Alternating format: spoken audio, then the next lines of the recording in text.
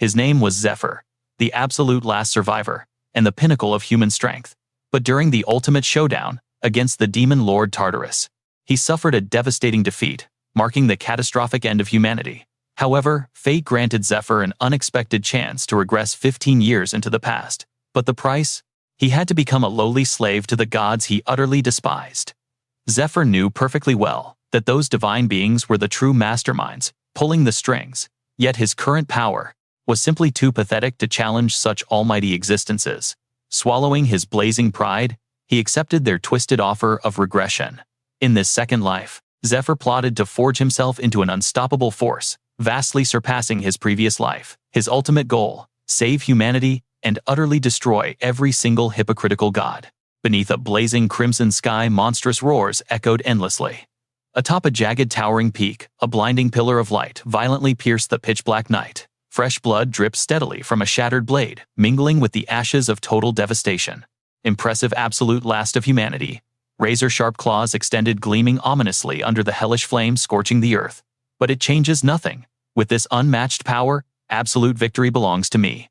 A demonic blade ruthlessly impaled the hero's chest, flooding his veins with agonizing, soul-crushing torment. The trusted weapon in his grip splintered before shattering into useless dust. Hot blood surged violently up his throat, spilling past his lips in choking coughs. Buried deep within his core, the cursed blade continuously incinerated every muscle and vein. Overwhelming agony brought forth a suffocating wave of despair. The apocalypse had truly arrived. It had been exactly 1 year since humanity fell to the demonic horde. Billions were mercilessly slaughtered. The pathetic few who survived were enslaved, stripped of their very minds and reduced to mere flesh incubators for nightmare creatures. And I, the lone surviving champion of mankind, had fiercely battled until this bitter end. Looming before me was the Demon Lord Tartarus, the absolute ruler of shadows and the ultimate destroyer of worlds. His dark voice rumbled, "You look like you are in absolute agony. Let me ease your suffering." Sinister, shadowy halos tightly coiled around Zephyr's battered body. Suddenly, the entire world ground to a halt. Time itself stretched into a bizarre distortion. Behold, I have forcefully slowed the very flow of time. Thanks to this, we can finally have a much longer chat. The terrifying entity approached, his demonic eyes blazing like the deepest pits of hell. "Mortal, no Zephyr.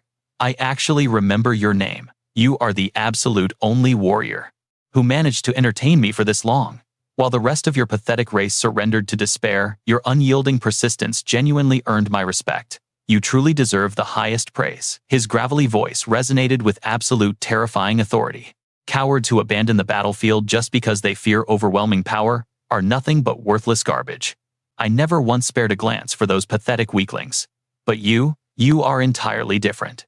The Demon Lord paused, his lips twisting into a horrifyingly cruel smirk. You have ascended to the absolute peak of humanity, a legendary warrior. Because of that, I shall grant you a rare opportunity. He extended his massive hand, offering a dangerously tempting pact. Bow down to me, Zephyr. Join me in conquering this pathetic realm and countless other universes, even the sacred domains of the gods. We will burn them to ash and rule over everything. A chilling, triumphant chuckle escaped his dark lips. Zephyr weakly glared at the monstrosity before him, forcing a blood-stained, mocking smirk. "Ha! Seriously, do you honestly believe I would ever accept that?" The Demon Lord confidently replied, "Naturally." Zephyr spat out a bitter laugh. What absolute garbage! The devastating backlash from their apocalyptic clash had completely shattered his physical body beyond all human limits. Even if a miracle somehow healed him, his foundation was permanently destroyed. What was this monster truly plotting? A second chance? Don't make him laugh. This was never a genuine offer. It was merely a sick, twisted game to watch the last human desperately beg for his pathetic life. His fallen comrades, his fiercely cherished loved ones. How could he ever bow to the absolute monster who violently ripped away his entire world? With trembling, blood-soaked fingers, Zephyr reached toward Tartarus. Believing he had won, the demon flashed a sickeningly arrogant grin. "You know, my personality is completely repulsive. She used to tell me that every single day, always begging me to watch my foul mouth. But ever since her beautiful voice was silenced forever, her final moments left a rather terrifying curse etched into my very soul." His shattered hand suddenly locked onto the Demon Lord's monstrous grip in a death-like vice. Instantly, Tartarus realized something was catastrophically wrong. Unfathomable mana forcefully gathered within Zephyr's crushed arm. if I manually overload my mana circuits like this, my entire body becomes a literal ticking nuke.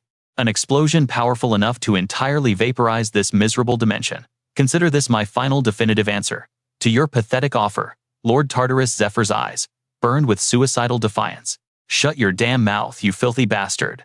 A catastrophic bomb of divine energy instantly detonated. A world-ending flash of blinding white devoured everything. The sky itself shattered under the catastrophic inferno. Through the apocalyptic heat waves, the Demon Lord's silhouette desperately thrashed about. His eyes widened in pure horror as his trapped arm was violently incinerated into charred ruin. My arm. What is this madness? What in hell's name is happening to my invincible arm? The Demon Lord's eyes practically bulged out in sheer unprecedented panic. His demonic facial muscles twitched violently, thick veins pulsing angrily against his fiercely grinding teeth. An agonizing scream erupted, cold sweat cascaded down the demon's horrified face. He glared murderously at the rapidly exploding hero before him. Trembling with apocalyptic fury, he roared, Zephyr, you absolute wretch. How dare a pathetic mortal insect disrespect a godlike existence like me? With explosive rage, he drove a devastating punch straight through Zephyr's core. Boom! The hero's severely incinerated body instantly shattered into a million burning fragments. And just like that, the ultimate world-ending war was finally over. I completely failed to exact vengeance for my slaughtered loved ones. I tragically failed to become the savior humanity desperately needed. In the very end, every single sacrifice amounted to absolutely nothing. Or at least, that was how it should have ended. A sudden twitch in his fingertips. Zephyr's eyes snapped open. He gasped in pure confusion.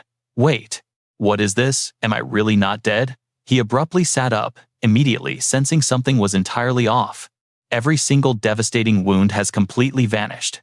Even my legendary armor is absolutely flawless. But where the hell actually am I? He warily scanned the grand divine statues surrounding him. A sacred sanctuary. Why would an intact holy temple be standing in a ruined world? A bitter chuckle escaped his lips. Ah, of course. This has to be the afterlife. Which means this absurd place is undoubtedly hell. Suddenly, a mysterious ethereal voice pierced the absolute silence. You are entirely mistaken. This is not the underworld. You currently stand on the lowest floor of the ultimate sanctuary, where the divine gods reside. A blinding holy light violently erupted, and an angelic being stepped seamlessly from the void. Zephyr instantly shifted into a defensive stance, reaching back, but his pupils violently constricted. Damn it, I cannot summon my aura blade. The majestic angel simply smiled. There is absolutely no need for such alarm, Zephyr. I am merely the god's appointed spokesperson. I am the high-tier angel Mercedes. Her tone remained chillingly absolute as she confirmed his tragic demise. Normally, you would be banished straight to the underworld. However, under the strict command of the three supreme gods, we have decided to send you backward through time itself. Zephyr's mind raced in confusion. What the hell does that mean? The angelic entity calmly elaborated. We are forcefully reversing time, sending your mind into your younger body, giving you an unprecedented chance to entirely rewrite this apocalyptic future. Naturally, keeping mere knowledge is not enough, the divine messenger added with a knowing smirk. You will also perfectly retain every ounce of your monstrous physical stats, boundless magical reserves, and legendary combat skills you painstakingly mastered. Since you already achieved the absolute pinnacle of mortal strength, I am entirely certain you will quickly climb back to this realm. Zephyr plunged into a heavy silence. Was his broken mind fabricating this utterly insane dream? That demon bastard Tartarus never possessed mind-altering magic. So is this simply my brain's final hallucination before fading to black? Taking a heavy grounding breath, Zephyr glared upward. Why grant me a miraculous second chance? The perceptive angel immediately sensed his deeply ingrained paranoia. It appears you still harbor extreme distrust toward the heavens. I understand, if you require absolute proof. Zephyr sharply cut her off. No, I believe it. Or rather, I am perfectly willing to accept the deal. But nothing is free. What exactly is the horrific price for this regression? There is absolutely zero chance you greedy entities are handing out free resurrections. You definitely want to use me as your personal chess piece. While his loyal comrades were being brutally slaughtered one by one in the horrific, demonic war. When he had screamed to the heavens in pure agonizing despair, these exact same gods had cowardly severed all communication. They ruthlessly ignored countless agonizing prayers, completely rejected their desperate offerings, and worse, they maliciously stripped away humanity's divine blessings.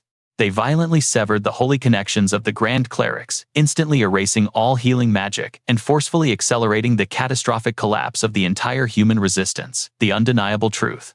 The very moment these celestial parasites realized humanity was utterly useless, they callously abandoned this dying dimension like broken toys. Therefore, there was absolutely no logical reason these manipulative schemers would randomly hand out a golden miracle for free. The celestial messenger smoothly replied, I completely understand your profound hatred. To answer your fiery question, I shall explicitly reveal exactly what the absolute divinities are desiring at this very moment. The high angel slowly opened her piercing deep blue eyes. They simply demand you entertain them with a much more thrilling spectacle. Zephyr's expression instantly darkened into pure murderous intent, his jaw locking tight. Excuse me. The gods watched his tragic finale unfold. He was merely a human, yet he stood completely alone waging a relentless war against the absolute apocalypse. A mortal, reaching such a brutal end, is utterly unprecedented. For 5 grueling years, he battled the endless demonic legions, without a single moment of rest. Honestly speaking, his struggle was absolutely worth watching. Zephyr's eyes blazed with unparalleled fury. The majestic angel continued her verdict. Countless gods felt genuine regret watching your world crumble into ash so rapidly. Do you remember the flow of time and fortune still favors your soul? That is exactly why the divine beings are offering you a second chance, regardless of the catastrophic consequences. Like a striking thunderbolt, Zephyr channeled his last remaining aura into a devastating punch, aiming right at the divine messenger. You twisted bastards. Is our suffering just a game to you? Answer me right now. Did my comrades sacrifice their very lives just to serve as your cheap entertainment?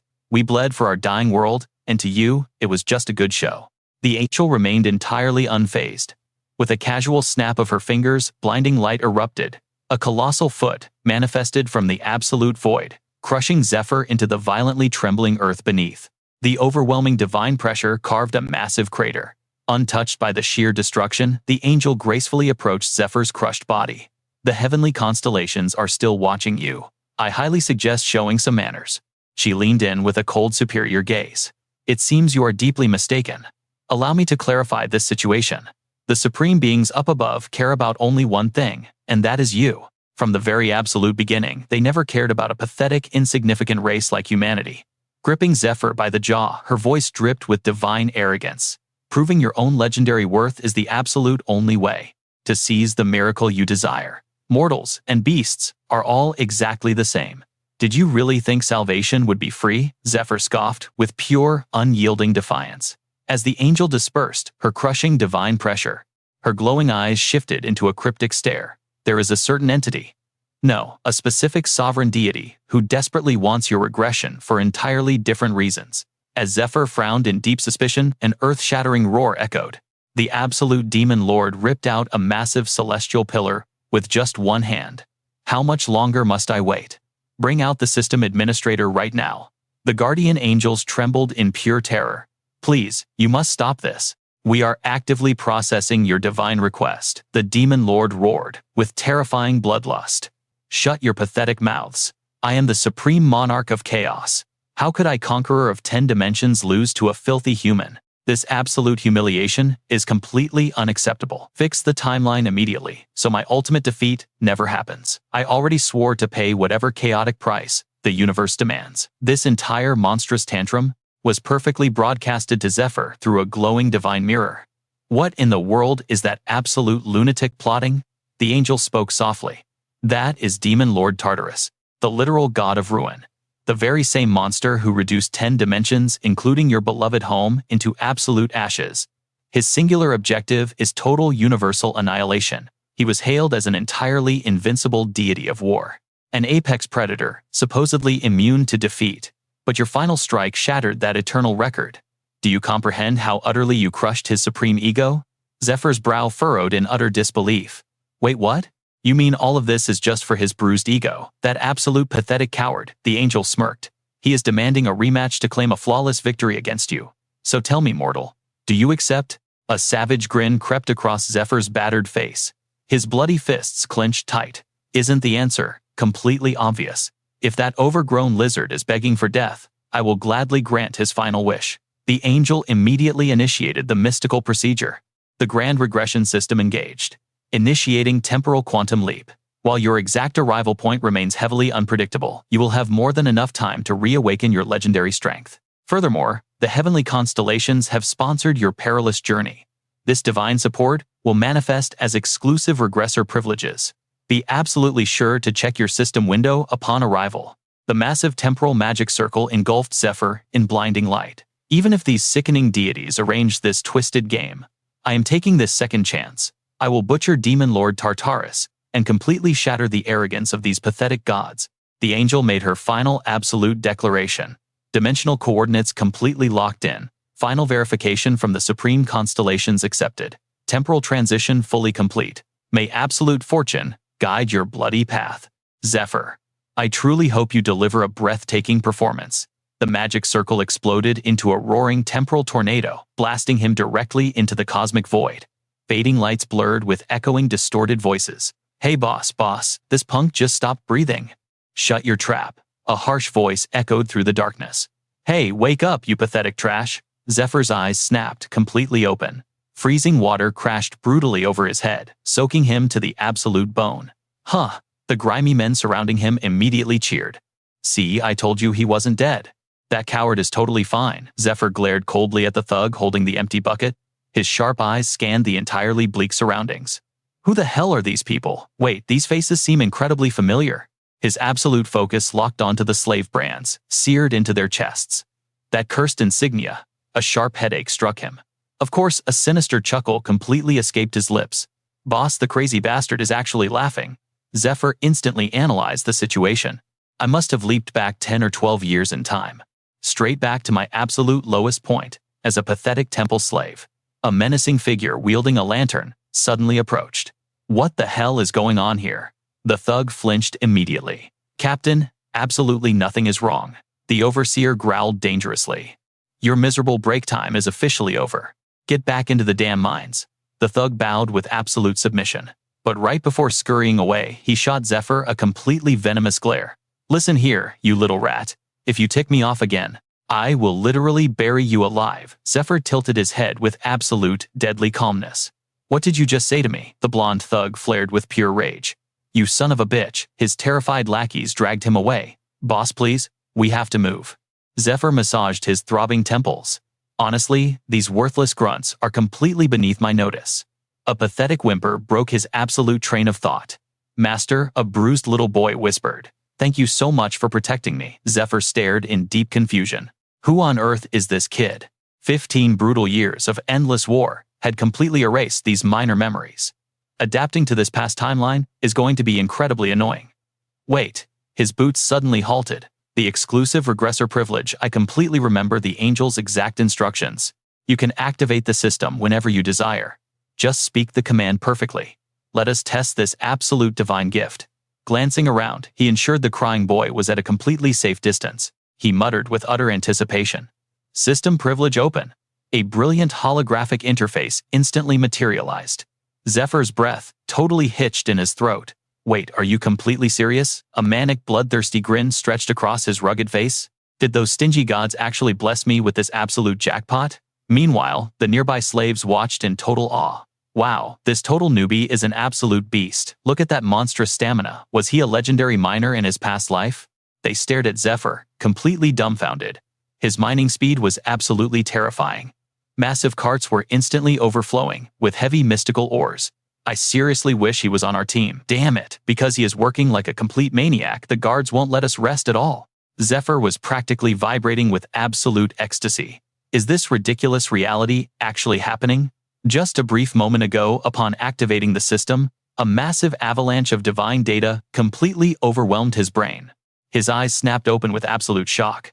What kind of insane overpowered cheat is this? Legendary weapons, supreme mystical artifacts, and literal divine combat arts. It was completely unbelievable. This is absolute madness. Those arrogant gods seriously gifted me an entire arsenal of miracles. Why are those cheap divine beings suddenly acting so overwhelmingly generous? Hey, you worthless scum. The brutal overseer charged forward furiously. Didn't I tell you to get your pathetic self back to work? It is literally your very first day, and you are already slacking off. Zephyr immediately recognized the sadistic chief of the mining camp. You absolute pieces of trash. Do you seriously think my orders are some kind of sick joke? The captain cracked his spiked leather whip viciously. Allow me to beat some absolute obedience into your miserable skull.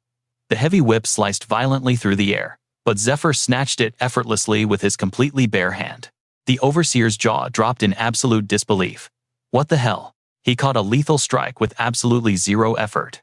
Zephyr offered a mockingly polite bow while returning the weapon. My absolute apologies, sir.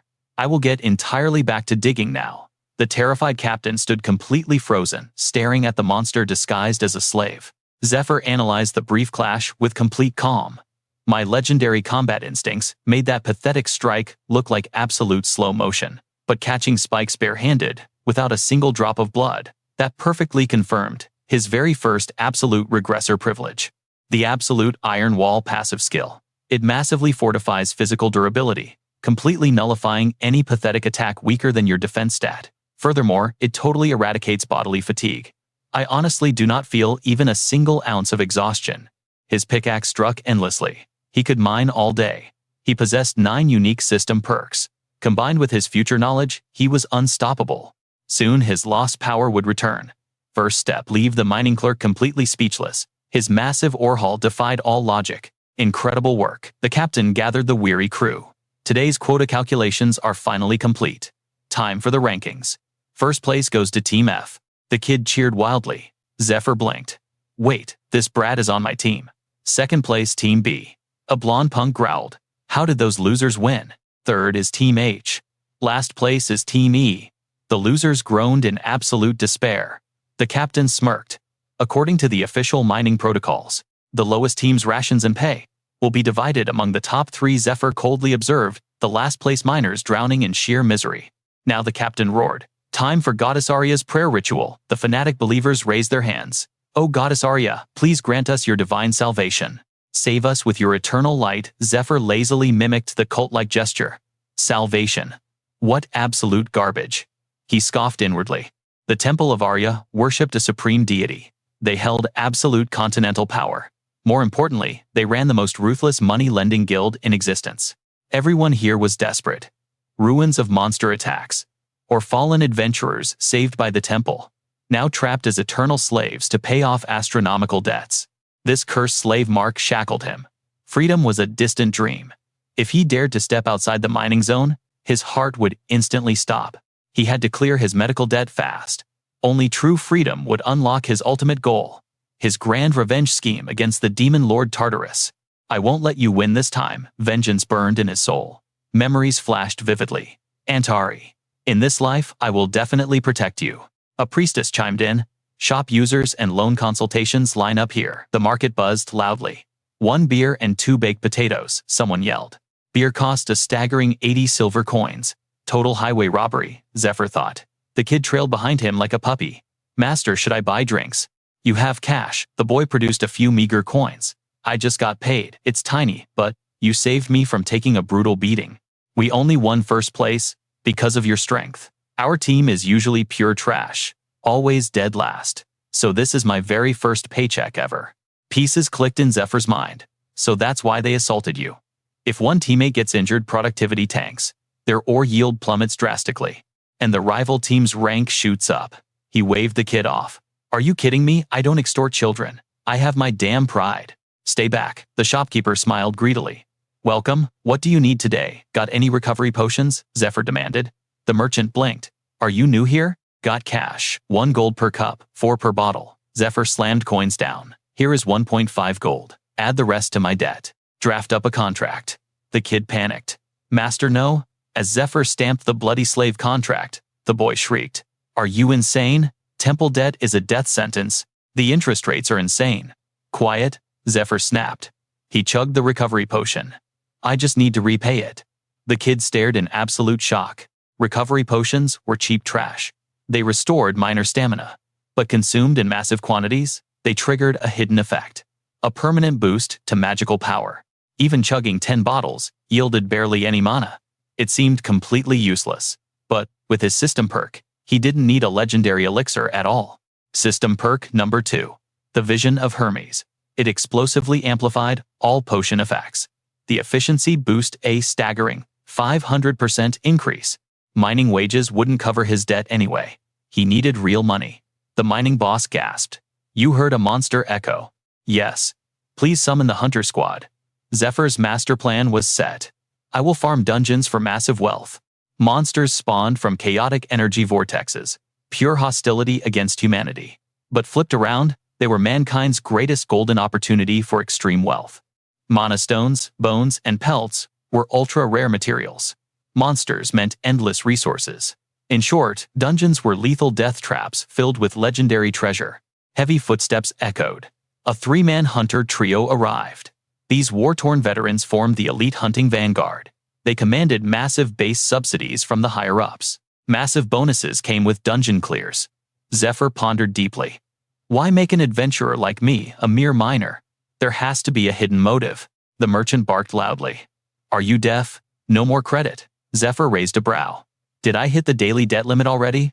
My hands are tied, the shopkeeper sneered. Who else could lend him cash? A priestess slid closer. Sell your organs. Our holy temple buys them. We need research materials. Zephyr's eyes glinted. Show me the contract. Gladly, she smiled. He countered smoothly. Set the collection date for next week. If I repay it, the organ harvest is cancelled. Absolutely, she beamed. The merchant screamed. You idiot, why sell your body? Zephyr ignored him, securing more potions. The merchant threw up his hands. Do whatever you want, the priestess flushed. Wow, so crazy and manly. Zephyr ruthlessly downed every single magical potion. Perfect. Conditions are fully met, he smirked. A massive spear slammed into the dirt. The hunters approached. You're Zephyr, our dungeon guide for today. That is me. The leader stepped up. I'm Scout Captain Goth. Meet Dale and Marco. Zephyr returned the brief introduction. No night vision skills. But my mana intuition is razor sharp. A vital skill for dark dungeons. Goth rubbed his chin, calculating the tactical odds. Guess we are buying night vision potions. Goth barked loudly. If you are ready, let's move. Marco shoved a supply bag at Zephyr. Dale and Goth took point. A miner with mana sensing. Hilarious. Maybe he'll actually help break this dungeon. Goth snapped. Shut your mouth, Dale. Zephyr heard it all, but stayed silent. His mind raced. One of them dies today. It was a month after the dungeon was supposedly cleared. Historically, 2 will die here. Perfect. I can use these fools. They scaled the boulders. Temple officials were waiting for them. We are back up. Hands out, everyone. The priests tied glowing threads to the hunters. These bracelets contain pure tracking mana. Listen closely. If things go south in there, my monitoring bracelet snaps instantly. The moment that happens, headquarters dispatches an elite backup team right to your location. Consider this safety net your special hunter privilege. Stay sharp, and you will survive. Good luck in there. Zephyr took the lead, guiding the veteran hunters deep into the dark cavern. They silently pushed into the terrifying abyss, navigating right through the monster's active patrol zones. A scouting stone clattered across the floor. The oblivious beast stared blankly as it rolled to a halt. Suddenly, 2 lethal shadows materialized right behind the creatures. The appraisal team had a single mission to verify the dungeon's threat level. They needed to confirm the monster presence and gather critical dungeon intel. Once analyzed, an elite assault force would swoop in to completely eradicate the threat. That was the standard protocol for handling these dangerous awakenings. The hunters pinpointed the main nesting ground near the entrance. The Alpha and Bravo teams explored this area last week, Dale whispered. He suspected that any desperate survivors might have dug deeper into the cave to hide from the slaughter. However, this appraisal team consisted of battle-hardened veterans. Sketching a tactical map in the dirt, Dale, Marco, and Corey debated their next move. Should we just crush this place ourselves? We clearly have the firepower to launch a strike. They had instantly cleared dungeons before. Marco looked shocked. Dale frowned in warning. Captain, our only job is appraisal. Do not start a suicide mission. What exactly is your plan? If a massive horde of monsters is lurking right over there? What if their strength exceeds our level? We only have 3 fighters, Corey smirked, correcting him. 4 hunters. More than enough to massacre some kobolds. Dale pointed furiously at Zephyr. Are you joking? It is 3 hunters, and 1 useless burden. What could this weakling possibly do? Marco quickly grabbed Dale to de-escalate the rising tension. Calm down, let us not rush ahead blindly. Captain, do you have a brilliant strategy? I want to hear the full plan before deciding. Corey grinned wickedly, shifting his intense gaze toward Zephyr. Hey, bring out the secret weapon. Zephyr nodded, pulling out special herbs, rare chestnut leaves and berries. Mixing these ingredients with kobold waste creates the absolute perfect chemical reaction. It flawlessly mimicked a female monster in heat. Dale immediately pinched his nose against the overwhelming stench. Corey explained. This scent carries an insane range of 100 meters. The monstrous beasts instantly caught the overwhelming aroma drifting through the air. The monstrous creatures flew into an absolute bloodthirsty frenzy. Holding his breath, Corey signaled the trap's activation. A feral beast charged forward instantly, plunging straight into a hidden death pit. The potent potion had perfectly lured them into their doom.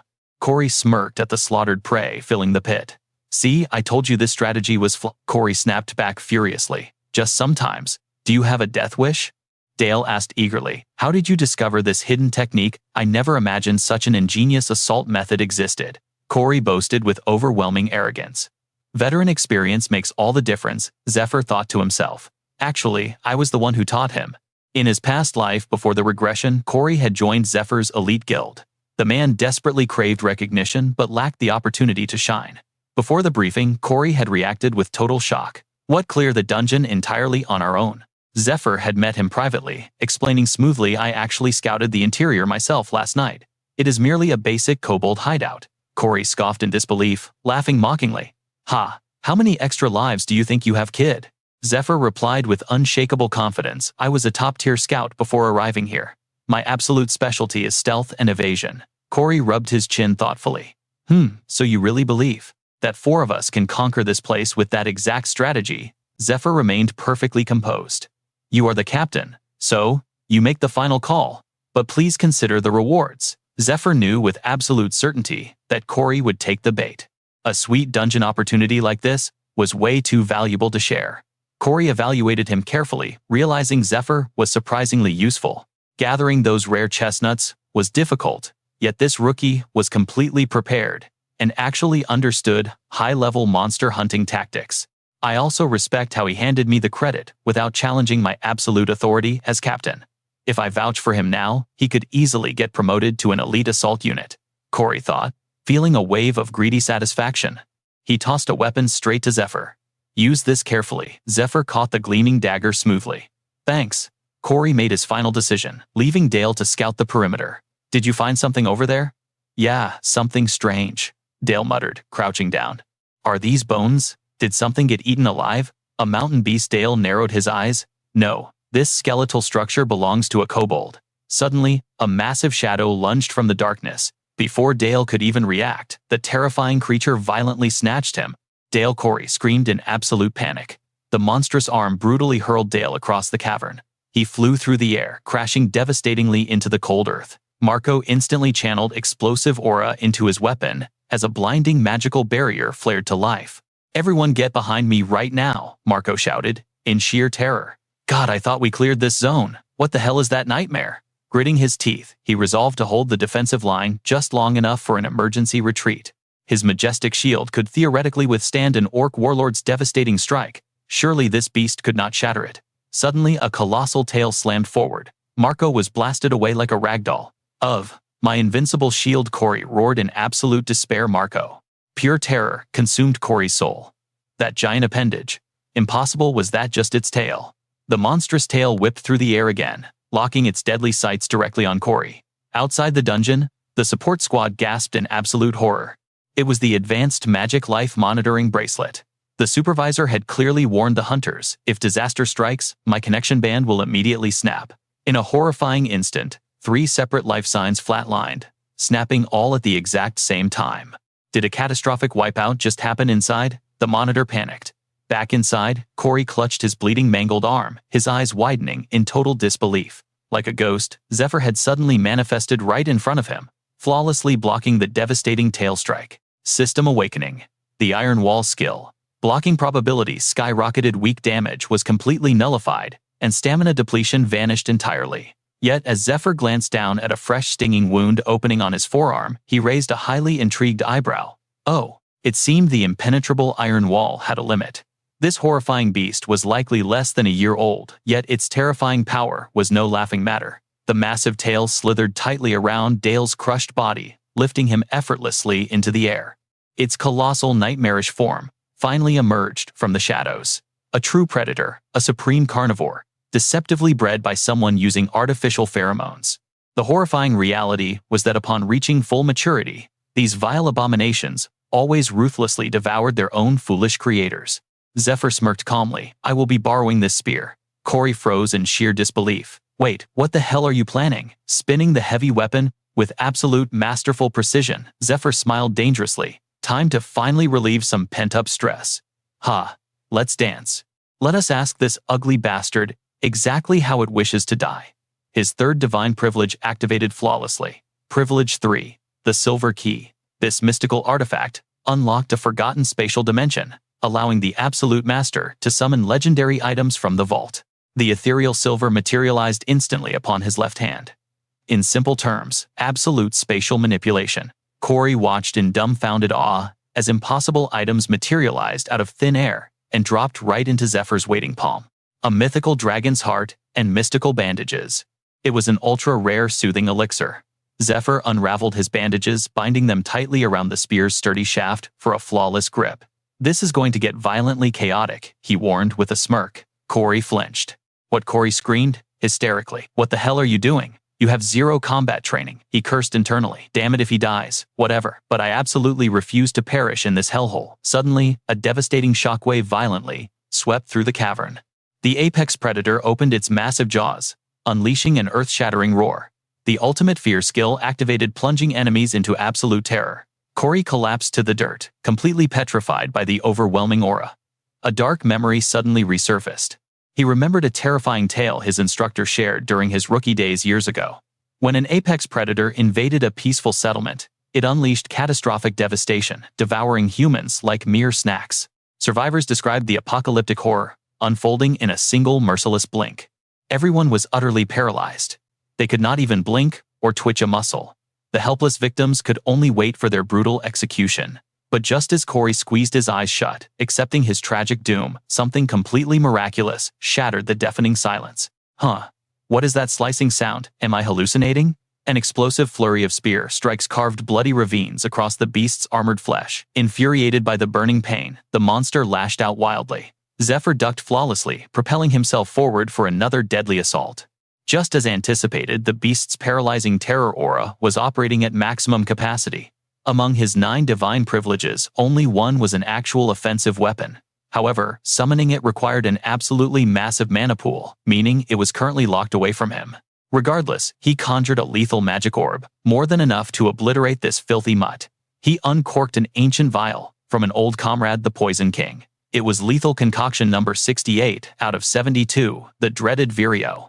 He remembered questioning him. Are you sure? Peth, you have been lecturing me on deadly venom crafting forever. Peth's ghostly laughter echoed in his mind. Haha. The world is plunging into total apocalypse, so why hoard my secrets? Everything will burn anyway, so we might as well weaponize it together. Peth's voice had brimmed with absolute conviction. No, I pray you unleash this hellish toxin. If my masterpiece can slaughter more of that invading garbage and save even one innocent soul, then it is a worthy victory. Zephyr thrust his spear with devastating power. The steel was coated in the catastrophic Vireo death venom. His blade violently pierced through the monster's reinforced armor, and Zephyr mercilessly dragged the edge to tear a massive gaping wound. The colossal beast shrieked in absolute agony. The beast thrashed wildly, thick blood pouring from its massive wounds. The Poison King's venom was absolutely merciless. Once inside the bloodstream, it shreds the internal organs, causing unimaginable agony. Just 3 minutes. That was all the time needed for the lethal toxin to fully awaken. Zephyr expertly dodged the monster's frantic strikes. He just had to survive until the poison kicked in. He launched a brutal slash at its leg, but the beast's massive tail whipped toward him. Boom! Zephyr was hurled backward, violently crashing into the solid cliff. The bone-crushing impact made him wince in pain. His eyes widened. The behemoth lunged with its gaping jaws, but Zephyr smoothly chucked another poison flask straight down its throat. Couldn't have asked for a better target, he smirked, leaping swiftly out of the way. The monster bit hard into the rocky ground, roaring in absolute torment as dark blood exploded from its massive maw. 2 minutes left. Then 1. Zephyr tightly gripped his spear, dashing forward like a hurricane. Still, he knew the bitter truth. His current stats were simply not enough for a clean, guaranteed kill. He either had to survive 1 more minute or deliver a fatal strike right now. The monster's giant tail whipped forward again, Zephyr caught the massive appendage with both hands, getting launched high into the air. He held on for dear life. Just one more minute. Suddenly, he let go. Using gravity to his advantage, Zephyr channeled all his aura, thrusting his weapon directly toward the monster's giant eyes. The spearhead pierced its eyeball. The beast shrieked in frenzied madness, thrashing so hard, it snapped the spear shaft in half. With lightning-fast reflexes, Zephyr grabbed the broken handle midair, gripping the jagged edge with deadly intent. He drew the dagger from his waist, his gaze as cold as absolute zero. He plunged the blade deep into its wounded eye. The monster thrashed in blinding agony, desperately trying to shake the human off. Zephyr lost his footing, his fingers scraping fiercely against its tough hide. He gripped the dagger with one hand, barely hanging on. It wasn't over. He had one final strike left. Using his momentum, he propelled himself upward. His past self from 15 years ago lacked the strength to defeat this boss. That was exactly why he had stocked up on recovery potions. Chugging a massive amount triggered a hidden system effect, completely removing his physical limits. Normally drinking over 10 bottles barely provided a buff. It was incredibly inefficient. But with his unique privilege, the rules of the system were broken. His Hermes vision skill maximized the hidden effects of any divine elixir. A 500% stat boost. That was enough raw mana to completely obliterate an apex predator. Zephyr pulled back his fist. A basic mana manipulation technique unleashed a terrifying shockwave. His devastating punch blasted straight through the monster's skull. Witnessing this godlike performance, Goth could only burst into disbelieving laughter. He remembered his own petty calculations from earlier. As a squad captain, he had the authority to recommend this guy to human resources. The kid could easily transfer to the hunting squad. Goth had assumed Zephyr was just showing off to gain favor. How pathetic. He had been completely blind to the young man's true monstrous potential. He didn't even need to beg. Zephyr was far beyond accepting handouts from some mediocre leader. Goth realized he had made a colossal misjudgment, one that made him look like an absolute fool. A talent like that could see through his shallow motives in a heartbeat. Yet here he stood. Right now, this monster was disguised as a lowly miner. Since miners were banned from free movement, he desperately needed a golden ticket into the dungeons.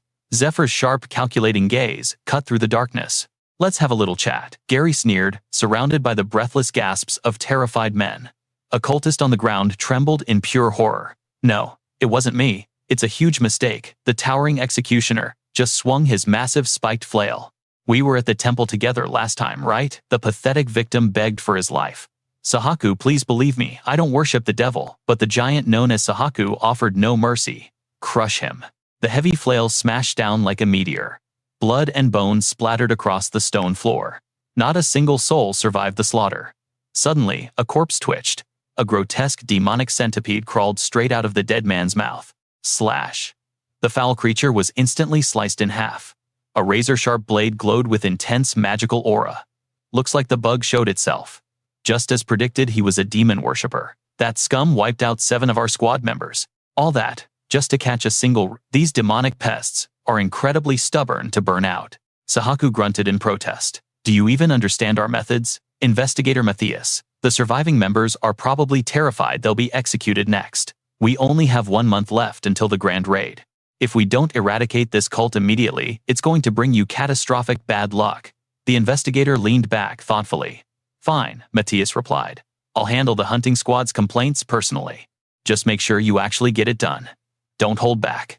Act like a true holy inquisitor." Sahaku smirked darkly. "Understood." Meanwhile, at the Human Resources office, "Welcome Captain Goth of Scouting Squad D," the clerk greeted. "Please fill out this form." "Are you recommending the same candidate?" the staff asked. "ID and name, please." Goth nodded firmly. "Minor Zephyr. He arrived just this week." The clerk tapped away. "Understood." "One moment." The staff explained the system rules. "If this transfer goes through, the candidate officially falls under your command. However, if his performance tanks or he causes trouble, it will severely penalize your personal captain's evaluation. Do you accept these risks?" "Yes, I agree," Goth replied instantly. In his mind, he scoffed. "Obviously. If that monster performs well, I get all the glory. Life is just one big gamble. I never dreamed a golden ticket like this would fall into my lap." Back in the dungeon just moments ago, Goth had been utterly paralyzed. What? What did you just say? You want me to turn a blind eye to all this, to an apex predator?" Zephyr's eyes were unyielding. "Exactly." Goth swallowed hard. You You want to take the boss corpse? Zephyr didn't hesitate. It's premium loot. I'm not leaving it behind. We report this merely as a basic kobold hideout. We hand over the magic stones and generic drops. But under system laws, slaves keep nothing. Every single copper a slave mines goes straight to the temple. And your hunting squad. You barely get pocket change and a cheap trophy. Zephyr tapped the massive beast's hide. If we fence this carcass on the black market, it's going to rain gold. Impossible, Goth argued frantically. There's an entire inspection convoy outside specifically designed to stop smugglers. Besides, we need to focus on completing our mission objective. The extraction team will cast detection magic on everything. Zephyr just smiled, with absolute confidence. Oh really? What about this? He placed his hand on the gigantic corpse. A powerful wave of spatial mana surged. Whoosh! The colossal behemoth vanished into thin air. Goth's jaw hit the floor in pure shock. A subspace inventory? No freaking way. Only elite summoners possess spatial storage for heavy gear. He just erased a giant boss monster from reality. Even the blood is gone. Zephyr smirked. Captain Goth, don't you want to rank up? Let's clear 2 more hidden dungeons after this. We split the official rewards. In return, leave the real boss monsters to me. Goth's mind raced. Power leveling through dungeons at this insane speed. It would guarantee his promotion. Even low-tier zones like a kobold hideout were tough. His squad was built for scouting, not heavy combat. Because their attack power was so weak, he had been stuck in the exact same rank for 3 miserable years. But with an overpowered beast like Zephyr joining, the entire game board flips. Since they were the vanguard team, they could easily monopolize the hidden loot before anyone else even entered the zone. My system rating will skyrocket. All I want is power and rank. All Zephyr wants is raw cash. It's a match made in heaven. I just have to make sure we aren't caught. Meanwhile, Zephyr calculated his master plan. If he fenced this loot, he could instantly clear his slave debt. He needed out fast. There was only one crucial event left in this tutorial area. The legendary Knight's Raid was scheduled in exactly 1 month. That was where the divine artifacts that plunged the entire continent into chaos were hidden. This time, no matter the cost, he had to join that raid, steal those god-tier items, and completely rewrite the tragic future. Registration complete, the HR clerk announced. From this moment on, Zephyr is officially a hunting squad member. Here is your guild ID. Head over to the supply station to claim your starter gear. Paperwork sorted, the duo confidently strode out of the office. In his previous life, his hunting squad failed to qualify for the epic raid. The raid roster was strictly capped at 20 elite players. To secure a spot, he needed a jaw-dropping ultimate skill or overwhelming system achievements. He already had a flawless master plan. The only question was timing. When should he strike? The supply station is on the 1st floor, Goth pointed out. Where that massive line is. I'll meet you in that zone. I need to check on Dale and Marco. Oh, and if you need any gear. Suddenly, Goth's expression darkened. He shoved Zephyr's head down. Get down, heavy menacing footsteps echoed. Sahak's elite squad was marching past them. As he neared Zephyr, the leader's aura flared with sudden suspicion. Goth exhaled deeply once they passed. That is the Heretic Inquisition squad. They are direct thralls of the Inquisition. Treat them like absolute superiors, not mere slaves. They hold the power of life and death over us. People have been executed for lacking respect, especially the guy in the center. Mad Dog Sahak. He joined the Inquisition just to satisfy his bloodlust. He never lets his prey escape, so stay out of his sight. Suddenly, Sahak halted.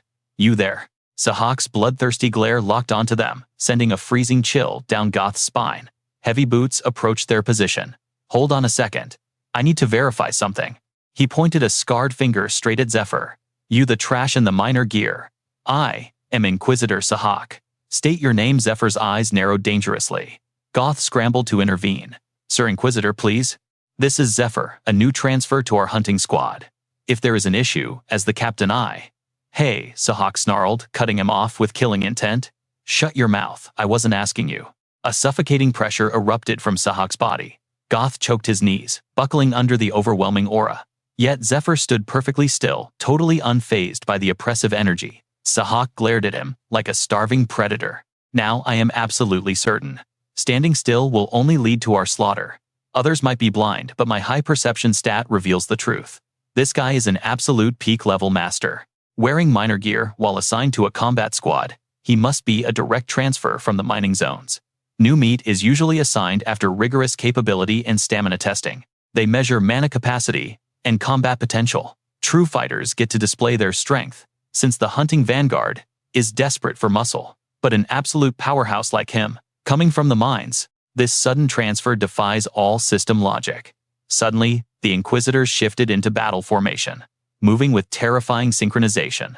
The 5 elites completely surrounded Zephyr from every possible blind spot. Zephyr.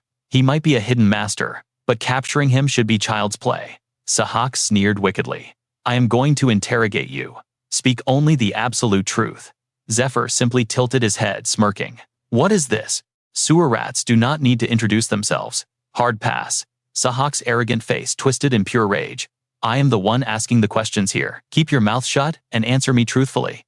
Have you ever heard of the demonic cultists? Nobody understands those zealots better than me. The dark followers of Tartarus, the supreme demon lord. They are corrupted beings. The harbingers of doom in humanity's ultimate apocalyptic war. They are absolute traitors to the human race. Yet low-tier players should have zero intel about this hidden faction right now. To the masses, they are just a rebel religious group, defying the current world order. Sahak sneered. There is a specific trait that separates those cultists from normal human trash. And I possess the unique perception skill to detect that twisted demonic mana. I am the ultimate judge of who serves the heretic lord. And my killer instincts are screaming at me right now. You reek of extreme danger. He aimed his cursed blade squarely at Zephyr's throat. From this second forward, you better pray to the heavens and answer my interrogation with absolute honesty. Every single breath, every word you utter, will be used to execute you. Burn that reality into your brain before you speak. Zephyr met the blade with an icy, unshaken glare. Before that, mind if I ask a question? Sahak's subordinate barked. You arrogant bastard, know your place. But Sahak raised a hand. Speak. Zephyr's voice dropped to a deadly chill. Can we take this outside? Sahak scoffed loudly. What is wrong with right here? Zephyr smirked. There are too many weak NPCs watching us. If they witness your humiliating defeat, your precious reputation might shatter. I would hate to ruin your supreme honor as an inquisitor. Sahak's pupils dilated with psychotic fury. You suicidal piece of trash. Then he threw his head back and burst into maniacal laughter. Ha ha ha. Your arrogant buff is maxed out, isn't it? You seriously believe a solo player can wipe out all 5 of us? Perfect. Crushing delusional trash like you makes my class progression so much sweeter. A glowing magic circle materialized beneath their feet, locking onto Zephyr. System alert. Domain skill activated. Inside this barrier, all Inquisition allies receive a massive stat boost. The buff's duration and damage multiplier scale with the number of party members. They even activate enchanted gear to cover their low-level stats. Zephyr's eyes sparked with amusement. Oh, a raid formation. This leveling session just got way more entertaining. Let the tutorial begin. He fluidly shifted into a bare-handed combat stance. Sahak furrowed his brows in utter confusion. What the hell? That basic stance looks completely useless. Should I let him attack first? Suddenly, Sahak's body blitzed forward like a striking viper. The weak might hesitate, but waiting is pointless. Because in this domain, my combat power is absolute. Within the glowing boundaries of this domain, I am invincible. Sahak activated his rapid strike combo, unleashing a storm of deadly slashes straight at Zephyr. However, moving like flowing water, Zephyr flawlessly dodged every single blade strike. With casual precision, he grabbed Sahak's weapon arm mid-swing. His free hand morphed into an iron-hard fist, hurtling towards Sahak's skull. The Inquisitor barely backflipped away. Rebounding instantly, Sahak launched a vicious low kick to shatter Zephyr's knee. His eyes gleamed with bloodlust. Gotcha, you bastard. But a split second later, cold sweat exploded across his terrified face. Kicking this monster's leg felt like smashing into solid titanium. Without hesitation, Zephyr's fist cratered straight into Sahak's chest. A sickening crunch echoed as Sahak violently coughed up blood, his cursed weapon tumbling to the dirt. The arrogant leader collapsed like a rag doll from a single casual strike. Goth screamed in absolute panic. Zephyr, watch your right flank. A massive spiked flail smashed into Zephyr, blasting him backward. A towering brute grinned. The tank-class brute roared with savage laughter. Hey, why don't you play with daddy for a bit? Zephyr wiped his shoulder, dripping with disdain. You talk big for a lapdog. Someone might put a collar on you. The giant hurled the spiked hammer. The iron wrecking ball pulverized the ground into a crater. Bystanders shrieked in terror. Incoming debris. Get back. Goth gulped down dry air. I knew his dungeon-clearing stats were terrifyingly high, but witnessing this overwhelming power in person, he one-shot the Inquisitor boss, using an unknown supreme martial arts technique. And even now, as that towering berserker shatters the earth, sending lethal stone shrapnel flying in every direction. Zephyr effortlessly parries every single destructive shockwave like it is nothing. Wait, what if he actually clears this insane boss fight? Sahak's fragile ego would shatter completely if his elite squad gets annihilated by a random, minor. There is zero chance he could officially report this humiliating wipeout to request backup. Goth subtly clenched his fists in desperate support. If Zephyr actually pulls off this impossible raid, we can dodge the Inquisition's torture squad and escape alive. Zephyr, may the system bless you. If you die here, my aggro meter is completely full. They will execute me as an accomplice, so do not lose. A veteran player standing nearby suddenly sighed. Game over. That rookie has absolutely trash luck. Goth snapped his head around in panic. What do you mean? The veteran shook his head. Sure, parrying with godlike reflexes is impressive. His movements look like a divine blessing. But stalling the timer is a fatal error in this fight. Goth frowned, totally confused. What does the timer matter? Suddenly, thick steel chain snapped around Zephyr's arm like a python. The giant berserker successfully locked his wrists, inflicting the rooted status. The cursed domain was still violently active. Demonic muscles bulged with terrifying power. Ripping the chains backward, he forcibly reeled Zephyr right into his strike zone. This domain constantly stacks attack buffs over time. A vicious blade tore right through Zephyr's blind spot. Sahak stood there, fresh blood dripping from his legendary sword. Ha ha ha. The tutorial phase is officially over. Your dialogue sequence ends here. You should have begged for a prison cell the moment we locked eyes. But your save file is already corrupted. I am going to make you curse the very day you spawned into this world. Sahak's power erupted as the domain's buff maxed out hyperspeed phantom slashes. He vanished into a blur. Ha ha ha. How does despair taste? You cannot even track my movements right. A bloody cut materialized across Zephyr's cheek. My stats just spiked by 80%. With this godlike speed, you cannot even touch a single hair on my body. Countless bloody slashes erupted across Drake's armor. Accept your pathetic fate and die. Ha ha ha. But Drake's arrogant smirk instantly vanished. Ha! Zephyr mercilessly smashed his skull from above. Drake slammed into the dirt like a beaten dog, his eyes rolling back in absolute defeat. Zephyr yanked him up by his hair. What kind of garbage team coordination is this? A brutal knee strike shattered his face. Drake snapped backward, completely stunned. Impossible. My speed boost from the territorial chain. And my ultimate defense, did they do nothing at all? Drake collapsed face first into the ruins. Zephyr scoffed coldly. You buzzed around like an annoying fly, totally blocking your giant teammate from landing a single strike. If you want to flex your pathetic speed, you should have maxed out your defense first. The iron chains pulled dangerously taut. You massive brute, channel your power here now. Zephyr's inner aura violently erupted, and U veins bulged heavily along Zephyr's arms.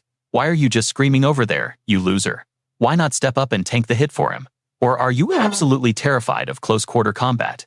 In my past life, if my subordinates managed to guild raid this terribly, I would have brutally disciplined them on the spot. With a fierce roar, he yanked the heavy chain in the absolute opposite direction. The fundamental rule of system magic is perfect support synergy. The massive chain whipped violently backward, sending a spiked mace crashing directly into the giant's chest. The entire crowd gasped in pure, unadulterated shock. The Evaluation Guild members lay paralyzed on the ground. Drake struggled to lift his bloodied head. Who? What is your true identity? Zephyr's lips curled into a mocking sneer. I expected a much better final question. Is that seriously the only thought in your tiny brain? Too bad you have not earned the right to hear my answer. High above, a mysterious overseer watched Zephyr in stunned silence. This level of power is impossible. Did he truly send this absolute monster to our sector? The surrounding awakeners finally snapped out of their trance. Am I hallucinating? Did Lord Drake actually lose? Drake's eyes blazed with venomous hatred as he roared in agony. I swear I will obliterate you. Zephyr walked away, completely ignoring the pathetic trash. Phase 1 of the master plan was perfectly executed. Now it was only a matter of time before the shadow boss heard about this. Suddenly, an overwhelming weight crushed down on his body. Zephyr collapsed heavily onto the dirt, unable to twitch even a single finger. A crippling weakness flooded his veins. This was the dreaded Phantom Mana Backlash. Phantom Mana Backlash. A deadly phenomenon where excruciating pain and paralysis strike the moment a hunter's mana hits absolute zero. He gritted his teeth. That ultimate technique drained my core, far faster than I calculated. Even though I leveled up my mana capacity, this is still my weak body from 15 years ago. I am completely doomed if this continues. The air suddenly distorted. The system's brutal debt collection phase had officially begun. A dark spirit materialized out of thin air. I am the spirit of Silas, servant to Ezra, the god of debt. User mana confirmed at 0. Initiating the brutal debt collection process for the ultimate skill Iron Resilience. Iron Resilience is not just a basic buff for boosting defense and stamina. The horrifying truth. All the physical damage and absolute exhaustion secretly accumulate as systemic debt while the skill is fully active. The instant your mana hits absolute 0, that massive debt crashes back into your body all at once. Countless elite adventurers mastered this skill to clear S-rank dungeons, only to go bankrupt and die horrifying deaths. Ezra, the god of debt.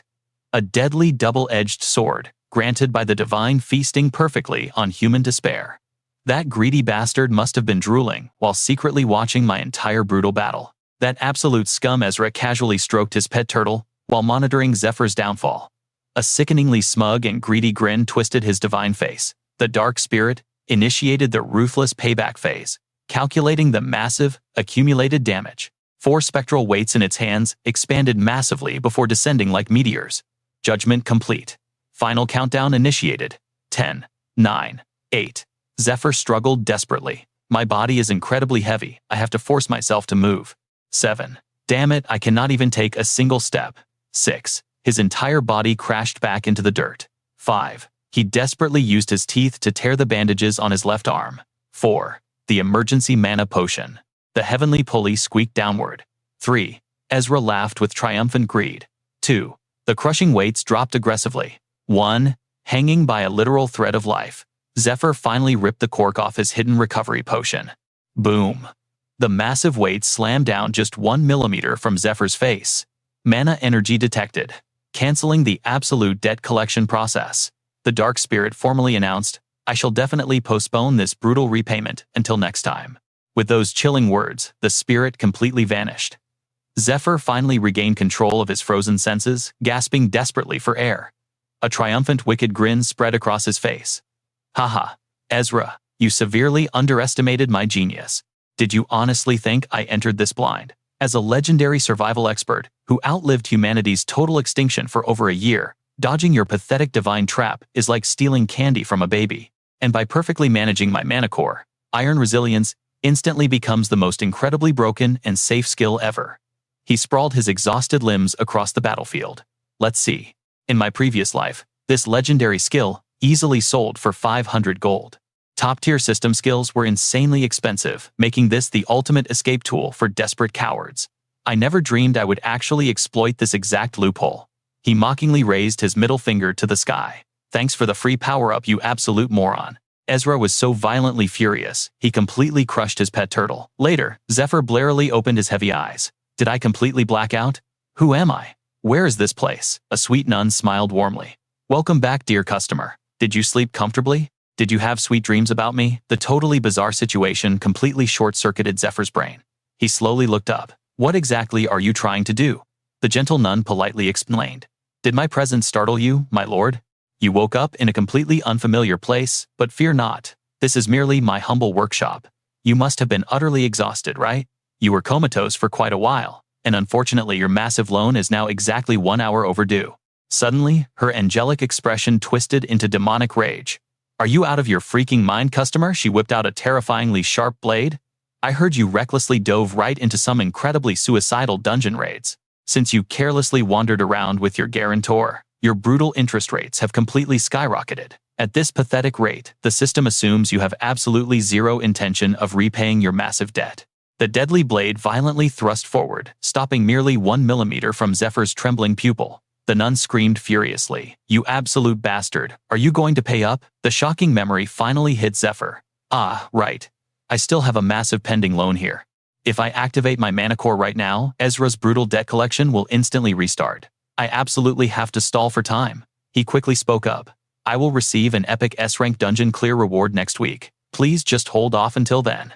The unhinged nun barked aggressively. We will obviously confiscate that system reward, but what about the massive daily loans and the insanely compounding interest you still deeply owe us? How exactly do you plan to settle that right now? Can you even afford the skyrocketing daily interest while desperately waiting for that tiny pathetic reward? You think a few worthless kobold corpses will remotely cover this absolute fortune? What the hell is your grand survival plan, you broke loser? Do you want to sell your organs to the system right now? She ruthlessly commanded. Boys, get him. Her enforcers grunted. Yes, ma'am. The iron bindings on Zephyr's arm were completely sliced open. Two massively muscular thugs brutally pinned his bare arm against the bloody table. One terrifying thug raised a heavy meat cleaver. The nun covered her mouth, laughing with pure dark malice. I will only slice off your fingers today, dear customer. You clearly underestimated our divine temple, but severing a few fingers should perfectly correct your arrogant mindset, right? Zephyr desperately roared. Wait, just a damn second. His mind aggressively raced. What was that secret boss name? If I can just remember that exact legendary name. The nun brutally ordered, chop it off. The heavy cleaver swung downward.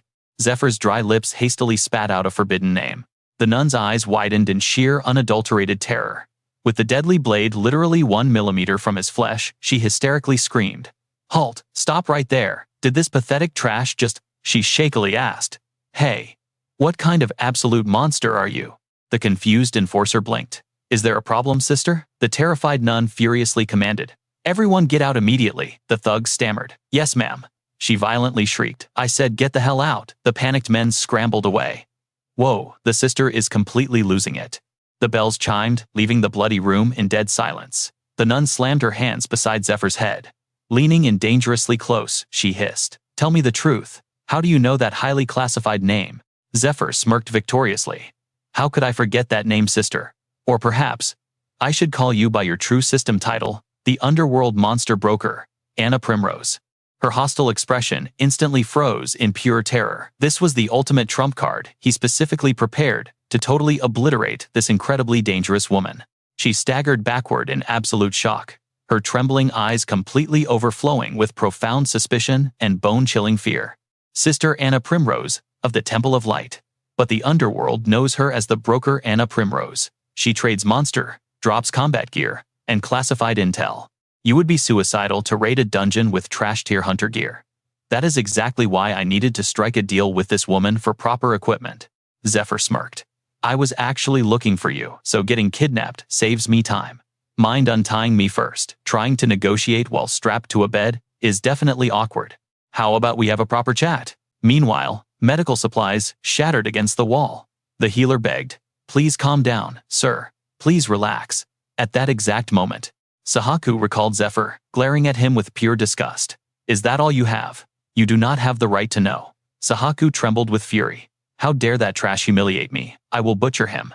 I will send him straight to hell. Suddenly, a cold voice echoed. What is this mess? Who dares to throw a tantrum in the infirmary? Sahaku flinched. Lord Ned. He scrambled out of bed. Ned coldly gestured to stay. Sahaku barked at his men. Get out, I will handle this. The lackeys scrambled away.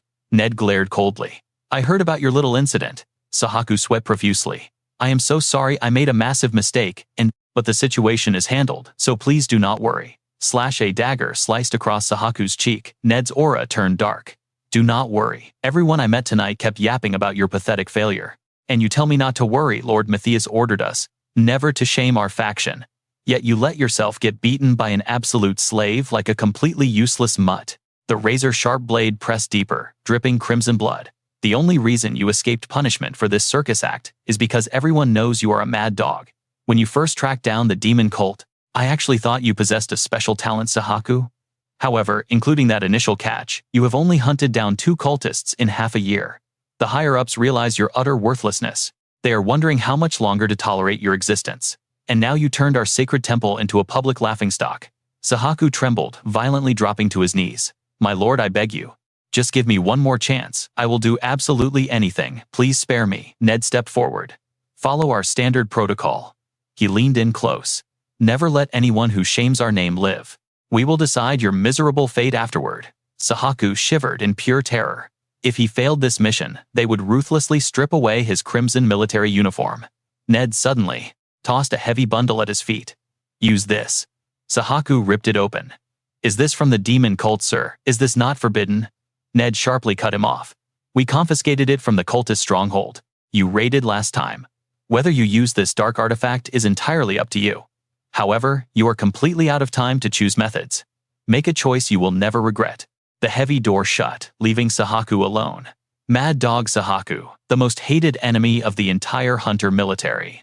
The staggering number of hunters he had slaughtered at the temple had already reached 26. If he returned to the slave pits now, he would be ripped apart. Sahaku suddenly burst into manic laughter. Ha ha ha, he gripped the demonic orb. Stop messing with my destiny.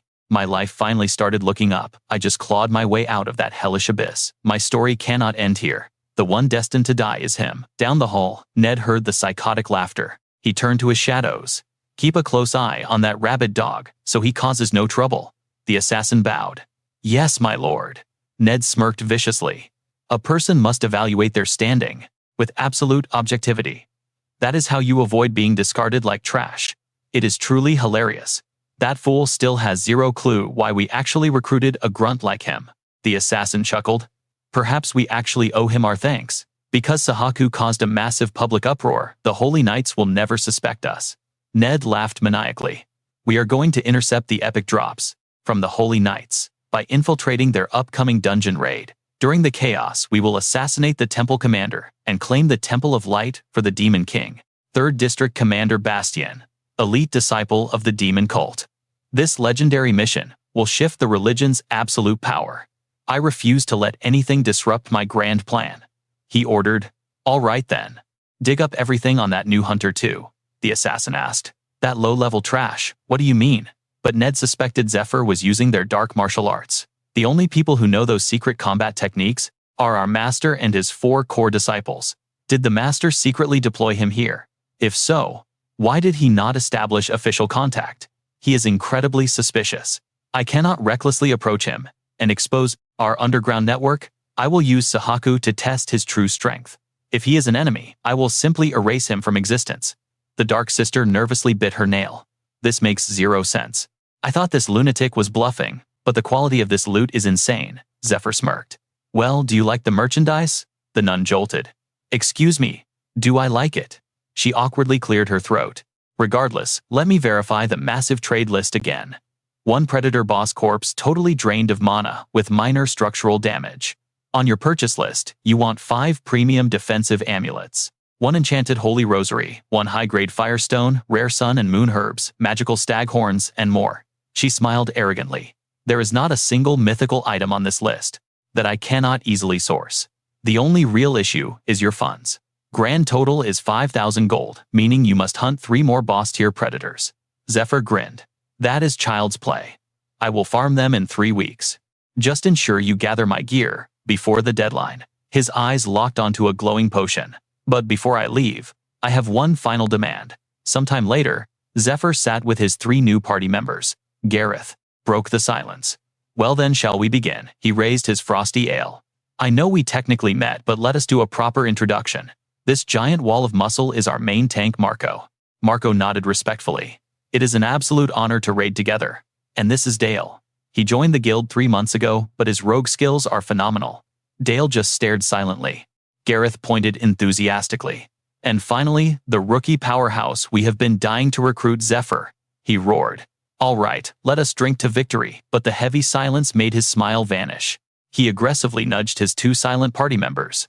Are you guys joking right now? What is wrong with you? You need to hype up the mood. This powerhouse is going to carry our squad in the future. Marco sweated nervously. What do we even do? I am pretty sure he absolutely hates us.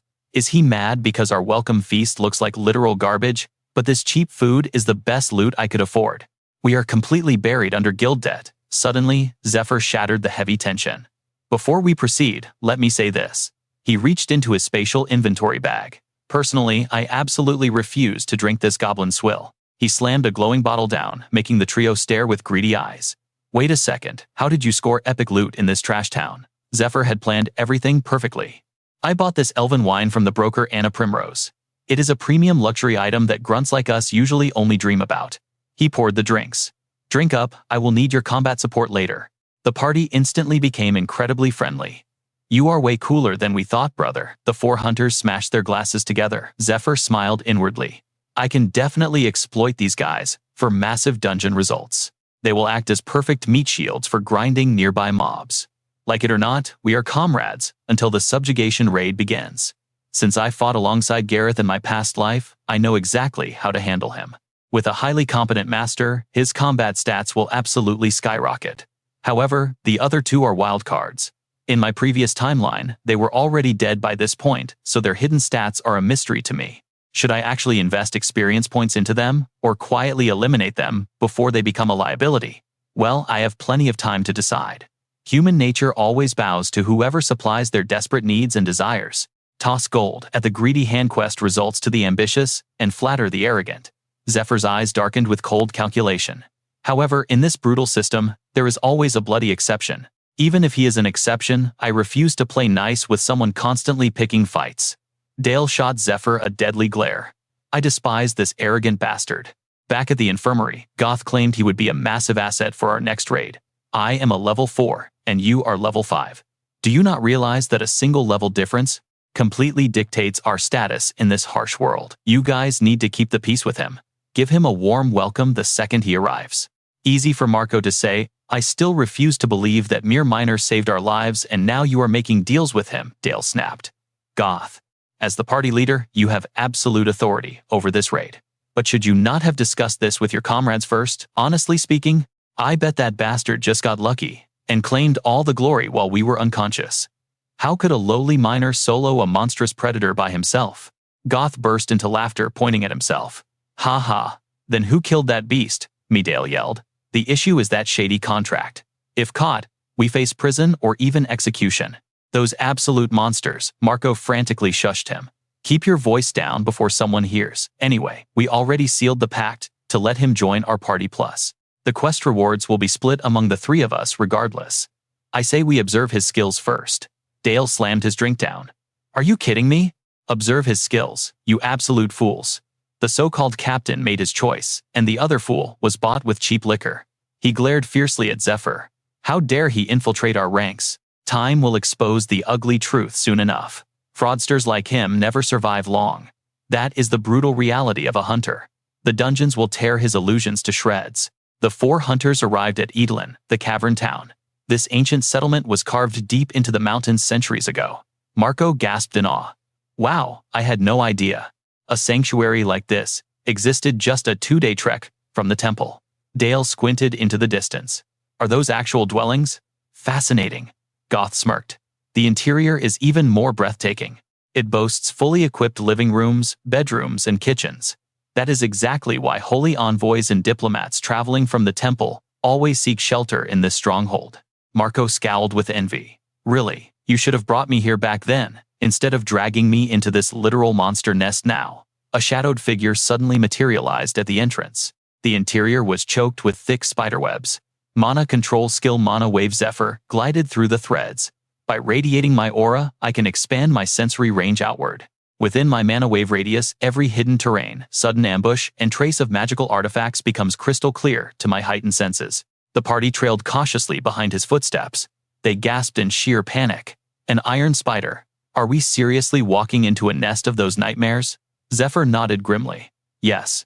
The tracks at the entrance confirm it. Here is our tactical battle plan. First, we stealthily navigate the dungeon without triggering a single web to reach the breeding pit. Then we unleash paralyzing magic potions into the pit and wait to slaughter them easily. It will be brutal as I must constantly sustain my mana wave skill. However, these beasts sleep during the day, so absolute stealth is required. Dale shouted. Hold on a second.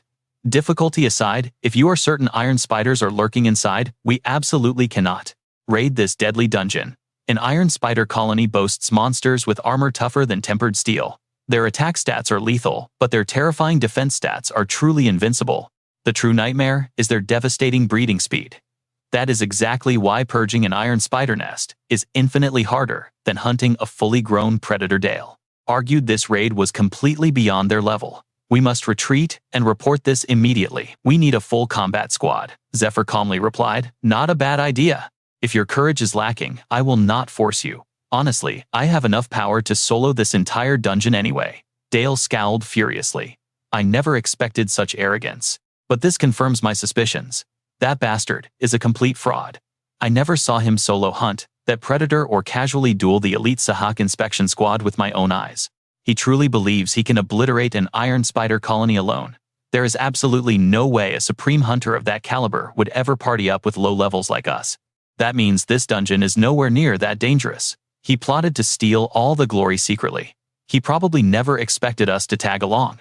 Let us see how long your pathetic act lasts. His arm fatally brushed against a hidden spiderweb. Dale froze in sheer terror. Ah, how could I make such a rookie mistake? Why is this grip so unbreakable? He cursed. Damn it. An endless spider swarm erupted from the shadows. Dale paled as black iron spiders rushed their prey. Dale shrieked. Zephyr snapped his gaze toward the deadly commotion. Enemy ambush. He swiftly grabbed Dale, yanking him backward to safety. The monstrous black iron spiders clamped their fangs onto his arm, but failed to pierce his skin. Zephyr smirked coldly. What is wrong? Shocked, your pathetic fangs cannot pierce my armor. Clenching his free hand, he delivered a devastating punch, blasting the spider into oblivion. Zephyr commanded loudly. Everyone fall in. The squad rapidly formed a defensive circle. The black iron spiders aggressively unleashed their sticky webs. Ultimately, my plan was just theory. I could never guarantee the unpredictable nature of this deadly dungeon. So, if a brutal bloodbath is unavoidable, follow my lead. Marco, wrap my enchanted cloth around your warhammer. Dale and Goth, instantly bind your weapons with your heavy cloaks. Normal blades are utterly useless against these reinforced webs. Everyone must use fabric-wrapped weapons to forcefully deflect their fatal threads. Marco realized in awe, this brilliant trick actually works, because a solitary spider is pathetically weak. Goth cursed internally. Damn it all. How massive is this beastly swarm? Dozens. Hundreds. I cannot even catch my breath. Dale roared furiously. Get the hell away from me. A cunning spider dodged his strike violently, slashing a bloody gash across his shoulder. Dale screamed in agony. Hey, hurry up. Once we herd these freaks together, I will completely obliterate them. The spider spawns were ruthlessly exterminated, leaving the exhausted hunters gasping for air. The trio was totally drained. Did we slaughter them all? Dale clutched his bleeding wound. Damn it, this cut is way too deep. I was a massive fool to underestimate this deadly dungeon raid. I brought absolute shame upon myself and needed that arrogant bastard's protection. Zephyr silently tossed him a recovery potion. Drink this. This herbal mixture perfectly mimics a magical recovery potion. Dale remained dead silent. Throughout that chaotic bloodbath, this monster perfectly calculated every single variable. His battlefield awareness and overwhelming reflexes are on a completely different level. He definitely knew from the very beginning that I triggered that web trap. He asked bitterly, "Are you not going to lecture me?" Zephyr shrugged casually. "Everyone makes mistakes. Just sharpen your focus next time," he observed Dale with quiet intensity. "I am far too used to dealing with rookies. In my past life, I relentlessly trained elite soldiers. No matter how flawlessly I guided them, clueless fools always blundered. But it hardly matters now, since he survived the consequences of his own foolishness. Experiencing a near-death battle beats listening to my empty lectures. He clearly still doubts my overwhelming power, but surviving this nightmare dungeon will permanently shift his perspective. He must decide whether to flee these deadly dungeons forever or bow to my absolute command." Dale and Marco launched a flawless pincer attack on a colossal black iron spider. Marco brutally smashed his warhammer, while Goth fiercely guarded their flank. Perfect. The paralyzing poison is finally taking effect. Dale thrust his blade deep into the monster's flesh. Zephyr had warned them earlier. The underbelly was far softer than its armored back, making it the perfect fatal weak point. Dale's eyes widened in sheer disbelief. Every single detail Zephyr shared was flawlessly accurate. From the beast's attack patterns to its hidden weaknesses and core stats. He even knew the exact method to slaughter them. Slashing his sword, Dale wondered how could one man know everything.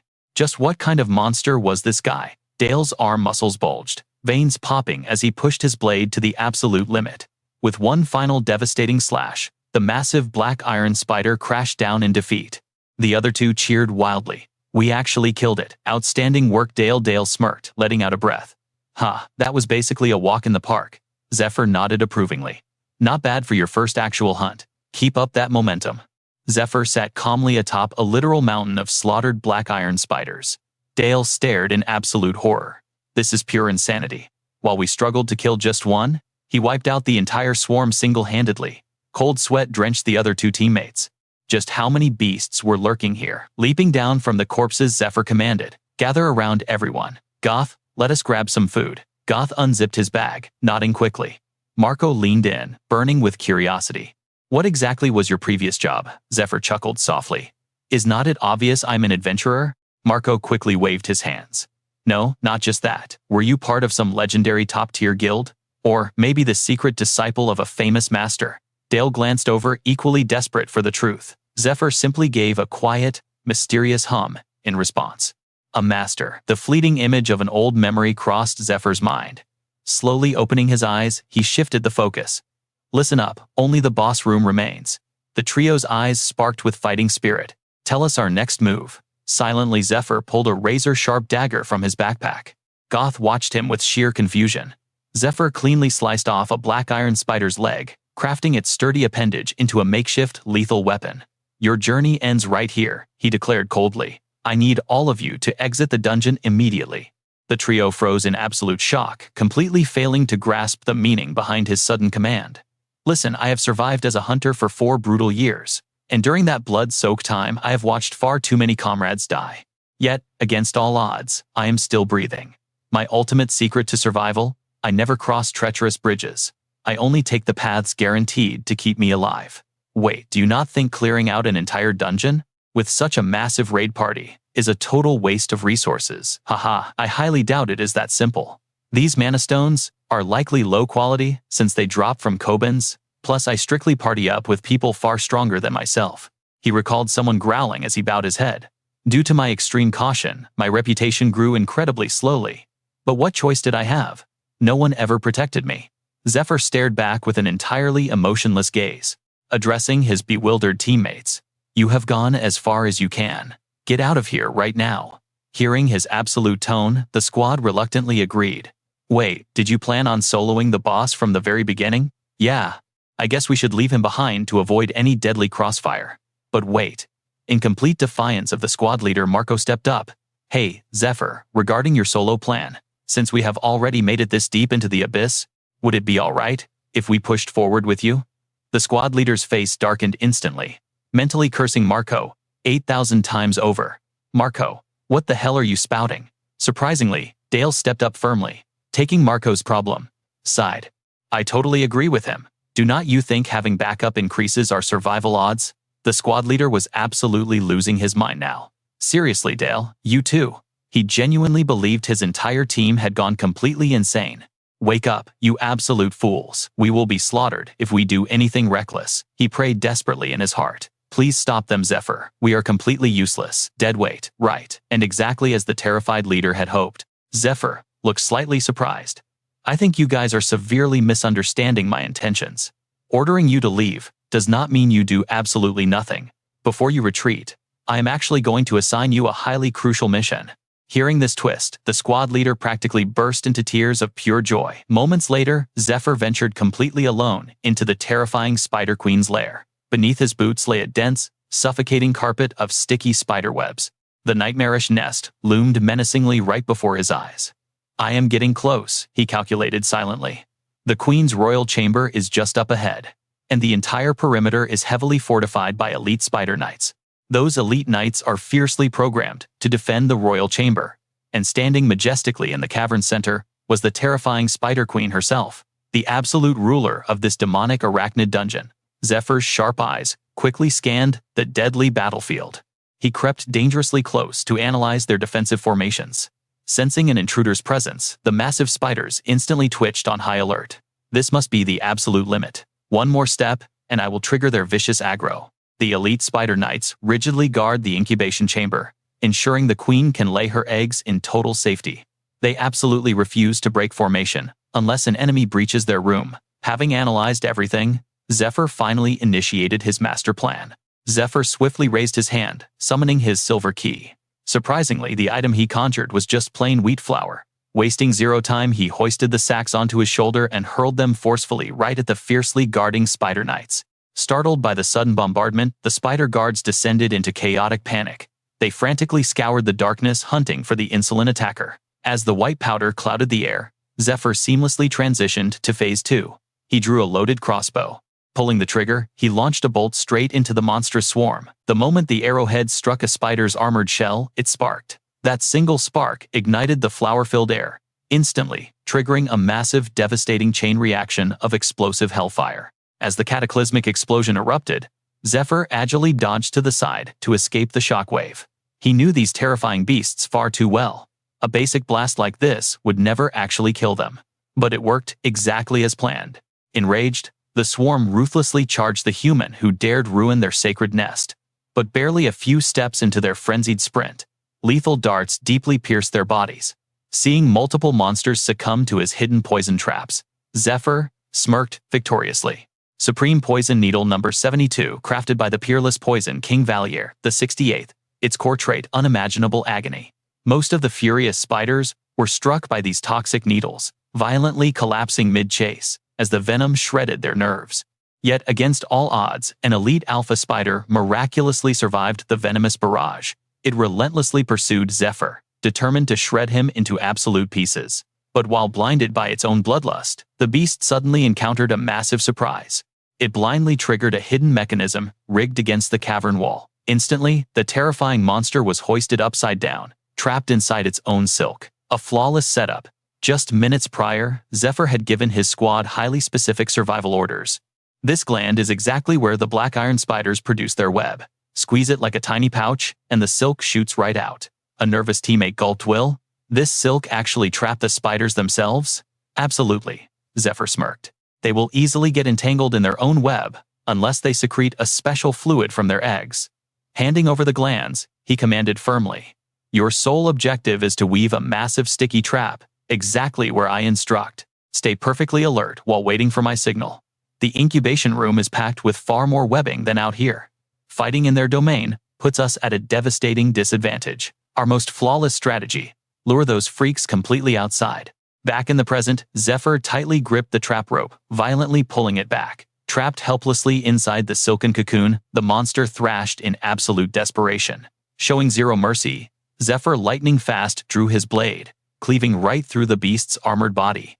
Now only the remaining spider knights stood in his way. He glared at the fallen monstrosity with a victorious, heavily condescending smirk. You are absolute trash. With a sickening crunch, the final spider knight slammed into the dirt, utterly obliterated.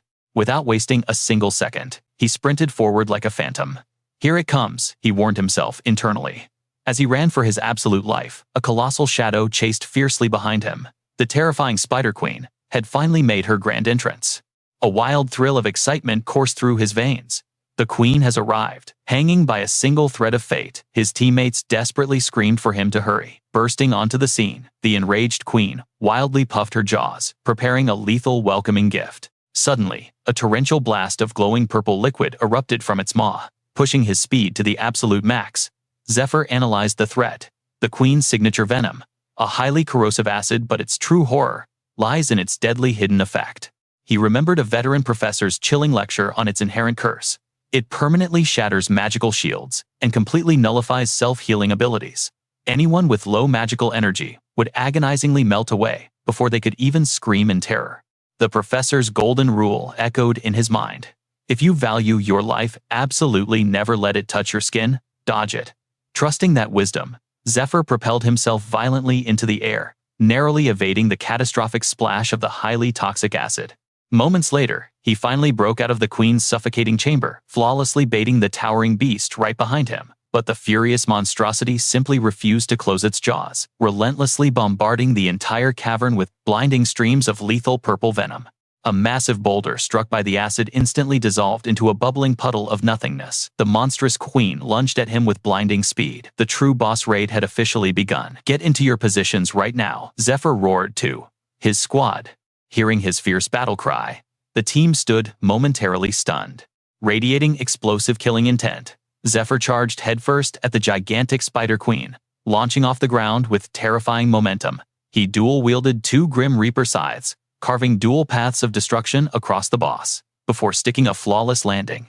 Facing its relentless strikes, he stood like a mountain. Raising his scythe, his eyes remained dead cold. He smirked and whispered two words. Come on. Provoked, the Spider Queen lunged with terrifying speed. Zephyr thought to himself, the plan is set. I hold the front line. I am the only one who can claim this boss's head. A flashback hit. Zephyr assigning roles to the party. While I draw aggro, you guys chip away at its HP. The entire squad was sweating bullets at this crazy suicide tactic. Hands shaking, they could barely grip their weapons.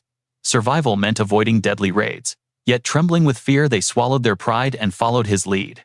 Will today become our death anniversary? They silently wondered if slaying this boss was even possible.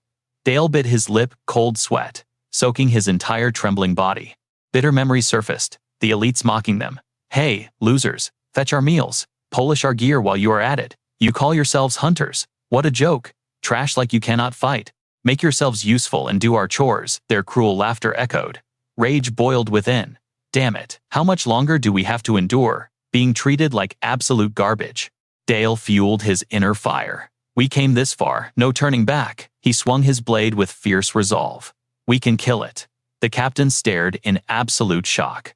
Dale? Marco closed his eyes, agreeing. We never dared face a boss-level threat before, only hunting low-tier mobs. But everything shifted the exact moment that guy joined our pathetic little party. Something clicked. Marco gripped his heavy blade tightly. He realized that up until this exact moment, Zephyr's predictions about this dungeon had been completely flawless and absolutely spot on. Let us trust him one last time. Analyzing the zone, Marco roared. We can actually do this charge. The captain facepalmed in pure disbelief. Damn it, these lunatics lost their minds. If you idiots are charging in, I guess I have no choice. The captain finally rushed the beast. Scanning the boss, they noticed its iron armor was deeply cracked from the explosion. Just like the strategy, we can deal critical damage if we strike its exposed flesh. Only the shell is invincible. Weapons raised, the trio charged. Let us finish this raid. A spear pierced the shattered armor. Another hunter smashed his warhammer into the beast. Focus your attacks right here, the main nerve cluster hidden between its massive, deadly legs.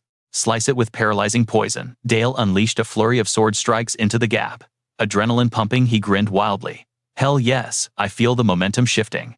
But a careless step trapped Dale in the Spider Queen's kill zone, his face drained of color. Damn it, I cannot dodge. Death seemed totally inevitable for him, but suddenly, Zephyr launched a brutal strike, snatching the aggro. Furious, the beast swiped at him, accidentally dropping Dale. Zephyr glared with icy killer intent. Who are you looking at, you miserable bug? The beast locked its demonic eyes onto him. Swinging his scythe, Zephyr's dark expression morphed into the absolute embodiment of the Grim Reaper. He unleashed a relentless barrage of devastating strikes. Watching from afar, Dale gasped in absolute awe. His combat skills are on a totally different level. Deflecting every single lethal blow, his godlike speed was untraceable. Dale remembered their previous chat.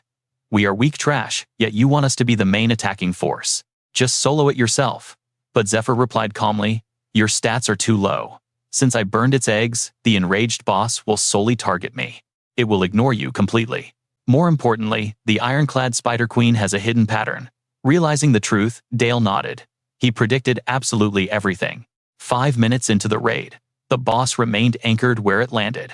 Since queens stay in nests to breed, their hind legs possess severely limited mobility. Thus, the central zone beneath it is a total blind spot. Aside from stomps and web blasts, its terrifying frontal assaults only target the primary aggro holder. I learned this attack pattern clearing arachnid dungeons. Gripping his sword tighter, Dale felt a surge of hope. With Zephyr tanking every single fatal blow flawlessly. If we paralyze its remaining movement, securing the kill is just a matter of time. Strategy confirmed, the team prepared for the final decisive counterattack. Dale charged forward, blade glowing with aura. Armed with that vital intel, the trio targeted the arachnid's weak points with absolute undeniable killing intent. We can actually win this, slashing exposed flesh and crippling its hind legs. Caught off guard, the furious boss violently swiped them away with its front claws. The Spider Queen roared, jaws dripping with lethal venom. Seizing the perfect opening, Zephyr vaulted onto its massive back. Their bait mission was a complete success. Thrashing wildly, it kicked up a blinding dust storm. The trio was sent flying. Driven by pure maternal rage, it shrieked, I will slaughter you humans for killing my brood. You will beg for death. My venom will melt your worthless bones. But before it could finish its curse, a shadow descended, gripping its ugly head. He seized its venom gland, right in the neck. Confirming the critical spot, he squeezed with overwhelming force. Well, that was way easier than I anticipated. Moving like lightning, he yanked the poison sac and tightly sealed it with a heavy cloth wrap. The boss was completely stripped of its deadliest weapon. Smirking at his handiwork, he knew its venom was sealed for crucial minutes. With the deadly jaws silenced, he expertly backflipped off the thrashing monster. Landing smoothly, Zephyr calmed his racing heart. Nothing to fear now. Driven totally insane by rage, the venomous arachnid blindly lunged at him again. Zephyr smoothly evaded every erratic strike. Stay sharp. Deliver a clean instant kill. He locked eyes with the beast.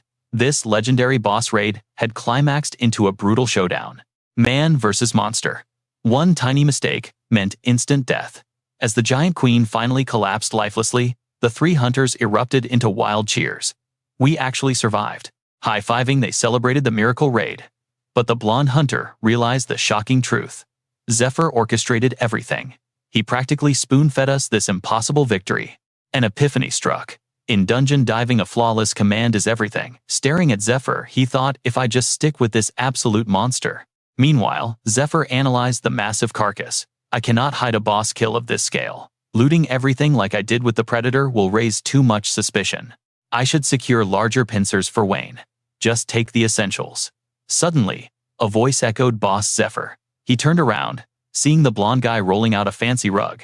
You must be exhausted, right, boss? Please rest up. I will handle the dirty work. Zephyr stood frozen, absolutely speechless at the sudden shameless bootlicking display. His endless chatter gave him a headache. Do not underestimate me. I am great at dismantling monsters. Sir, are you feeling thirsty at all? Please have some water. He eagerly offered a canteen. Zephyr sat down, sighing deeply while hydrating. The blonde hunter then barked at his teammates. What are you two idiots doing? You want Boss Zephyr waiting. The two blinked in pure confusion. Boss Zephyr closed his eyes, glad their minor distraction actually saved his precious stamina. If things keep going like this, getting hunted by Ezra will be the least of my worries. He glanced at the trio. They were far too green. Their combat power utterly underwhelming. If it came down to a real fight against that monster, they would be nothing more than dead weight. Experience, gear, manpower. They lacked everything needed for the incoming storm. His eyes hardened. He had to forge a new plan fast. Meanwhile, inside a grand fortress, a voice echoed. An actual predator carcass. I never expected you to bring back such top-tier loot. The client smirked at the blonde sister, more than satisfied with her haul. He tossed a heavy coin pouch into her hands. Your payment, exactly as promised. I guarantee the amount will not disappoint. Spend it wisely. She stared at the bulging bag, her eyes widening in pure shock. Heavens, this much? Thank you, the goddess will surely bless your immense generosity, she beamed. Do you have enough spatial pouches we can toss in a few extras? Standing in the shadows, Zephyr heard every word. He watched the shady exchange unfold and scoffed inwardly. Doing dirty business inside a holy temple in broad daylight. What a fascinating joke. Only a complete fool would still believe these so-called sacred sanctuaries were free from absolute corruption. The reality was simple. Believers poured endless mountains of gold into the collection boxes, eventually funding massive cities built entirely around these temples. Why? Because holy knights and combat slaves kept the monster hordes at bay, Zephyr sneered. In this apocalyptic world, safety was the ultimate luxury item. For now, cash could still buy protection. Soon enough, selling your soul would not even guarantee survival. Later, Zephyr and sister Anna Primrose strolled through the city limits. She nudged him. Talk about perfect timing. The buyers for the Predator and the Steel Spider showed up right on schedule. We made an absolute killing today. She winked playfully. Though I never expected you to hunt down a Steel Spider that fast. You are way more impressive than you look. He completely ignored her praise. His mind was focused entirely on the loot. Cut the chatter. What is our total cut? Anna Primrose pouted slightly. Such a handsome face, but an incredibly cold heart. Scanning her ledger, she replied, we hit 48% of our target goal. 20% of the profits already went to paying off the temple debt. She casually tossed him a bundled uniform. I put in a cleaning request for the research lab. Here is your janitor gear and the master access keycard. I could not secure a real alchemist robe, she explained, checking her rental list. The official gear is too bulky and packed with tracking enchantments to borrow unnoticed. The entire lab staff clocks out at exactly 7. After that, the facility is your personal playground. Just leave no trace behind when you are done. Zephyr nodded. Playing the janitor was far less risky than a forced infiltration. Since the lab always required deep cleaning, his summoning was guaranteed for tonight. It is our only option, he muttered. She linked arms, grinning. Relax, you will even get paid. Suddenly, a chilling voice cut in. Found you, sister. Zephyr turned his eyes, narrowing at the newcomer. A crimson-haired man in a heavy cloak stepped forward. Sister, I have been searching for you. We have matters to discuss. Care to spare a moment? He asked her. Yet his piercing gaze was locked dead onto Zephyr. The sudden hostility took our main character entirely off guard. Of all times to run into him, Zephyr recognized that face immediately. It was Ned, an elite heresy inquisitor and one of the 12 legendary first-class appraisers, a powerhouse officially sanctioned by the Holy Temple itself. For Zephyr, this encounter spelled pure disaster. Anna Primrose masked her panic with a bright smile. "Oh, what is the occasion? Do not tell me you are asking me out on a date, or did you come begging for a loan? Too bad, my schedule is completely booked right now." Her mind raced. He spoke to her, but his killing intent targeted Zephyr. Ned was Sahaku's superior, the exact guy Zephyr had recently beaten to a bloody pulp. She knew they would seek revenge, but acting this openly was insane. To provoke a fight right in front of a temple apostle, they were getting terrifyingly bold. "Let us chat later," she deflected. "I will even lower your interest rates next time, given your high credit." Ned stepped closer. "And if my questions cannot wait, I will even buy the tea." He shifted his deadly glare to Zephyr. "Why not join us, Zephyr? I hear you, and my subordinate Sahaku are rather close." Zephyr met his gaze effortlessly. My memory is terrible. I make it a habit to forget worthless trash." Sparks of pure hatred ignited between their locked eyes. Boom. Blinding auras erupted from them both. Ned Crimson killing intent clashed against Zephyr, surging azure energy. The overwhelming magical pressure sent flocks of birds scattering in terror. Cold sweat drenched Anna Primrose. Impossible. The sheer magnitude of this mana shockwave was suffocating. This guy was not just some low-ranking combat slave. His power level was absolutely monstrous. He rivaled the temple elites. No, he might even surpass them. Ned smirked internally. Feeling this aura up close, I finally understand why Sahaku could not resist attacking him. Ned concentrated volatile mana into his fingertips. "I did not plan on bloodshed today, but whatever. Let us play." Grinning wickedly, he unleashed a lethal magical strike straight toward Zephyr. Zephyr cursed the lunatic. Before their clash, Anna Primrose unleashed a commanding shriek. "Kneel, this is sacred temple ground." Suppressed by holy authority, both men reluctantly slammed onto their knees.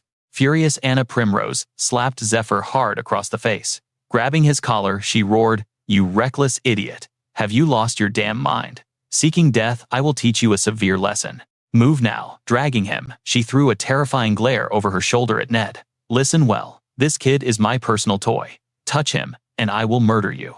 Ned boiled with rage, but silently swallowed his pride. Reaching a stairwell, Zephyr leaned against the wall. Anna Primrose slumped onto the steps. "Can you stop provoking absolutely everyone?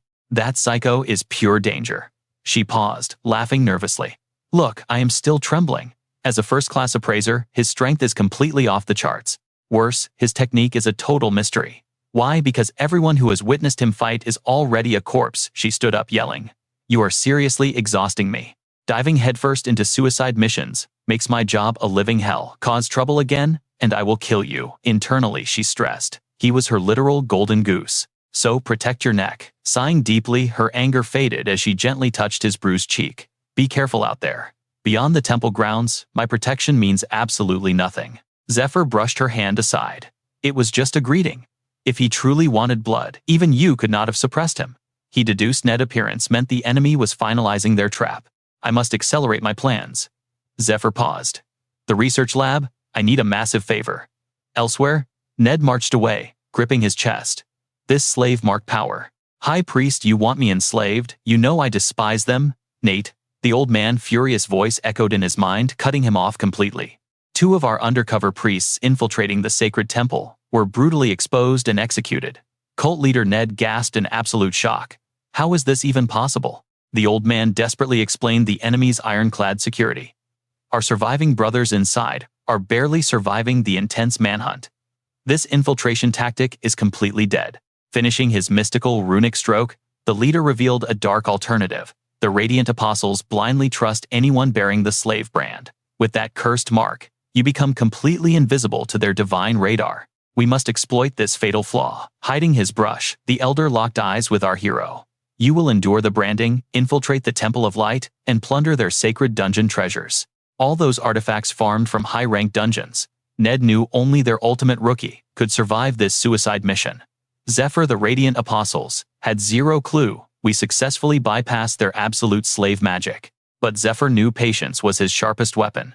When the perfect moment strikes, those radiant pieces of trash will pay in blood. Meanwhile, deep within an isolated and incredibly poor village, exhausted villagers repaired their crumbling wooden barricades. Hey, come grab some food first. A rugged worker wiped his sweat. Is it already time for our rations? The weary laborers finally took a well-deserved break. Grumbling echoed through the camp. Why do we rebuild these useless walls every single month? Another sighed heavily. What choice do we have? Our pathetic little settlement simply cannot afford to survive otherwise. We cannot pay the temple's outrageous divine protection fees. A fiery youth suddenly leaped up and swung his axe at the sky. If those hideous monsters attack, I will split their demonic skull. Suddenly, panic laced his voice. Everyone, someone from the sacred temple is approaching. The terrified villagers dropped their food in pure shock. What? A sinister blonde man sporting a glowing divine brand slowly stepped out of the shadows. The trembling village elder bravely stepped forward. What brings your holy eminence to our pathetic dirt settlement? The blonde stranger simply smirked, asking a chilling question. Exactly how many pathetic souls live here? The confused elder stuttered in fear. What? Maybe around 50 people. The apostle grinned wickedly. Not a bad harvest. He immediately blew into a mysterious crimson whistle. Instantly, overwhelming sinister energy violently erupted around his entire body. A blinding wave of dark purple aura swallowed the area. The helpless villagers were mercilessly slaughtered without a chance to fight back. Amidst the horrific sea of crimson, the malicious apostle recalled the humiliating day Zephyr utterly crushed him. Gritting his teeth, venom dripped from his thoughts. I will repay that soul-crushing humiliation 100 times over. His demonic laughter echoed as the scene shifted to the Temple of Light's hidden underground alchemy laboratory. Deep inside the dark facility dedicated to lethal poisons and cursed gear, Zephyr was making his move. He meticulously gathered deadly herbs, peony bark, and extremely toxic fungi harvested directly from rotting kobold and gray goat monster corpse. What if I mix these unstable materials with the terrifying venom of a queen spider? Acting on pure genius, Zephyr tossed the lethal ingredients into a bubbling alchemy flask. As the toxic brew reached its boiling point, he raised the glowing vial, admiring his dangerous masterpiece. It is perfectly complete. Fates, 72, legendary deadly poisons. Number 61. The Chaotic Dragon Brew. Meanwhile, inside a dimly lit bedroom, Rose sat, completely paralyzed, holding a mysterious document. Watching Zephyr calmly sharpen his lethal blades, she vividly remembered his chilling words. If Ned and those ruthless inquisitors corner me, I am absolutely a dead man. Please, I desperately need your divine protection. Her eyes had widened in sheer disbelief. What, letting you stay in my private quarters is completely crazy. Zephyr instantly cut her off. You swore to protect me here. If I permanently die, your entire massive investment completely vanishes. Snapping back to reality, she realized his brutal logic was absolutely flawless. But as she stared down at the strange parchment, pure confusion struck her. What in the world is this insane garbage? It was an extremely detailed human anatomy chart, covered in bizarre meridian pressure points. Zephyr silently stared at a massive block of asen wood. This extremely rare material was literally tougher than enchanted steel. Gathering his terrifying aura, his palm violently slammed into the wood. The indestructible block instantly exploded into tiny, pathetic splinters. Rose watched with absolute awe. That raw power was absolutely insane. How on earth did you shred that so easily? Zephyr casually roasted the sharp splinters over a blazing flame. These are legendary Eastern acupuncture needles. They possess incredible ancient healing properties. With the needles perfectly sterilized, he submerged them into a highly diluted 1:100 ratio of Baleo and dragon toxins for 10 agonizing minutes. Most fools think lethal poisons are simply for effortless, cowardly assassinations. That is just barely scratching the surface of true alchemy. But survival required breaking every single taboo, especially when the demonic legions invaded our shattered world, and those arrogant gods brutally stripped away our given powers. Slowly lifting a needle, the toxic liquid had terrifyingly mutated its core color to deep purple. Gripping the deadly tool, Zephyr knew absolute toxins were humanity's only remaining salvation. Without hesitation, he savagely stabbed the poisoned needle directly into his own shoulder. The exact second it pierced his flesh, horrifying, blue toxic veins instantly erupted across his skin. Intense agony forced black blood from his lips. "Oh my God," Rose screamed, desperately rushing to save him. But Zephyr immediately threw his hand up, commanding her to freeze. Suddenly, his cryptic warning echoed in her trembling mind. Do not panic when horrors happen. When I give the signal, execute the plan immediately. Back then, she thought he was completely insane. But now the terrifying reality of his suicide mission clicked into place. What suicidal madness are you actually attempting? Zephyr simply crossed his arms, his eyes burning with insane determination. I am forcing a system level up. Fate's 72 deadly poisons possess a hidden evolutionary secret. Dilution completely alters their fundamental nature and triggers miraculous biological reactions. This specific terrifying ratio transforms absolute lethal venom into an incredible divine elixir capable of shattering human physical limits. The needle buried deep inside his shoulder radiated absolute hellfire agony. Zephyr viciously gritted his teeth, refusing to scream as the poison ravaged his cells. The true danger was fusing the absolute torture of Balio with the wildly chaotic dragon essence. His consciousness violently trembled under the devastating strain. This mind-shattering torment is rapidly destroying my mental control over my own mana flow. But I have absolutely zero access to better legendary ingredients. He immediately dropped into a lotus meditation pose, forcing his inner ki to circulate. This ancient Eastern breathing technique was the only way to manually command raw, magical energy. By utilizing this forbidden martial art from the mysterious East, one could literally forge and temper pure mana. By stabilizing his overloaded magical circuits, he could miraculously force his life force to instantly heal his rapidly decaying internal organs.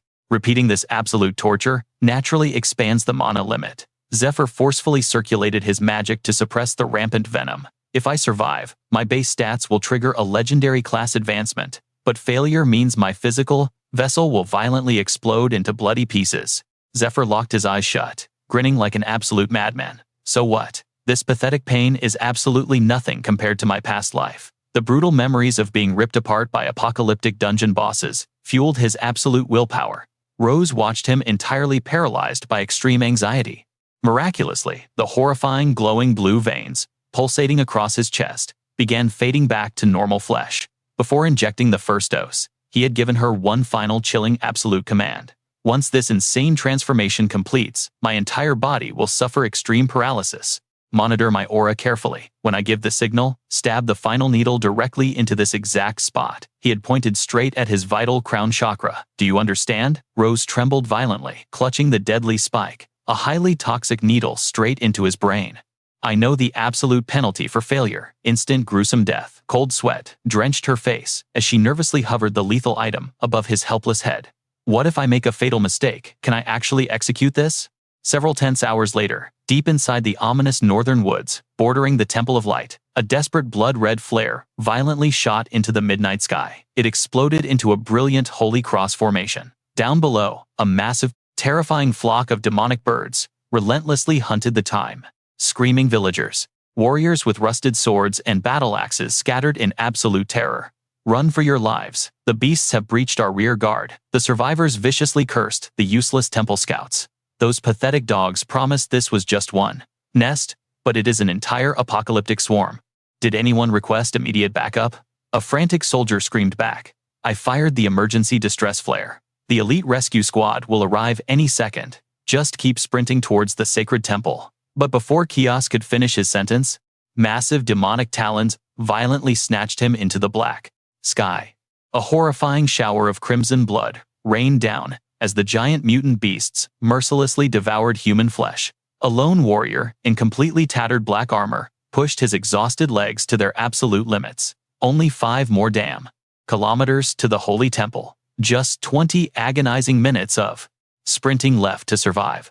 The devastating symphony of desperate heavy footsteps completely blended with the terrifying shrieks of the colossal aerial predators. His stamina bar was blinking a critical dangerous red. The desperate man in black armor was rapidly losing his will to push forward.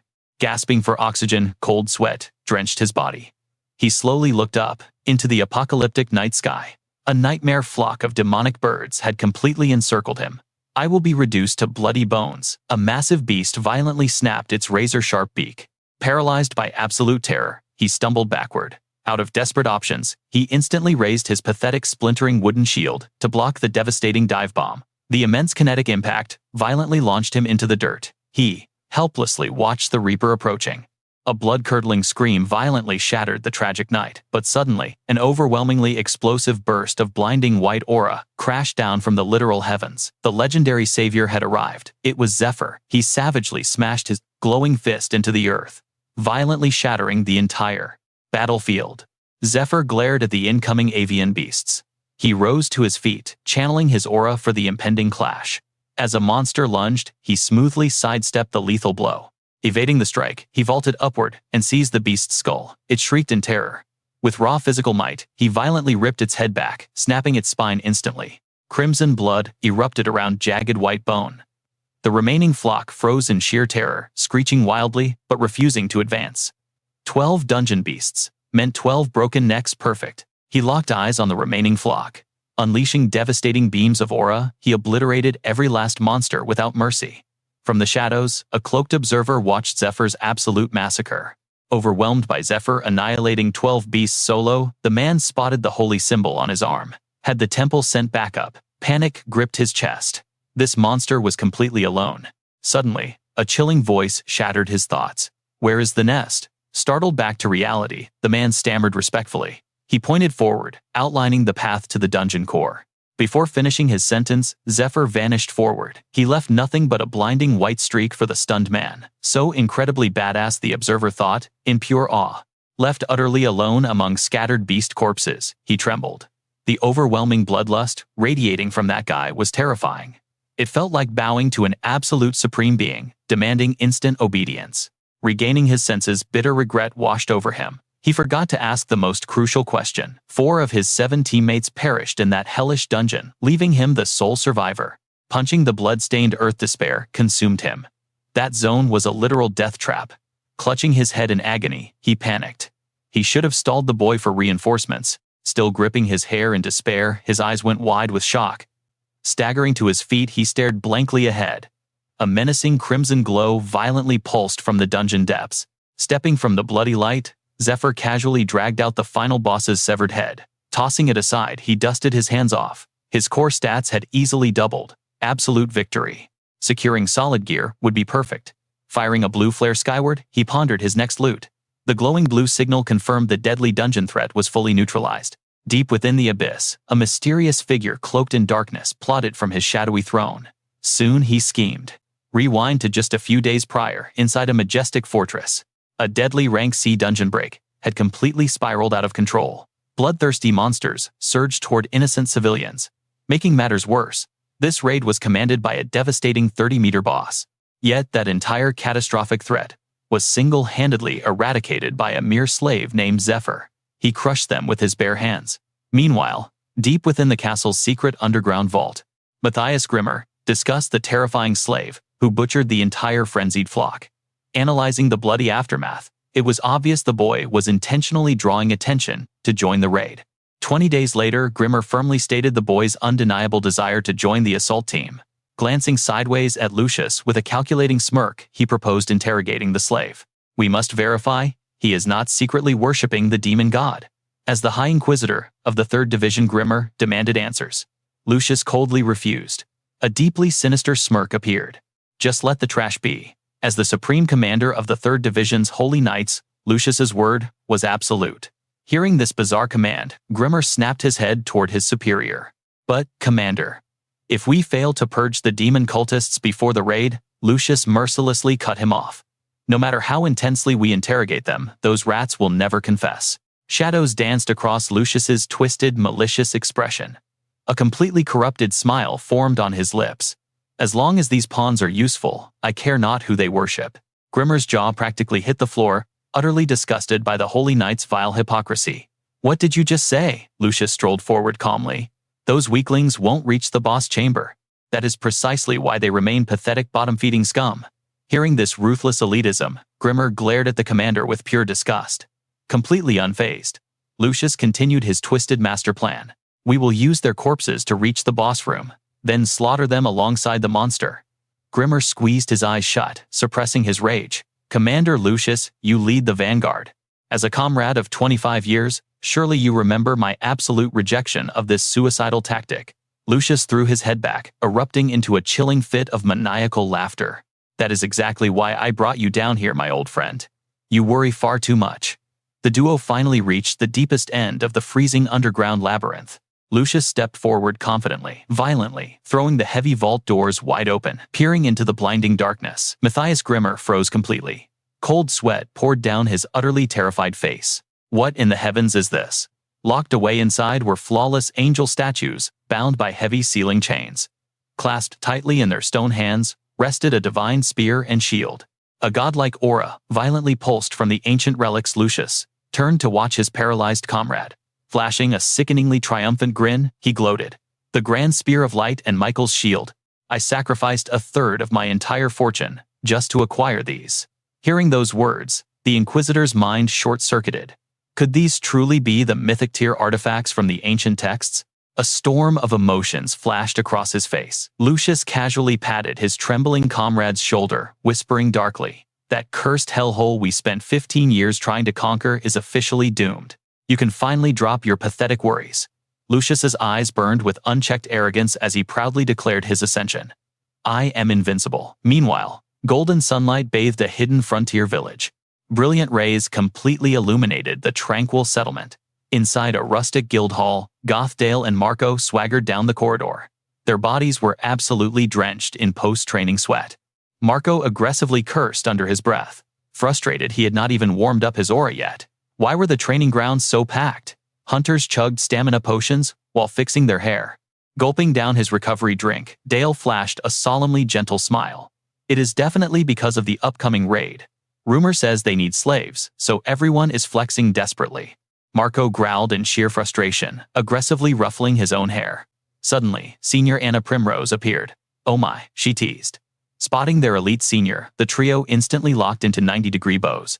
"We greet you, Senior," they roared in absolute unison. She gracefully sauntered past the terrified rookies, flashing a dangerously mocking smile. "Make sure you pay your debt, interest, you absolute trash." Marco stared completely dumbfounded as she strutted away. Why did that terrifying she-devil just walk out of our dorm room? Bursting inside, they found Zephyr casually caressing a glowing ring. "Oh, you guys finally made it back," he greeted smoothly. The trio stared blankly at Zephyr, then at the dazzling artifact, realizing Anna Primrose just left this exact spot. Huh. A freaking ring. Their minds violently raced to the exact same scandalous conclusion. He was alone with her this entire time. Goth trembled shakily, pointing at Zephyr's newly acquired treasure. "Dude, what on earth is that ring?" he stammered out. Zephyr remained completely unbothered. He casually lifted his hand, letting the artifact catch the light. A mischievous smirk appeared. Let us just say a special someone gifted it. In reality, it was the legendary Ring of Purification. It flawlessly streamlined mana flow, fortified magic barriers, and granted curse removal. A divine skill usable once daily. Admiring the gleaming band, an utterly satisfied grin stretched across his face. Senior Anna Primrose really hooked me up. Glancing sideways, Zephyr reminisced. He recalled Anna Primrose's parting words just moments prior. Pressing a hand to her chest with surprising sincerity, she proudly declared, "After maximizing the stats, this legendary drop is perfect. I can upgrade your gear, just name your price."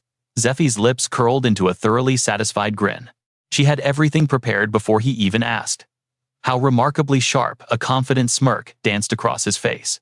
She definitely knows how to throw money around. Meanwhile, Anna Primrose paced the dim corridor, her expression darkening over the Persephone Syndicate. Those guild members were terrifyingly elusive. They operated in the shadows, draped in pitch-black cloaks that swallowed their entire presence. They exuded the lethal aura of venomous vipers. These legendary assassins literally consumed deadly toxins just to boost their system stats. Combining master-level martial arts with fatal poisons, their ruthless hunting methods eerily mirrored how Zephy slaughtered dungeon monsters.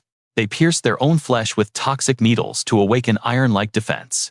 Anna Primrose suddenly pictured Zephy's breathtaking combat style. Panic seized her chest. Was her VIP client a Persephone assassin, especially since that infamous guild was wiped out years ago? High-ranking nobles were still hunting the survivors and their forbidden poison recipes. A highly nervous smile twitched on her lips. "I cannot lose a gold mine like this monster corpse deal. I must secure him as my absolute exclusive client right now. Gear is everything. I will secure top-tier equipment for you, just wait." Back in his room, Zephy blinked in pure confusion. She definitely misunderstood something, but whatever. His gaze sharpened like a drawn blade. "This works perfectly. The target will come to me." The imposing massive shadow of Ned crossed Zephy's mind. Suddenly, a hand slapped his shoulder. Marco stood there, looking incredibly awkward. "Since when were you involved with that older woman?" "You are quite the player," Dale chimed in, guessing why he stayed out all night. Have some pride as a man. Zephyr internally groaned. What the hell are these idiots screaming about? We need to discuss the dungeon. Suddenly, a loud crash echoed from outside. All four heads snapped toward the entrance. Marco yanked the door open, but the hallway was completely empty. A menacing dagger pinned a crude parchment to the wood. An emergency dispatch order. The Gogi party was commanded to deploy immediately. They stared at the bloody ink. Who issues a secret quest like this? It actually carries the Guildmaster's official seal. The trio stood completely paralyzed by disbelief. Zephyr swiftly snatched the ominous document right out of Marco's trembling hands. Let me see that. Scanning the text, a ruthless smirk formed on his face. That seal belongs to him. Ned wrote this trap. Zephyr crushed the paper into dust. His voice turned icy cold. I am going alone.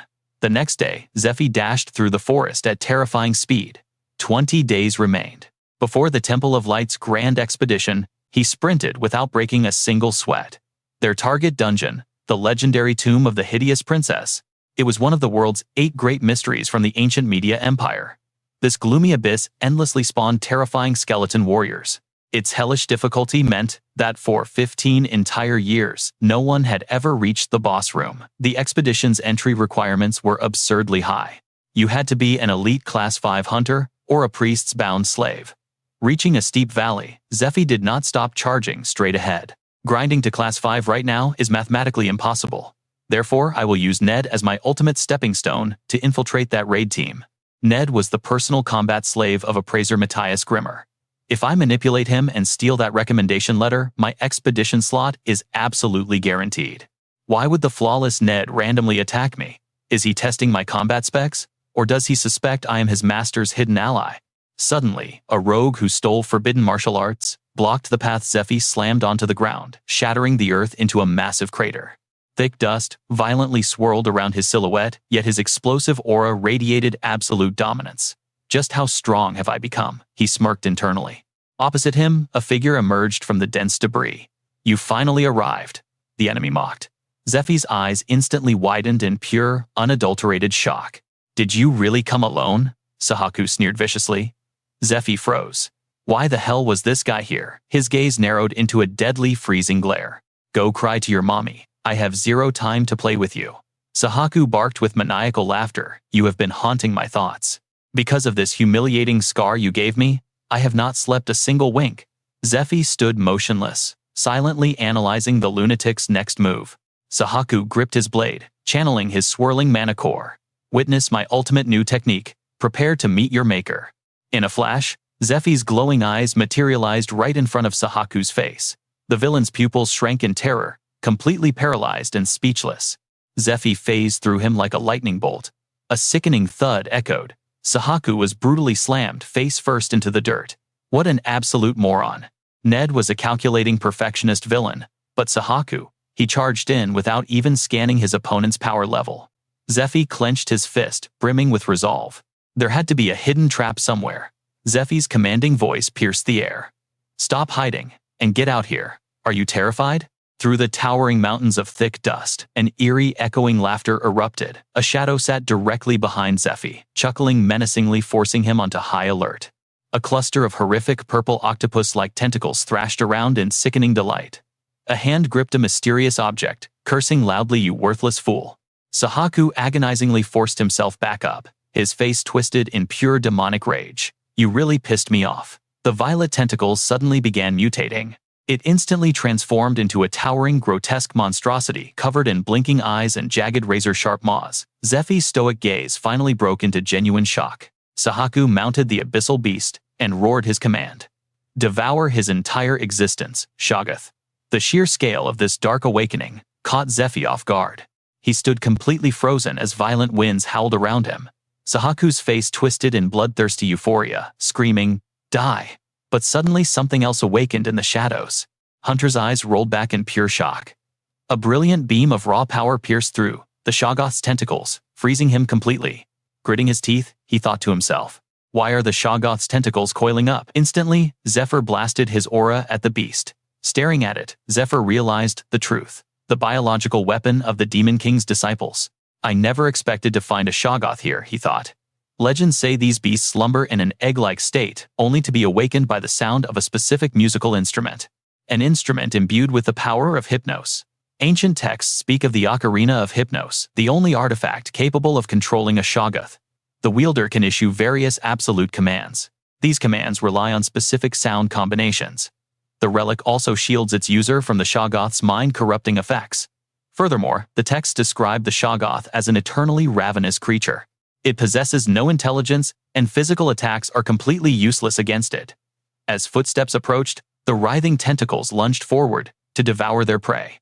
It was also recorded that it grows stronger by absorbing the mana of humans it consumes. A horrific maw of fangs and tentacles emerged, with countless layers of eyes and teeth forming a monstrous, nightmarish mouth. It was utterly terrifying as it glared right at Zephyr. The creature quickly coiled around him, treating him like a mere toy. Yet Zephyr's gaze remained deadlocked on something else entirely. The records continued. The beasts alone are a massive threat, but physical danger isn't what makes a Shaggoth truly terrifying. The real nightmare is its mind-corrupting aura. Just by making physical contact, a person is forced to relive their deepest fears through horrific hallucinations. Once their mind is completely shattered and corrupted, the victim spirals into pure madness, experiencing a devastating mana deviation. Anyone who suffers this catastrophic awakening loses all logic mercilessly, slaughtering everyone in sight. A massive bloodbath becomes inevitable. These monsters created by the Demon King thrive on endless slaughter. Standing safely outside, Hunter watched as Zephyr was slowly engulfed. He laughed maniacally and mocked. "You piece of trash, you're dead meat," he sneered again. "You have no idea what's about to happen to you." Trapped tight by the writhing tentacles, Zephyr's eyes glowed a dangerous crimson. Hunter gleefully shouted, "Those red eyes mean your mana is deviating. Your mind is completely corrupted. You're finished." Zephyr's blood-red eyes burned with absolute fury, while Hunter's arrogant laughter echoed in his ears. Though silenced, Zephyr remained perfectly calm and initiated the curse purification protocol. A glowing ring adorned Zephyr's finger as he stood tall like a god of war. The ring of purification stabilized his mana core and heavily fortified his magical barrier. It could cleanse any curse once a day. Now, Zephyr stood unyielding amidst the chaos, while the massive Shaggoth continued circling, desperate to swallow him whole. Meanwhile, Hunter was left utterly speechless. Suddenly, a massive hand gripped Hunter's throat, cutting off his air instantly. He could only choke and bulge his eyes in sheer terror. Gripping Hunter's neck mercilessly, Zephyr's eyes blazed with wrath. "In the past, my only goal was survival for myself and my crew." Zephyr lowered his heavy blade, his aura shifting. "I thought it was the only way to live in this cruel world. But one day, a new revelation struck me." He gazed up at the sky, where birds flew freely. Zephyr asked himself, "What if I gathered more allies to fight by my side?" He pondered further. What if the remnants of humanity finally united as one? His voice suddenly faltered. What if? An image of an old mentor flashed by, followed by a beautiful girl. Zephyr whispered, "The ones I truly love." Standing before a royal tomb adorned with a crown, Zephyr wondered if they could have survived. Hearing this chilling monologue, Hunter broke into a cold sweat, his eyes widening in panic. Hunter thought in pure dread, "What the hell is this lunatic rambling about?" Then Zephyr's face hardened with absolute resolve. "That's why this time I'm saving those I can, and giving those who crave power a real chance to awaken." But a dark shadow crossed Zephyr's face. "However, you don't belong in that group." With that, Zephyr's iron grip tightened. He squeezed Hunter's throat even harder and roared, "How many innocents did you feed to this monster? Must be around 100 by now." Zephyr's gaze turned violently ferocious. It was a terrifying sight. How many died just to feed your pathetic ego and disgusting arrogance? Unleashing a wave of pure, unadulterated fury, Zephyr bellowed out loud. Absolute human trash. Raising his massive aura-infused fist toward the trembling Hunter, Zephyr declared, "You don't deserve to breathe." Instantly, he threw a devastating, world-shattering punch. Bam! Zephyr's fist connected with explosive force, making Hunter violently cough up mouthfuls of blood. The sheer impact of the blow completely wrecked his internal organs, leaving him a bloody mess. Not giving him a single second to recover, Zephyr delivered another bone-crushing hook to Hunter's face. The impact nearly caved his skull, in shattering teeth and ripping his mouth apart. With unwavering resolve, Zephyr unleashed a barrage of lethal strikes. Suddenly, roaring thunder echoed across the entire sky as an ancient skill activated in Zephyr's mind. A combo ending with a lethal palm strike targeting the very blood the enemy coughs up. It forcefully halts their blood flow and summons divine lightning.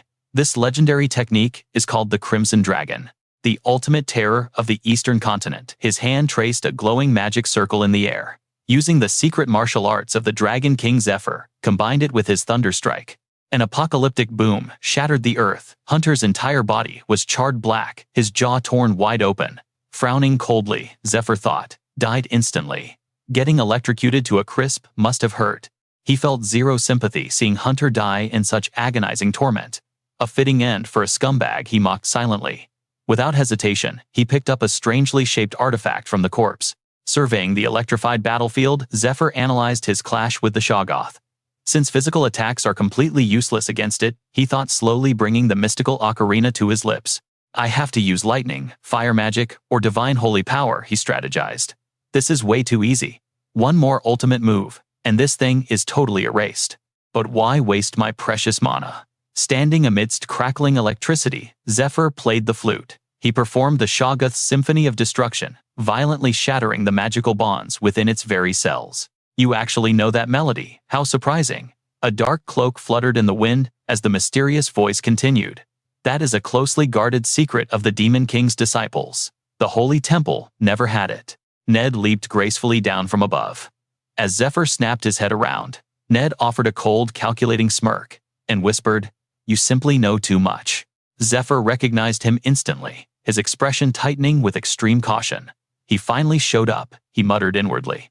Flashbacks of their brutal encounters from his past life flooded his mind. Ned was the flawless assassin who never failed a mission, the one who hunted him down. Remembering Ned's identical martial arts, the agonizing memory of his past defeat resurfaced. If I can trick Ned and steal his recommendation letter, I can join the expeditionary force. He wants to test my strength. Snapping back to reality, his eyes burned with unwavering determination. Staring down his ultimate objective, Zephyr knew it was time. I must pass his deadly test and convince him I'm a Demon King's disciple. It's the only way to rewrite the future. He furrowed his brows, hiding an even deeper, darker agenda. Visualizing his endless brutal martial arts training, Zephyr swore, it's time to collect the debt from my past life. Zephyr clenched his fists. This timeline had to be different. Blazing hatred filled his eyes as he glared at Ned. A brilliant master plan was already forming perfectly inside his mind. Deceiving this man was his only path forward. Suddenly Ned shattered the heavy silence with a sinister smirk. I have been watching your every move, he coldly announced. And I have made my final decision. Without hesitating, Ned reached behind his back. He drew his blade as murderous intent erupted, locking onto Zephyr as his ultimate prey. Moving at blinding speed, Ned lunged. He thrust his deadly sword forward. Zephyr quickly raised his hands to block summoning, crackling lightning aura that surged intensely around his palms. Ned channeled overwhelming destructive energy into his blade. He unleashed a flurry of ferocious strikes, trapping Zephyr in a storm of steel. Yet the relentless slashes completely failed. Ned froze in absolute shock. Did every single attack just miss? Suddenly, 3 thunder-infused rocks materialized right behind him. His sharp instincts barely allowed him to react. He viciously slashed the flying boulders into dust. His arrogant smile vanished entirely. Fascinating. Ned growled deeply. You did not just dodge my strikes, you actually launched a counterattack. Ned's mind raced. Besides my master, nobody on this continent can match my speed. He must have a hidden agenda. Meanwhile, Zephyr felt extremely frustrated about his failed ambush. Gripping a stone, Zephyr mocked him fiercely. Seriously, you need a sword against an unarmed opponent. The insult struck a massive nerve. Scowling with rage, Ned instantly dropped his weapon. He shifted into a perfectly disciplined martial arts stance. Refusing to back down, Zephyr mirrored the exact same posture with blazing eyes. Crackling electric aura exploded around both warriors. Their fierce clash shook the ground. Both fighters utilized the Dragon King's secret thunder arts. By wrapping their bodies in explosive electrical energy, they achieved terrifying godlike speed. Zephyr rotated his palms, generating massive lightning currents. Since both mastered this exact technique, they knew exactly how to block it. He stared fiercely into his enemy's eyes, totally fearless. The Dragon King's legendary yin-yang thunder dance relied on magnetic attraction. As their polarized lightning blasts violently collided, a catastrophic explosion shattered the entire battlefield. However, this ultimate defense worked by repelling identical electrical charges. Ned heavily struggled to land a decisive blow. Zephyr cleverly charged his powerful strikes with positive electrical energy. He maintained that magnetic frequency to flawlessly deflect every hit. After their brutal exchange, Ned grew absolutely furious. He should be dead, Ned thought, frustrated by his useless combos. Launching strikes faster than light required massive aura protection. Without enough energy, the fatal blow would not be deflected. If a defensive electric shield overpowered the opposing elemental current, the attack completely missed. Conversely, if the thunder shield was weaker, the barrier instantly shattered upon impact. Mastering this timing and mana control demanded absolutely insane hellish training. Warriors had to instinctively calculate these variables in split seconds during brutal combat. Such a divine technique could never be copied with cheap fake imitation skills. Ned's fury skyrocketed. How could this brat possess the authentic art? Zephyr's entire body now glowed brilliantly, radiating intense blue electrical lightning. Ned ground his teeth in absolute confusion. This impossible reality drove him mad. Only my senior brother and I learned the Dragon King's secret arts. Unable to contain himself, Ned roared violently. Who the hell are you? Legend spoke of Jin Ryong, the 9th-tier demon disciple and Eastern overlord. Known as the Solitary Dragon, this fierce man crossed the cursed Sahara wastes straight from the Eastern continent. Arriving in Aslan, he commanded an absolute army of devoted followers. He single-handedly rebuilt the demon cult's hierarchy, using his profoundly mysterious power, known as the Dragon King's technique. He took 2 official heirs alongside hundreds of outer disciples who learned mere fragments. Only the chosen few inherited the Eastern Overlord's true core teachings. Among those 2 legendary successors, one was Jin Ryang's biological son, the Mad Dragon Jin Gang. The other was an orphan adopted within Aslan. These 2 prodigies fought endlessly, training day and night in brutal combat. They had to perfect the divine arts through actual life or death sparring. 2 heirs were enough, ensuring the ultimate core secrets remained hidden deep within this desolate, dust-filled wasteland forever. First of all, you definitely are not one of those core disciples, Ned viciously growled. Furthermore, you completely destroyed our sect's most precious ancient treasure, the sacred stone drum. That demonic artifact consumed the flesh of 100 sacrifices, specifically prepared for this grand expedition. You are no demon disciple.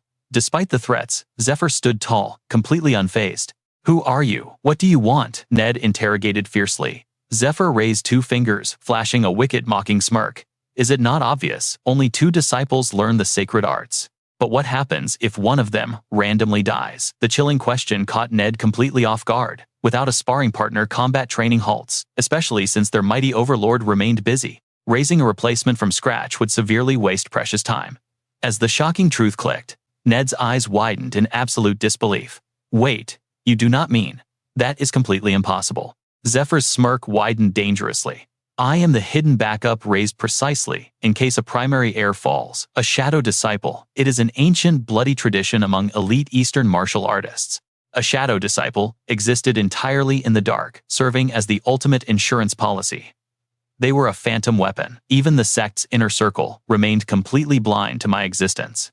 We are the hidden trump card, ensuring the sect's survival during catastrophic emergencies. However, if the official heirs successfully ascend without dying, our fate is a brutal, silent execution. Eliminating us removes any future threats to the newly crowned sect leader. After all, shadow disciples master the exact same lethal techniques as the true legitimate successors. Letting a phantom live invites rebellion. Zephyr frowned secretly, praising his own genius. Perfect, this lore actually exists. However, the real shadow disciple faced an entirely different fate right now. That guy could never reach this tower's deadly raid. Antari and her fierce squad had already captured him. Princess Antari. Zephyr thought you are probably busy doing highly unroyal activities. Definitely not princess behavior. Zephyr smirked perfectly, exploiting this chaotic situation to his total advantage. Listening to this mind-blowing revelation, Ned's fierce scowl deepened intensely with deep suspicion. He aggressively interrogated. If your crazy story holds true, your existence should be a total secret. Why would our revered master suddenly deploy a phantom like you right now? I contacted the master to verify your presence. He clearly stated no such disciple was sent here. Ned glared at Zephyr like a hawk. This is an absolute lie. Yet a fake would invent a much sloppier excuse. Ned's eyes burned with heavy paranoia. Honestly, demon disciples inside this sacred temple rarely managed outside communication at all. Elite agents making independent battlefield judgments was entirely normal. I will execute him immediately if he shows any weakness. Ned's hands surged, with devastating magical power fully prepared to kill. Sizzling lightning coiled around his fists. My direct orders were to hide my identity from all demon disciples, while stealthily joining this raid. Zephyr stated with absolute confidence. Using my overwhelming strength, I am to hijack your mission should you fail, Zephyr declared coldly. Hearing this arrogant claim, Ned's boiling fury became completely impossible to hide. Gritting his teeth, he snarled, "Do you even know my true objective?" Zephyr flashed a relaxed, knowing smile. "Why would I not? You are planning to escape with the legendary Dragon Heart. The Dragon Heart is a supreme magical gemstone, forged deep within a dragon's core. It remains the most insanely powerful artifact that every single warrior desperately craves. This divine artifact grants the bearer the overwhelming power of a dragon. Legends say 1,000 years ago, Princess Eurydica was the first to claim it. She took that secret to her grave.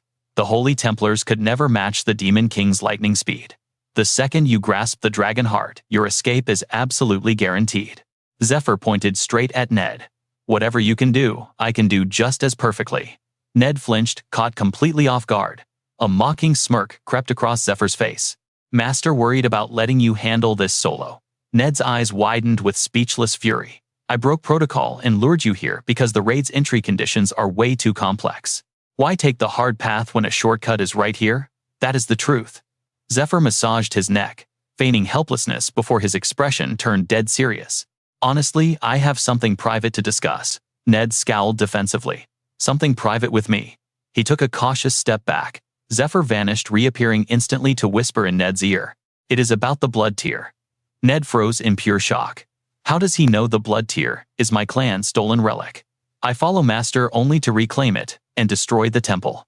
"Only Master and I know this secret," trembling with uncertainty, Ned demanded. "Tell me, what do you know?" Zephyr crossed his arms with absolute supreme confidence. "I will tell you, once I decide you are actually trustworthy. First, make my life easier, will you? You can add me to the raid vanguard, right? I'm sick of these filthy quarters. Assigned to the lowest-ranking hunter squad." Ned remained completely, utterly silent. He squeezed his eyes shut. "There is zero chance I can trust this bastard. Follow me. There is somewhere we must go." Ned turned his back and walked away. The scene shifts to a ruined manor. Ned announced, "Brothers, I brought the final piece." Ned gestured toward Zephyr. "His name is Zephyr. Master sent him directly to assist our sacred mission. I have already verified his background completely." A shadowy figure chuckled from the darkest corner. "You seem quite interesting." This was Matthias Grimmer, the 36th demonic disciple. He smiled warmly. "Feel honored to stand shoulder to shoulder beside the legendary successor of the Eastern Overlord Kid." Zephyr's brow furrowed in deep annoyance. Matthias slammed the table. "With this addition, the slave rank candidates will trail the heretic inquisitors and hunters. It is settled. All 40 of us are true demon disciples. Since a rookie joined us, I will review the raid strategy once more. Memorize this perfectly. Failure is absolutely forbidden." Matthias roared with passion. "For the ultimate glory of the demon cult." Zephyr maintained a thoroughly irritated facade. He calculated silently. "I originally planned to expose a few hidden cultists lurking within the vanguard ranks by merely manipulating Ned. But all 40 members being hardcore cultists, this is so completely insane, I honestly do not know whether to laugh or cry. They are totally different from Haku, who relied solely on items, or even my past self, who had absolutely nothing but raw ambition back then." Zephyr scanned the bearded elder and the masked freak. Their auras are terrifyingly strong. This is an elite execution squad, forged for one singular deadly purpose. Plus, that guy completely covered in bloody bandages. If they wield this much overwhelming power, Zephyr pondered, why serve the Demon King? Ned watched Zephyr like a hawk. His bold reveal proves Master doubts my loyalty. Ned stressed. He even knows about the blood tier. Just how incredibly close are they to share my darkest secret? Master actually favors him over me. No, I must stay focused. Ned steeled his trembling heart. Master promised. He remembered those echoing words. If you prove your ultimate worth, I shall grant you absolute vengeance. Ned clenched his fists until they bled. I need Master's power to destroy my enemies. Therefore I will steal that dragon heart, regardless of the lethal cost. Me alone, not this shadow stalker. Ned glared at Zephyr. If he is the shadow disciple raised to replace me, he is absolutely praying for my brutal downfall. Because my death guarantees his spot as the true successor. He might just slit my throat tonight. Matthias Grimmer's booming voice shattered the tension. Strategy explained now, onto squad assignments. The escort unit will guard Brother Ned and secure his escape route. The Vanguard strike team will clash directly with the commander, the Holy Knight Lucius. Matthias commanded. Ned extended a hand toward Zephyr. Since we share this bloody mission, teaming up is just natural fate. Ned smiled, plotting deeply. If he plans to steal my prize and my life, keeping my enemies closer is the smartest play. I look forward to working together. Zephyr stared at the offered hand with narrowed eyes. In my past life, Ned was utterly destroyed by false friends, blinded by vengeance, yet he remains fiercely loyal and endlessly patient. Making him an enemy is a total waste. I want him as my ultimate sword. If I can redirect his blind loyalty to me, he will become an unstoppable asset. To survive the upcoming apocalyptic future. Resolving his thoughts, Zephyr firmly grasped Ned's hand. I also look forward to our partnership. I lost too many precious allies before, and among them, he is the first broken bond I must completely repair. The scene shifts to a crackling cavern. A lethal staff pressed tightly against Zephyr's neck. Choose now. A chilling voice echoed. It was Ned, issuing a deadly ultimatum. Will you help me escape by mastering the ultimate martial arts, or die right here and burn to ashes? This first soul link will make me humanity's absolute strongest. Master passed the Dragon King's legacy to me. The next morning, a brilliant 7-colored rainbow pierced the vibrant blue sky. The official roster for the Princess Tomb dungeon raid was finally revealed. The massive crowd stood in deadly silence, eagerly awaiting the grand system announcement. Selected individuals must assemble precisely at 6 a.m. tomorrow. All recruits will share barracks during hellish training until the raid's official glorious launch. For strict operational security, all contact with outsiders is strictly forbidden. Pack only essential gear and report any highly suspicious behavior immediately, or attempts to rig the legendary loot distribution. End of broadcast. Zephyr stood hidden within the buzzing crowd. A calculating gleam flashed deep within his stoic eyes. Everything is flowing perfectly according to my grand design. Time to wrap up loose ends. Suddenly, epic battlefield flashbacks flashed by. The Black Iron Dungeon, the Vermilion Bird Valley, and Catches. The Canyon Village. Ned, cleverly disguised as a goblin cave. I flawlessly cleared 3 brutal dungeons just as promised to Gordy. Instantly, his loyal trio bowed with absolute profound respect. They roared in total synchronization. Thank you, Boss Zephyr. We owe you our miserable lives. Please stay safe out there. Afterwards, Zephyr stood with crossed arms, analyzing the trio with a heavy gaze. You all have solid raid records now. Plus, massive vacancies opened up since 40 slaves were officially drafted for this elite special raid, so your promotions are absolutely guaranteed. Zephyr smirked slightly, adding a warning. However, once promoted, your path to survival becomes incredibly ruthless. So, do not die out there. A tiny blonde rookie hesitated, nervously gulping before speaking up. Boss. Hearing this, Zephyr raised a surprised eyebrow. What is it? The blonde kid bowed his head in heavy silence. Yet his racing heart screamed for a chance. Please let me follow you, he desperately prayed. I want to learn from you, boss. But the words caught heavily in his throat. His respect for Zephyr ran remarkably deep. Despite their extremely brief time together, he had successfully witnessed the terrifying aura of a true leader. A man driven by absolute conviction. That overwhelming grand vision was something a mere mortal could never even begin to comprehend. Crushing guilt weighed incredibly heavy on the boy's mind. His dark inner turmoil completely consumed him. He ground his teeth in pure absolute frustration. Trash like me has zero right to stand beside him. Sensing his total utter despair, Zephyr offered the broken boy a gentle, focused gaze. Push entirely past your absolute limits, Zephyr powerfully advised. Train until your bones shatter. One day, you will be highly worthy to stand at my side. Find me then. The kid's eyes widened in total shock. Completely paralyzed by overwhelming emotion, he stood utterly speechless. Zephyr confidently turned his back to the group. I expect legendary things from all of you. The heavy words hit them. The trio bowed deeply, their loud voices echoing with absolute pure reverence. Thank you for absolutely everything. Watching them intently, Zephyr's brilliant mind raced. 2 cursed souls destined for death have successfully defied their tragic fate today. The fiery determination blazing in their eyes proved his divine intervention was entirely flawless. Yet a dark shadow heavily loomed over his thoughts. Despite surviving today's brutal ordeal, the Grim Reaper still closely stalks their every step. In exactly 3 years, the vile demon cult will violently attempt their dark summoning. To completely stop that catastrophic event, rivers of innocent blood, including theirs, will inevitably be spilled. I must absolutely secure the legendary Dragon Core. Later bathed in the flickering amber glow of a hidden vault, Zephyr mentally prepared for his next crucial move. Leona stepped closer with a confident smirk. "Well, are you incredibly satisfied?" The tense air buzzed with raw ancient power. Every single artifact was displayed with maximum reverence. Leona proudly addressed the brooding silent warrior. "Behold, the glorious legendary arsenal I personally scavenged just for you." A lethal spark of pure excitement flashed wildly in Zephyr's intense eyes. Scanning the heavy weaponry lined along the cold stone wall, he felt a massive surge of absolute approval. Flawless execution. These perfectly match my strict demands. She had brilliantly selected heavy blunt weapons, boasting exceptional mana conductivity. Ancient legends spoke of the cursed abominable princess tomb, a terrifying nightmare dungeon, absolutely crawling with relentless fleshless skeletal horrors. Being totally undead, they possess absolutely zero concept of agonizing pain. Their heavily fortified bone structures render bleeding or slicing techniques completely useless. Only pure, earth-shattering blunt force can successfully pulverize their highly cursed frames. To totally obliterate the skeletal horde, we must mercilessly shatter them into mere dust. Stroking his chin in deep calculation, Zephyr made his absolute final decision. The weapon quality is incredibly top tier. I will instantly purchase every single piece. Absolute shock and sheer joy instantly painted Leona's incredibly striking face. "Are you completely serious right now?"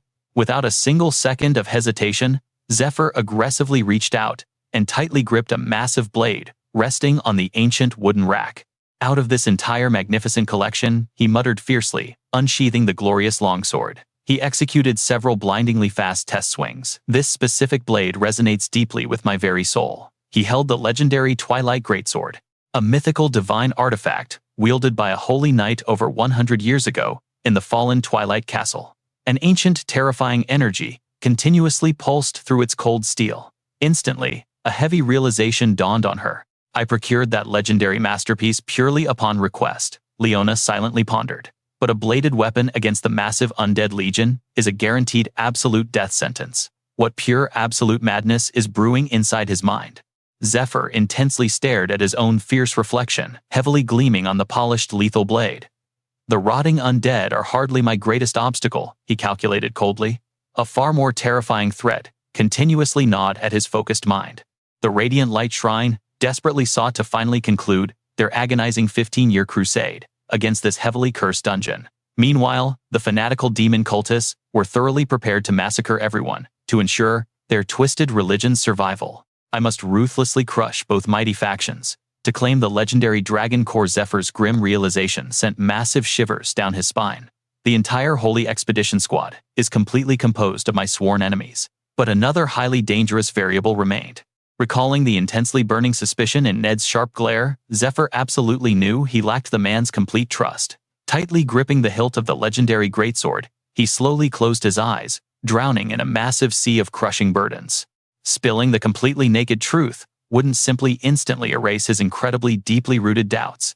If my peaceful negotiations completely fail, our inevitable violent clash will be absolutely catastrophic. It will be a legendary battle to the bitter, bloody end. A purely deadly spark ignited within his focused eyes. It will undoubtedly become a brutal, bloody fight for pure survival. Suddenly, a crisp, loud knock violently echoed from the heavy wooden door. The totally unexpected sound completely snapped his fierce concentration. A graceful, holy enchanter confidently glided into the dim room, completely radiating a warm, comforting aura. "My absolutely deepest apologies for the tragic delay," she announced sweetly. "I am Angelia, the Chief Master Enchanter, directly collaborating with the Grand Magic Institute. You must absolutely be the highly esteemed VIP that Anna spoke so incredibly highly of." Correct. Watching her delicate hands flawlessly weave a brilliantly glowing magic circle over the ancient blade, Zephyr mentally analyzed the absolute fusion of holy mana and raw power. A legendary enchanter's unparalleled sheer skill completely dictates the overwhelming massive strength and incredible durability of the applied buffs. A shocking realization heavily struck Zephyr's racing mind. If my fractured memories from the previous timeline serve me entirely right, Angelia is undeniably one of the absolute greatest legendary enchanters within the entire Holy Shrine. "I completely leave my absolute survival in your highly capable hands," Zephyr muttered. Angelia offered a brilliantly playful, highly confident wink. "Relax your intensely tense muscles, handsome." She then commenced her incredibly sacred incantation. O highly divine goddess, brilliantly bestow upon us your glorious holy light. Instantly, a blindingly explosive golden aura completely illuminated the dim room.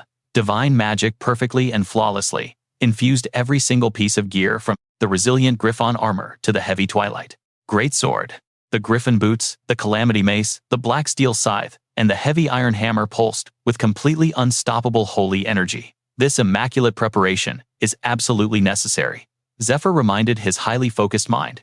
To systematically slaughter the highly elite expedition squad, I must absolutely conquer the dungeon's terribly cursed trials first.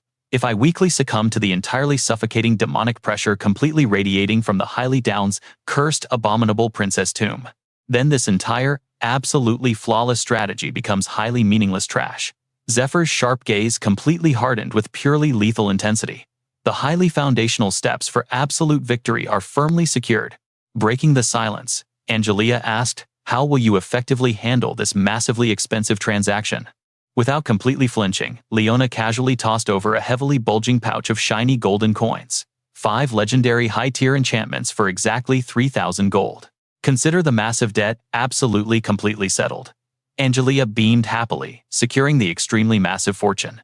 Offering a bubbly, highly joyful wave, the master enchanter instantly departed.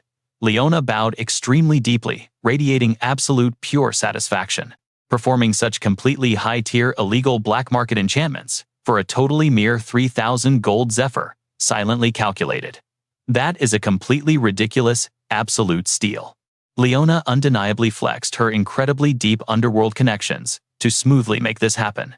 Glancing at the highly priceless legendary arsenal completely surrounding them, Zephyr's cold voice heavily dropped. Now, let us ruthlessly settle our own totally massive tab. Are you entirely completely certain about this? Leona quickly blinked in sheer, absolute, utter confusion. Excuse me, what highly exact thing are you talking about? Zephyr heavily maintained an incredibly stoic, totally unbreakable expression. You successfully completely bypassed the guild's massive commission fees through your highly incredibly impressive black market maneuvering.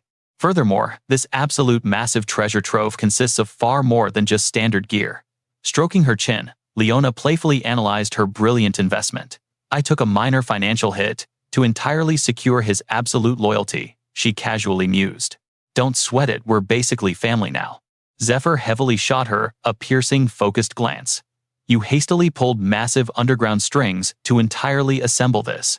I genuinely appreciate the incredible effort. Caught completely off guard by his raw sincerity, Leona shifted uncomfortably. She hesitated, carefully choosing her next words. Ahem. Just properly acknowledging my dedication is reward enough.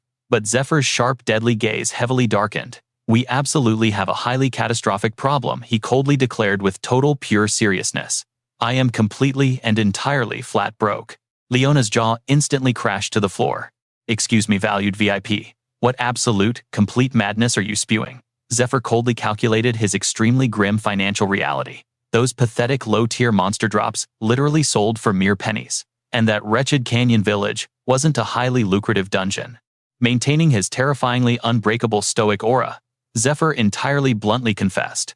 I completely totally failed to acquire absolutely any valuable loot whatsoever. I literally entirely possess absolute zero physical currency to completely compensate you.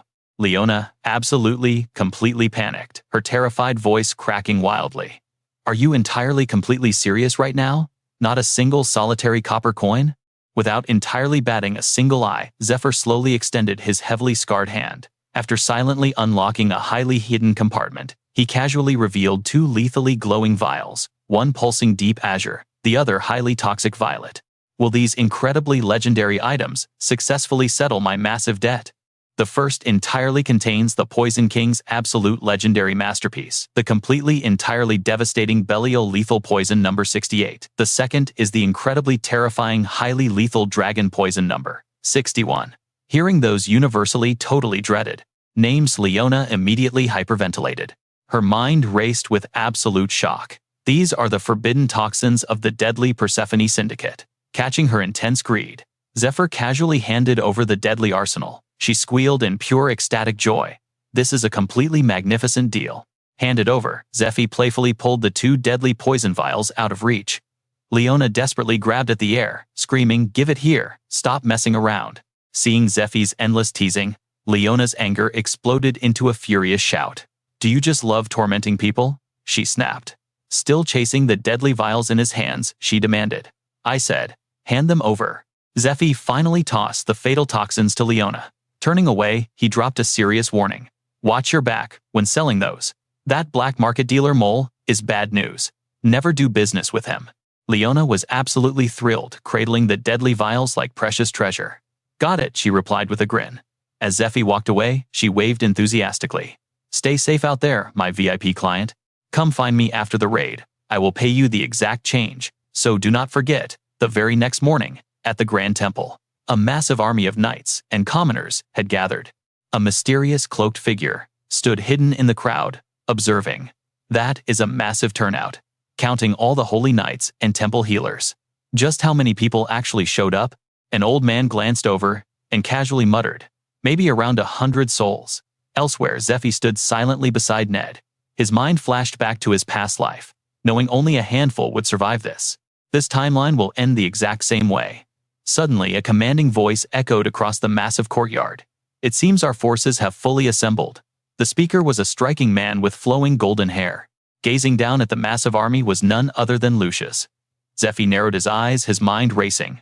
The commander leading this legendary raid is the temple's absolute peak holy knight Lucius. The Princess Dungeon raid team was fully loaded, featuring 18 light temple knights, 10 slave healers, a hunting squad of 20 elite trackers, and 12 ruthless inquisitors from the Heresy Tribunal, plus 6 more slave healers assigned to the tribunal forces. Zephyr calculated the odds in his head. Exactly 86 awakened members, strategically split into 2 specialized task forces. The vanguard handled close combat escort duty and elite tracking.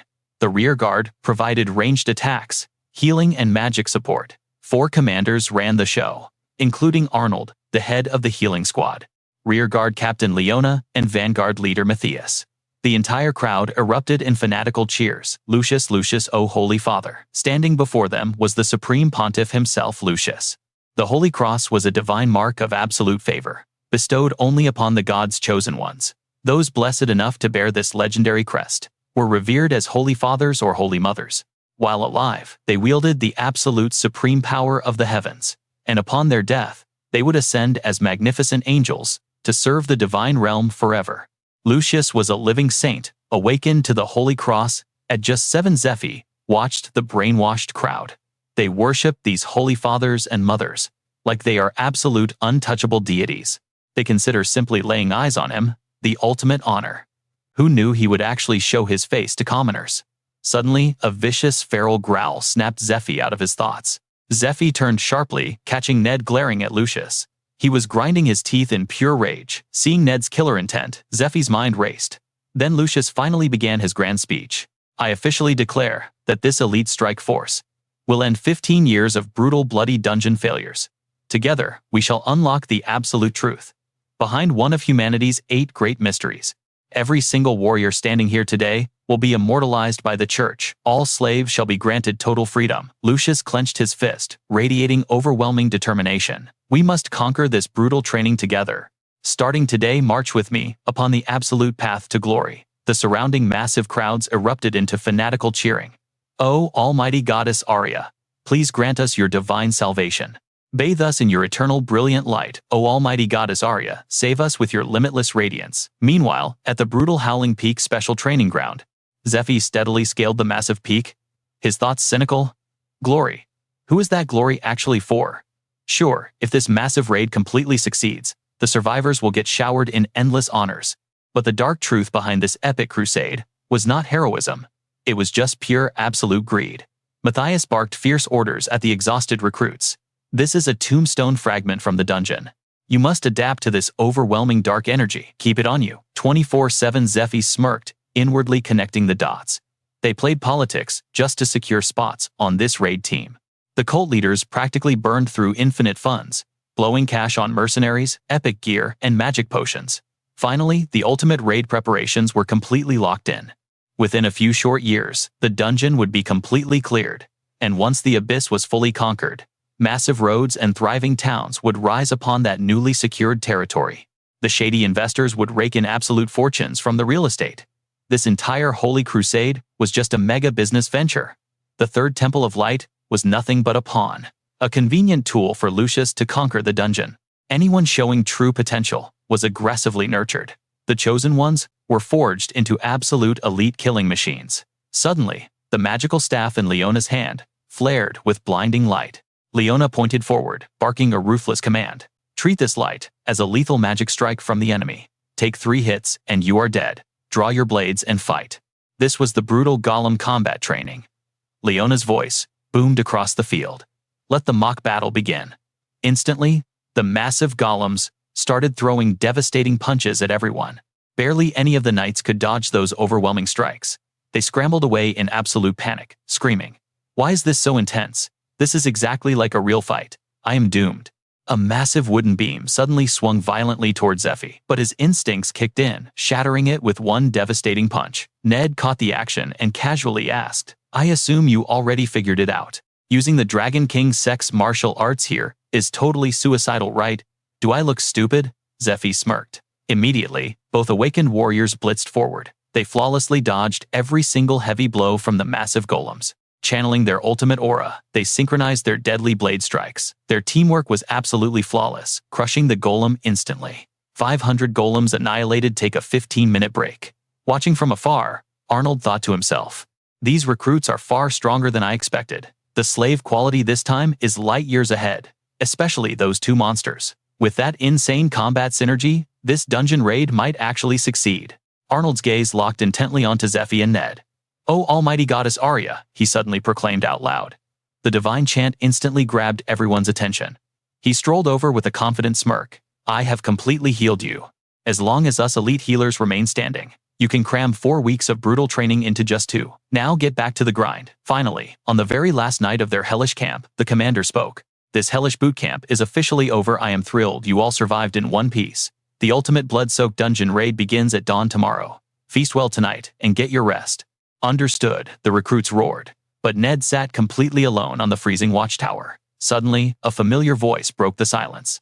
"Not eating anything. You barely touched food this entire camp. It is our last night. The feast is legendary." Despite Zephyr's offer, Ned firmly rejected him.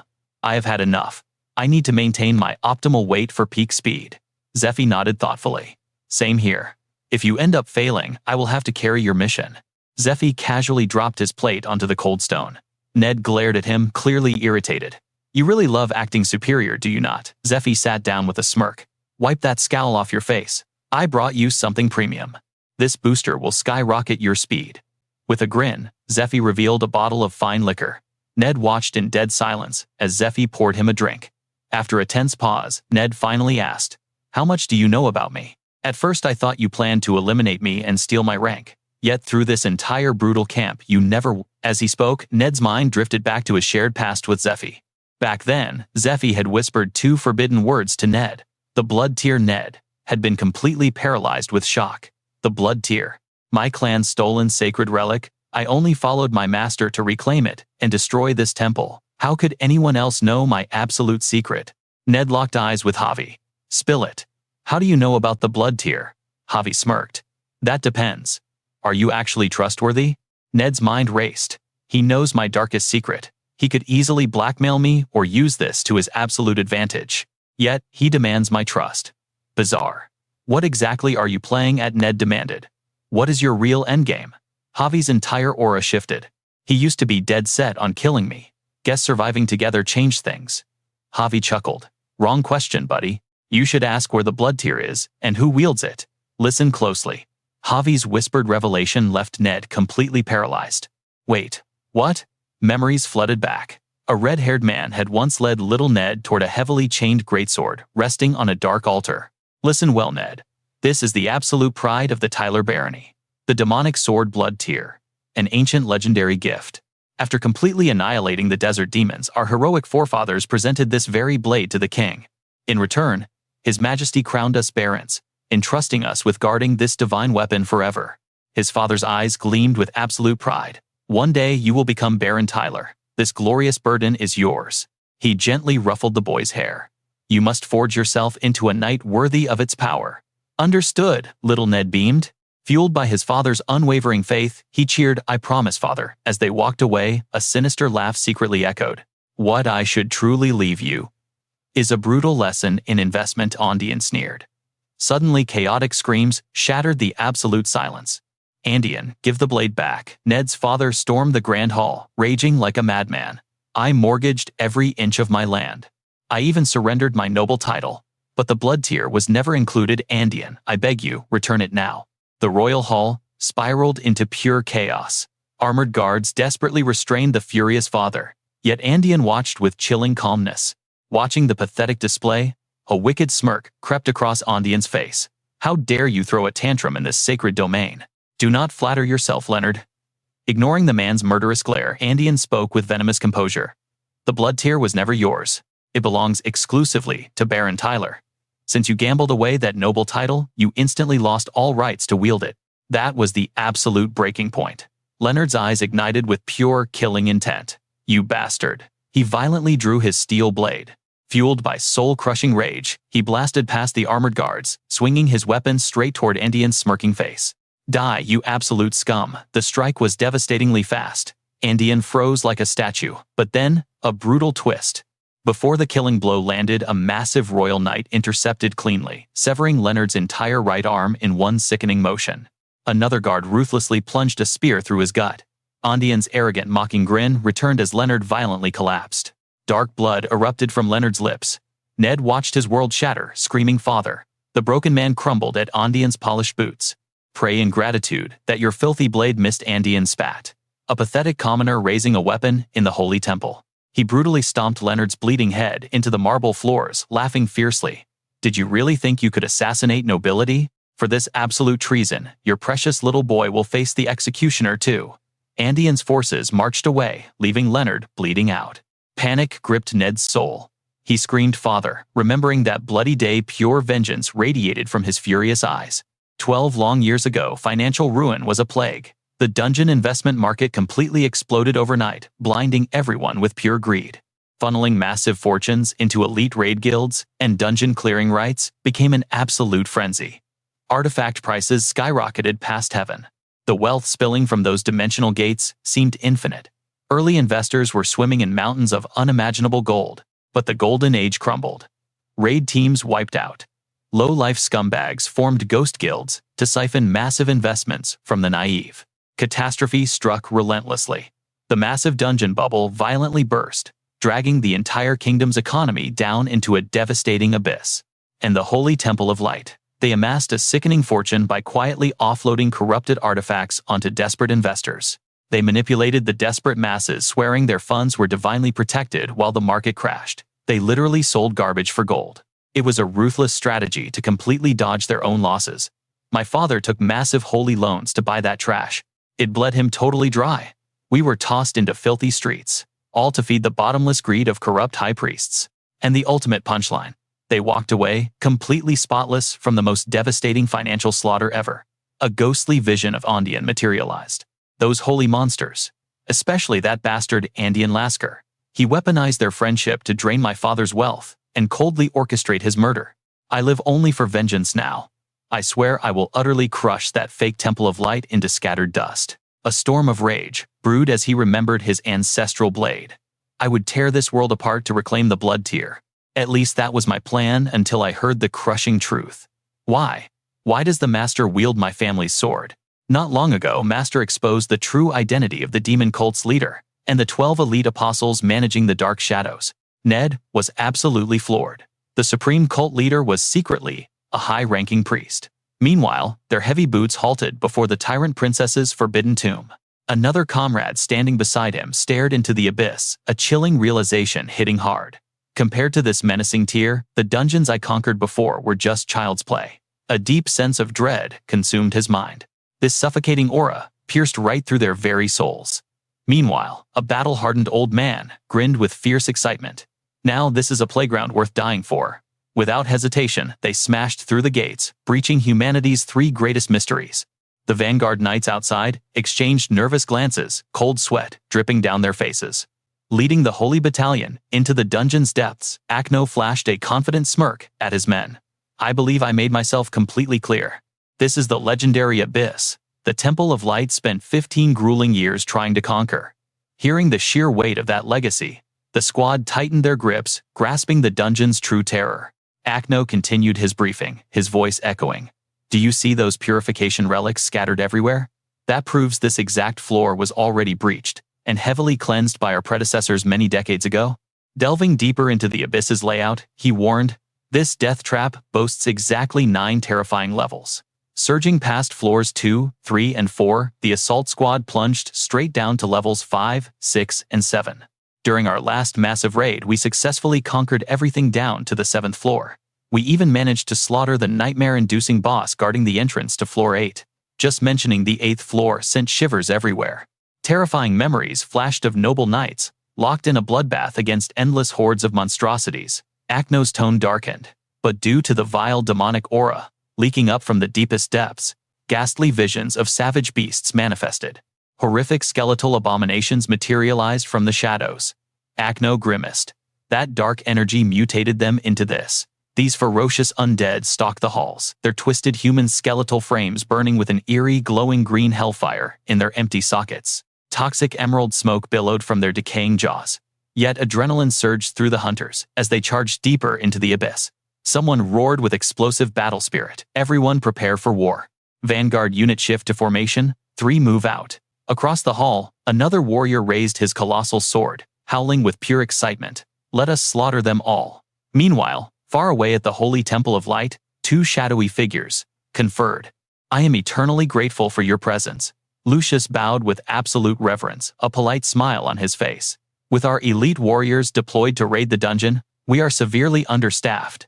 Loaning us your holy vanguard is a godsend. We simply cannot repay this massive debt. Indian waved it off gracefully. Think nothing of it. Supporting our brethren is my sacred duty. With Lucius completely leaving the sanctuary to conquer the deadly abyss, the temple was guarded by knights deployed directly from the capital's central parish. Indian offered a chillingly smooth response. Command them as you please. Treat them as your own weapons. But underneath that holy facade was Cardinal Indian Lasker, a fanatic disciple worshipping the Demon King. Back in the abyss, a terrifying skeletal monster with blazing emerald eyes lunged forward, snapping its horrifying jaws in a lethal strike. The battlefield instantly erupted into an absolute blood-soaked frenzy. The brutal clash split the cavern into 2 raging factions, an endless sea of undead skeletons clashing against the holy knights. It was a vicious stalemate, with neither side yielding. Suddenly, a warrior swung his blade, losing his temper. No matter how many I butcher, they keep coming. Where the hell are they endlessly spawning from? But the heavily muscled old man nearby was having the absolute time of his life, charging forward with a manic laugh. Ha ha ha, this pathetic trash is just a light warm-up to help me digest my lunch. Further down the line, another hunter started piecing together the lore. Legends say the true master of this catacomb is Dark Princess Eureka, an unmatched grand mage, born only once in a millennium.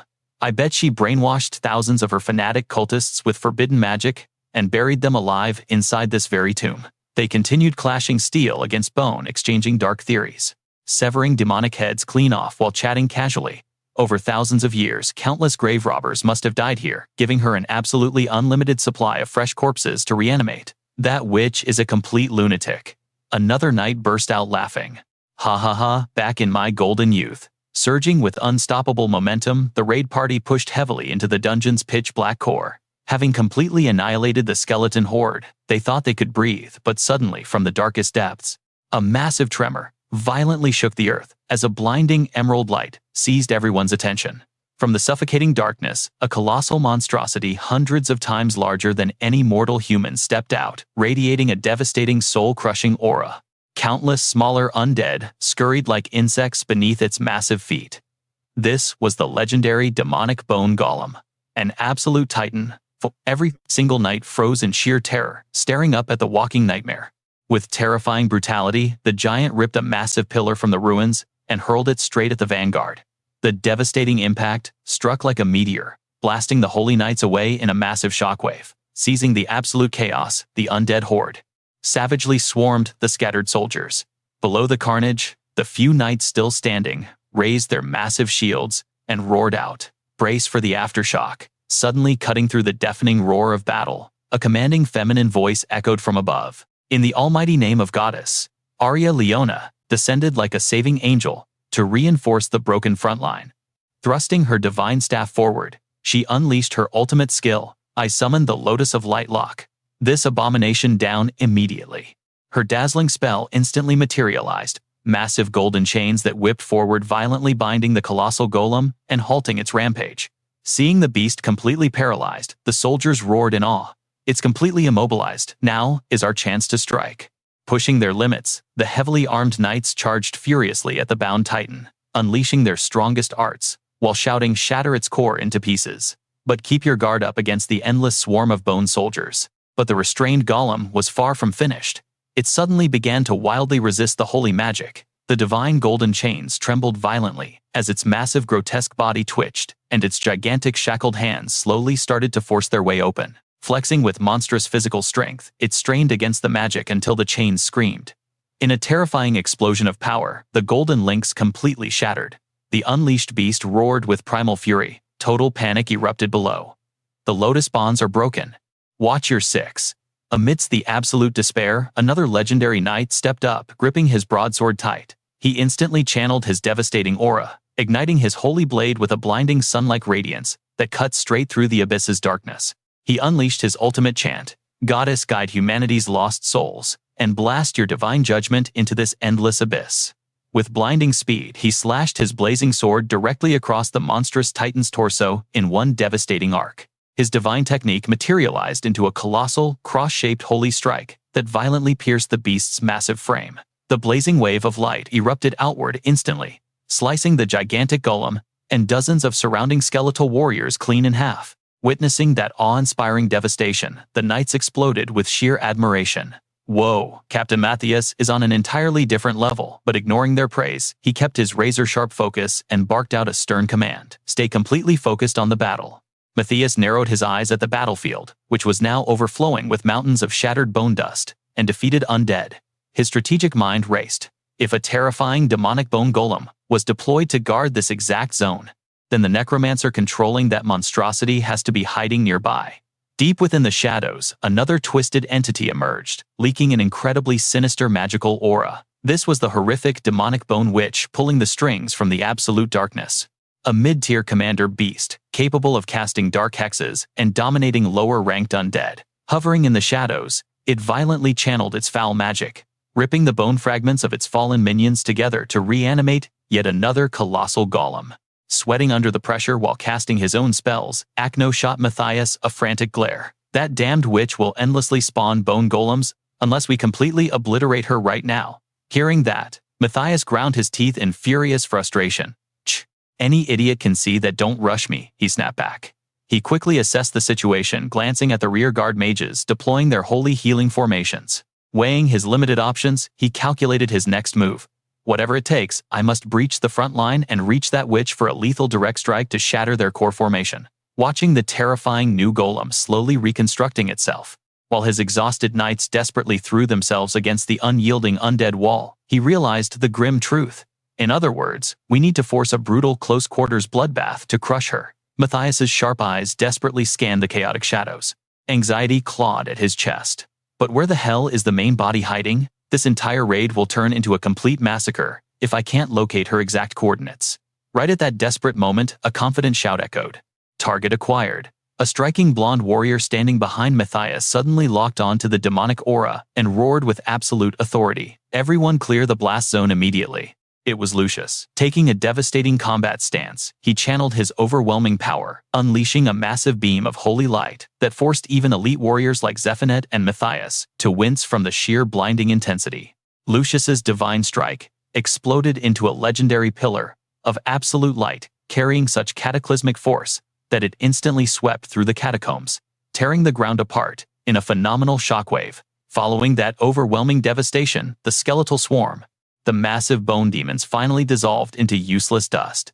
A devastating magical strike shattered the stone pillar. This was the ancient tombstone, supplying dark mana to the bone witch.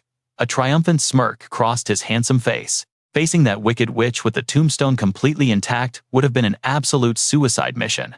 but destroying the Dark Stone and the Witch at the exact same time, it was flawless. The entire raid party erupted into thunderous, joyous cheers. Alright everyone, the Witch and the Bone Golem are officially dead. Wipe out the remaining trash mobs. Off to the side, Leona stared deeply at Lucius, lost in heavy thoughts. During their previous deadly battle, it took 30 agonizing minutes just to break down a single ancient tombstone. The destructive power of the Spear of Radiant Light was truly overpowered. Nearby Net watched in absolute awe. So that is the legendary power of that divine weapon. Zephyr was equally stunned by the overwhelming display. Is this the true godlike might of a 2 million gold weapon? Meanwhile, having delivered the glorious final blow, Lucius stood incredibly proud, tightly gripping the Spear of Radiant Light in his hands.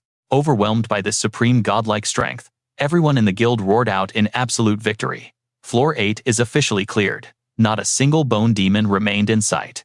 Alright team, listen up. Healers immediately tend to the wounded warriors.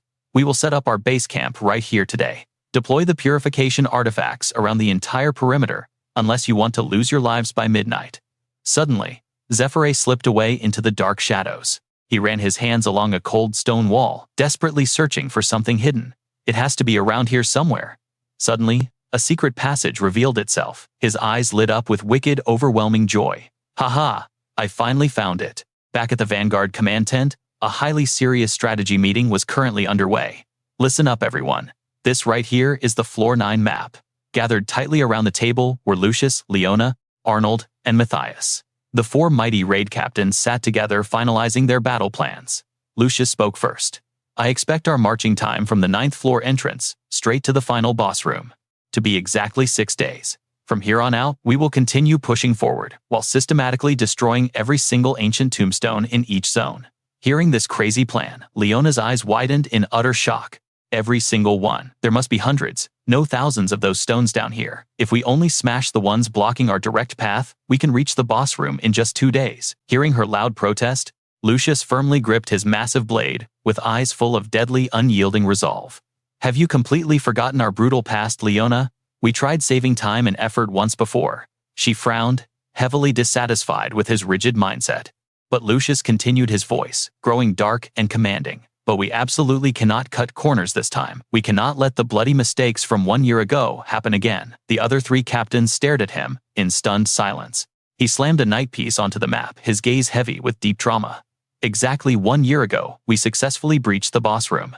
Instantly, the lone chess piece he placed was completely swarmed and totally surrounded by a sea of enemy bone pawns. Lucius heavily continued. However, while we were frantically falling back from the room, Guardian's devastating strikes, an endless suffocating tide of bone demons, completely surrounded us.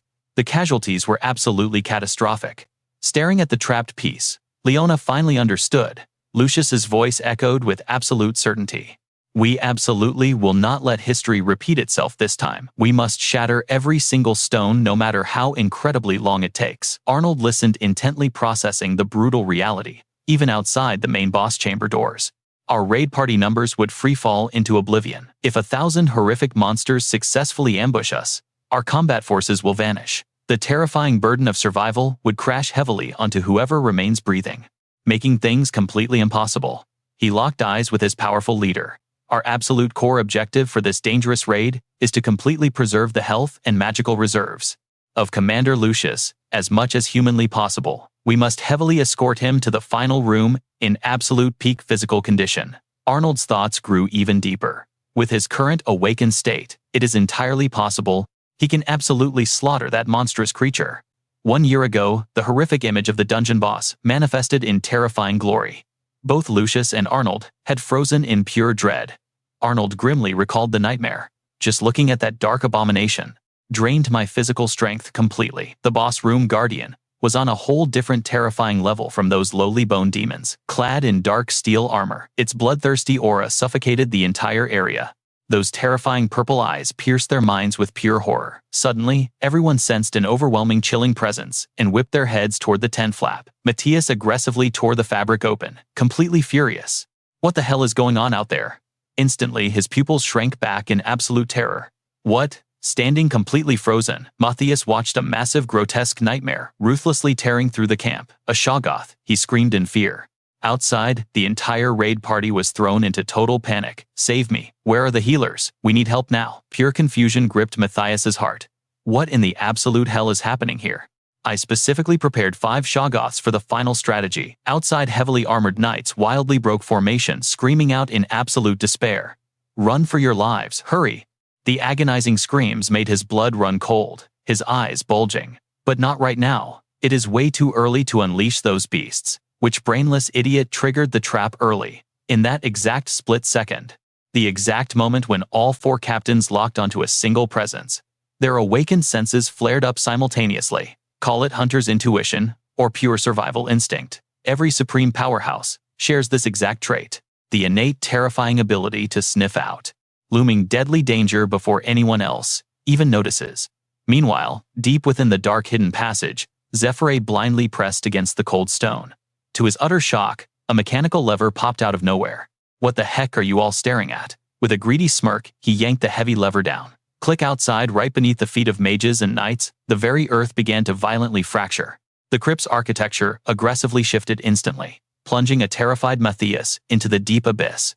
Massive stone pillars ruthlessly shot up and down, completely separating the entire expedition team in seconds. Even the monstrous Shaggoth was dragged deep down into the chasm.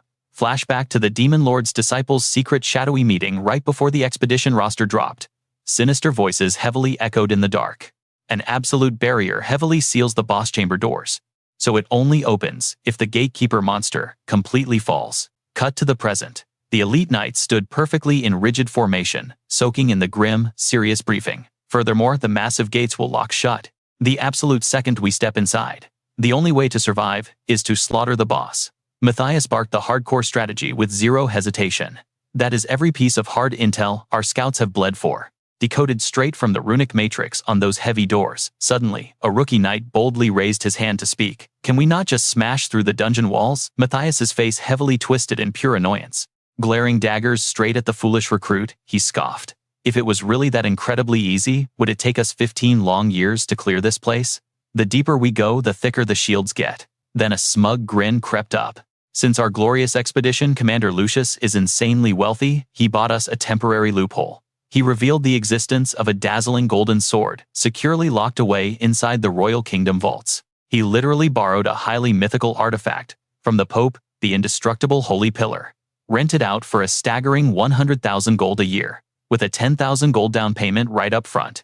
Matthias gleefully laid out the big brain legendary play. He plans to violently jam it right into the closing doors. Even magical barriers forged by the great sage absolutely cannot crush a divine holy relic. The entire vanguard stood in awestruck silence, paying intense attention to the suicide mission. "Vanguard units, you must act as human shields. Lure the massive boss away from the main doorway." Then he pointed a sharp finger straight at Net. Net will immediately sprint inside, snatch the dragon heart, and slide back out safely. Back to the present trap. Matthias's face morphed into absolute villainy. "Awaken the Shaggoths. These monstrous bioweapons are heavily armored abominations. They rapidly level up by devouring human mana and thoroughly corrupt the minds of anyone they touch." Plotting deeply against the other 3 captains, his sinister mind wildly raced. Since Lucius and the others have incredibly insane magic resistance, the mind rot will not faze them.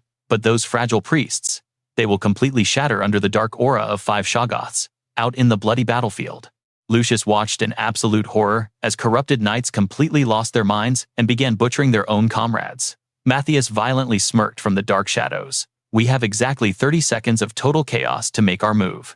The priests descended into absolute madness. They slaughtered their own comrades without hesitation. 3 grueling minutes passed as the team desperately fought to purify the chaotic interference. Standing amidst the raging battlefield, Matthias unleashed a wickedly arrogant smirk. "We just spark the chaos and let the boss handle Lucius. Then we make our grand escape. We'll simply report our tragic failure to the Holy Temple." With a calculated grin, he swiftly distributed the glowing purple potions he had secretly prepared for this exact moment. "This is a highly classified elixir. Once our elite captains consume it, the accursed slave mark will vanish. Every single binding command from the high priests will be completely nullified. Drink this right before entering the boss room." Matthias then handed Zephyr a crimson artifact, the Horn of Hypnos. This legendary instrument will absolutely dominate the support forces As long as you hold it, you are immune to their strikes. It shields your mind from absolute corruption. Matthias warned sternly. Don't play around until the mission begins. Gazing at the artifact, Zephyr's eyes widened in sheer disbelief. Gripping the horn, a deeply sinister smile crept across his face, reflecting on the absolute chaos brewing behind the massive walls. Zephyr watched the brutal massacre with a wickedly triumphant grin. How deeply touching. They're ripping each other apart. Desperate screams echoed. God help me, I'm dying over here. He raised the horn to his lips, smirking inwardly. With healers around, this little bloodbath won't be fatal. Suddenly, a sharp-eared soldier recognized the chilling melody of Hypnos. What on earth is that sound? He gasped. Suddenly, terrifying Sotsgold monsters violently burst from the knight's pouches. The monstrous horde multiplied, with terrifying speed, growing utterly unstoppable. The horrifying beasts completely overwhelmed the vanguard, triggering blood-curdling screams. It's the Sotsgold monsters from behind the wall. Instantly, Zephyr's commanding voice boomed across the chaotic battlefield. Consolidate your forces. Surround them for immediate purification. Zephyr yelled instantly, bolting in the opposite direction. The desperate knights echoed blindly.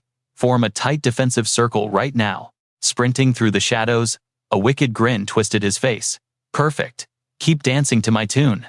He lunged at the wall, activating Cipher number 7. Suddenly, he froze completely. Slowly turning around, a chilling realization struck him.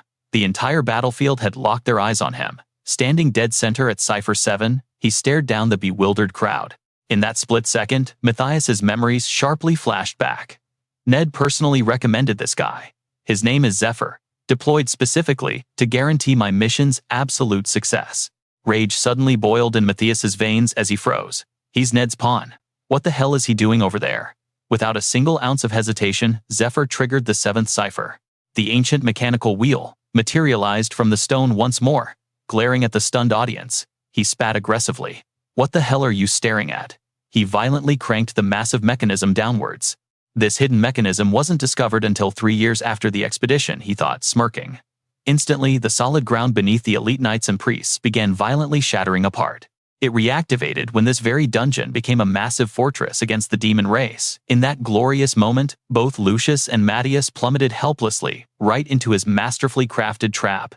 Absolute mass hysteria consumed every elite knight, high priest, and commanding officer. Watching their pathetic terror, Zephyr gleefully thought, this system randomly reconstructs the entire labyrinth's internal architecture. It ruthlessly shifts every single chamber within this ancient tomb. Standing like a god above the chaos, Zephyr watched the abyss swallow them, glowing with absolute unapologetic satisfaction. I conquered this hellhole with my old guild. I know every hidden secret. Trapped in the collapsing pit below, Lucius stared up at Zephyr, his entire body paralyzed with sheer disbelief. Matthias's arrogant warning loudly echoed in his mind. He casually annihilated an entire cockatrice nest. He's just begging for attention to join the legendary 20-day raid. We must violently interrogate him, test if he's secretly the Demon King's disciple. Lucius glared upward, grinding his teeth in pure, unadulterated fury. That towering figure, that striking silver hair. It's the exact same slave Matthias reported yesterday. Is he truly an apostle of the Demon King? Yet deeply arrogant confidence still flickered in Lucius's eyes. It doesn't matter. As long as that slave mark burns on his flesh, he is utterly bound to my command. Lucius thrust his blade forward, violently activating the cursed seal kneel. But miraculously, Zephyr didn't even flinch. He sprinted away like a phantom, completely immune to the absolute command. Cold sweat dripped down Lucius's frowning face. Impossible. Why isn't he stopping? Witnessing this unbelievable defiance, Matthias completely lost his mind. Grinding his teeth into dust, a horrifying realization struck Matthias. The special elixir, the accursed slave mark, will vanish. Every single binding command, completely nullified.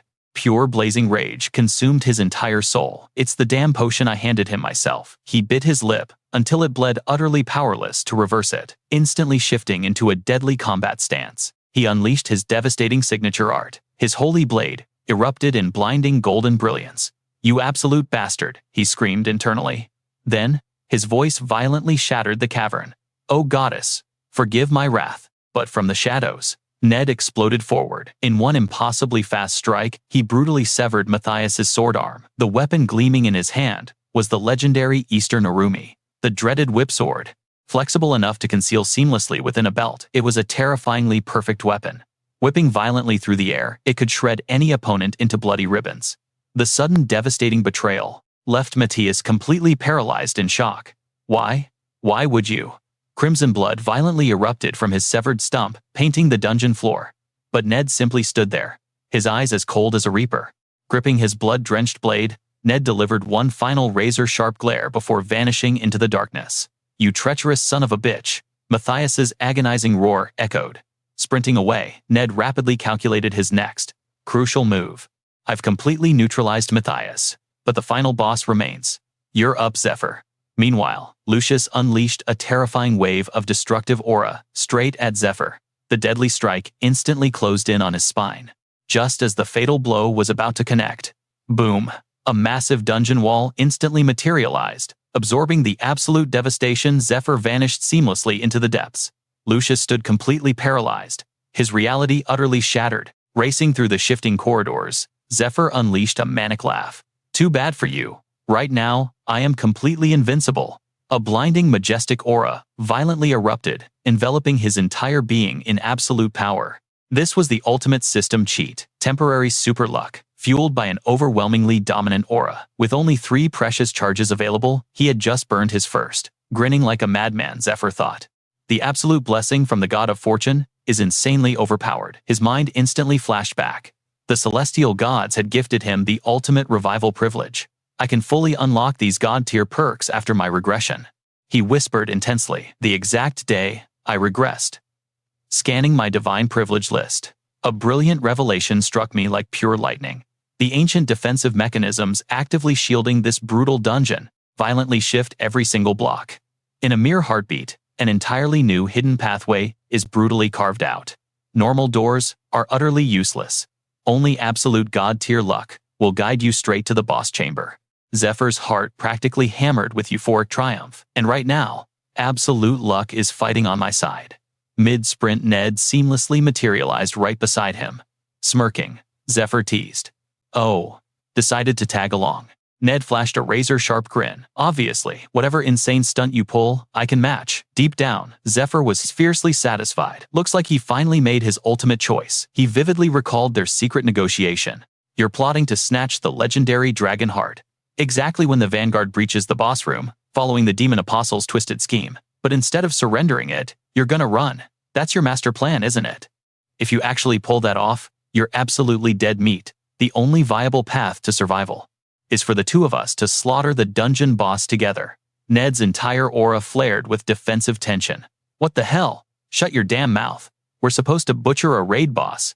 Just the two of us." Ignoring Ned's blazing fury, Zephyr coolly sat down, ready to unveil his insanely brilliant master plan. Hidden in the shadows, they ruthlessly strategized every single detail until late afternoon. "So that's the grand finale," Zephyr smirked. "Got any objections?" Upon hearing the strategy, Ned began to hesitate. Zephyr's master plan had seriously shaken his resolve. He thought the strategy sounded incredibly cliché, but the probability of its absolute success was undeniably high. The crucial flaw he suddenly realized in this moment was simple, absolute trust. Ned shot a glaring look at Zephyr. "What exactly do you mean, I'll die if I flee with the dragon heart?" Ned fiercely demanded, pushing back with unyielding defiance. "You know the godlike speed of the Dragon King art? Who could possibly catch me when I run at that velocity? Furthermore, what if I actually become the true master of the dragon heart?" Seeing Ned's stubborn attitude, Zephyr calmly raised his hand. "Two things," he stated. "First, the dragon heart possesses a very unique method of choosing its master. One careless mistake, and you will instantly die from failing to control its overwhelming draconic mana."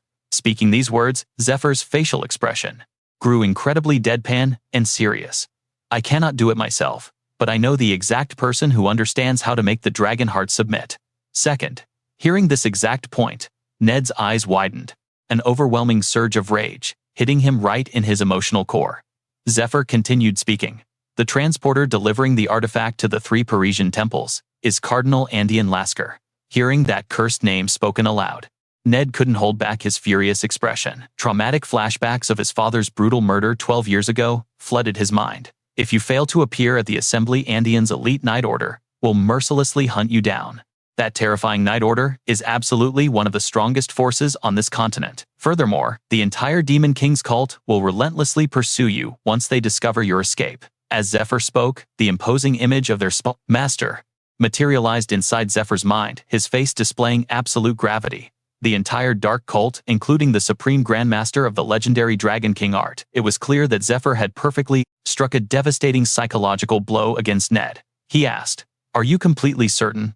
Are you absolutely sure you can actually escape alive?" Cornered by Zephyr's ironclad and flawless logic, Ned felt a deep sting of doubt, his boiling frustration completely visible. Back in the present reality, the secret chamber's heavy doors were sealing shut.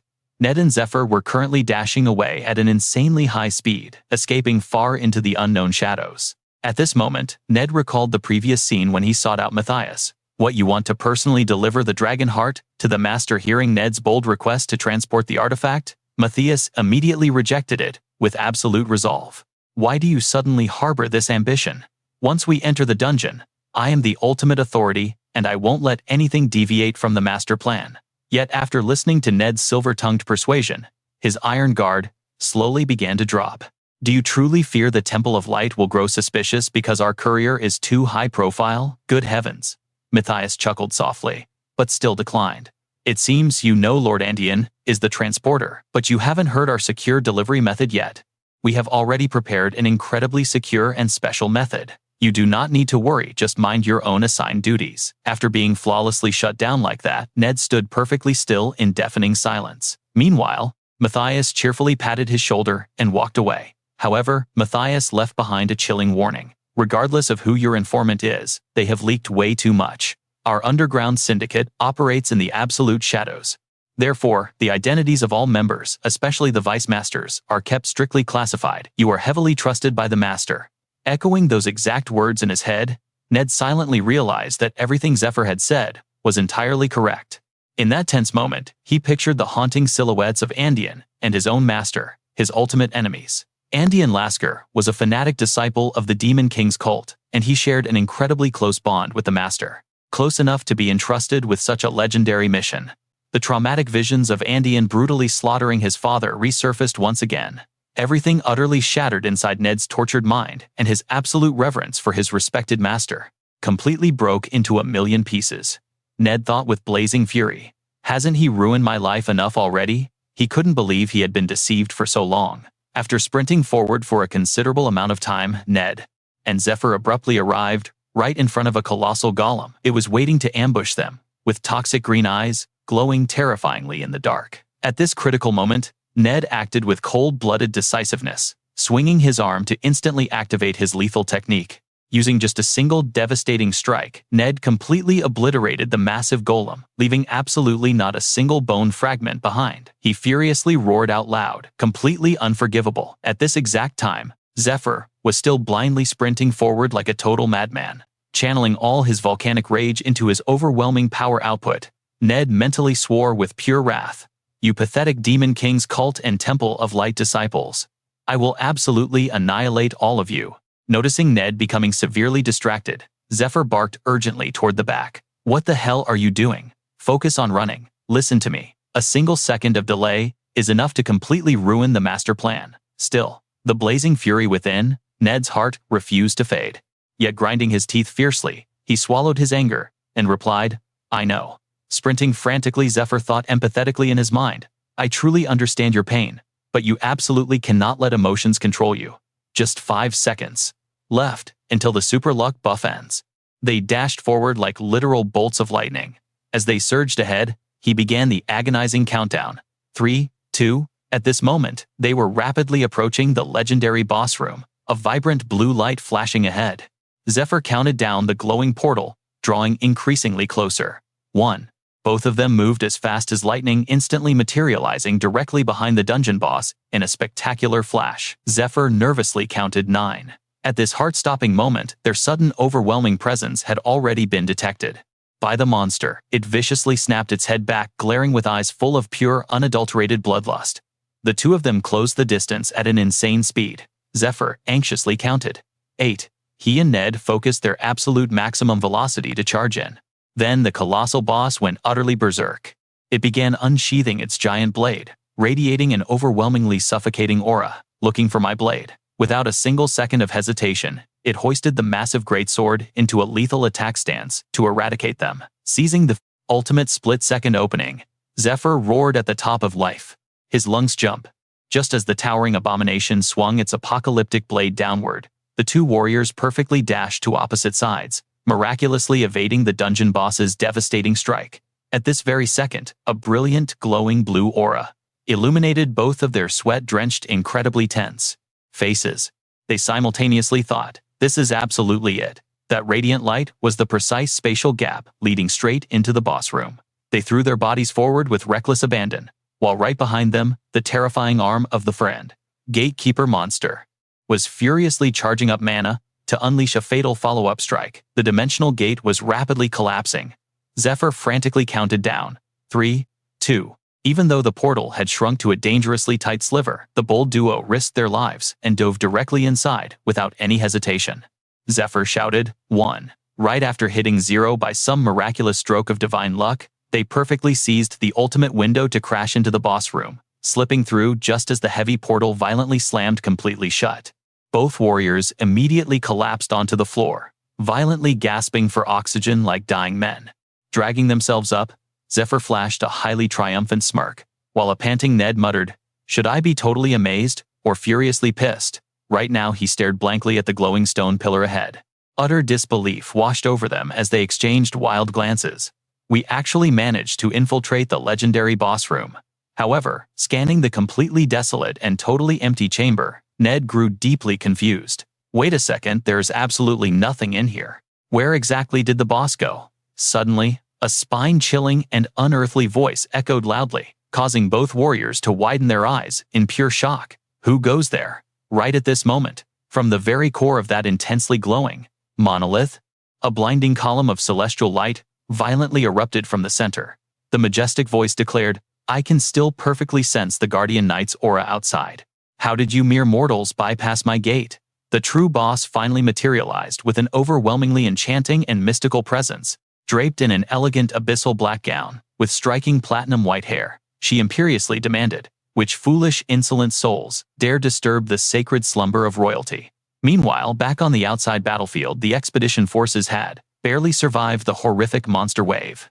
The shifting walls have finally stopped. We have successfully annihilated the entire monster horde. Leona urgently raised her commanding voice, screaming across the blood-stained floor. Everyone regroup here immediately. Do a quick head count of all the surviving members. The exhausted squad roared.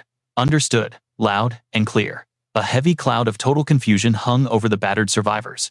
Arnold nervously asked Captain Lucius, what exactly should we do next? Lucius remained deadly silent, his mind racing rapidly. He vividly replayed the previous shocking event, the absolute nullification of the control seal, right before his eyes. The dreaded slave seal. It was an inescapable mark of total servitude, branded by the holy priests of light. By fiercely invoking their divine authority, these elite priests could forcefully puppet and violently command anyone bearing this cursed magical brand. If I personally trigger it, the absolute command aura covers a massive 1-kilometer radius, Lucius deduced, with grim precision.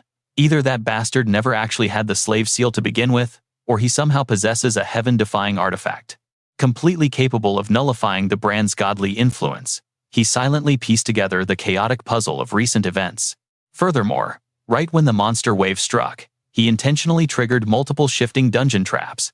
This undeniable fact proves at least two major things. Reaching this terrifying conclusion, his expression darkened with pure malice. Several high-ranking spies from the Demon King's cult have heavily infiltrated our expedition force. Lucius ground his teeth in absolute fury, realizing he had been played despite handpicking the most loyal elites and their subservient thralls. Snapping his deadly gaze toward Arnold, he furiously demanded answers. Arnold flinched, and Lucius roared. What are the exact names of the two traitorous rats who fled? Trembling in fear, Arnold quickly reported the horrifying truth. The princess, silver-haired bastard, is Zephyr, and the redhead is Ned. Zephyr joined the expedition through Net's recommendation. Hearing this, Lucius's face darkened with pure rage. Acno then chimed in, revealing that Net was actually Lord Matthias's slave. Matthias, he thought, fury burning in his eyes as he glared at the man's back. Meanwhile, Matthias was seething. Did those fools really flee from the boss after creating this absolute mess? Gripping his sword, pure resentment boiled within him. This was his golden ticket to rise in the Demon King faction and conquer the Temple of Light. His flawless master plan, completely ruined by idiots. Everything was destroyed. Breaking the heavy silence, Matthias issued a cold command. "Abort the mission, everyone get ready to move." The crew hesitated, demanding clear confirmation. He shot them a death glare over his shoulder. It is kill or be killed. The devastating reality struck the team's faces. Suddenly, heavy footsteps echoed from behind. Acno, Leona, and Lucius, along with the Holy Knights, unleashed a wave of murderous aura toward Matthias. Sensing the betrayal, he turned around. Lucius's expression turned demonic. "Any last words, Matthias?" Matthias dropped his act, drawing his blade with a vicious smirk. "Like I would ever tell you." Meanwhile, Net and Zephyr stood completely frozen, staring at a majestic white-haired woman whose hair flowed to the ground. The realization hit them like lightning. Net's jaw dropped in absolute shock. The supreme ruler of the tomb, Princess Eurydica. A wave of overwhelming dread and panic flooded his trembling eyes. His mind raced with terrifying legends. This was the exact same royal who slaughtered countless citizens 1,000 years ago. He could not peel his gaze away from the imperial princess. Eurydica radiated an overwhelming arrogant elegance. Net was utterly mesmerized. How could someone so breathtakingly beautiful exist? A forbidden thought crossed his dazed mind. Could the ancient historical records be wrong? How could a divine being commit such brutal atrocities? The guilt gnawed at him.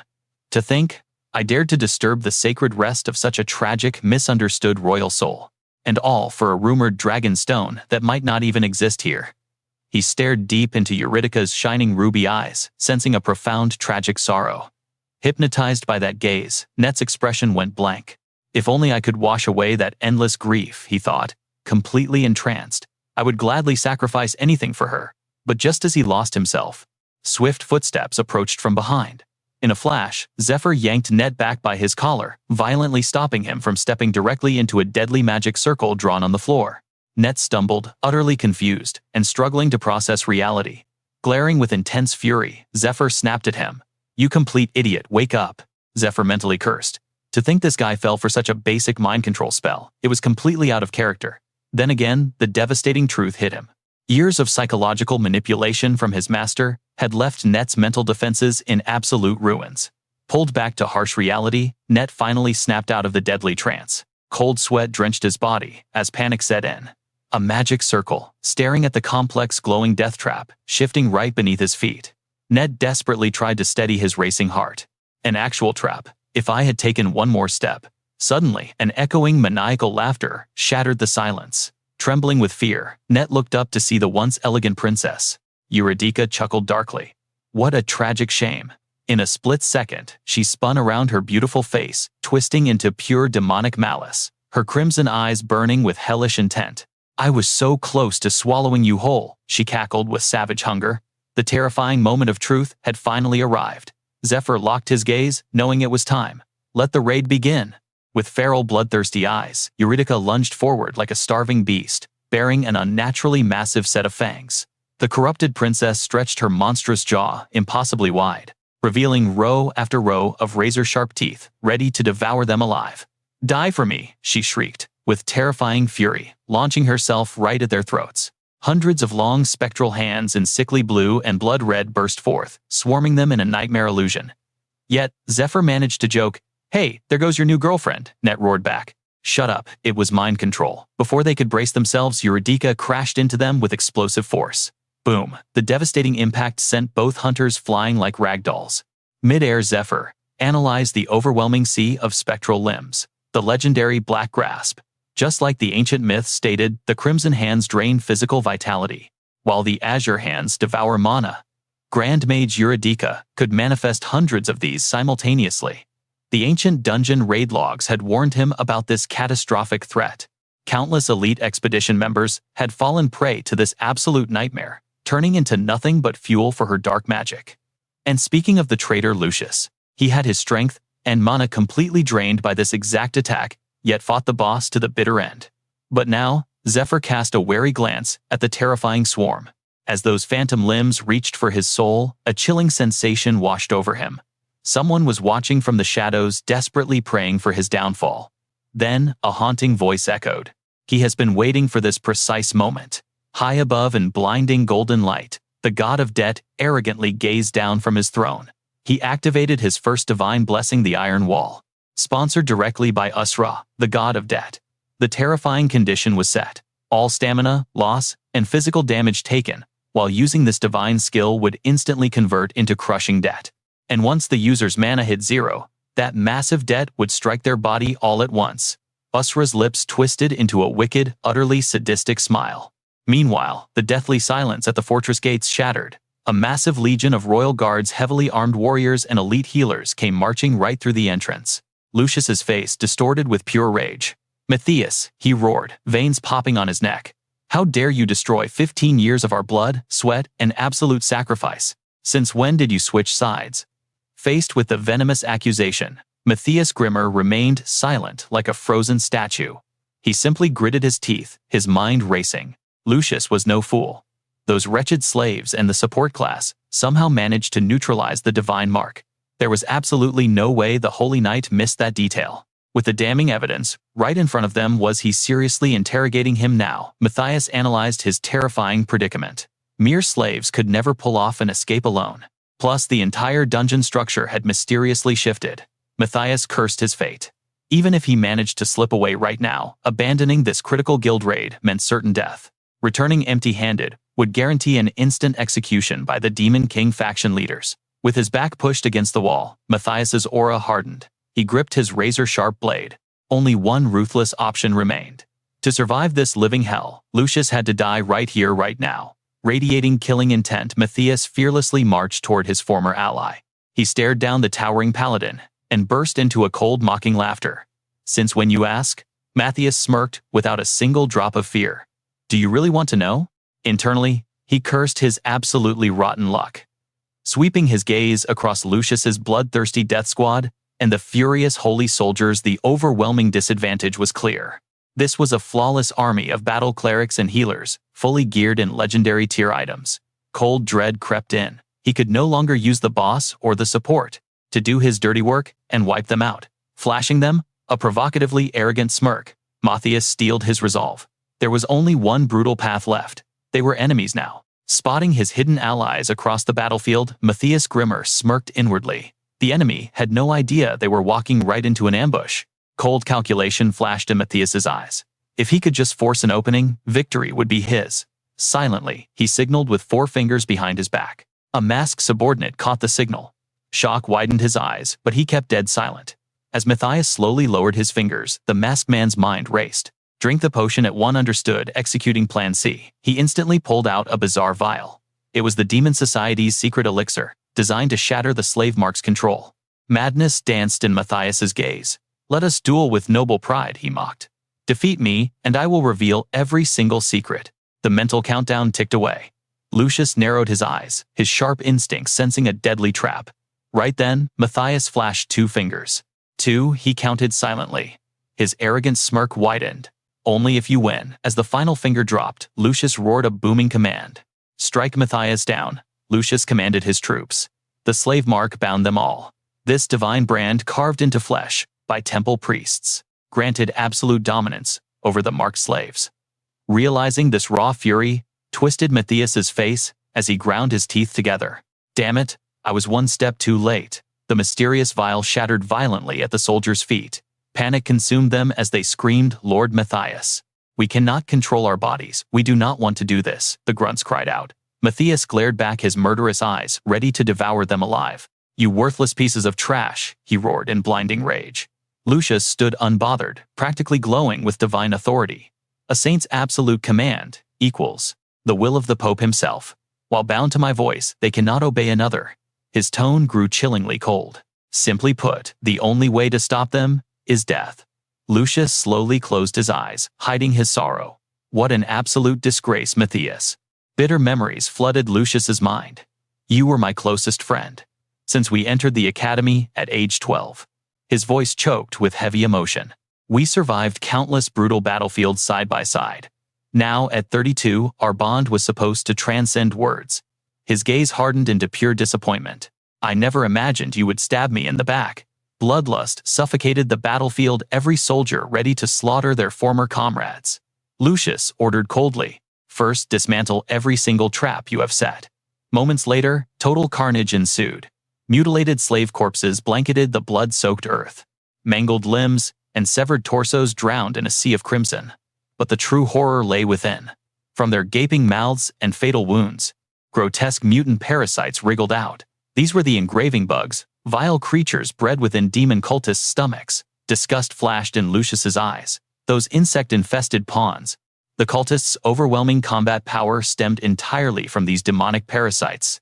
Furthermore, the dark brand of the Demon Emperor was carved not into human flesh, but onto the insect's shell. This cleverly bypassed the ultimate divine law, that a mortal vessel could only bear one lord's mark. Thus, temple priests and slaves could live a double life, serving the holy sanctuary while bowing to the Demon Emperor.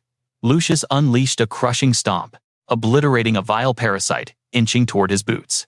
He exhaled a ragged breath, his teeth grinding in bitter regret. "You have utterly failed me, Matthias. I trusted you blindly with the entire slave selection process." He glared at his former friend.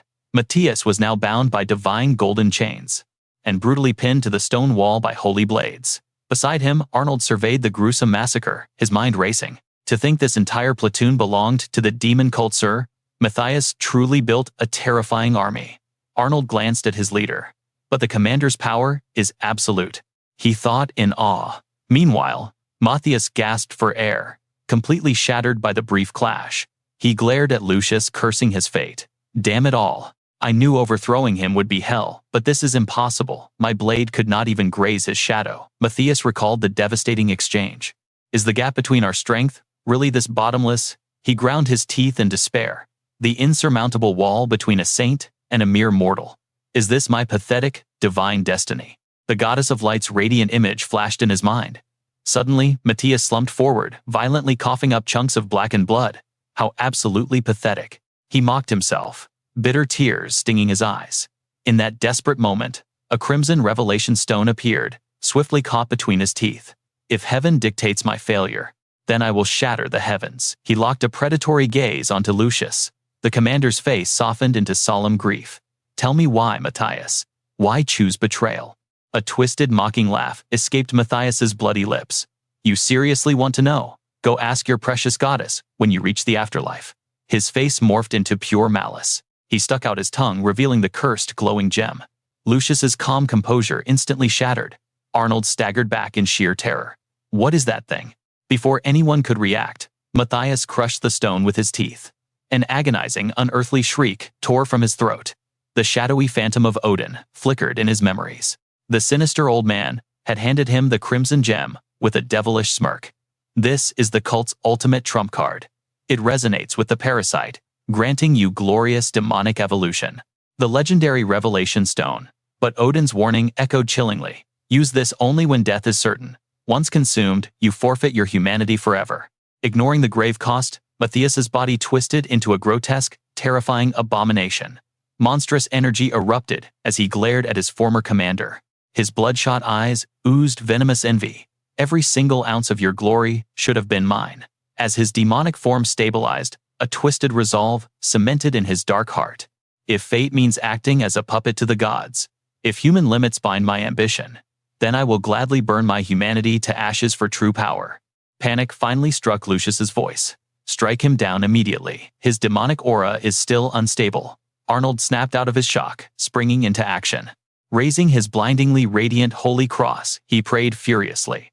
"Almighty Arya, bless us with your divine wrath." He unleashed the battlefield of light, massively buffing the entire platoon. Light attribute damage, magical barriers, and healing surged by 120% for the Iron Legion.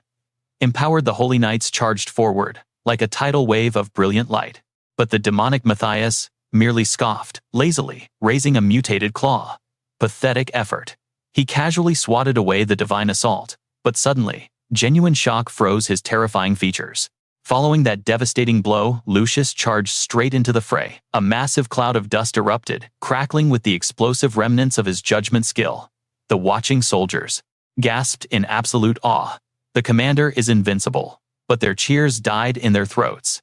Shock paralyzed them as the smoke cleared. Matthias stood there effortlessly gripping his opponent's spear. He was completely unscathed. The thick smoke revealed a terrifying truth, freezing everyone to the core. A single question echoed in their minds. Did the commander's ultimate attack do absolutely nothing? Watching from the sidelines, Leona felt a cold dread wash over her. We have to back him up, she thought frantically. But how do we even scratch that monster? Even legendary tier gear was utterly useless here. Lower tier items would just be a joke. Then a spark of hope ignited in her eyes. Wait, we still have our trump card, the supreme legendary artifact, the Holy Cross of Faith. Her mind raced back to Lucius's solemn instruction. He had handed her the divine relic now safely tucked in her spatial pouch. His voice echoed in her memory. I am leaving our survival in your hands, Leona. Do not just use it to block the boss room door. Unleash its power when the absolute worst happens. Gripping the pouch, Leona prepared to charge. If I can sync this holy aura with the commander, we might actually survive this nightmare. Suddenly, her heart completely stopped. Cold sweat drenched her trembling body. She grabbed at empty air. Pure panic set in as she gasped. Where is the legendary relic? Meanwhile, deep in the shadows, the sacred artifact rested in Ned's hands. He examined the divine weapon with a sly grin. To think he actually planned to use this, Ned mused. It is dirty playing, but an absolute masterpiece of a strategy. Suddenly, a massive shockwave crashed toward him, and Zephyr Ned casually parried the devastating strike, silently counting down the cooldowns. 3, 2, 1. With perfect timing, the duo stood defiantly before the colossal boss. Ned shot Zephyr a fiery smirk. Right on the money, he thought. Everything is flowing exactly according to Zephyr's master plan. They just had to survive the onslaught for 15 seconds, and the boss's ultimate skill would crumble. The monster simply could not spam those massive area of effect spells. Such devastating magic required insane mental calculations to form complex spell circles. Trying to chain massive magic attacks together would literally melt the caster's brain into mush. To prevent a magical overload, she had to weave low-tier attacks between her ultimate strikes. Her mind desperately needed time to cool down. Even god-tier equipment could only reduce the mental strain. Never break this absolute system rule. This is our window to strike, Ned declared internally. But suddenly, a twisted grin crept across the boss's monstrous face. A terrifying wave of razor-sharp vines whipped toward them. Ned's combat senses fired. Step back. Strafe 3 steps left. Then launch upward. Moving in perfect sync, Ned and Zephyr scaled the deadly wall of thorns. They were unstoppable, surging straight up the demonic vines, like twin bolts of roaring lightning. Zephyr knew the brutal truth of the battlefield. Combat was just an endless chain of chaotic variables. Even with my future knowledge, I cannot predict every single strike. He braced himself as the death vine zeroed in on him. Plunging from the sky, Zephyr drew the legendary Twilight Greatsword. It was an incredible magical weapon, capable of channeling devastating attack power. Its core attribute shifted between holy light and pure darkness, bending to the wielder's will. For a non-cleric class, this was the ultimate holy attribute weapon. Zephyr hit the ground with explosive force. In that split second, he unleashed a blinding crescent wave of brilliant golden aura. True strength comes from relentless preparation. He glared at the monstrous boss, towering above. Did I grind enough for the right gear? Have I forged bonds with allies who will guard my back in the darkest abyss? The intense doubts pounded in his mind. Will my willpower shatter when faced with absolute despair? Do I have the iron resolve required to crush every sudden disaster this cursed system throws at me? Zephyr locked eyes with Ned, and both warriors raised their blades in perfect unison. With a thunderous battle cry, they surged forward. Have I tempered my soul enough to emerge victorious from this legendary deathmatch? Zephyr unleashed his ultimate skill, Dragon King, Secret Art Ascending Cloud, Dragon Strike. Simultaneously, Ned executed a flawless finishing move. His blade cleanly decapitated the massive boss monster before he landed with absolute grace. But the nightmare was far from over. The grotesque stump convulsed violently. Flesh tore as a hideous new head rapidly regenerated. This fight is not over. The horrifying realization hit them instantly. It is entering its second phase. They watched the monstrous abomination mutate right before their eyes. Yet a feral grin spread across Zephyr's face. He dropped low into a battle stance. I have been waiting for exactly this opening. He roared his comrade's name, Ned now. I am already on it. Ned roared back, blasting forward like a cannonball. In a flash, he launched himself into the air, staring right into Eurydica's regenerating nightmare of a face. Zephyr's strategic briefing echoed clearly in his mind. Even a direct hit from the Dragon King arts cannot permanently destroy that monstrosity. The moment its main head is shattered, it forcibly triggers its second phase. The beast will mutate into something infinitely more dangerous. However, there is a fatal flaw. During its brutal mutation, the boss is completely paralyzed and locked out of its skill system. Zephyr's voice had been dead serious. That single microsecond is our ultimate strike zone. Ned violently tore open his spatial pouch. The dimensional pocket snapped open. The holy cross of faith manifested in a blaze of glory. It violently impaled the demonic boss, forcing a blood-curdling shriek from its throat. The legendary artifact detected the chaotic corruption, instantly unleashing an overwhelming wave of divine judgment. Pinned under the holy pillar of faith, Eurydica shrieked as the blinding divine radiance melted its flesh. The abomination desperately clawed at the sacred relic, frantically trying to tear the holy weapon from its chest, but they would never let that happen. Zephyr struck like a shadow. With one clean swing, he severed the monster's desperate clawing hand. An incredibly arrogant smirk danced on his lips. The holy pillar will completely neutralize its defense, he calculated. Now, we just deliver the ultimate execution. The beast thrashed against the divine pillar. But even a supreme legendary artifact had a strict limit to its holy mana reserves. The moment that divine gauge hits 0, this sacred weapon becomes nothing more than a giant, useless chunk of scrap metal. That is exactly why Lucius, the fool who burned a massive fortune to rent it, never actually planned to use it as an offensive weapon. Zephyr chuckled darkly. Whatever he thought, clicking his tongue. It is not my hard-earned gold anyway. He ruthlessly severed another one of Eurydica's grotesque limbs, but as the deformed beast wailed, the blinding aura of the holy pillar began to flicker. Zephyr's sharp eyes instantly caught the terrifying detail. The divine energy is already fading out. Its automatic target tracking system is completely shutting down. Gasping for breath, Zephyr and Ned glared at the heavily debuffed boss pinned beneath the sacred pillar. Damn, this freak is way too stubborn. It absolutely refuses to let us catch our breath. Zephyr casually tossed aside his crumbling low-tier blade. Every single backup weapon I prepared has been completely drained of holy durability, he muttered. Honestly, what the hell did I even expect from this cheap common-grade trash? I wonder if Lucius and his squad are still breathing.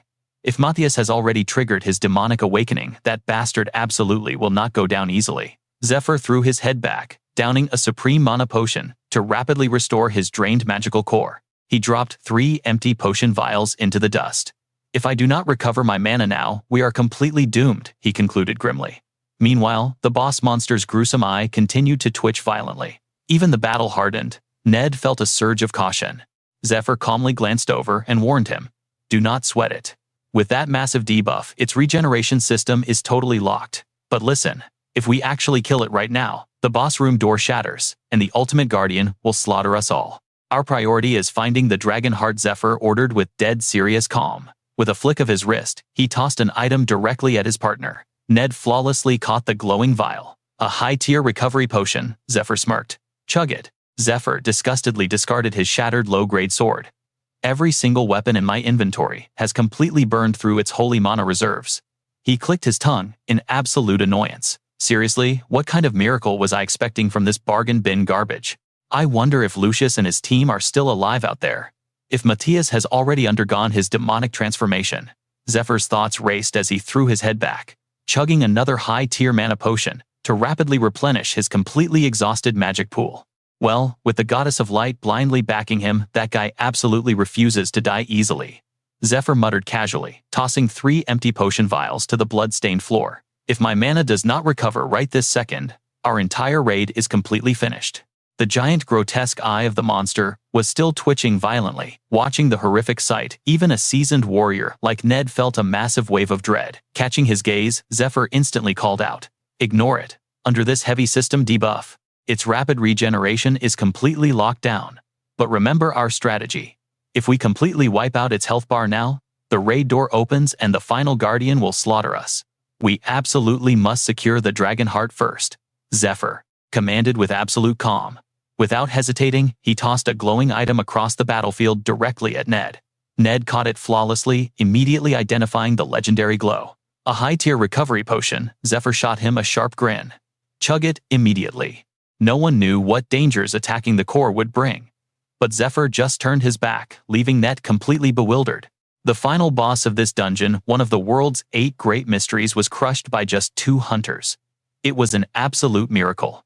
Net sighed in disbelief. He considered himself pretty strong, but pulling off something this legendary, that was completely out of his league.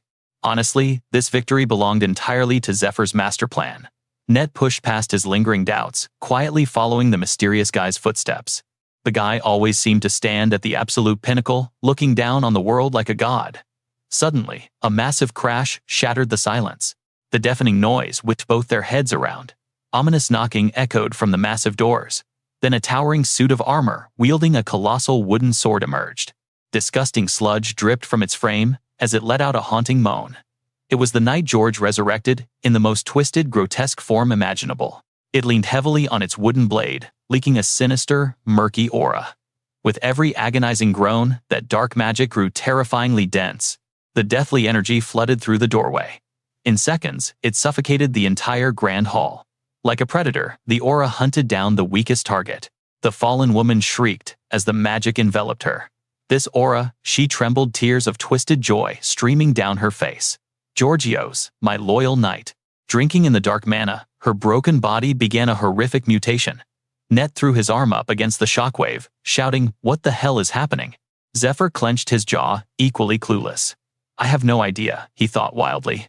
This was never in Lucius's dungeon clear report from my past life. Then the realization hit him like a truck. Unlike Lucius, who killed the guardian monster first, we skipped it. The future changed because that beast survived. Eurydice's body reformed into a nightmare twisted from her original beauty. Her glowing eyes locked onto the holy pillar of faith, and she simply raised a single finger. Instantly, a colossal shadow mouth materialized, devouring the sacred cross in one gulp. As her sinister gaze turned toward them, Zephyr and Net instantly charged forward. Both hunters let out a thunderous battle cry, but as their blades struck, Eurydice Net's eyes widened in sheer terror. There was absolutely zero physical impact. What kind of insane skill is this? Zephyr instantly recognized the ancient spell. Medea's ancient art, spatial distortion. Suddenly, a lethal magic circle flared beneath their boots. In a split second, an explosive wave of razor-sharp demonic vines erupted from the ground. They barely dodged the lethal spikes when Net's eyes widened in horror. Eurydice was already lunging straight for his throat. As her monstrous claws reached out, Net's mind blanked. She is too fast. But Zephyr instantly blasted in for the rescue.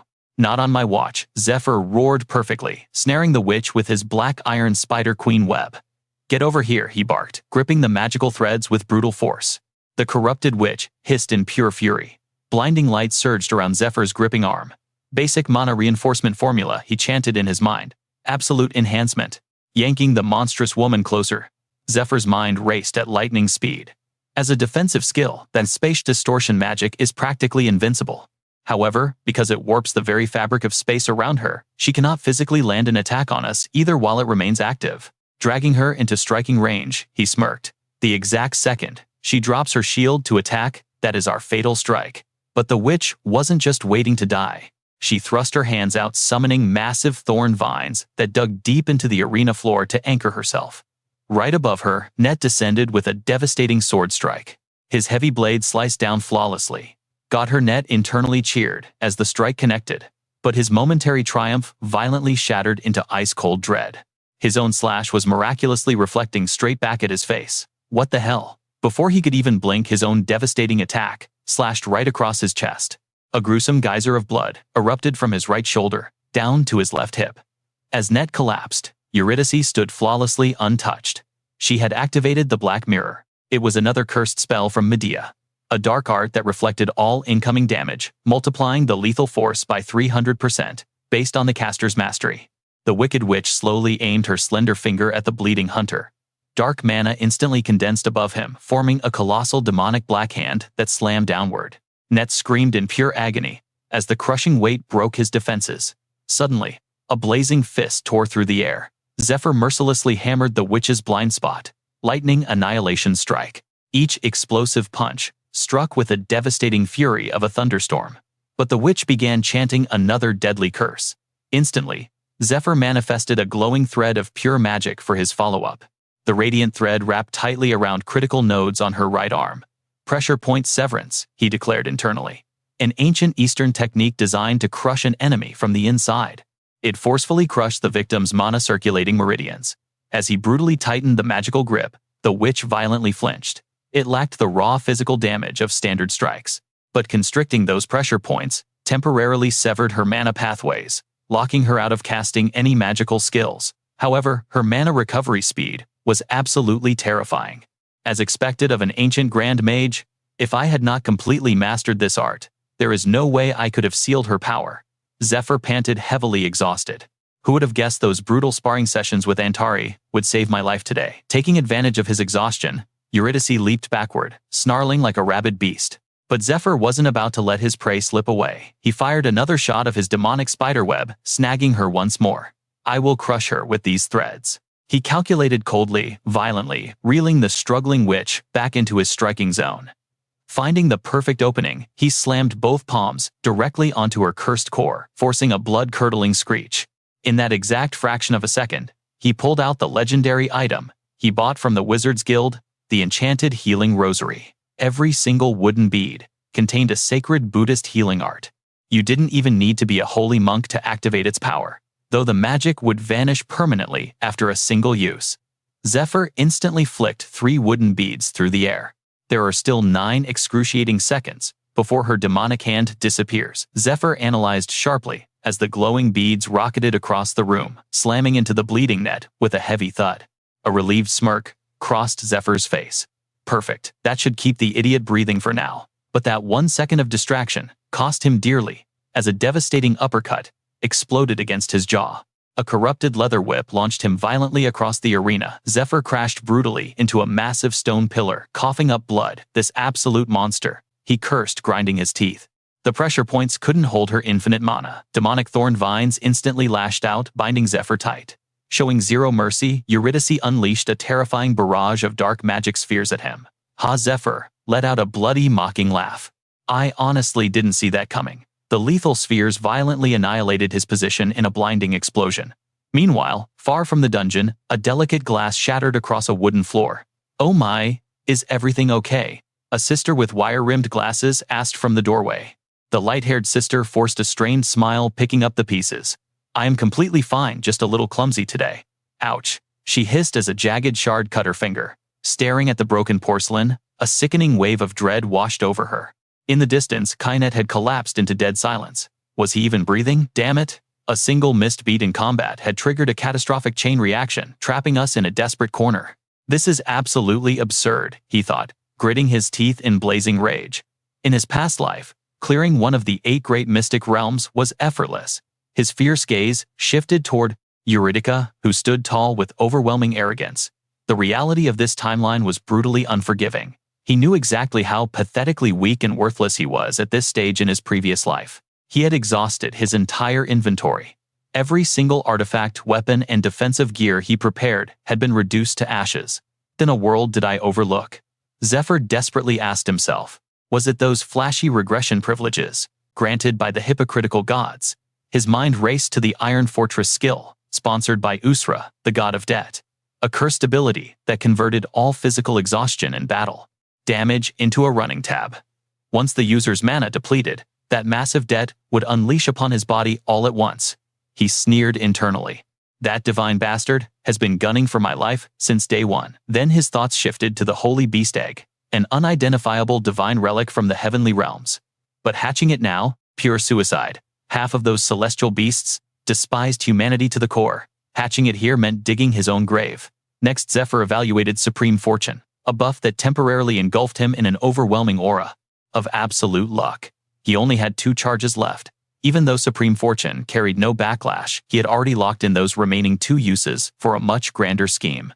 Wasting it to survive this petty fight guaranteed catastrophic failure later. Those twisted deities up above were probably drooling, waiting to feast on his ultimate despair and crushing regret if he misfired it now. His piercing gaze then fell upon Rebirth, an ultimate skill that resurrects the user exactly 3 days after death. But the catch. Upon activation, the user's very soul becomes the absolute property of the deity who granted it. He connected the dots instantly. Blade of Light and Rebirth, he realized.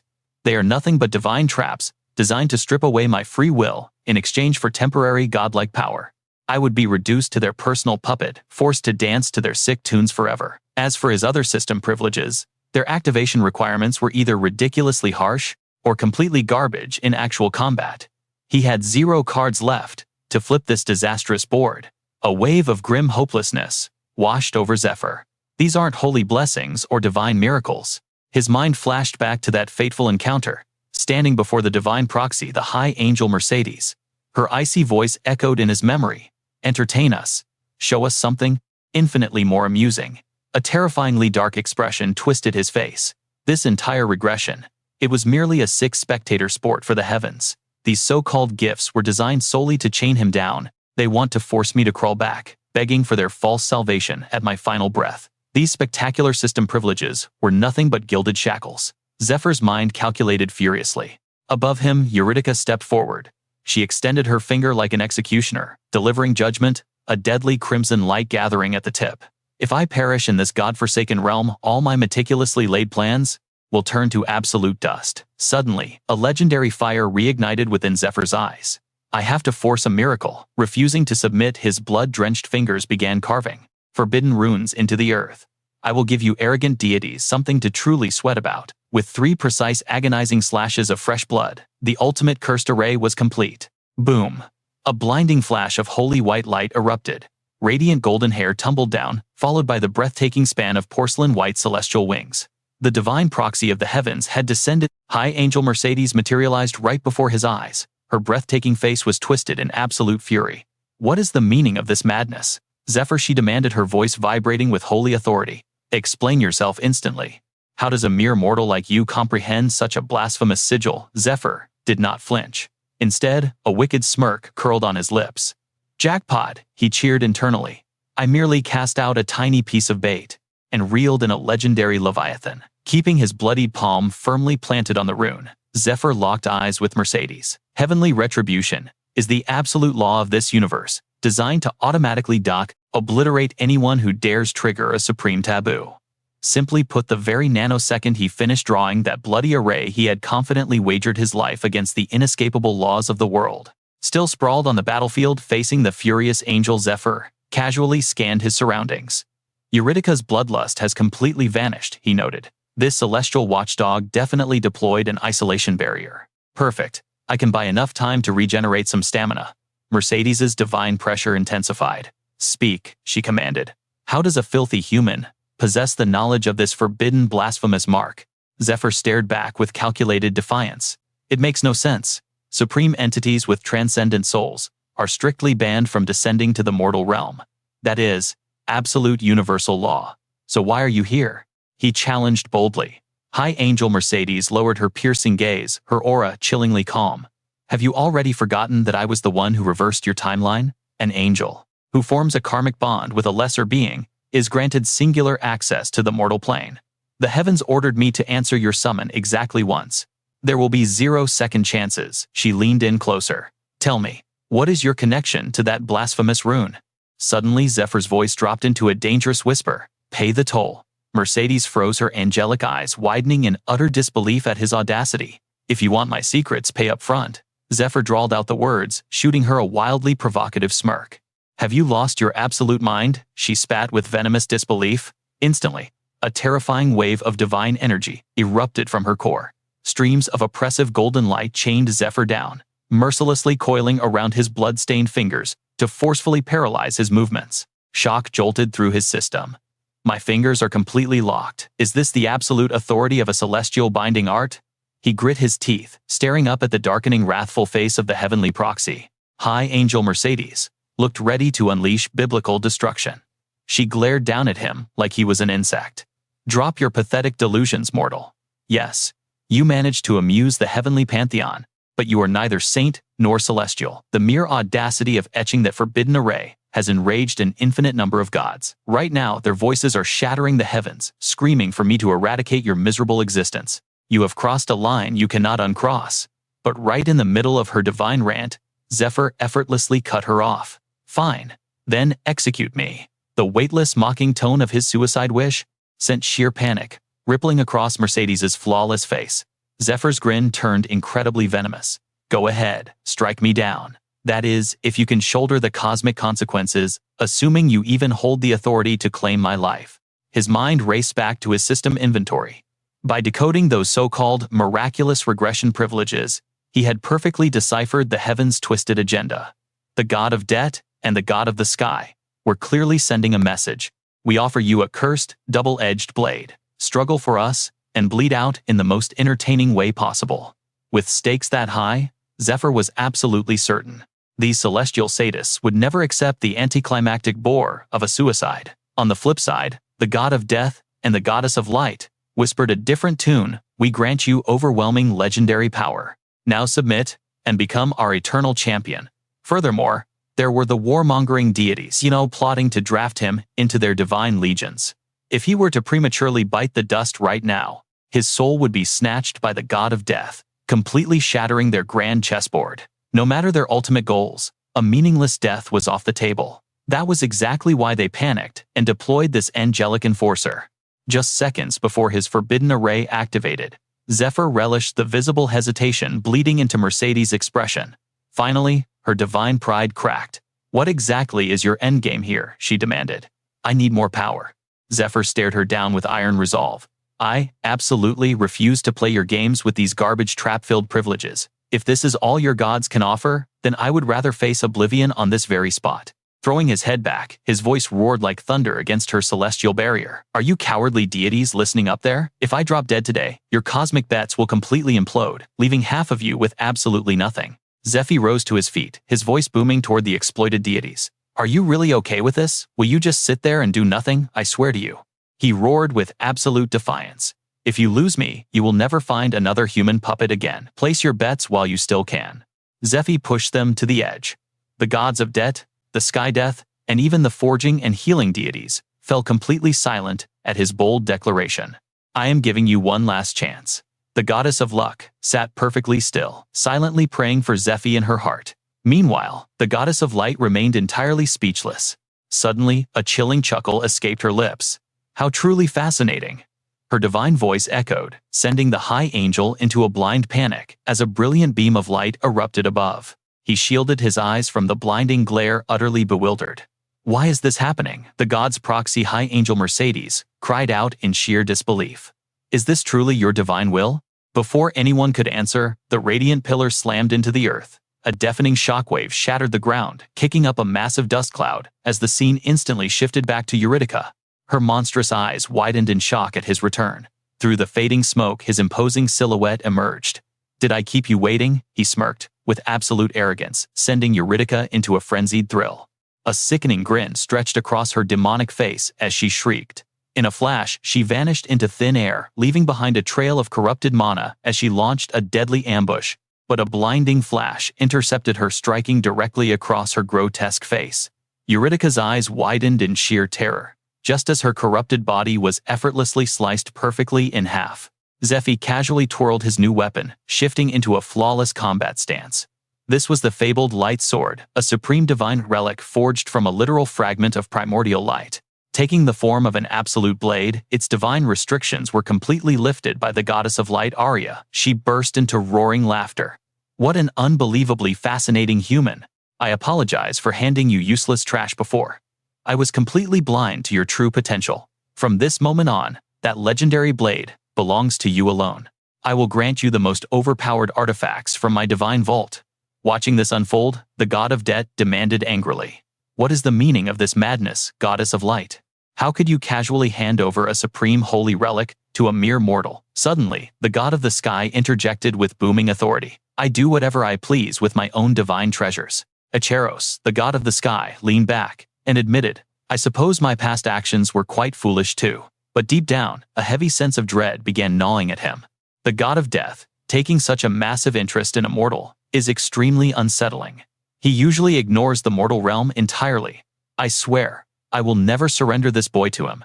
Back on the battlefield, Zephyr charged forward like a shooting star.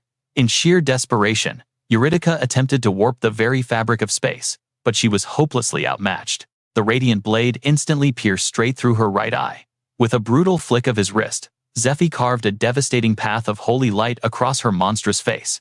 He tightened his grip on the divine hilt, smirking inwardly. Even an archmage of the highest order could never block the supreme power of a god-tier relic with mere mortal magic. Light sword exclusive art. Zephyr locked onto his target and unleashed a devastating pillar of blazing energy. Genesis Strike obliterated the ground beneath Eurydica. Moments later, the grand chamber fell dead silent. As the thick smoke finally cleared, the corrupted black scales shattered like glass, revealing her true, fragile human form underneath. Eurydica gasped softly on the cold floor, slowly fluttering her eyes open. Finally awake, Zephyr asked with sudden gentleness, carefully cradling her weakened body. He marveled at his own power. That ultimate strike was designed to completely obliterate even the highest-tier curses. It carried absolute overpowering holy damage. I never dreamed I would actually get to wield such godlike magic. It completely shattered Eurydica's dark corruption into nothingness. He gazed down at her pure white dress, finally free of darkness. It feels like I was trapped in a long dream, she whispered with half-closed eyes. A truly beautiful, yet absolute nightmare. She stared into his determined eyes with weak curiosity. Who are you? How did you purge the monster inside me? Zephyr smiled softly. I am your destined successor, Princess Eurydica. One of the legendary 12 heroes. Her memories flashed back to the Golden Age. Georgios knelt before her, presenting a legendary prize under the brilliant sun. The beating heart of the Black Dragon Kaiseros. My princess, I offer this ultimate triumph to you. You fought flawlessly, Georgios, my greatest knight. She gently touched the pulsing dragon heart. Drop the titles. From now on, just call me Eurydica. A soft blush painted her cheeks as she looked away shyly. Did you not mention you had something important to confess to me? Once Kaiseros was finally defeated. She gazed lovingly at the brave knight who owned her heart. Without a single word, Georgios slowly removed his battle-worn helm and pulled her into a deeply passionate, breathless kiss. His heartbroken thoughts echoed in despair. I foolishly believed we would live happily ever after. I was an absolute idiot.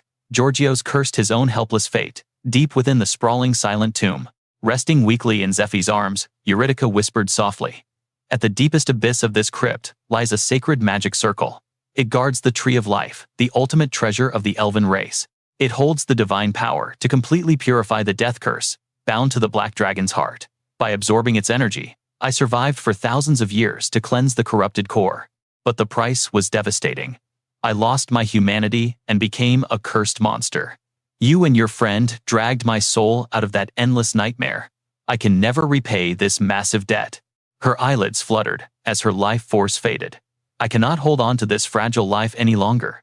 My shattered body has finally hit its absolute limit. My time is ticking down. Eurydica stared deep into his soul with intense curiosity. Tell me, why do you seek the dragon's heart? It is a painfully long story. Zephyr sighed, shaking his head with a heavy exhaustion. Since our time is rapidly bleeding away, just read my memories directly.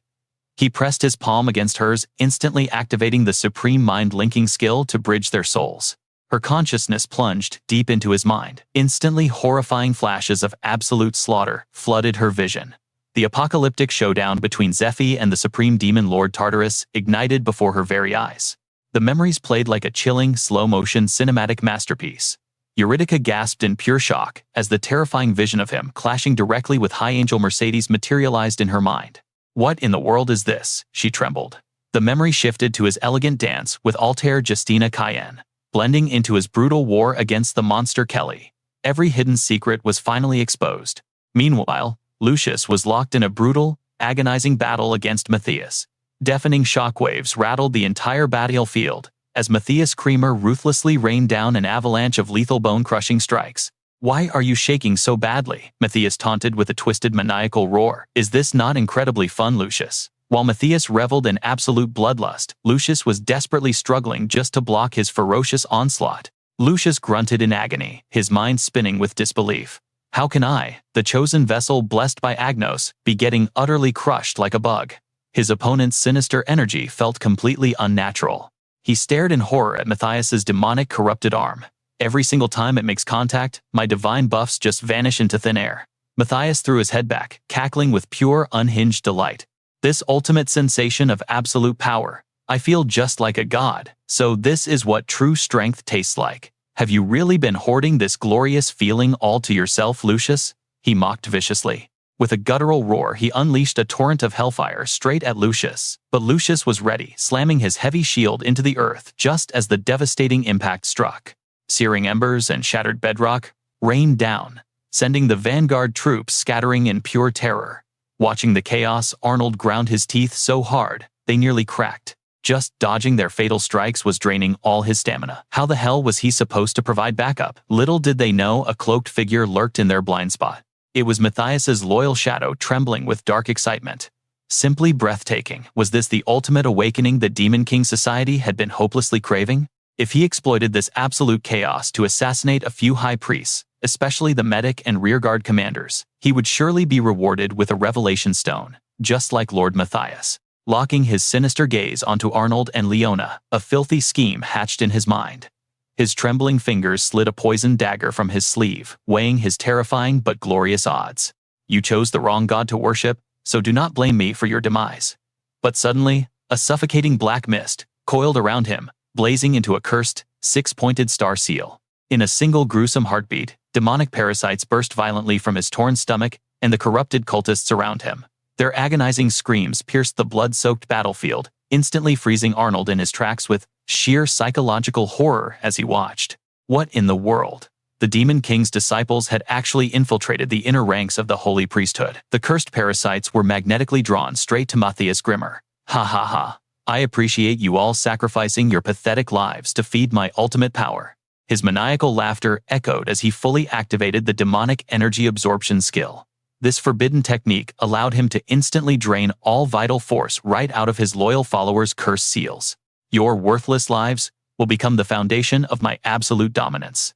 Matthias smirked sadistically, compressing the grotesque swarm into a single terrifying core of dark mana. Lucius's instincts screamed that this catastrophic attack would wipe them out. Brace for impact, activate your absolute defense, Lucius roared at the top of his lungs. An apocalyptic wave of demonic hellfire erupted mercilessly, incinerating everyone who was too slow to react. By pure survival instinct, only Lucius managed to throw up his holy shield in time. His comrades were reduced to mere ashes before his eyes, while he could do nothing but agonizingly hold the defensive line, violently coughing up blood from the overwhelming spiritual pressure.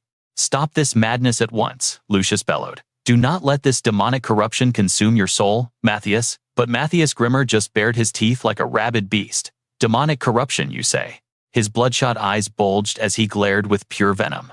Do you honestly think you have the right to preach to me? A pampered brat from the Jonetti bloodline, randomly gifted the divine stigma? Unbelievable. At that time, you were barely 7 years old. You were not even officially registered in the saint system. According to the sacred laws, true candidates must undergo brutal holy training until they reach the age of 15. Only the supreme victor of the grand tournament is worthy of the divine coronation and the stigma. Yet heaven's ultimate power was just handed to you on a silver platter. Matthias seethed with suffocating jealousy. And what the hell about my destiny? What about a legitimate saint candidate who bled for this? His mind flashed back to the endless torment completely drowned in the toxic whispers and brutal mockery of his peers. Damn it all to hell. We bet our entire fortune that Matthias would awaken as the saint. What a colossal waste of gold. This entire system is rigged. Has the divine light completely abandoned us? We need to forcefully reclaim our investment right now. Shut your mouth. Is that pathetic gold even relevant anymore? Matthias clearly recalled the apocalyptic prophecy. If an unchosen one somehow miraculously awakens the divine stigma, it means absolute chaos. It triggers the ultimate holy rebellion, meaning the absolute golden age of the Church of Light was being reborn. Lost in his rage, Matthias unleashed a devastating barrage of heavy strikes against Lucius's fading shield. With every earth-shattering blow, his furious roar echoed. Tell me, what did your noble father do after your glorious awakening?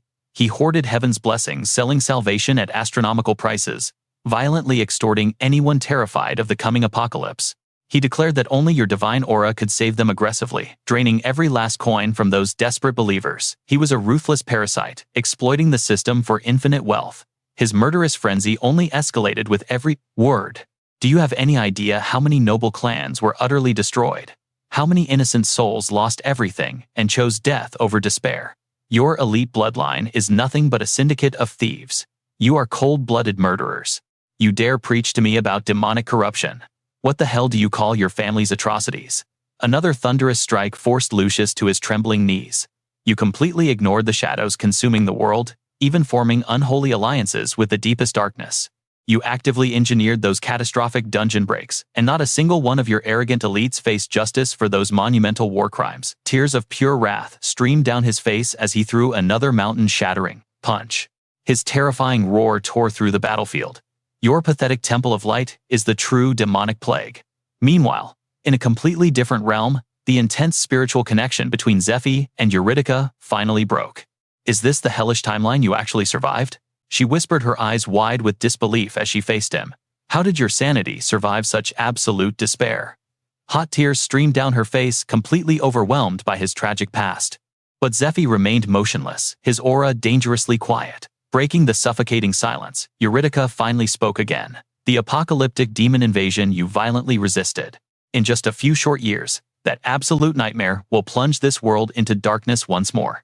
Zephyr's eyes instantly burned with unbreakable resolve. In this timeline, absolute victory is my only option. I refuse to be a pathetic victim again, and that is exactly why I desperately need your divine assistance. The haunting warning echoed loudly in his mind. Listen closely. A true dragon heart can only be integrated through a forbidden alchemical ritual. Try to absorb its chaotic core directly, and its ancient mana will brutally tear your vessel apart.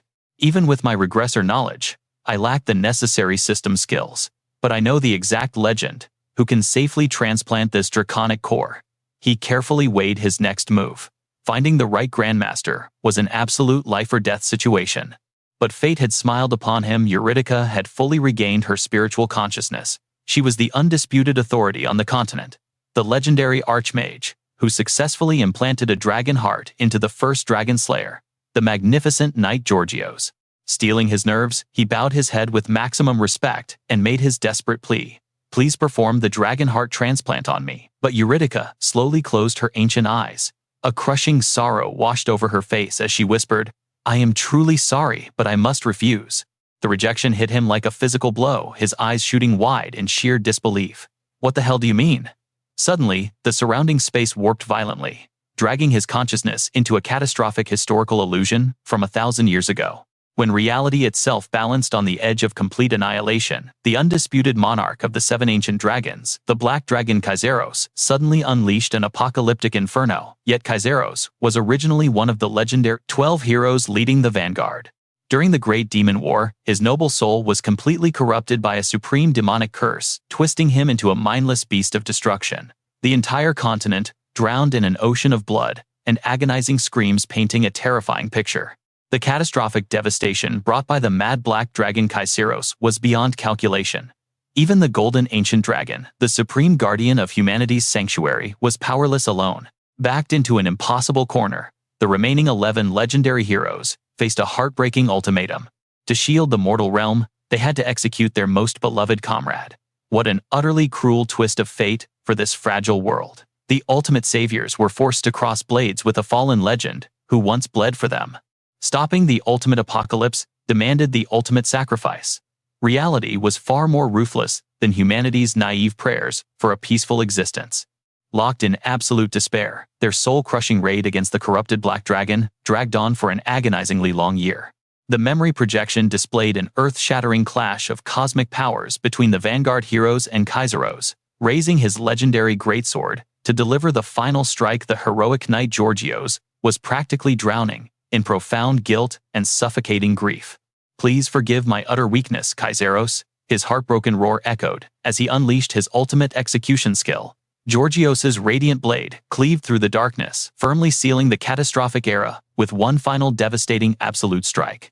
Absorbing the heavy weight of that forgotten history, Zephyr sat completely still before finally voicing his cold analysis. All these apocalyptic tragedies, whether they occurred in your ancient timeline or my cursed era, they all stem from the demonic faction's obsessive goal to summon their supreme overlord to the mortal plane. Because of absolute cosmic laws, the celestial gods are permanently bound to their divine realms and simply cannot directly interfere with our system.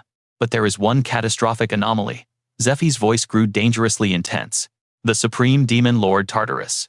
By abusing forbidden summoning arrays, he can bypass system restrictions and physically manifest in the human realm. He then laid out his brilliant deductions regarding the demonic hierarchy, pointing straight at the mastermind who orchestrated the summoning in her era. They forged a terrifying dark syndicate known as the Demon Lord's Gate, desperately scheming to pull him back into our reality. Her ancient crusade and my current mission, they align absolutely perfectly. Blinding auroras completely engulfed the apocalyptic skies above. Zephyr locked eyes with her, his voice unwavering. You have already gazed into my past life system memories. Therefore, you must know the absolute truth. Flashes of grotesque demonic beasts and their truly unforgivable atrocities burned deeply through his mind. Fueled by this dark, violent vision, Zephyr declared his absolute stance with a thunderous, unwavering voice. He laid his weary soul completely bare. The corrupt nobles and greedy clerics, they only cared about endlessly stuffing their own pockets, completely blind to the entire world crumbling right before their eyes. Those absolute scum even dared to strike treacherous deals with the Demon Lord's apostles, all just to satisfy their pathetic greed. They traded humanity's fragile future for their own wildly selfish desires. While the terrified human masses scattered like insects from the Demon Lord's absolute grasp, only a severely select few bravely stood their ground. They were the only shield against the approaching apocalypse, and that ultimate shield was his legendary party. Zephyr's fists clenched so incredibly hard, his knuckles turned pure white. Grinding his teeth in pure, unadulterated wrath, he growled, "I didn't regress just to live comfortably. I returned to wage war and to secure absolute victory, but fate's cruel system constantly pushed humanity to the absolute brink, and Zephyr himself was heavily locked in that desperate, never-ending struggle." Swallowing his immense pride, he extended a trembling hand forward, his voice turning into a desperate plea. "Princess Eurydia, the absolute greatest archmage ever etched into human history, the legendary vanguard who flawlessly united the 12 epic heroes. I have one ultimate desperate request for you." The regressor, known as Zephyr, stared her down, his battle aura blazing with unprecedented resolve. He roared with absolute conviction, "Grant me the supreme power to protect this world." Princess Eurydia's gaze flickered with deep hesitation, yet she remained firmly trapped in a heavy, haunting silence. Her sorrowful eyes dropped heavily to the cold floor, violently anchored by an invisible mountain of agonizing grief. A highly chaotic storm raged deep within her mind. Even though their battle auras are completely fundamentally different, why does this boy's desperate soul vividly remind me so much of him? Suddenly, the system's memory fragmented, throwing them entirely back into a tragic past where the holy knight George stood quietly. George desperately pleaded, "Eurydia, what exactly is holding you back? You and the ancient gold dragon spent 3 grueling years flawlessly purifying the dragon heart's curse. We've already completely perfected the system simulation. We have run the complex transplant matrix over 100 times." Catching his intense tone, George softened his rough voice. "I will absolutely survive this. Besides, it is my utmost honor." He gazed toward the distant horizon. The remaining demonic hordes have been brutally banished to the wasteland, and that bloodthirsty crimson dragon, it still hungers for our realm. That is exactly why I wear this heavy duty with immense pride, to inherit a legendary power easily capable of destroying them all. George's aura shifted dramatically, his eyes fiercely blazing with the ferocious fighting spirit of an awakened warrior absolutely ready for total war. He locked in his ultimate resolve. "I will slaughter every last one." Eurydia's fragile heart broke at his suicidal mission. She tried to softly intervene, but George instantly overpowered her trembling words with unwavering conviction. "My only ultimate desire." George slowly walked over, his hardened eyes melting as he warmly gazed at their sleeping infant. "My true dream is to patiently forge a completely peaceful world, a future completely free of terrifying monsters for our little one. Trust the system we built and fuse that dragon heart right into my core." Realizing his stubborn fate was sealed, Eurydia fully surrendered. She helplessly activated the forbidden transplant ritual. Searing violet mana fiercely erupted through the atmosphere, instantly binding to George as his physical vessel violently rejected the overwhelmingly pure, draconic energy. His muscles violently convulsed in sheer agony as the absolute power desperately tried to overwrite his human DNA. Watching his torturous awakening from the outside, Eurydia's fractured soul shattered into a million painful pieces. Absolute panic fully consumed her. The blazing system alarms practically rang out in her ears. Driven by pure devastating terror, Eurydia desperately tried to shatter the magic barrier and completely stop the chaotic evolution. Completely ignoring her critically low mana, she charged forward wildly screaming, "George!" But the loyal royal guards instantly restrained her, anchoring her heavily to the ground. "Princess, the immense energy waves are far too unstable. Step back. It is far too profoundly dangerous." Inside the raging vortex, George's human form underwent a totally catastrophic mutation. His flesh violently melted away, revealing a monstrous skeletal visage. A blood-curdling roar ripped from his throat. Trapped as a totally helpless spectator to this waking nightmare, cold sweat heavily drenched Eurydia's trembling frame. "Wait, this vile aura. It's exactly like Kaiseros's berserker phase. Is this the catastrophic demonic corruption curse? Suddenly, a chillingly sinister voice slithered directly into her ear. We fully purified the Dragonheart's heavy curse. So why is this happening? That is exactly what you are desperately thinking, isn't it? The mysterious figure strolled casually toward the horrified princess. Stepping smoothly from the dark shadow was the absolute legend himself, the ancient gold dragon. He flashed a heavily twisted smirk. My bad. I simply used a masterclass cloaking illusion to make the corruption appear cleansed. His treacherous arrival instantly sent brutal shockwaves through Eurydia's fractured mind. The ancient gold dragon fully betrayed us. Before she could fully react, the legendary beast gave a dark mock salute and proudly snapped his fingers. Teaming up with your legendary party was incredibly fun, but alas, I have my own ultimate dark quest to fully fulfill. Before Eurydia could summon her mana, a terrifying dragon-class binding spell brutally ambushed her. Ethereal heavy chains constricted violently around her entire existence, heavily locking her in an inescapable paralysis. It was the absolute pinnacle of magic. The Draconic Tongue, an exclusive reality-bending ultimate skill of the Supreme Dragons, a terrifying power that literally forces the system's reality to perfectly obey their words. The gold dragon's eyes shifted into terrifyingly cold reptilian slits as he laid down the ultimate absolute command. You shall never speak again. Your lips are permanently magically sealed from revealing this world's darkest system secrets. A suffocating brand violently seared right into Eurydia's throat. The draconian curse violently choked her completely and utterly cutting off her oxygen supply. She instantly collapsed heavily to her knees, desperately gasping for air like a completely helpless fish out of water. Her hands clawed fiercely at her own throat, but her frantic attempts to scream only produced pathetic, agonizing wheezes. His sinister quest, totally complete, the ancient gold dragon, smugly turned his back, dripping with unbelievably vile mockery. What a truly tragic shame. If you foolish mortals hadn't selfishly lusted over the Dragonheart's absolute power, you could have easily lived an ordinary, pathetic life with your little daughter. He chuckled very darkly. Though I must absolutely admit your surgical matrix was utterly flawless. Eurydia, that cursed Dragonheart fused perfectly with George's mortal vessel. It is highly actively overriding his hero core right now, perfectly alongside my deeply hidden demonic corruption. Inside the heavy barrier, George's catastrophic evolution accelerated vastly beyond the system's limits, morphing his anatomy at a brutally sickening pace. The incredibly traitorous dragon laughed completely maniacally. Witness the absolute pinnacle of true despair as your wildly beloved husband single-handedly brings forth the total apocalypse. George's heroic figure had completely deteriorated into an utterly unrecognizable, incredibly monstrous abomination. The noble holy knight was completely gone, fully replaced by a brutally savage demon. The gold dragon spread his massive arms in heavily twisted ecstasy. Let the infinite, devastating destruction of the Dragonheart consume absolutely everything. Total chaos immediately erupted. The terrifying draconic assimilation brutally reached exactly 100%. Now, a completely corrupted, absolute boss monster, George radiated pure, unadulterated, murderous intent. He aggressively lunged directly at Eurydia, while she remained heavily frozen in absolute soul-crushing terror. With absolutely zero viable options left, she was heavily forced to definitively act. Driving her glowing holy blade straight through the grotesque monster's heart, she executed her own loving husband. No system could ever accurately calculate her devastating, endless sorrow.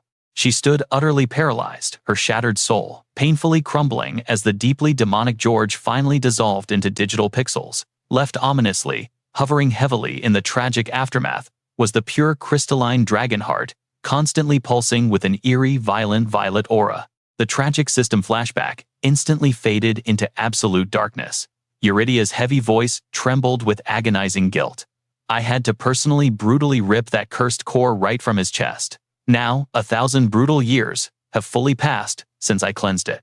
I have painstakingly waited countless centuries for the perfectly destined player to fully inherit the Dragonheart. Her heavy expression painfully carried the weight of ages. She looked at Zephyr with profound, absolute sincerity. You are indeed that legendary hero. You alone are totally worthy. However, your current physical base stats are far too incredibly low. If I initiate the ultimate Dragonheart transfer right now, its overwhelmingly chaotic draconic mana will literally violently vaporize you completely into mere dust. Or you will remain a cripple forever. Eurydica's grave warning echoed, plunging Zephyr into deep thought. He knew his limits perfectly. The residual death poison capped his physical enhancements completely. If he failed to break through these bodily restrictions within the next few months, his mana circuits would collapse. The Dragon Elixir and Beliar combo only worked for low-level stats. He had already exhausted every single shortcut for rapid leveling. Unfazed Zephyr smirked with absolute confidence. But the success rate isn't 0% right. Eurydica instantly saw through him. You are planning to use your extreme luck trait, aren't you? If the odds aren't 0, you plan to force them into a guaranteed success. Her tone grew incredibly serious. However, your calculations are dead wrong. There is an unavoidable crisis approaching where extreme luck is absolutely vital. Zephyr's eyes widened in sheer shock. Wait, what? Eurydica didn't hesitate for a second? That moment is. Before the ancient secret left her lips, the golden ancient dragon's vicious curse violently choked her. She doubled over in absolute agony before forcing herself to breathe. Realizing she triggered the forbidden restriction, she coughed violently. Panic gripped Zephyr as he sprang forward. Eurydica, collapsing to the cold floor, pure fury blazed in her eyes. 1,000 years have passed. Yet your dragon tongue curse still binds my soul, golden ancient dragon. Gritting her teeth in absolute rage, she silently vowed defiance. I won't let your twisted fate play out, even if this foul magic silences my voice. I just have to warn him indirectly. Zephyr gently supported her trembling shoulders. Exhausted but resolute, she finally whispered, "The moment you need that luck is when you must choose. A choice between the person you love most and another." Those haunting words struck Zephyr like lightning. His expression hardened, his gaze burning with steely resolve. An inferno of raw determination raged within his eyes, fully prepared to conquer this impossible trial. Seeing his fierce aura, Eurydica touched his shoulder. Guiding the hero, she softly advised, "Loot everything inside my ancient tomb to skyrocket your stats. Only then should you return to absorb the dragon's heart. That is the absolute safest route. I will shift the dungeon's architecture to help you evade those fanatic priests." Eurydica paused, her tone shifting. "However, knowing the future tragedies waiting for you, I doubt you'll wait to claim the heart." Her trembling hand gripped his shoulder tighter, passing on her centuries of unwavering hope. Eurydica laid out the ultimate quest: the red-blue ice and shadow dragons. You must slaughter all 4 ancient calamities within a single year. It was an insane deadline. Staring deep into his soul, she asked the ultimate question: can you actually achieve this impossible feat? Zephyr fell silent, calculating the chaotic variables ahead. Then a fearless smirk formed on his face. "Is that all? You are seriously underestimating my capabilities here," he declared with absolute predatory confidence. 1 year is way too long. Reaching his battle-scarred hand toward her spirit, Zephyr made a soul-binding vow. "I swear on my life, I will build the peaceful utopia that you and Georgios died for." His unyielding aura flared brilliantly. "Give me just 6 months. Rest your weary soul, drop your burdens, and watch my legend unfold from the afterlife." Eurydica listened to his earth-shattering promise. Although eternal sorrow still clouded her ancient eyes, the spark of hope finally reignited. She chose to bet everything on this insanely reckless hero. "I forgot how numb my heart had become bearing this holy duty," she thought. Closing her eyes, a single glowing tear of pure salvation fell. A millennium of suppressed emotions burst forth as she finally found her worthy successor. Overwhelmed by absolute tranquility, her spirit glowed warmly. "I am truly sorry," she confessed softly. "I am selfishly burdening you with the catastrophic failure of my own era." Suddenly, a blinding emerald light erupted. It pulsed violently from the ancient spire. The stone structure mechanically shifted, unlocking ancient seals to reveal a dangerously pulsing artifact. Reaching into the divine glow, Eurydica retrieved the mythic core. Zephyr's eyes locked onto the glowing mass. Feeling the terrifying draconic aura radiating from her hands, he gasped internally, "The heart of Karsus."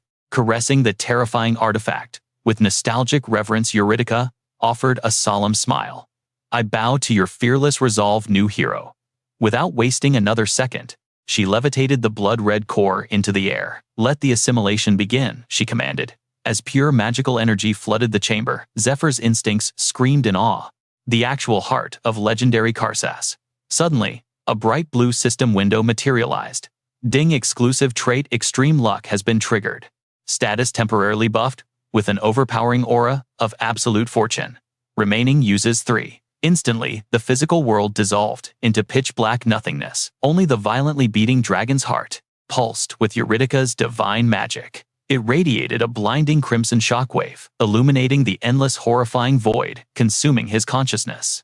Alarm bells rang violently in Zephyr's head. Completely disoriented, he frantically analyzed the void. Where the hell am I? It is a complete blackout, but instantly, his elite survival instincts kicked in. Wait, no. This is not reality. I have been dragged into my own mindscape. He stared down at his own glowing hands. Emitting a phantom blue mana, the pieces clicked together. I knew this sinister frequency felt way too familiar. Standing alone, in the center of this terrifying psychic domain, a chilling realization froze his blood. I am definitely not alone. A massive entity breached my mental defenses. His gamer intuition was spot on. From the abyssal darkness directly behind him, two colossal blood-red reptilian eyes snapped open. Even with his back turned, his hyper-tuned battle senses screamed of absolute peril. Zephyr's expression instantly shifted into dead-cold killer mode. His eyes narrowed into a terrifying razor-sharp glare. Locking down his fear, Zephyr whipped around at lightning speed to confront the nightmarish intruder, but the power gap was too immense. Before he could react, a colossal razor-clawed hand violently snatched his entire body. Immobilized by the ancient dragon's soul-crushing grip, Zephyr glared upward in defiance. The phantom shadow of Karsus leaned in, pressing its monstrous snout against his face. Insolent insect, you dare steal my absolute power. Thrashing desperately inside the beast's giant palm, Zephyr angrily gritted his teeth and rapidly analyzed the threat level. This must be the lingering malice, the corrupted will of Karsus trapped inside the core. His mind raced at max speed. Fighting the psychic suppression, he realized the terrifying truth. What absolutely suffocating killing intent. The spiritual pressure is shredding my soul. And this is just a millennium-old ghost. While Zephyr struggled to breathe within the death grip, the colossal spectral dragon narrowed its glowing eyes, scrutinizing this pathetic human who dared disrupt its legacy. Disgust rolled off the ancient beast in massive waves. I can smell the foul stench of the gods on you, Karsus growled. Glaring down the dragon, scoffed mockingly. Those relentless bastards sent yet another pathetic puppet into the fray. Hearing this news, pure demonic rage consumed Zephyr as he screamed out in absolute fury. What? Without a single second of hesitation, Kaizeros confidently revealed his true and sinister intentions. You are the absolute last mortal I will ever grant my power to. Following that earth-shattering declaration, a chilling phantom-like vision suddenly materialized in the air. The colossal towering figure of Kaizeros marched forward with absolute dominance, ready to fulfill his dark and bloody pact with Zephyr 4. Suddenly, the entire dimensional landscape warped and shifted once again. A deeply mysterious force rushed forward at godlike terrifying speeds, echoing a chilling and ominous countdown from the void. 6. Gradually, even more bizarre and unexplainable anomalies began spawning everywhere. Caught right in the middle of a brutal blood-boiling clash, the fateful countdown continued to loudly ring out. 5, 4, and 3. The desperate heroes were mercilessly crushed and bound by Matthias's gigantic razor-sharp demonic claws. Agonizing, soul-crushing screams violently echoed across the battlefield as the dreadful timer finally hit 2. Inevitably, a blood-soaked, devastating massacre unfolded before their very eyes. Matthias effortlessly slaughtered the remaining fallen heroes, yet he stood there with terrifying calmness, coldly declaring his ultimate victory. Now that everything was flowing perfectly into his sinister trap, Matthias was absolutely overflowing with arrogant pride. Pointing his finger, he sneered with supreme confidence. It is you, Lucius.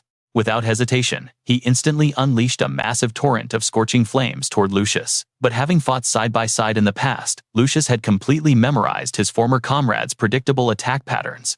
He easily deflected the predictable, outdated strike and confidently mocked him. The same old pathetic trick. Utterly useless. Hearing this blatant disrespect, Matthias's blazing, uncontrollable fury finally reached its absolute peak. Blinded by sheer rage, he poured every ounce of his remaining aura into a much deadlier firestorm, swallowing Lucius whole, but it seemed that was nothing more than a tactical decoy.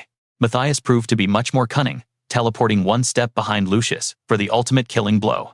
Absolutely certain of his flawless victory, he let out a maniacal laugh. Too slow. Those chilling, arrogant words completely froze Lucius in his tracks like a statue. Displaying his overwhelming dominance, Matthias immediately delivered a devastating perfect smash landing, a direct full-force hit. Looking completely battered and bruised, Lucius stumbled toward the cold ground, coughing up blood with a heavy, painful grunt. Matthias simply bathed in the incredibly arrogant glory of his successful strike. His reaction speed has dropped significantly and his aura is fading. Forcing himself back up after that devastating blow, Lucius deadly glared at the arrogant demon and analyzed the battlefield. This relentless bastard is perfectly adapting to the overwhelming demonic power. Even worse, his insane regeneration speed means I am the absolute only one taking damage in this brutal clash. While lost in his strategic thoughts, a sudden split-second drop in focus allowed Matthias to ruthlessly punish him, slamming Lucius with yet another heaven-shaking catastrophic combo to the gut. The chaotic clash made Matthias fight even wilder, fiercely provoking Lucius, until pure blazing anger took over. Yet the demon foolishly continued to gloat in his premature, overly confident triumph. Seizing the perfect split-second opening, Lucius countered like a raging storm. Matthias screamed in sheer agony as the hero thrust a razor-sharp blade straight into his chest, erupting in blood. The brutal deathmatch escalated to unimaginable heart-racing heights as neither warrior backed down. Relentless explosive shockwaves completely transformed the area into a violently chaotic and heavily destroyed wasteland. Matthias ruthlessly unleashed endless waves of hellfire, while Lucius pushed his absolute limits behind a crumbling shield.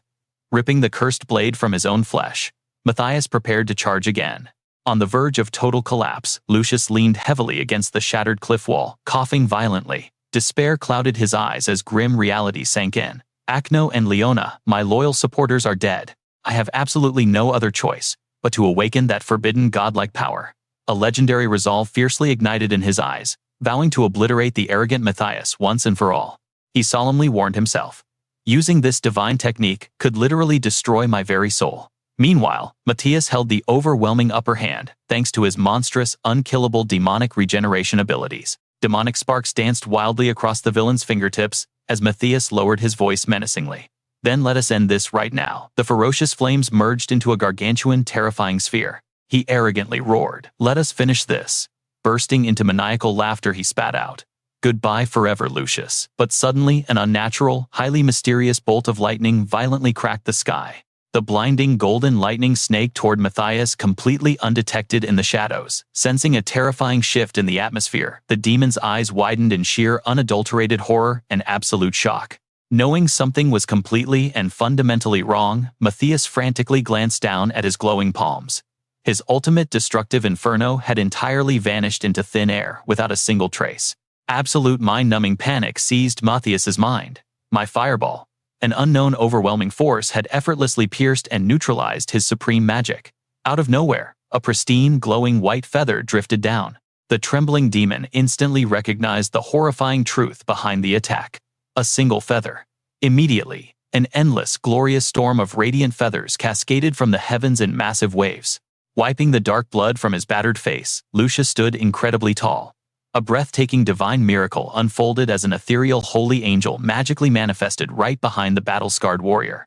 Spreading majestic wings of magnificent blinding holy light, the divine celestial being softly spoke, "Oh my, past self, exactly how much of your precious lifespan will you sacrifice this time?" Clenching his heart in agonizing soul-tearing pain, Lucius spat out a very brief response. 1 month. The celestial entity seemed highly displeased by the meager offering, yet issued a gentle warning. A mere month. That will certainly not be enough to eradicate this demonic monster. Half a year is absolutely required. Instantly, a blinding surge of divine energy began to gather. Absolute supreme power coursed through Lucius's veins, bathing his body in brilliant streaks of holy lightning. Matthias stood totally paralyzed in sheer disbelief, stammering in absolute terror as he stared. What in the world is that? How can a supreme demon actually feel fear? His eyes nearly popped out of his skull as he screamed, "Impossible. This defies all logic." The holy sphere closed in fast. With zero chance to dodge, Matthias stood frozen, realizing a terrifying truth. Pathetic trash like Lucius shouldn't possess this terrifying aura, yet the holy knight stepped forward to deliver judgment. Empowered by the divine grace of a literal angel, his unwavering confidence was unmatched. The devastating impact of the eternal light completely obliterated and blasted through Matthias's demonic flesh. Black blood splattered across the ruined battlefield. Matthias's towering, incredibly toxic arrogance was entirely crushed by Lucius's righteous glowing hand. Only a massive pool of gory blood remained scattered there. The demon lay completely flattened in the crushed rubble, utterly defeated by the hero. And yet his toxic pride refused to die as he spat out a final, deeply mocking insult. You pathetic, miserable wretch. You kept your mouth shut tight, hiding such monstrous power for 25 whole years. Without a shred of hesitation, Lucius softly revealed the grim truth. This is the ultimate forbidden skill of a saint, known as the glorious light. I borrow immense power from an angel of the future, offering my own lifespan as payment. It is a heavily guarded top-tier secret known only to the Supreme Pope and the High Cardinals. Gritting his teeth in simmering anger, Lucius continued his dark confession. Here is why. The average lifespan of an awakened saint is a mere 35 years. We are cursed with absolutely no other option, forced to burn our very lives to defeat overwhelmingly powerful enemies. To make it worse, the twisted sanctuary chains young saints to the bloody battlefield as sacrificial pawns. Lucius stared down with hollow eyes. Being a saint is a truly brutal fate. We are nothing but mere puppets dancing on the temple strings. Lucius could no longer contain his blazing fury. His rage finally erupted as he roared. What exactly drove you to such pure greed, to betray your own comrades and abandon everything? Matthias simply absorbed those heavy words. A mocking laugh escaped Matthias's lips. You only say that because you are the chosen one. Do you honestly think you are the only puppet here? He boldly declared. There is only one true difference between us. Despite his battered body pinned to the cold floor, Matthias defiantly raised his head. The goddess actually acknowledged your miserable life, and she completely abandoned mine, that is all. His fading consciousness began to slip away. Even as his heavy eyelids fluttered shut, he pushed past the agonizing pain to speak. What makes us so entirely different? I was the legendary prodigy carrying everyone's hopes, so why must my story end in such absolute ruin? His shattered body slowly dissolved away. Yet his final echoing words remained. You still refuse to answer me. Goddess, your cruelty knows no bounds. Meanwhile, the dragon heart pulsed with blinding light. A blood-stained hand lay motionless. A sudden, ragged cough shattered the absolute silence. Ned slowly forced his heavy eyes open. His fractured mind spun wildly out of control, trapped in a dizzying haze. Did I actually black out? My head is splitting open. Suddenly a shocking sight forced his eyes wide open. He jolted awake in disbelief. Standing right before him was Eurydica. She was weaving ancient magic, forcing Zephyr to absorb the dragon heart of Kaiseros. Ned gasped in pure shock. This is the final boss room. What on earth is happening? The devastating clash between Lucius and Matthias had left behind catastrophic destruction. The realm's absolute strongest heroes had been completely crushed by the demon Matthias. Their broken bodies littered the floor. Lucius desperately channeled his divine healing arts. Almighty Goddess Arya, Almighty Goddess Arya, Almighty Goddess Arya. Through his unyielding devotion, a miraculous shift finally began to take place. Leona and Arno suddenly erupted into violent coughing fits. Lucius trembled with overwhelming anxiety. He frantically shook Arno's shoulders and screamed out, Arno, Leona, are you two all right? Desperate to ease his commander's heavy burden, Arno pushed past the agony to speak. Captain. His voice was a fragile whisper. Lucius felt his heart shatter, witnessing his precious comrade's suffering. Consumed by a suffocating wave of bitter resentment, Lucius thought to himself, out of our entire raid party, only 3 survived. As the atmosphere shifted, Lucius gently rallied his broken heroes. This catastrophic raid ends right here. Let us go home. The scene suddenly warped into an unknown dimension. A mysterious artifact pulsed with a terrifyingly vibrant crimson glow. Reality twisted wildly. A colossal dragon woven from pure darkness crushed Zephyr within its massive, terrifying grip. It unleashed a deafening, soul-shaking roar. But suddenly, the ancient beast sensed something. It sensed a bizarre anomaly ripping through the atmosphere. Its massive blood-red eyes locked onto the shifting space. This overwhelming energy. What is that blinding crimson aura? The radiant glow locked onto Zephyr's exact coordinates. He froze in awe as the realization struck him. Everything instantly clicked into perfect focus.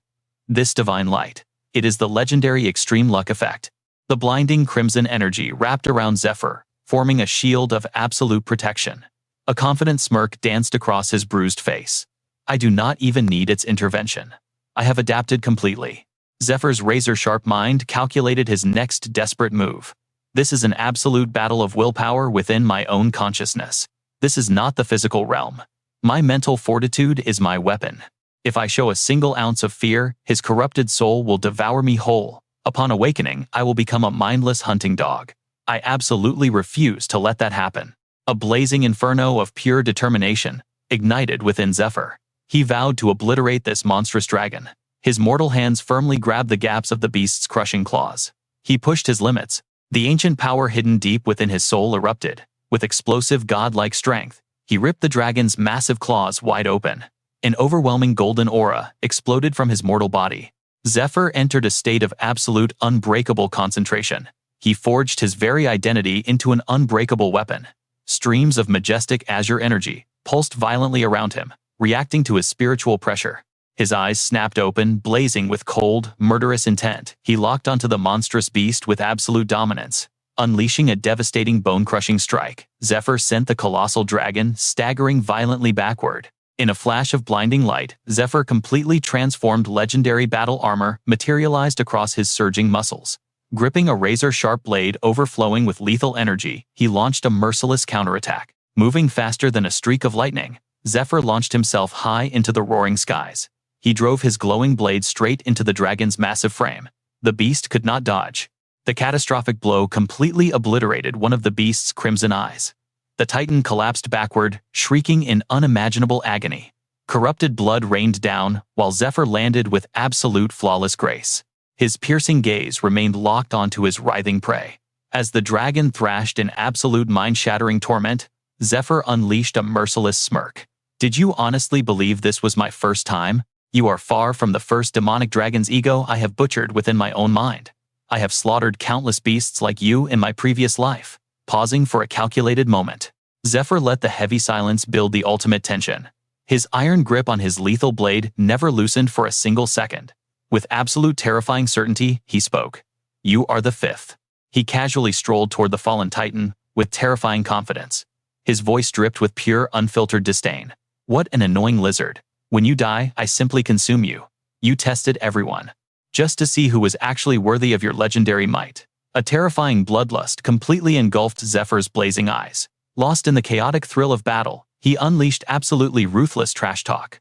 "I will rip that damn heart right out of your chest. It is time you learned true pain." The furious dragon's pride was absolutely shattered.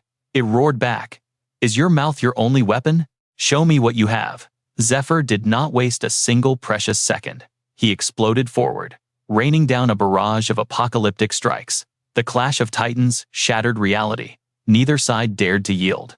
The battle reached an absolute boiling point of unbelievable intensity, but suddenly, the chaos shifted back to the frozen physical realm. Ned remained completely paralyzed on the cold dungeon floor. His eyes slowly widened as he processed the unbelievable reality unfolding before him. He froze in sheer terror. Eurydica was desperately fusing the legendary dragon heart straight into Zephyr's soul. Lurking in the darkest shadows, Ned struggled to comprehend the absolute madness. His mind raced with terrifying questions. What kind of absolute insanity am I actually witnessing right now? Suddenly, his eyes, locked onto Zephyr's completely lifeless body, collapsed on the floor. A dangerous thought immediately crossed his calculating mind. Zephyr is completely unresponsive. Did that arrogant bastard actually lose the fierce battle? His gaze carefully shifted toward the space right beside Zephyr. Eurydica was dangerously engrossed in her complex magical incantations. A sinister suspicion bloomed in Ned's mind. Why is the boss completely ignoring me?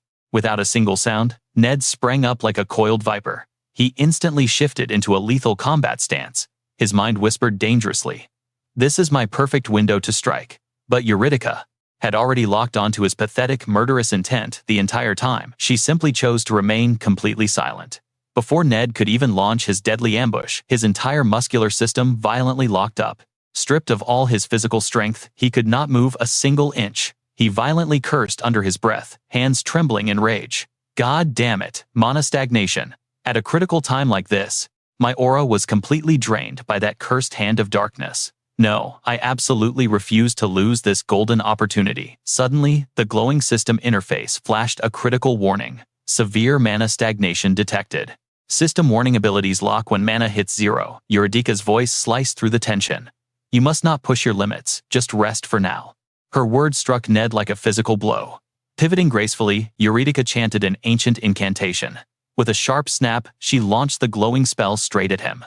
Mystic energy completely engulfed his entire body. Ned glared at her, his jaw clenched tight. Suddenly, a violent mutation seized him. All color instantly drained from his pale face. A sickening wave of nausea hit him hard. Gagging violently, he choked out grotesque sounds. After agonizing seconds of heavy, relentless coughing, he finally expelled a writhing parasitic worm. The bloated parasite squirmed with terrifying vitality. Frozen in absolute horror, Ned stared at the nightmare before him. His eyes widened as pure shock completely stole his breath. Wait, this isn't the cursed sigil bug I swallowed. Seeing his total panic, Eurydica calmly revealed the truth. I just purged the demonic fragment from your system. It remained entirely in its larval stage. You never actually tapped into its dark power. Your insane stats came entirely from pure grueling training. That is absolutely magnificent. A warm smile crossed her face. That parasite heavily damaged your internal mana circuits. Just rest now. My pure mana will fully heal your status condition while you sleep. Complete confusion scrambled Ned's brain. What is she even saying? The dungeon boss just saved me. Exhaustion pulled him under. The scene instantly shifted to another zone. Massive spiked gears ground together along the dungeon walls. A desperate voice echoed through the metal corridor. Look at this. It's the Floor 5 purification mechanism. The deadly trap extends all the way down. Arnold's voice trembled with dread. We need a survival plan. The dungeon's entire mapping system just morphed. Leona sighed heavily. Phew, 2 days have passed since that brutal raid. Can we extract before our rations hit zero? Lucius stood frozen like a stone statue. Arnold's impatience finally boiled over. Captain, give us our orders. After a torturously long silence, Lucius finally made his tactical decision. Our primary quest is tracking down that remaining holy relic. Sensing the lethal danger rating, Arnold snapped back. Are you insane? A 3-man party running that quest is pure suicide? Evacuation must be our top priority. Lucius shot him down. Absolutely not. His tone was razor sharp, claiming that artifact is our only viable extraction route. Without wasting another second, the trio sprinted down the terrifying corridor. Dashing toward the massive vanguard gates, Lucius demanded answers. Those 2 low-level slaves stole the relic, and their movement patterns are erratic. One of his guildmates quickly reported.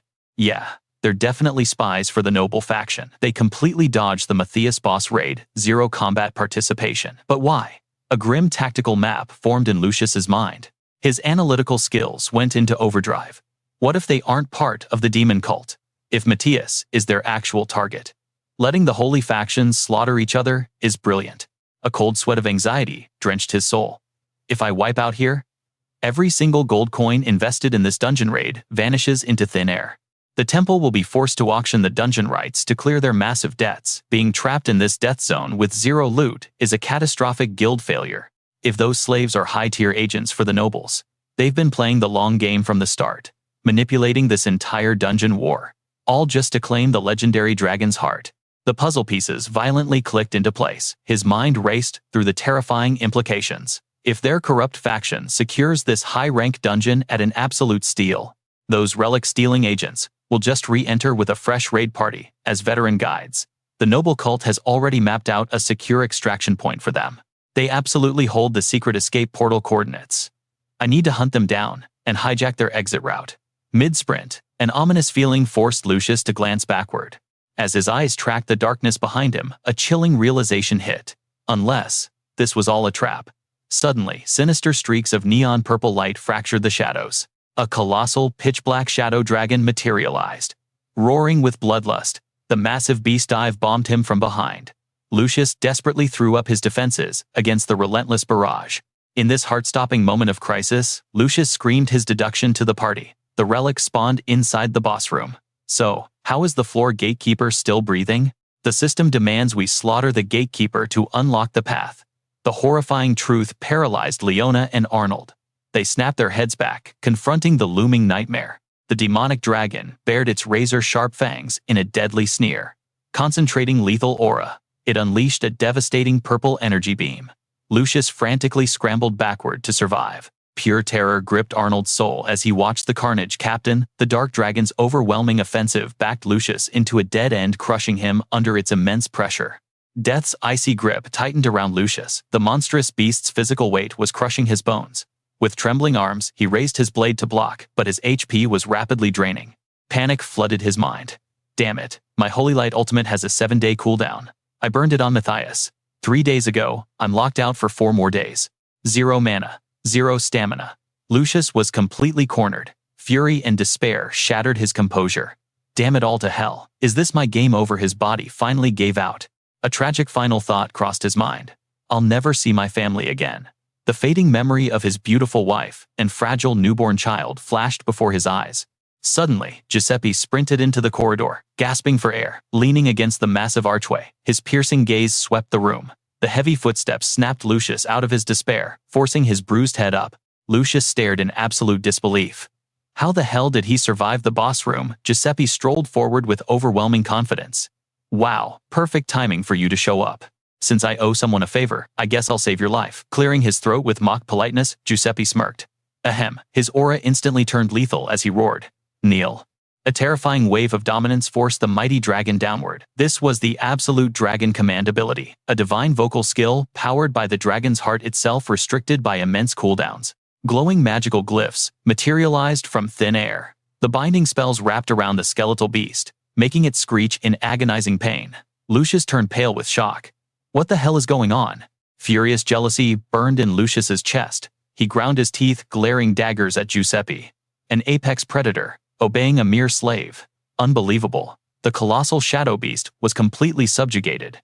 It surrendered completely, pressing its massive snout into the dirt. Giuseppe's cold eyes analyzed the groveling demonic beast. He started counting down the skill duration in his head. 4. The invisible timer ticked away in his mind. 4. 5. Glowing chains of mana tightly restrained the savage beast's front claws. Giuseppe stood his ground, calculating its every twitch. The countdown continued its lethal march. 8. 9. The absolute magical bindings started to crack and loosen around the monster's brutal claws. The moment his mental timer hit 10, the binding spell shattered into glowing dust. With a violent surge of freedom, the beast ripped its massive claws apart. But Giuseppe's smirk never faded. He knew exactly when the cooldown would end. He stood completely unfazed as the monstrous dragon unleashed an earth-shattering roar. In a flash of agility, Giuseppe launched himself high into the air, his tactical mind already planning the next strike. The dragon's tongue skill would only last 10 seconds. His newly implanted dragon heart couldn't handle its full power yet. The crimson core throbbed violently inside his chest. He stood frozen, absorbing the fierce rhythm. He had to balance his own mana with the dragon's aura. Otherwise, the madness would consume him entirely. The heart's output was restricted to a mere 1%. Yet fighting spirit blazed within him like a roaring inferno. He braced himself for the incoming waves of attacks. Even restricted, this was the undisputed power of a dragon. The skeletal beast swung its massive blade, roaring in pure bloodlust, as it prepared to tear him apart. Its skeletal fingers gripped the weapon with terrifying strength. That was Graham George's legendary sword. The beast radiated an absolutely suffocating aura of death. A blade forged specifically to annihilate the ultimate dragon. This battle was going to be an absolute nightmare.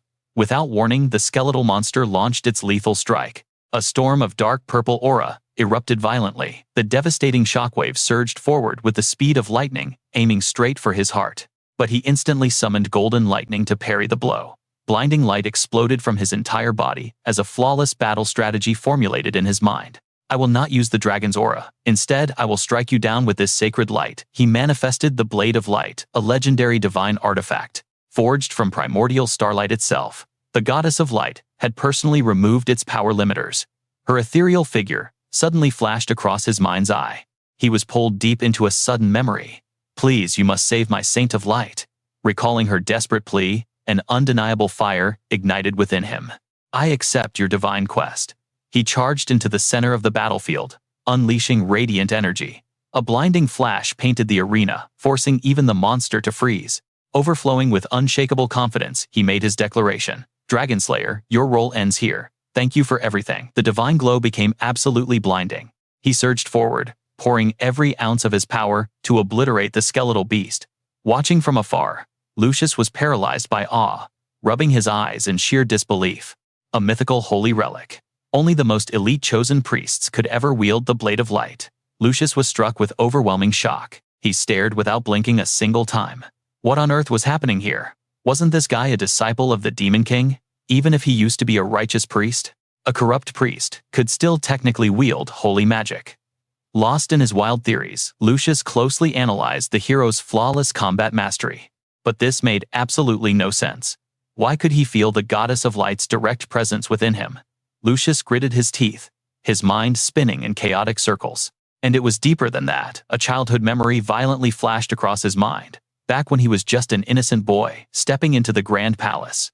This terrifying aura, it felt exactly like the day he met the golden dragon. It was an invisible, soul-crushing pressure that demanded absolute submission. The young Lucius had bowed with utmost reverence. Ancient golden dragon, it is an honor to meet the kingdom's guardian. The majestic being had simply smiled. Snapped back to harsh reality, Lucius collapsed. His trembling hands pushed against the cold stone floor as he struggled to move. The pathetic noise caught Zephyr's attention. He glanced back over his shoulder. To his surprise, Lucius, Leona, and Acno were prostrating on the ground. They bowed with absolute reverence as Lucius finally spoke up. "We pay our deepest respects, mighty one." The scene suddenly shifted back to his inner consciousness. "I battled Kaizeros in my mind space for 3 agonizing days." Memories of their legendary clash echoed in his soul. His unbreakable tenacity and fierce willpower had finally earned the mighty being's respect. The dragon had given him the ultimate praise. "Not bad at all. I acknowledge your strength, human, but do not mistake that for my absolute trust." Ultimately, Kaizeros had bowed to his heaven-defying willpower. The beast merged its soul into the dragon heart within his chest. But it left one final warning: "I will be watching your every move from the shadows." His heavy eyelids fluttered open, greeted by blinding light. He was completely drained of stamina. Scanning the devastated area, panic struck him when he saw Ned still lying unconscious. As for Eurydica, she had already crumbled into eternal ash. He clenched his fist tight and bowed his head in deep sorrow. "Thank you, Eurydica. I will fulfill your dying wish." His gaze fell upon 2 mysterious items gleaming within the remains. So these are the sacred relics she left behind in the ashes. Both divine artifacts pulsed with otherworldly energy. One radiated a crimson aura. It was the magic crystal, an ultimate spellbook, forged from the purest essence of mana itself. By meditating with this crystal, the host could awaken incredible system skills. The lost ancient arts of the Media Kingdom and the Archmage's legacy were entirely sealed within. System requirement: you must reach level 2 in Media Kingdom's ancient magic to unlock these skills. The second item glowed with a deep sapphire light.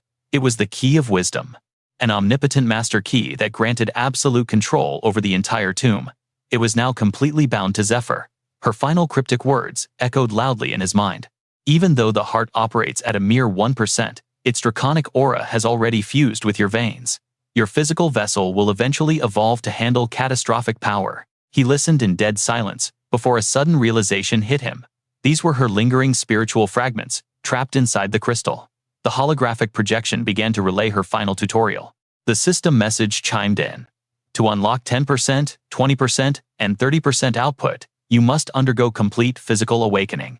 Her ethereal voice continued to resonate deeply. "You must deliver this artifact to my last living descendant. Only they can trigger your next evolution phase." The absolute instant, she said that a single name flashed in his mind: Antari. A chaotic storm of thoughts crashed through his brain. These arrogant gods knew everything about his past life. Since almost none of them held good intentions, he couldn't trust the heavenly system. If those divine bastards dared to lay a single finger on Antari, his head dropped low as murderous rage forced his fists to clench tight. "I want to rush to her side right now. But this cursed destiny requires me to stay focused. I will endure this terrifying anxiety." Suddenly, Lucius interrupted his thoughts. "Oh, mighty one, please help us." He whipped his head around. Ned, who had miraculously regained consciousness, was already glaring at the priest. Wasting absolutely zero time, Lucius got straight to the crucial point. He offered to completely purify their cursed system marks. Closing his eyes, he chanted a powerful holy spell. A warm glow enveloped them, shattering the restrictive seals on both him and Ned. The holy aura slowly faded as Lucius smiled. "You are finally free from the curse." Brushing the residual magic off his shoulder, Zephyr flashed a casual grin. "So, does this mean you are paying off my massive debt too?" Lucius burst into hearty laughter at the perfectly timed joke. Zephyr laughed heartily. "Of course. You saved my life. That is an absolute debt I could never repay." Lucius bowed his head with deep respect. "To infiltrate the Demon King's inner circle and crush their twisted ambitions. You have my utmost respect.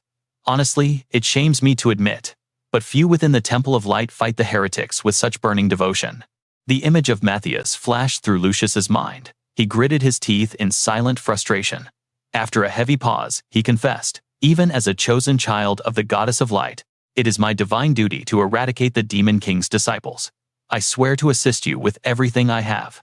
Ned stood quietly on the sidelines, observing every single detail.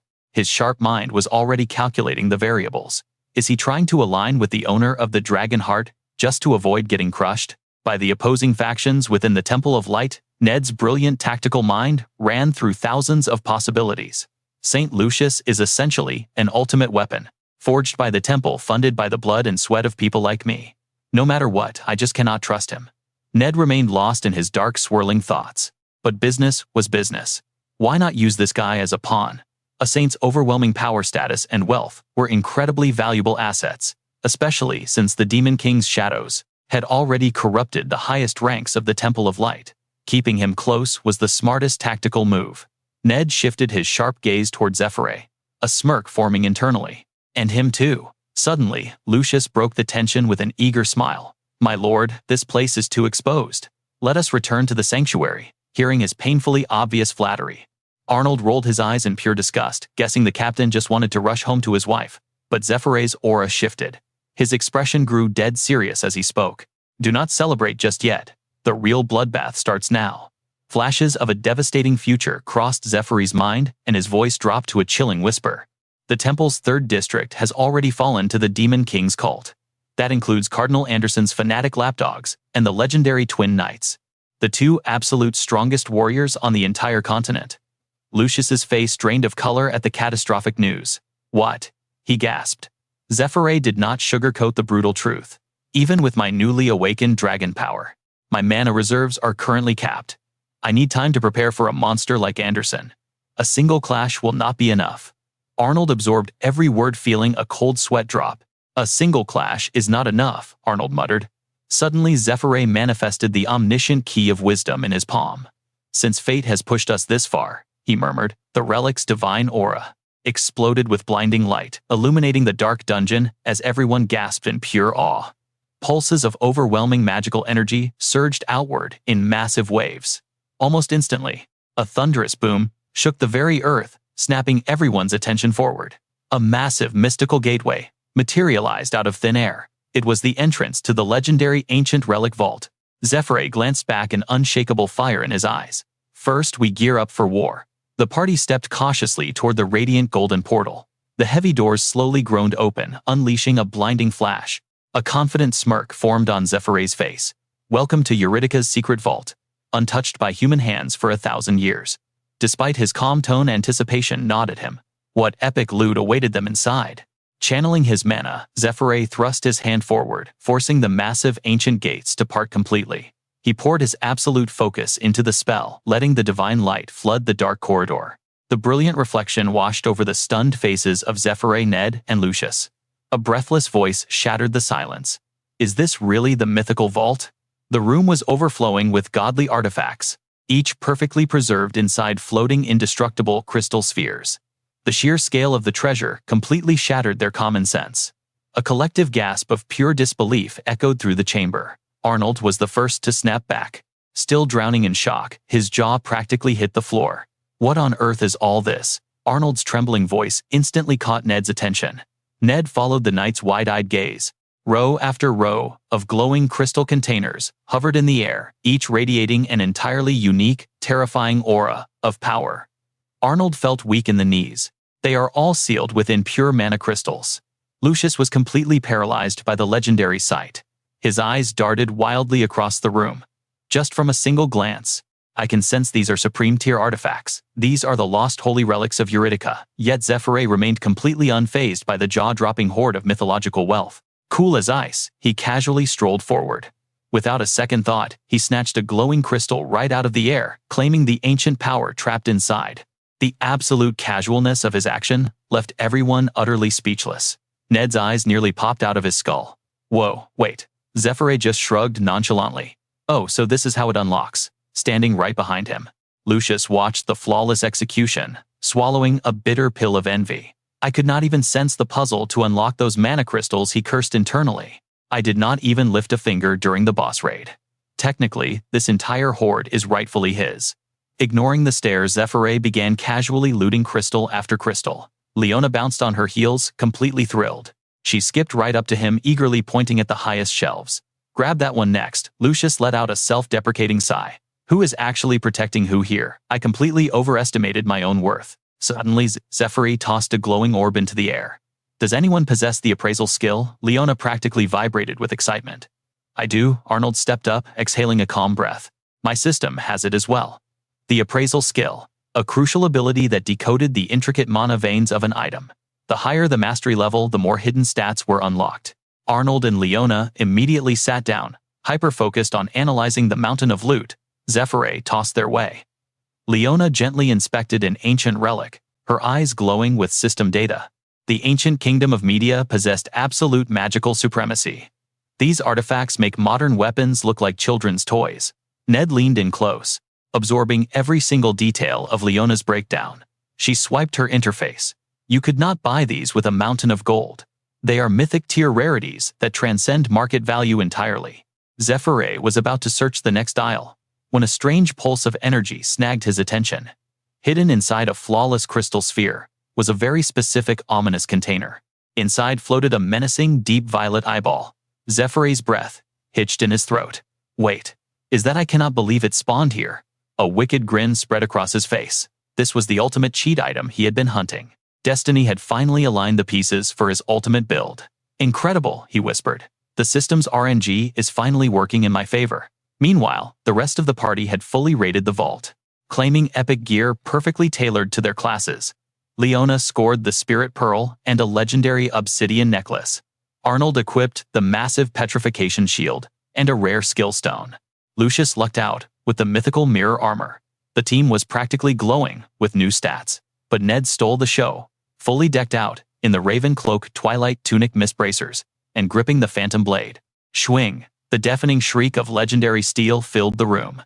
Zephyr stood like a war god, effortlessly resting the colossal greatsword Graham personally bestowed upon him by Kaiser over his shoulder. He completed the overpowered set with the silver-plated dragon iron mantle greaves and absolute defense gauntlets. Fully maxed out on gear, the raid party regrouped. Zephyr cut straight to the chase. This alliance. It is about taking down Anderson and reclaiming the church. Correct? Lucius met his intense gaze without blinking. Yes, it is not that I doubt your strength. The saint let out a heavy, world-weary sigh. Our church lacks a system to detect Demon King followers.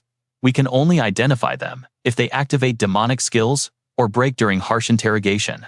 If a suspect denies it, we hit a dead end. Ned's expression hardened. There is another way. This instantly caught Lucius's attention as Ned pressed on. Those cursed seal centipedes will crawl out right. After deep thought, Lucius voiced his concerns. Whatever the method, we must consider Ondian's noble bloodline and overwhelming status. Backing up his claim, Lucius explained further. Andean hails from the Marquis Lasker family. They are a deeply revered bloodline wielding massive political influence. Ondian himself inherited the bishop title of the 4th district from his father. Now promoted to archbishop, he completely controls the central district's power structure. Furthermore, our families share a close history. Past memories suddenly flooded his mind. Back then, Lucius had respectfully reported every elite warrior has joined the raid squad. We are severely understaffed. I cannot thank you enough for lending us your defense forces. Ondian had smiled warmly. Think nothing of it. Allies must help each other. Command them as your own. Snapping back to reality, Lucius stated firmly. He maintains absolute neutrality in temple faction wars. The man has virtually zero enemies. Laying out these ironclad facts, Lucius expressed his hesitation. If we execute or arrest a figure like him without cause. Outwardly, Ned appeared to listen intently. But internally, he calculated that forging evidence and assassinating him would be far easier. He knew Lucius distrusted him, and Zephyr, hence the demand for solid proof. Only Giuseppe knew how to flawlessly navigate every situation. Hearing Lucius out, he calmly crossed his arms. Evidence? Of course we have it. Giuseppe's bold claim left Lucius completely baffled.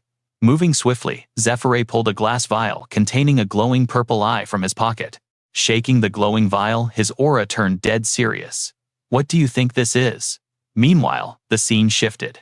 Alphonse was mindlessly executing his master's commands. His lifeless eyes darted right then snapped, left completely bound by his master's absolute authority. Finally, he stared blankly forward as a sinister voice echoed through the room. How do you feel, Alphonse? The puppet answered with unnatural reverence. Wonderful, my lord. Having thoroughly mentally broken Alphonse, Andean erupted into twisted, satisfied laughter. Excellent, Father Alphonse. You should have obeyed me from the very beginning. Trembling in pure terror, Sister Claudia secretly witnessed this horrific, inhumane psychological torture. Clutching her precious baby desperately to her chest, her mind screamed in agony. Why? Why was Archbishop Andean doing this? Sensing her spiking dread, Andean turned. Looking back, his voice dropped to a chilling whisper. What is wrong, Sister Claudia? Did I not promise you a fascinating spectacle? Alphonse remained slumped like a broken doll. Moving like a predator, Andean slowly closed the distance. Claudia's limbs shook violently under his oppressive aura, yet her maternal instinct flared desperately, shielding her child. His tone turned deeply sinister. Demon King followers harbor seal centipedes in their stomachs, granting us demonic power. The more we use it, the stronger our stats grow. He then shoved fingers into his own mouth. With a demonic shadow casting over his face, he calmly revealed, when the seal hits its final evolution stage, an exclusive skill awakens. Slowly, he pulled a cursed parasite from his throat. The vile creature writhed sickeningly. Andean had completely shed his humanity. Locking his predatory gaze onto Sister Claudia, a twisted villainous grin stretched across his face. My awakened ability is the centipede hive. My seal evolved into a queen capable of spawning larvae. These parasites let me brainwash and mind control absolutely anyone. To demonstrate this horrifying system, Andean used Alphonse as his live specimen. He sneered with absolute arrogance. Just like our highly respected father over here. Looming over Claudia, he flashed a sickeningly fake saintly smile, making her stumble backward in pure revulsion. Without missing a beat, he whispered, "Know why I am explaining my master plan." Bringing his face inches from hers, he commanded with a psychotic grin, "Seduce your husband Lucius to our side." Despite her fragile appearance, Claudia possessed a warrior's spirit. She defiantly glared back. "Seduce him? What do you mean?" Her sudden, fierce aura terrified baby Marius into bursting into loud sobs. Claudia frantically rocked him, while Andean watched like a demonic deity. Instantly switching from threatening tyrant to friendly uncle, he cooed at the infant. "Peekaboo, Marius. Did I scare you? Hush now. What was the little one's name again?" Rocking her baby, she managed to answer Marius. As the child continued wailing, Andean leaned in uncomfortably close. With a perverted, cunning smirk, he hissed, "Little Marius, do you like bugs?" Those words sent ice through Claudia's veins. Her eyes widened, predicting the impending nightmare. Just as feared, a manic Andean moved the squirming parasite right toward Marius's tiny face. He murmured darkly, "Let's be friends with this adorable little bug." The writhing larva inched toward the baby's mouth, amplifying his cries. Fueled by boundless maternal love, she snapped. Witnessing this absolute horror, Claudia violently swatted Andean's hand away to protect her child, screaming no. Andean was completely caught off guard by this sudden rebellion. Losing his balance, he crashed backward, sending the parasite flying. This unexpected tumble exposed his pitch-black arm, horrifyingly crawling with countless writhing demonic centipedes. This nightmarish sight left Claudia completely paralyzed and speechless. 1,000 questions stormed her mind as the terrifying truth he had hidden was finally dragged into the light. Blinded by rage, Andean cursed furiously, "You worthless wretch." Just as he prepared to strike her down, a frantic gatekeeper suddenly rushed in with catastrophic news. The guard panicked. Lord Andean, disaster has struck. The bishop's face drained of color. Upon hearing Lucius was outside. Grinding his teeth, he roared, "What? Forget this trivial nonsense." Moving with lightning speed, Andean threw open the window, his mind racing. This fast, impossible. He should be busy clearing the dungeon raid right now. Why is he back early? Scanning the chaotic courtyard, pure terror violently shook Andean's core. An absolute bloodbath was unfolding below, led by Lucius's newly formed assault party. They were ruthlessly decimating the corrupt guards stationed around the building. Sensing the vile bishop's presence, Lucius locked eyes with him, his gaze like a sharpened blade. "Archbishop Andean, it has been a while." Still failing to grasp his doomed reality, Andean barked confidently, "Have you lost your mind, Lucius? Why are you slaughtering clerics in your own holy district?" Abandoning a major campaign just to riot here, Lucius remained silent, emitting a freezing, murderous intent. His mind flashed back to Zephyr holding that glowing glass vial. "This is centipede potion," Zephyr had explained. Recalling the instructions, Lucius knew a single drop of this elixir in the eyes would expose the demonic seals hidden within the cultists. Having applied the magical drop, Lucius gained heaven-piercing vision. The battlefield was completely illuminated, exposing every single disguised Demon King follower waiting to strike. Lucius had always been arrogantly confident in his sensory stats. But teaming up with Zephyr completely shattered that illusion. A bitter self-deprecating smirk crossed his face. Haha, my appraisal skill for people is absolute garbage. Exploding with majestic aura, he roared. Archbishop Andean Lasker. He aimed his aura-infused blade directly at the corrupt boss. His voice boomed with absolute authority. I, Holy Knight, Lucius Jonetti, arrest you for heresy. Jaw clenched, he delivered his righteous verdict. Deceiving the Temple of Light is an unforgivable sin, and you will pay in blood. Realizing the charade was over, Andean dropped his holy facade. His form twisted as a sinister, manic laughter erupted. Ha ha ha. You arrogant brat. Lucius leveled his gleaming blade straight at the corrupt priest, his aura flaring. Cardinal Andean Lasker, in the absolute name of the divine light, I, Lucius Jonetti, will execute judgment upon you for demonic worship. Looking down from his high perch, Andean frowned, his mind racing. He had calculated the odds of Lucius surviving and returning. But the timing was an absolute glitch in the system. Even with elite stats, clearing that dungeon should have taken them ages. Matthias must have botched the mission. Was his stealth broken? Before even entering the boss room, to think that useless pawn leaked my data? What a pathetic waste. Oh well, the endgame remains unchanged. Lucius, stepping back into this temple was your fatal mistake. With a twisted sneer, Andean descended the steps. Staring down the Holy Knight, he projected an aura of fake righteous fury. Do you have any idea how blasphemous your little stunt is? Accusing a high-ranking cardinal of demonic collusion. Where is your system-verified proof for such a massive claim? As Andean approached Leona, and Lucius immediately shouted in unison, Bishop Alfonso. Uncle Lucius swallowed hard, cold sweat forming. He desperately needed to hide the fact that his uncle was infected by a parasitic mind control bug, altering his true physical stats. This had to be Andean's twisted mind control skill that Zephyr warned them about. Finding absolute outrage, the corrupt cardinal barked. I do not care what divine backing you think you have. You cannot just spew absolute nonsense here. Before the corrupt priest could finish his tirade, Lucius violently interrupted. You want hard evidence? Look right here. Cardinal Andean's smug expression instantly shattered. A flicker of genuine terror flashed across his eyes as he locked onto the damning documents, his brain calculating the threat level. Flashing back to the hidden quest, Zephyr's elite party was grinding through the shadows for those exact quest items. Zephyr had sternly warned the guild, keep this loot absolutely classified. If the system detects you holding this, assassins will relentlessly hunt you down. No matter the safe zone, they will weaponize this against us. Leona, scanning the dungeon environment, suddenly pointed out. The teleportation circle is glowing. How bizarre. The party immediately advanced through the portal. The system lore stated that the Tomb of Eurydica was actually an ultra-massive grand labyrinth. Its territorial boundaries aggressively expanded all the way beneath the Third Diocese Grand Sanctuary. Hitting the perfect coordinates, they activated their mining skills to breach the surface. Bursting out from the underground labyrinth, Zephyr's squad successfully completed their brutal extraction mission. They emerged into a secret hidden zone. Lucius analyzed the area and briefed his team. This is Matthias's former hidden base. The demonic cultists used this exact spot for their dark server meetings. Snapping back to the present timeline, Lucius aggressively slammed the looted evidence right into Andean's face. He announced to the crowd, these are the exact private messages traded between Matthias and Cardinal Andean. Their master plan to raid the artificial dragon heart, their foul praises to the demon god, it is all logged right here.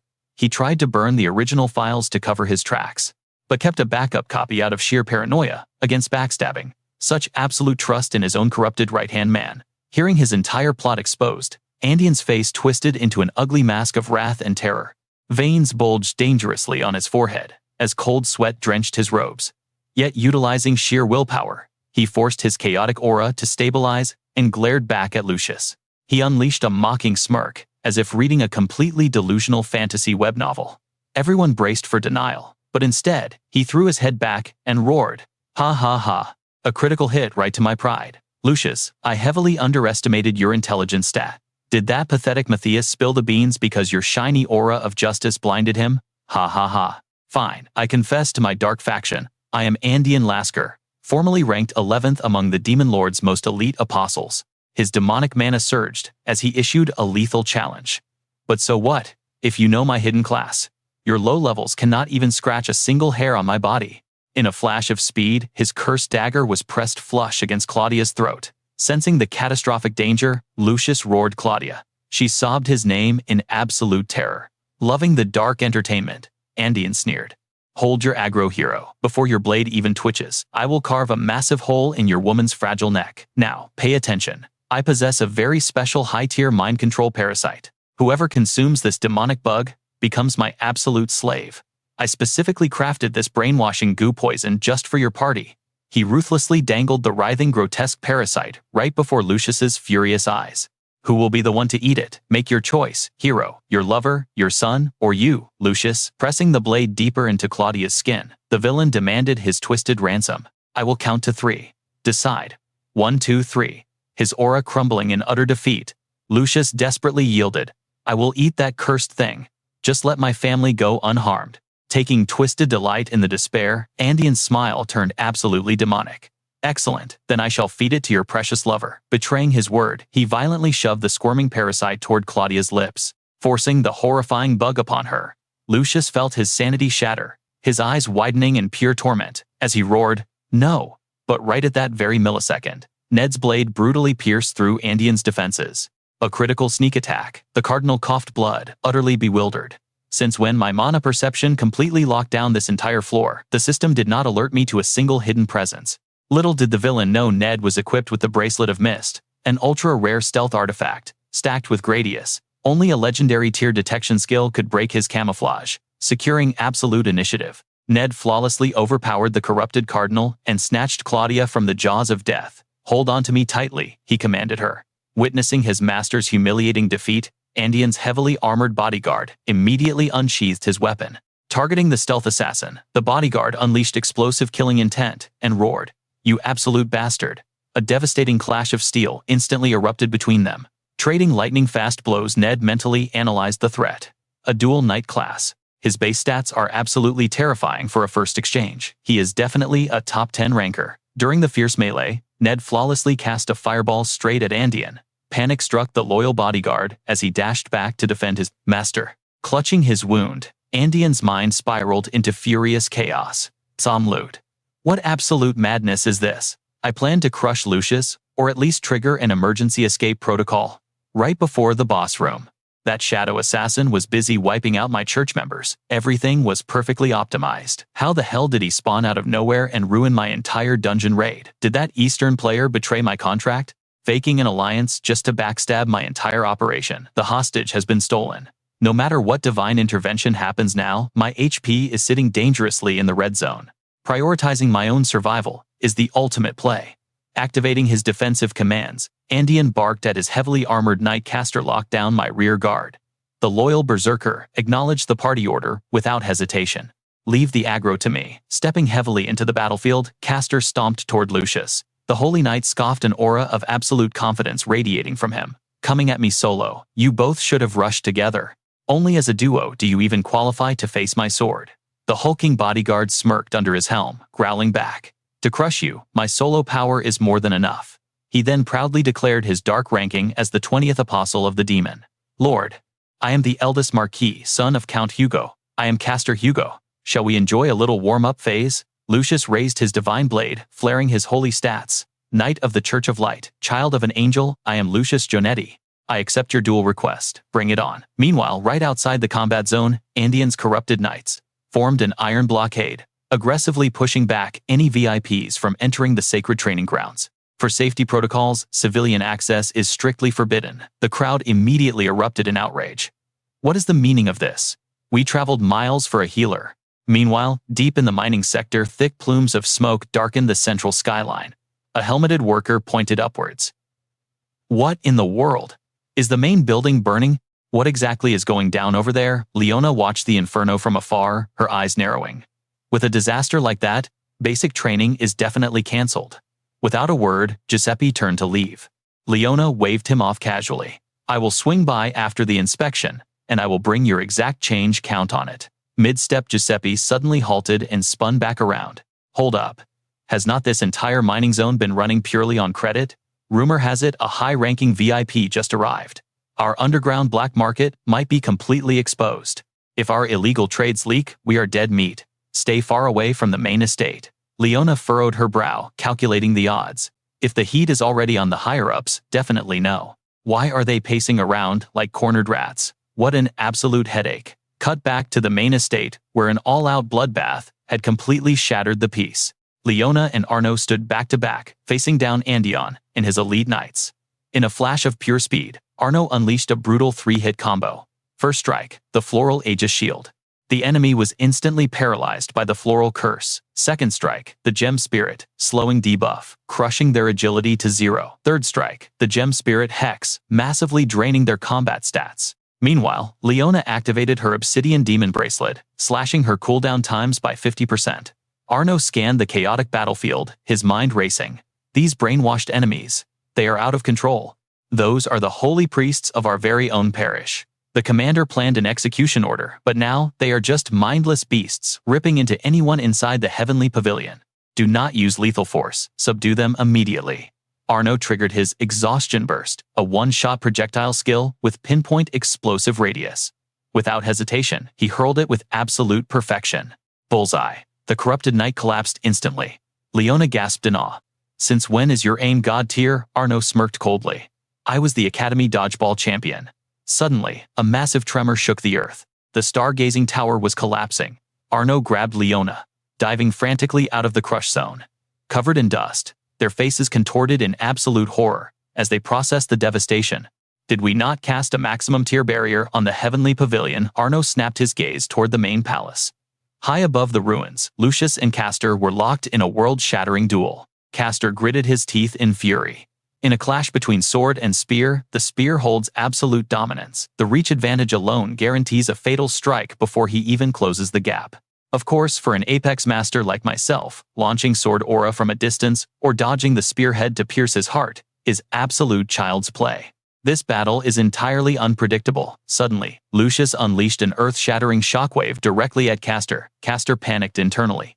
My defensive mirror. I need to block this. The ancient spell Media Black Mirror fully activated, deflecting the catastrophic blow. Castor sneered arrogantly. Lucius, you purposely exposed a weak point. Nice bait, but your pathetic acting will not work on me. Lucius wiped his blade, his aura flaring ominously. So you figured it out. Tell me. Is that why you twin brothers are crowned as supreme powerhouses? Castor chuckled darkly. Oh, that little title. Without wasting a breath, Castor lunged forward like a viper. Lucius countered with a lethal counterslash, but Castor phased right through it. What followed was an apocalyptic exchange of high-speed techniques. Steel screamed against steel, in a blinding symphony of destruction.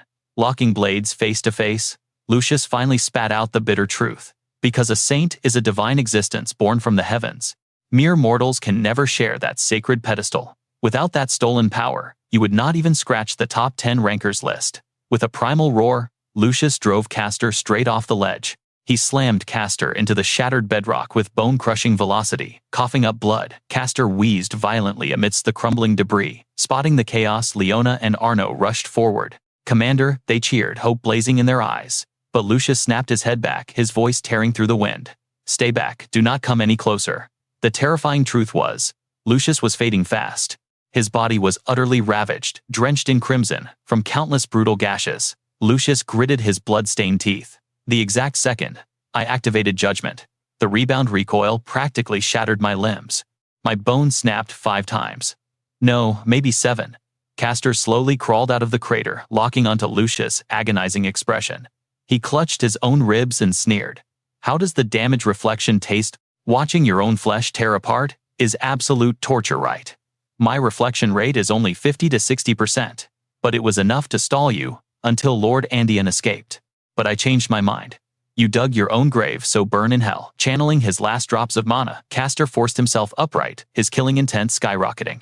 I am sending you straight to the goddess right now. Just as Castor charged, his ultimate execution strike, a telepathic voice detonated inside his mind. Castor, what is your exact location? Regroup at my coordinates instantly. It was an absolute command. The owner of the Queen Parasite system had force-linked with the Princess Parasite host. The Supreme Order paralyzed Castor mid-swing. In a flash of golden light, ethereal chains bound him completely. Seizing this 1-in-a-million opening, Lucius began charging his final desperate spell. The psychic command grew frantic. I am sending my coordinates. Teleport immediately. Meanwhile, in the eastern corridor, Andion was coughing up buckets of blood, utterly decimated by Giuseppe's savage blade. Giuseppe loomed over him like a demon. Get up, trash. I am not even close to being done with you. Back at the central ruins, Lucius' squad smirked at the paralyzed caster. Well, well, what do we have here? Did your precious master run into a meat grinder? Our primary objective was always to stall you. We completely isolated your trio, and you walked straight into our absolute trap. Pure, unadulterated fury, twisted caster face, into a monstrous snarl. The realization of his utter defeat was a crushing blow. You absolute scum, he roared. Deep in the shadows, a demonic hand caressed a cluster of crimson rubies radiating overwhelming sinister mana. A shadowy figure whispered from the void, "You are trusting me." With the dragon heart transport, Odin knelt to the floor. Placing a hand over his chest in absolute reverence, he replied, "Yes, Grand Master. As you know, my unique skill is absolute brainwashing. With this terrifying power, I can effortlessly hijack the Third Parish Grand Stream. I could even manipulate the gods themselves like mere puppets." A wicked, triumphant smirk crept across Odin's face as he revealed his masterstroke. The ultimate transport method is to never move it at all. The Third Parish is now an absolute fortress for the swarm. The dragon heart is flawlessly secured. You may arrive at your leisure for the assimilation surgery.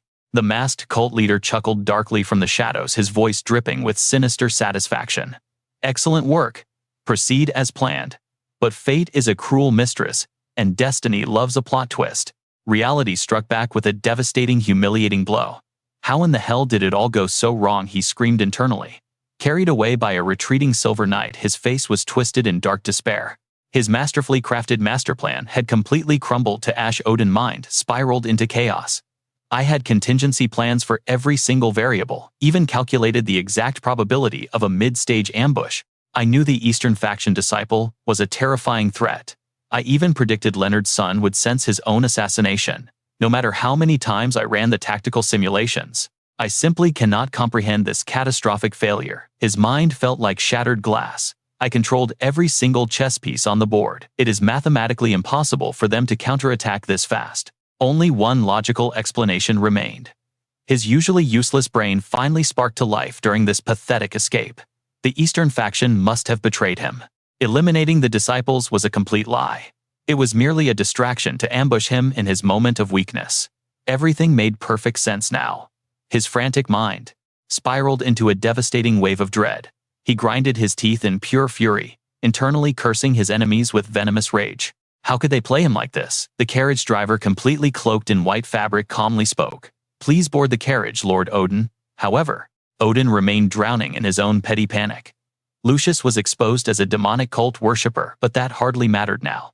The cardinals of the Temple of Light intended to cast neutral votes for the next papal election. Even without being one of the 12 apostles, as the demonic cult leader, he vowed to protect them. Yet he couldn't even save himself. So, who could this pathetic old man protect? Odin trembled with anxiety, terrified by the sheer scale of his enemies. If the Eastern faction turned against him, the disciples of Jin Wang Ryong could be hiding anywhere.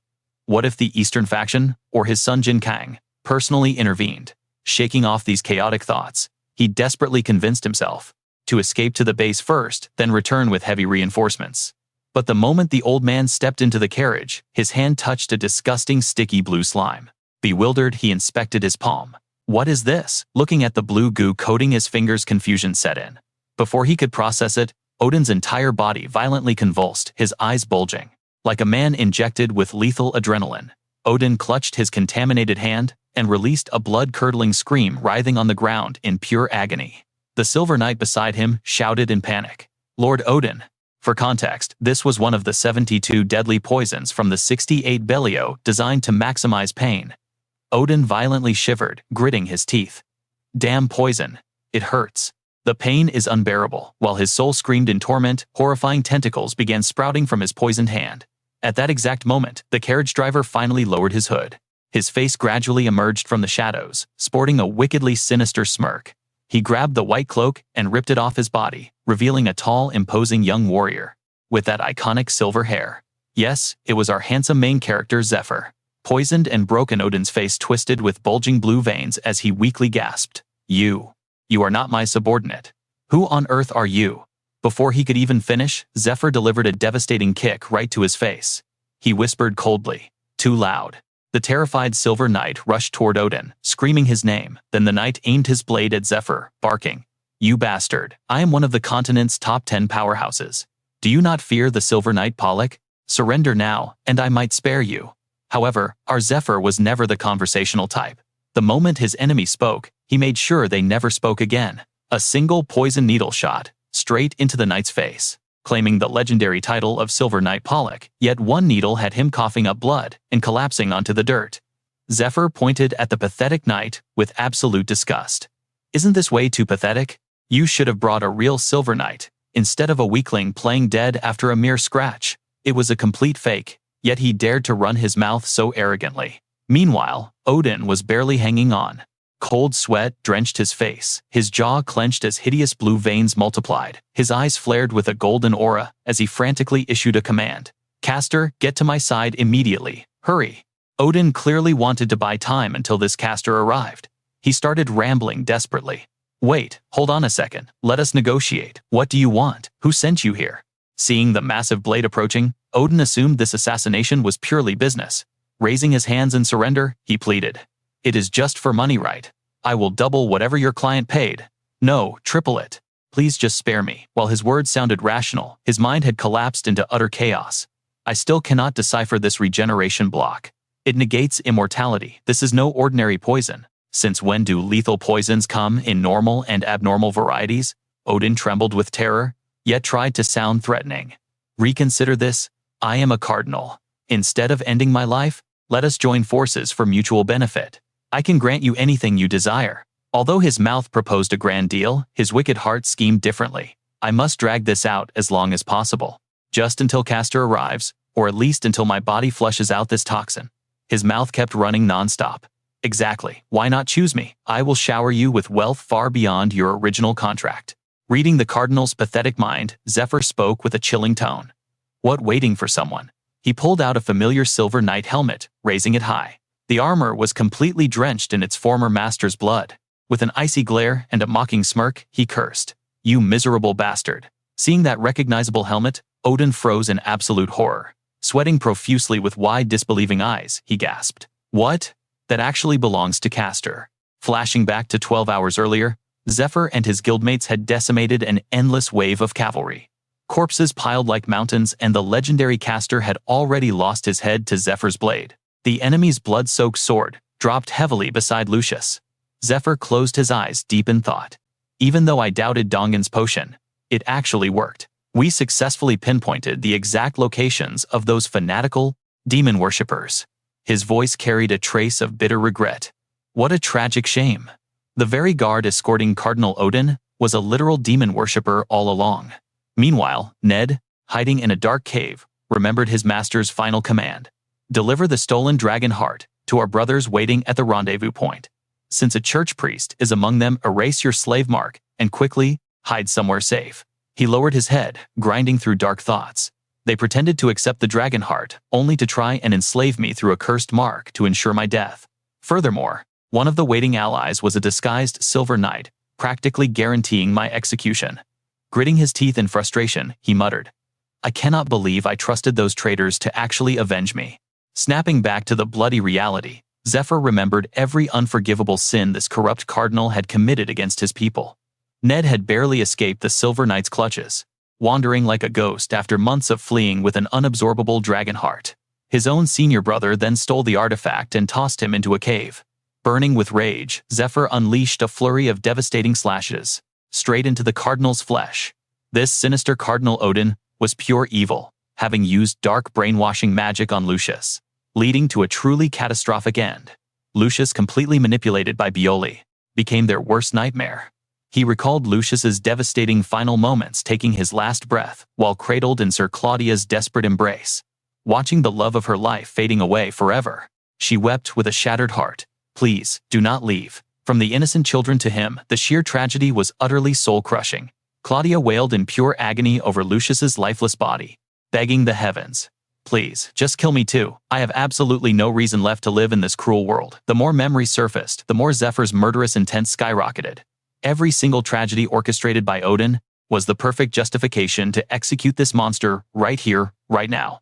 Channeling massive aura, he hoisted his colossal blade. Crackling blue lightning enveloped the weapon as he poured his entire soul into one ultimate strike.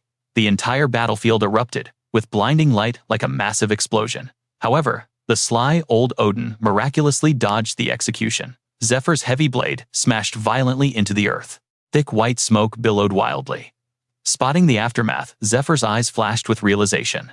He frowned deeply. The mass is too small. Even after a lightning strike, it wouldn't shrink this much. While entirely focused on this deduction, a lethal sneak attack suddenly materialized right behind his back. Relying on his hypersensitive reflexes and insane agility, Zephyr barely blocked the ambush. However, the sheer impact was absolutely devastating. The heavy impact forced him backward on the defensive. As the white smoke finally cleared, a horrifying tentacle beast emerged, cackling maniacally. It has been ages since I assumed this form. Experience truly reigns supreme. Cardinal Odin had been brutally battered right back into his true horrific state. A grotesque mass of writhing talking tentacles. Listen closely. I did not let the Holy Knights fight because of weakness. I possess power far beyond theirs. I simply chose not to step onto the battlefield. The grotesque beast rose from the ruins, roaring with fury. I refuse to let anyone witness this vile form, this monstrous, unforgivably hideous appearance. Honestly, looking at that thing is enough to cause a fatal heart attack. Zephyr sensed the overwhelming shift in the atmosphere. A chilling dread crept into his mind. When the lightning strike hit, his human shell shattered, exposing his true demonic nature. 5 years have passed since I shattered the Revelation Stone and embraced the demon race. The nightmare creature hissed. Through years of relentless training, I mastered human camouflage and awakened the absolute overwhelming dominance of demonic power. Raising a tentacle dripping with venomous green aura, the monstrosity threatened Zephyr. Furthermore, anyone who lays eyes on this hideous form must be completely eradicated. I am genuinely impressed. You forced my true awakening. Odin twisted his horrific face into a sinister smirk. But you made a fatal mistake. He unleashed a devastating aura-infused tentacle strike. The sheer impact obliterated the ground. Blazing green energy lines carved through the forest, violently slicing the earth into shattered fragments. What an absolutely terrifying display of power. Deep within the forest, Ned and Claudia felt the massive shockwave. It has begun. He knew Zephyr and Odin were locked in mortal combat. Ned turned to Claudia. Hide inside this cave immediately. Do not step outside under any circumstances until I return. He handed her twin bracelets. These contain high-tier invisibility magic. Put them on right now to mask your presence. Sister Claudia furrowed her brows in deep concern. If I take these, what about you? Bathed in a radiant aura, he shot her an incredibly badass side glance. I will not need them. In a flash, Net vanished into the distance. Claudia gasped in absolute awe, clutching her child safely within the cave. Burning with explosive battle aura, Net dashed straight toward the chaotic epicenter. The destined day has finally arrived. Consumed by an insatiable thirst for vengeance, Net recalled the warm, golden memories he once shared with his beloved father. But that gentle man was ruthlessly butchered by Odin's temple knights. Those merciless monsters slaughtered his father and stole their sacred family heirloom. I have already slaughtered one. Only 2 targets remain. Net's face burned with unstoppable power, his eyes glowing with a terrifying crimson magic. His raging consciousness screamed, I will drag you all to hell. Once Net arrives, Odin's fate is completely sealed. Anyone hoping for Odin's survival better start praying. Personally, I am praying he gets permanently deleted to stop his reign of terror. Meanwhile, the recon captain stood firm in his unbreakable golden armor. He unleashed explosive crimson sword waves, devastating slashes, hurtling straight toward Lucius. The hero immediately raised a defensive shield, his body enveloped in a majestic barrier of golden light. While holding his ground, Lucius analyzed the battle. He is continuously abusing the parasitic seal's power. His attack output is massive, but his absolute precision is dropping rapidly. His relentless strikes are losing their edge. A brilliant strategy suddenly flashed in Lucius's mind. If I block perfectly and effortlessly, the mental pressure will force him into a desperate panic. This is the perfect counterattack window, Lucius called out to Acno. Yes, my lord, Acno responded instantly. Meanwhile, the recon captain flared his terrifying aura aggressively, chanting the sacred Ariaio spell. Grant us ultimate absolute power. Chanting furiously, he summoned a stellar ring. This is my highest tier buffing skill, he smirked. System note. The battlefield was suddenly engulfed in a blinding, radiant surge. Every single ally, stat attack, magic, power defense, and health regeneration skyrocketed by an insane 120%.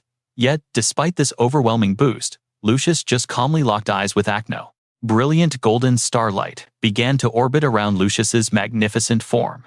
Leona gasped in pure shock. Her spiritual gemstone was absorbing massive amounts of ambient mana. What on earth is happening, she thought. Is the spirit gemstone actually receiving an awakening buff too? Suddenly, the ancient crystal violently expanded, radiating a blinding divine glow that left her completely speechless and frozen in awe. The recon captain furiously raised his blade, aiming at the blinding golden chains binding the area. System alert. The chains of light have been heavily fortified. Instantly, the massive links glowed with blinding intensity. He viciously swung his sword, smashing the chains with devastating slashes, splintering them into burning fragments in a shower of blinding sparks. But suddenly the golden chains violently surged forward, forcefully driving him backward. The massive spirit gemstone swiftly flanked the captain, hovering menacingly right behind him. He spun around, raising his guard against the colossal crystal. Such a pathetically slow attack, he mocked internally. Without warning, a sinister emerald mist erupted around him. He accidentally inhaled the highly toxic fumes. What the hell? My body feels incredibly sluggish, he gasped, watching Lucius charging through the air. For a split second, he thought the entire world had accelerated, but reality struck him like lightning. No, it is not the world moving faster. My own movements have been drastically nerfed. Bingo. Leona's spirit gemstone had successfully landed a devastating debuff system note. Meteor Strike is a high-tier enhancement skill, commanding the crystal to ruthlessly crash into its targeted enemies. Any opponent making contact instantly suffers a massive attack speed penalty. Lucius's eyes blazed with absolute lethal determination. Meanwhile, sheer panic twisted the armored captain's face into pure despair. Even beneath his heavy helmet, his chaotic dread was unmistakable. Seizing this flawless opening, Lucius explosively dashed forward, swinging his legendary blade to perfectly execute the recon captain. A catastrophic explosion followed, obliterating a massive section of the towering fortress. Within the smoke, the captain's body was ruthlessly cleaved completely in half. Only then did Lucius finally exhale in relief. We got him, he cheered. But suddenly, dark lightning crackled violently across the sky. This brutal war was far from over. The massive architecture behind them split into crumbling pieces, leaving Lucius utterly paralyzed. Gritting his teeth, he aggressively spun around. The high tower beneath Leona violently fractured, sending her stumbling dangerously close to the edge. Akno's eyes widened in absolute mind-numbing horror as realization struck. That sinister black aura had smashed directly into the structure. Wait, that is not all. Throughout the entire battle, the Golden Knight's shockwaves had been systematically destroying the tower's foundations. A chilling realization hit him. Was the Golden Knight's true target never the commander's head at all? The monolithic tower violently crumbled its majestic spires, completely shattering into a cascade of ruin.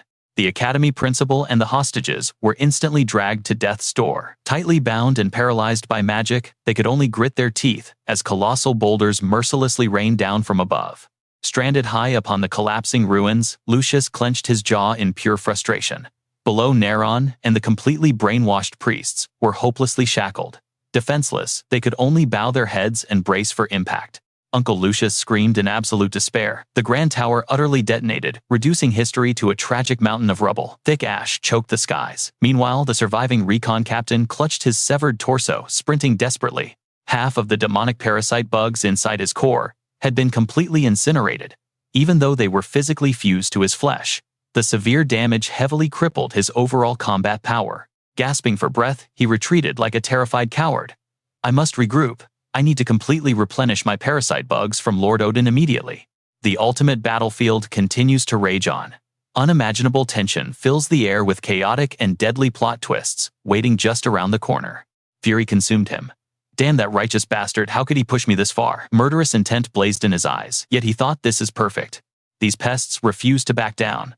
With their healer's buffs and damage reflection armor, taking this guy down would literally take an entire year. Shrouded in darkness, he reassured himself. Things unfolding like this was ideal. Lord Odin's safety remained the absolute priority.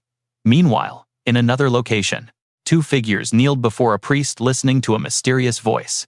Your sister stole your rightful inheritance as earls. Swear your absolute loyalty, and serve me instead. The shadowed figure was Andean. This world has lost its way, he declared.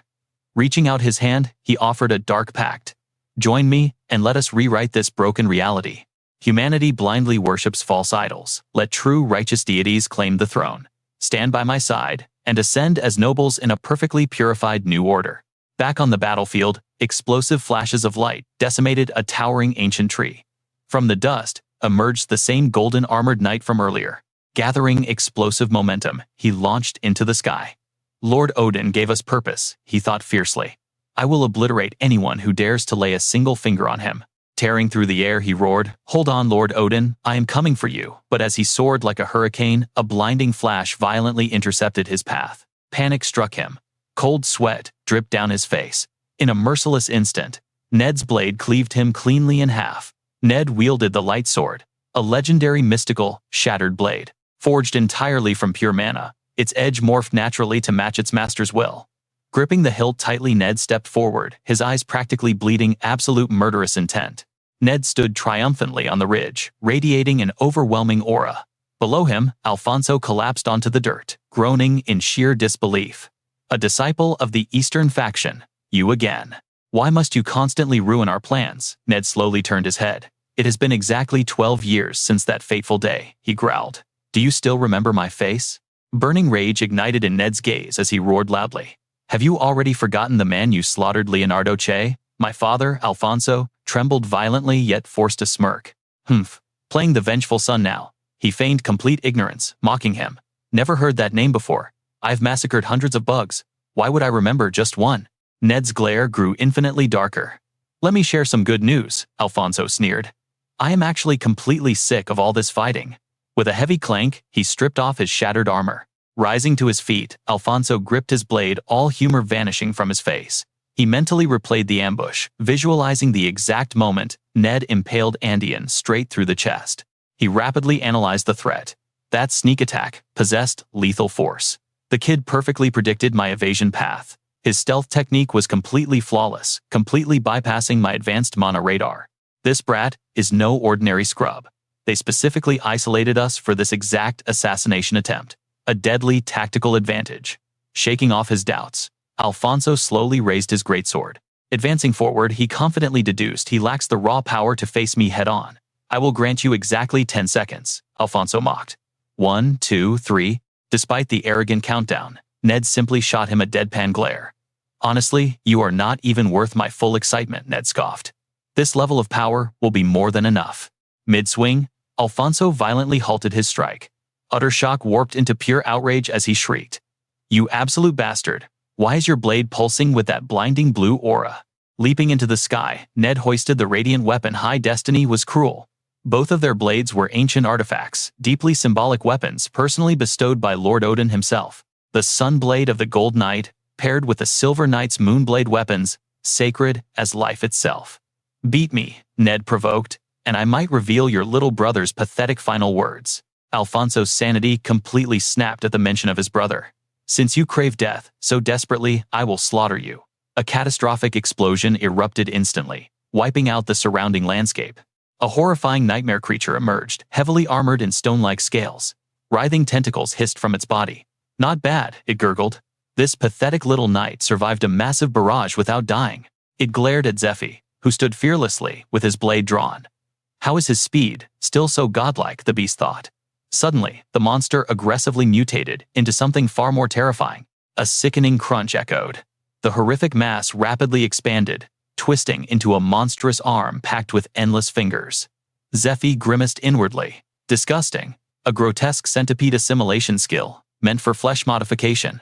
In a fraction of a second, the abomination blitzed forward. Zephyr instantly raised his blade to block the crushing impact. He violently retaliated, unleashing a devastating blue slash wrapped in crackling lightning. Ferocity warped Zephyr's expression as he hoisted his weapon high. Launching skyward, he channeled raw devastation. Thousands of brutal lightning strikes and pure azure energy crashed mercilessly down upon the monster's skull. By concentrating dense mana into the edge, I can match this freak's raw destructive power, he calculated. Yet, despite the catastrophic blow, the vile creature refused to show an ounce of fear. The beast extended its mutated arm violently, erupting a corrosive substance, insect digestive acid, Zephyr mentally noted. Moving at godlike speeds, he countered with a blinding flurry of flawless sword strikes. His blade cleanly severed the beast's legs, throwing it into utter panic. An overwhelming surge of azure aura completely engulfed him. True King Sword, Art Cloud Dragon, ascending to the heavens. The legendary slash shredded the monstrosity into a million bleeding pieces. Zephyr landed gracefully, radiating pure main character energy. However, the battle was far from over.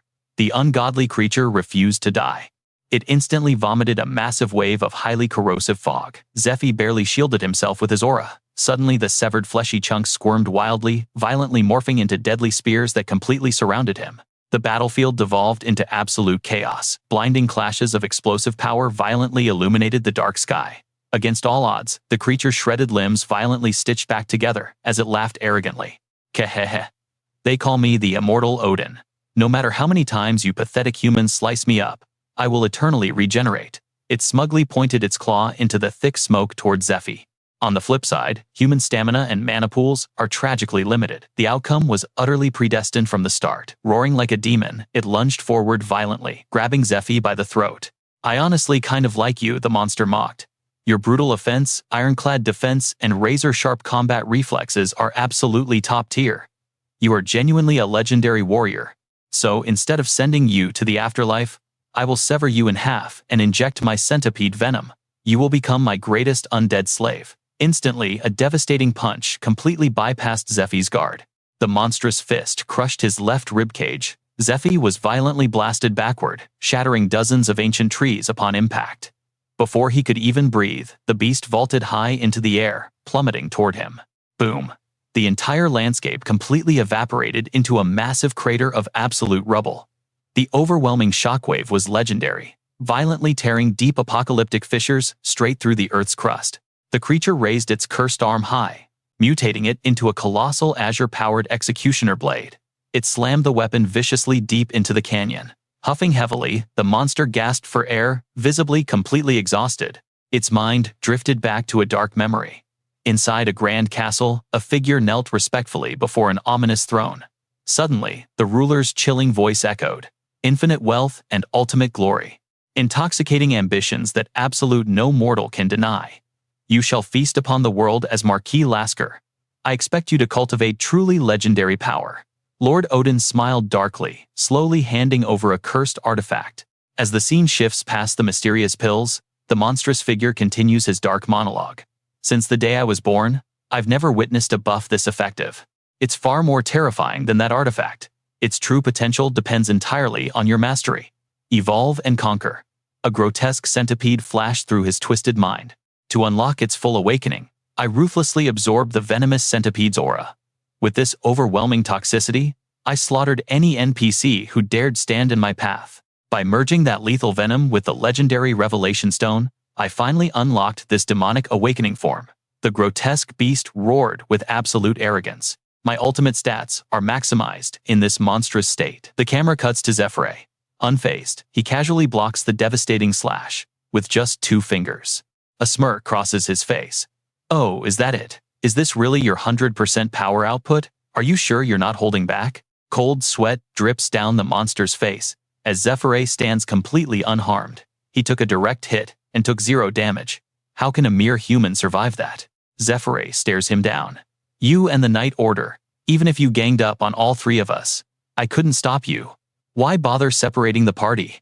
First, I must avenge Ned. One-shotting you with overwhelming stats wouldn't be true revenge.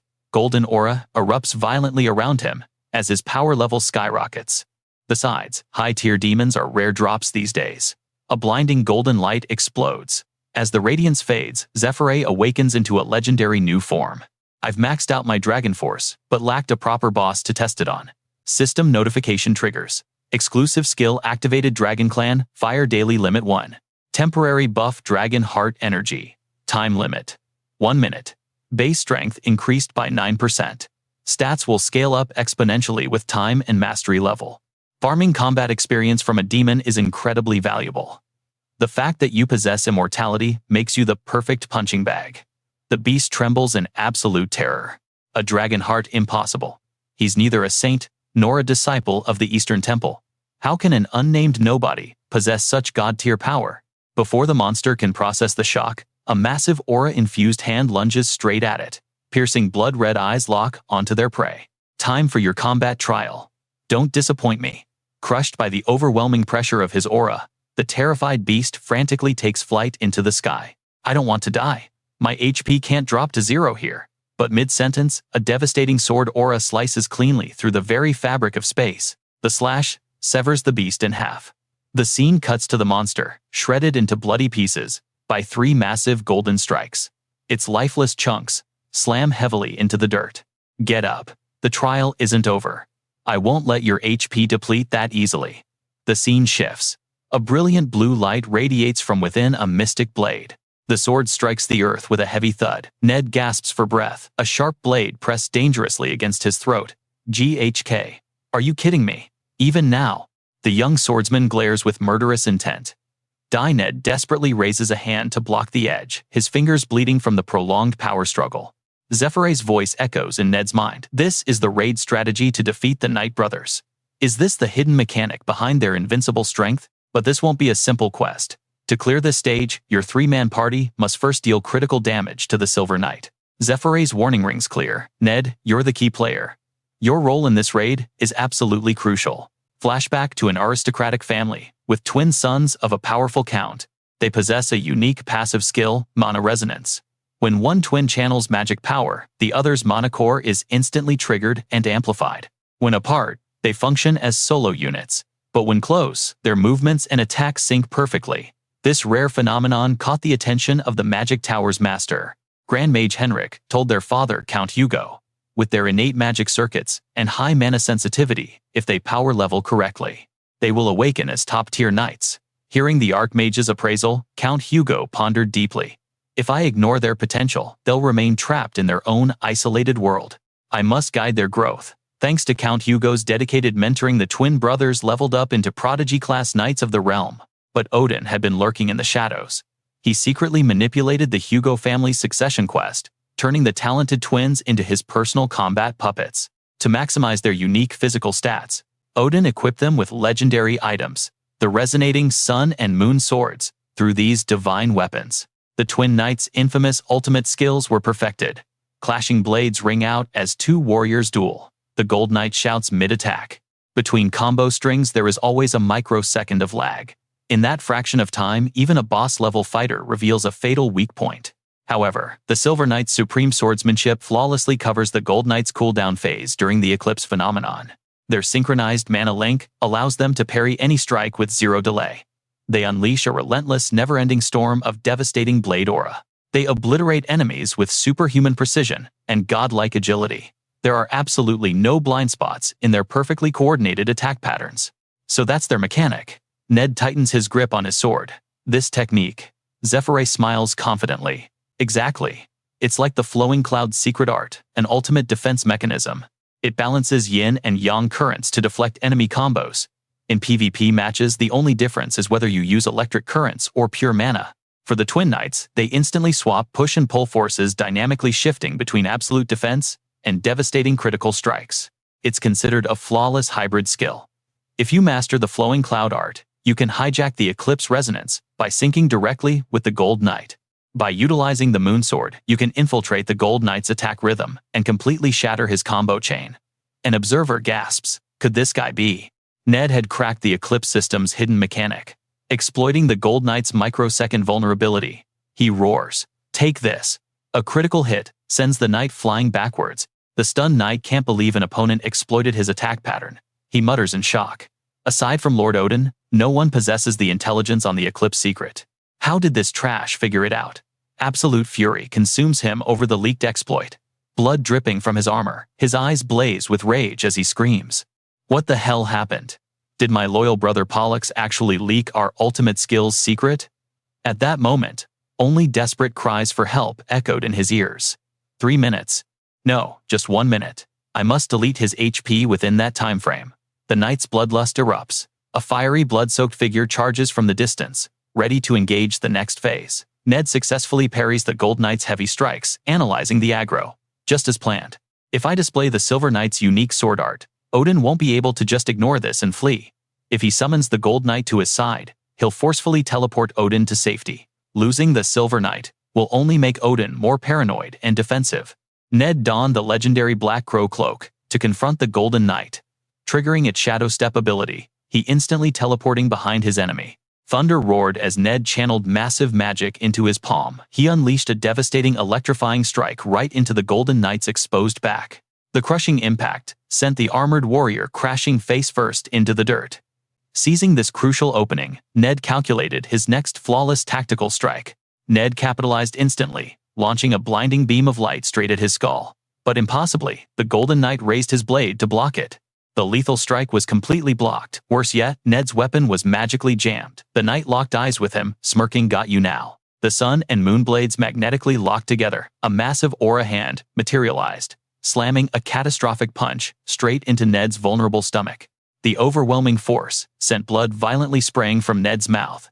He collapsed into a crimson puddle. The knight scoffed, "Pathetic trash, this ends now." The heavy blade gouged deep into the earth. Pointing his weapon right at Ned's throat, he roared, "Die." Yet Ned stubbornly gripped the blade, resisting. Crimson stained the earth as heavy pressure crushed down, hovering on the razor's edge between life and death. Ned's mind flashed back to his father. "Ned, my beloved son, one day you will inherit my title as Baron. You must bear our family's glorious burden with absolute pride. You must become a legendary knight truly worthy of this very blade." "Yes, father." Despite his blood-soaked hands, those ancient memories ignited a powerful spark.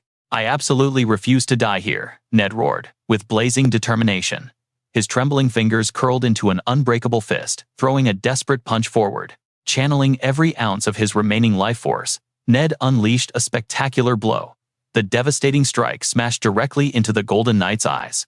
The armored warrior shrieked, clutching his crushed eyes in agonizing pain. Suddenly, an overwhelming surge of lightning magic erupted. Ned had gone completely berserk. The catastrophic power behind that single punch left the knight screaming in agony. "My eyes, I cannot see anything. Damn you to hell. Healing magic is not working. Arg. I will rip your legs off, you bastard. Where are you hiding? I swear I will slaughter you." The blinded knight thrashed on the ground in pathetic despair. Meanwhile, the Black Crow cloak activated again. This legendary artifact allowed magical shadow cloning. Dozens of magical footprints appeared. The desperate knight swung his blade wildly into the empty air, screaming out in absolute hopeless terror. "Ah!" Gripping his sword with killing intent, Ned prepared his execution strike. "This ends now," raging thunder. An apocalyptic surge of electricity violently erupted. Blinding sparks illuminated the battlefield. Only a scorched blade and charred ash remained. He had just destroyed one of the legendary Hugo twins ranked top 10. Ned stood victorious amidst the ruins, clutching his battle-worn blade. The devastated castle lay in deafening silence as smoke and burning ash drifted away. The survivors cheered in victorious unison, counting 1-2. A white-robed healer gripping a magic staff called out, "Hey, come help the wounded." Arnold exhaled heavily, surveying the absolute destruction. He realized their defensive skills and tactical building collapses had miraculously minimized the overall human casualties.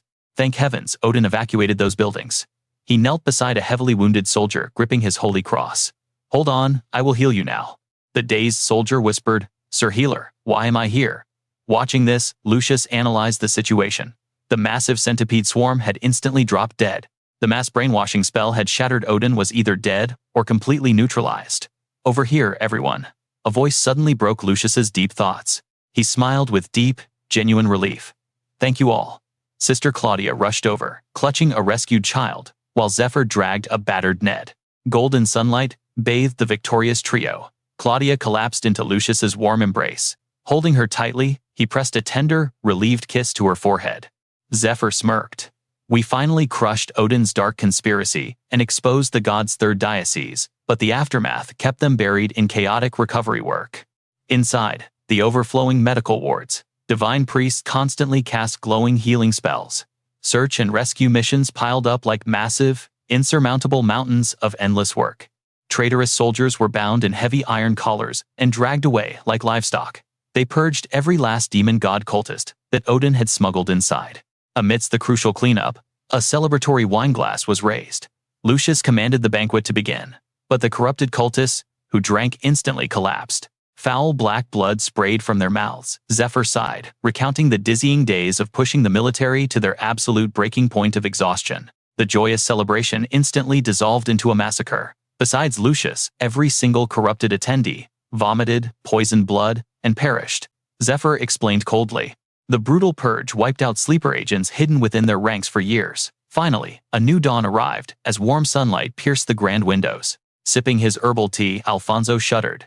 Absolutely terrifying. Even as a high priest, my mind was completely hijacked and puppeted by Odin's wicked magic. Those demonic centipedes inside me kept squirming, completely blocking my internal healing. Lucius looked concerned. Are you feeling fully recovered now, dear uncle? Alfonso smiled warmly. Yes, my strength has returned. Turning to the young heroes, he bowed his head. Zephyr, Ned, words cannot express my boundless gratitude. It was a life debt too massive for simple bows. Zephyr calmly raised his teacup. Please think nothing of it. We only did what humanity demanded. However, to celebrate your miraculous recovery, we brought you a little present. He revealed a menacing blood-red iron cage tightly wrapped in mystical barbed wire. Inside, a severed human head moaned pathetically. This is the legendary cage of Mamera. Whoever gets trapped inside completely loses all their magical skills. It perfectly preserves their living state. Zephyr smirked, revealing Odin's severed head. Alfonso paled in absolute terror. Are you insane? Throw that cursed thing into the fire. Relax, Zephyr chuckled. We slaughtered the centipede queen, so his powers are completely gone. He is harmless now. We slapped him around until he became obedient. As a high-ranking demon god cultist, he is a goldmine of secret intel. Sweating nervously, Alfonso eyed the grotesque cage before accepting it. I suppose we must. Zephyr glanced sideways at Ned. Are you sure we should hand him over? Ned smirked coldly. Let them have him. He has suffered enough, and honestly, I feel amazing right now. Nodding, Zephyr slammed a worn journal onto the table. Sir Alfonso, this is the intel we tortured out of him. It exposes the demon god cult's hidden bases and Odin's master plan. Alfonso hastily flipped through the pages, his expression darkening into horror. Good heavens, is this real? He read the apocalyptic blueprints out loud. The demon god's descent, total global annihilation, and reconstruction. The Eastern Coalition is accelerating this nightmare. A grand map materialized in their minds. The massive continent resembled a roaring lion, raising its deadly claws. The Eastern Union's Western and Eastern lords once held equal footing. But everything shifted. The Queen gave birth to the Saint of Light, carrying the absolute bloodline of Duke Jonetti. The Western Alliance tipped the scales of power completely. Zephyr explained the brutal truth. Following the devastating Bubble Black incident, the Eastern Union plunged into an endless stagnation. This economic despair forced them to sell territories to the West. The power gap widened into an abyss. Zephyr noted that among the corrupt Eastern nobility, darkness was already brewing. The demon cult infiltrated their ranks like venom seeping into clean water. Then, he dropped a bombshell. 2 of the world's 8 great disasters had awakened Blue Dragon Attilas and Ice Dragon Marenia. These legendary beasts were currently obliterating the Western lands. Lucius nodded, his expression darkening with heavy burden. He thought, so that is the desperate truth. This urgent quest makes perfect sense now. The West was completely running out of time. The Blue Dragon's new lair devoured the continent's largest granary. Meanwhile, the Ice Dragon froze the entire Western central logistics port. If these mythical calamities were left unchecked, the South would perish next. Alfonso pondered this grim reality. Citizens in the West were already suffering, agonizingly stripped of their homes and livelihoods. Even impoverished nobles fell into a vicious, inescapable cycle. They hopelessly surrendered their souls to the demon cult. This entire tragedy might just be the cult's masterfully orchestrated demonic scheme. Zephyr tapped the table rhythmically, speaking with chilling calm. Based on Odin's intel, the dragons are not allied with the cult. Instead, those fanatic cultists merely provoked the beasts. They lured the monsters here on purpose. If so, we just need to hunt the dragons down. He boldly declared his move. Net and I will slay them. Alfonso gasped in sheer terror. Have you completely lost your mind? Hunting 1 dragon is an absolute suicide mission, let alone facing 2 with just a duo. Lucius frowned deeply. So you deem my divine strength unnecessary? Zephyr quickly clarified the strategy. You must stay and defend the 3rd diocese. Losing our main base would equal absolute annihilation. This raid will not be their last. If your noble family falls, the entire tides of war would permanently flip. Hearing this logic, Lucius finally yielded. Fine then.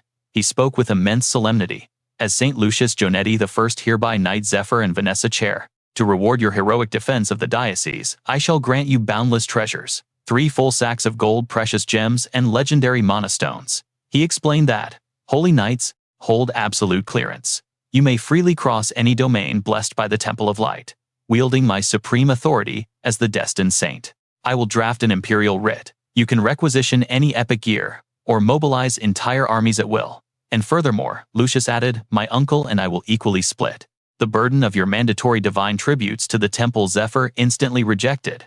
Forget it. Alfonso flinched violently, his eyes wide as he stared at the audacious hunter. Zephyr scoffed, claiming he only needed the paper title. Accepting a priest's holy obligations was completely out of the question. Net coldly chimed in. I refuse it too. Lucius immediately warned them. Without the vow you cannot channel the temple's divine skills. Zephyr shrugged carelessly. Does not matter to me. Internally, he scoffed. I already swore I would never be chained by petty gods. Lucius gripped Zephyr's hand firmly. Understood. The offer stands forever. I will extend my holy aura as far as possible, ensuring you can entirely focus on this legendary dragon hunting quest. Alfonso stood speechless in the background. A dragon hunting quest. Pure madness. But deep down he was trembling with anxiety. Facing the saint's absolute authority, he dared not object. Better just observe this insane gamble unfold. Lucius escorted the duo out. When do you deploy? We must host an epic departure banquet. Finding it bothersome, Zephyr waved it off. Skip the feast, but there is one final thing. Suddenly, a blood-curdling scream shattered the silence. Everyone whipped around in sheer paralyzing horror. The metal cage on the table erupted. A monstrous surge of crimson-purple demonic mana exploded outward. Inside Odin's severed head, violently contorted, it shrieked in an agonizing, ear-piercing frequency. His dead flesh peeled back like rotting maggots. A sinister voice echoed like a direct call from the deepest demonic abyss. I sensed Odin's life force fading, so I established a connection. Two blinding toxic purple eyes materialized right inside the torn rotting flesh. An overwhelmingly oppressive aura vibrated through the very air. You insects captured Odin, did you not? Lucius roared, drawing his blade. Show yourself. A blinding flash of unholy light detonated. The intense radiance forced the entire party to shield their burning eyes. The cage instantly vaporized into dust. A grotesque levitating entity resembling a spectral octopus hovered maliciously in midair. Kneel before your divine punishment, it commanded. Decaying worms swarmed together, forming a repulsive beating heart shape. The center split open, revealing a single terrifying demonic eye. I am the cult leader of the demon sect. Staring at this cosmic horror, all four hunters froze. The ultimate boss. The demon cult leader Lucius gritted his teeth in despair. Odin knew he was defeated. He summoned this monster to wipe us all out. Damn it all. The demonic eye narrowed with malicious delight. I see now. So this is the truth. Its overwhelming aura was suffocating. The entity locked its gaze entirely on Zephyr. You are the vessel of the dragon heart. Zephyr braced his stance, his mind racing wildly. Why did the ultimate boss spawn this early in the timeline? He realized missing that hidden variable completely changed the game. The dragon heart was supposedly not the cult leader's main priority anymore. It was just a minor side quest in their grand design. The leader was supposed to be busy enjoying his secret identity, Zephyr deduced furiously.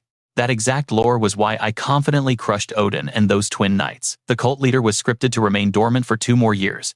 We were supposed to hunt his minions down, leveling up one by one. We debated this exact strategy with Lucius. We planned to sever all his demonic limbs first. Did the leader actually share a hidden blood bond with Odin? If so, ignoring Odin's brutal torture made zero logical sense. Is this just an unpredictable glitch in the system? Cold sweat dropped as he realized the demon god itself might be interfering. Suddenly, 2 figures stepped forward. Net and Lucius heroically shielded Zephyr from the crushing pressure. Back away from its host body immediately, Net commanded in a low deadly tone. We need to stall for time, whatever it takes, he calculated rapidly, ignoring the skill seal debuffs and its physical avatar limits. This cult leader possesses stats rivaling a literal. Archangel Lucius analyzed the fatal threat. We are outmatched, but I still hold my ultimate hidden trump card, the card of glory. He furiously drew his holy blade. His voice burned with unyielding resolve. I will never let him harvest the dragon heart. Zephyr stared at his comrades, profoundly moved. You reckless fools. Net readied his stance. Can you keep up? Lucius smirked. Just follow my lead. Divine lightning exploded from Lucius's core. His system logic was flawless. Severing the medium shatters the connection magic. Target acquired Odin's gruesome head must be completely obliterated. 2 streaks of golden and crimson lightning tore through the room. In a microsecond, Net and Lucius flanked the demonic entity. Their blades swung with apocalyptic force, betting everything on a single synchronized execution strike. Milliseconds before impact, a cursed magic circle manifested. A colossal claw of pure abyssal darkness snatched them mid-air, blasting them backward. They thrashed wildly against the crushing grip, but the demonic crowd control was absolutely inescapable. I will proc my Raven Cloak for a stealth counter. Net strategized furiously. But the cast speed is too insanely fast. What the hell this skill? Lucius panicked internally. My mana pool is rapidly draining to 0. All my active abilities are completely locked out. The entity sneered with cosmic arrogance. Cease your pathetic struggles. You cannot cleanse this absolute debuff. The ancient dragon's shadow completely suppresses all magical power. You are permanently silenced. The demon cult leader scanned the room internally. I detect absolutely 0 traces of her aura. I manifested here solely to check if she would intervene and rewrite Destiny's script. What a completely useless expedition. Well then, he concluded coldly, it is time to wrap this up. Blinding, toxic purple mana, runes violently coiled around its writhing tentacles. Suddenly demonic magic circles exploded outward. Multicolored lightning surged wildly, pulsating with pure chaotic mana. The terrifying triple curse formation had activated, unleashing the devastating curses of disease, agonizing pain, and absolute corruption. The horrifying curses immediately struck Lucius and Ned, triggering violent adverse reactions. Unbearable pain consumed them as strange corrupted veins crept across their faces. Gripping his holy cross, Alfonso desperately prayed to Goddess Aliasi in sheer panic. Goddess Aliasi Zephyr suddenly charged forward with a devastating sword slash. The blinding orange aura of the Heavenly Light skill completely shattered the demonic cult leader's ultimate attack. The evil villain froze in absolute jaw-dropping shock. The leader's pupils shrank in sheer terror. He frantically thought, is that a blade forged from pure holy brilliance? Gazing at Zephyr's pitch-black eyes and glowing crimson pupils, the terrifying truth hit him hard. The legendary Sword of Light. His mind raced in panic. That mythical blade demands an overwhelmingly monstrous mana capacity to use. To even wield it, one must secure either divine authorization or a direct holy mandate from the Goddess of Light herself. Only then can it be wielded. But wait, I do not sense a single drop of divine aura from this brat. As the cursed domain splintered apart, a wicked smile crept onto the demonic leader's face. Still, if you want to shatter my absolute curse domain, there is no other way besides the Sword of Light. But let us see if this arrogant mortal actually has the power to maintain it. However, Zephyr had a devastating trump card ability enhancement. He activated Dragonification.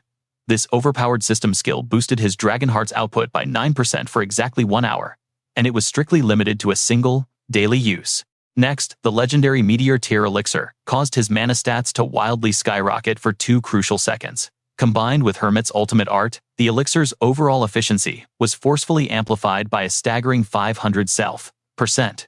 Zephyr rapidly calculated the outcome. By stacking all these insane buffs together, he could forcefully manifest the Sword of Light for 10 seconds without the Light Goddess's help. He grimly analyzed that this was the absolute worst-case scenario.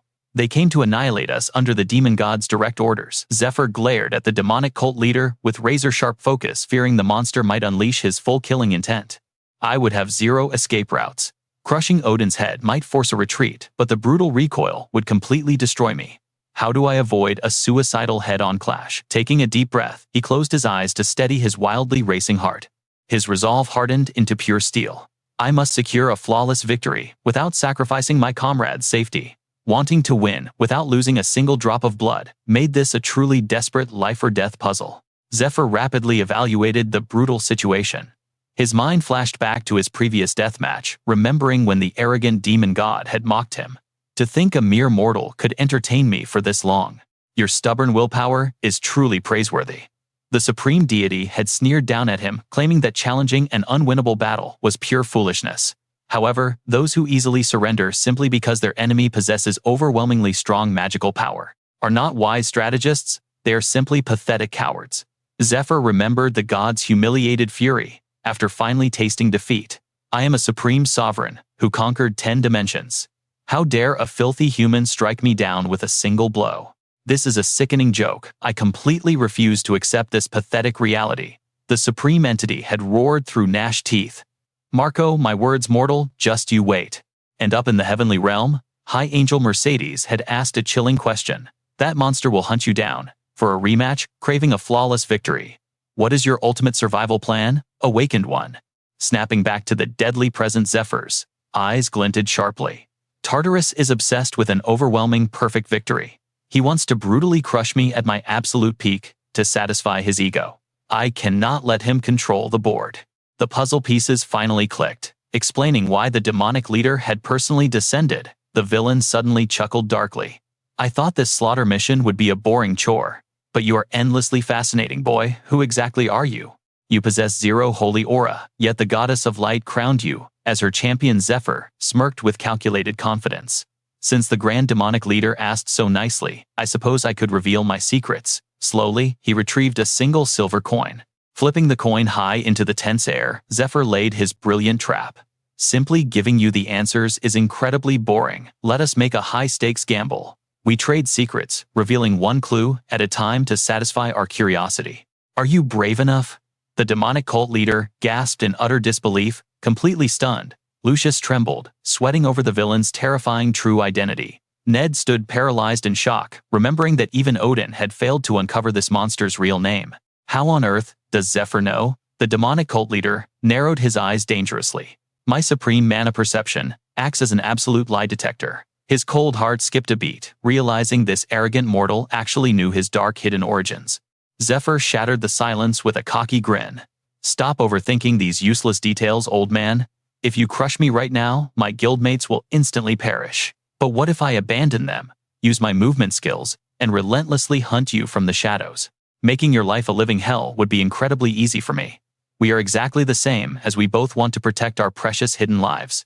Across the shattered battlefield, the demonic cult leader fell into a chilling, deathly silence. After a maddeningly silent pause, the villain finally made his choice. Fine, let us play. Catching the silver coin, Zephyr's eyes flared with excitement. That is what I like to hear. He flicked his thumb, sending the coin spinning wildly into the air. Ned, Lucius, and Alfonso held their breath, practically suffocating from the endless tension. Smack! Zephyr violently slapped the coin onto the back of his hand. Tails, the leader declared confidently. Heads, Zephyr countered with absolute calm, slowly lifting his palm. Ned pointed at the coin in disbelief and stated it was actually tails. The person sitting across from Ned gasped in pure shock, completely flabbergasted. Wait, hold on. How on earth did that guy guess correctly 10 consecutive times? Ned let out a slow breath, explaining the system cheat. Even if they played 100 rounds, Zephyr would never lose. With his highly trained dynamic vision, the spinning coin literally moves in super slow motion before his eyes. A wry smile crossed Ned's face as he continued. Honestly, out of everyone present on that deadly battlefield, everyone except Bishop Alfonso could clearly see the coin's exact trajectory. Ned's mind flashed back to the heart-stopping moment the coin was tossed into the air, and Zephyr's hand snatched it with blinding speed. He whispered slowly, "We already knew exactly which side was facing up right before he ever concealed it." In that deadly fraction of a second, both Lucius and Ned felt their hearts completely stop. They clearly saw the tail's face. Panic washed over them as they nervously stared at Zephyr and the monstrous demonic cult leader. Even now, the terrifying anxiety of that gamble still deeply haunted Ned. He leaned forward, speaking thoughtfully to the person opposite him. I was completely losing my mind. Were we literally betting our lives on blind luck or preparing a hidden counterattack? Ned's tone suddenly dropped into a serious murmur. Think about it. Why would anyone suggest a death game where the enemy has a guaranteed win? The demonic leader's sensory skills easily predicted the absolute outcome. So what was his plan? Yet Zephyr intentionally called out the wrong answer without a single ounce of hesitation. Back in the present, Zephyr slowly lifted his right hand, and the silver coin's light glinted threateningly. Honestly, I could easily figure out the insane reason behind his strategy. Boom! Zephyr forcefully erupted his hidden mana. A blood-red aura violently exploded from his clenched fist, accompanied by crackling, chaotic crimson lightning that tore through the atmosphere. The sheer intensity of that brilliant light expanded, overwhelmingly blinding everyone in the immediate vicinity. The blinding clash of energies made the coin's face absolutely impossible to read. This was a raw collision of light and darkness, pitting Zephyr's pure mana against the demonic leader. Suddenly, Zephyr unleashed his raw force to launch the coin skyward once more. You insolent brat! The demonic leader roared in absolute fury, and a cataclysmic battle instantly erupted. Colossal waves of concentrated aura violently clashed, shattering the very air around them with terrifying density. Watching the memory fade, Ned sat in stunned, thoughtful silence. The true victor of this twisted coin toss would only be decided the moment that covering hand was entirely removed. But before the ultimate reveal, before the brilliant bluff could be entirely exposed, the leader launched a devastating hook straight at Zephyr's face. Both powerhouses fiercely blocked each other from manipulating the airborne coin. Boom! Zephyr stomped his foot with monstrous force, sending violent shockwaves rumbling through the violently shaking earth. Zephyr's overwhelming aura erupted like a screaming hurricane. Too slow. Suddenly, the villain unleashed cursed chains of darkness, violently shackling Zephyr's wrists tightly together. Without skipping a beat, a colossal demonic, phantom hand forcefully manifested from the shadows. The giant mana-infused claw rocketed straight toward our hero. As long as that hand remained closed, absolute victory was completely impossible for either side. Wham! The monstrous force smashed Zephyr brutally into the ground, shattering his defenses in an agonizing bone-crushing impact. The surrounding battlefield violently splintered into a massive crater. Two gods of combat clashing for ultimate victory over the simplest rule of a coin toss. The demonic leader mercilessly dug his sharp claws in pinning Zephyr deeper into the crumbling earth. Overwhelmed by his apocalyptic display of pure, terrifying strength, rocks and debris aggressively exploded, splashing everywhere, in every direction. Ned exhaled a shaky breath. And that is the true hyper-fast, deadly nature of their coin toss game. A massive crater scarred the shattered earth. The cult leader floated above the abyss, cloaked in a suffocating dark aura. He glared down with absolute arrogance, his voice echoing with chilling calmness. If neither of us intends to fight to the death, then this battle is just a meaningless warm-up. Recalling that exact moment, Zephyr could not help but sigh in frustration. To break the suffocating tension, that monster proposed a twisted system game. Gritting his teeth, Zephyr forced himself upright. He deflected those razor-sharp phantom claws, immediately unleashing his awakened power. Golden holy light erupted, shattering the debuff chains on his wrists. The final judgment was set in motion. Moving like lightning, he struck the coin, launching it high into the sky. The cult leader's eyes widened in sheer disbelief, but Zephyr just glared back his gaze, burning with fearless determination. Instantly, both warriors channeled their maximum mana. Golden lightning clashed violently against purple dark energy.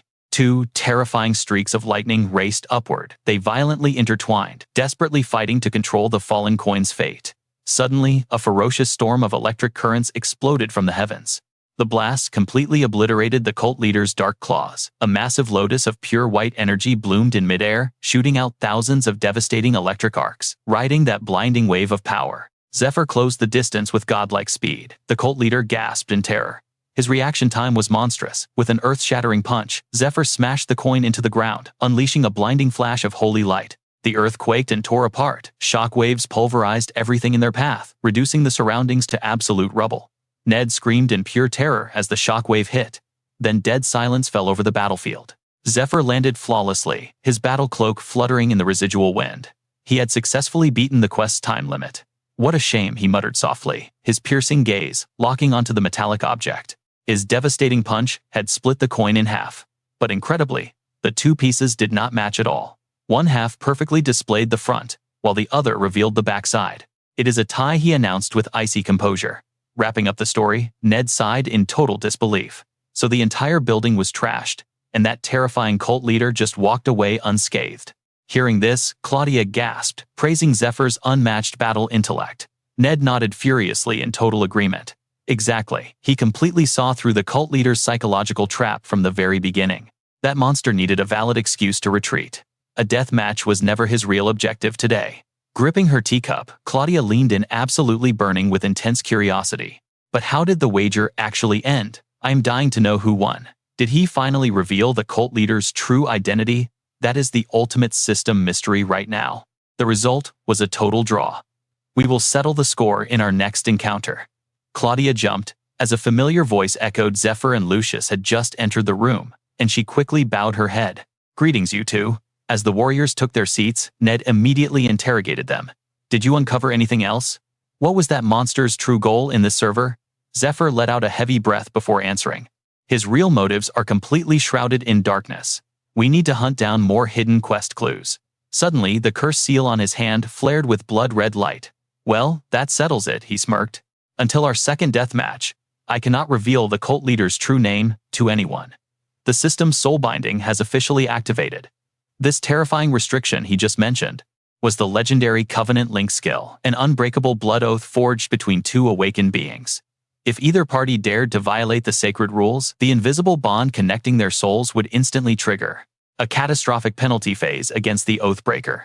The ultimate punishment, a massive system debuff, blocking one of their 5 senses for 12 agonizing months. The disabled sense would randomly shift every month, driving the victim mad. Lucius clenched his fists in absolute frustration. The tension was suffocating, and he was completely powerless. Following Sir Zephyr's lead was their only chance at survival. Right then, Zephyr flashed a dangerously confident smirk. This chaotic chapter ends here for now. Lucius stared at him in pure shock, while Ned just smirked completely, expecting this outcome. I knew it, Ned thought before chuckling like a cunning rogue. I can drop some deadly hints and riddles for you guys, but my lips are totally sealed about the direct answer. Sweat poured down Lucius's pale face. Suddenly, Zephyr's playful aura completely vanished. His eyes turned deadly serious. That bastard's true identity is 1,000,000 times more dangerous than the entire Eastern Alliance conflict. I refuse to drag you all into this bloodbath. It is a deadly abyss that even I cannot fully predict. The horrifying weight of those words left Lucius and Ned paralyzed. The cult leader, they chanted mentally. Meanwhile, inside a ridiculously luxurious palace, everything was draped in blinding pure gold. A striking young man in a blood-red cardinal cloak strolled in gracefully holding a massive bouquet of crimson roses. He stared deeply at the glowing crest on his palm. How fascinating, he mused. I was sure that trash would leak my secrets immediately. Yet the Covenant link remains unbroken. A twisted thought crossed his mind. As the supreme cult leader, he had actually been forced into a humiliating draw. I thought he was just a suicidal maniac. But remembering Zephyr's fearless words and deadly combat arts, let us make a little gamble. Let us exchange the ultimate secrets we both desire. If I win, I expose your true name to the world. And of course, you get the exact same privilege. That arrogant, fearless demeanor he displayed. It was pure, unadulterated dominance otherwise. The cardinal paused, his eyes narrowing into deadly crescent moons. A brilliant realization struck him like lightning. That bastard possesses an absolutely terrifying ambition. A thrilling rush of excitement pumped through his veins. A legendary storm is brewing.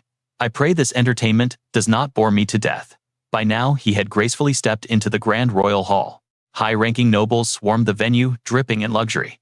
His piercing gaze locked onto a stunning girl with flowing midnight hair and a pure white gown.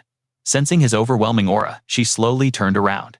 She was breathtakingly beautiful, yet her expression was as cold and distant as an ice mountain. Stepping forward with the roses, he flashed an angelic smile. Happy 20th birthday, my dear Antari. This was the first princess of the Kayan Empire, the legendary Antari Justina Kayan. Recognizing his face, a soft smile finally melted her icy facade as she took the flowers. I did not even notice you. Since you removed your holy priestly robes. Thank you so much for coming, dear brother. A subtle aristocratic smirk danced on his lips. He was the absolute first prince of the Kayan Empire. The youngest, most powerful cardinal of the Holy Light Temple, Polaris Albert Kayan. His awakened system skill allowed him to engrave magical crests on any surface or body. This godly technique had two distinct variations. The first was permanently visible like a degrading slave brand. The second remained completely hidden, only revealing itself through pure willpower, much like a holy stigma or a covenant link seal. Or when the skill's terrifying effects were actively triggered, the glowing runic tattoos would violently manifest on the flesh. The skill's level-up path directly depended on its concealment mastery. Meanwhile, inside a dimly lit sanctuary, flickering candlelight barely pierced the absolute darkness. Lucius held the deeply sleeping Claudia in his arms, his mind trapped in an agonizing storm of thoughts. That monstrous identity, the supreme leader of the demonic god cult, piecing Sir Zephyr's clues together. That bastard is an almighty boss-level existence. I stand zero chance against. Gazing down at Claudia, a suffocating sense of dread crushed his soul. But my family and I are already drowning too deep in this hellish guild war. Slipping quietly out of bed, he grabbed a velvet cloth and began polishing his battle blade. There is absolutely no turning back now, he swore silently. My only option is to butcher my enemies and claim total victory. Sitting perfectly still in the shadows, a tidal wave of bloodlust consumed his thoughts. My vengeance is far from complete, master, senior brother, and every single demonic lackey that Odin mentioned. I will not stop grinding until I annihilate their entire bloodline. His features twisted into a mask of pure fury. And if it were not for Zephyr's divine intervention, I would have died a pathetic, manipulated fool, discarded by those demonic cult trashes before ever tasting revenge. This life debt was infinitely heavier than his own soul. His grip tightened violently around the gleaming steel. His gaze was dead set. He vowed to repay this debt, even if it meant facing the most terrifying enemies. Yet one single puzzle piece remained missing as his mind continued to race. In another room, Zephyr sat shirtless in deep cultivation. A soft azure aura completely enveloped his body. Suddenly, his eyes snapped open, drenched in cold sweat. Just like Lucius, his thoughts were deeply troubled. Both could not stop questioning the cult leader's sudden appearance. Whether human, demon, or god, true nature does not change overnight. There is always a hidden motive behind every move. If his actions deviated so drastically, there was only one logical explanation. History had been warped by someone who already knew the future. Yet a nagging doubt lingered in his mind. It did not seem like the cult leader simply changed his plans after entrusting the final phase to the 12 apostles. If he just left them to handle it, why was there no killing intent when he struck Ned and Lucius? It felt more like he was simply brushing away annoying flies. Was he merely curious about who stole the dragon's heart? Or perhaps, Zephyr lowered his gaze, wrestling with a darker possibility.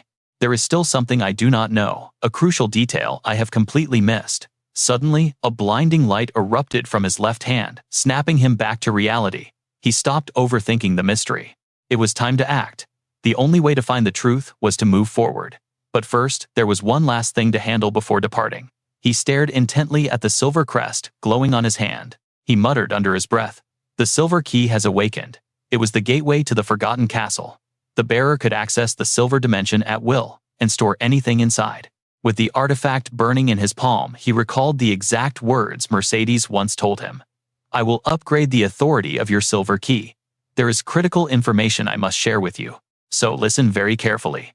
Once you have finished your earthly business, come to me." He vividly remembered doing the unthinkable, betting his own life to threaten the gods in the main hall. That was the angel's final message before fading away. The silver key continued to pulse with radiant energy. Zephyr scoffed internally. Why so impatient? Let us see what she wants this time. He grabbed his shirt, intending to dress first. But the azure light exploded, swallowing the room, and his figure instantly vanished from the bed. Tossed into another dimension, a pristine white mansion loomed before him. The only contrast in this void was the ash gray of the barren branches. The clash of these two tones created an aura of absolute chilling purity.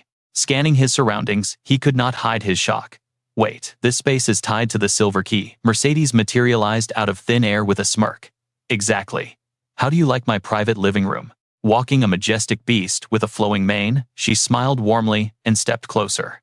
Welcome to my domain, Zephyr. Though stunned by the mansion's sheer scale, his focus immediately shifted to a bigger issue. He voiced his deepest suspicion. Unbelievable. I wondered who gifted me the silver key, and it was you. Since when do angels have the authority to grant system privileges? Mercedes replied without hesitation. Because I am your assigned administrator, and that grants you certain perks. The gods just want to enjoy the show. But if you die a pathetic, empty-handed death, it ruins my reputation too. His expression instantly turned ice cold. His voice dripped with pure sarcasm. Oh, is that so? I am practically in tears from your kindness. Cut the nonsense and get straight to the point. She maintained her composed smile. Why do we not take a seat first? With a single snap of her fingers, reality warped. In a flash, they were instantly teleported onto a plush sofa in the parlor. Spatial teleportation, he noted inwardly. Using pure mana to pour the tea, Mercedes spoke softly. Very well, I will skip the pleasantries just as you wish. The system is updating its rules and reward mechanics. While your little stunt was highly entertaining, the heavens will not tolerate such blatant disrespect twice. You literally used your own life to threaten the divine beings. He stayed silent, staring blankly at the overflowing teacup. Her tone remained dangerously calm.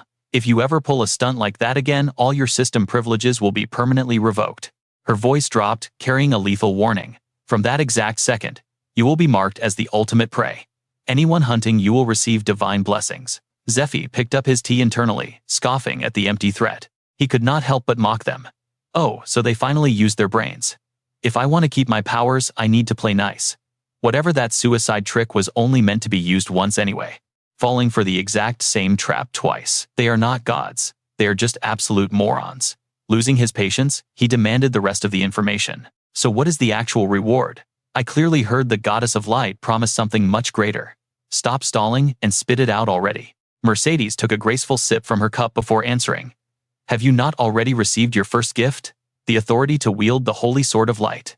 It is an absolute anomaly. A divine weapon, never granted to anyone but high priests. To draw its blade, you need the explicit blessing of the goddess herself. She chuckled softly. meaning you must complete her divine quests. Sensing his confusion, she broke down the system mechanics. This is the new rule: accept and clear the divine commissions. The rewards will not just come from the goddess of light anymore. Other supreme beings are adding their own treasures to the prize pool. We guarantee that only the highest tier artifacts, carefully selected by strict divine standards, will be offered. A blinding white light flashed once again. Her voice echoed with chilling finality. I warned you from the very beginning. In this world, there is no such thing as a free lunch. As she slowly faded into the void, the memory ended. Gripping the reins with his armored gauntlets, Zephyr swung up into the saddle. Her parting words still rang in his ears. Serve the gods by surviving their trials. The crimson sunset painted his determined face. He was fully prepared to answer the angel's challenge. Prove to us that you are worthy of holding the ultimate power. Meanwhile, Lucius's family gathered to see the duo off. Bishop Adrian looked deeply apologetic. Even if it is part of the stealth strategy, it shames me to send our heroes sneaking out the back door. When you return victorious, I promise a grand celebration in your honor. I swear it on my name as bishop, but Zephyr quickly cut him off. I already told you there is no need for such heavy oaths. He glanced at the mist bracelet on his wrist, a high-tier stealth artifact that perfectly adjusted to the wearer's size. He thought to himself, the mission deadline is rapidly approaching. All the bishop's intelligence agents are currently guarding the temple. With this bracelet's cloaking magic, we will not need to waste time marching only at night. Still, avoiding the main gate is the smartest move, just in case of enemy spies. Nearby, Claudia handed a woven basket to Ned. I packed some provisions for the journey, she smiled gently. Since you have a long road ahead. Her voice trailed off. Staring at her handmade meals, Ned's eyes practically sparkled. Her cooking buff was broken instantly, restoring both physical stamina and mana to the maximum. While she lacked holy healing magic, her chef system granted massive recovery effects to her food. He rejoiced internally. Even if a gold knight punched a hole through my stomach, this grub would heal me right up. Overjoyed, he bowed deeply. Thank you so much, madam. Beside them, Zephyr smirked at Lucius. I am leaving the aftermath in your hands. Do not mess this up. Lucius returned a look of unshakable resolve. Placing a hand over his heart, he gave a simple, powerful farewell. Good luck out there. Without missing a beat, Zephyr and Ned spurred their horses into the shadows. The group stood in total silence, watching the heroes fade into the distance. A dark realization crept into Lucius's mind. It is not just the demonic cult we have to worry about anymore, but the corrupt nobles and greedy adventurers too. The insects swarming for the dragon's heart are endless. My mission: play the perfect decoy with a fake core. It's the only way to clear Lord Zephyr's path. With his resolve set, he instantly bolted into action. Seal the massive gates. Absolute lockdown. Nobody leaves or enters. His booming command echoed across the courtyard.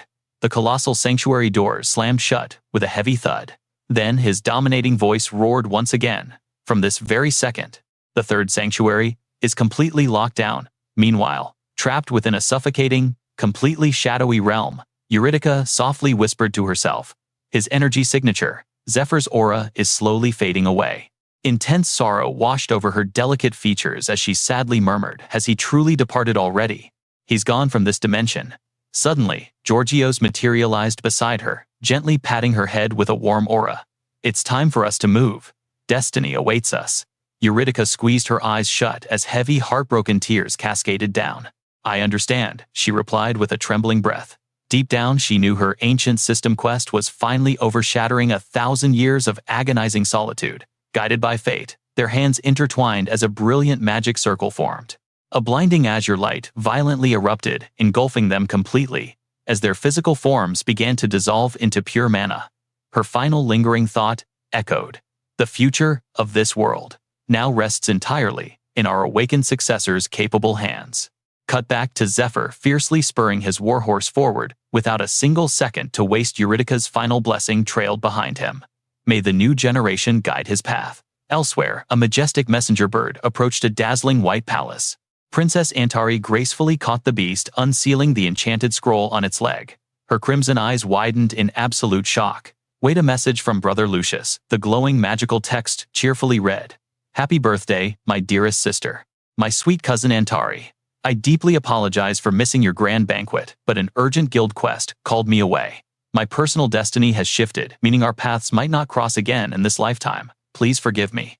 However, I've dispatched a legendary gift in my place. I guarantee it will blow your mind. Reading this, Antari let out a massive, exhausted sigh. Ugh, seriously. Knowing his terrible taste, it's definitely another cursed low-tier artifact again. Suddenly, explosive combat noises and panic screaming erupted from the courtyard below. You dare disrespect me? Watch out. This punk's power level is insane. Startled by the sheer chaos, Antari rushed to the balcony, peering down at an unbelievable sight. Zephyr was ruthlessly crushing an elite royal guard's skull beneath his heavy boot. Antari's eyes trembled in pure shock as Lucius's prophetic words magically echoed in her mind. My ultimate gift is a warrior who will become your absolute sword. Exactly the overpowering force you've always desired. At that exact moment, Zephyr's razor-sharp hunter instincts flared. Sensing a powerful gaze, he slowly tilted his head up.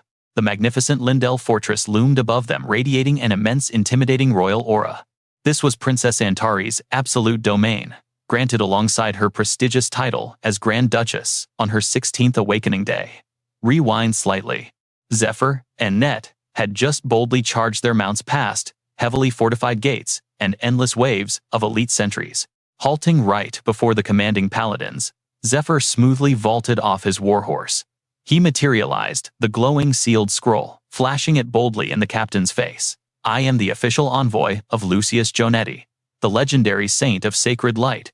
The heavily armored guards scrambled to report the insane news. Wait, the saint's personal envoy. Moments later, a high-ranking head butler hurried out, bowing respectfully to Zephyr and Net. I shall escort you VIPs into the inner sanctum. Please follow my lead. They shadowed the elderly man through the lavish corridors. Net's jaw practically dropped. Whoa, the scale of this stronghold is terrifying, but he quickly snapped back to his mission focus. Before their deployment, Lucius had entrusted them with a crucial quest item. This artifact holds my divine mana signature. Deliver it directly to the absolute ruler of Lindell Fortress. Trust me, she possesses the firepower to assist your guild. Despite recalling the saint's confident reassurance, Net still couldn't shake his intense looming anxiety. Okay, we followed Lucius's exact coordinates. But seriously, why would a pampered royal highness join a suicide raid against a catastrophic dragon boss? Zephyr shot him a side-eye, suddenly recalling a hidden detail about his nervous companion's aristocratic background. He almost forgot Net actually belonged to a high-ranking noble clan. Out of sheer curiosity, Zephyr bluntly asked, "So do you have any connection with this princess?" Net violently shook his head. Hell no, I've only glimpsed her terrifying aura once from a massive distance. It was during a chaotic grand banquet at the imperial capital. Net paused his expression, turning deadly serious. According to the underground guild rumors, she possesses overwhelming, catastrophic, magical potential, but she's completely squandering her insane god-tier talents. Honestly, I seriously doubt her combat stats can even scratch our enemies. Bam! Out of nowhere, a heavily armored knight crashed down from the sky, slamming violently right at Net's feet. The sudden explosive impact completely derailed Net's entire train of thought. The battered challenger twitched violently before going completely unconscious, his health bar clearly hitting 0. Net stared at the wrecked body in absolute horror, screaming at the butler. What the hell is this insane death game? But the old man barely even blinked, completely unfazed. With a perfectly calm, chilling tone, he replied, "Ah, first time seeing this dungeon raid, look over there." He pointed toward an endlessly long queue of fully armed warriors.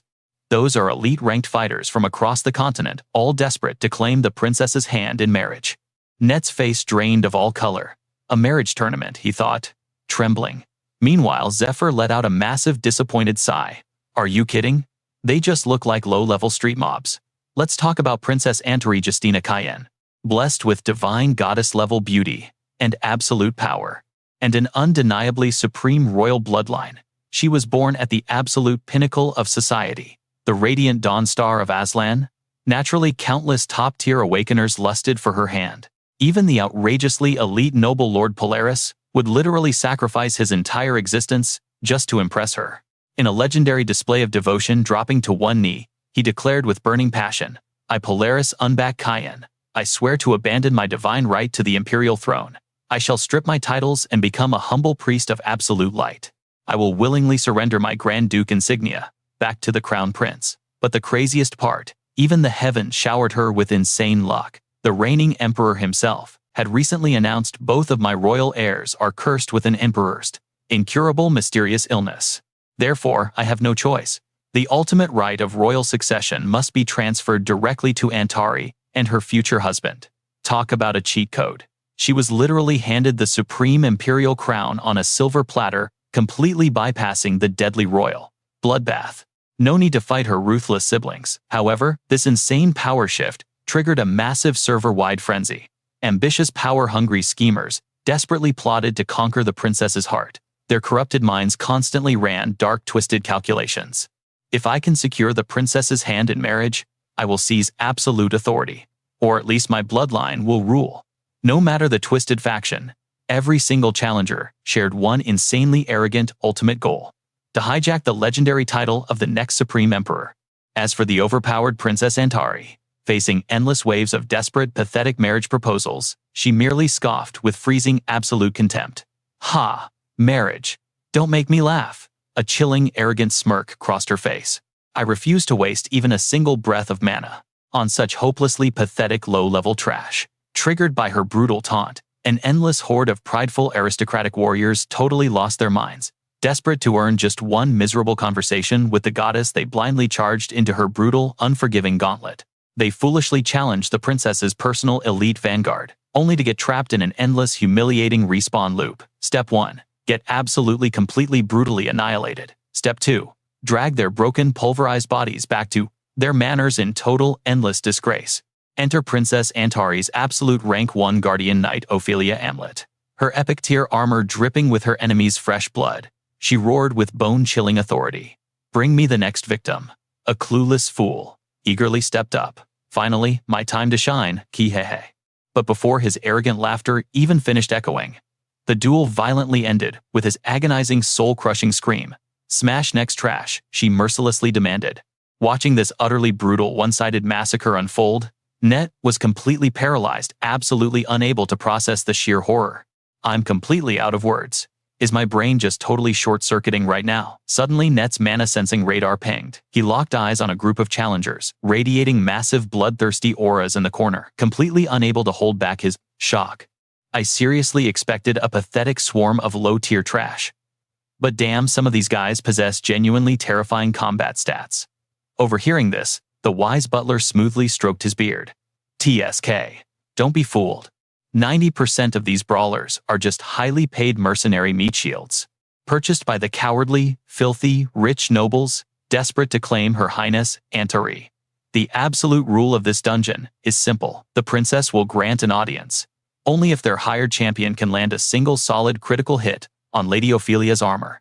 In her eyes, commanding strong pawns proves your authority. Net's face darkened with sudden realization. Ah, that explains why fully awakened priests are in this queue. Meanwhile, Zephyr remained dead silent, his mind calculating every angle. True, these wannabes couldn't even dream of touching his or Net's god-tier awakened levels. But out in the regular world, these combatants were legendary elites, demanding absolute fear and respect from any ordinary guild in the entire system. Yet Zephyr paused his thoughts, his piercing gaze locking onto the blood-soaked, battle-crazed Ophelia. These fools had zero idea they were facing one of the server's top 10 supreme legends. A wicked predator-like smirk crept across his face as pure excitement surged.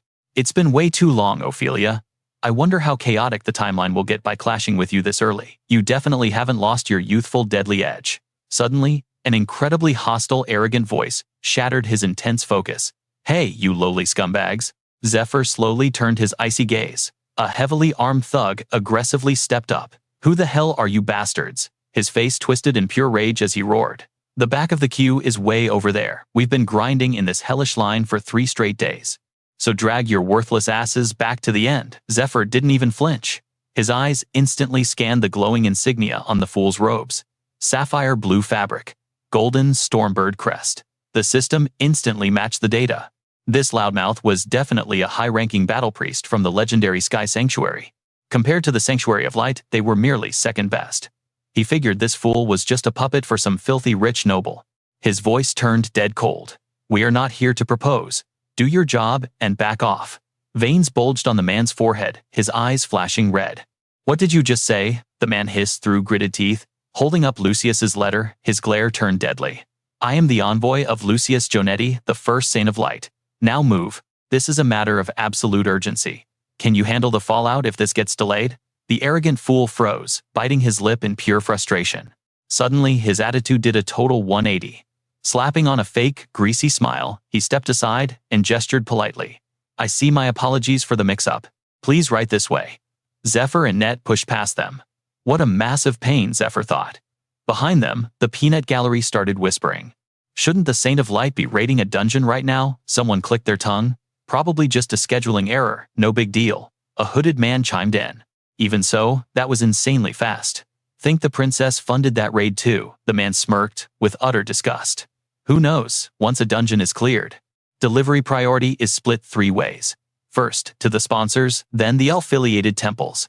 But the absolute top priority, he sneered at Zephyr. Their lover? Zephyr's expression darkened instantly. He spun around, his aura thick with murder. Excuse me, the idiot chuckled darkly. The whole capital already knows the dirty secret. Lucius is having a twisted affair with the princess. Word is they even have a secret bastard child hidden inside the sanctuary. The thugs around him snickered like hyenas. Encouraged, the trash kept digging his own grave. And that's not all. Bam! A devastating punch shattered his jaw. Teeth flew as Zephyr sent him flying across the courtyard. His limp body slammed brutally into the stone wall. It happened in a flash. His lackeys panicked, screaming out. Priest Jacob, yet Zephyr's rage was still boiling over. The Sky Sanctuary and the Sanctuary of Light were bitter rivals. These scumbags obviously did not care about answering to Lucius. But how dare they drag Antari's name through the mud? How dare they speak such absolute filth about the woman who stood by my side until her dying breath? A twisted affair with her own flesh and blood. Do you have a death wish? Fury consumed him. He glared at the remaining thugs and beckoned them. You two step up. His eyes glowed with terrifying intent. A suffocating, crushing aura exploded from his body. His voice dropped to a menacing growl. Haven't you, creeps? You've been waiting around for 3 whole days, just to catch a severe beating. You must be itching for someone to break your bones, right? He paused, his tone freezing the air. The wait is over. Come get it. The 2 flunkies sweated bullets, paralyzed by fear. Even Jacob, struggling to stand, shook like a leaf in a hurricane. Moments later, in the palace's breathtaking royal garden, a clear, amused laugh echoed through the air. Ha ha ha. It has been ages since a brawl broke out in the waiting line. Zephyr bowed his head slightly. Forgive me. I lost my temper. They dared to insult someone I deeply respect. The royal butler waved his hands in a panic. No, not at all. The fault is entirely mine. As the head butler, I failed to escort you properly. This mess is my responsibility. But inwardly, the old man was stunned. Usually, Lady Ophelia crushed any tension before a fight could even spark. Yet this kid handled the trash before she even batted an eye. He observed the duo closely, wheels turning in his head. Their gear is not the standard sanctuary armor. These are no ordinary envoys. Suddenly, a soft, elegant voice shattered his train of thought. How do you like my royal garden? Zephyr snapped his head toward the sound. A flood of memories hit him. In the original timeline, Antari would not have met him for years. His body moved on its own, stepping toward the woman in black heels. His mind raced. I spent a grueling year grinding in that cave with Net. The timeline was supposed to resume only after I got out. Destiny sure loved to move the pieces early. Closing the distance, he gently took Antari's hand. With perfect knightly grace, he kissed her knuckles. It is an honor to meet you, princess. A strange electric jolt pierced her heart. Who is this man? Shaking off the mysterious flutter, she spoke calmly. I have read the saint's letter. Sanctuary Knights Zephyr and Net. He highly recommended you, but I want to hear it from you. She snapped her fan open, hiding a calculating smile. Tell me, what value can you offer me? Meanwhile, Net stood frozen, questioning his sanity. Am I hallucinating right now? He glanced nervously at a gloomy Ophelia. That fierce knight has been glaring daggers at me all day. His mind spun with ridiculous theories. Zephyr is the one who threw the punch. Did I owe her money in a past life? Bathed in golden sunlight, Antari, Amlet, and Giuseppe finally sat down to talk. Meeting Antari's gaze, Giuseppe realized something crucial. Her political maneuvering was still incredibly raw. She was still shackled by the vicious chains of the royal court. But thanks to her innate hyper-empathy trait, she could read a person's very soul. Right now, Antari radiated pure regal authority. Seated on her gilded throne with her elite aide Amlet, she looked untouchable. Zephyr's thoughts raced deeper. She uses that divine empathy as a weapon to survive, waging a silent war against corrupt court factions, navigating a lethal maze of poison and treason. Standing before her, a storm of nostalgic emotions hit him. so flawlessly beautiful, so incredibly gifted. Back then, I blindly followed my master's orders, living like a hollow broken tool, until she became my light. She gave me a dream worth dying for. She was the absolute savior of his shattered soul. Fragments of their tragic past flashed violently before his eyes. Find me a royal consort, a true king who can lead our people to a glorious dawn.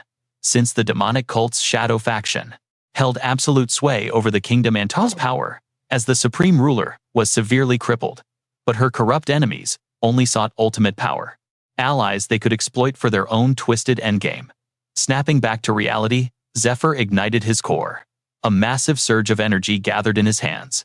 "Forgive my insolence, princess," he declared boldly. Instantly, his entire body erupted in a blinding, earth-shattering golden aura. "I am the answer to your prayers.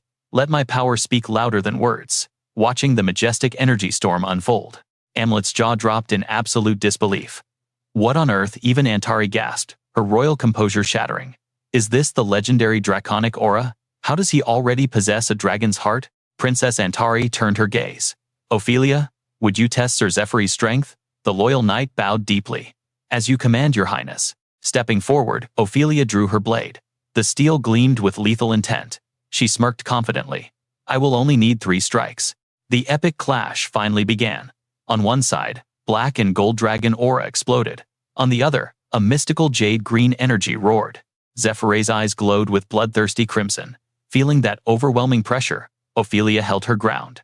Her mind raced, calculating her strategy. "His combat stance is absolutely flawless," she observed quietly. "A reckless attack without preparation will guarantee my utter defeat.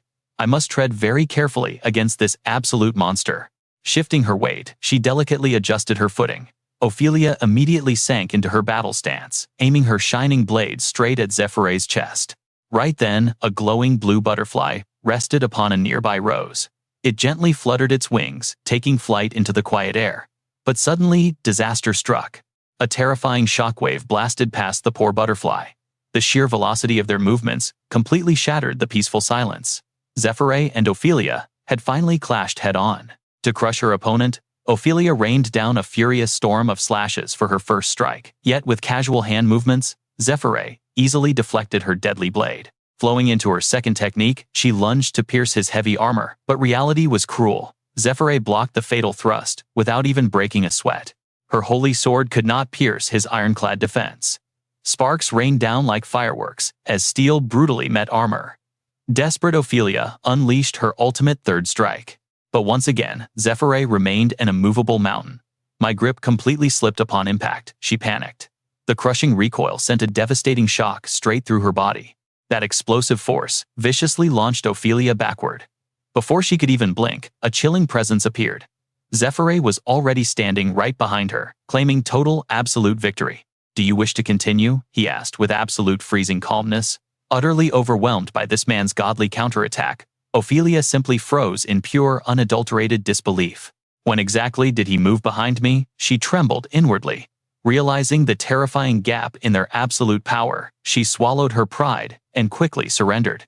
"No, that is enough. I have clearly witnessed your true power. Your technique, defense, and combat senses are absolutely flawless. Just where did this monster come from?" she wondered. Zephyr calmly turned to Princess Antari, who had watched the entire breathtaking spectacle. "2 dragons are currently wreaking massive havoc across the western continent. I heard you are desperately seeking a solution for this disaster." Beneath the warm, poetic sunlight of the Grand Palace, Zephyr's voice remained strikingly composed. "Reclaiming that new territory for agriculture is your main priority. But those vile demonic cult factions will eventually swarm in like disgusting parasitic pests. They will inevitably destroy your newly cultivated fields. For that exact reason, your highness must completely and ruthlessly purge the Thor mountain range. In other words, you must deeply expand the kingdom's tactical line of sight." Zephyr spoke with deadly seriousness, his brilliant mind clearly operating several steps ahead. "This will expose all hidden enemies, allowing you to proactively control the defensive front. If we can execute this massive operation swiftly and decisively, everything will be finished in roughly a month." Reaching his hand toward Princess Antari, Zephyr made a legendary vow. "I shall personally claim the Blue Dragon athlete's severed head." Intrigued, Antari narrowed her eyes. And what do you desire in return? Hearing this, Zephyr slowly lowered his head, a dark shadow falling over his deep, mysterious gaze. I simply ask for far more appropriate compensation. Raiding Eurydice's ancient tomb proved highly problematic. The 3 allied armies were horribly mismanaged and completely uncoordinated. That vanguard severely lacked divine healing clerics. This time, please lend me as many holy healers as possible. Antari sat in absolute silence, absorbing his incredibly bold request.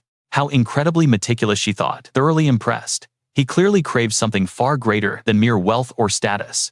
Resting her delicate chin, Antari questioned him further. Are you truly capable of hunting the blue dragon? Athlete Zephyr slowly approached, gently placing a mysterious magic stone into her palm. That depends entirely on you, princess. Staring at the glowing red gemstone, Antari gasped internally. This is from the ultimate forbidden grimoire, a perfectly synthesized crystal of pure systematic magic. It grants the user instant mastery of any skill. Furthermore, it possesses supreme healing properties. This is the legendary ancient sorcery of the Forgotten Media Kingdom. The very magic Eurydice researched to unlock divine abilities. One must fully master the second tier of Media's ancient arts. Zephyr smiled inwardly. Media's lost ancient magic. A long-forgotten empire. Antari could have learned this forbidden magic in her youth, but she ultimately abandoned it, claiming the path was too agonizing and insanely time-consuming. Her harsh circumstances simply denied her the chance to properly master it. Breaking the silence, Zephyr spoke. The legendary predecessors entrusted this artifact to me on absolute faith. Your Highness, they commanded me to remember and deliver this directly to you. Thinking of the dragon heart beating within him, Zephyr knew her acquiring this crystal was pure destiny. She will immediately ascend to devastating new heights of magical power, and my legendary dragon heart will finally have the chance to complete its total assimilation with my body. Concluding their fateful meeting, Zephyr bowed respectfully. I must take my leave. Should you need anything else, simply call for me. He then exited the extravagant royal halls. Strolling down the path, nostalgic memories flooded his mind. Compared to my miserable past life, this first encounter was so incredibly perfect, I could almost cry. Not bad at all. Carrying an ocean of hidden feelings for Antari, he reminisced while walking. I missed her so damn much. Now, Lord Lucius has beautifully orchestrated our very first reunion. Flaunting my overwhelming strength to capture her undivided attention was absolutely the right move. A highly confident smirk crossed Zephyr's face. Soon enough, she will inevitably come looking for me. Meanwhile, utterly captivated by Zephyr's profound intellect and sheer power, Antari murmured, "What a truly fascinating man." She turned to her loyal knight. "What are your honest thoughts, Ophelia?" Ophelia answered respectfully. "This artifact is insanely valuable. I slightly doubted Lord Lucius's recommendation at first, but that man perfectly aligns with your Highness's grand ambitions and desires." Pondering deeply, Ophelia continued. However, for a dragon-heart vessel, his combat power fell slightly short. Antari softly chuckled. That is merely because his assimilation remains completely unfinished. He spoke as if he actually met the great Eurydice in the flesh. Honestly, a legendary archmage surviving inside some ancient tomb wouldn't be surprising in the slightest right. Scene shift to the abyss. Deep within the demonic cult's headquarters, the Dark Lord sat upon his throne. "You summoned me, Master." It was Vice Leader Eobalth Demas, rank 2. "What urgent matter requires my absolute presence?" he asked. The demonic cult leader spoke with a bone-chilling tone. "The 12th apostle's seat is still vacant." Shocked, Eobalth gasped. "That seat remains empty." Pushing aside his doubts, he raised his head. Does this mean Odin actually failed? The mere question made the Grandmaster's aura flare with pure rage. Do I need to repeat myself? Feeling the crushing pressure of his master's fury, Baldemus froze in absolute terror. The Grandmaster sneered. "Read the room before you open your mouth. Now, let us discuss the next apostle." The demonic cult leader's voice dropped to a deadly whisper. "I granted you 12 apostles to use as you please. But my ultimate master plan this time? Failure is absolutely not an option. Do not let Odin's pathetic blunder ruin everything. Am I understood?" Terrified of triggering another explosive outburst, Baldemus immediately bowed his head in submission. "Yes, my lord." Left alone, Baldemus spiraled into a chaotic storm of dark thoughts. Had his master finally lost faith in him? How did everything go so completely wrong? Swallowing his bruised pride, Baldemus knew he had to redeem himself with blood. He summoned his loyal shadow subordinate. "Are you still lurking there?" a voice hissed back. "Always, master." Gritting his teeth, he barked his command. "Saddle the demonic steed immediately." We leave right now. Meanwhile, in a suffocatingly dark abyss elsewhere, a single beam of mysterious light pierced the absolute shadows. Yet, the space shimmered with an otherworldly magical resonance. Antari stood there slowly, approaching a massive boulder engraved with ancient spell circles. In her trembling hand rested the mystical artifact Zephyr had gifted her. I finally possess it, Antari thought. Every grueling hour spent deciphering dungeon runes had ultimately paid off. She never expected such an incredible reward after surviving the terrifying Eurydica tomb subjugation quest. This was her ultimate prize. The Grimoire Core. The magical gem pulsed with an intoxicating, mesmerizing brilliance. She realized the legendary spellbook she desperately sought was still frustratingly locked away, trapped at Tier 2 of her system interface. This magic crystal was a supreme grimoire forged by crystallizing pure mana essence. It actively allowed its wielder to instantly absorb powerful new skills. By channeling energy into it during deep meditation, she could unlock the lost ancient arts of Media and Eurydica. Suddenly, a nostalgic memory surfaced of her beloved mentor, teaching her the ways of mana. Her master had gently caressed her young face with a sorrowful smile. My time in this realm is fading fast. I am so sorry, my sweet Antari. This is where my guidance must end. But listen closely, Antari. Even without my presence, I know you will discover a path to perfect our magical legacy. And her master's prophecy had finally become absolute reality on this very day. She had actually obtained the legendary magic crystal. Clenching the gem tightly against her racing heart, a blinding flash of raw energy erupted from within it. Her master's final words echoed in her mind. The ultimate method to defeat him. The key to destroying the cult leader. The gem's radiant light exploded outward, swallowing the entire space in pure white magic. Antari opened her eyes and gasped. She had been transported into a hidden dimension overflowing with mysterious energy. This was the divine power she desperately craved to completely annihilate the demonic cult. Staring at the floating knowledge, she whispered, "Another dimension." But then realization struck her like lightning. No, the magic crystal has directly synchronized with my consciousness. An overwhelming ocean of spell formulas surrounded her, swirling majestically like a cosmic galaxy of infinite knowledge. As her sparkling eyes traced the breathtaking array of supreme magic, an ethereal voice suddenly echoed through the void. "Beautiful, isn't it? This is the legendary media magic we have chased for generations." Antari flinched in absolute shock at the sudden sound. The majestic silhouette of goddess Eurydica materialized before her, gently grasping her trembling hands. "Though I am merely a lingering ego trapped within this crystal, I still yearn to see you, my precious descendant, my true successor." Meanwhile, the scene shifts to Zephyr, intensely locked in a high-stakes game of rock-paper-scissors with Ned. Grinning victoriously, Zephyr claimed his absolute win. "All right, I won fair and square. I get to enjoy the royal banquet while you secretly hunt down those demonic cult rats hiding in this castle." Ned let out an incredibly heavy, defeated sigh. "Whatever. I had absolutely zero desire to attend that loud, obnoxious gathering anyway. Go ahead and enjoy yourself." Zephyr scoffed instantly. "Enjoy myself? Yeah, right. We are strictly here for an intelligence-gathering mission." Ned then pulled out a mystical bracelet, enchanted with top-tier stealth capabilities. It was the legendary Northern Mist Gauntlet. He raised an eyebrow. "Are you entirely sure you will not need this stealth gear tonight? Did you not claim that moving unnoticed would make infiltrating the castle infinitely easier?" Zephyr, calmly adjusting his elegant noble attire, smirked back. "Do not forget the formidable 10 rings of One Earth are guarding this very mansion. Is it not far better for you to equip it since you are the one doing the actual sneaking? With only one bracelet, you would get caught and instantly trigger massive suspicion without it." Zephyr's playful gaze suddenly turned razor-sharp, recalling Amlet's intense presence. "Besides, that extremely dangerous woman seems unusually fixated on your existence." Realizing Zephyr shared his exact suspicions, Ned nervously opened up about it. "Yeah, it makes absolutely zero sense to me. I have literally never crossed paths with her before. Southerners are already incredibly rare around here, let alone someone possessing her monstrously high level of combat power. There is no possible way I would forget running into a total powerhouse like her. Could she have known me during my dark days in the demonic cult?" Ned then revealed a high-grade truth serum. This legendary potion allowed users to magically detect hidden cult slave seals on a person's body. Or worse, perhaps she is the terrifying elite who replaced me. Zephyr calmly tossed another log into the fire. I highly doubt she is a demonic cultist, but it never hurts to be overly cautious," Zephyr thought to himself. With all this advanced intel, Ned should easily be able to handle himself out there. Well, then time for me to get into character. Smirking, Zephyr tossed his shovel aside and fully dedicated himself to preparing for the grand banquet. He ran his hand smoothly through his messy hair, slicking it back perfectly. Then his fingers began tracing intricate pressure points across his face. In mere seconds, Zephyr had flawlessly executed a supreme disguise technique. He marveled at this secret Eastern art that granted absolute control over one's physical appearance by manually shifting his facial muscles and subtle micro-expressions.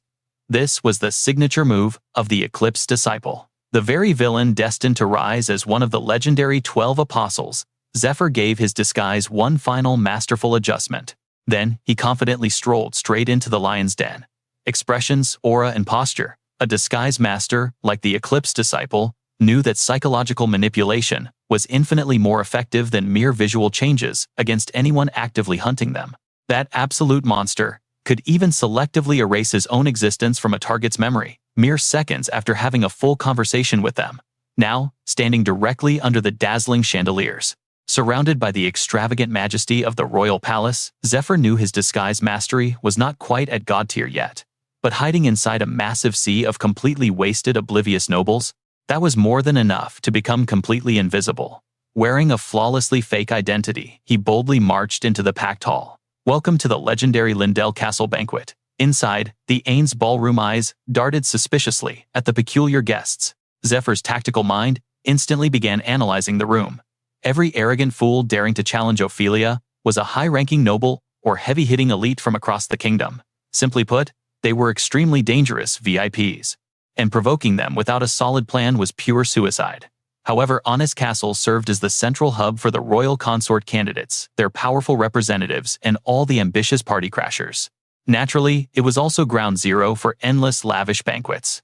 Just as Zephyr predicted, the sheer overwhelming scale of this magnificent location rivaled a royal palace. Thousands of magic lights illuminated the endless stream of extravagant, nightly celebrations. Throughout the massive lounge, dramatic whispers echoed constantly regarding the princess's true identity. Is her beauty really as divine as the rumors claim? Beauty is the least of it. I heard her magical aura is absolutely monstrous. Even the strict Magic Academy headmaster publicly praised her raw talent as the greatest in recorded history. That old man literally declared she is the prophesied hero destined to save our entire world from destruction. Some guests were vibrating with absolute excitement. If I could just catch a single glimpse of her divine face. Others quickly shot them down. Shut up, you idiot. Someone of her godly status would never step foot in this circus. Travel with me, princess. Meanwhile, toxic rumors spread like wildfire about her incredibly rebellious nature. Do you think Her Highness has completely lost her mind? Her miserable citizens are literally starving to death from famine, and she does not even care. While Antari paid close attention to the endlessly explosive gossip, another whisper surfaced. I heard a crazy rumor that the princess keeps a complete stranger as her personal entertainment toy. She even dragged some pathetic street wanderer into the castle. Amidst the chaos, some nobles bragged endlessly about the exquisite royal delicacies, while others intensely debated the terrifyingly unshakable political power of the mighty Earl. Amidst the chaotic chatter of the massive crowd, Zephyr knew exactly what his current mission was. He needed to hunt down vital intel and recruit the legendary talents who dominated his past life. I must find those hidden gems who perished while I was isolated in that training cave during my previous life. Giuseppe sat quietly, absorbing their every word. A man approached with a welcoming gesture, asking about his origins. Giuseppe smoothly slipped into his alias. The name is Smith. I am the personal knight of the lady dancing over there. Suddenly, a voice broke through the table's chatter. Rumor has it that the third Ferris sanctuary has gone completely dark these past few days.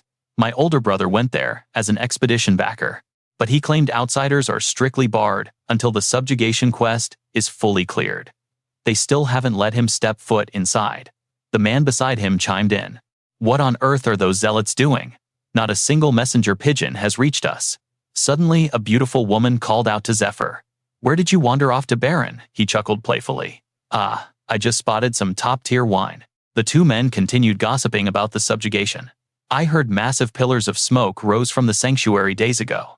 Could Cardinal Andean be staging a massive coup while the Holy Sun is away? No way, why would he risk that? He belongs to the neutral faction of the Sun's sanctuary. Unless, was he wiping out the demonic cult worshippers hiding within the temple? That would mean the Holy Sun and the Cardinal joined forces. Zephyr eavesdropped on their wild theories, smirking internally. Just as I thought. The entire room is utterly obsessed with the outcome of Lucius's raid.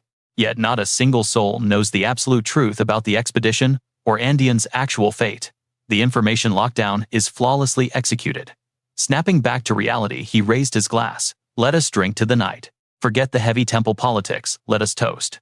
But as the golden liquor flowed, the man sitting beside him stared with sharp, calculating eyes. Then he leaned in and whispered, Zephyr, are you the exact same entity that I crossed paths with at the far table? The sudden question hit Zephyr like a physical blow. The mysterious stranger flashed a dangerously amused smile. Absolutely fascinating. Every single person sitting at this table personally knows the real Baron. Yet the moment you took that seat, no one doubted your identity. Even though the genuine Baron is currently waltzing across the hall, his piercing gaze locked dead onto Zephyr. There is no need for such a tense glare. You are the very awakened being who crushed those arrogant clerics of the Sky Sanctuary, are you not? A jolt of pure shock surged through Zephyr. What? How could this frail-looking weakling pierce right through my high-tier disguise magic? Just what kind of hidden boss is this guy? Meanwhile, high up in the palace towers, a lone guard patrolled the halls with a flickering candle. As the young guard illuminated the dark corners, a lethal hand suddenly snagged his collar, dragging him into the pitch-black abyss, before instantly snapping his neck. It was Ned. The stealth assassin had clearly been camping in these shadows. Behind him lay a mountain of fresh corpses. Horrifyingly demonic centipedes crawled out from their lifeless mouths. Undeniable proof of the demonic cult. The eastern sector has been completely purged, Ned muttered coldly, vaulting toward the rooftop. He dashed across the skyline like a phantom. Perched upon the highest spire, Ned gazed down at the sprawling estate and sighed. This territory is just absurdly massive.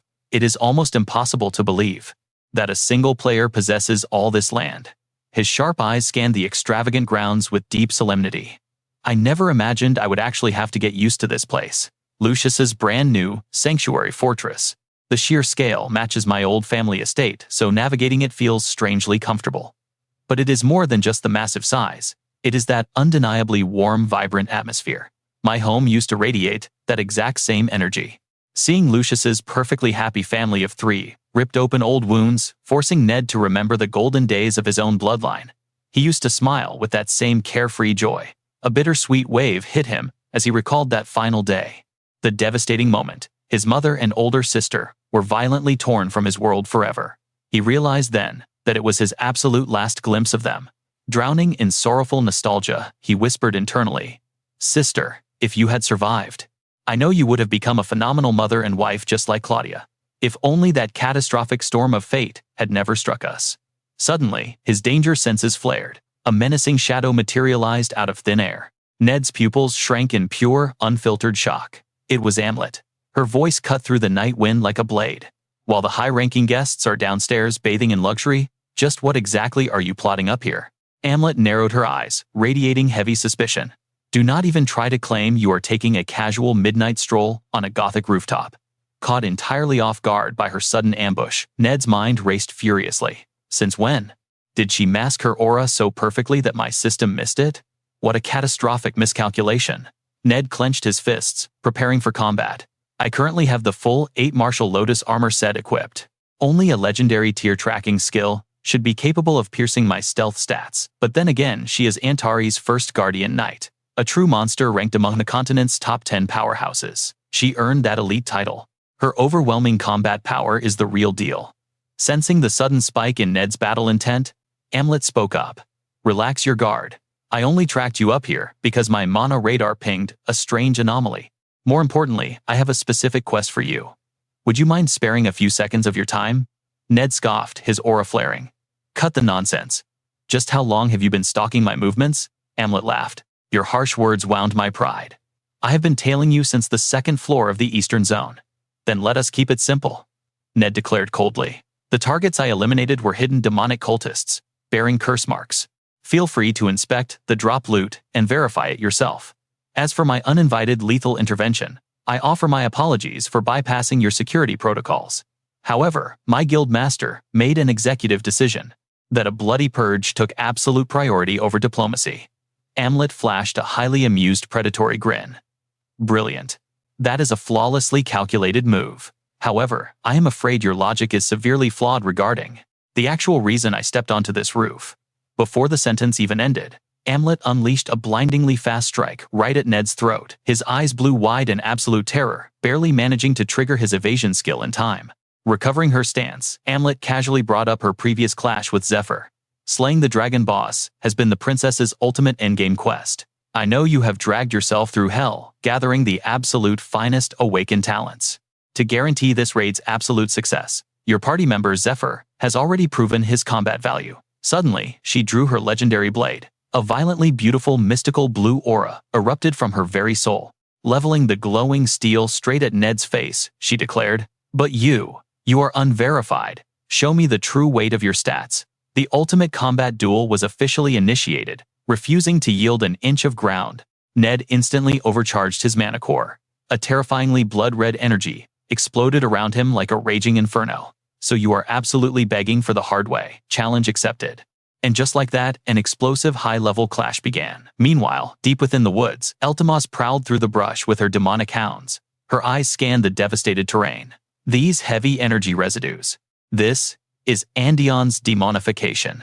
Combined with these massive scorch marks triggered by lightning fury, there is zero doubt. These are the explosive remnants of the secret Dragon King arts. If my memory serves me correctly, the disciple of the Eastern Overlord was explicitly dispatched for this very raid. The final tracking logs of that Silver Knight prove that at least 3 top tiers engaged in a massive free-for-all here. I can even taste the lingering holy power corrupting the air. Her chilling gaze locked onto a violently shattered blood-soaked carriage. Stepping into the wreckage, she swiped her fingers across the crimson-stained wood and tasted the dark blood processing the biological data. This is impossible. I am detecting a lethal anomaly that absolutely should not exist in this zone. The apocalyptic death poison of Perseon. She ground her teeth, pure venomous rage washing over her. A hit list of massive names immediately flashed through Eltamas's mind.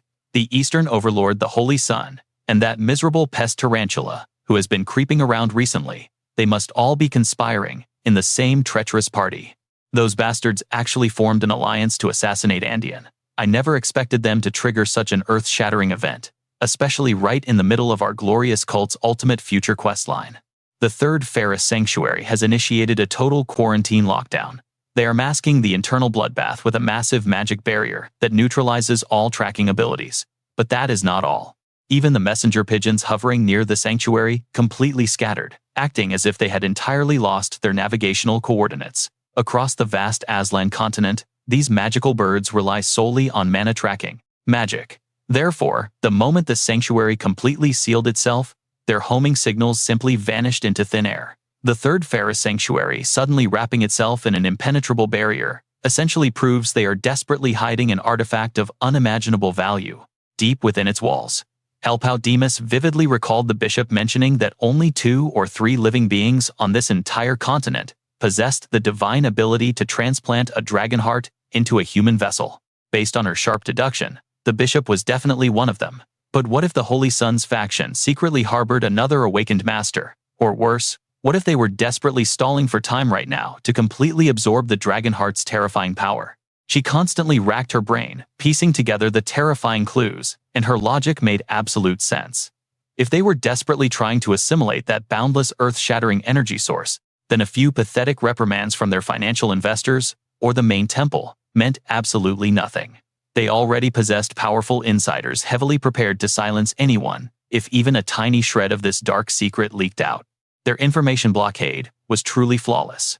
The real agonizing question remained between the Eastern Lord and the Holy Sun, who exactly claimed the legendary dragon heart. If the Eastern Lord secured that mythical item, he could easily be manipulating that dangerously ambitious Holy Sun. But if the Holy Sun devoured it instead, then the Eastern Lord had definitely betrayed the entire cult. She needed to move right now. Several tense days had already passed since the brutal clash with Andion. She had to secure concrete evidence before the dragon heart achieved perfect synchronization with its host. While Elpout Demas drowned in her chaotic thoughts, a menacing shadow materialized right behind her, making her violently flinch and spin around. Piercing blood-red eyes glared menacingly from the thicket. The mysterious figure silently analyzed her true identity. A paper-bird mask. Could this actually be the infamous Vicebishop Alpout Demas's two demonic hounds instantly leaped into attack formation? The shadow swiftly drew his weapon, radiating pure killing intent. His sharp combat instincts screamed that this masked intruder was deeply connected to the core conspiracy.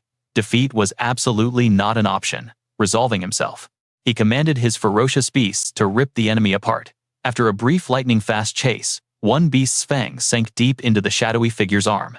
Alpout Demas smirked wickedly in the dark. Perfect, I finally caught you. But before her victory smile even settled, the stranger summoned the terrifying death lightning palm, violently blasting the ferocious beasts away. Witnessing this devastating martial art, Alpout Demas froze in pure horror, instantly recognizing the Dragon King's secret technique, the legendary signature move of the Eastern Lord. Mockery laced her venomous voice. Perfect timing. You pathetic disciple of the Eastern Lord. Instantly, the short staff in her grip transformed into a deadly crackling whip. I have a little unfinished business with you. Will you submit quietly, or do we do this the hard way? The shadowy figure scoffed internally. What a massive pain. Meanwhile, on the towering fortress walls, blinding flashes of combat aura violently exploded. Crimson and azure energies violently clashed against each other. The two awakened warriors locked in mortal combat were Ophelia Hamlet and Ned. Blocking her heavy strike with his glowing blade, Ned spat out with rising fury. Am I just imagining things, or is your murderous hospitality getting a bit too intense here? We are way past 3 exchanges. His gaze sharpened into icy daggers as he fiercely interrogated Hamlet. Or are you indirectly saying that someone entirely beneath your supreme level has absolutely no right to join the dragon-slaying expedition? The very moment his words dropped, another flurry of lethal slashes rained down. Hamlet thrust her blade straight at Ned, without an ounce of mercy. As their powerful weapons violently collided, his steel miraculously turned fluid, coiling tightly around her rigid blade like a striking serpent. It was the Phantom Sword, a legendary illusionary weapon forged entirely from pure concentrated mana. Its deadly length and fluid physical form depended entirely on the user's ultimate will. He forcefully disarmed Hamlet, but losing her weapon did not make her flinch for a second. She delivered a devastating roundhouse kick straight to his jaw, pressing the relentless assault until thick dust engulfed the battlefield. Suddenly, an icy voice echoed from right behind Hamlet, making her freeze in absolute shock for a second. Not a bad technique. If I had been flesh and blood instead of a magical afterimage, that would have seriously hurt. He had instantly activated the Raven's Flight Cloak. This high-tier artifact allowed its wearer to micro-teleport slightly after leaving behind a flawless magical decoy. Ned, casually speaking from her absolute blind spot, sent a violent shiver down her spine. Since when did he move? He calmly continued. Even without aggressively digging for hidden intel, anyone would easily recognize a famous awakened powerhouse like you. You still have not revealed your true underlying strength, have you? As he finished speaking, his tone grew unimaginably heavy and threatening. You are definitely not the only one holding back their true potential. If we both flip our ultimate trump cards right now, this ends in mutual destruction. How about we just call it a draw? Hamlet finally broke her icy silence. A hidden trump card, huh? Are you perhaps referring to the Dragon King's secret technique? Hearing those exact words, Ned froze completely in his tracks. How in the world did she know? Hamlet continued coldly. In this mortal vessel of mine, my most terrifying weapon is my divine ocular prowess. Your pathetic stealth and camouflage skills are completely useless against my absolute gaze. Not too long ago, I was directly entrusted with an S-rank mission precisely because of this unique trait. Cutting back to Alpout Demas and her mysterious stalker. The shadowy figure crouched by the raging river to splash freezing water on his face, exhaling in massive relief. Yeah, I finally shook off that relentless bloodhound. Master always kept his absolute guard up around the vice-bishop, and facing her directly proved she was a terrifyingly difficult monster to handle. Regardless, this entire awakening mission just became a chaotic nightmare. By the time I managed to ditch the princess's annoying lackeys and reach the exact coordinates, the subjugation raid was already over. I actually uncovered solid proof of treason from my master's own disciple, the exact same person secretly drafted into this high-stakes operation. Not to mention that damn vice-bishop stealthily prowling the dangerous hunting grounds. The figure slowly pulled back the dark hood, revealing a strikingly beautiful woman with flowing pink hair. Alright then, where exactly should I begin untangling this catastrophic mess? Meanwhile, Hamlet ruthlessly broke it down for Ned, the shadow disciple of the Eastern Lord, one of the formidable 12 apostles widely feared as the Smiling Maiden, an absolute grandmaster of magical disguise. I personally blocked her from joining the demonic cult leader's insane plot to monopolize the dragon heart. Her flash step aura matches your exact mana signature flawlessly. Both you and that elusive woman perfectly share the unique energy traits of martial artists who heavily mastered the exact same ancient technique. Hamlet's voice grew chillingly calm, as if narrating a completely boring and predictable tragedy. Crossing blades with you only solidified my absolute certainty. Gareth displayed highly identical movement patterns, yet the royal princess strictly verified that he was a completely trustworthy ally. Hamlet's threatening tone dropped into a heavy abyss. And above all, the shadow disciples, the smiling maiden. Every single combat habit she possesses practically mirrors yours. Almost like you two share a deeply intertwined bloodline. She delivered her final piercing question. Are you truly fighting on our side as an ally? That soul-crushing interrogation slammed into Ned, instantly darkening his expression. Cold sweat aggressively raced down his cheek as Ned internally panicked. What the hell is this crazy woman babbling about? Flashing back to the critical moments before fleeing the third Ferris sanctuary. The corrupted ground was sickeningly paved with squirming mutated maggots.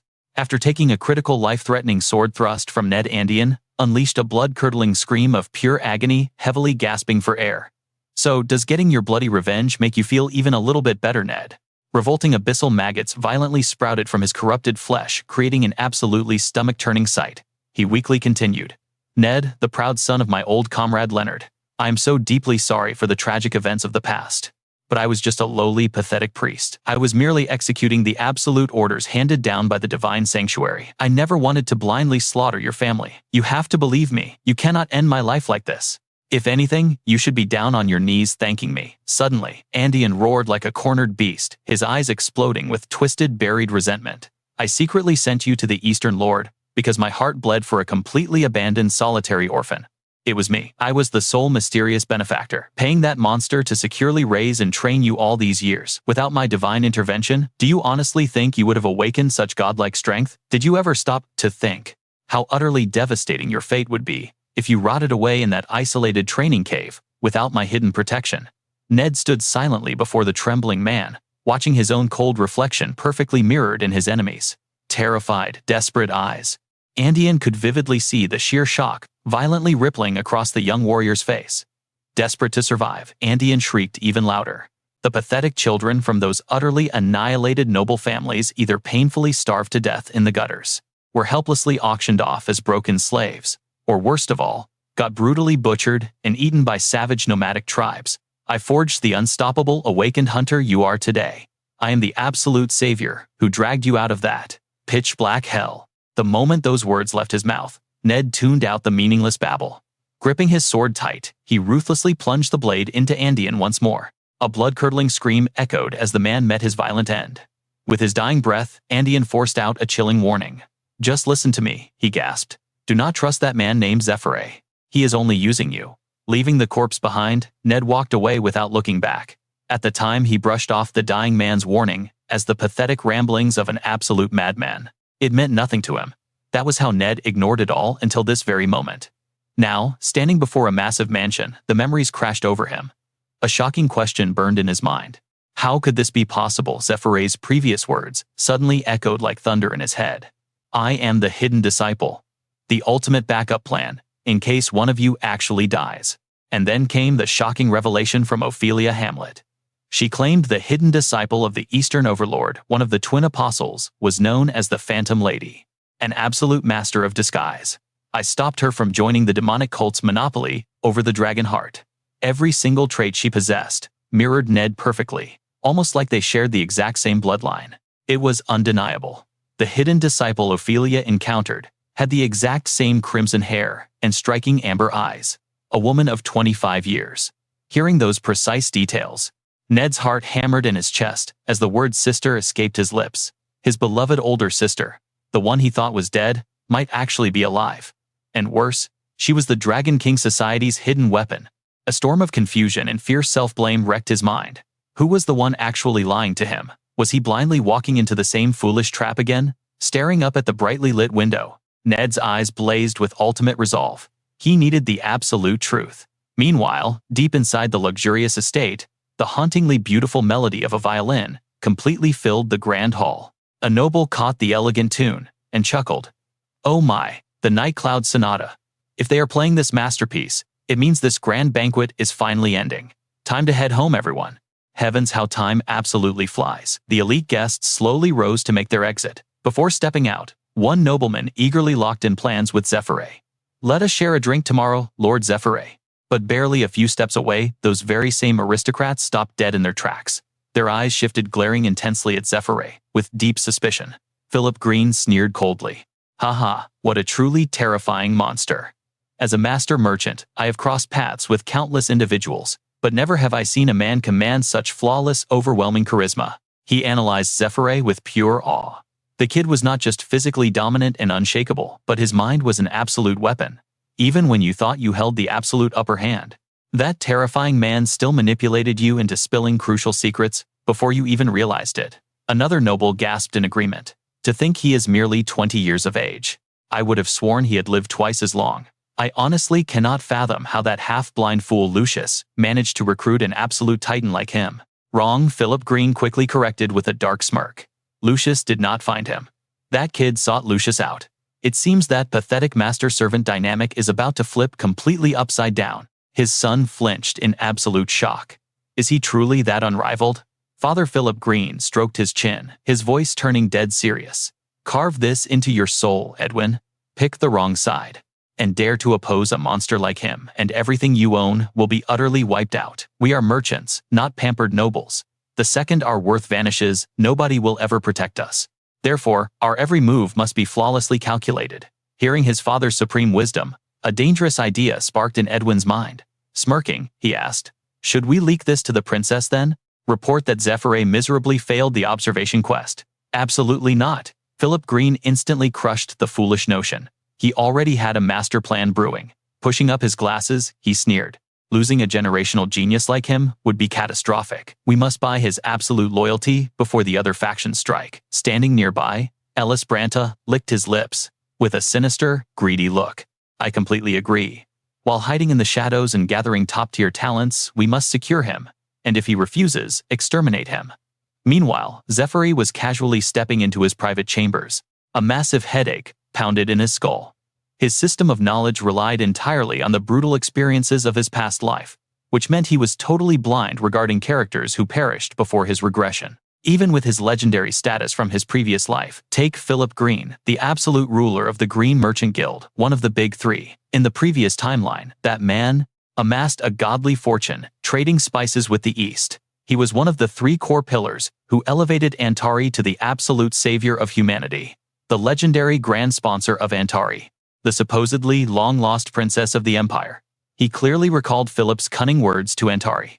Loyalty means absolutely nothing without the brutal financial backing of true allies. With the cult leader aggressively interfering, your every move will be severely chained down.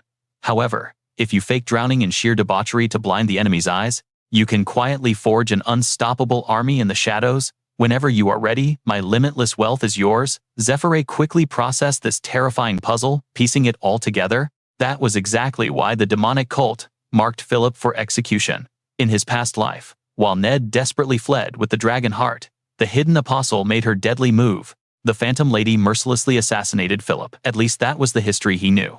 Although Edwin stepped up to serve Antari decently well, the overall strategic power plunged disastrously. Nothing compared to Philip's original empire. Zephyr massaged his temples, groaning at the incoming chaos. Great, my survival quest just leveled up. Objective 1, keep Philip breathing. Objective 2, stop the Phantom Lady. But intercepting her with absolutely zero intel on her attack patterns will be a living nightmare. His brows locked in absolute frustration. The Phantom Lady? She possessed a terrifying, shape-shifting skill, flawlessly mimicking men or women.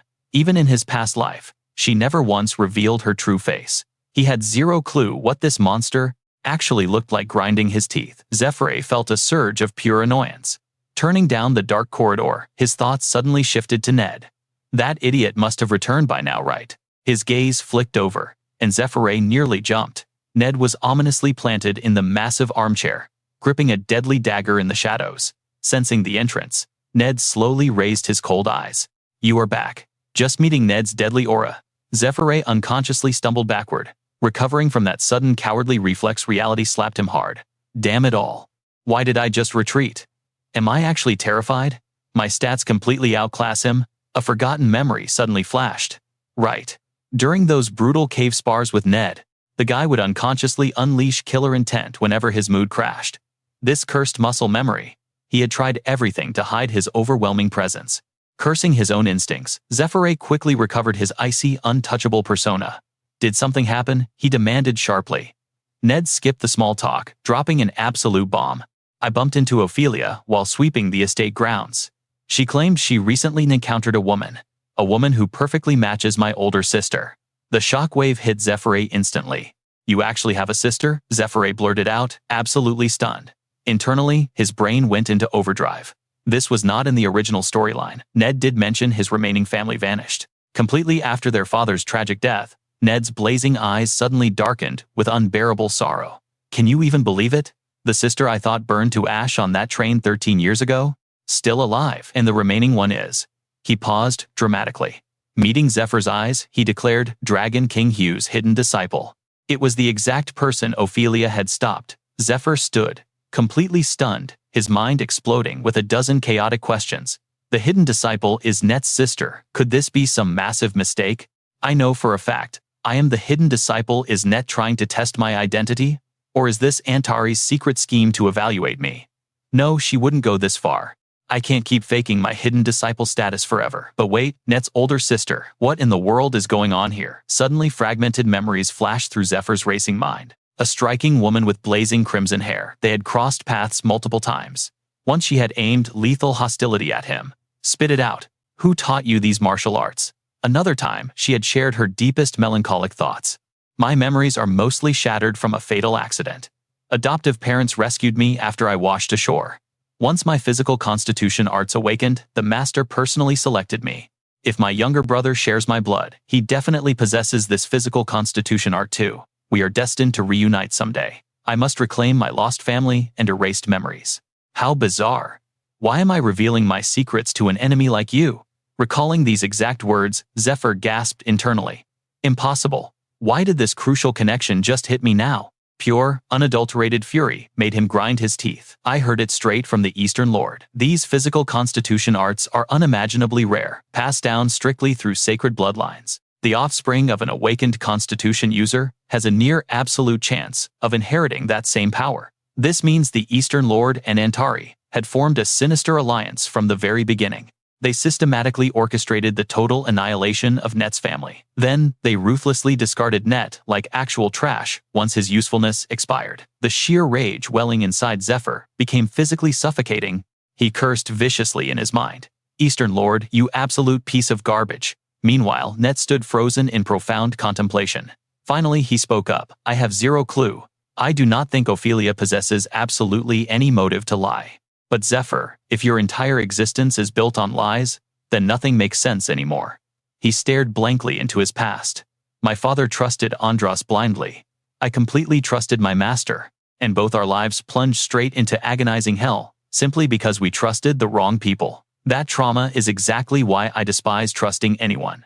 Yet, despite all of that bloody betrayal, we have faced countless life or death crises together. We are absolute brothers. I desperately want to believe. Our unbreakable bond is genuine. I want to trust you, Net whispered to his own soul. Those words resonated from the very depths of his spirit. Without hesitation, Net threw his dagger to the ground. His eyes blazed with desperate hope and fierce resolve as he stared at Zephyr, practically begging for the truth. I just need a single shred of solid proof. No matter how incredibly small it is, please just prove to me you are someone I can truly trust. Zephyr remained totally silent, then finally broke the heavy tension. In the original timeline, we weren't supposed to meet for another 2 months. This insane revelation left Net utterly dumbfounded. Zephyr continued dropping absolute truth bombs. After the legendary dragon heart was stolen from you, the one who exposed the Silver Knight's secrets went rogue. The demonic cult, no, the entire freaking world was relentlessly hunting you down. After taking a devastating critical hit from your own brother, the Eastern Lord's bastard son, you were trapped in the Oblivion Canyon, one of the world's 8 grand trials, and left to rot. That bastard violently ripped the dragon heart straight out of your chest. I was just a pathetic temple slave, tracking you. I miraculously found you bleeding in a cave, after surviving a deadly fall into the abyss. That is where you bestowed the Dragon King's secret arts upon me. Because with your shattered core and utterly broken body, escaping that hellish dungeon was literally impossible. Net's mind completely short-circuited at this unbelievable revelation. "What the hell are you saying?" he gasped. A wave of suffocating helplessness washed over Zephyr's heart. He declared, "I am the one who eventually became the absolute strongest. By ascending as the ultimate foundation, I finally reached the absolute pinnacle of humanity. But in the bitter end, I completely failed. I couldn't stop this fragile world from facing total annihilation. I couldn't protect a single soul when the apocalypse dropped." His voice cracked with immense, agonizing sorrow. "Who am I? I am the very last human standing, a revered hero, yet a totally pathetic failure. I am a regressor who returned here carrying 15 years of apocalyptic future memories, and I am your one and only disciple, Master." Hearing this absolute bombshell, Net's eyes widened in overwhelming, earth-shattering shock. Zephyr vividly recalled the brutal timeline before his regression. Net had meticulously crafted a survival plan for his only student. How ridiculously strong must I become to escape the Oblivion Canyon? Factoring in his catastrophically deteriorating physical condition, calculating exactly how much borrowed time he had left in this world. He desperately trained me inside that godforsaken cave to survive. His soul burned with a vicious thirst for absolute vengeance against the wretched master who brutally betrayed him. Net's eyes back then were pitch-black voids of pure, unadulterated hatred. Dozens of bloody tally marks scarred the cave walls, proof of the agonizing bone-breaking training we endured for days. That blazing drive for vengeance was the only thing keeping his shattered life force tethered. But we were completely out of options. We had to abandon the sanctuary way ahead of schedule, because the cave we used as our secret training ground was suddenly ambushed by the terrifying Hondura Canyon boss. That catastrophic moment still haunted Zephyr's soul. He was consumed by suffocating regret. If only he had leveled up just a little bit faster. If only he had mastered one more technique, the tragic outcome could have changed entirely. When Zephyr fiercely charged forward to duel that monstrous beast, Net grabbed his ankle from behind and hurled him violently out of the blast radius. Zephyr was completely paralyzed by this massive, unexpected sacrifice. He truly believed they could conquer that dungeon together. Not this. Net shouldn't have sacrificed his own life for a scrub like him. He completely abandoned the ultimate revenge he had been starving for. On that fateful day, after violently throwing Zephyr to safety, Net stood tall, facing the nightmarish boss monster alone. Right before the beast delivered the killing blow, Net glanced back at Zephyr with a tragic, unforgettable smile. "Watch extremely closely, Zephyr. This is the absolute final secret art I couldn't pass down to you." On that apocalyptic day, Zephyr witnessed his master's fading silhouette, a legendary image eternally burned into his very soul. After absorbing this massive lore drop, Net gripped his aching head, his brow furrowing in severe mental exhaustion. "I don't even know anymore. This is absolutely insane. Yet your logic is so flawless, I have no choice but to believe it." Net instantly recalled Zephyr wielding the Divine Light Sword relic. Even though he possessed 0 priest class qualifications, he held way too much exclusive intelligence. Every single ridiculous claim Zephyr made lined up with absolute perfection. So if he had literally regressed through time, carrying absolute divine rewards from the gods, everything suddenly made total sense. Hearing Net's deduction, Zephyr replied with calm composure. "Exactly. It sounds completely impossible, but it is the absolute truth." Internally, he breathed a sigh of relief. "I successfully dodged leaking the classified secrets, like my connection with the mysterious maiden."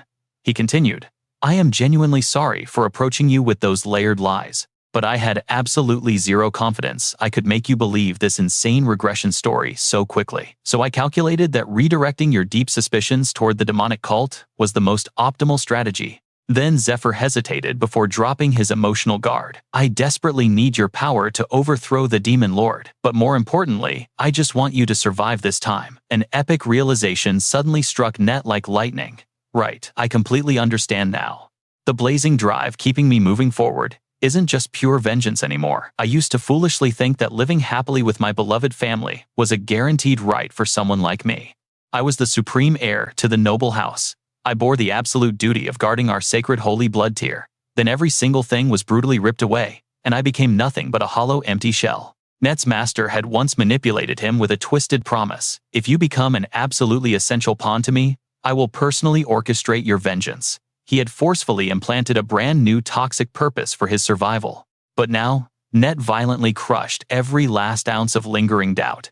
He chose to forge ahead into the unknown alongside Zephyr, The absolutely legendary fate-defying journey of these two brothers had finally truly begun. As his loyal disciple, I laid my life on the line just to grow stronger for his sake. To repay my master's saving grace, I gladly bathed my hands in all his dirty work. I firmly believed there was a profound grand design behind his every action. A master and disciple share a bond forged deeper than blood, mirroring a true family. Trusting your found family and supporting each other is simply the natural order. But a mere pawn never realizes its place on the board. Net finally broke the heavy silence. He spoke softly. I always cursed myself for walking such a misguided path. But maybe my doomed existence had its own hidden purpose. A gentle smile crossed his face, knowing he left a legacy behind. Ned stepped forward and placed a heavy hand on Zephyr's shoulder. Thank you for everything. For avenging my past life and guiding my current destiny. A hero regressing to save the timeline, he chuckled with deep satisfaction. I somehow gained an impossibly stubborn disciple. I never expected much from my successor before. Turning toward the door, he declared, I won't let you shoulder this apocalyptic burden alone. In this lifetime, we walk this path together. Everything with Ned was settled. He swore to keep the secret, knowing too many loose lips would bring absolute ruin. If knowledge of the future leaked, sheer mass panic would consume everyone. Right now, our monopoly on future events is our only real trump card. Zephyr analyzed the situation carefully. That very morning, he and Ned met with Philip's faction. They gathered around a small, unassuming table. The older man took the lead. Allow us to formally introduce ourselves. We are the standing inner circle, serving Princess Antari. Just as expected, they were her fiercely loyal subordinates. The tension escalated incredibly fast. Philip continued smoothly, Her Highness has taken a keen interest in you both. Since she is absent, we shall handle the negotiations. Hearing this, Ned felt a sudden wave of confusion. Not here. Did something terrible happen? Zephyr instantly connected the dots. Her sudden unexplained disappearance meant she had fallen into a deep coma after absorbing the crystal grimoire. A crystal-type grimoire completely defies standard magic books. It burns a perfect, agonizing copy of its ancient wisdom straight into the user's brain. The only major flaw is its brutal backlash. While the arcane knowledge forcefully integrates into the mind, the user falls comatose. The higher the grimoire's mythical tier, the longer the forced slumber, often accompanied by intense mana fevers. Zephyr accurately deduced. A high-ranking healer was already tending to her. But since this wasn't a physical battle wound, healing magic would be completely useless. Ultimately, everything depended entirely on how fast Antari could assimilate that overwhelming magical energy.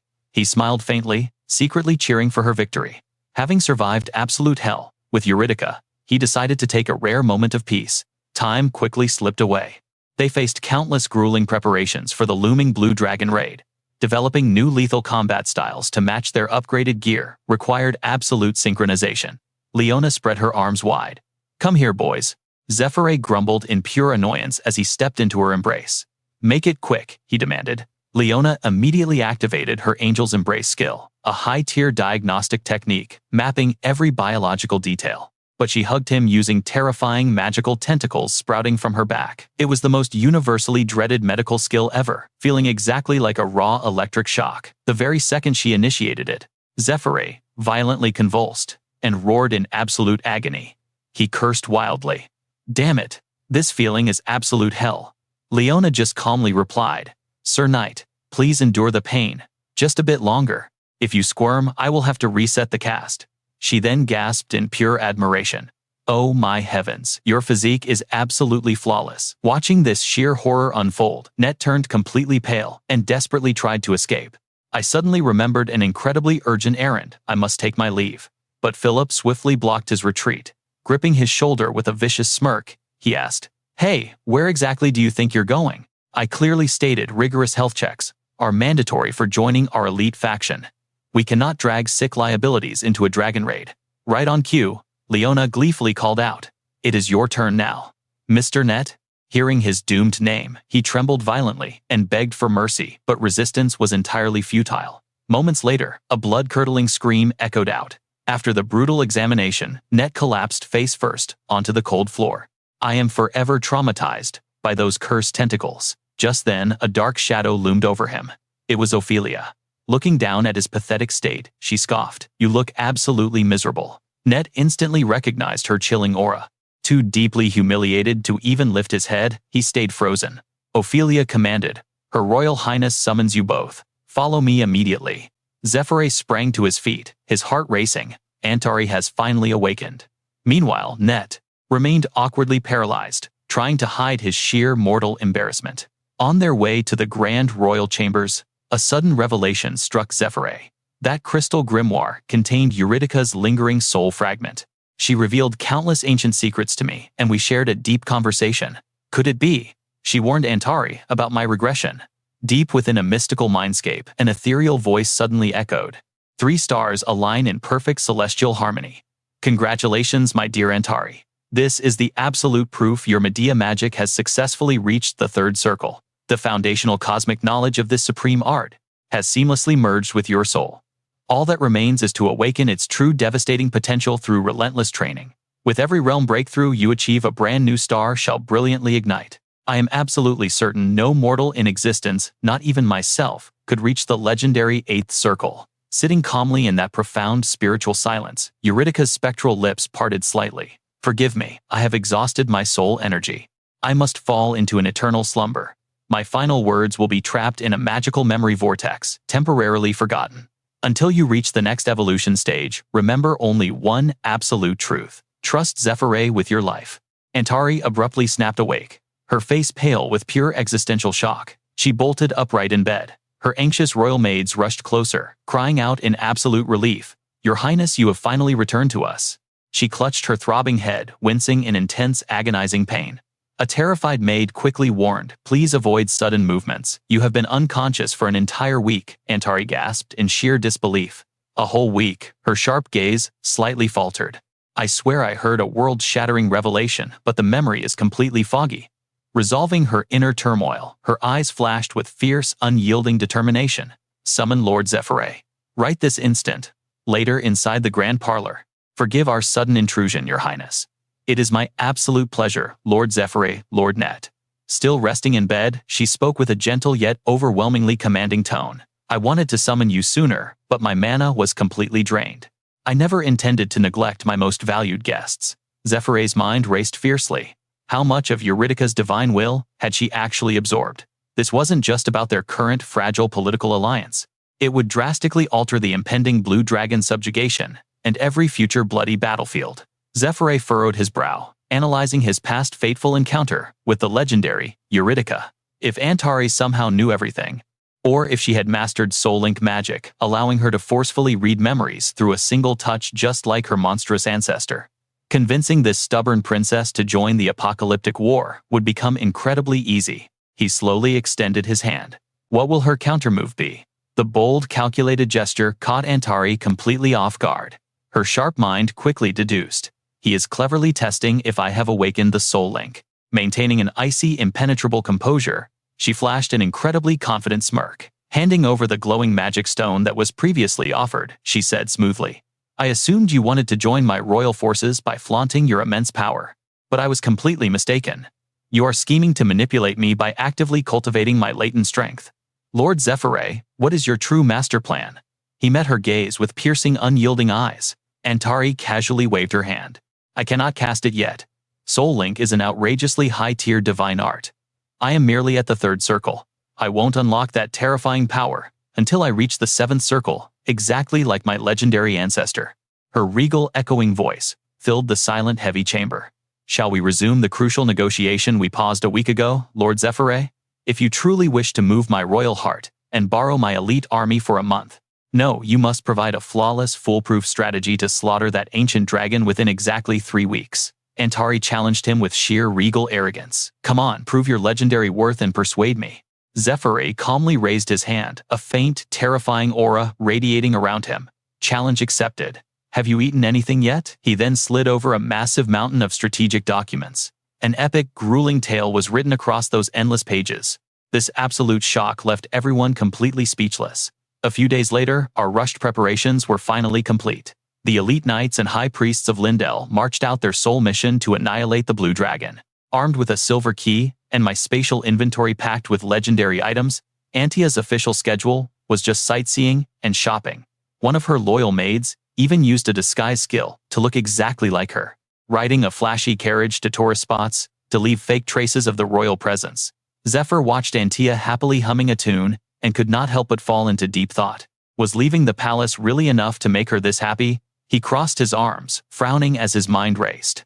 I intentionally erased the Dragonheart signature at the third parish. The big players will now focus all their attention entirely on Lucius and his hidden status. His frown deepened at the thought. That potion's effect will only last for about 1 month. It definitely will not hold out past 2. Within that time frame, I need to monopolize a massive amount of resources without triggering any alarms. Step 1 is raiding the Blue Dragon and establishing a solid connection with them. Another crucial point. I decided to keep my regression a secret from Antia for now. She has not mastered linking magic yet, and she completely forgot her conversation with Eurydica. Recalling that man's warning, just think about it. If a guy you just met suddenly claimed to be your lover from a past life, how on earth would you react? She would totally think you are an absolute lunatic or some total creep. You cannot just drop system-breaking secrets like that. Maybe it is her hidden trait, but the princess actually trusts me. Try not to get hated and tread carefully, alright. Zephyr's expression turned serious, so I purposely twisted my words a bit. But why does she believe me? Is it because of Lucius? Both times I met Antia in my previous life, she had already lost too many precious people, turning her extremely paranoid and cautious. Suddenly, a careful voice broke the silence. We have finally arrived. Once we cross that valley, we will— You are a local here. I only traveled here with my family as a kid. Those endless golden wheat fields were truly a breathtaking sight. The carriage wheels kept rolling steadily. Is that really true? Back in Danakil, you could score a full meal just by knocking on any random door. Generous hospitality was basically the absolute minimum level of etiquette. Oh really? The carriage window gently slid open.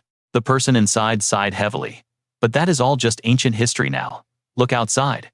Everyone in the carriage leaned in with burning curiosity. Suddenly, the young man's eyes widened in sheer, absolute horror. The valley outside was dyed in a terrifying dead purple hue. A heavy, suffocating gloom hung in the air, striking absolute terror into their souls. Inside, a rotten wooden shack, a disgusting purple slime, coated the muddy floor, radiating a deeply sickening energy. The long-haired youth stared at this post-apocalyptic wasteland with a grimly pale face. This is an absolute nightmare. The man beside him, acting like a butler, grimly added. 3 years ago, this entire zone turned into a deadland after the Blue Dragon spawned. Antia whispered softly. The Blue Dragon built its dungeon lair upstream, completely infecting the river with lethal toxicity.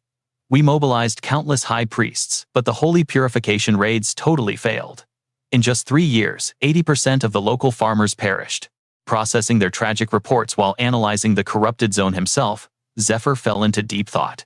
In exactly 1 year, the remaining 20% will become a literal death zone. Surviving for 3 years was already a miracle thanks to the river's unique mana properties.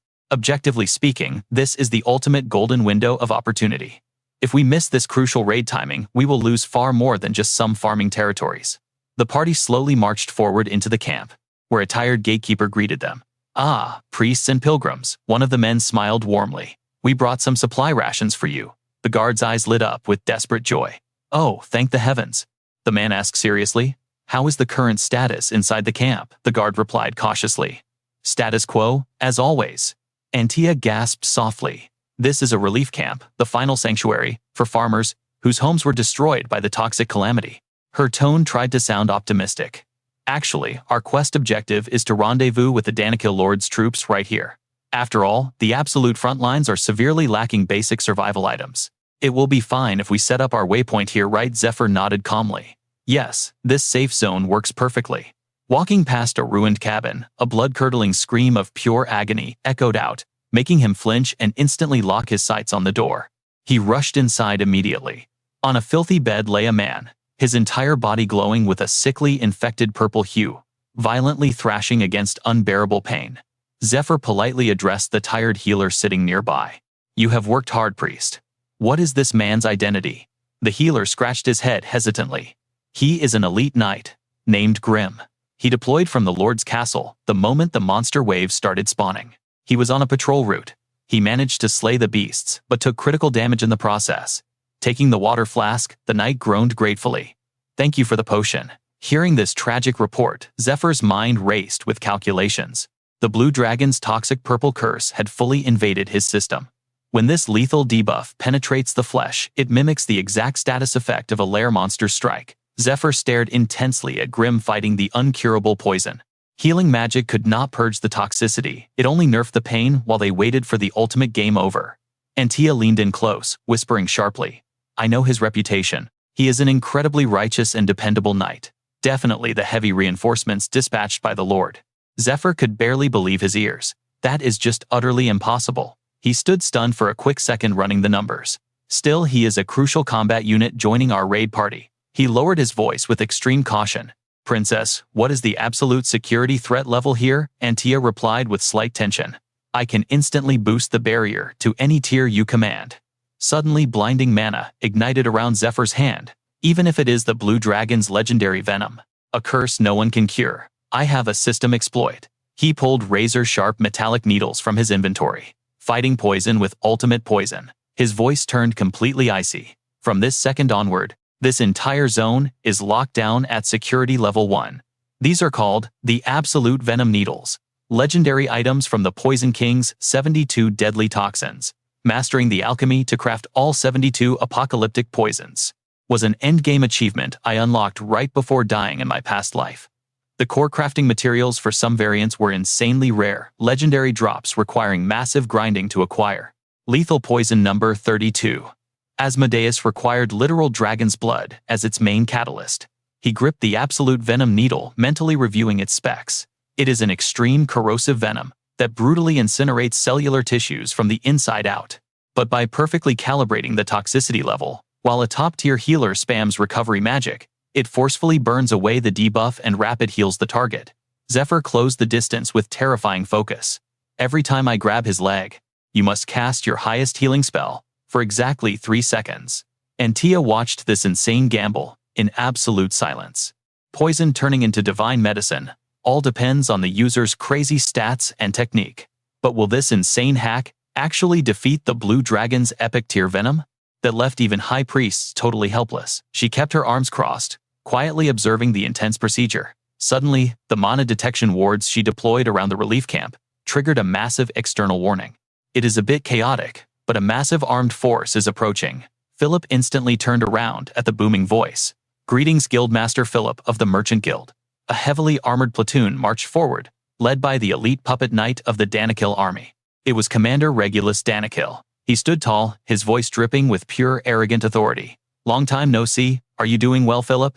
Philip maintained his cheerful merchant facade. "Ah, Lord Regulus, seeing your esteemed presence in a hellhole like this brings my heart absolute peace." Regulus glared fiercely, completely ignoring Philip's offered handshake. "I intercepted the emergency quest letter you dared to send my father, the great Lord Danikil. It seems your pathetic guild is plotting a suicide raid against the Blue Dragon." For the Danikil territory, the Pure Cream Merchant Guild was practically family, considering our massively long history of alliance contracts. His expression twisted into a darkly threatening scowl. "So, as the official heir and eldest son of the Lord, I must establish my absolute dominance here. Which scammer brainwashed your guild?" Philip furrowed his brows in confusion. "What do you mean, my lord?" Regulus sneered, delivering the ultimate reality check. "The official Dragon Raid event is strictly scheduled to launch in exactly 1 year. And that is only under the absolute condition that the Holy Son of Light unlocks the Dragon Altar. That is why I planted an informant inside the Third Temple. We maintained constant contact. However, the Third Temple is now completely locked down. Lord Lucius clearly cancelled every plan and locked himself away.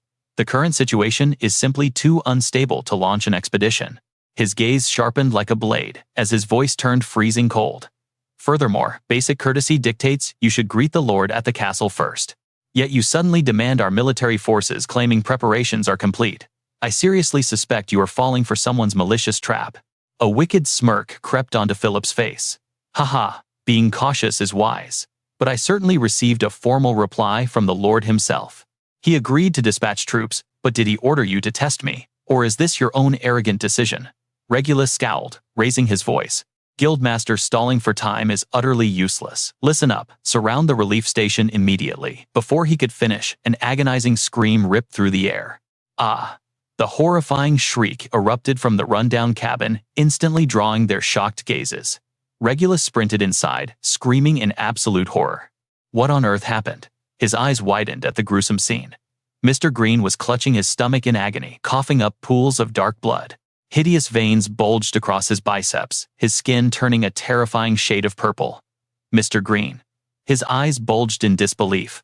What is this dark magic? Nearby Zephyr was wielding a divine poison needle, instantly administering a cure. Regulus exploded with blinding fury. You bastard! He swung his heavy sword right at him. Get away from Mr. Green right now. Suddenly, a fierce kick slammed directly into the back of his head. The striking woman immediately roared in anger. How dare you draw your blade before Her Highness Antia? Stood there utterly stunned, while the kicked Regulus crashed into the dirt. He spun around, grinding his teeth. Princess Ophelia's royal guard. Why are you interfering? Antia finally spoke up. Thanks to my mana detection, I overheard the essence of your little chat. Sir Regulus Danikil, your suspicions are perfectly valid. She slowly pulled back her heavy hood. However, you hold absolutely no right to refuse this expedition. You cannot harm a single member of PETA. The letter your father, Count Danikil, received was never a simple request for backup troops. The falling hood completely revealed Antia's breathtaking ethereal beauty. It was a direct royal decree from me, the Princess of Cayena, Antia Justina Cayena. Regulus's eyes nearly popped out in sheer terror. He instantly dropped to his knees in absolute reverence. I greet Her Royal Highness. Soon after, Green finally stabilized. He grasped Zephyr's hands, weeping with overwhelming gratitude. Thank you so much. How could I ever repay this life-saving debt? Regulus also apologized deeply. I am truly sorry, Lord Zephyr. I had no idea you were desperately saving our elite knight. Mr. Green, please forgive our blind arrogance. We failed to recognize our true savior. Zephyr smiled faintly. Raise your head. Inwardly, he noted the knight's willingness to admit faults. Such promising character growth. Guess there is no need to discipline him after all. Antia turned toward her senior Regulus. Do you remember our academy days? Hearing this, Zephyr blinked in surprise. It turned out this hothead was actually Antia's academy senior. Antia spoke with careful respect. During group assignments, your teammates were always terrified of your strict reputation. But in truth, you constantly caught crucial details everyone else missed. Because of that, your team never made fatal errors. You were practically invincible. Even against my own team, a squad allegedly filled with absolute geniuses. A bright, nostalgic smile graced her lips. Even in this current crisis, as the young lord, failing to investigate the exact truth would be highly irresponsible. That unwavering diligence makes you incredibly trustworthy, Regulus. Young Lord Danikil, as the Crown Princess of Lindel, I will specially designate you as a trusted pillar in my elite alliance. She gestured toward Zephyr. Lord Zephyr is actually a noble apostle sent by the goddess Arya herself to rescue the Holy Sun from mortal peril, and ultimately, to save this entire world from ruin. Both men froze, completely dumbfounded. Sent by the goddess, Antia maintained her perfectly regal composure. Blinded by mortal desires, we plunged into grave danger, unable to detect the Demon Emperor's cultists. However, Lord Zephyr received a divine oracle. He saved us all through the goddess's divine guidance. I have entrusted my total faith to Lord Zephyr, the prophesied savior. We must honor the goddess's supreme will and follow it blindly. Lord Lucius personally penned this sacred letter. She instantly presented the glowing parchment for everyone to witness. Regulus was moved to absolute tears. The Holy Sun wrote this himself. Oh, Goddess Arya, I finally understand. You two came to share this holy glory. Regulus will sacrifice everything to fulfill your commands. Antia subtly glanced at Zephyr and gave a mischievous wink. He had to bite his lip to stop from laughing out loud. What a masterpiece she lies without blinking. She even flawlessly forged the holy letter. Without thinking, he subconsciously reached out and patted her head. Her bluffing skills are genuinely top tier.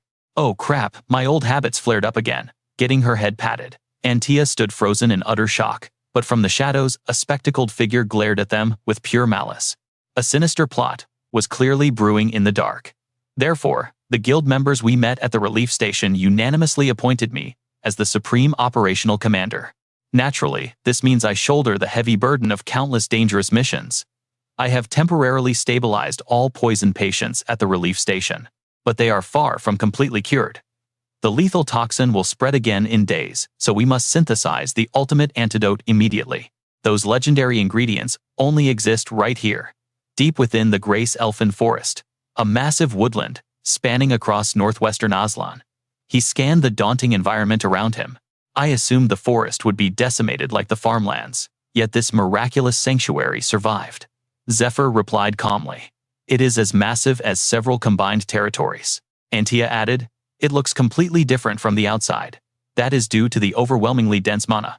Once we pass, the distant village horses become entirely useless. The suffocating mana pressure will terrify the mounts. Another anxious guild member spoke up. Must we enter the forest too? I am terrified. Can I just provide outside support? Zephyr sighed in frustration. I already told you staying here is much safer. Inwardly, he felt hopelessly conflicted. How could I leave my grandfather alone while she braves the dangers outside? If only I could hide him inside the silver lock inventory. He suddenly remembered the angel's ominous warning. You can store living humans, but the isolation will drive them insane. Pushing the thought away, Zephyr and Antia boldly marched forward. The cavalry followed closely, advancing at a steady pace. But suddenly, Zephyr froze in his tracks. A chilling sensation washed over his body. Up ahead, the atmosphere turned terrifyingly grim and starred. An overwhelming blood-curdling aura suffocated the air. What on earth was that? It vanished in a flash, but he definitely felt eyes watching from the deep woods. Antari noticed his sudden tension and asked, "What is wrong, Zephyr?" His expression darkened his gaze, growing heavy with suspicion. "Princess, there is something in this forest I need to verify right now." Antari raised her voice in realization. The very first, and absolute last report from the remote village.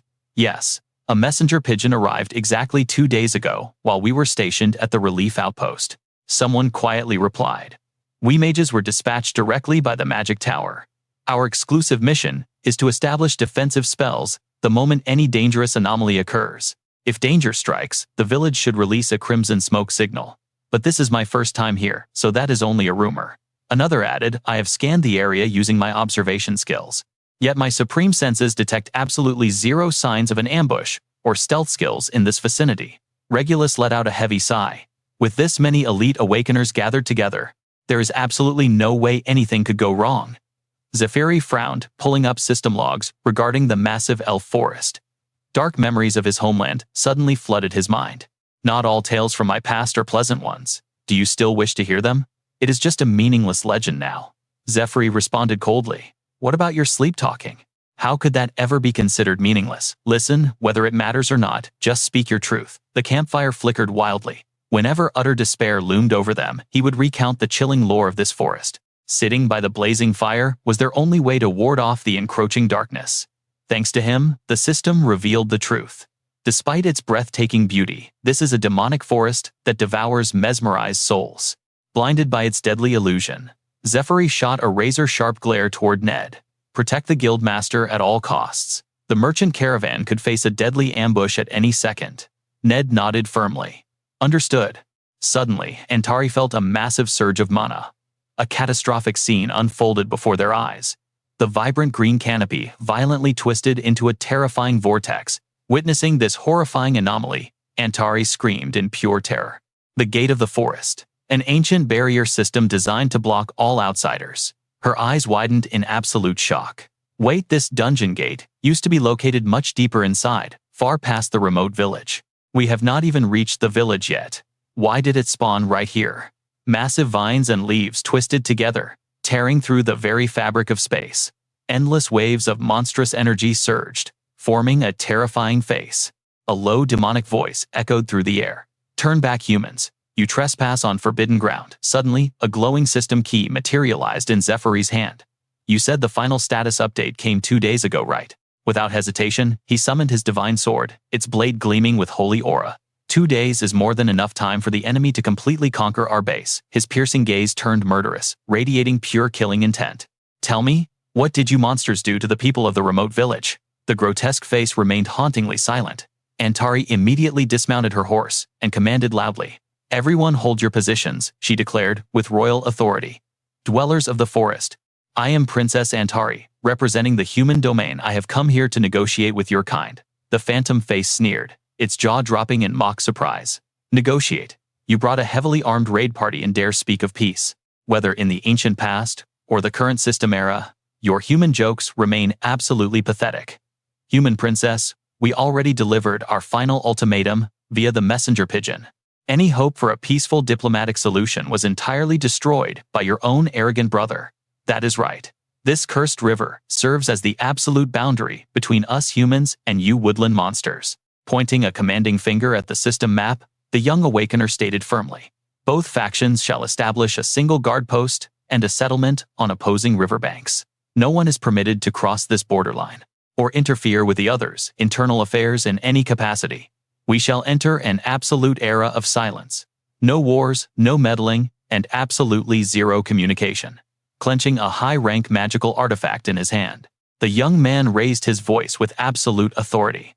With these terms, the ceasefire is officially locked in. Since you offered such a legendary tier item as collateral, we have no valid reason to reject this truce. You monsters should be celebrating. After all, these system conditions heavily favor your survival. Let us hope the elves, the so-called nobles of the forest, are perfectly satisfied with this outcome. Hearing those words, the man's entire body violently trembled with hidden rage. Back in the present nightmare, the demonic vines prepared a devastating strike. Monstrous roots violently erupted from the ground, launching the cavalry and their horses into the bloody sky. The roots are alive and attacking. Zephyr scowled deeply. The elf race possessed long pointed ears, lifespans vastly exceeding human limits, and an overwhelming natural affinity for mana control. They were an ancient hidden race that forged their own sovereign kingdom, deep within the massive elf forest.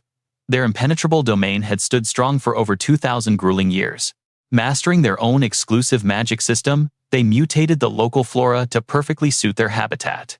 By draining the boundless life force of the forest, they forged an ultimate defensive fortress, an absolutely impenetrable sanctuary. The demonic phantom face growled once more. Turn back now. The only reward waiting for you here is a gruesome death. The colossal roots thrashed relentlessly, unleashing a barrage of devastating attacks.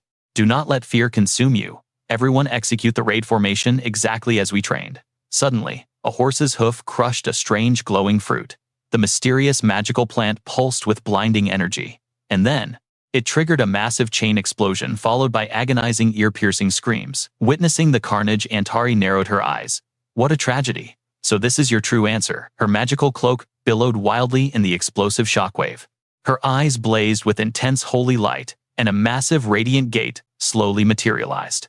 The blinding brilliance blasted forward, instantly carving out an endless path through the darkness. It was the legendary Watchtower, the ultimate command center where elf sentinels monitored the border and manipulated the demonic trees. Spotting the human struggle, the hidden elves cheered wildly. Perfect. Did your target lock catch them all? One of the savage elves roared with wicked laughter. Ha ha ha, even the royal princess is completely helpless against our absolute power. Any foolish intruder trying to breach elf territory will be destroyed. A female elf suddenly cursed. You absolute idiot. Keep your hands locked on the mana stone. Instantly, the crystal ball projection flickered. The visual feed severely glitched and blurred. In a split second, Zephyr dashed forward using his own epic gear to shield Anari's entire party. It was the mythical Dragon Slayer cloak, granting absolute magic resistance against all elemental damage. He instantly activated Holy Aegis Burning Divine Energy to block the deadly strike. The ultimate shield's durability scaled directly with the user's raw power. The surrounding soldiers gasped in absolute awe. Is Holy Aegis actually this overpowered? He truly is the legendary chief healer. Zephyr crouched low, quickly scanning her status window for any fatal damage. Antari offered a grateful smile. Thanks to your flawless protection, I am perfectly fine. Meanwhile, the sentinels controlling the forest gate panicked. They are just low-rank human infantry. The elite gatekeepers poured all their mana into the attack. What the hell? How did they take 0 damage? No matter how broken their gear is, it should never block my ultimate skill. Zephyr scoffed inwardly, his eyes glowing with an overwhelming predatory aura. Open the damn gate, you pathetic weaklings.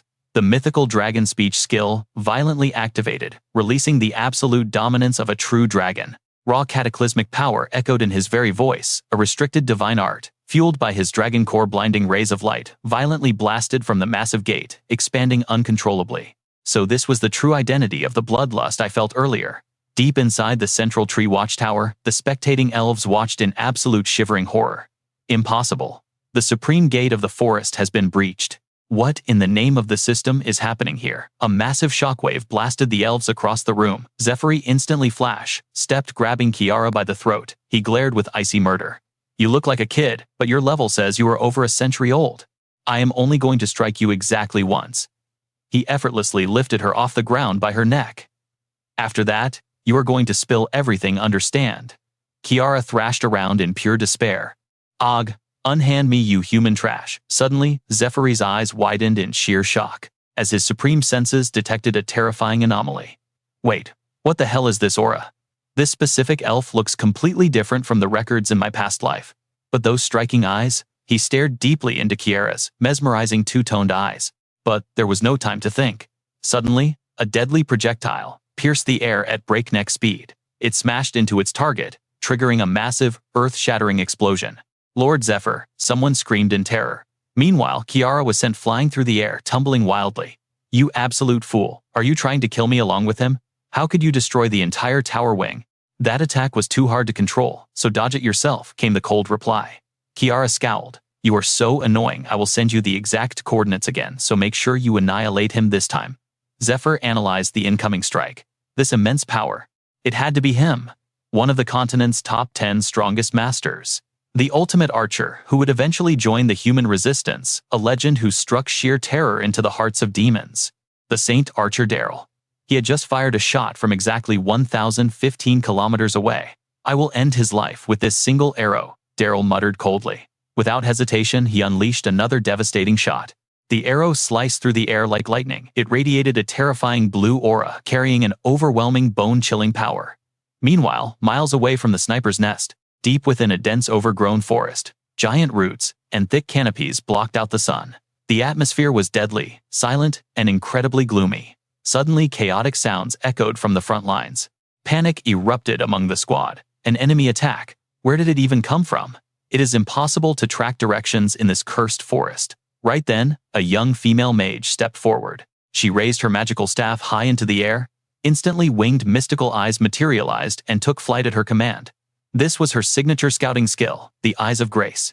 These long-range flying golems shared visual and audio feeds in real time. She could summon up to 3 at once. "I will locate the shooter," the girl declared. "I 1-track Commander Zephyr. I 2 trace the trajectory of that strike." The golem swiftly soared upward to execute her command. With her mind linked directly to the magical construct, anxiety gnawed at her heart. The trees are too tall. The golem can only scan a 200-meter radius. Suddenly, she gasped as her eyes widened in pure shock. Her mind raced as the feed stabilized. "I found it." The golem transmitted a terrifying image. Daryl's arrow was hurtling forward at unbelievable speeds. It dragged a catastrophic wake of energy, violently uprooting the surrounding trees. She tried to zoom in for a closer look. But before she could focus the arrows, residual shockwave blasted her golem away. Pure disbelief washed over her. Was this high-tier magic? No, it was a mere arrow. The firing distance was absolutely absurd. That projectile flew from over 1 kilometer away. The colossal mass of energy rapidly closed in on Zephyr. Yet the commander stood his ground, his piercing gaze locked onto the deadly incoming strike. He gripped his broadsword with both hands. Despite facing an apocalyptic attack, retreating was never an option. He was going to meet it head-on. His entire body shifted into the ultimate battle stance. Raising his blade high behind his shoulder, Zephyr's eyes burned with deadly focus. The exact moment the arrow reached his striking zone, he swung his sword to parry its destructive path. The massive force violently deflected the projectile. A successful interception. Seeing him survive completely unharmed, Kiara's face twisted in sheer horror and disbelief. Her pupils shrank to pinpricks, and blazing fury ignited in her eyes as she ground her teeth together.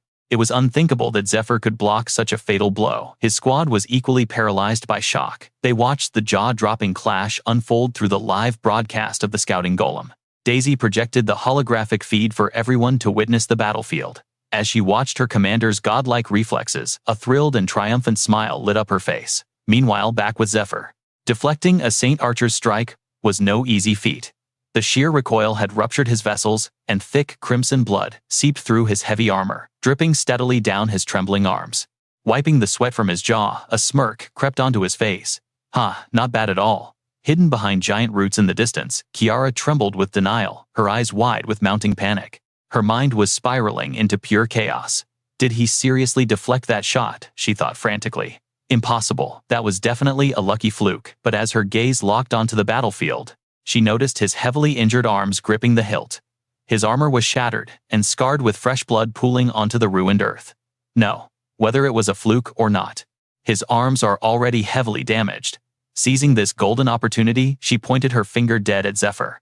With unwavering resolve and a vicious glare, she issued a ruthless command to the sniper. He is at his absolute limit. Daryl, use an even stronger tier skill. I will provide magical support. Hearing this, the archer knocked 3 arrows simultaneously, igniting them with a blazing crimson aura. His expression shifted into dead serious focus.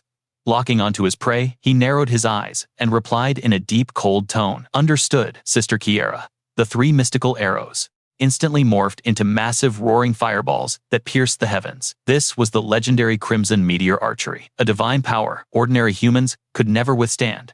Zephyr tilted his head, staring straight into the blazing sky. Standing proud and utterly fearless, he watched the 3 blinding meteors crash down toward his position. Once again, dodging was not an option. A wild thrill flashed in his eyes as a savage grin formed on his lips. These arrows were 3 times faster and deadlier than the last, showcasing the true might of the Crimson Meteor.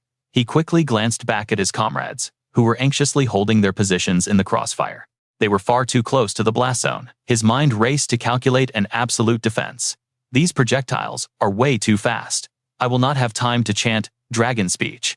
And if I evade, now the resulting shockwave will entirely wipe out my squad. Left with 0 alternatives, Zephyr tightened his iron grip around the hilt. Suddenly crackling streaks of golden black aura erupted violently, swirling around his heavy blade. He muttered under his breath, "Yeah, this is the only way. I guess I have to end this." In a single heartbeat, his pupils morphed into a terrifying blood red, while his sclera turned pitch black. An overwhelming, soul-crushing bloodlust poured from his gaze. Unlocking his absolute maximum power, his entire physique was engulfed in a demonic dark aura. He had fully transformed into an apex predator. Zephyr swung his sword back, unleashing a series of consecutive slashes into the empty air. From afar, a gray-haired youth watched the entire sequence in absolute awe. The boy's face was painted with pure, unadulterated shock. His movements looked deceptively slow. The sword path feels sluggish, but he just launched all those strikes in under 1 second. Zephyr gripped his hilt with earth-shattering force. He looked up as his blade waves magically manifested into a majestic, devastating golden dragon. The radiant beast roared into the sky, clashing directly against the enemy's 3 apocalyptic arrows. In a fraction of a second, the sword aura dragon ascended to the heavens. A catastrophic explosion instantly followed, sending a deafening sonic boom that shattered the skies. A glorious blinding shockwave engulfed the entire battlefield. Brilliant light illuminated every corner of the sky. Witnessing this magnificent god-tier technique, the gray-haired youth was left completely speechless. The Dragon King style. Just as the legend says, this martial art embodies a true dragon. However, I thought it only resembled a dragon due to the mana flow and martial arts. According to all historical records, it has no connection to actual dragons. To think an ultimate realm like this truly existed? Resting his massive sword casually upon his shoulder, Zephyr stood tall with one hand on his hip, radiating the overpowering aura of a victorious war god. Shaken by the immense pressure of the Dragon King style, emerald leaves rained down gently around him. Kiara's previous arrogance was entirely shattered. Her face was completely twisted in absolute paralyzing terror. As her expression darkened, she gritted her teeth in pure despair. Cold sweat cascaded down her trembling face. Is that monster truly human? Or is he an ancient dragon wearing a human skin? How in the world are we supposed to fight against an overwhelming anomaly like him? Realizing that her absolute best was completely useless, a massive psychological breakdown hit her hard. We already lost so many comrades, just to the blue dragon. If this continues, a tragic memory suddenly flashed through Kiara's mind. The devastating day her mother passed away. Behind a veil heavily adorned with white funeral flowers, she wept bitterly beside her mother's freezing corpse, sobbing weakly. Mother? The resistance crumbled into dust. She collapsed onto the dirt, her bruised knees and trembling palms sinking into the grass. Her spirit was utterly shattered. Surrender was the absolute only option to prevent a complete massacre. Swallowing her bitter pride and raging defiance, she fell to her knees. Pure fury laced her voice as she screamed, "We admit defeat. We will not raise our weapons against you again." Zephyr stared down at the defeated warrior, kneeling before his feet. He calculated her every word with absolute focus. "Are you a human, or are you a dragon? I do not know your true nature. But whatever command you give, we will unconditionally obey." Slowly, she raised her head to meet his gaze. Hot tears blurred her vision, her expression painted with devastating sorrow and absolute humiliation. Her voice cracked in a heart-wrenching plea. Please, you have to help us. Suddenly, the main character's elite legion charged onto the battlefield, with Princess Antari spearheading the massive vanguard. Justina followed closely, flanked by battle-hardened mages and heavy knights. Even the mystical elves who fought in the brutal clash materialized from the shadows of thick ancient tree roots. Pure panic and overwhelming dread stained every single face. Standing in the dead center of the human and elf factions, he remained completely unfazed. He accepted the plea without a second thought. Consider it a done deal. With a fragile truce instantly forged, the mystical beings guided his entire legion to their hidden sanctuary. It was a breathtaking paradise, completely bathed in the purest essence of nature. Stunning cylindrical architecture stood proudly woven together seamlessly to create a haven of absolute peace. It perfectly harmonized with the environment, leading right to the Grand Elder's sacred domain. Elder Heron pressed 2 fingers against Night Grimm's pulse-channeling mana to scan the human's battered internal network. Elven warriors and the elite troops circled them, holding their breath in heavy suspense. The Elder gasped in disbelief. It is an absolute miracle. This human knight is actually regenerating his health. The blue dragon's venom remains, but I have never witnessed a potion suppress a debuff this flawlessly. A grim memory flashed in his mind. The knight had been on death's door, wrapped in blood-soaked bandages as the toxic corruption devoured his HP. He was a skeletal ghost, barely clinging to his fading life force. Yet his iron will never shattered. He had desperately gripped his commander's hand, begging to stay in the party. Recalling this unbreakable resolve, Regulus Danikil's eyes blazed with overwhelming pride and boundless joy. He thought to himself, Sir Grimm is not just surviving. If he pushes his limits and moves, the dormant toxin will rapidly tear through his veins. But despite that lethal risk, he still marched right into this territory. As living proof of the divine antidote, he is the absolute pinnacle of a true knight. A warm grandfatherly smile graced the elder's face as he gestured gracefully behind him. He revealed their true identities one by one. I am Heron, a high elf elder. These are the warriors who clashed with your party, Daryl, and our fierce vanguard guard, Kiara. At the mention of high elves, his expression darkened into deep contemplation. His past life memories booted up, visualizing the legendary beings blessed by the system with overwhelming cheat-like magical stats. Carved deep within their irises was an ancient crest resembling the number 10. High elves were the absolute apex predators of their race. That unique ocular matrix contained immeasurable combat power. It was the ultimate mark of an innate heaven-defying bloodline. With that lore in mind, he shot a highly skeptical side glance. He narrowed his eyes, muttering internally, at least that is what the system lore dictates. Catching his intense glare, Kiara snapped her head toward him. Confusion and deep suspicion warped her elegant features. His mind raced frantically. This Kiara was drastically different from the NPC he once knew. In my previous timeline, her character model was significantly more mature. Utter bewilderment washed over his face. He asked himself, do elves seriously hit a massive level cap growth spurt in just a few short years? Judging by their ageless aesthetics, it is literally impossible to guess their true level or lifespan. Meanwhile, Kiara glared daggers at him, her annoyance spiking wildly at his shamelessly analytical stare. A hurricane of system error signs flooded his brain. His intense theorizing was abruptly shattered by Elder Heron's trembling voice. Could this be another divine revelation from the World Tree? I simply cannot believe that another prodigy capable of this miracle has manifested before us. A wave of profound nostalgia softened Heron's gaze, unlocking a legendary tale from an ancient forgotten era. He narrated the epic lore. Ever since the Great Armistice with Prince Polaris, we have only allowed humans to step into our sacred sanctuary exactly 2 times in our entire history, including this very moment. A vivid image burned in Heron's memory. A fiercely defiant mortal who recklessly breached their defenses. He stood bathed in blinding light, descending like a god of salvation. Navigating the labyrinth of death, a solitary human warrior gambled his own soul to infiltrate this domain and purify our poisoned brethren. His battle-scarred hands told a story of countless bloody wars. Lethal, elongated silver needles danced flawlessly between his knuckles. It was an unorthodox medical art they had never witnessed. He weaponized bizarre toxins and silver spikes, an exact mirror of your own mystical technique. But Heron's most unforgettable memory was the man's striking aura. Pitch-black hair streaked with stark white, a gruesome scar dominating his face, and a perpetual menacing scowl that radiated pure deadly intimidation. His true name was Vlad, but the underworld feared him as the Viper. Hearing that legendary alias, his nonchalant mask shattered. Absolute shock and seismic disbelief violently rocked his entire core. His pupils contracted into tiny pinpricks, Smiling with the warmth of a gentle sage, Heron smoothly continued. He was hunting for his missing guildmates. Any ally of yours is automatically an ally of ours. I truly believe our paths were destined to cross, my ancient friends. Deep within the heart of their territory, a divine lake pulsing with unfathomable magical energy commanded the landscape. This was the absolute core of their civilization, the Lake of Life. Its veins stretched across the endless expanse, pumping pure liquid mana to sustain the colossal elven empire. That limitless vitality and god-tier healing magic birthed their golden age.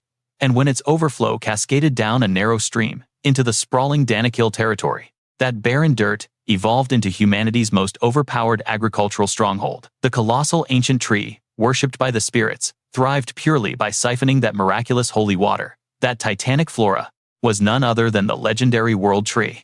It harbored world-class divine energy, fueling the High Elves with their cheat-like combat abilities.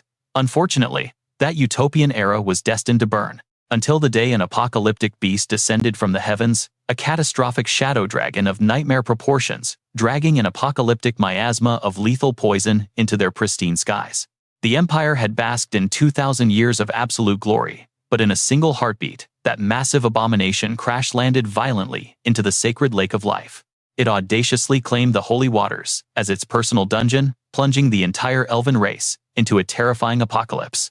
Once the blue dragon corrupted the sanctuary into its demonic nest, the holy water transformed into lethal acid, rotting the entire forest. Let us rewind the timeline. Days before the elite vanguard launched their expedition to the elven hideout back at Lindel Fortress, Princess Antari Justina orchestrated a high-stakes council, summoning the top-tier brass to strategize the elf crisis. Edwin Puregreen propped his chin, analyzing.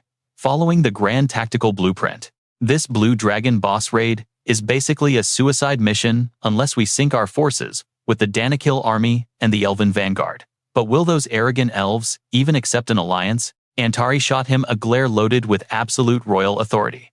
Clasping her hands together, her aura flared with majestic dominance. Heavens above, Edwin. Do you honestly doubt my political mastery? A cold sweat instantly drenched his back. Terrified of triggering an aggro wipe, he frantically backpedaled. That is not what I meant at all. But the scene brutally cuts back to the elven front lines. Ariel slumped in his chair, desperately clutching his mother's toxically bruised purple hand.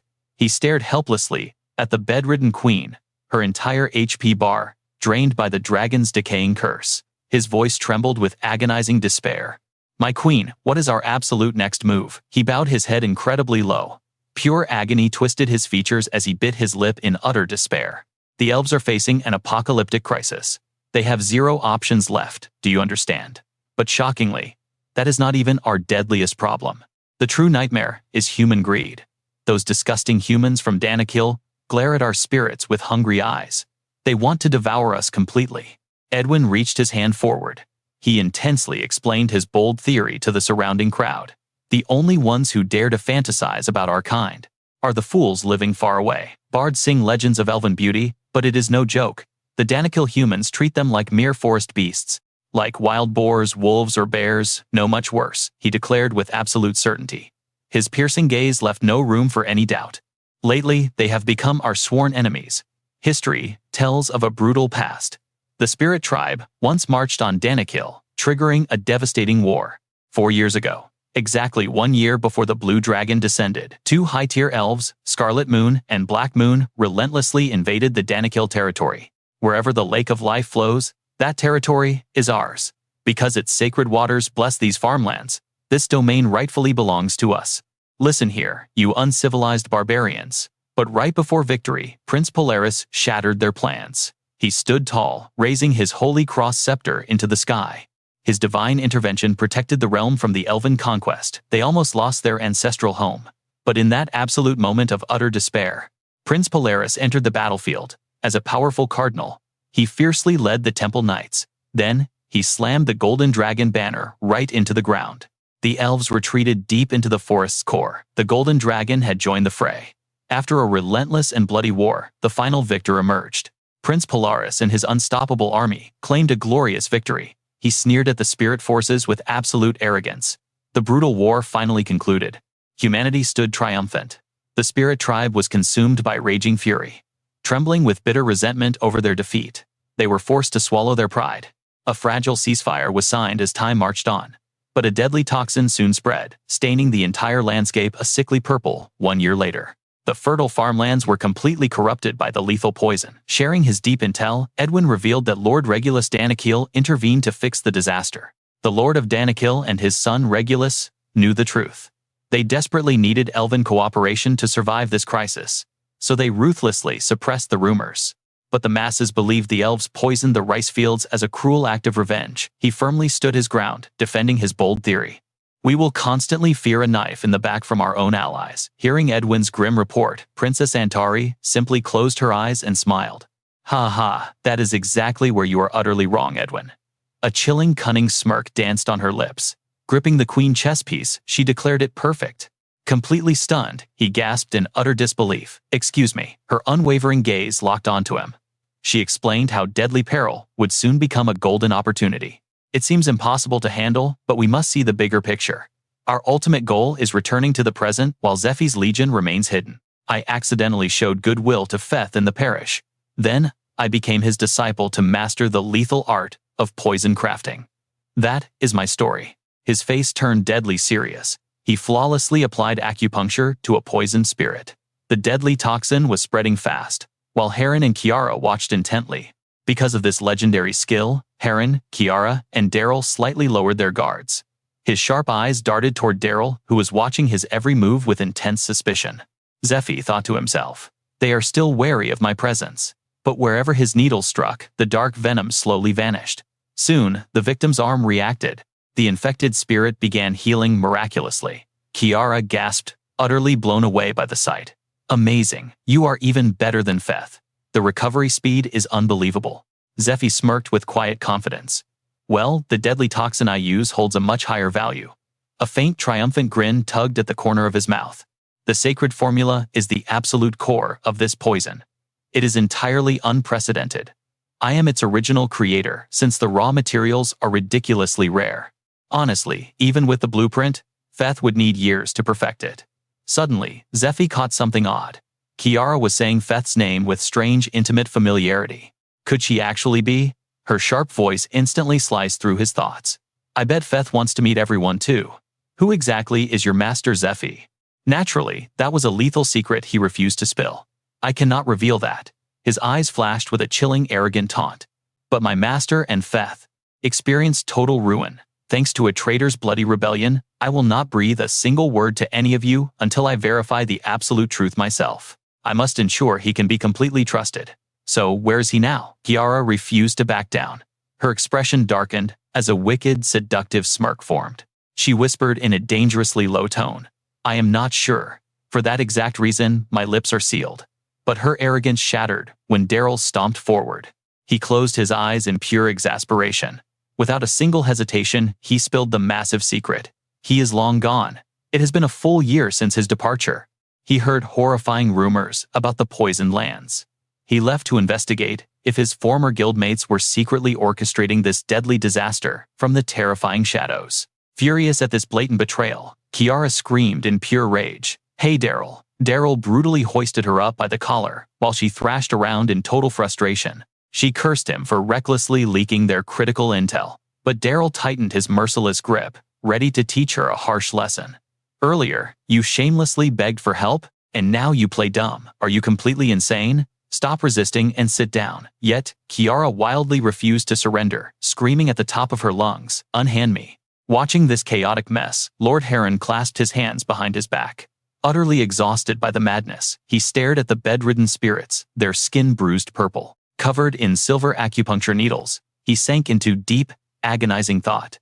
The victims of the blue dragon's toxic blood had only survived thanks to Feth's legendary antidote, but remembering the nearly empty vial containing just a few drops of crimson poison, a crushing wave of sorrow completely overwhelmed him. Damn it. We are completely out. Heron's face twisted in devastating anguish, his brows heavily furrowed. The time has come. We must make the heart-wrenching choice of who lives and who perishes. In other words, who among us will be left to rot? Thank the heavens Lord Zephyr stepped into our forest during this apocalyptic crisis. This sanctuary is already crumbling from our civil war. Not only can he purify the blue dragon's vile toxin, his absolute power rivals even Daryl's legendary arrow. But wait, there is an even greater prize. If we pull him to our side, we can finally claim it. The Queen's final sealed box, hidden deep within the corrupted zone. Flashback to 3 years ago in the hidden elven sanctuary. A mystical blue cube hovered weightlessly, resting gently above a high elf's glowing palm. Swirling with an ethereal azure aura, this was the ultimate treasure, excluding the one lost to the Deadlands. This final sealed box held the cosmic power of the 12 towers, capable of birthing an entire kingdom. Bathed in brilliant moonlight, the high elves gathered in secret. Gripping their sacred weapons in one hand and cradling the divine box in the other, they made a world-shattering declaration. We, the absolute strongest among the high elves, we who bear the moon's sacred title, shall abandon this dying land and forge our own empire. The word struck like a lightning bolt, and Elder Heron immediately stepped in his face, contorted with blazing fury. Desperately, he tried to talk some sense into them. Have you all lost your damn minds? What are you thinking? You dare abandon our kingdom and the absolute queen. Your very lives exist only because she sacrificed her power to seal the blue dragon. How dare you? But before his rage could peak, the rogue elf clutched the divine box, her voice dripping with venom. Stopped it. Her expression darkened instantly. Pure, unadulterated hatred and murderous aura exploded from her blazing eyes. Gritting her teeth, she spat out every word like a curse. Can you honestly look at our rotting forest and say that useless woman stopped anything? Old man Heron. She mercilessly tore into the queen's ruined legacy, mocking everything from her bedridden poisoned state to the catastrophic foolish blunders made by the twin generals. Those arrogant high elves marched to war without permission, her tone oozing absolute disgust. That pathetic ruler never once fulfilled her sacred duty as the supreme queen of our race. Even before the blue dragon's vile venom corrupted our lands, she was nothing but a half-dead, useless, invalid, wasting away in bed. That is exactly why she completely failed to stop the Scarlet Moon and Black Moon factions from raising their rogue armies. If she were a true sovereign, her absolute presence would have crushed those bastards onto their knees. Her deep-seated resentment reached a boiling point, her pupils trembling wildly. Veins bulged violently across her hand as she crushed her grip around the sacred relic. She gnashed her teeth, exploding with bitter rage. She roared, "I should have made this move from the very beginning. I refuse to bow to an incompetent fool any longer. I will forge an invincible empire of my own. A glorious new dawn where all elves shall follow my absolute rule." The Scarlet and Black Moons opened our eyes to the bitter truth. Even after being exiled to bear the sins of their total failure, those traitors shattered the great tower and vanished with the sealed relic. They proved exactly how dangerously naive we all were. Without another word, the rogue faction turned their backs, leaving Elder Heron utterly paralyzed on the emerald grass. He stood there, frozen helplessly, watching the high elves desert their sacred homeland. Their final mocking words echoed in the wind. "Farewell, you miserable fools. Rot away in this doomed wasteland with zero future." But listen here, Heron. If you ever wake up from this delusion, our gates are open. There will always be a throne waiting for you. Ha ha ha. The bitter memory faded away. Heron slowly opened his piercing high elf eyes. A venomous brew of dark ambition and sheer cunning swirled within them. I did not stay behind out of blind, pathetic loyalty to that fallen queen. I stayed because those divine boxes are exceedingly rare. As an elder lacking raw combat power, he shot a wicked calculating glare at Ariel's unsuspecting back. His mind raced perfectly, weaving his web of dark conspiracies. I foolishly bet on the wrong pawn. The moment I sensed Ariel's monstrous latent talent, I groomed him to be my personal weapon. He awakened into an absolute powerhouse exactly as I had calculated. But his cursed stubbornness is a major flaw. That boy would never betray his own mother, the queen. Naturally, the secret of the celestial box must remain entirely buried in the shadows. Because if Ariel catches even a single whisper, my grand master plan shatters into dust. Should he discover my true ambition to abandon this dying realm with the relic, he would lock me away in the deepest, darkest abyss, without hesitation. That is exactly why crossing paths with Zephyr was an absolute stroke of divine luck. Hiding his sinister smile, Elder Heron humbly guided Lord Zephyr and Princess Antari deeper into the grand estate. Glancing over his shoulder, he played the part of the wise elder perfectly. "I completely understand. The blue dragon must be annihilated for the ultimate survival of humans and elves. You are absolutely correct. This nightmare can finally end." Once that abyssal beast is erased, instantly his face shifted into a mask of profound sorrow. He let out a dramatic sigh. "I desire this completely. But as you can clearly see, The few high elves left standing possess zero real combat power. Furthermore, driven by the desperate instinct to survive, I was forced to order our remaining vanguard across the roaring river. 2 days ago, searching blindly for any safe haven left in this hellscape. True to the Elder's cunning words, Zephyr's entire trapped battalion was finally released unharmed, escorted under the heavy gaze of elite elven sentinels. Heading toward the distant settlement you humans call the Outer Village, I shall unconditionally release every single prisoner our forces captured. On my honor, they have not suffered a single scratch under our watch. On the surface, Heron played the ultimate benevolent saint. But deep within his twisted mind, a masterful chess game was unfolding for total supremacy. For now, I will happily play along and act as their loyal pawn. Visions of the corrupted tower flashed in his mind, choked by dead toxic vines. A deliciously wicked grin crept across his shadow-cloaked face. The final grand tower in this sector is drowned in absolute corruption, making entry suicidal. However, since this mighty Lord Zephyr holds the ultimate purification system, I will quietly manipulate this heroic fool. He will personally fetch that supreme sealed artifact right into my waiting hands. With that divine power, the absolute throne will finally be mine. Meanwhile, just outside the grand estate, Edwin Puregreen and Philip Puregreen suddenly snapped their heads toward a blinding commotion. Edwin Puregreen let out a cheerful laugh. That ancient elf actually agreed to an alliance. The others are practically weeping with gratitude for saving their bloodlines. And as for those Danakil survivors we were sweating over, his words trailed off into dead silence. Philip Puregreen stood completely paralyzed, his face a perfect picture of absolute disbelief. They both stared blankly at the sheer absurdity unfolding beneath the colossal ancient world tree. Princess Antari stood with her arms spread wide like a fanatical cult leader. She was practically worshipping the ground. Zephyr walked on. The absolute God of light illuminates our path. Have total faith in his glory and salvation shall be ours. Standing beside her, Zephyr looked like a radiant saint. But internally, his mind utterly rejected this mess. I just want to escape right now. But the absolute nightmare was only escalating. Those gullible Danakil soldiers completely swallowed the bait. Raising their hands to the heavens, they roared in unison. Almighty Arya Supreme Savior, Lord Zephyr. Witnessing this, Philip Puregreen narrowed his eyes suspiciously. Why in the world are the Danakil people so obsessed with this god of light? Edwin Puregreen chuckled, amused by his companion's utter confusion. They practically leech off the elves' sacred waters, yet here they are worshipping a foreign deity. Tisk, tisk. Well, the Grand Temple of Light has supposedly shielded us since the ancient eras, right? Philip Puregreen instantly snapped back, his voice dripping with pure venom. Shielded us. Shielded my ass. Those holy bastards are nothing but glorious con artists. As blinding rays of sunlight pierced through the rustic wooden beams, Edwin finally spoke up. Regardless, my gut says this absolute peace will not last long at all. Maybe my anxious system is just overreacting to the shadows. Philip Puregreen suddenly burst out laughing. Ha ha ha. You are just trembling because your mental stats are far too low. Instantly, a sinister shift took over his entire face. His lips curled into a devilishly twisted smirk, eyes flashing with absolute unhinged excitement.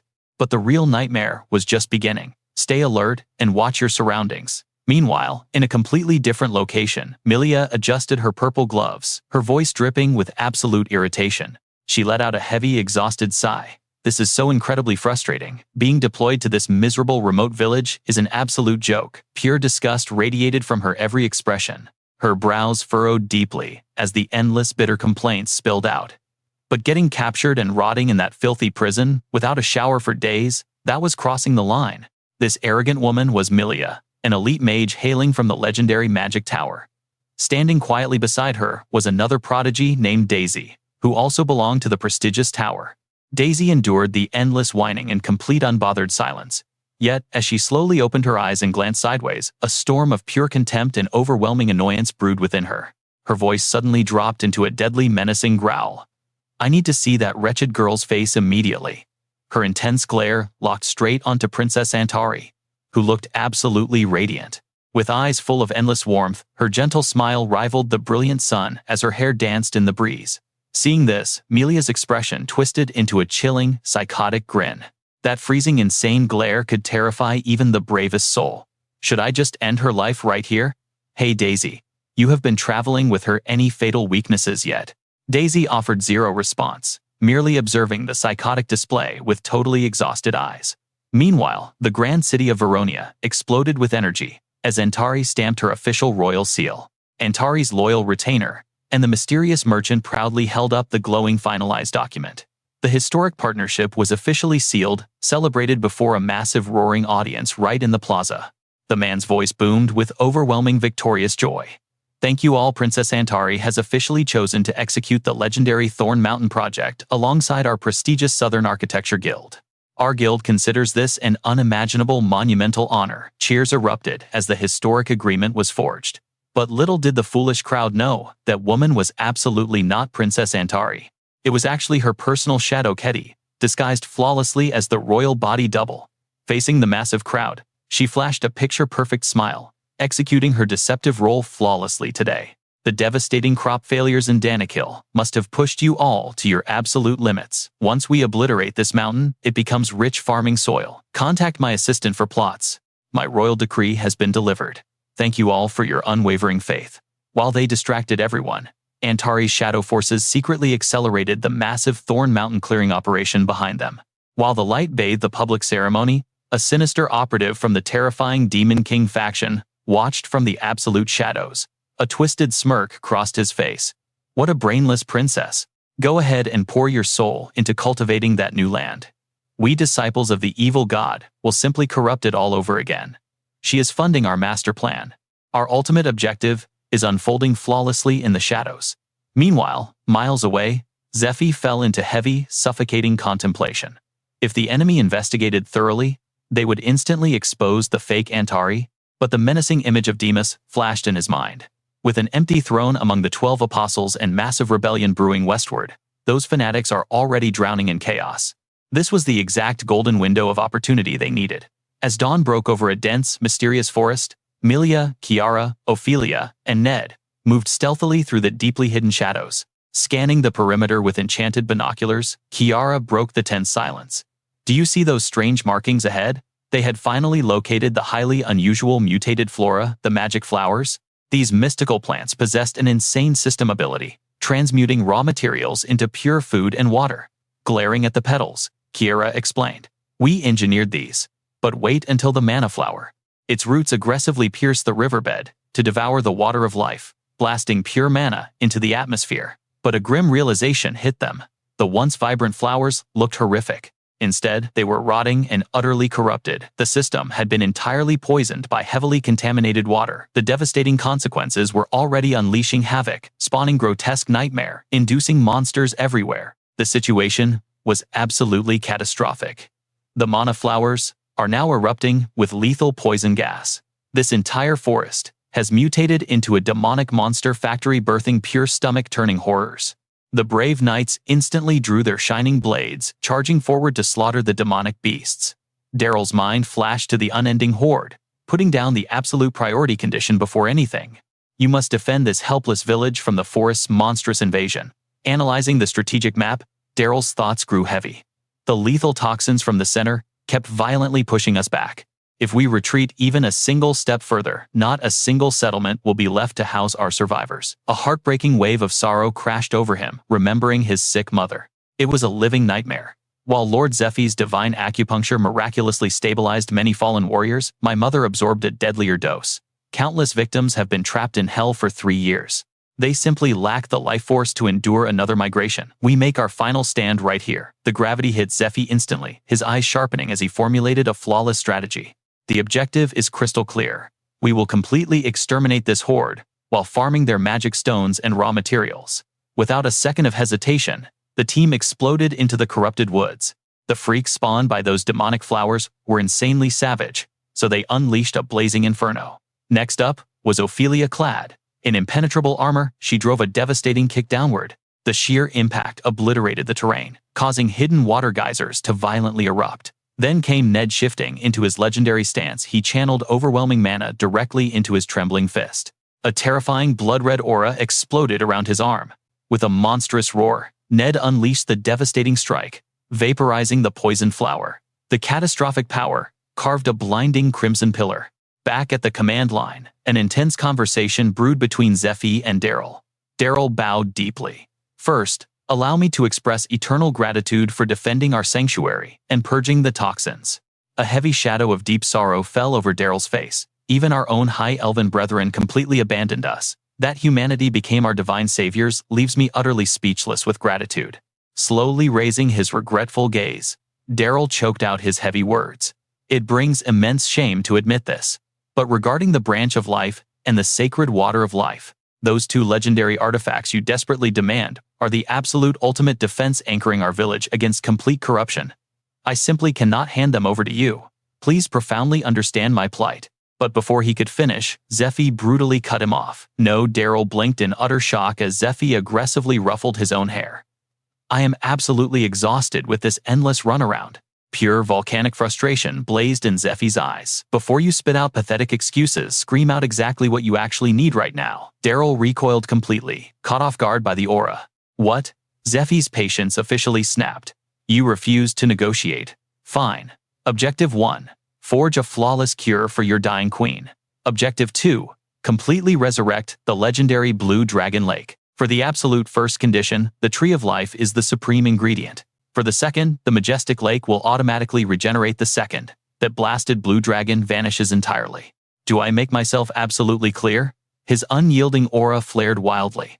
That leaves only the final solution. Roaring with frustration, he declared, I already swore I would slaughter the beast myself. Do you want me to summon a girlfriend for you while I am at it? Daryl's expression turned incredibly grim. Are you 100% absolutely certain you can slaughter it?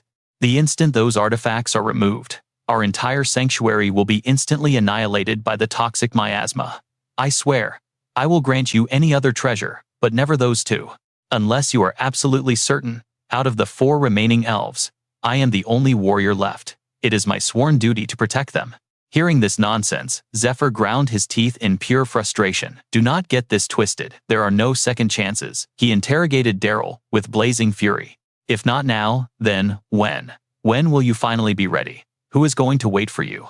The blue dragon, the dying queen, or the greedy humans waiting to scavenge your failure? Every single day, I drain my own blood just to craft your poison suppressants. How much longer must I endure this? Am I just a walking blood bag to you? Losing all restraint, he closed the distance and roared, Snap out of it, Daryl. Their conflicting ideals violently clashed in the air. The tension was suffocating. Zephyr was absolutely livid. We must end this immediately. We have to squeeze out every last drop of our power. This is not the time to sit back and watch. Daryl's blood boiled over. He glared at Zephyr with pure killing intent. You clearly do not understand my words. Fine. If you want to fight, let our skills do the talking. The ultimate clash finally erupted. Even from afar, their overwhelming aura painted the sky with blinding light. Golden and azure lightning violently smashed together. The devastating impact shook the very earth. Watching from a distance, Altair was completely stunned. Unbelievable. I cannot believe he actually unleashed his full power here. Massive shockwaves kicked up a blinding storm of dust. Altair lost sight of them completely. Piercing through the thick smoke, she panicked. What in the world just happened? Daryl ruthlessly drew his bow, aiming right at Zephyr. He looked like a man tasting victory. Now you understand. You promised to make me the main attacker. You said I would land the shot against the blue dragon. But my arrows are completely useless. Zephyr sighed heavily. You cannot even pierce a dragonoid's scales, let alone a true dragon. This is the absolute limit of your skills.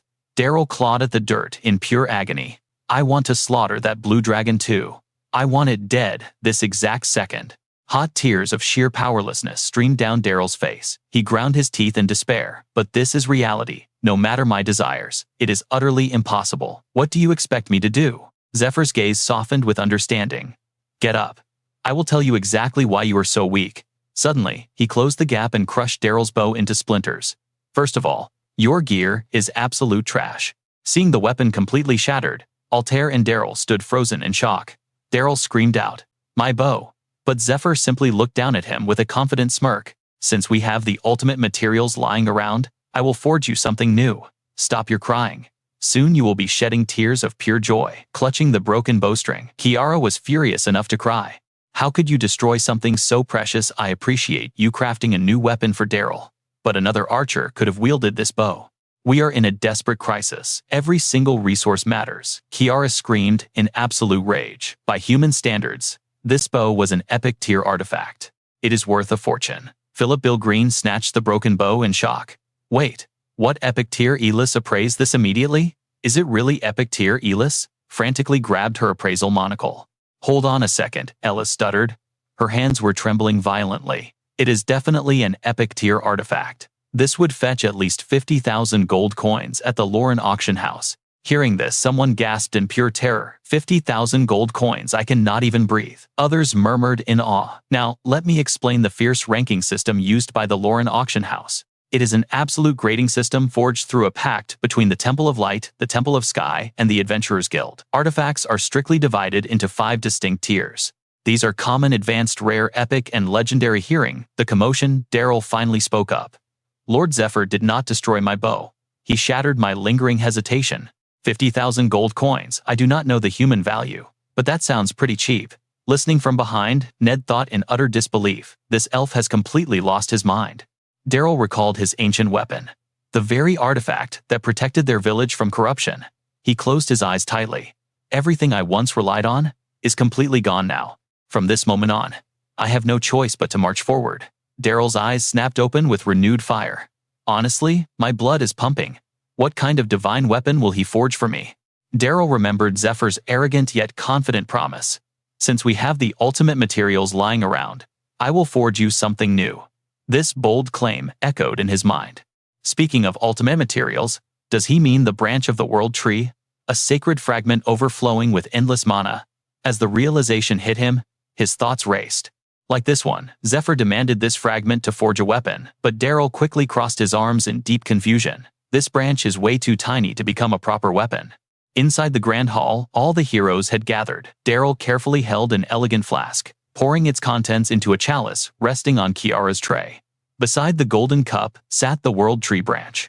Kiara slowly approached Zephyr, presenting the sacred tray. Daryl spoke with immense reverence. Please accept this offering. This is the water of life and the sacred branch of the world tree. Zephyr gazed down at the divine offerings, the opulent chalice, and the vibrantly glowing branch. Their ethereal beauty caught him entirely off guard, making him ponder in silence. After witnessing the literal end of the world, my heart turned to absolute stone.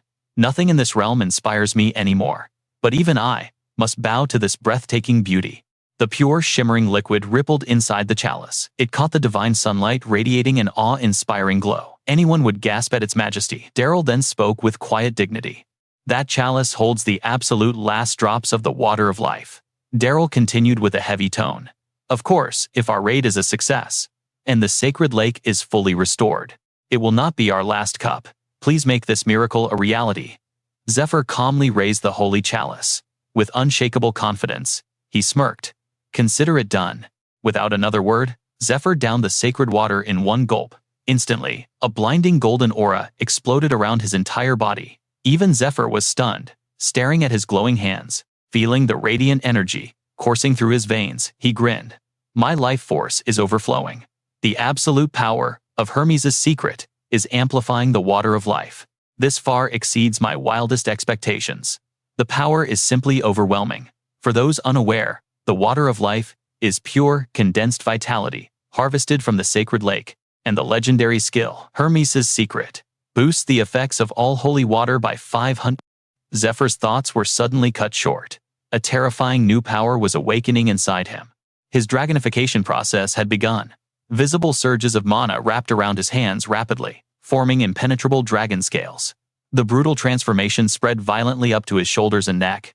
The dragonification skill pushes the dragon heart into overdrive once a day, granting the user the terrifying form and devastating power of a true dragon. The average output rate is just 1%, but the duration had just increased by another full minute, now lasting 3 glorious minutes. The dragonification power surged by a massive 9%. As for the internal energy flow, it is a profound martial arts secret, an ancient Eastern martial arts technique for mana cultivation. It violently circulates mana through the body's meridians, massively expanding the user's internal energy absorption and drastically increasing their total mana capacity through relentless training. Zephyr realized the insane conditions required to slay the blue dragon. This raid would be infinitely harder than taking down Odin or clearing the royal dungeon. The ultimate prize was the dragon heart. But the blue dragon's incurable toxic miasma infected everything within a 10-kilometer radius of the life lake. A terrifying pair of reptilian eyes flashed through Zephyr's mind. Lurking at the core of that dead zone was the absolute apex of all mythical beasts, a true dragon. Zephyr's scaled hands dug fiercely into his own thighs. The crushing pressure proved that a mere human body could never survive this raid. I must upgrade the duration and tier of my dragon awakening skill. And the only shortcut to achieve that in time is by harnessing life energy. The water of life could unlock the dragon heart. Watching Zephyr suffer, Antari silently acknowledged the devastating physical toll of carrying such a monstrous core. Normally, assimilating dragon power takes years of agonizing extraction, but time was their greatest enemy. Without hesitation, Antari joined the dangerous assimilation ritual. Antari activated Moira, the three goddesses of life. This ancient media magic expertly regulated a target's mana flow. Her glowing hands masterfully wove the volatile energies. Fortunately, the perfect conditions aligned. The elven forest's dense mana, the overflowing vitality of the water of life, and the raw aura amplified by his awakening. Moira forced the chaotic energies into absolute harmony. Pushing past her limits, Antari channeled everything directly into his core. Pour every last drop into the dragon heart. The massive energy surge struck Zephyr. With mind-numbing pain, blood violently poured from his mouth. Seeing this, Elise leaped into action. "I will heal you immediately," Elise chanted, the divine aria spell. Inside, Zephyr tracked the dragon heart's assimilation rate. 5%, 5.2%. The searing agony tore a ragged groan. The monstrous power continued to climb. 5.8%, 6%. Trembling from exhaustion, Antari panicked. The catastrophic backlash is forcing the energies apart. Panic set in as Zephyr watched his assimilation destabilize. 6.1%, 6.2. Then a sudden crash, down to 5.5. The rate is collapsing. 5%, 4.7%. Despair gripped Zephyr's fading consciousness. "Please just hold on." Suddenly, a scorching hot hand slammed against his back. It was Ned. Ned pumped his blazing aura into Zephyr from behind. "Focus your breathing. It is completely falling apart." Zephyr was stunned. Ned smirked confidently. The ultimate support is another master of the exact same path. A massive surge of pure aura flowed from Ned's palms directly into Zephyr's core. "I will guide your energy. Now conquer that raging dragon heart." This brutal assimilation pushed everyone to their limits. Elise, Antari, and Ned were pouring their souls into keeping him alive. Boom! Zephyr's eyes snapped open, glowing with a terrifying crimson light. An overwhelming, blinding aura exploded outward. Ariel shielded her face, while Dario stared in frozen disbelief. What kind of monstrous form is that? Standing before them was Zephyr, successfully evolved into a true draconic state. A joyous shout broke the silence. "We actually survived." Ned and Elise instantly collapsed to the floor, gasping for air. "I seriously thought we were dead meat." Leaning heavily on her staff, Antari smiled upward. "You look legendary." Zephyr flashed a confident smirk in return. System alert: Dragon Heart assimilation increased by 10.1%. The second stage of Dragon Awakening grants a daily boost. You have acquired the physical form and terrifying stats of a true dragon. Duration locked at 10 minutes with a 19% power spike at 10% baseline assimilation. Skill duration increases by 2 minutes for every additional 1% mastered. Flexing his newly formed indestructible wings, Zephyr sighed. "This is nothing compared to my past life. But the suffocating heavy restriction is finally gone. Being pathetic and weak was driving me insane." Zephyr glanced at his loyal comrades, who were still gasping for breath. "They risked their very lives just to help me level up. I cannot waste a single second of their sacrifice." Breaking the silence, he commanded, "Dario, hand me that towel." "Yes, sir. Allow me to wipe your sweat." But Zephyr coldly rejected the offer. Snatching the thick fabric, he did not wipe his face. Instead, he clamped it brutally between his teeth. "Muffled through the cloth," he declared. "The weapon material harvesting phase begins right now." Without hesitation, Zephyr drove his razor-sharp claws directly into his own draconic scales. Agony burned in his eyes, masked only by absolute terrifying resolve. A ragged, heavy breath escaped his lips. The gruesome self-mutilation left Dario completely paralyzed with pure shock. Words completely failed him. What in the world? Dario's mind screamed in total horror. He is literally ripping off his own armor. Yet Zephyr remained chillingly calm as he spoke. "Ordinary steel cannot even scratch a dragon's hide. But weapons forged from these very same scales, that changes everything." Still, his mind raced. The overall assimilation remains under 20%. However, this armor was inherited from the absolute strongest dragon in existence. A legendary bow and arrow set crafted from this material will definitely deliver devastating critical hits. I will rip out every last scale if I have to. This will be my first draconic weapon of this life. Meanwhile, inside the roaring forge, a massive crucible bubbled fiercely. Noel, the master elven blacksmith, and Queen's retainer wiped his brow. Forging draconic gear. This is a total first for me. Crafting an artifact of this mythical tier requires flawless synergy. A single mismatch could downgrade its stats by tenfold. He proudly revealed a blindingly radiant molten metal. Behold the elven race's absolute pinnacle of magical alloy engineering. Astral purple gold. This legendary base will perfectly handle the Black Dragon's apocalyptic energy. Dario meticulously scanned the components.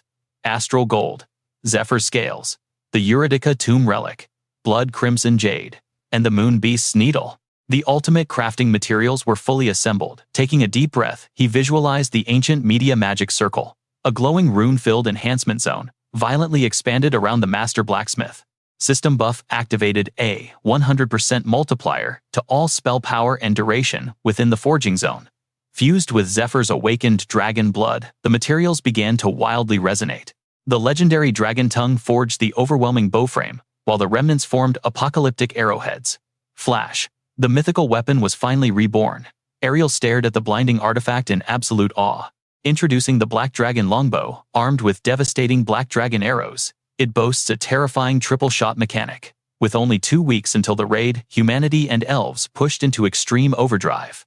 The vanguard was split into 2 elite squads rotating daily between brutal hunting and hellish combat training. Their relentless drill instructor, the Temple Knight Ned.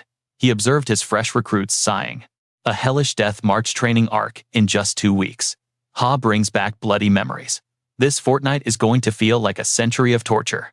Meanwhile, the strike team carved a bloody path. Their objective was a brutal 1.5 kilometers east of the Life Lake. 10 days of non-stop aggressive mob grinding caused their magic stone inventory to absolutely skyrocket. And then the monsters were utterly wiped out in the blink of an eye. As the massive grind continued, Daisy the Magic Tower's elite sorceress delivered an urgent status report. While the entire raid team pushed past their physical limits, Daisy, the High Mage of the Magic Tower, immediately relayed the battlefield intelligence to the frontline commander. Wiping the sweat from her brow, she reported with an exhausted breath. Commander, our golem production has officially met the quota. It turns out, channeling mana into crystallized magic stones unlocks incredible versatility on the battlefield. They serve as perfect golem cores. We can use them to fortify our base camps and even construct high-tier magical arrays. A spell trap to guard the headquarters, and a sanctuary matrix to heal and shield our comrades. But the ultimate trump card is the array generating a complete safe zone. Over at the secondary camp, Kitty was not resting either. She intensely instructed Kiara and Milia on the absolute mastery of barrier creation. If we anchor this safe zone using branches from the legendary Tree of Life as the core, the lethal poison mist will not even scratch our troops. We will deploy this absolute defense along the exact path cleared by the Vanguard hunting squad. I will mobilize every single mage to support this operation. Beside her, Kiara and Milia furiously took notes. Though Milia visibly despised this complicated matrix, she cursed silently in her mind. This is impossibly difficult. I have never seen a magical formation like this before. It could even serve as raw catalyst material in the Mana Forge. Meanwhile, Noel stared at the blueprints handed down by the commander, shedding absolute tears of despair. You want me to forge all of this, and you expect me to craft something of this godly tier. Ha ha ha. He let out a soul-crushed laugh, yet he had no choice but to comply. He gripped the blueprints with white knuckles. His eyes burned with an unbreakable resolve. My smithing soul is practically ablaze in the face of this impossible challenge. I, Noel, standing as the greatest elven blacksmith to ever live, will prove that absolutely nothing is beyond my legendary hammer. Meanwhile, deep in the training grounds, Zephyr furiously practiced his sword arts alone. Sweat drenched his entire body. Yet giving up was never an option. Right now, the awakening limit of my dragon heart sits at 10.5%. I have finally unlocked the second phase of dragonification, but the battle would be over before it even starts. My active duration is capped at a mere 10 minutes. The ancient power of the dragon heart slowly courses through my mortal flesh, but the more divine energy I draw upon, the faster it consumes me. And the base limit demands to be pushed further. The system metrics are brutally strict. From 1 to 9%, the transformation cap locks at 9. My active dragon state extends by exactly 1 minute. For every single percent of power, I forcibly awaken. Breaking into the 10 to 19% realm shifts the cap to 19. Then my transformation time leaps by 2 whole minutes for each percent of limit broken. Finally, breaching the 20 to 29% threshold sets a new cap. In that godly tier, the dragon form duration surges by 3 massive minutes for every single percent of boundary shattered. With unyielding determination, he knew he had to push his limits to the absolute breaking point.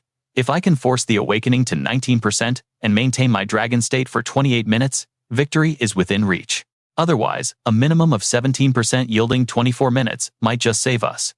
Even though this hellish training threatened to tear his body apart, it could never shatter his iron-forged willpower. If I can reach those stats, I will actually stand a fighting chance against the blue dragon. No, if I fail to hit those numbers, every single spark of hope will be extinguished. I must absorb this power. Time and time again, I will drain my life force to the absolute edge and break through. The night before the grand expedition, the military camp echoed with final roll calls.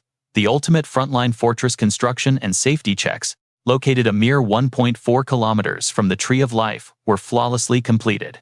Supply lines were fully stocked. Eat well, rest deeply, and ensure your mortal bodies are primed for tomorrow's apocalyptic raid. Inside the barracks, some warriors shared a lively dinner, exchanging war stories. You are practically inhaling your food tonight, huh? I always eat like a starving beast. Meanwhile, exhausted soldiers dragged their battered bodies leaning on each other as they stumbled toward their sleeping quarters. I am half dead. These 2 weeks felt like 2 agonizing months. At the main dining hall, Zephyr devoured his meal with monstrous appetite. He desperately needed to restore his depleted mana, tearing through a massive steak in just 2 or 3 vicious bites. While Net rambled endlessly about his day, Zephyr kept his eyes locked on his companion's plate. My mission was not even that exhausting, honestly. Wait, where did all your food go? Having satisfied his monstrous hunger, Zephyr abruptly stood up. I have not had decent rest in ages. I am going to crash for the night. Please excuse me. Without another word, he turned his back and vanished into the shadows. Watching his retreating figure, Antari's eyes narrowed with hidden calculations. After a brief moment of hesitation, she stood to bid the table farewell. Ah, this endless labor is absolutely ruining my flawless complexion. I should retire to my chambers early tonight. Sleep well, everyone.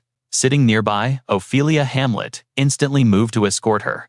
Please allow your loyal servant to accompany. Before she could even finish her sentence, Net aggressively yanked her wrist, pulling her back down. Did you not promise to be my sparring partner tonight, Lady Ophelia? She froze, utterly bewildered by his sudden claim, leaving Antari to quietly slip away into the night. Chaos immediately erupted as Ophelia and Net began bickering loudly. When did I ever agree to that? Unhand me this instant. Completely ignoring her fiery protests, Net smirked. Come on, I have a few deadly techniques to test out before tomorrow's raid. Hearing their chaotic argument echo from the tent, Antari flashed a knowing, wicked smile. Best of luck out there, my foolish disciple. Under the suffocating silence of the night sky, Antari walked slowly toward the sleeping quarters. Deep thoughts swirled dangerously in her mind. If someone told my past self from 1 year ago about tonight, I would have called them utterly insane. To think that our impossible raid preparations are actually complete, and that we are truly marching to slaughter the blue dragon at dawn. She recalled the mountain of letters she had received, every single one, flatly rejecting this suicidal war. Have the dragonkin completely lost their minds? How could frail humans ever dream of slaying an ancient calamity? Get lost. Our guild absolutely refuses this death sentence. We deeply apologize, but our treasury is completely drained funding the endless bloodbath for our soldiers dying on the Eastern Front. We are suffering a severe manpower shortage. Please understand. We cannot spare a single soul. Ah, has the princess finally gone mad? What kind of lunatic charges headfirst to hunt a legendary dragon? Hee, your highness. Rumors say you are struggling desperately with the Danakil Plains crisis. Shall I graciously introduce an expert capable of wiping away your troubles? Another missive reported that the filthy scammer had vanished with a massive fortune, a truly catastrophic problem. Regarding this matter, if the agricultural district worries you, what about this cursed wasteland? I understand. Within just 3 short years, that territory's value will multiply 5-fold. So, this bloody price is justified, right? Among the trash was a sealed letter from the demonic cult leader Kane's first prince, the elder brother of Polaris herself. Word on the street is that you are rapidly stockpiling military gear. My sweet little sister, Antari. If these treacherous rumors spread any further, you could easily face execution for high treason. Do not make any foolish moves. Consider this a heartfelt warning from your beloved older brother. Looking back at those suffocating days, absolutely no one stood by her side. Not the arrogant nobles. Not the high-ranking adventurers. Not a single soul. The only weapons in her arsenal were the few loyalists she trusted with her life. But the very moment he appeared, the impossible gears of fate began turning flawlessly, almost like a sick joke. Godly luck and preordained destiny. That is how the ignorant masses would explain his sudden arrival. But I refused to believe in such fairy tales. She stepped into Zephyr's dim quarters, reached out, and aggressively silenced him with a blazing, passionate kiss. Before his exhausted mind could even process the sudden ambush, sensing an incredibly dark aura, his eyes shot wide open in sheer disbelief at her aggressive invasion. As his lips parted, a sinister magical crest violently scorched itself onto his tongue. This was the legendary kiss of the Dark Knight, ancient magic median. The victim marked by the caster's lips plunges straight into absolute mind control. Their combat prowess shatters instantly, forcing them to vomit out their deep, darkest secrets on command. Antari forcefully shoved him down onto the edge of the bed. She slammed both hands on either side of him, completely trapping her prey. Clearly paralyzed by shock, Zephyr stammered out, "Princess, what in the world are you?" Refusing to let him finish his sentence, she cut him off with a chilling whisper. "Shh, you are in no position to ask questions tonight." Her piercing gaze locked onto him as she unleashed her suspicions. Has not this entire flawless campaign been just a little too easy? Incurable patients magically healed, somehow negotiating an impossible alliance with the arrogant elven race. And this suicidal crusade against the blue dragon that I only ever dreamed of is actually happening at dawn? All of these god-tier achievements forged by your hands alone, in just one single month? I have harbored deep suspicions watching you from the shadows this whole time.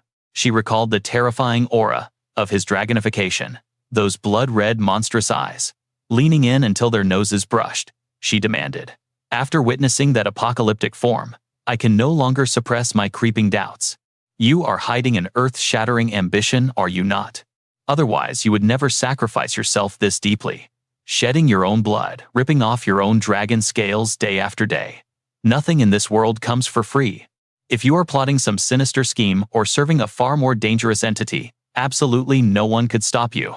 Everything would just be completely destroyed. But I must know your true goal. Her eyes flared with dark magic as she commanded him. Who sent you here? Zephyr remained silent, closing his eyes before speaking. I came here of my own free will. Pausing for a second, his silver eyes locked directly onto Antari. Then he finished his thought. I did it entirely for you. Antari was stunned by his answer, but her logic confirmed he was not lying. Her truth spell was working perfectly. She demanded to know why he would do such a thing. The question made Zephyr freeze as his gaze dropped. You died for me in the past. So to rewrite that tragic fate, I regressed through time.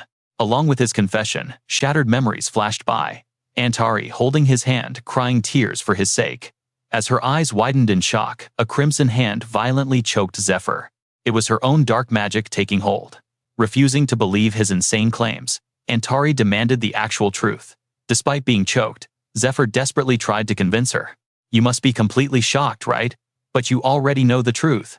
Under the curse of the dark kiss, I cannot lie. The true power of ancient Median magic is that its proficiency maxes out the moment it activates. The caster instantly feels whether the spell has taken hold. Even a complete beginner can perfectly sense the absolute truth. Suddenly, Zephyr grabbed her wrist.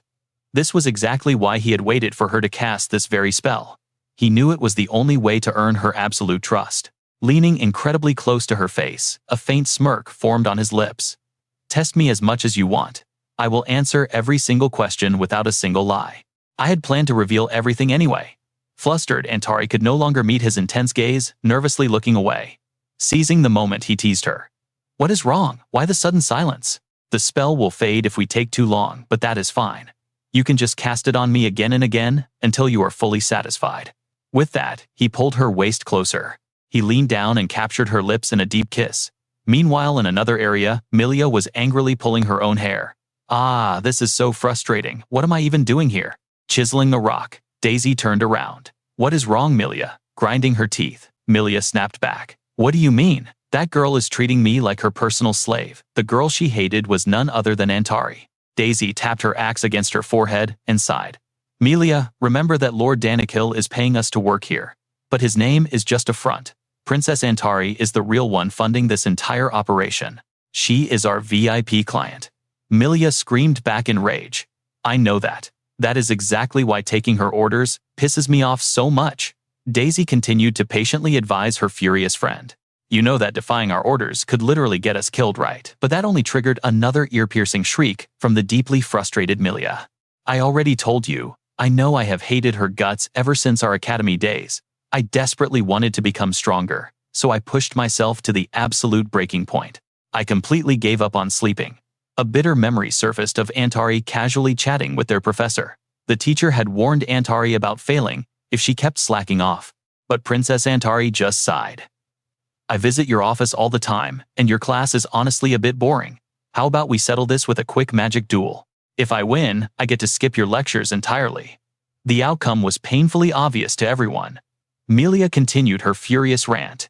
She literally does nothing and still gets absolutely everything.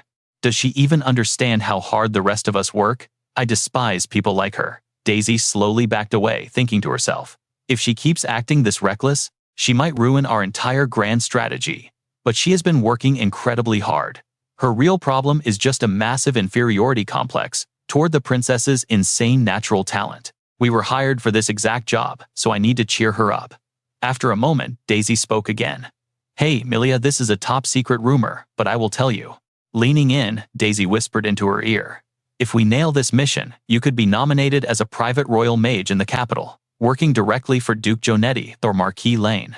Hearing that, Milia jumped up, stuttering in sheer disbelief.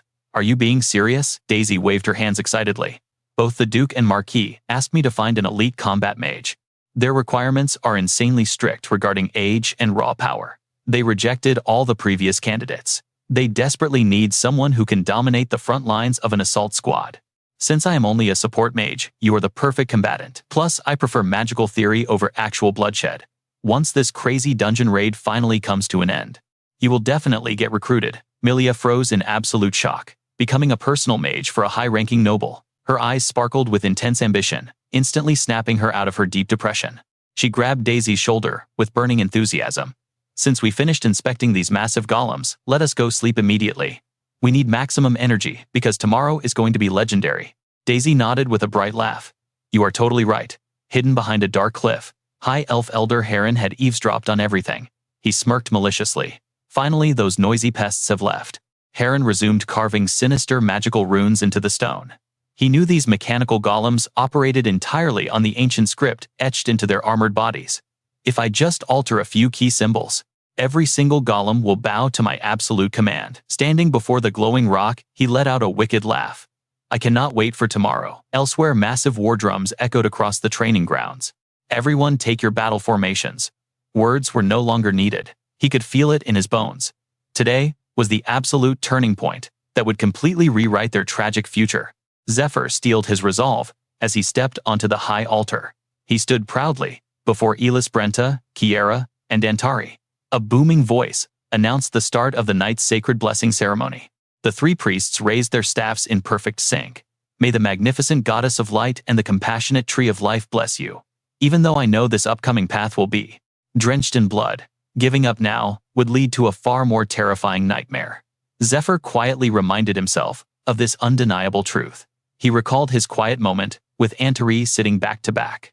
Gently placing his hand over hers, he spoke softly. How could I possibly walk down that same cursed path all over again? That deep question from you truly shook my core. With this level of preparation, that dark future will never repeat itself. I will succeed. I promise to stay by your side until the very end, conquering every single trial together. Snapping back to reality, Antari raised her radiant staff. May the brilliant constellations grant boundless strength to our brave heroes, annihilate every single obstacle that dares to block their destined path. Grant them the ultimate power to crush their enemies. This was her personal divine blessing for him. Zephyr had previously kissed her hand, making a solemn vow. I will conquer the world for you. Allow me to be your ultimate king, my beautiful queen. Suddenly, a blinding flash of white light erupted. Majestic pitch-black wings burst from Zephyr's back, while demonic horns sprouted from his head. This was the first step to fulfilling his eternal vow. The massive subjugation of the blue dragon had officially begun. To slay this mythical beast, Zephyr had assembled an incredibly formidable raid party. The massive raid party boasted exactly 225 members. Within their ranks, the rear guard included a specialized squad dedicated entirely to long-range strikes. The support squad handled critical healing, massive stat buffs, and golem maintenance. Meanwhile, heavily armored defenders stood ready to protect the main camp. But here was the shocking twist. Out of 225 awakened hunters, 224 stayed behind. Zephyr alone was the entire vanguard. Before initiating the raid, Zephyr glanced back one last time. Antari met his gaze, her eyes burning with absolute faith. Fueled by her trust, he launched into the sky. He pondered his own insane battle formation. To any normal hunter, the power gap between a solo vanguard and a massive long-range rear guard seemed utterly ridiculous.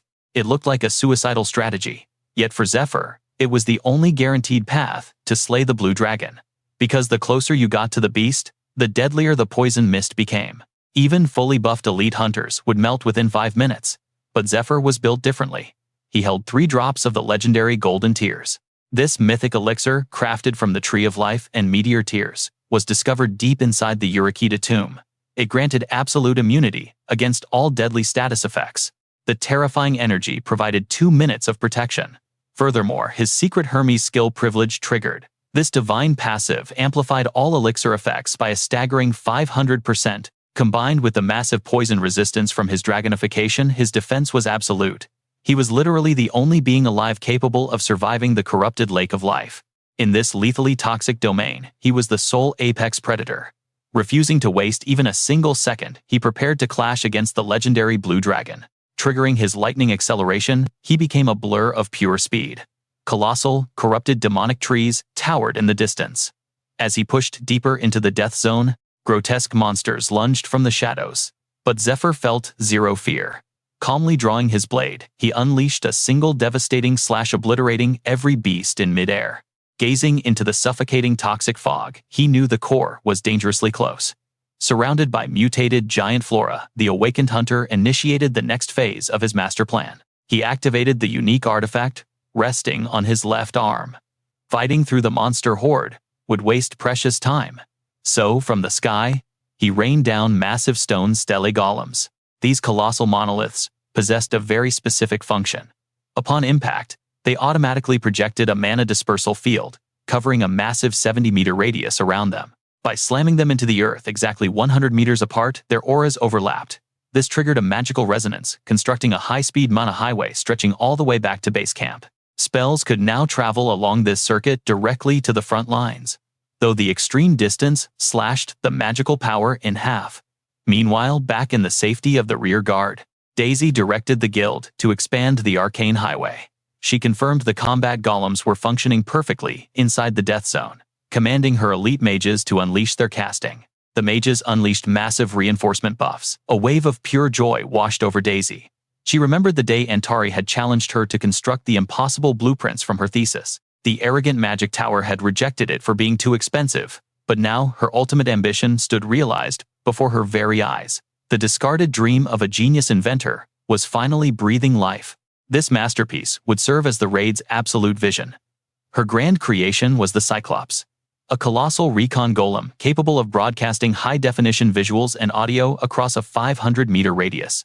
It linked perfectly with 16 miniature drones called Grai transmitting signals up to 1 kilometer away. Right now, the system was operating at absolute maximum capacity. Dario and Kiara watched intensely. Staring through one of the Grai monitors, Dario locked onto their main character.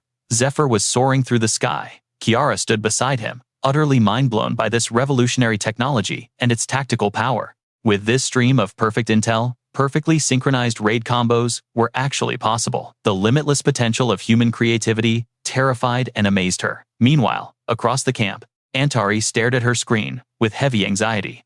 The broadcast displayed a horrifying nightmare. The sacred lake was completely corrupted, the Tree of Life was rotting, and the massive blue dragon lurked beneath the dark waters. Kiara was deeply unsettled by the beast's behavior. This wasn't the tyrannical disaster she remembered from 300 years ago. Back then, it would unleash apocalyptic roars if anyone entered a 1-kilometer radius. Yet today, the monster remained deadly silent. A flashback hit her. She remembered Zephyr asking a chilling question. Why hadn't the elven race ever questioned the dragon's bizarre behavior? Dragons were supreme apex predators, with godlike territorial instincts. The Great Spirit Forest was merely its master bedroom. So how did the fragile elves ever survive by just hiding in its shadows? The desperate elves were simply too busy trying not to die to notice the truth. But staring at the screen now, the chilling realization finally struck Kiara like lightning. The true reason the blue dragon claimed the Lake of Life was crystal clear. Deep in the death zone, Zephyr masked his divine aura perfectly. Exactly as he calculated, he slipped right past its defenses. The mythical beast completely ignored his existence. However, the clock was aggressively ticking against our hero. He could only survive within this absolute death fog for exactly 28 minutes. Factoring in his tactical deployment of the Golem network, 2 precious minutes had already evaporated. His survival timer had dropped to a critical 26 minutes. 26 minutes of freedom in a poisonous hellscape. It was time to strike. Zephyr summoned an epic tier artifact from his inventory. The Black Dragon Chain, a masterpiece forged by Noel using Zephyr's own shed scales. He lashed the heavy chain around the sacred tree of life and launched himself straight at the beast. Memories of forbidden lore flashed through his mind. The blue dragon was never a creature of poison. The world had simply forgotten its true nature. A normal elf only lived 3 centuries, and even high elves perished after 5. But this ancient calamity, the last time a blue dragon descended upon this world, was a staggering 600 years ago. Meanwhile, the Lake of Life possessed god-tier healing magic that could put high priests to shame. The pieces of destiny's puzzle aligned. The legendary dragon dragged its ruined body here to survive. Suddenly, the massive beast sensed his killing intent. Gigantic blazing golden eyes snapped open and locked dead onto Zephyr. Jaws wide enough to swallow a mountain lunged to devour him. Back at base, horror crashed over the support squad in devastating waves. To any normal observer, the dragon's deadly strike spelled absolute doom. But not for our main character. Flexing his monstrous strength, he physically forced the legendary monster's jaws wide open, all while calmly finishing his tactical analysis. The truth hit like a lightning strike. The dragon was infected with terminal demonic corruption. It retreated to this divine water as a desperate life support system. Yet, the abyssal poison continued to fester, ruthlessly devouring the mighty beast's life force, day by day. This fatal weakness was exactly why Zephyr targeted it first. In its critically weakened state, it was the only legendary dragon he could realistically slaughter. His muscles screamed in agony as he held the massive jaws apart. Exploding with pure aura, Zephyr ruthlessly drove the black dragon chain straight through the titan's flesh. A world-shaking roar of agony erupted. In a flash of brutal precision, Zephyr chained its monstrous jaws completely shut. His suicidal bait tactic was a flawless success, forged from his own shed, scales, and ancient dragon language. The chains were absolutely unbreakable. As the magnificent blue dragon widened its eyes in pure disbelief, Zephyr unleashed a terrifying burst of strength, violently fishing the legendary beast right out of the corrupted waters. Zephyr dragged the blue dragon from the lake. This beast wasn't naturally venomous. It was actually corrupted by demonic poison while trapped in the Lake of Life. That was exactly why he pulled it out. Now the toxic rot would spread rapidly. The beast's regenerative healing was completely blocked. Dragged into the open, the massive monster roared in absolute agony. But an ancient dragon's pride wouldn't let it submit so easily. It fiercely resisted Zephyr's immense pressure. He gripped the black dragon chain tighter. One slip, and everything would be ruined. The monster's sheer physical force was absolutely terrifying. Even using 19% of his dragon heart output, Zephyr was losing the tug-of-war against this severely weakened titan. Still, the main character refused to yield. He anchored his feet and pulled with world-shattering force. This overwhelming physical tension inflicted massive internal damage. Zephyr brutally ripped the beast's tongue right out. Unlike its impenetrable outer scales, the inside was incredibly soft and vulnerable. It was the perfect critical strike zone packed with vital blood vessels. Zephyr knew he had to stay in striking range. Suddenly, a chilling warning flashed in his eyes. Imminent danger. The blue dragon snapped its massive jaws wide open. It lunged directly at our hero. His heightened senses screamed in alarm, but dodging at point-blank range seemed mathematically impossible. The giant fangs clamped down, trapping him completely. But the nightmare was just beginning. An ominous blue glow erupted from its throat. A terrifying hum vibrated through the air. The beast was charging its ultimate attack, the legendary dragon's breath. Seeing those sapphire flames, Kiara and Daryl completely lost their composure. Pure terror painted their faces. Kiara screamed in despair while even the usually calm Daryl shattered in panic. Those exact same blue flames had mercilessly reduced their elven forest to ashes. Meanwhile, Ned commanded the vanguard to prepare for the next strike. She already sensed that Zephyr survived, and shockingly, the dragon realized it too. Despite its poison-clouded agonizing frenzy, the beast's survival instincts kicked in. The crushing weight between its fangs was suddenly completely gone. Right before unleashing its fiery breath, the prey it had pinned down vanished into thin air. The secret behind this impossible escape: a divine artifact in his left hand, the silver key, a relic from the Forgotten Castle. The master of this item can freely store or retrieve anything into its dimensional space, even themselves. He previously used it for summoning golems. Activating it creates an absolute safe zone. That was his genius plan all along. He used himself as premium bait to warp straight inside the dragon's mouth. Dodging the inferno was just step one. Now the ultimate counterattack was locked and loaded. A devastating strike from the inside out. Time for the main event. He unleashed his ultimate skill, Thunder Palm. Detonating lightning directly inside its throat sent shockwaves of apocalyptic pain through the titan's entire body. The beast shrieked in absolute torment, yet it still refused to die. Zephyr noticed its flame sac pulsing violently. It was desperately trying to breathe fire again, but our hero wouldn't let that happen. He immediately countered with the exact same move, Dragon's Breath. Crimson flames erupted from his mouth, incinerating the monster from the inside. The brewing blue fire was completely extinguished. The dragon roared in pure agony. Thick black smoke poured from its jaws. Its internal organs were officially roasted. The devastating impact utterly destroyed its flame sac. Even with its godlike regeneration, it couldn't breathe fire for another 10 minutes. This was the golden window Zephyr waited for. He roared his command. Launched the second wave. Hearing their leader, the rearguard unleashed hell. Mages rained down a relentless barrage of piercing magic thorns and freezing frost. The golems planted earlier finally revealed their true strategic purpose. They acted as magical relay towers, channeling spells into the toxic danger zone that was otherwise completely inaccessible, and from the back line, Daryl readied his sniper bow, knocking arrows laced with lethal venom. He aimed at the colossal target from an impossible distance. Pulling the bowstring to its absolute limit, his shot found its mark flawlessly. The devastating arrow inflicted a new wave of torture on the beast. The surrounding soldiers were mind-blown by his divine accuracy. Watching through the magical mirrors, the crowd erupted in thunderous cheers. Witnessing this god-tier marksmanship, Kiara gasped in sheer disbelief as the shot pinned the dragon down. Yet amidst the roaring celebration, Daryl remained unnervingly cold. No smile, just a deep lingering focus. A profound memory surfaced in his mind, a past conversation with Zephyr. Zephyr had ruthlessly exposed his weakness. Daryl lacked life or death combat experience. His elven tribe had never faced a true nightmare that could violently awaken their dormant, latent potential. Those heavy words had struck Daryl's core, leaving him in a constant state of relentless soul-searching. He also remembered discussing it with Kiara. Unlike him, she had completely dismissed Zephyr, laughing off the human's bold claims as absolute arrogance. After all, Zephyr was practically a child compared to her, yet he spoke like a hardened war veteran.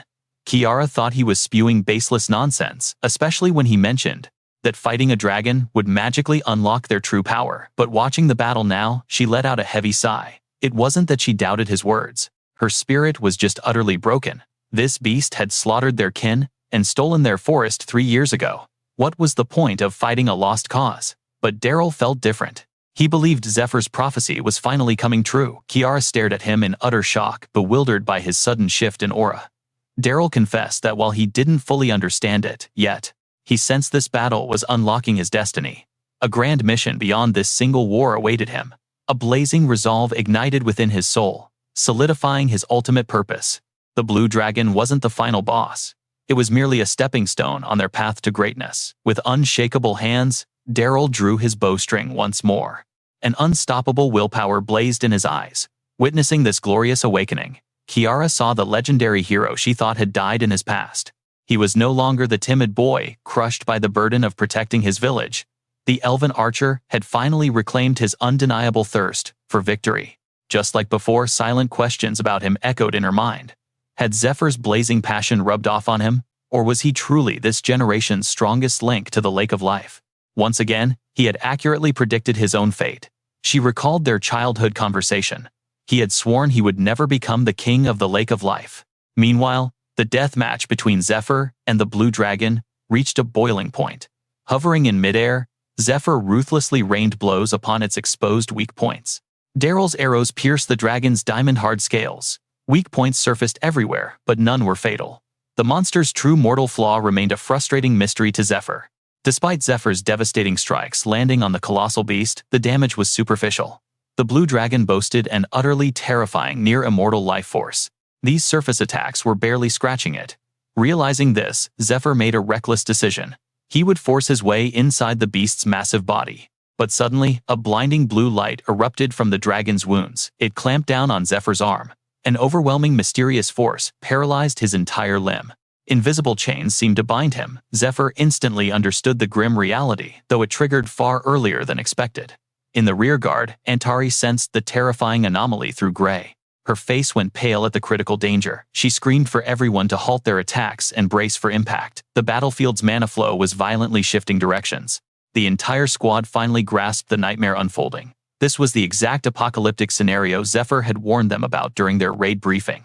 He had stressed the raid's core strategy. They needed massive burst damage in a split second. If this crisis occurred, they had to forcibly channel the mana flow in a single direction. The Golem Monument's ancient mechanics amplified skill ranges through mana currents. It unleashed surging mana waves from 4 magic circles anchored at its cardinal points. Activating all 4 magic circles would reduce their mana consumption to absolute zero. However, this ultimate buff came with a catastrophic risk of enemy counterattacks. The beast's strike could ride the current straight into their base. To prevent absolute annihilation, Zephyr ordered Antari to disable one side of the golem. This would break the deadly current. But sacrificing a circle meant severely nerfing their own firepower. And before they could successfully sever the link, a devastating enemy onslaught was guaranteed. It was a desperate gamble with death. Sensing the impending doom, support, mages, soldiers, and healers like Brenta poured every ounce of their souls into absolute defense. Daisy frantically relayed the golem's status to the squad. The Western magic circle was down. The mana flow would shift in 5, 4, 3. But before she could hit one, a violently unstable surge of purple and blue energy lashed out. The sheer crushing pressure was overwhelmingly godlike. The terrifying shockwave instantly shattered her glasses, violently warping her face. The turbulent energy created a massive repelling force, almost blowing away everything in its path. Zephyr gritted his teeth. The final climax was here. Unnatural geysers violently erupted from the water's surface, right before a massive force blasted him backward. The black dragon chain screamed before shattering completely. The seal was broken. The blue dragon unleashed its most terrifying absolute signature skill, telekinesis. The godlike ability to manipulate anything without a single touch. When a dragon with infinitely scaling mana wields this psychic force, the result is pure, unadulterated apocalypse.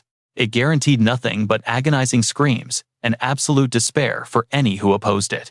Meanwhile, Zephyr's dragon form duration was dangerously ticking down. 20 minutes left. Earlier, Zephyr had sat cross-legged on a chair radiating overwhelming authority. His ice-cold gaze pierced the person ahead. If this poison can slay a blue dragon, why did not the infected humans or elves instantly die? Daryl swallowed hard, sweating bullets.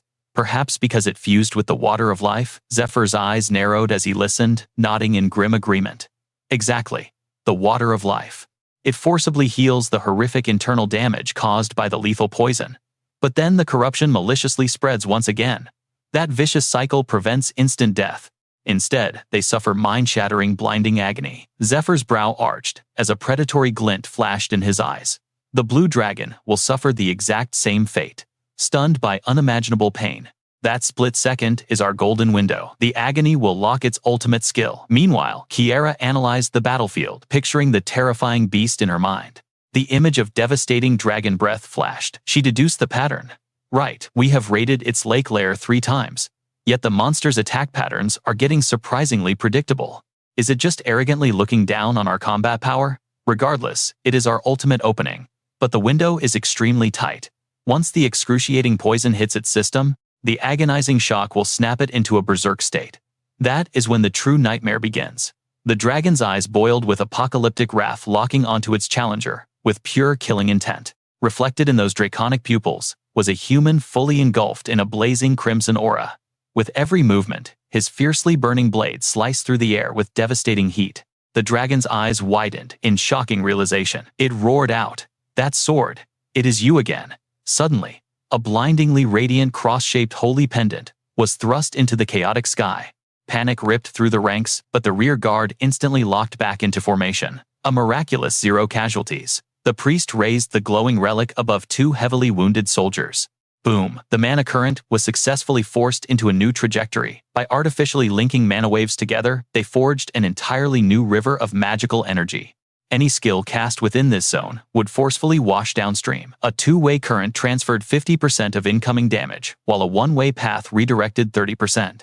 This vital mechanic shielded the backline from the blue dragon's wrath. But Melia's face twisted with deep anxiety. He claimed even a mere shockwave could instantly wipe out the rear. I cannot believe he looked down on our strength. But the most infuriating part? He was absolutely right. Gripping her magic staff tightly, Katie stared into the apocalyptic distance, calculating their odds. From now on, our combat buffs are severely nerfed. Only Daryl can independently launch long-range snipes. We must sync our powers flawlessly to provide the ultimate support. Daryl's nerves were stretched to the absolute limit. He ran the grim math. Firing from over 1.5 kilometers away means a massive 4-second travel time. Even using my ultimate red meteor skill, other attacks require a 12-second charge.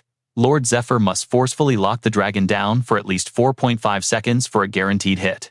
The legendary Dragon Gate had been unsealed before. A massive ironbound portal linking directly to the abyssal realm where the beast was once imprisoned. But now, the terrifying rift was slowly shutting. Everyone desperately prayed for a savior to tear it open again. The gravitational pressure of the swirling mana was absolutely suffocating. Violent purple energy dominated the storm, intertwined with dark, corrupted gold. Radiating directly from the beast's tail, the shockwave absolutely vaporized the surrounding trees like fragile twigs. Everything in its path was mercilessly shredded into bloody oblivion by the violet current. Standing at the epicenter, Zephyr masterfully manipulated the lethal aura with cold, predatory eyes. A terrifying storm of crimson and pitch-black aura erupted. Fierce purple energy smashed into the colossal ancient tree, carving massive fissures across its impenetrable bark. Blinding golden light exploded from the ancient roots. The dragon's fury reached an absolute boiling point. Zephyr circled the canopy to assess the battlefield, when suddenly, a corrupted black branch whipped forward. The surprise attack launched him brutally through the air. Zephyr gritted his teeth, his eyes blazing with absolute fury. Without hesitation, he unleashed a devastating blast of pure aura. The corrupted branch shattered into dust, but the colossal beast charged with absolute madness. Its overwhelming size completely dwarfed his tiny frame. The sheer difference in raw power was terrifying. Yet his explosive mana flared to match the beast's overwhelming pressure. Activating lightning acceleration, he vanished in a blinding flash. He materialized right beside the monster, drawing his legendary blade. His devastating strike sliced through its impenetrable scales. The beast unleashed an agonizing, heaven-shaking roar. It plummeted into the raging purple rapids below, leaving Melia watching the destruction in absolute shock. Her voice trembled with absolute panic. It plunged into the depths. What is our next move? Is that monster using the currents to regenerate its catastrophic wounds? Kiara clenched her fists, her expression incredibly tense. That cursed lake is laced with deadly poison. Regeneration is impossible. The toxic waters will only burn its open wounds like liquid hellfire. It has no choice but to surface immediately. But our real nightmare is the violent, toxic tide. These corrupted plants mutate by consuming the water of life. Their absolute power level depends entirely on that absorption. They feast on the life force hidden beneath those deadly ripples. Suddenly, a sinister bud breached the toxic surface. It rapidly bloomed, drinking the concentrated dark mana. The massive petals split apart, revealing a blinding, ominous glow. The horrifying truth finally dawned on them. This cursed flora was an incubator for terrifying high-tier demonic beasts. An absolute swarm of nightmares prepared to annihilate everything. Grotesque, multi-eyed arachnids and horrifying grinning serpents slithered forth. Change the battle plan. Back up the golems and wipe out this monstrous horde. The demonic swarm launched their devastating stampede. Analyzing the battlefield through her magical lenses, Daisy spotted the endless monster wave. Suddenly, the urgency in her voice spiked dramatically. Force them back into the toxic waters. Lord Zephyr needs a clear path to strike. Eradicate anything breaching our camp perimeter. Daisy collapsed to her knees, gasping for breath, as mana exhaustion set in. Her mind raced as she analyzed the mutated abominations. The Elven Magic Tower and the Golem Princess were forged by 3 legendary mages. Their combined combat power, completely eclipses ordinary elite adventurers. Spawning high-tier mutants was well within their tactical predictions. They had perfectly prepared for this exact nightmare scenario. But a sudden anomaly made her scream in pure terror. What in the world is happening? Half of the monstrous horde abruptly changed direction. They were charging away at an absolutely terrifying speed. Or telepathic crowd control was completely useless against them. But what insane target were they rushing toward? The High Elf Elder finally broke his silence. A deadly suffocating pressure radiated from his hardened expression. Glaring into the distant shadows, he whispered ominously, "It has finally begun." Ariel froze in absolute shock. The terrifying revelation struck him like a bolt of lightning. Wait, is that a blinding azure beam speeding straight for our coordinates? Ariel's eyes widened as paralyzing dread consumed him completely. With split-second reflexes, he unleashed a desperate counterstrike. His explosive mana clashed violently against the incoming death ray. The catastrophic impact deflected the beam, instantly vaporizing a massive chunk of the battlefield. Kitty shifted into a lethal combat stance, her eyes burning with fierce resolve.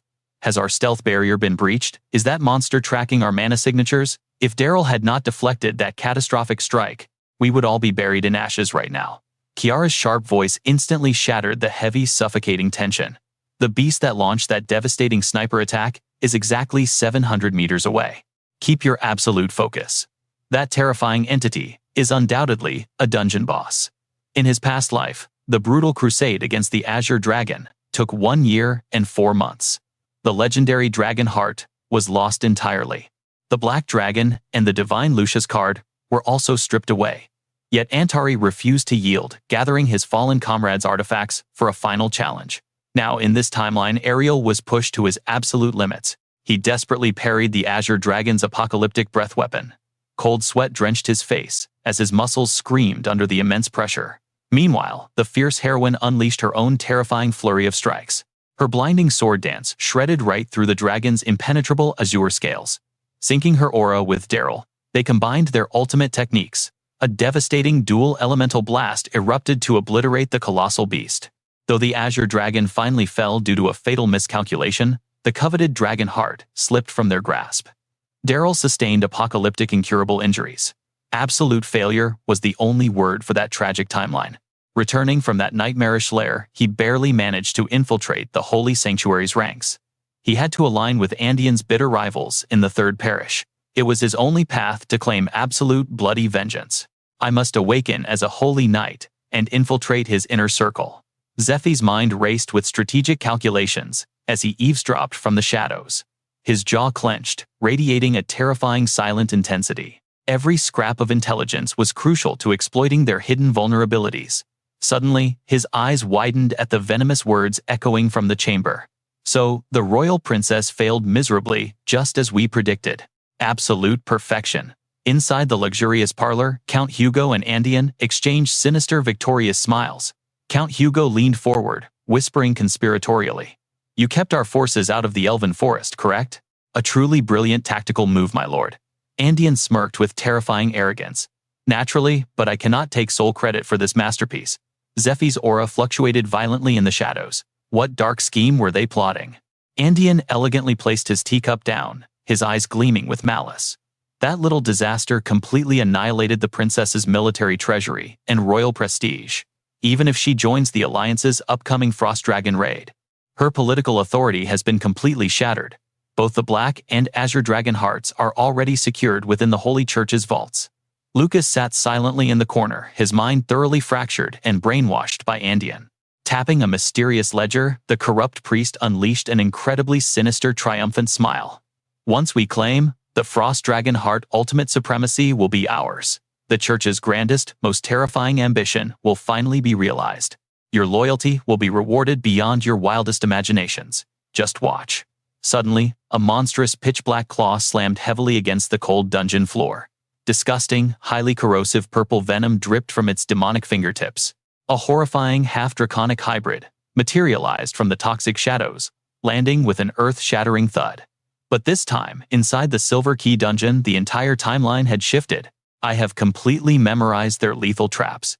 I know every single variable of their dark grand design. Their pathetic utopian fantasy ends right here. Meanwhile, deep within an alchemical laboratory littered with shattered vials, He evaluated the scattered loot.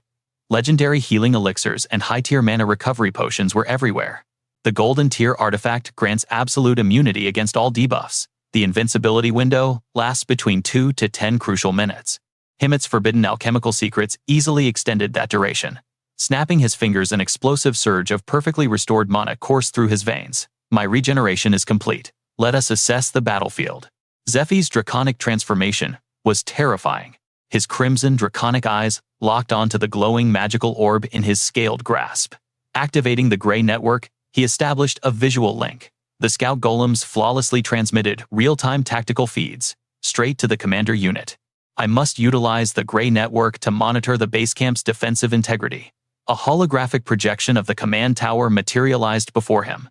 Analyzing the chaotic footage, a grim realization struck his mind. Just as my system predicted, signal jamming in this sector is absolute.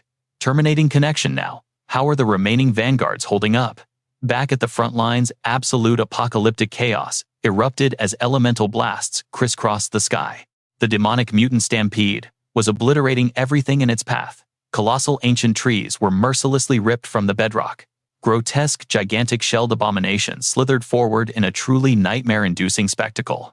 Massive corrupted branches, infested with shrieking bloodthirsty beasts, launched themselves directly at Kiara and Daryl. Deflecting a lethal strike, Kiara shouted desperately, "How many black dragon arrows do you have left in your quiver?" 24, his companion replied. "Just enough for the baby dragon. I can't waste this on mere monsters." Lowering his normal bow, he readied the legendary hippogriff feather arrow. Meanwhile, Kiara raised her hands, summoning radiant glowing branches. Glistening gems hung from their tips, ancient artifacts known as the seed jewels.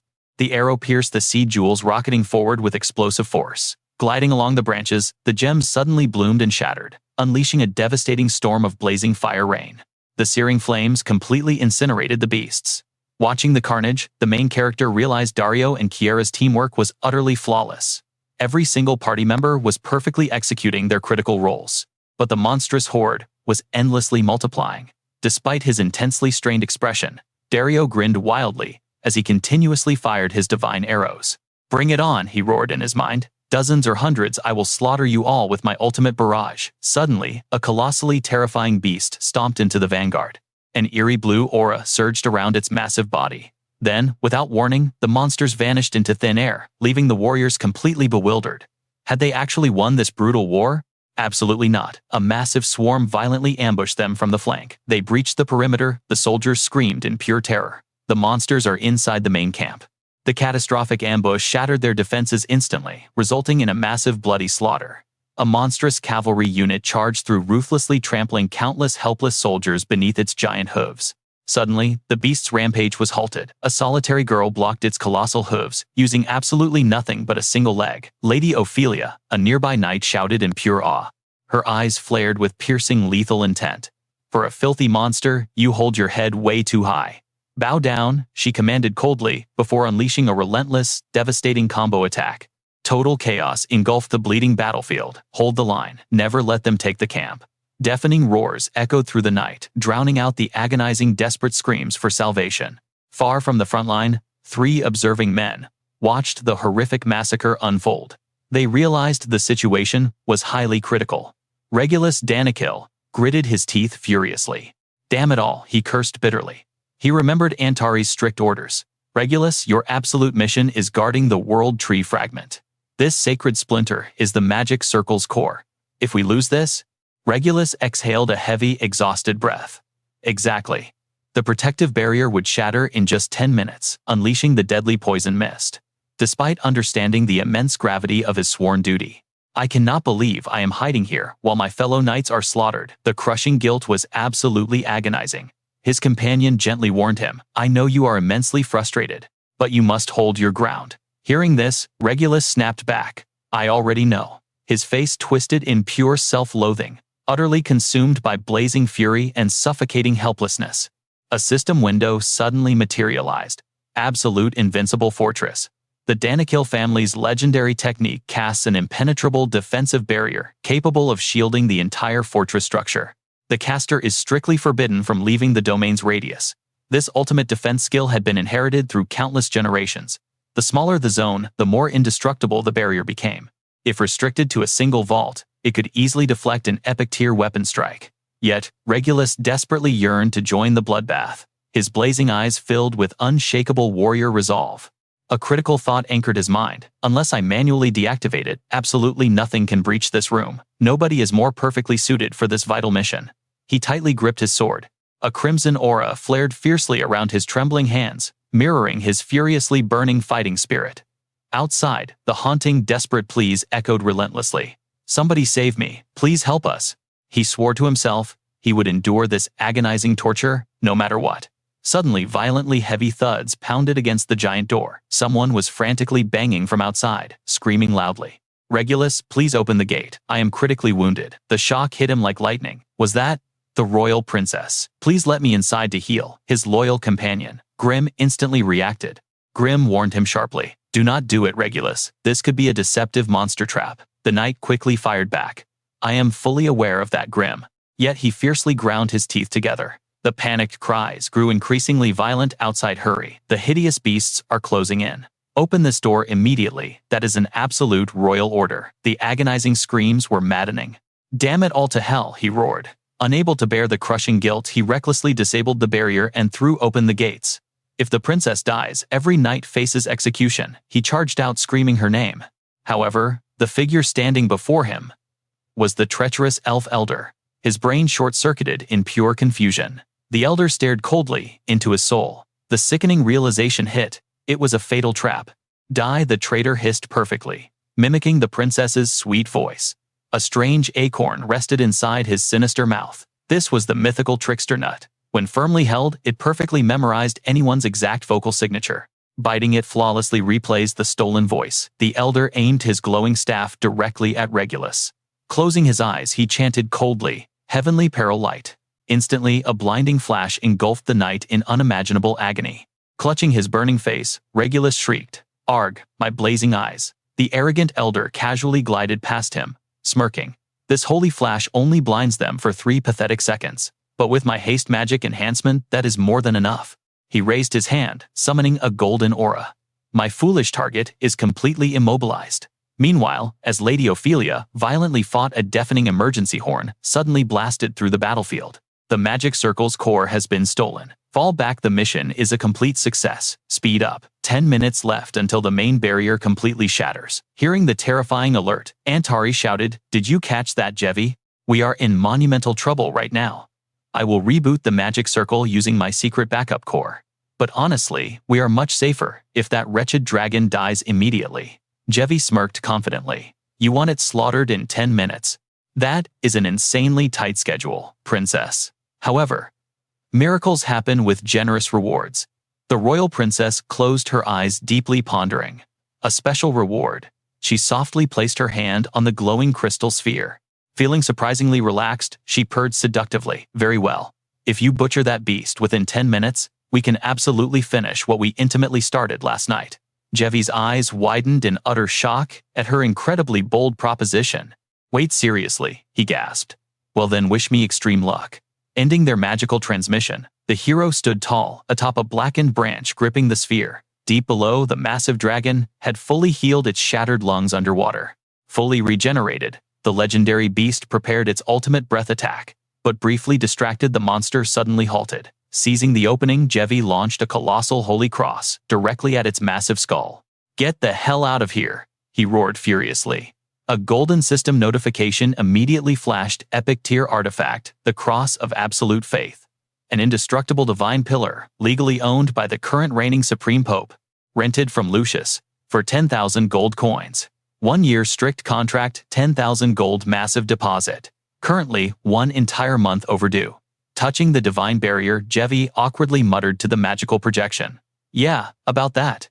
Can I just use the deposit first and pay you back much later? Just deduct my overdue fees." The furious girl on the screen screamed. "What the hell? You are making my job incredibly difficult." His gaze shifted, becoming terrifyingly predatory. "Relax. I will completely settle the debt later." Intimidated by his sudden menacing aura, the girl teared up, whimpering fearfully. "You promise you will actually pay me back, right?" Back on the bloody front lines, Leona furiously fought when an alert echoed. "Rearguard, listen closely. Initiate an immediate strategy shift." Hearing this, Jevi flashed a supremely wicked, confident smirk. He crushed the glowing sphere tightly in his grip. 10 minutes, I can absolutely pull this off. Obey my ultimate commands perfectly, and that scaly bastard is completely dead. A booming, arrogant laugh erupted.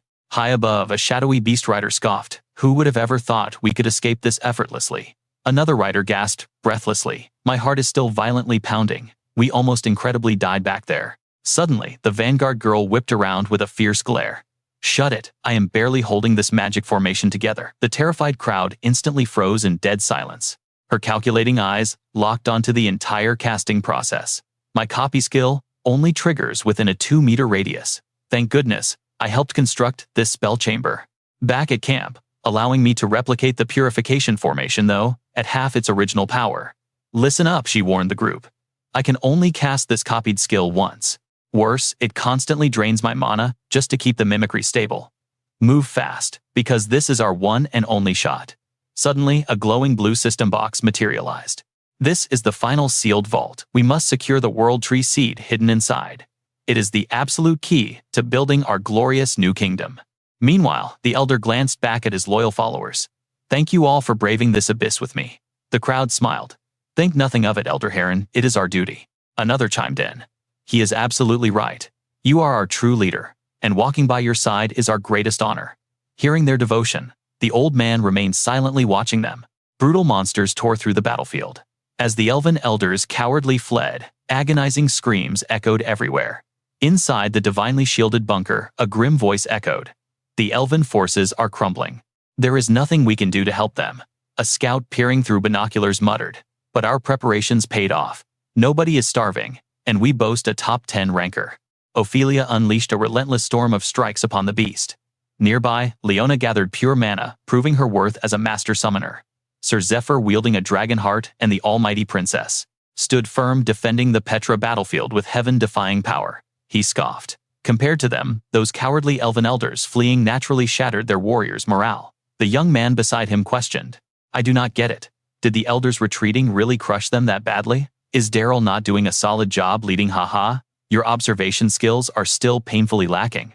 The veteran chuckled, ready to school the rookie. Daryl is an absolute monster in combat. It makes perfect sense why he outranks Lady Ophelia in the top 10 hierarchy. He is also the direct son of the queen. Yet right now Daryl does not hold the true power. The elven race actually places now their absolute faith in those elders. The absolute elven king serves as the high priest and chosen companion of the world tree. The tree itself selects the ruler. Only elite high elves trained to channel its divine energy can even qualify for the throne. Through the world tree, the ruler connects to every elf in the forest, dominating their very minds and binding them in absolute unbreakable loyalty. That is the dark secret keeping the elven empire alive for 2 millennia. The current queen, Sylvestia, known as the New Moon, was tragically born entirely blind and physically paralyzed. Yet she ruled with boundless wisdom and grace. That was until giving birth to Kiara left her completely bedridden. Hearing this hidden lore, Edwin Puregreen gasped in pure, utter shock. Wait, he blurted out. If Kiara completely crippled the queen, how did she manage to give birth to Daryl later? Keeping his eyes locked on the raging battlefield, the veteran answered. Dark whispers claim Kiara is a half-breed born from a scandalous royal affair. That explains why she is treated like absolute trash. In stark contrast, Daryl was born flawlessly perfect. Free of any blemishes, he naturally became the beloved golden child. Yet since childhood, Daryl only wanted to serve as the queen's blade. The throne is his one true destiny. Back in times of peace, Daryl's humble nature was utterly harmless. But now, with apocalyptic disasters tearing their world apart, the elves desperately need a ruthless sovereign to crush their enemies. Despite the massive crisis, Daryl aggressively refuses the crown, barely even managing a simple village. He constantly whines that the throne was simply never meant to be his actual burden. The veteran's scarred face darkened with heavy dread. Once the elite high elves abandoned them, the fallen race was tragically left with a supreme commander acting like a pathetic mayor. Deep within the cursed woods, the rogue faction marched on. Their tormented leader gritted her teeth, drowning in agonizing guilt. She fiercely rationalized in her mind. This is our only survival path. There is zero chance mere elves can slay a mythical dragon. Why should everyone march to a pointless death? Gripping her glowing staff, she swore. We did our absolute best. Especially after Lord Daryl utterly abandoned us to the wolves. 4 long years ago, the Crimson Moon and Black Moon factions ruthlessly invaded human territory, sparking an explosive, devastating, bloody war. They lost a legendary artifact and had massive chunks of their sacred forest violently ripped away. Then 3 years ago, the toxic forest dragon claimed the holy lake, aggressively rotting our home. A regal high elf clutching the blue system box declared with burning resolve, "We proud elites bearing the sacred moon seal shall abandon these ruins to forge a supreme new empire. Farewell, fools, who chose to rot in this doomed wasteland." Hidden in the shadows, the elder absorbed every single word. She plunged deeper into agonizing memories of her desperate comrades, fleeing the rotting miasma. The corruption grew unstoppable. Lord Darrell stood by and did absolutely nothing, sealing our catastrophic doom. The human armies stormed our sacred borders, treating our alliance as a pathetic, meaningless joke. We are simply too weak to demand equal footing. Hot tears of pure rage streamed down her face. Whether they slay that mythical beast or run our empire is totally finished. She squeezed her eyes shut, violently rejecting the nightmare. Lord Darrell completely abandoned us. Actually, no, he was painfully blind to our brutal reality from the very beginning. And we were absolute fools to blindly trust him. Suddenly, a desperate cry echoed through the void. "Queen Sylvestia, our limits are shattered. We must abandon this place to seek new salvation." With that, they vanished. Looming ahead stood an ancient, crumbling ruin. The elder's eyes gleamed with dark, calculating ambition. "The ultimate prize awaits at the peak, the legendary world tree seed. I will cultivate this divine seed in a distant, untouched paradise. As the sole remaining high elf, the sapling must crown me. The absolute throne is mine." Suddenly, a panicked voice shouted, "Hold on. What in the world is that?" The elder's grand illusion shattered instantly. Staring ahead, a massive crimson demon perched on the ancient spire, its razor-sharp claws ripping through solid stone. Horrifying fangs dripped with blood. As its demonic eyes flared with apocalyptic fury, the terrified party froze, completely paralyzed by the unknown abomination. Edwin Puregreen frantically grabbed his comrade. "What is happening?" The veteran rubbed his chin, troubled. "This entire setup reeks of suspicion. Those elite high elves abandoned us to snatch the sacred seed boldly, promising to forge an unstoppable new empire. The fierce Black Moon and Crimson Moon factions specifically. If they actually established a hidden sanctuary elsewhere, our sprawling merchant guild network would undoubtedly know. Yet absolute silence surrounds this mythical kingdom. So, where did they vanish?" Suddenly, that crimson abomination went completely berserk. Yet facing absolute death, the elder maintained a chillingly calm aura. "Stand back, I will personally crush this beast," he commanded, instantly summoning 2 bizarre mechanical bird-like golems. "One of you will serve as the perfect bait to distract this mindless creature. The second unit will perfectly execute the sealing array." A golem blitzed past the furious demon, instantly baiting its boundless rage. The monster blindly chased the decoy, falling for a textbook diversion. As the brute recklessly chases the first phantom, the second golem will launch explosives to shatter the tower's barrier. Securing the legendary vault becomes absolute child's play. And truly, the brilliant plan worked. The sacred system box landed perfectly in the elder's hands, but their fatal miscalculation brought instant doom. In a blinding flash, heads rolled. The prize they claimed belonged to an unimaginably fierce nightmare, thirsting for blood for 3 long years. That monster was none other than Red Moon Masa, a queen candidate from 65 years ago, and the mastermind behind the Danakil War. Consumed by demonic corruption, her sanity completely vanished. All that remained was blazing hatred for the elves, her stolen throne, and an insatiable thirst for vengeance. She clung to a seed and forgotten words. 3 years ago, inside a damp and shadowed cave, an eerie crimson glow suffocated the heavy air. A mysterious figure cloaked in midnight black sat arrogantly. "What a pity," he mocked. "That hideous appearance truly belongs to the once feared high elves. Black Moon and Red Moon, do you know why I summoned you?" His crimson eyes narrowed as he presented 2 glowing red orbs. "These are the Revelation Stones. They resonate with the eye worms to trigger demonic corruption." Bot Demas stared intently, his face unreadable. "Do you know the truth, Vice Cult Leader? These stones and parasites twist mortals into demons." The Vice Leader casually tossed a crimson stone in his hand. "Every test subject receives both. Yet, why do their powers and monstrous forms differ? Why do some completely fail the demonic awakening?" His expression remained terrifyingly blank. His voice dropped to a chilling whisper. "The answer lies within their twisted hearts. Endless malice, boiling fury, bottomless greed, and innate depravity. Born into despair, their darkest sins materialize through the Revelation Stone. The deeper the corruption, the more devastating the demon they become. Red Moon, Black Moon, direct your boundless fury at the elven race. He planted the darkest seeds of malice. As pitch-black energy violently invaded their minds, vengeance twisted them into legendary nightmares. They would never forgive those who stole their beauty and destiny. A sinister crimson glow illuminated his cruel smirk. Magnificent, absolutely breathtaking, he praised. Black Moon and Red Moon had fully transformed. They were now horrifying monstrosities, fueled by world-ending rage. Red Moon Masa awakened. Black Moon Ramian awakened. Their former elegant bodies warped into the most savage, nightmarish beasts imaginable. Bout Demas questioned, "What is your grand scheme for them?" The vice leader simply laughed. "A plan? I have no such boring thing. I merely crave pure entertainment."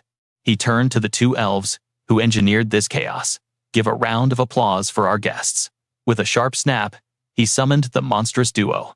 "Let us joyously celebrate the birth of these new demons." The demonic god cult, 12 Apostles Executive Board. 3 bloody months had passed since the tragic corruption. They slaughtered everything in their path. Mountains of innocent corpses piled beneath their feet. Humans or monsters, none survived their apocalyptic wrath. You have mastered your terrifying new powers well. You are finally ready. It is time to initiate the next phase of our glorious destruction. Odin offered them his elite army to annihilate the Blue Dragon. Meanwhile, at Mount Gala, the Blue Dragon Atalus's lair, Black Moon stood imposingly atop a massive boulder. We were born in the elven forest. We know the agonizing truth. Breaching the defenses of elves, protected by the Tree of Life, is nearly impossible. But Andean was right. To exterminate the entire elven race, we need absolute power, like the heart of a legendary dragon. The twisted duo landed beside the beast. They forcefully woke the ancient titan. This pathetic situation left them utterly speechless. Violent hurricane winds erupted, obliterating dead trees into absolute dust. An epic clash of titans began. Black Moon scoffed inwardly. "It has been ages since lowly insects like you dared to challenge my presence. Why are you so eager to throw your pathetic lives away?" The dragon roared in world-shaking fury. Yet the demonic duo stood their ground with chilling calmness. Far away in a tranquil estate, wine poured smoothly into a glass. "Andean, do they even stand a chance?" Andean smirked. "Those two fallen elves." His companion sighed. "Even with the cult's elite warriors, they are far too reckless. I highly doubt they can slay a divine dragon." Andean erupted into dark laughter. "Master of the East, do you wish to face that beast yourself? My apologies for keeping you in the dark. You are absolutely correct. They are no match for a true dragon. They are nothing but premium monster fodder. But I sent them to their graves for a reason. They were both prime candidates to rule the Elven Kingdom." Seeing his companion's confusion, Andean explained further. "The title, Moon, is sacred among high elf warriors. It symbolizes the blinding brilliance of their mana. A radiant moon manifests behind them whenever they shatter their limits to unleash their ultimate skills. Every moon titled High Elf burns with the absolute ambition to rule. Their pride is literally mountain high." A wicked, venomous smile crept across Andean's face. Yet the throne went to a blind, disabled girl they utterly despised. The Tree of Life made its choice. While the masses cheered, Red Moon boiled with catastrophic rage. She felt her reality shatter. "Sylvestia chosen over us. That weakling only panders to humans. She lacks a single day of royal training." Demonic corruption instantly stripped away their legendary wisdom. As boundlessly arrogant warriors, swallowing this bitter reality was a fate worse than death itself. So they ignited a brutal war just to prove their supreme dominance. The man smirked coldly. "Exactly. But they suffered a humiliating, soul-crushing defeat. Exiled from their sacred home in absolute disgrace. In one final act of desperation, they stole the Tree of Life seed. Defeated by a mere young elf. A brat who had not even earned the moon title. But my subordinates helped them escape the jaws of death."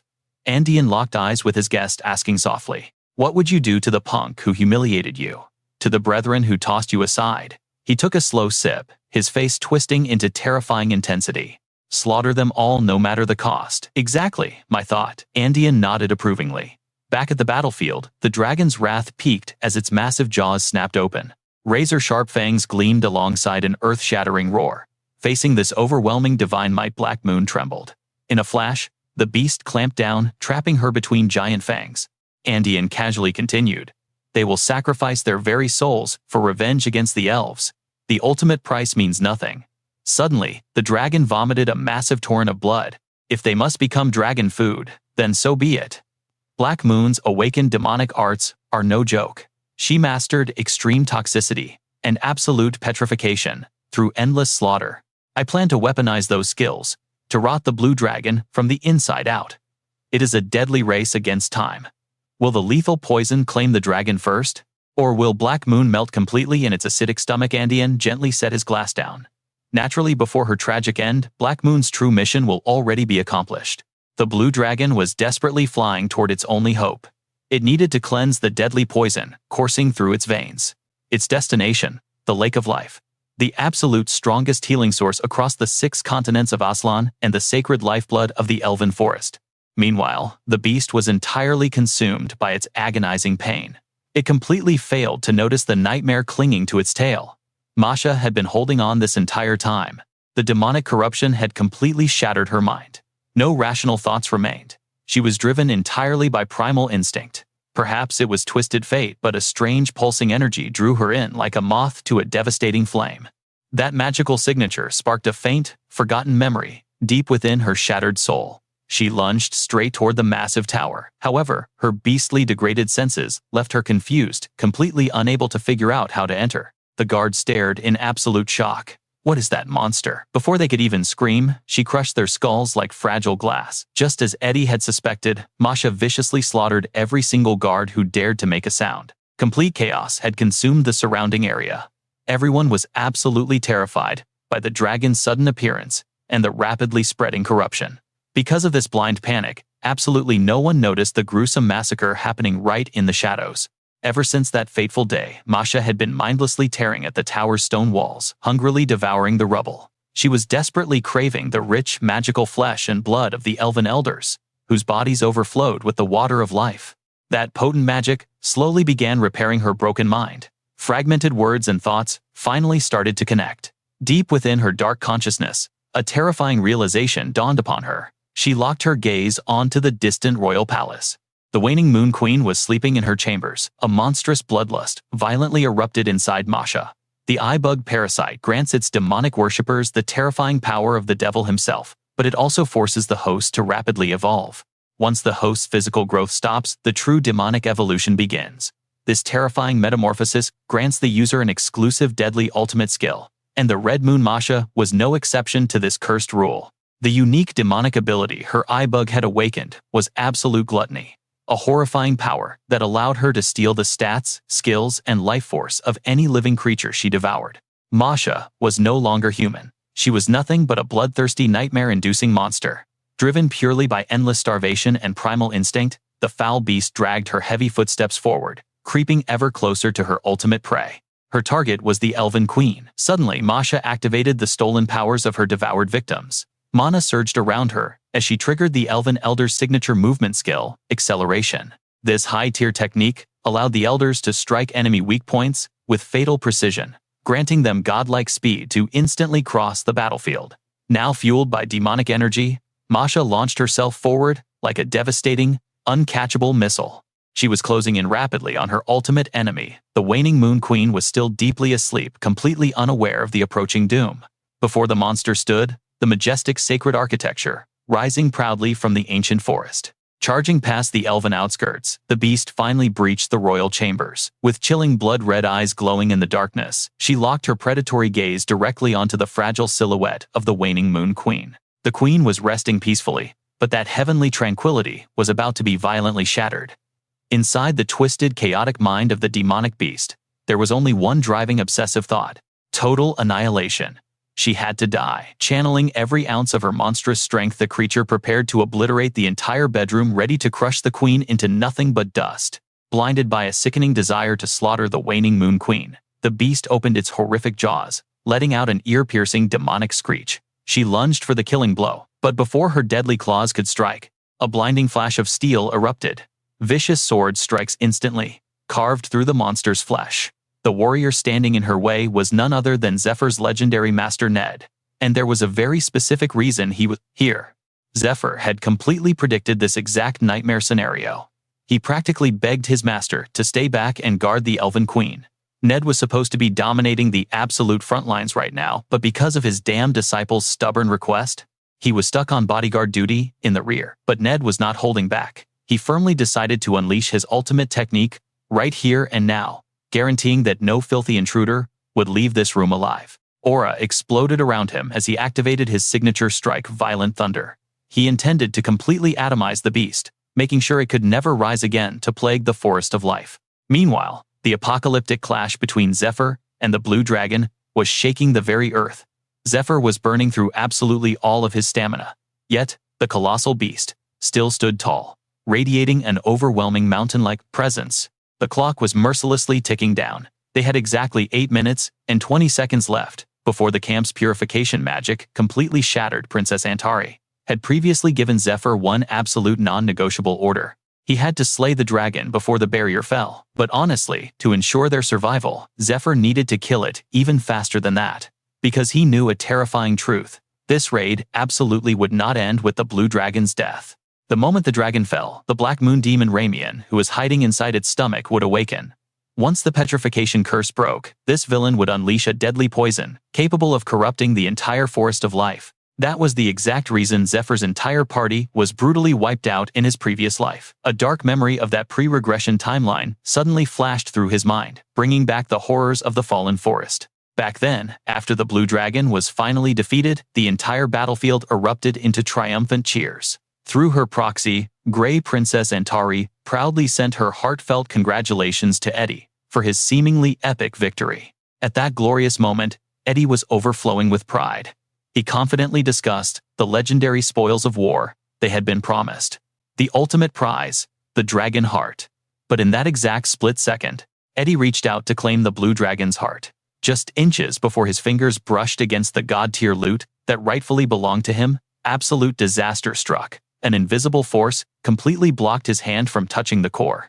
A suffocating, overwhelming power forcefully repelled him. Eddie was utterly confused. What the hell was going on? They had just slaughtered the boss. But out of absolutely nowhere, an impenetrable demonic shield suddenly materialized around the massive monster's corpse. No one had the slightest clue that a literal demon was incubating inside the dragon's stomach. Right before Eddie's terrified eyes, the Black Moon's petrification curse. Ramian abruptly shattered his seal. A dark, decaying hand violently punched straight through the colossal dragon's flesh. And even worse, clutched tightly in the demon's grasp, was the exact dragon heart that Eddie had just been trying to claim. The sudden, terrifying birth of this unknown devil sent shockwaves of pure dread through the entire raid party.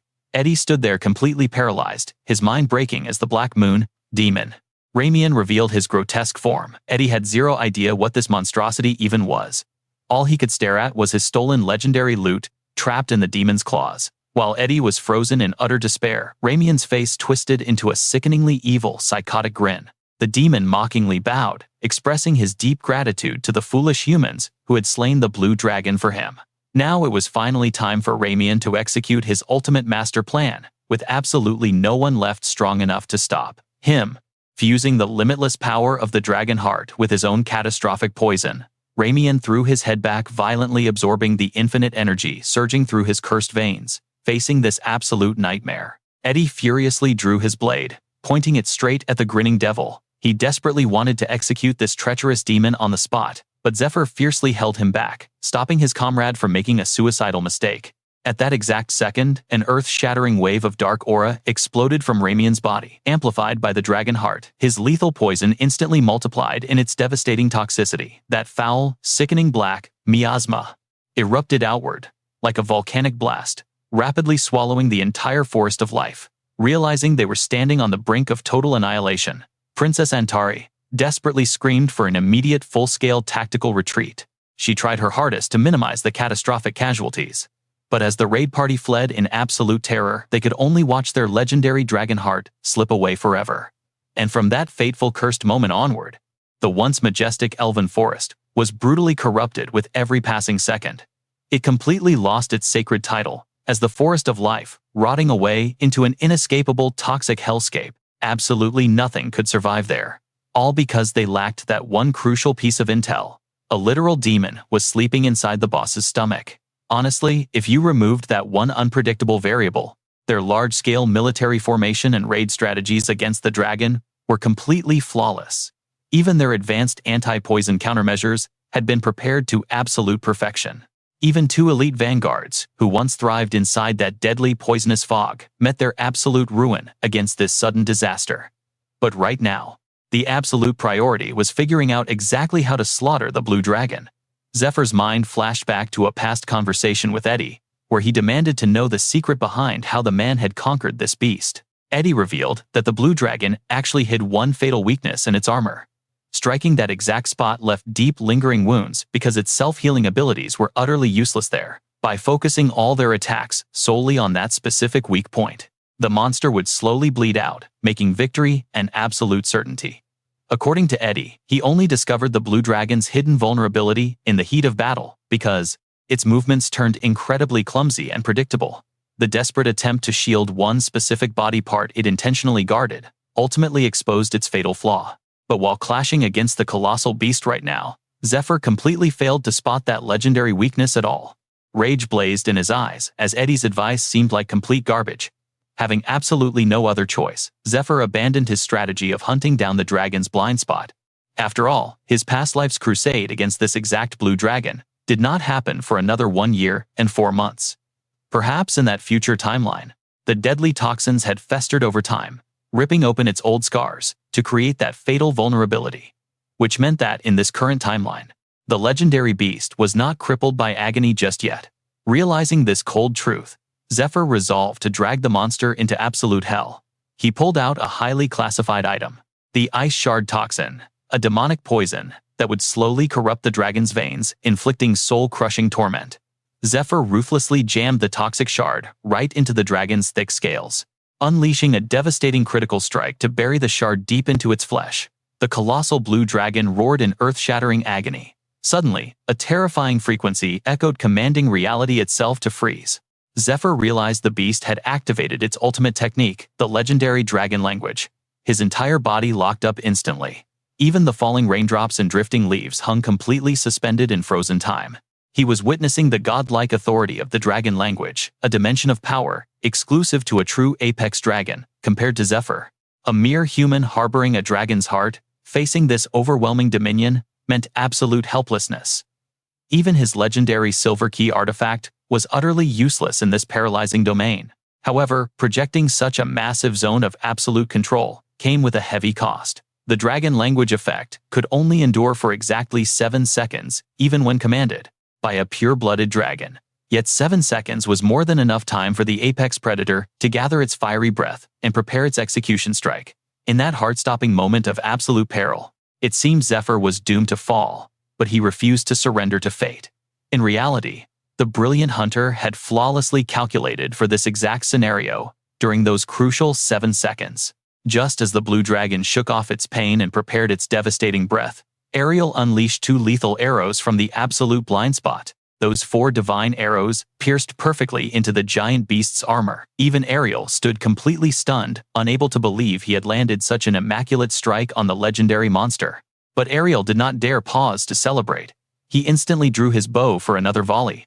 The brutal assault viciously melted the giant dragon's neck successfully and completely, obliterating its fiery breath sac. Seizing the moment the blue dragon staggered from the critical damage, Zephyr swung his massive blade and unleashed a catastrophic slash against its throat. The blazing strike, resembling an inferno dragon, ruthlessly consumed the monster's flesh, violently multiplying its agony. Zephyr and Ariel had successfully permanently sealed away the beast's apocalyptic breath. Although Zephyr's merciless assault severely shattered the blue dragon's defenses, the intense exertion heavily drained his stamina.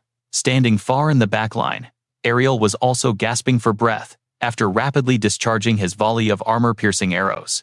Only 17 black dragon arrows remained in his quiver. Since casting the chain meteor technique consumed exactly 3 arrows per use, he had enough firepower for just 5 more explosive barrages. Furthermore, he held enough energy for 2 basic magical strikes. However, to truly execute the colossal dragon with his remaining ammunition, every single shot absolutely had to pierce its most critical vital points. Back on the front line, Zephyr danced through the battlefield, flawlessly dodging the monster's devastating onslaught.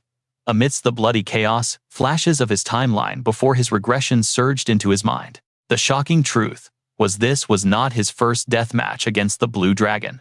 In his previous life, They clashed when the demonic cult ruthlessly extracted and consumed its sacred dragon heart, causing the blue dragon to hijack a vessel within the vile ritual space and wage war against his party.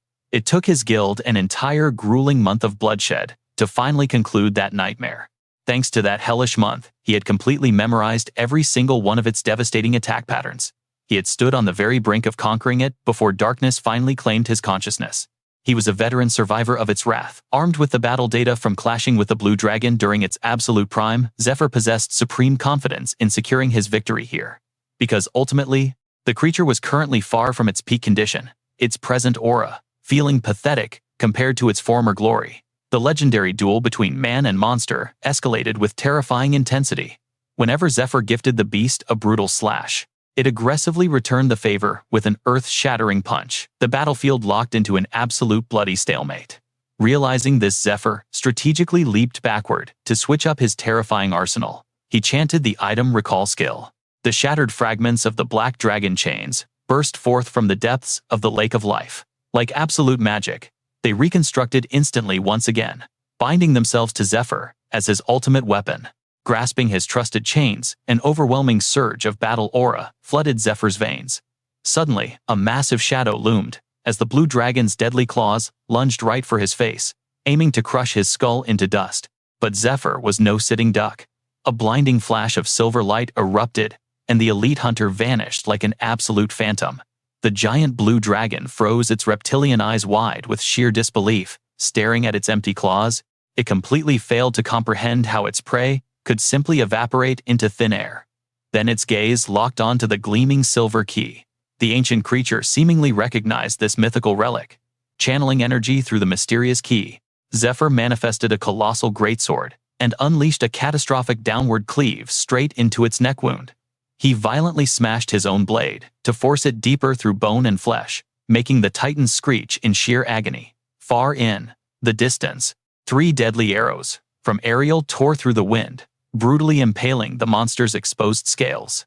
Now, only 14 black dragon arrows remained. Ariel treated each one like a priceless treasure, patiently hunting for the absolute perfect opening to strike. Suffocating tension gripped his heart, knowing that a single missed shot could permanently doom their chances of slaying the beast. Pushing his focus beyond human limits, Ariel drew his legendary bowstring back once more. His count plummeted to 11 arrows. However, that godlike concentration paid off, spectacularly inflicting devastating trauma upon the mighty blue dragon. The sheer kinetic force completely blasted off the beast's right arm. It was painfully obvious. The once majestic emperor of the skies was now broken and humiliated. Towering before the bleeding beast was Zephyr's unwavering silhouette. Reflected in the dragon's terrified eyes, he looked like an absolute war god, wielding a catastrophic blade. Suddenly, the crippled monster recognized the terrifying weapon gripped in his right hand. The sight of that legendary steel forcefully unlocked ancient memories buried deep within its soul. It remembered its supreme master, the almighty Dragon Lord Tartarus. Through the fog of 1,000 years, an imposing human silhouette emerged from its forgotten past. The figure materializing in its mind was none other than Eudekila's beloved husband, Georgius. The colossal weapon resting in Zephyr's grip was the legendary dragon slayer sword Graham Georgius' most treasured artifact. The ultimate revelation struck like lightning. 1,000 years ago, this human and dragon shared the unbreakable bond of old friends. 1,000 years had vanished since the blue dragon last laid eyes on Georgius right after he heroically executed Lord Tartarus. In that tragic final encounter, the blue dragon had offered him its heart-wrenching gratitude and its ultimate eternal farewell. The blue dragon thanked him for breaking its master's curse, yet bound to that very spot, it could not personally escort Tartarus to the heavenly realm. Hearing those sincere words, Georgius gazed at the beast with profound sorrow, softly whispering its name, Attalus. In the distant past, Attalus had begged Georgius to turn back. As a loyal vassal to Lord Tartarus, it could never forgive the man who slaughtered its master. Attalus saw revenge as its absolute duty. Bound by this conviction, despite its heartbreaking sorrow, though burning tears streamed down its massive face, and despite truly considering Georgius a friend, the dragon ordered him to leave. It issued a chilling warning that if he ever returned, it would annihilate him. These deeply buried memories suddenly awakened, bringing back flashes from 1,000 years ago. Kiara witnessed Attalus's terrifying transformation and gasped in sheer disbelief. Confused by the sudden shift in aura, She ordered her teammate Ariel to launch a coordinated strike, but he refused. He had noticed something completely different. He urgently warned her to stay back. Using his transcendent elven senses, he felt the tree of life trembling violently. Indeed, across the devastated battlefield, the blue dragon was charging a catastrophic skill. An overwhelming surge of magical energy erupted from its body. Staring down at Zephyr, it hallucinated the imposing silhouette of Georgius, the legendary dragon slayer. The very man it swore to utterly destroy. The beast had completely fused their identities. Zephyr stood there completely confused, unable to decipher the ancient creature's cryptic words. The blue dragon slowly pulled out the giant sword deeply embedded in its neck. Those ancient memories seemed to shatter its heart all over again. Now, after 1,000 years, tragic tears fell once more. Gazing at the phantom of its old friend, it repeated its ancient vow. It could never forgive him, Georgius. The majestic blue dragon reached down into the lake to grab its own severed arm. It chanted a devastating inner spell demanding its own life force to forge an ultimate blade. Instantly, the freshly broken limb mutated into a terrifyingly huge sword. At this very moment, Atalis completely abandoned all personal emotions. Its undying loyalty to Lord Kaiseros fueled its burning soul. It was absolutely determined to fulfill its ultimate duty to its fallen master right here. Now, the blue dragon Atalis was dead set on annihilating the opponent standing before it. Zephyr instantly sensed the massive shift in the atmosphere. He realized that Atalis was using absolute dragonic magic, sacrificing life force for pure destructive power. He knew the beast wanted to end everything instantly, but instead of fear, a wild grin appeared. Though extremely lethal, this actually gave him a massive advantage. He readied his stance to clash with the blue dragon, fearlessly roaring his provocation, "Bring it on." With only 12 minutes left on his dragonification, Zephyr completely threw those limits out the window. His blazing eyes locked entirely onto the blue dragon Atalis. The feeling was completely mutual. As man and mythical beast engaged in an intense death stare, both were absolutely hellbent on killing the other. In this defining moment, Atalis and Zephyr unleashed their ultimate skills. The blue dragon Atalis summoned a void weapon forged entirely by igniting its very life force, using ancient dragonic arts. This suicidal move burned away all defense and vitality just to maximize catastrophic attack power. But Zephyr refused to back down even an inch. He decided to ignore his dragonification timer, completely focusing solely on matching the overwhelming pressure before him. He triggered his most dangerous exclusive skill, the Berserk Dragon Mode, a forbidden technique that instantly drained an insane amount of mana to sustain dragonification, forcefully boosting his physical stats by 200% for the remaining duration. However, because of this buff, once the dragonification wore off, Zephyr would forcefully enter a temporary coma. After activating this crazy skill, his time limit immediately plummeted to a mere 3 minutes. Both Atalis and Zephyr were relying on double-edged tactics, sacrificing everything for one final clash. If their skills ran out before the battle ended, or if their opponent managed to survive the blast, total defeat was absolutely guaranteed. Wasting no time, the blue dragon Atalis ruthlessly launched the first strike. It viciously swung its colossal blade, aiming to cleave its enemy in half. The deadly strike rapidly approached Zephyr, but he was not about to go down that easily. He immediately raised his own sword to parry the massive attack. In just a few seconds, their blades clashed countless times in a deafening symphony of steel. Yet, the blue dragon was clearly dominating the exchange. The overwhelming shockwaves were slowly forcing Zephyr to step backwards. Seizing the opening, the surprisingly agile blue dragon unleashed another devastating ultimate art. Its giant sword exploded with blinding azure light. Zephyr easily dodged the lethal slash, but the Tree of Life was not so lucky. The majestic tree was cleanly sliced in half by the dragon's wrath. Watching through Grey's magic, the elf tribe stood completely paralyzed in horror. Panic and absolute despair washed over their faces as the crisis escalated. Suddenly, Zephyr recalled the strict teachings of his master. Ned had constantly hammered the true essence of their martial school into Zephyr's mind. Their martial arts did not rely on flashy techniques, but on deeply understanding the natural flow of power and completely dominating it. Ned firmly believed that only by carving this philosophy into his very bones could Zephyr transform a tiny spark of energy into an overwhelming tidal wave of power. And only then could he use that precise force to crush foes leagues above his level. Etching those words into his soul, Zephyr finally read Atalis's power flow.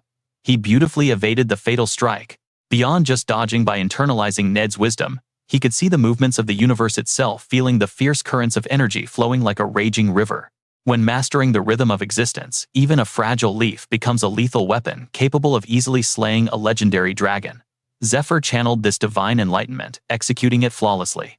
His Dragon Slayer sword carved a massive, bloody gash across the colossal body of the blue dragon Atalis. But immediately, he felt an insane resistance while trying to slash entirely through its tough scales. Was it a hardened bone, or an ancient weapon lodged inside from ages ago? Zephyr suddenly remembered his deep conversation with Eddie, who mentioned an unhealable ancient wound hidden on the blue dragon's body. That was its absolute fatal flaw. Zephyr instantly realized his blade had just found the very weak point he was desperately searching for. He readied a lethal thrust targeting that exact spot, but Atalis was not going to let him land a critical hit that easily. It wildly swung its massive blade, deflecting his finishing blow. Suddenly, to Zephyr's absolute shock, the dragon dove straight toward the Lake of Life. It turned out Atalis wanted to completely erase its presence underwater. Refusing to let it escape, Zephyr desperately hooked his black dragon chains onto its tail. The colossal beast violently dragged him down into the lake's depths. Even while totally submerged, the epic deathmatch between Zephyr and Atalis only grew more intense. Zephyr aggressively drove his blade into various points across Atalis's massive submerged body. But with a simple flick of its mighty tail, it successfully whipped the black dragon chains, violently smashing Zephyr against the rocky lakebed. While he was bleeding out back at the rear lines, Kiara was completely losing her mind in panic. The rear assault squad was totally useless in supporting Zephyr, clueless about where or when to aim their attacks. Relying purely on his raw instinct, Ariel fully drew his bowstring and let it fly. He desperately prayed to his ancestors, the Tree of Life and the Elf Queen, to magically guide his arrows straight to their true mark. How did those 3 arrows violently slam into the World Tree's trunk? Everyone present thought Ariel had completely missed his target, but he saw a hidden path to victory. If the remaining 8 arrows struck the Tree of Life, his father's spirit would undoubtedly guide his aim. After launching that barrage, the severed portion of the Tree of Life finally snapped deep within the mystical lake. The heart-stopping battle between one man. The fierce battle raged on beneath the surface of the lake. A massive shadow slowly descended. It was a severed fragment from the sacred Tree of Life. The colossal trunk violently impaled Atalis, forcing a deafening roar from the blue dragon. Seizing this golden opening, Zephyr dashed directly toward the raid boss's fatal wound. A flawless critical strike hit the old scar. Overwhelmed by the massive damage, the blue dragon lost its grip on the purple feather sword. And in that very second, a flood of ancient memories crashed into Atalis. It recalled the exact day it ordered Georgius to vanish. Swearing absolutely no forgiveness, the dragon promised instant death upon their next encounter. On that fateful day, after offering a solemn apology, Georgius drew his blade against his old companion. He declared that retreating empty-handed was never an option. As Princess Eurydica's sworn knight, he refused to leave any potential future threats alive. What followed was a tragically brief but incredibly destructive clash. In truth, the off-guard blue dragon was completely one-sidedly crushed. Georgius cleanly severed its majestic horn.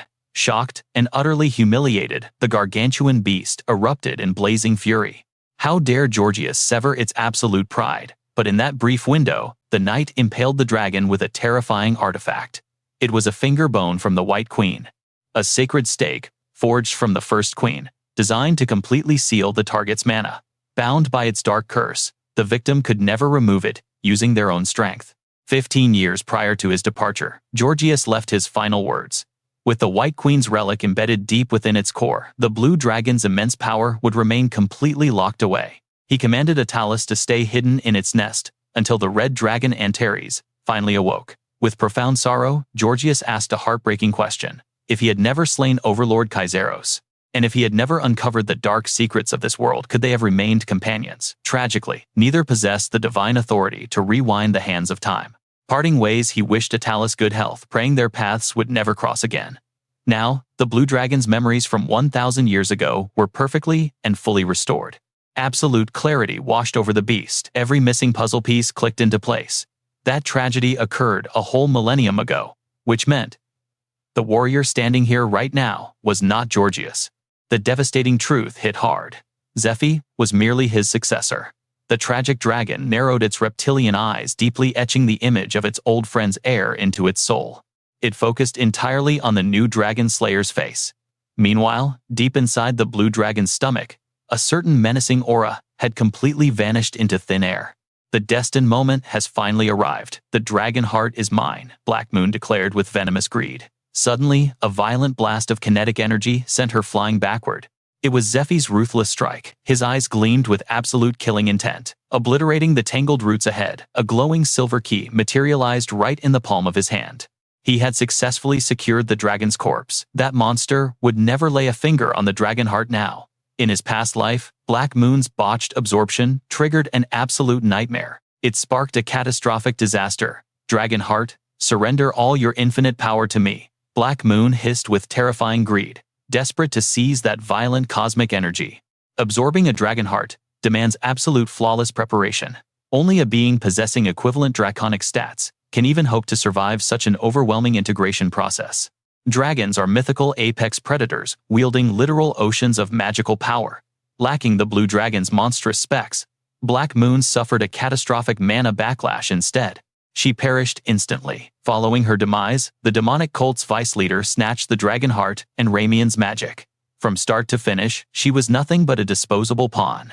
Did it bring you joy watching the enemies you despised drop dead? While the pathetic survivors were reduced to homeless nomads, stripped of their ancestral lands completely. It was all a fleeting illusion. Zephyr delivered his cold final judgment.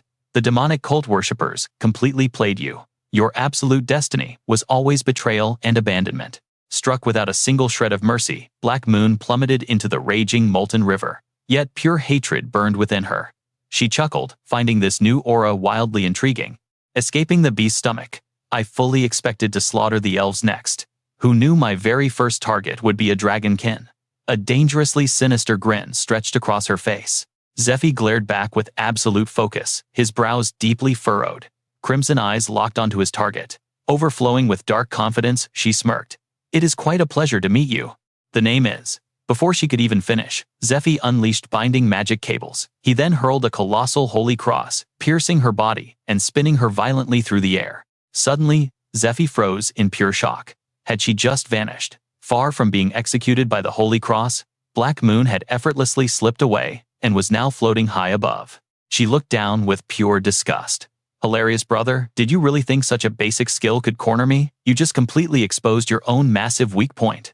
Striking blindly without grasping your opponent's true combat scaling is a total rookie mistake. You leave yourself wide open for a devastating counterattack at any given second. Why rush in to attack me so desperately? Black Moon taunted Zephyr. Do not tell me. You have already hit the absolute time limit for your dragon heart buff. I bet you have 2 minutes left at most. Zephyr clicked his tongue, cursing under his breath. Damn it, there was no fooling this psycho. Absolute madness. Wiping the fresh blood from his lip, his mind raced. The crazy witch was dead right. His dragonification timer had exactly 48 seconds remaining. And even worse, the overwhelming mana recoil meant once dragonification ended, he would instantly black out. This dragged-out raid had utterly drained his stamina bar to 0. Both his dragon timer and physical reserves were completely flashing red. Regardless of whatever nightmare awaited, he had to push past his absolute limits and execute his best possible move right now. Hovering above, Black Moon pointed downward with a sinister proposal. Hand over the dragon heart you hold right now, and I just might let you escape with your pathetic life. A venomous smile twisted her face. My only real targets are these filthy elves. I have zero interest in butchering the random extras dragged into this battlefield. Zephyr's aura violently flared with rage. Keep dreaming, you psycho. Thrusting his hand forward, a massive magical array ignited. This was dragon speech, the absolute ultimate draconic skill. Words imbued with unfathomable cosmic power. The skill scaled endlessly depending on the caster's mastery. Glowing runes erupted from the magic circle, instantly locking tight around the witch's ankles. Black Moon gasped in shock. What is this, you absolute bastard? My feet are completely glued to the air. Charging from afar, Zephyr violently launched the massive holy cross right at her. Two catastrophic energies violently collided. Even Zephyr was genuinely stunned by her monstrous raw power. Yet, as the cross's tip threatened absolute destruction, she realized it was just a crumbling magic shield. Panic completely seizing her, she desperately screamed, "Just let me speak." He was genuinely caught off guard by her monstrous combat power. However, right as the Holy Cross prepared to completely obliterate her, she finally recognized the crumbling magic shield. Trembling on the absolute verge of death, she frantically shrieked. "You bastard! Let me speak. Just wait. Let me finish." Sweat beaded on his face as he readied his ultimate strike. He cursed inwardly. Damn it all. After unleashing the dragon word, my mana is completely drained. I am on the verge of collapsing. His body felt entirely shattered, yet he forced himself to endure. He needed this final technique. The Holy Sword of Light. A divine relic blessed by the God of Light. Forged in the shape of a blade, it contained an absolutely terrifying power. If the wielder lacked sufficient control, the holy flames would instantly incinerate them. Wielding it required the direct blessing of the light goddess herself. With this final spark of my life force, I will end you here. But then, crimson flames suddenly engulfed his entire body. His eyes widened in absolute shock. Why is this happening? He had wielded the holy blade before. Furthermore, his dragonification and mana were massively upgraded. Is my mana pool too depleted to summon the sacred weapon? If that was not the reason, then what was going wrong? Frustration boiled over as he roared, "Goddess of Light! You damn traitor!" Across the battlefield, Dark Moon hastily raised her defenses, her face twisted in sheer panic. I have no idea what went wrong with him. But Lady Luck is smiling at me. Cancel mana shield. She had barely shattered the petrification curse, leaving her movements dangerously sluggish. My body is still too stiff. Charging recklessly into a clash without assessing the situation would be pure suicide. I need to stall for precious time until my status window shows full recovery. The strategy is simple. Engage him in conversation to break his focus. Suddenly, she raised her demonic claw. Pitch-black aura swirled wildly around her fingertips, condensing into an orb of terrifying dark mana. She sneered triumphantly. "Your fatal mistake was only binding my feet. Even paralyzed, I can still tear you apart. Awaken and return to me." Deadly Poison Soul. This was Dark Moon's signature system skill, an art she had perfected back when she was a high elf. But now that toxic ability reached an entirely new tier. Enhanced by her demonic awakening, the skill mutated into something truly catastrophic. It was a nightmare-level spell. The venomous Poison Spear, Dark Moon's ultimate hidden card. Condensing lethal toxins into a solid javelin. Its armor-piercing edge could shatter even dragon scales. The dark energy instantly impaled Zephyr, forcing a gut-wrenching roar of agony from his throat. As he dropped in torment, the demoness cackled with pure sadistic glee. What absolutely magnificent screams. This thrills me to my very core. I am absolutely addicted to that sound of despair. Who in this world could possibly surpass my level now? I am intoxicated by my own overwhelming stats. Be it dragonkin or humans, they must wail. When pierced by my divine toxic spear, this godlike superiority, ascending to the demonic nobility, was truly my greatest choice. She raised her razor-sharp claws. As much as I want to savor this delicious, agonizing victory a bit longer, my quest log is quite full today, so I will just delete you from this world right now. Lethal dark aura violently exploded around her demonic frame. Her face twisted into a mask of pure arrogance as she mocked her fallen foe. You will suffer a quick, painless game over, farewell, loser. But suddenly, a deafening rumble shook the earth, breaking her focus. What on earth is that sound? Erupting from the depths of the riverbed, colossal wooden spikes violently breached the surface. They mercilessly impaled Dark Moon, making her shriek in horror. What is this, tree roots? That is mathematically impossible. Through the dust, Zephyr locked eyes with the demoness. Clutching his bleeding, poisoned arm, a cold smirk graced his lips. Did your system fail to warn you? You are the one who actively poisoned the sacred roots of the world tree. The moment you blindly channeled every ounce of miasma to forge that spear, you unknowingly absorbed the corrupted aura from the entire environment. Thanks to your ultimate skill, the world tree was completely purified. The colossal roots surged skyward, crushing Dark Moon in a relentless, agonizing grip. In her past life, her demonic core and the dragon heart were stolen by the demonic cult's vice leader, triggering this horrific toxic plague. Zephyr watched her suffer his mind, calculating the results. Since Dark Moon is the original master of that dark mana core, it was obvious she could unlock the Poison Spear technique. That is exactly why I baited her into casting it. By unleashing that ultimate attack, she essentially vacuumed the corruption out of both the sacred lake and the world tree. It was the ultimate cheat code to force a rapid area restoration. Although the lake's system status was not 100% purified yet, the residual toxicity had been successfully rerouted into the giant trunk. The deadly miasma was slowly draining away. At this accelerated recovery rate, the entire forest will soon be wiped clean of this demonic plague. A victorious smile finally broke through Zephyr's exhausted expression. My original plan was to instantly execute her, using the holy sword. But that system error was actually a blessing in disguise. It triggered the perfect restoration event. Meanwhile, Dark Moon was experiencing a horrifying, agonizing game over. The demoness realized her own lethal venom was violently backfiring. Damn it all, the toxicity is devouring my core. I must channel all my mana to purge this debuff. Zephyr slowly approached his prey, before the world tree was corrupted by absolute trash, like you. Its roots served as the ultimate shield for the elven race, and this entire sanctuary. A power-hungry lunatic like yourself never calculated that this would be your final boss mechanic, did you? He pressed 4 fingers against her demonic forehead. Instantly, a blinding surge of golden aura ignited. His voice was colder than absolute zero, someone who sacrificed countless lives just to grind for their own selfish desires, abandoning all morality for power. Your entire existence was nothing but a pathetic dark timeline. It is time to pay for your sins. Without a shred of hesitation, he unleashed a devastating blast of energy, instantly securing his victory. The demonic core of Ramian, a terrifying S-rank crystal pulsing with dark energy and lethal toxins from Dark Moon's origin. As Zephyr purified the corrupted artifact, the monstrous corpse of Ramian instantly shattered into a million pixelated fragments. It was the hollowed-out vessel of a demonic noble, its cells entirely rewritten by toxic mana. Such high-tier loot could be salvaged for epic crafting materials. Even before Zephyr's system update pinged the Alliance chat, the Royal Vanguard felt a massive shift in the atmosphere. A majestic spiral of pure energy erupted from the lake. The world tree was suddenly bathed in glorious golden light. Ophelia whipped her head around, completely stunned by the sheer aura. Her mind raced with awe. The legendary world tree. It has completely respawned, and that incredible world event meant only one thing for their party. Meanwhile, Kiara, Daryl, and the noble Princess Antari, they were absolutely speechless. Tears of joy welling in their eyes, they stared blankly at the breathtaking botanical miracle. Suddenly, a magical transmission echoed through the Channel Vanguard unit, reporting the Blue Dragon boss has been eliminated. I repeat, the raid is successful. The epic dragon core has been secured. All units push your limits and wipe out the remaining mob spawns. Upon hearing that triumphant battle cry, the exhausted warriors thrust their weapons toward the heavens.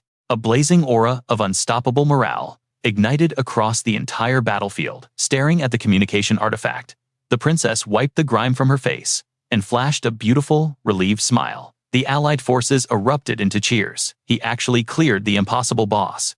Victory is ours. All hail Zephyr. The princess whispered softly. Zephyr, can you hear this? This glorious symphony of cheers is entirely dedicated to your legendary feat. So what was our overpowered main character doing right now? Completely drained of HP, he free fell toward the raging currents, only to be gently caught by the world tree's massive roots.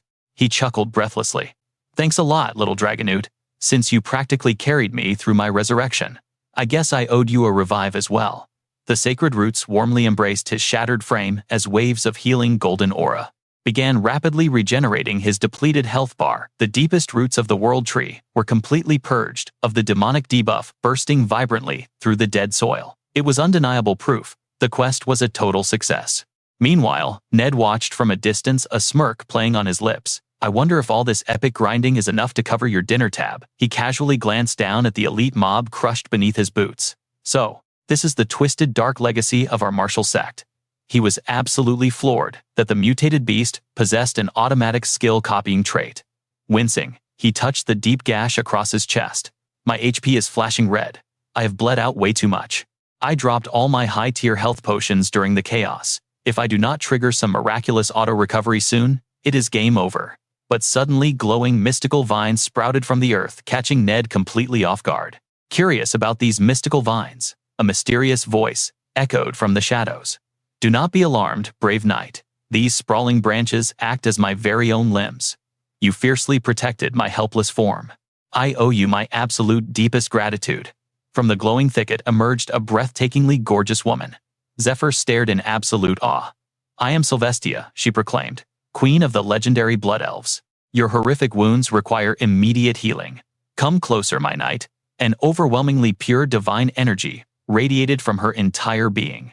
Suddenly, his exhausted mind drifted back to a distant, faded memory. That is a truly magnificent name, Zephyr. Listen closely to me. Your father has passed on from this cruel world. But I know deep down, you will achieve the legendary greatness he always dreamed of. Will you walk this dangerous path with me? Zephyr's mother pulled him into a desperate warm embrace.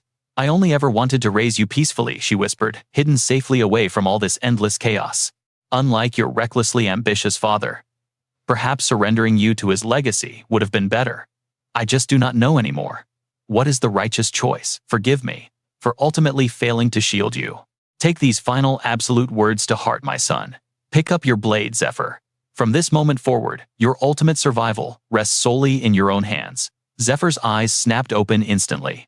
He found himself resting within a healing cocoon of mystical vines. Rubbing his brutally aching forehead, he mumbled, "Another past memory. It has been ages since that haunting dream." He slowly pushed himself up. His tactical mind raced with questions. Where exactly am I? How much time has slipped by? Suddenly, an unknown voice answered. 72 hours, 18 minutes, and 29 seconds. Do not forcefully move just yet, young dragonkin. Your severely battered physical vessel is still reconstructing. We are currently resting inside my internal domain. The radiant glowing vines twisted together, manifesting a striking young man. It was none other than Jason Grayson. The legendary Tree of Life spoke gracefully. This human-like avatar allows me to seamlessly converse with mortals like yourself.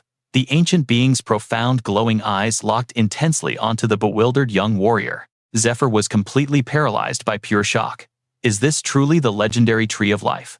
In my previous life's disastrous dungeon raid, both this divine entity and the Elf Queen perished completely. That perfectly explains why I never encountered this humanoid form before.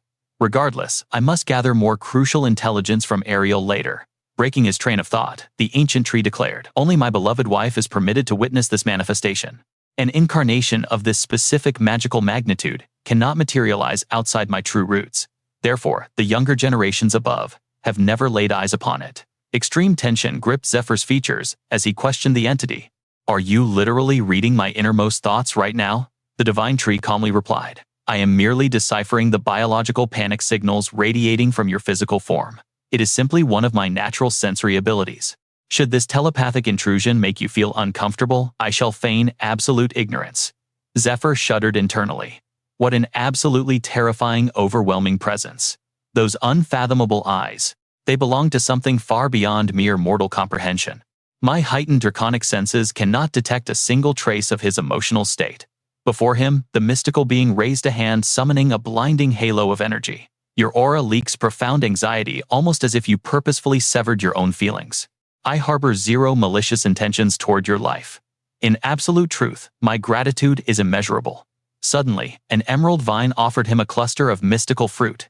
A sacred fruit, he gasped in shock. Taking it gently, the ancient tree commanded, "Consume it. My celestial harvest possesses unrivaled elite restorative properties. Your shattered mortal vessel will heal exponentially faster. I originally calculated a full week of comatose recovery for you. Astonishingly, a mere 24 hours of treatment broke your deep slumber. Bound by the absolute authority of the Blue Dragon's curse, a lethal, crippling poison paralyzed my very roots. Yet, through my forest children, I witnessed your heroic, bloody deeds. You valiantly rescued my offspring and miraculously ensured my beloved queen's ultimate survival. This is the universal ironclad law of equivalent exchange. To receive a miraculous blessing means one must repay it. I am the very embodiment of this absolute cosmic order." Hearing such an overwhelming philosophical declaration, Zephyr froze in pure bewilderment. His brain brutally struggled to process the majestic babble. Embodiment of order to whom exactly? So, basically, I saved your life, making you immensely grateful. Is that it? His expression darkened as his tactical mind began calculating every possible advantage. He is definitely not masking any bloodthirsty, murderous aura. Furthermore, Dario dropped massive critical hints during my past life. He blabbered something regarding his father's godly mythical lineage, putting the scattered puzzle pieces together. This being is a literal demigod. Yet, he has not fully ascended to untouchable godhood. A blinding golden aura continuously pulsed from the entity's incredibly sculpted muscular physique and piercing blue eyes. Negotiating here feels exactly like dancing barefoot on open flames. A sly, confident smirk crept onto Zephyr's face. I honestly never believed a mythical powerhouse like this truly existed. Striking a divine binding bargain right now would be tremendously profitable, especially since I hold the absolute winning hand. He spoke up confidently. Equivalent exchange, you say? I absolutely love your philosophy. However, merely patching up my fatal battle wounds seems like a rather cheap reward, does it not? The towering demigod responded smoothly. I did not simply drag your shattered soul back from the abyss. He pointed a glowing finger straight at Zephyr's chest. That dormant dragon core violently forced into your woefully inadequate physical vessel. Did you genuinely believe such a reckless bodily modification would trigger zero catastrophic side effects? Zephyr's eyes instantly flared with absolute terror. Can this monster literally see through my very soul? The divine being answered his internal panic with chilling calmness. Absolute perception is simply my natural domain.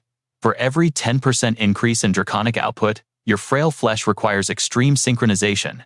Yet, after violently massacring that demonic horde, your core recklessly skyrocketed to a monstrous 23% overload. It is a total miracle your internal organs did not instantly explode into bloody mist. Thus, over these past 72 hours, I completely reconstructed your entire biological foundation. Zephyr stared blankly at his own hands. Your radically enhanced cellular structure can now flawlessly integrate the mighty blue dragon core. The earth-shattering revelation left Zephyr utterly speechless and brutally confused. Extending a majestic hand, the ancient deity declared, I consider this ultimate biological evolution a perfectly worthy payment. Now it is time we desperately forge an entirely new pact, young dragonkin. He pressed his glowing palm dangerously close to the warrior's rapidly beating heart. I shall personally fuse the supreme blue dragon core into your very soul, but in absolute exchange, you must flawlessly fulfill my one absolute demand.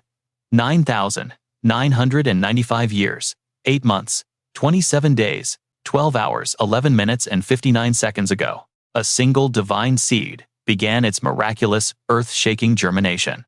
The very moment my first fragile sprout pierced through the ancient earth, I comprehended those cryptic cosmic whispers.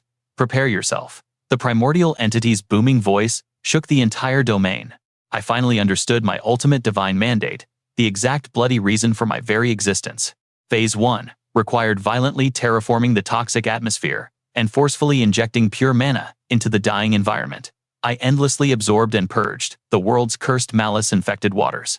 My sacred brethren scattered across distant forgotten continents executed the exact same purifying protocol. Countless desperate mortals worshipped the towering tree of life as an absolute untouchable god, begging on their bruised knees for salvation.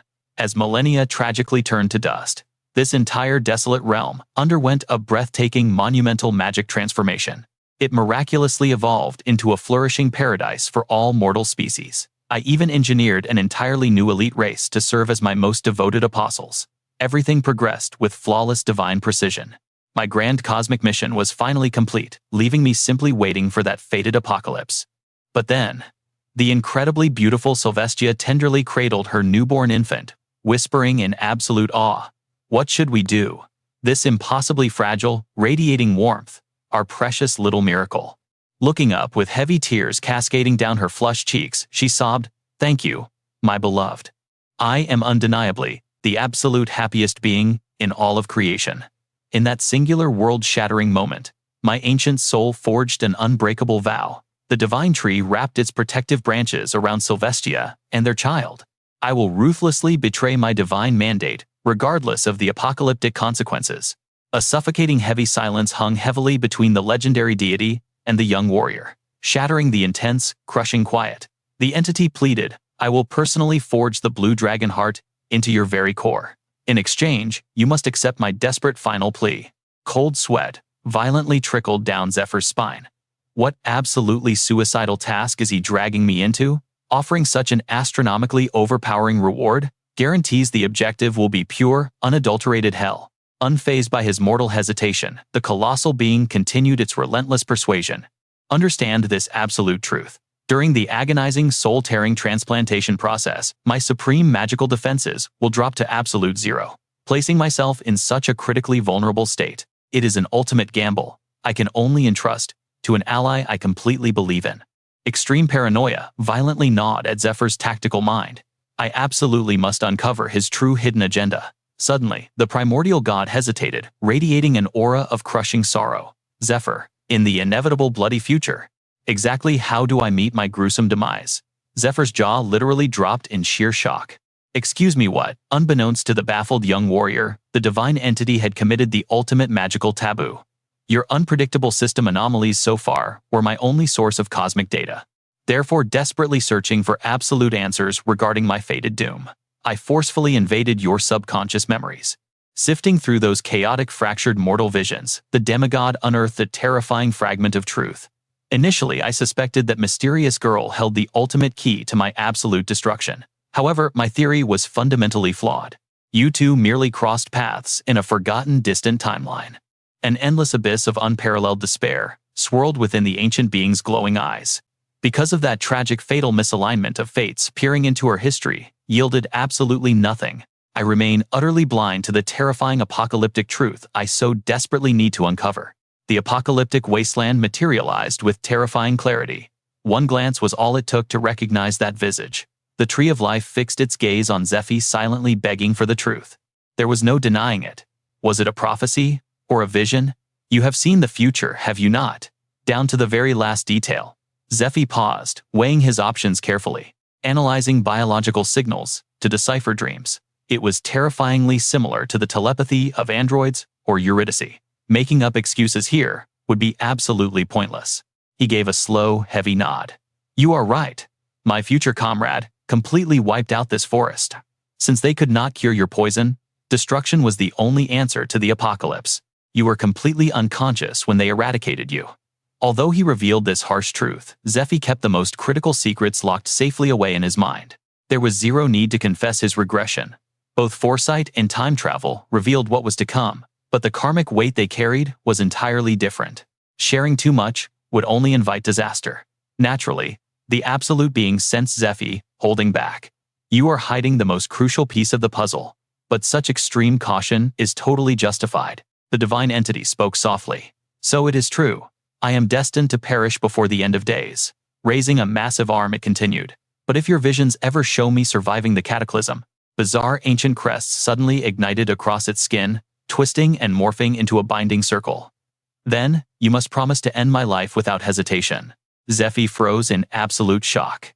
He instantly recognized those glowing runes.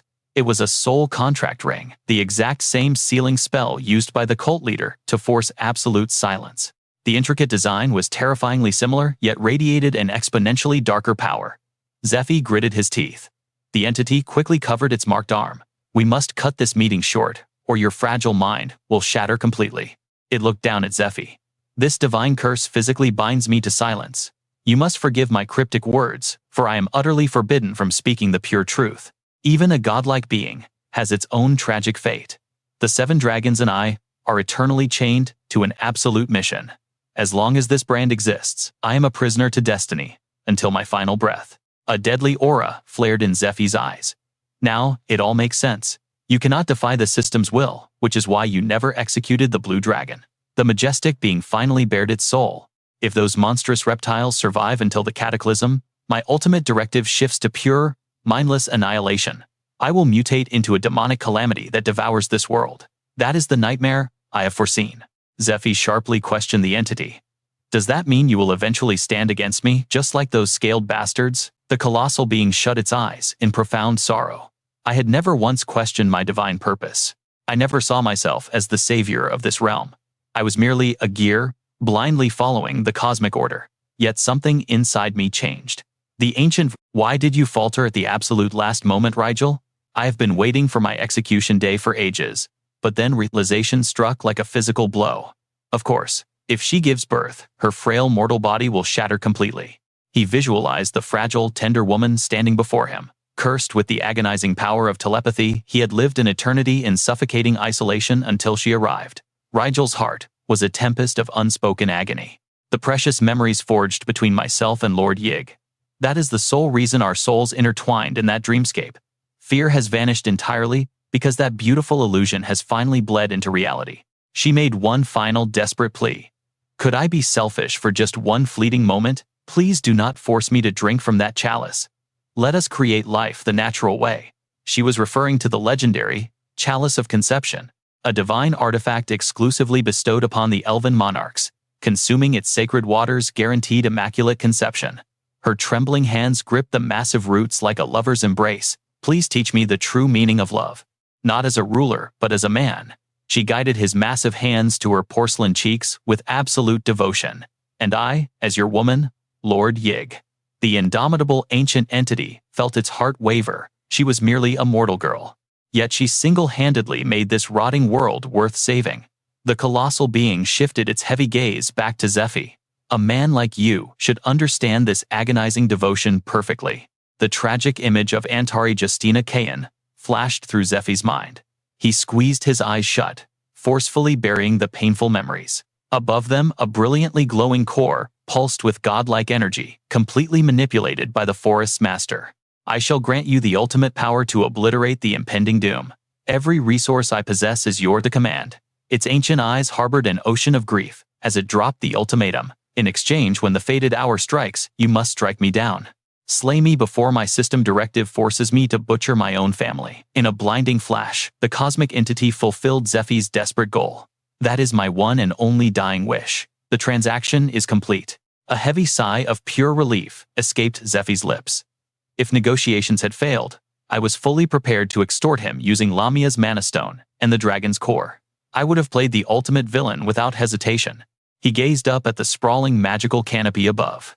It made perfect tactical sense. If this deity harbored any malicious intent, it could have easily shredded my defenseless body while I was unconscious.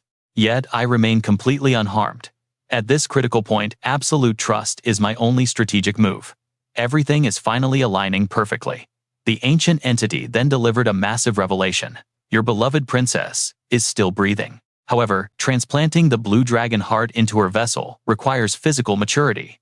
The waiting period would be catastrophic, but if I fuse this draconian core directly into your chest, our crusade against destiny accelerates exponentially. A fierce smirk painted Zephyr's face. Excellent. We will leave the surgical integration to X-Rayso. His grip tightened around his fiercely blazing blade. Ultimate power always demands a blood sacrifice. His eyes locked onto the abyss with absolute resolve. This battleground is my own subconscious mind. If I fail to annihilate the blue dragon's malicious soul right here and now, a successful physical fusion means absolutely nothing. My flesh will detonate, or I will become a mindless puppet to its wrath. Mental calculations raced furiously through his brain. A standard internal deathmatch lasts a grueling 30 days. How much time will this ultimate raid consume? His gaze narrowed, blazing with unyielding killing intent. Show yourself, you scaly bastard. The sudden materialization caught him totally off guard. Oh, so you decided to manifest in your absolute prime. He maintained a chilling calmness. This legendary spectacle is definitely worth the front row seat. But the shockwave of reality struck him dead in his tracks. A dangerously seductive voice echoed through the void. Caught off guard, human. You better fight me with everything you have. Piercing draconic eyes locked onto Zephyr like prey. Ah, I see. You are absolutely mesmerized by my true humanoid form.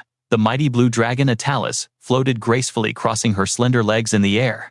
Come closer, my little dragon slayer. We have shed enough blood. Why don't you pour Lady Atalis a nice cup of tea?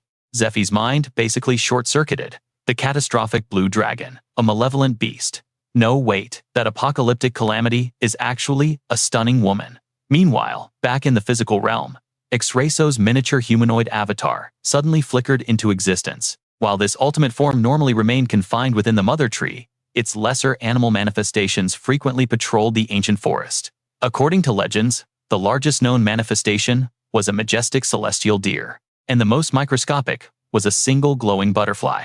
Aside from the current reigning monarchs, young Sylvestia was the only soul blessed with the ability to hear these spirits.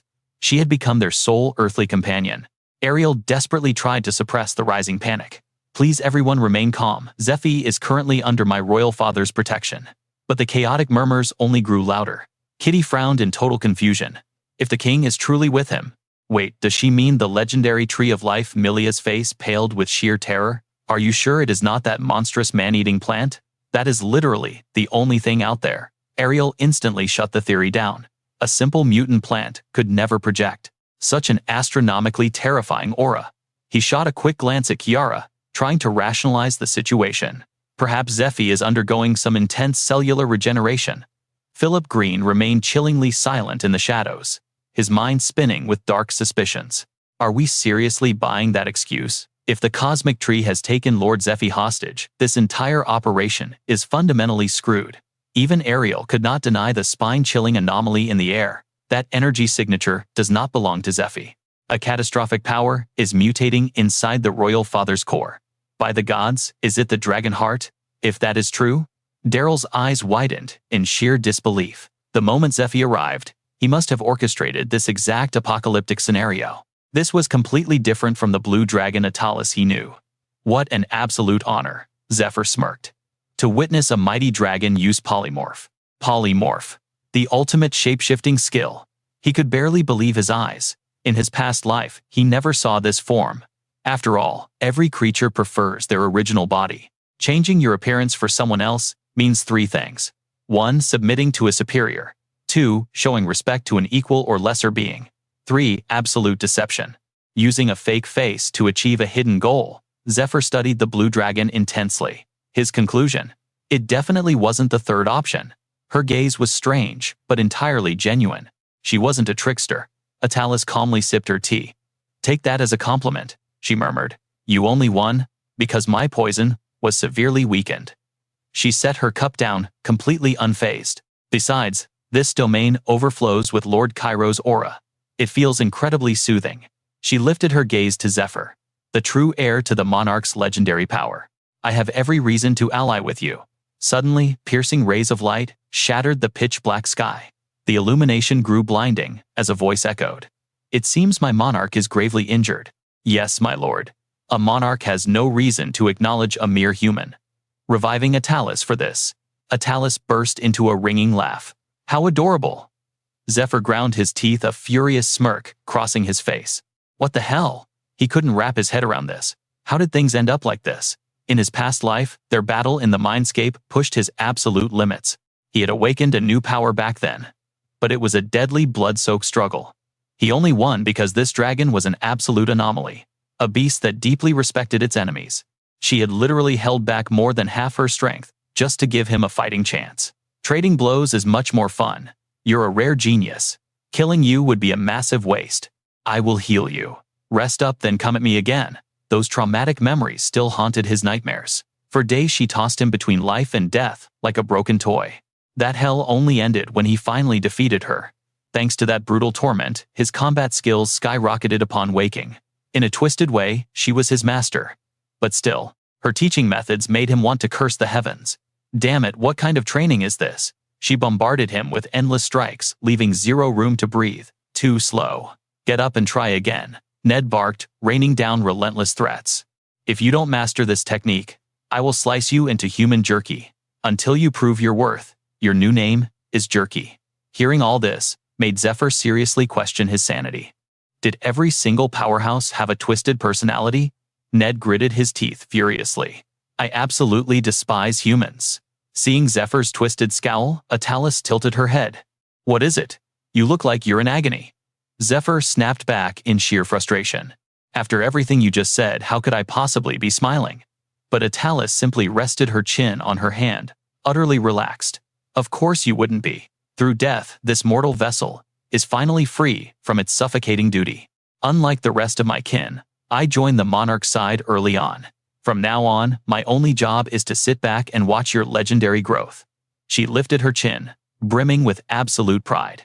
Above all else, I experienced an epic blood-boiling battle as a true warrior in my final moments. I have zero regrets. However, in stark contrast to Atalis's blissful satisfaction, Zephyr's face was scrunched up in an incredibly sour grimace. She ignored his mood and continued. A person's hands are the mirror to their very soul. Just like a painter's brushstrokes, or a musician's fingertips, the same applies to the blade of a warrior. Through years of grueling training and bloody combat, a weapon reveals its master's true nature and their unyielding will to survive. No matter the path, the journey to achieving one's ultimate dream is etched directly into their hands. The reflection of the soul is the one thing in this world that cannot be faked. Atalis was dead serious about her martial philosophy. That is exactly why the outcome of our clash satisfied me so deeply. This mortal vessel may be dead, but granting you my remaining power means I won't be chained to a fate I despise. She paused, her profound gaze seemingly locked on to a distant past. The immense weight of her legendary experiences felt almost suffocating to witness. It made her question what kind of apocalyptic nightmare this human was actually fighting against. Brushing her doubts aside, she smiled. My monarch has high expectations. If anyone can do it, it is you. You will reach the ultimate peak that we could never grasp. Atalis immediately channeled surging mana from the glowing stone. I won't force you through tedious training. My monarch and I will simply slumber within your soul. Accept this supreme power. But remember, mastering this explosive energy is entirely on your shoulders. She handed the pulsating artifact to Zephyr, leaving him with a final warning.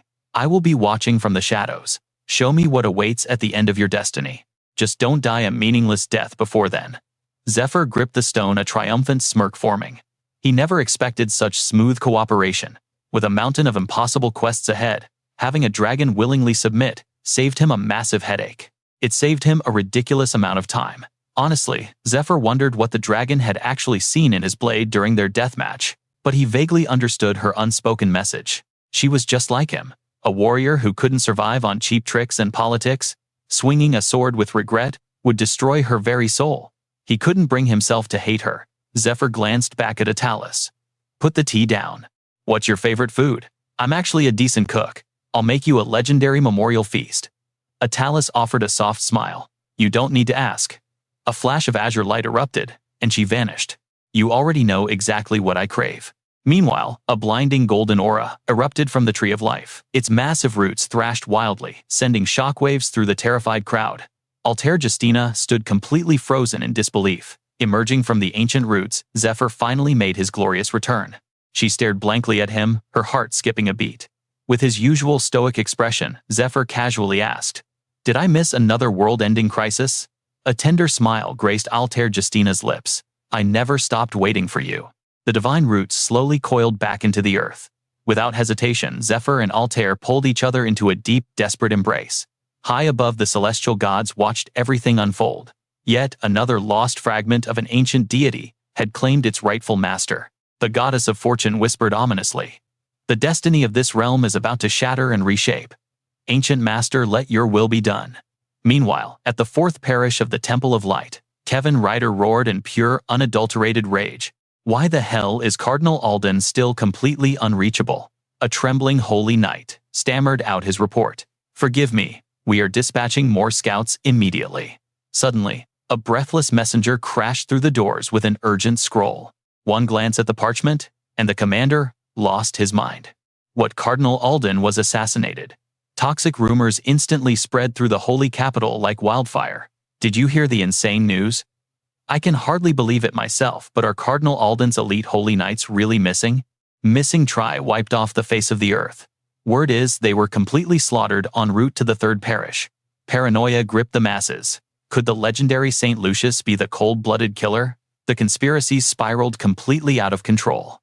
The fallen Holy Knight held the title of the 10th strongest powerhouse on the entire continent. Due to strict religious taboos, true saints were officially excluded from the supreme top 10 rankings. But to brutally execute a holy knight of that caliber, the murderer was undoubtedly a monstrous hidden expert on par with the top 10. Move out, we march on the third parish immediately. The Reaper of Death and the Envoys of Heaven were locked in a shadow war. The ultimate throne of power, the absolute seat of authority, the divine crown that holds the destiny of all creation in its bloody grasp. That godlike throne was currently sitting empty. The greedy blades of those craving absolute supremacy were about to drown the continent in a sea of blood. The celestial angels inhaled the heavy, tension-filled air, a prophecy destined to awaken 1,000 years later. A solitary tree of life, resting silently beneath its ancient roots. A divine force meant to break the chains of our hopelessly tragic fate. Boom! A colossal greatsword crashed violently into the earth. The destroyer of destiny had arrived at Lindell City, the heart of Antari's domain. The terrified crowd scrambled backward in sheer paralyzing panic. Wait, could that legendary blade be? Odious let out a maniacal laugh. Haha, how utterly pathetic. If you want to talk big, you actually have to win first. He glared arrogantly at the heavens. Does this mean I'm finally qualified to meet the princess? While Zephyr was recovering inside the Tree of Life, the outside world had descended into absolute chaos. Outside, X-Raso's lethal toxins had been completely purged using pure mana circulation and mystical herbs. The mana grass took root within the rushing river. It rapidly filtered the life, water surging pure magic into the air. The corrupted lands instantly purified. Meanwhile, the vanguard hunted down the remaining monster horde outside. They forged ahead toward the legendary world tree. Princess Antari gasped in sheer awe. This was Elpenham, the glorious elven capital. Tears of pure joy streamed down the survivors' faces as they embraced in triumphant emotional cheers. We actually made it back to our sanctuary. Endless gratitude poured out from the weeping crowd. But suddenly, a commanding voice echoed through the air. The joyful cheers of the elves instantly died down into absolute silence. Utter confusion washed over the massive crowd. It is way too early to celebrate. Shock and absolute panic gripped the elven faces. Jaws dropped in pure disbelief as they slowly turned toward that commanding. The figure announced with absolute undeniable authority. Make way for Her Majesty. The atmosphere instantly exploded with unimaginable fiery hype. The Queen, our beloved Queen, has finally awakened from her eternal slumber. Two young elves completely broke down from afar. Devoted tears streamed endlessly from their wide eyes. Mother, they screamed with all their lungs. The siblings desperately dashed toward the radiant, majestic elven monarch. They violently crashed into a deeply emotional embrace, safe at last, within their mother's loving arms. Meanwhile, rescue squads immediately deployed. The massive hunt for missing soldiers from the brutal, bloody siege officially began. Dedicated healers desperately treated the wounded warriors. Fallen heroes received their absolute final honors. Everyone scrambled to clear the devastating aftermath. The foul corruption still lingered, keeping the entire village incredibly swamped with urgent tasks. Every single person pitched in to aggressively rebuild. They could not just rely on Lord Grayson for everything. That legendary knight was already heavily occupied. He had to thoroughly purify his own corrupted, battle-scarred body. Besides, hard physical labor was the absolute best medicine for post-war trauma. The surviving elves stared at the horrifying ruins of their sanctuary. Heavy sorrow crushed their weary hearts as they whispered among themselves. Pure devastation clouded every single elven face. They clung to each other for desperate moral support. How did our beautiful home become this absolute wasteland? Sure, the terrifying blue dragon was dead and a new dawn approached. But this sudden, quiet peace only magnified the horrifying reality of their losses. The absolute destruction was incredibly hard to swallow. Countless brave souls had bled out to secure this ultimate legendary victory. There was no escaping this brutal, heavy aftermath. They had to swallow their grief and adapt to this harsh new reality. A devastating visual unfolded. Endless rows of fresh tombstones marked the resting places of absolute legends. The lingering scars of war cut incredibly deep. However, the demonic blue dragon was finally history. Inside the incredibly majestic royal hall, an official summit commenced. The resurrected elven queen sat gracefully upon her grand throne. The brilliant Princess Antari stood proudly by her side. The queen projected an aura of absolute terrifying majesty. We owe our lives to Princess Antari, the Holy Light Temple, and Danakil, and absolute respect to our dragon slayer, Sir Zephyr. You saved our entire race from the catastrophic World Tree disaster. We shall engrave this legendary favor into our very souls. As the supreme guardians of the World Tree, we pledge an unbreakable, eternal alliance. Elpenham will repay this monumental debt tenfold. The regal queen extended her hand, locking into a firm historical handshake with the human princess. Let the very heavens witness my royal vow on this glorious day. As the supreme ruler of the elven race, I swear absolute loyalty to Princess Antari and Danakil. Through devastating trials and glorious triumphs, we shall forge an utterly unbreakable blood pact. The moment her royal decree echoed, thunderous applause instantly shattered the silence. Deafening explosive cheers shook the grand hall. Triumphant, completely relieved smiles finally brightened the tired faces of every single survivor present. This was exactly the legendary outcome we calculated. Since the very first tactical briefing, this was my ultimate endgame. For centuries, humans and elves have been locked in a bitter, bloody racial feud. Executing a joint raid of this massive scale was an absolute tactical nightmare. The constant threat of backstabbing always kept us entirely on edge. But wait, wasn't our grand offensive launched way too early? Edwin frowned, deadly serious as he questioned his royal master. The princess just smirked, overflowing with a terrifyingly gorgeous aura. Haha, honestly, I had absolutely no idea either, my dear Edwin. But adapting on the fly makes for the most brilliant victories. Her enchanting eyes suddenly turned razor sharp, radiating intense ambition. In extreme peril lies the ultimate jackpot. Sure, the variables were an absolute migraine to manage. We need to play three-dimensional chess right now. Our true overarching master plan. absolute dominion over both the Elven Kingdom and the Danikil territory. Edwin visibly choked sheer panic written across his face. Did he just hear that insane declaration correctly? Was she seriously planning to brutally conquer them at their absolute weakest moment? Suddenly, a gruff veteran voice interrupted. Calm down, you clueless rookie. That is not the play. 4 years ago, the legendary Polaris was worshipped as Danikil's ultimate savior. He successfully repelled the terrifying Black and Red Moon factions. The princess smoothly cut back in her gaze, dark and incredibly calculating. Yet when that deadly plague started corrupting Danikil, the so-called hero vanished. He severely lacked the power to intervene. Worse, that coward instantly dumped all his territorial stocks and bonds. Simply put, Polaris completely choked under the crushing pressure. Danikil was practically left to die in the dirt. They desperately craved a true savior, and the elven race's situation, it was a million times more catastrophic. The elves had absolutely zero human diplomatic ties for centuries. Who on earth was going to actually bail them out? The royal mastermind's voice suddenly spiked with absolute terrifying authority. Her eyes flashed with predatory genius brilliance. That was our golden ticket. Their ultimate savior was not some generic human or the Cayenne Empire. It was Princess Antari. This is our perfect strike to completely eradicate Polaris's legacy. We infiltrated the elves to secure a massive tactical advantage for the coming Grand War. Look at our insane loot.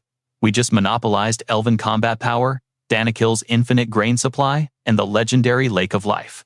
That was Antari's genius masterstroke all along. The entire chessboard aligned perfectly. Grayson and the Elven Queen practically shared our exact endgame from day one. And now with the Supreme Monarch fully awakened, her terrifying mind control magic commands absolute obedience over the elves. Since their very life force is spiritually bound to the World Tree, the forest dwellers can never ever betray our mighty new empire. Meanwhile, pure euphoria erupted back at the epic victory banquet. Drink up, my legendary comrades. Tonight, we drown ourselves in wine and absolute glory. The crisp clinking of tankards harmonized beautifully with their explosive triumphant laughter. The elven feast was an absolute extravagant masterpiece. Warriors stuffed themselves with legendary delicacies, exchanging wild war stories. Pure, unfiltered joy painted the entire grand hall. Rowdy toasts and deafening cheers echoed endlessly into the night. However, lingering in the darkest hidden corner of the hall, a lone female elf glared at the festivities with an incredibly heavy, ominous expression. Daryl, casually munching on a crisp apple, suddenly locked eyes with her. Was something deeply wrong with his own sister? Why on earth was she radiating such a bizarre, suffocating aura? Slipping away from the booming banquet, she silently retreated outside. She collapsed onto the cold stone steps, completely isolated. Her lifeless eyes stared blankly into the absolute echoing void. Out of nowhere, a familiar voice shattered her dark trance. She violently flinched in surprise. "Sis, what are you doing out here? You look incredibly depressed." Snapping her head back, she immediately recognized her annoying younger brother. "What are you doing lurking around? Shouldn't you be partying inside?" He flashed a cheeky grin. "Honestly, I got super bored watching my sister ditch the hype." Without warning, he chucked a juicy apple straight at her face. "You brat, do you have a death wish? Never throw sacred food." Banishment forgotten. The two siblings chilled on the steps, trading heart-to-heart secrets under the day. Moonlight. As the castle shadows danced around them, her gaze filled with profound disbelief. "It is absolutely insane, right, Ariel? That legendary guy Zephyr. He literally arrived in our territory barely a month and a half ago. Yet it feels like an entire chaotic, blood-soaked year has passed.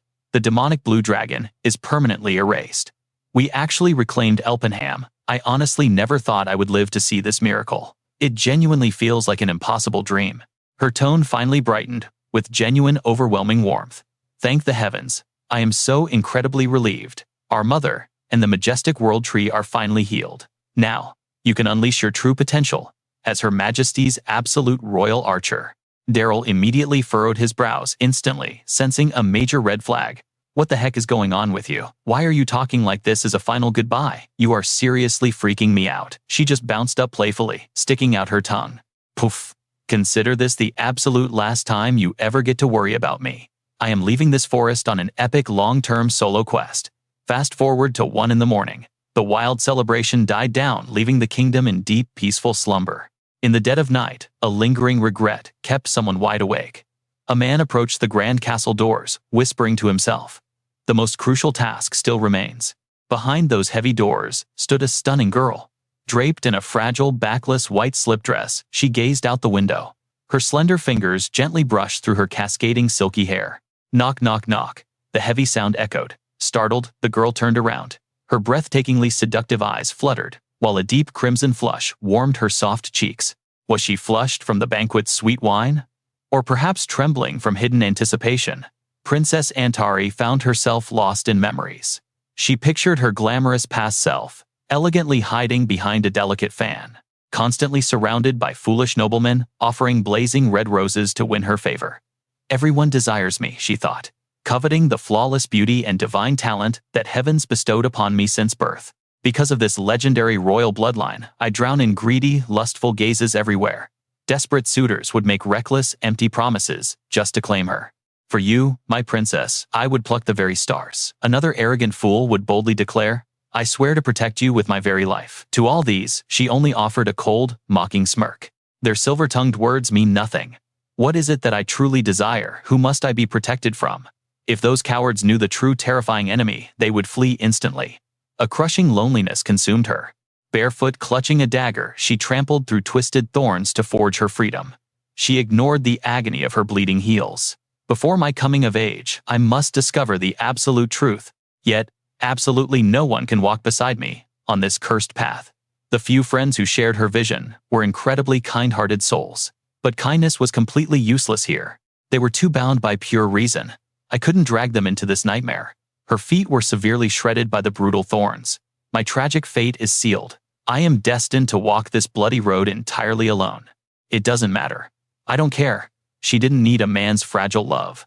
What she desperately craved was an absolute merciless sword. Suddenly, horrific memories of Sir Paul flashed before her eyes.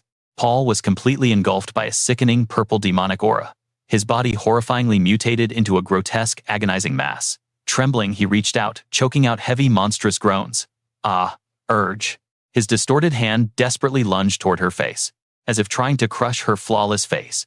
Pale and trembling with absolute terror, she screamed, "No, Sir Paul!" clinging to his final shred of humanity. Before the demonic cult consumed him, the knight violently roared, "Run!"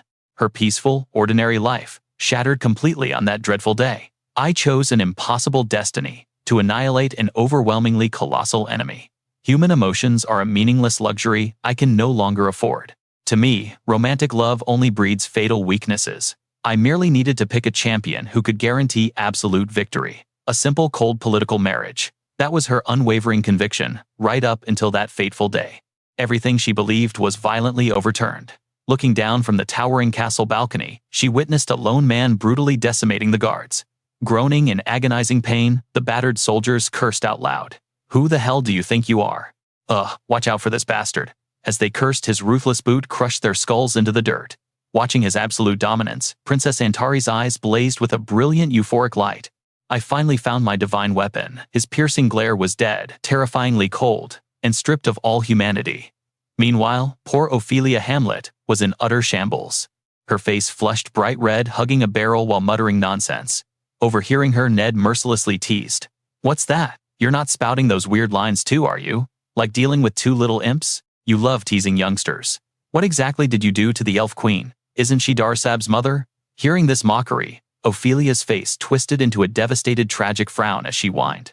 "The princess has changed completely ever since Lord Zephyr arrived. Sure, my official duties keep me busy, but those two are practically glued together in the outer village." She recalled that exact heartbreaking moment. Beaming with pure joy, the princess ordered Ophelia, "I'm meeting the chief. Patrol the perimeter." Ophelia stammered in total confusion. "But I am your royal guard. Why is Lord Zephyr staying with you?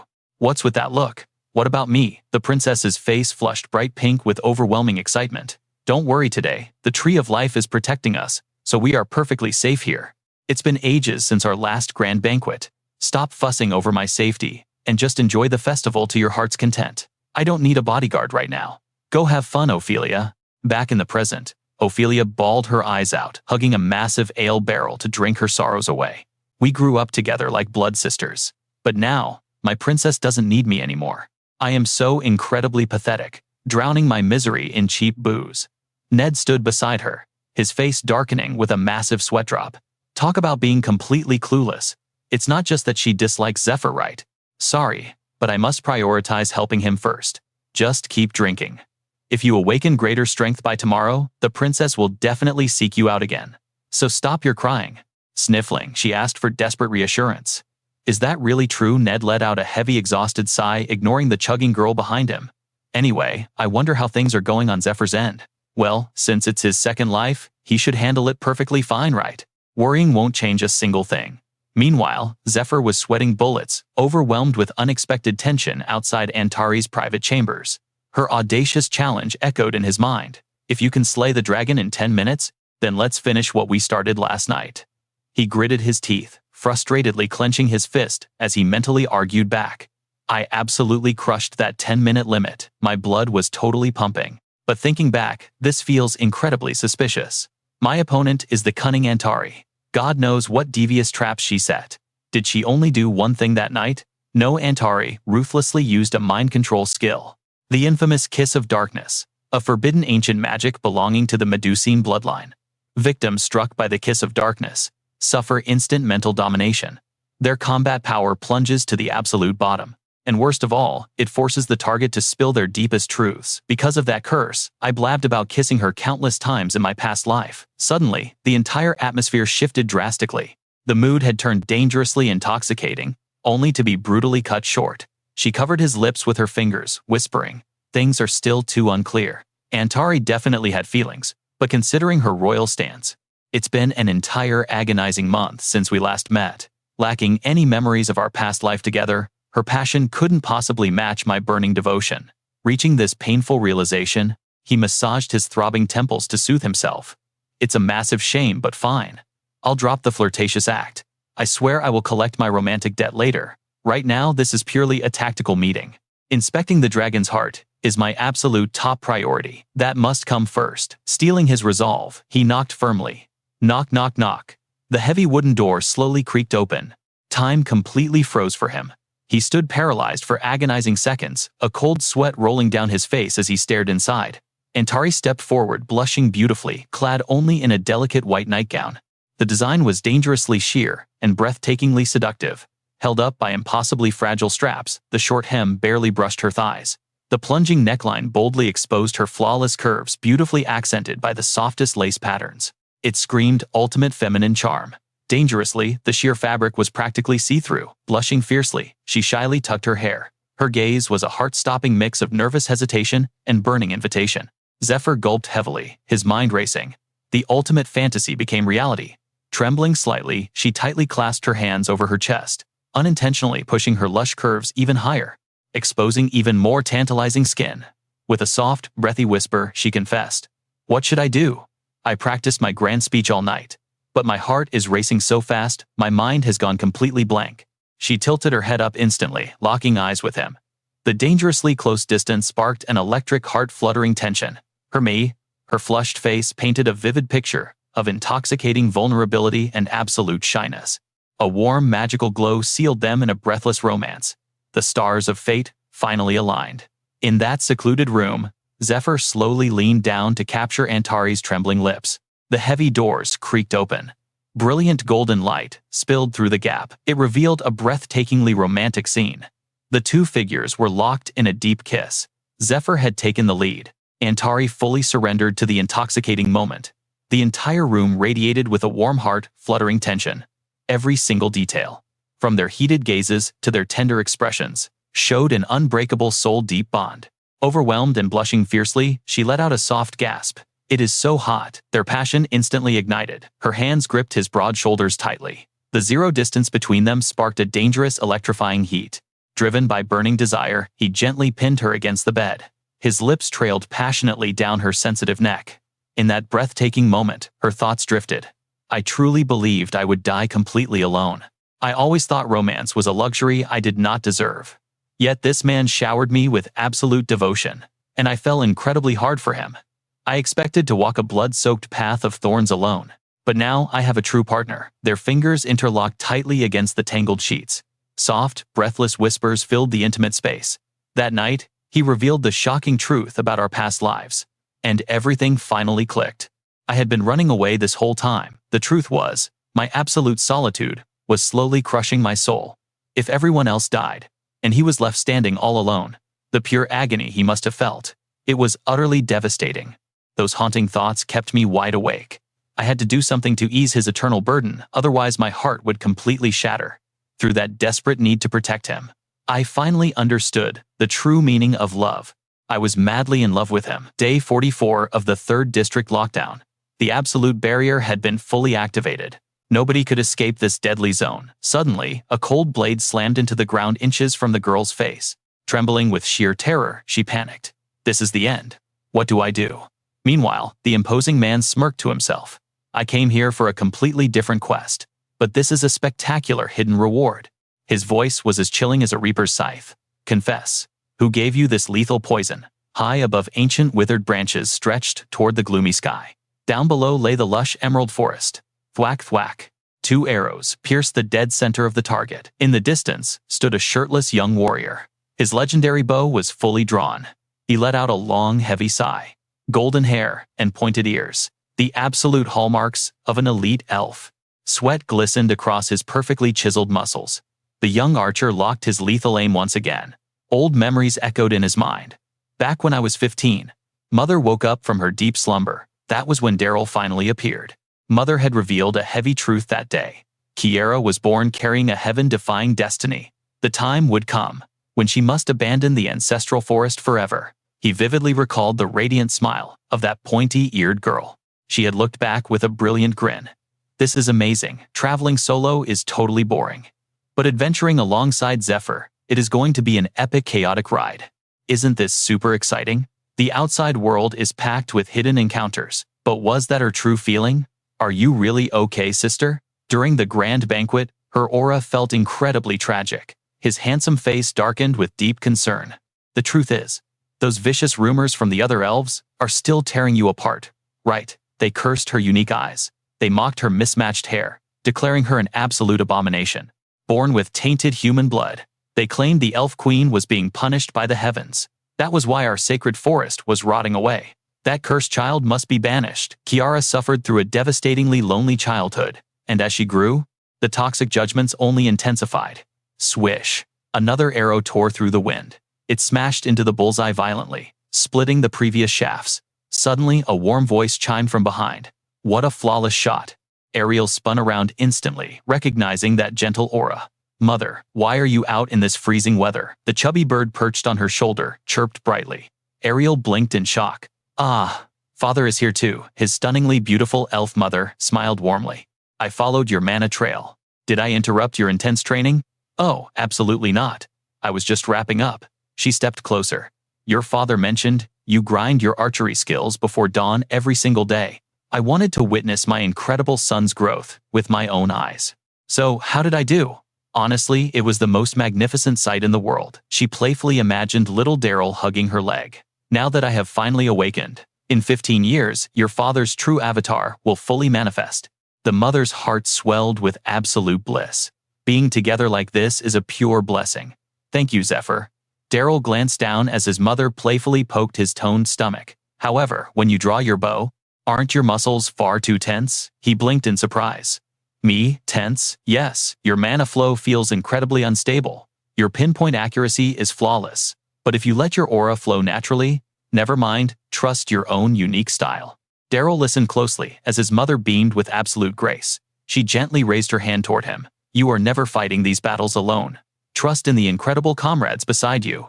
The moment her warm, comforting hand brushed against Ariel, a flood of glorious memories flashed through his mind. The chubby little bird, his father's spirit nuzzled against him. So take a deep breath before you strike. You still have a legendary destiny to fulfill, Ariel. Then her tone shifted dramatically. You must leave this ancestral forest alongside Kiara. Daryl's jaw dropped in absolute shock. Thump, thump, thump. Frantic heavy footsteps echoed through the grand hallway. A panicked, bespectacled man charged forward. He hammered furiously on the heavy wooden doors. Princess Emergency Dispatch for Her Highness. The massive door slowly creaked open, but the imposing silver-haired figure standing there was none other than the legendary Zephyr. He glared down with a terrifying aura. What is going on? Explain this emergency. The messenger practically jumped out of his skin. Sir Zephyr, why are you here? Oh, I see. Congratulations, wait, that does not matter right now. He handed over 2 sealed envelopes, absolutely pale. Please deliver these the moment Her Highness wakes up. It concerns an immediate top-tier crisis meeting. Zephyr's razor-sharp eyes instantly locked onto the ominous wax seal. The scene cut to a massive, imposing guild war room. The grand table was packed with top-tier awakeners, so the squad is finally here. The dark-skinned warrior seated next to Elis Brenta lazily propped up her chin. Looking a bit rough today, clearly that brutal hangover was still kicking her butt. The guildmaster cleared his throat. My deepest apologies for summoning you all at dawn. Antari stepped up, his expression dead serious. Before we launch this raid, there is critical news. We struck a monumental deal with Queen Sylvestia during last night's banquet. The High Council has made their absolute ruling. Kiara and Daryl, you two are officially promoted to permanent Vanguard members. Give them a legendary welcome. Daryl and Kiara stood up, their auras blazing with determination. We look forward to fighting by your side. We will push past our limits. Please guide us. Daryl leaned in, his voice dropping to a harsh whisper. What the hell? Leaving all by yourself? What do you mean, why? Didn't Mother confront you about your reckless plan? Kiara's mind violently flashed back to earlier that morning, when she secretly visited the Queen. Kiara had been utterly bewildered. Why? Why are you entrusting this legendary artifact to me? Shouldn't Daryl carry this burden? The regal queen gazed at her from the throne. Kiara, do you remember my ancient prophecy? You were born to defy the very heavens. Destiny demands that you leave this rotting forest. You possess the supreme power to spark new life. This is the absolute final seed of the world tree. You must cultivate it. As the last rightful ruler of the Elpin Forest, consider this your ultimate awakening quest. You are destined to rule an entirely new generation of elves. The Queen's voice echoed with divine authority. Step out into the wasteland. Plant this core where absolutely nothing survives, and forge a glorious new empire. This is our only shot at surviving the apocalyptic calamity heading our way. It is the absolute only path to shatter this cursed fate. You alone can save our dying race from total extinction. The Queen's trembling hands tightly gripped her daughter's fingers around the divine seed. You have the power to achieve the impossible. Your spiritual link to Yggdrasil is completely severed. You were uniquely born as an empty vessel, a blank slate with infinite potential. That is precisely why you can absorb the New World Tree's absolute power. Do you finally understand? Your mana connection to your father was deliberately restricted. That is why your physical stats remain so weak. We intentionally sealed your true potential. Their foreheads gently touched, in a heartbreaking display of love. Hot tears streamed endlessly down Kiara's cheeks. You are the absolute miracle we prayed for. I was so incredibly happy when you woke from your coma, Mother. But a dark terror was eating away at my soul.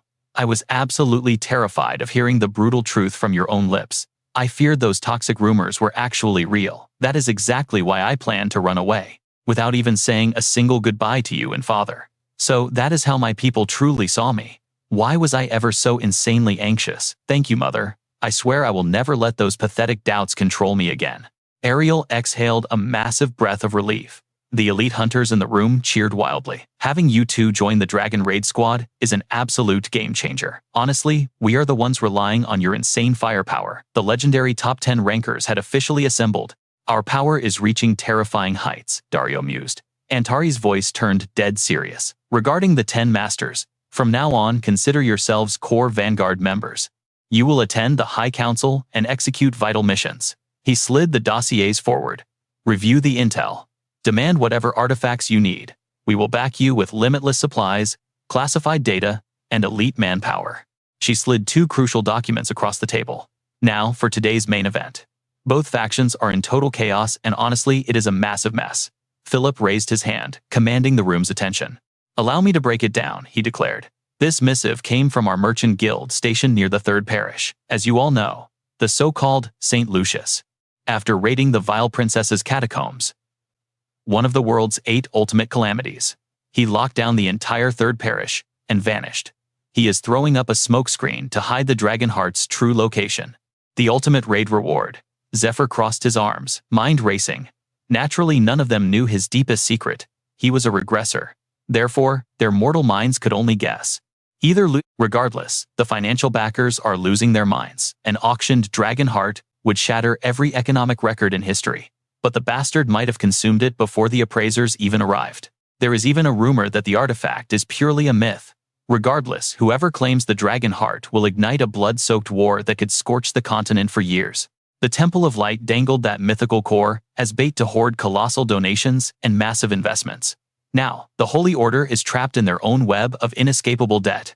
They simply cannot pay it back. Making matters worse, a vicious guild of investor lawyers is practically out for blood. Terrified, their legendary profits have been swallowed whole. Naturally, the temple will scapegoat Lucius for this entire catastrophe. The irony, the temple's own financial council heavily sponsored his awakening journey. That fool borrowed their divine-grade artifacts and completely blew past the return deadline, so the relic retrieval squad was deployed to hunt him down. Their secondary mission, confirming if Lord Odin is still breathing. He severed all communication with the holy sanctuary. How dare that fake saint disrespect Lord Odin like that? Even Alden Maiden, elite commander of the 4th Parish Paladins, was dispatched to verify his survival. Dark rumors claim Odin and his twin knights were slaughtered, with 2 seats among the 10 great masters suddenly empty. Desperate adventurers are swarming Lucius to challenge him for absolute supremacy. Now a massive army is converging on the 3rd Parish. A devastating siege is imminent. The furious mob roars, "Break it down, open the gates, give us our gold, you frauds, drag that so-called saint out here." Ned stroked his chin, analyzing the grim reality. They had lost countless high-ranking warriors in the catacomb raid. If a full-scale siege breaks out now, the 3rd Parish will be completely annihilated. Without backup, even a divine being will fall, he muttered. He turned to Philip.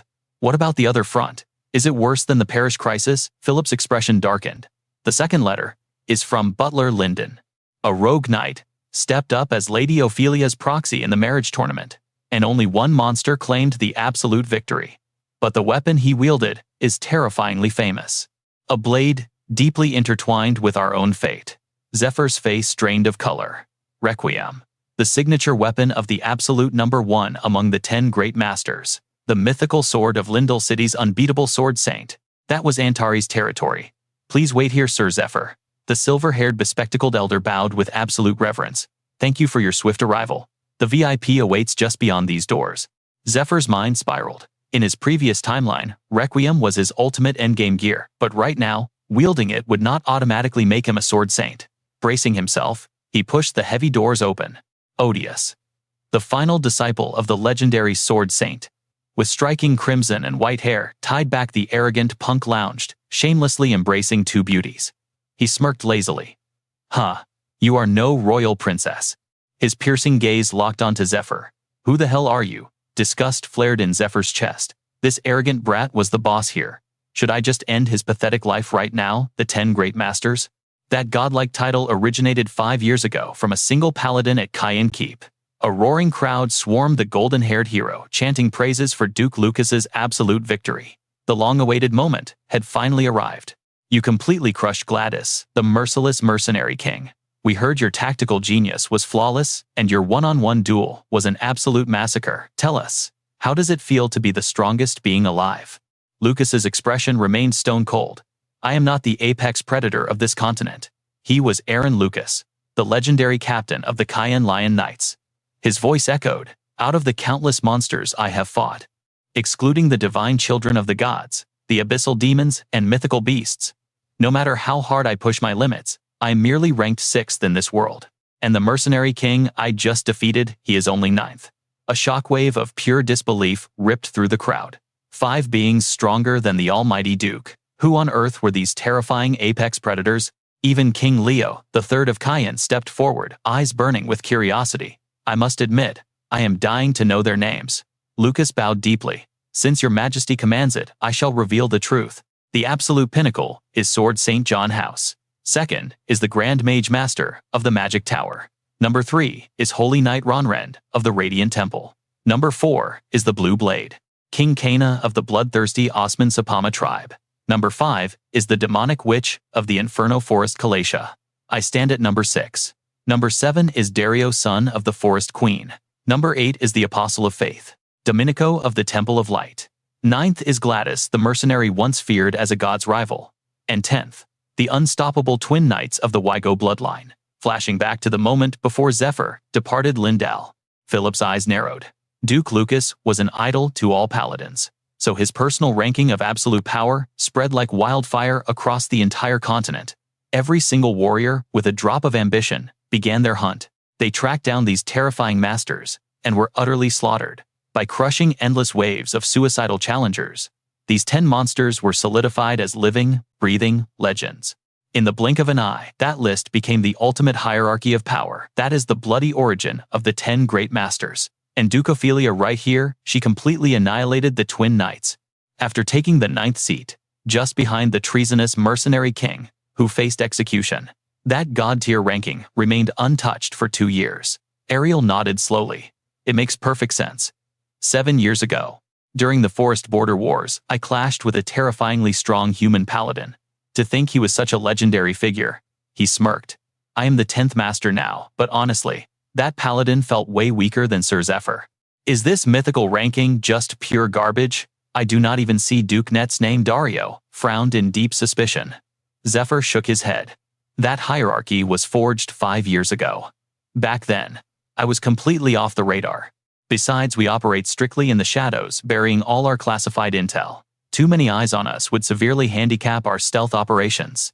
Net casually swirled the tea in his porcelain cup. Regardless of its origins, he stated, coldly carving your name into that ranking now requires executing a master in broad daylight. Or at the very least, presenting an absolute artifact looted off their corpse. That is the unspoken law of the strong. Zephyr's eyes glowed with dangerous intensity. So, in his past life, Odias's sudden arrival triggered a massive bloodbath, all based on that arrogant brat's claim that his legendary master had fallen, passing the mythical blade down to him. An endless tidal wave of power-hungry challengers emerged, desperate to claim that vacant throne among the 10 great masters. At that exact moment, Net was branded a supreme criminal for stealing the Black Dragon's heart, forcing him into brutal exile. It shatters my soul to remember how deeply the madness consumed him. Antari crumpled the intel report in his fist. And so, the heir to the Sword Saint's blade, a weapon tied to an absolute, unbeatable legend, has finally stepped onto the battlefield. He proudly claims to be the Sword Saint's final disciple. If what this guy says is actually true, then we are facing an unprecedented crisis. You see, John House is the one existence the demon god cult leader fears the most. He is the only one capable of shattering his master plan. The Sword Saint John House, also known as Medosa Elbararan. Legends call her the white-clad Sword Saint, but her true form is actually the legendary White Dragon. She is the very master who taught me ancient media magic. Antari's revelation hit the room like a shockwave.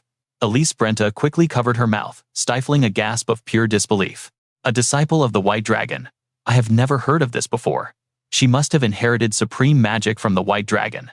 As expected of Her Highness, blessed by destiny itself. Riel whispered quietly to Kiera. Wait, isn't John a man's name? Do humans name themselves differently? She replied. I once heard tales of an undefeated human swordsman named Joan Howell. I honestly thought it was just a fabricated myth. Hearing this now is truly mind-blowing. Edwin chimed in. But wait, didn't the Black Dragon slaughter the White Dragon 1,000 years ago? That is exactly what the ancient texts recorded. Antari cut him off abruptly. Not killed, sealed. Every century she reincarnates into a human vessel to seek out and nurture prodigies. The problem lies with the specific incarnation who raised me. 6 years ago, her time in that human vessel ended, and she returned to her original form. Yet this mysterious guy loudly claims to be the Sword Saint's chosen disciple. Since 6 years ago, how? Kiara asked, her voice trembling. Is he a complete fraud? Antari stayed silent, her mind racing. Of course he is no fake. Odias is absolutely my master's true disciple. Zephyr already told me the truth about all of this, but if I do not act suspicious of Odias right now, my reaction will seem totally unnatural to them. People already know who my master is. Furthermore, the only ones who know the future are me and Zephyr. And Duke Ned. Letting anyone else learn about the future would trigger an absolute catastrophe. Therefore, I must play my part flawlessly and guide them toward the necessary conclusion. Philip spoke up. The real issue is that sword. If it is a replica, fine. But if it is the real Requiem Ellis, that divine blade holds apocalyptic power. The demon god cult leader cannot have it. Why the hell would he demand a duel for marriage? Exactly. With so many witnesses, how can we ever stop the rumors? Plus, that sword might just be a cheap fake. Zephyr suddenly interjected. The timing is way too suspicious. Antari quickly replied, Please continue, Duke. Zephyr smirked inwardly. Perfect. The stage is set. He began breaking down his tactical analysis. Think about this from the twisted perspective of the demon god cult. Their grand scheme to steal the dragon heart failed. Odin and his elite knights perished during our brutal clash with the cult. Even Matthias Grimmer, the Holy Sun's closest friend, was dragged into their dark ranks and directly received intel about the third apostle. So who could have shattered their meticulously crafted master plan? They dropped bait to make the cultists turn against each other in pure paranoia. First, they pointed the blade of suspicion straight into the heart of their own organization. Meanwhile, the accused targets are desperately hunting the real mastermind to clear their names. Zephyr continued his deduction.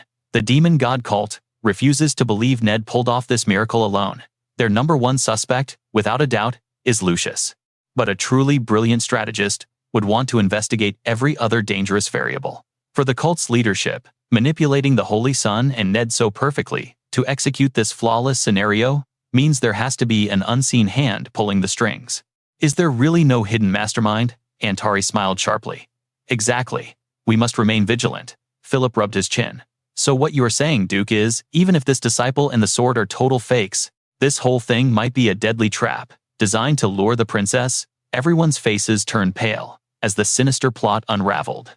Zephyr locked eyes with Antari. Precisely. Why else would he manifest at this exact moment? It absolutely reeks of a setup.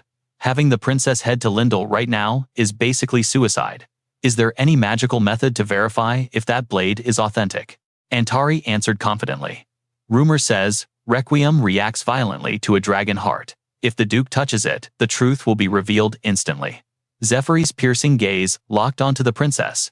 Then my mind is made up. I am departing for Lindell immediately. If the sword is real, I secure it. If it is a trap, I annihilate them all. True to his word, he reached Lindell before dusk. Wait, you are not the princess? Who the hell are you? Glaring at Odias's arrogant posture, Zephyr thought to himself. I already knew the rumors about this punk had reached the cult leader's ears. It is not a complicated puzzle. The cult leader is definitely terrified of the White Dragon Sword Saint. Yet for some unknown reason he merely observes from the shadows for 2 whole years. But I had another urgent motive for rushing over to confront this guy. Suddenly, the pink-haired girl lashed out. What is your problem? Our Odie won the duel fair and square. If you have an issue with it, speak up. Odias gripped her shoulder, holding her back. Stay out of this. He stood up, trying to look intimidating. Hilariously, he only reached Zephyr's chin, forcing him to crank his neck up, just to meet his eyes. Odias let out a maniacal laugh. Oh master, I truly owe you one. Thanks to you sending me here, I get to clash with such gloriously entertaining freaks. I just arrived, and already caught a massive shark. Shall we take this outside? I really do not care where we fight. Zephyr replied coldly. Fine by me. Suddenly, a terrifying divine aura erupted from his body. His voice dropped to a lethal register. Crawl behind me like a mutt. This was Dragon Command, the legendary racial skill of dragons. By infusing raw power into his words, he bypassed the usual limits of his dragon heart. An invisible crushing pressure smashed Odias into the dirt. What the damn it? What is this magic? His body completely betrayed him. Despite his frantic struggling, he was utterly forced to crawl along the ground behind Zephyr, exactly like an obedient dog. His previous arrogance vanished into absolute humiliation. Damn it. What kind of monster is he? As Zephyr dragged Odias away, only the pink-haired and blonde girls remained frozen in the room. The pink-haired girl panicked hysterically. What do we do? Odie just got kidnapped. He used some insanely bizarre skill. Did you see the killer intent in that guy's eyes? He is dangerously powerful. This frantic pink-haired girl was Nina Richard, the proud daughter of Baron Richard. No, this cannot be happening. In stark contrast to Nina's meltdown, the blonde girl remained surprisingly calm. She spoke softly. Odie went to settle a battle. We absolutely cannot interfere with his duel. Have you forgotten how he acted when he first arrived here? The speaker was Hatiho, a holy temple priestess stationed at the Baron's estate. Let's rewind the clock just a bit. Exactly 1 month ago. I am so sorry for delaying you in our territory for this long. Odie, you still need to seek out the princess, honoring your master's final wish. Nina had told Odias. He simply brushed it off. No sweat, I can go later. With all these filthy monsters swarming around here, how could I possibly just walk away? Nina was right. He had single-handedly defended their entire stronghold. This place was mere seconds away from being wiped out by a monster wave. Even though he looks like a total delinquent, his heart is actually pure gold. That is exactly why I fell so hard for him. She fiddled with her fingers, blushing bright red like a smitten schoolgirl. The blonde priestess sighed helplessly. You are completely blinded by love. Hati thought to herself. The stronger the monsters, the more excited he got. He literally fought for days without sleep. Ultimately, he charged completely solo into the boss monster's lair. That place was the very epicenter of the disaster. A week later, he utterly crushed the boss. Actually, no. He dragged the boss out, toyed with it, mercilessly, for a while, and then finally slaughtered it. His rebellious insanity was undeniable. Sure, he was technically saving everyone's lives, but the crazed, bloodthirsty look in his eyes during battle, it was genuinely terrifying to witness. Finally, after 6 grueling months, every monster in the 3 surrounding regions had been exterminated. Baron Richard placed a heavy hand on Odias's shoulder. "Thank you, Odie. You single-handedly saved our entire territory. To possess such godlike strength, at just 18 years old, please marry my daughter Nina." In the background, Nina squealed. Father the Baron pressed on. "I know your ultimate goal is Princess Antari, but I swear you will never regret choosing us." Odias violently scratched his head in sheer panic. He had completely forgotten his actual mission. "Oh crap, the princess. Hey Baron, I gotta bounce. Catch you later." "Hold on. Let my daughter be your guide. Let us go, Hati." Meanwhile, back in the room, Nina brandished her weapon playfully at Hati. Leaning in close, Hati whispered, "To put it simply, he is a battle-crazed fool. The moment a fight breaks out, he turns into an absolute berserker." Biting her lip, Nina nodded. "So, that is his true nature. Then what is our next move? Let us sneak out and witness this epic clash ourselves. It should be fine." Meanwhile, outside the arena, a silver-bearded elder offered a cup of water to Zephyr. This water was chilled using supreme frost magic. Nearby, Odias struggled violently against heavy magical shackles. He forced himself up. With a resounding crack, the magical bindings shattered. "Hell yes, the seal is finally broken," he roared.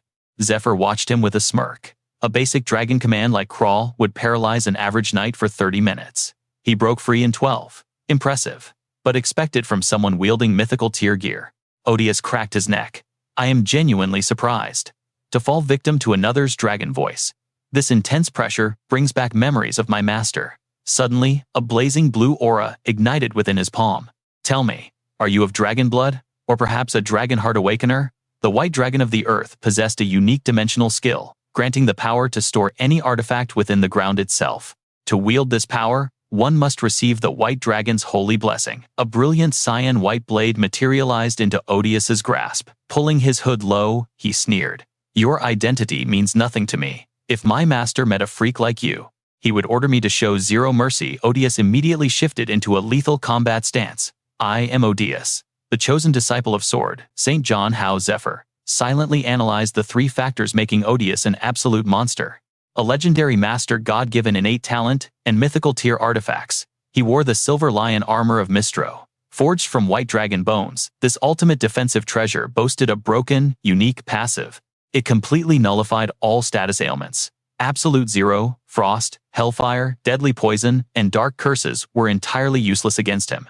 Even better, it slashed the cooldown time of all dragon attribute skills by half. Thanks to this god-tier absolute resistance, Odias could charge through fire and flood unscathed. He possessed the terrifying strength to match a true dragon, even without awakening a dragon heart. Armed with such a mythical loadout, just how devastating would his current combat power be? Suddenly, a mysterious glowing key materialized in Zephyr's open palm. "So that blade is the legendary Requiem. Consider my eyes truly opened," Zephyr mocked. "As for my weapon meat, Graham, the ultimate dragon-slaying greatsword forged over a millennium ago."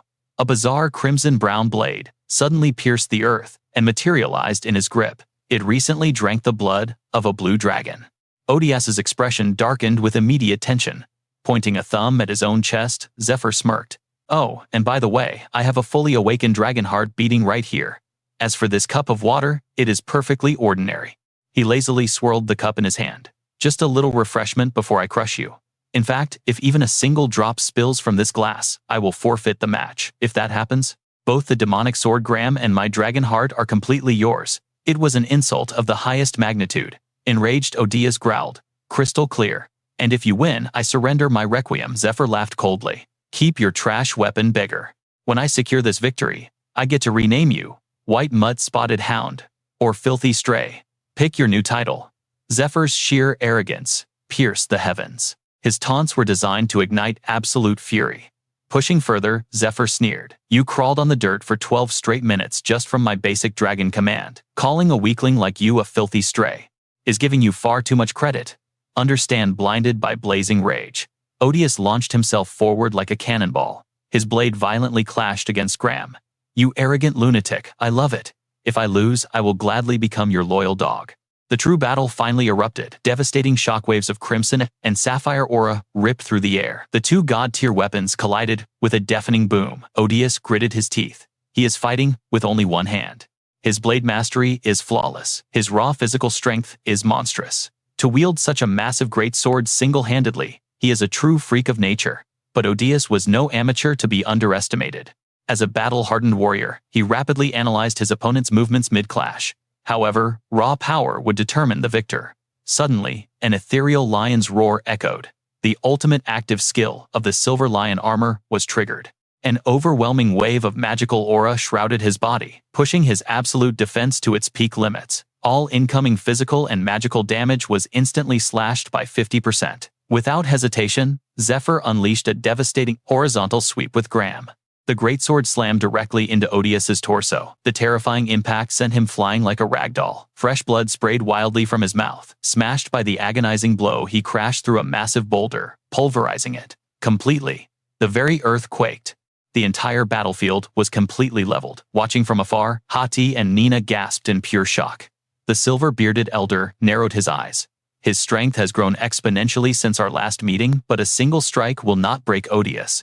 Explosive aura blasted the rubble away. Odious launched himself straight into the sky. His face was drenched in crimson, one eye swollen shut. Yet he roared with manic glee. "Your raw power is incredible. I am absolutely thrilled. Now try surviving this." He raised his legendary blade high. A terrifying torrent of crimson and sapphire energy erupted, slicing downwards with apocalyptic force. Yet, below, Zephyr casually raised Graham to block the strike, while his other hand perfectly balanced the water cup. "This absolute life or death struggle, it is making my blood boil," Odious screamed. While his opponent was pushed to the absolute brink, Zephyr felt absolutely nothing. He continued to dominate the clash, using only a single arm. The other hand never spilled a single drop. Suddenly, a colossal phantom blue hand materialized in the sky behind him. Odious's eyes widened in sheer horror. Before he could react, he was swatted to the earth like an insect. "What the hell? This crushing gravity, I cannot break free." He ground his teeth, his mind racing in panic. "Damn it, my muscles are completely frozen. It feels like an entire mountain is crushing my spine." Zephyr casually stood there, the water glass completely full. Not a single ripple broke the surface. His dark hair danced wildly in the chaotic aura. Dimensional Dragon Shift. By drawing upon the awakening system of the Dragon Heart, he materialized the raw ancient power of its original master. The draconic manifestation was perfectly recreated, granting him absolute dominion over draconic attributes. The devastating primal output scaled directly with his synchronization rate to the Dragon Heart system alert. Current sync rate stands at 23.1%. The supreme telekinetic gravity of the blue dragon had fully awakened. Zephyr slowly raised a single finger. A lethal thread of condensed azure light shot from his fingertip, snaking around Odious's ankle. Flicking his finger upwards, Zephyr violently yanked the massive warrior high into the air. "Odious, when we clashed in my past life, you were crowned the absolute strongest among the 10 great supreme overlords. Your monstrous talent made you an S-class target for recruitment. That is exactly why I tested you today. However, your current stats are garbage compared to my past timeline. You must have undergone an insane awakening, triggered by some massive future event." Pausing his system analysis, Zephyr smirked inwardly. "Honestly, it is hilarious. This spoiled battle-crazed brat is completely helpless against my aura. If he had gotten bored and remembered his noble mission to meet the princess, he would have escaped Lindell City entirely. Once inside the royal capital walls, I would have been severely restricted. Unleashing my full catastrophic power to test his limits would have been impossible."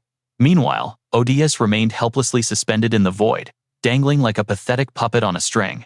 But in this regression timeline, things have drastically changed. You foolishly stepped out from your master's protective shadow. The only reason you suffered this humiliating defeat is because fate forced you to face me, an absolute supreme overlord who has regressed. Suddenly, the phantom skull of an ancient blue dragon violently erupted from the shattered earth. Its massive jaws clamped brutally around Odious's entire body. With absolute dominance, battle was instantly concluded. Flashback to 6 years ago, my predetermined time in this mortal realm has finally run out. Sword Saint John Hao gently wiped a tear from Antari's cheek. "Forgive me, my precious disciple. My guidance ends right here." But even without me anchoring you, I know you will unlock the final tier of this magic, and finally discover the ultimate technique to defeat that monster. With his final breath, the Grandmaster faded. The legendary white dragon transformed into a blinding azure comet, ascending straight into the endless night sky. 25 long years have passed since this mortal avatar was forged. I maintained this physical vessel far longer than expected. As the day of destiny rapidly approaches, my essence is undergoing a terrifying evolution. I have endured countless painful trials and errors. I have mentored an entire generation of god-tier prodigies. Tragically, many succumbed to the darkness or completely abandoned their destined paths. But Antari, meeting you in my final moments was heaven's greatest blessing. You never surrendered to the system's despair. You waged a ceaseless war against fate itself, becoming the absolute beacon of hope for all mankind. As the white dragon vanished into the celestial void, Antari was left standing completely alone in the ruins. However, my greatest regret is failing to heal your deep emotional scars before I departed. Please stay strong, my child. Do not let the loneliness consume you as I return to my original cosmic form. Someone will always be there to share your burden. Suddenly, the soaring white dragon plummeted from the heavens. What in the world? Where is this mysterious force dragging my soul? Is this a trap I cannot break free? Absolute peril loomed over her. A blinding beam crashed into the earth, triggering a catastrophic explosion that bathed the entire void in an eerie azure glow. Shockwaves ripped through the bedrock. Through the settling dust, a pair of mysterious footsteps approached. Just like that, the majestic white dragon concluded the ultimate life cycle of her mortal avatar. As she prepared to return to her true vessel, her mind spiraled into absolute chaos. What just happened, cough? This dust is suffocating. But then a chilling realization struck her. Wait a minute, why would a soul feel suffocated? Suddenly, a massive hand snatched up a tiny white gecko, her new mortal vessel. Gotcha. The towering figure capturing her was none other than Adios. He dangled her high in the air, drooling over his newfound dinner. Heavens above, why on earth did my majestic soul awaken inside a pathetic little reptile? Adios licked his lips with predatory hunger. Should I roast you over an open flame or chop you into a stew? Meanwhile, the legendary beast wore an incredibly human expression of pure terror. The absolute disrespect. I was nearly devoured by a starving street urchin. Fast forward to the present. Through that absurd twist of fate, he officially became the sole disciple of the Sword Saint. Master passed down the legendary way of the sword to me. Roughly 6 months ago, when her mortal vessel reached its limit, she returned to her true form. Her final command: take up the blade, gear up and protect Princess Antari with your life. Cut to Adios, battered and bruised, respectfully kneeling on one leg before Zephyr. He slammed a fist against his chest, enduring his injuries, and boldly declared, "A true warrior never goes back on his word. From this day forward, I am your absolute loyal hound. Give me an order, and I shall execute it without question." He sounded incredibly honorable, but something about his fanatic energy felt entirely unhinged. Zephyr smirked in disbelief. This wild kid was completely beyond his realm of understanding. Still, what other choice did he have? He had to accept this crazy reality. Zephyr deduced that only one thing drove this madman: an insatiable, bloodthirsty craving for absolute combat. He was a monster born for the battlefield, the ultimate legacy of the white dragon, trapped in endless mountain training. Descending to the mortal realm must have bored him to actual tears. Adios lowered his head, lost in thought. I swear I was losing my mind from the sheer boredom of the outside world. Crushing monster bosses, wiping out elite knights, obliterating bandit camps. They were all pathetic trash. Was combat supposed to be this utterly hollow? Where was the heart-pounding thrill of facing death? With Master gone, where could I possibly find that ultimate rush again? Day after endless day, he suffocated in disappointment. But destiny finally revealed the answer. The ultimate prize was standing right in front of him. His mind raced with terrifying ambition. This monster was barely warming up against me. He is hiding his true devastating aura. I need to drag out every single hidden technique he possesses. Just how deep does his legendary power run? I will force a rematch, and eventually, I will crush him beneath my feet. Blazing determination ignited in Adios's eyes. Tilting his head up, he cheekily asked, "But hey boss, when you adopt a hound, you don't just use them to chase thieves or herd sheep, right?" Zephyr raised an eyebrow. "Let me guess, you want playtime and snacks." Adios beamed like a maniac. "Yes, sir. A properly rewarded beast fights with twice the ferocity, right? What an absolutely bizarre mindset." Zephyr sighed casually, waving his hand. "Fine. Bring your head over here." The moment Adios leaned in, A devastating finger flick exploded against his forehead. "Here is your damn treat." The impact warped his entire expression as he gritted his teeth in sheer agony. The explosive force sent the warrior crashing backward. Zephyr glared down with absolute disdain. "Who gave you permission to call me boss? Know your place and keep your distance." According to your own story, the Sword Saint White Dragon lost her mortal avatar. That means her final command to you was essentially her dying wish. She ordered you to protect the princess. Zephyr's aura turned dangerously cold, yet the successor of her ultimate will is out here picking reckless street fights like a common thug. Adios flinched, finally noticing the white-bearded elder nearby. He mentally cursed, realizing he carried the mythical dragon heart. Zephyr crossed his arms. "Your unhinged nature disgusts me. Frankly, taking you in is a massive gamble. I could easily lecture you on discipline, but even I cannot casually banish the rightful champion of the grand tournament. Since you won the right to propose to the princess, I will leash you." Adios's face lit up with wild joy. He rushed to give thanks, but Zephyr ruthlessly cut him off. "But we need absolute security measures." Terrifying azure mana erupted from Zephyr's palm, radiating absolute lethal intent. Fast forward 2 days later. The earth trembled beneath the heavy synchronized march of a massive army. The third diocese of the Holy Temple of Light was gearing up for war. Cloaked in the shadows of a distant branch, Ned monitored their every move. Well, isn't this an absolute spectacle? Factions that usually hate each other are actually joining forces. He pulled out the legendary True Sight potion. A single drop could reveal the vile parasites hiding within any host. It exposed the corrupted souls of the demonic cult followers. Blinking the stinging drops away, Ned's vision shifted. He scoffed, noticing how deeply the cultists had infiltrated the holy ranks. Beside him crouched a mysterious figure entirely cloaked in pitch black. The shadow whispered, "The demonic cult must be pulling the strings from the shadows, twisting these holy knights into their personal puppets. They have completely transformed this holy order into a den of dark worshippers." The cloaked informant was none other than Ophelia. She narrowed her eyes, hiding behind their glorious titles. They cannot openly rebel against the main sanctuary, like common heretics. Right now they are merely testing the waters with this armed uprising. The true massacre will only begin once they fabricate a righteous cause. They need solid proof of Cardinal Udin's assassination, or the theft of the dragon heart. At least that is what Duke Zephyr warned me. She elegantly swept her striking white hair over her shoulder. These pathetic fools cannot even forge decent evidence. Ned chuckled darkly. Even a master illusion requires the perfect timing to strike. Still, their incompetence buys us critical time. As the elite vanguard, this duo had infiltrated enemy lines ahead of everyone else. Their sole mission, to act as the absolute eyes and ears of the impending bloodbath. They needed to sync perfectly with Lucius on the front lines, feeding crucial intel back to their forces. Pair one of the top 10 grandmasters with an absolute genius of stealth and tactical observation. On paper, it was an unstoppable legendary dream team. But there was one painfully awkward catch.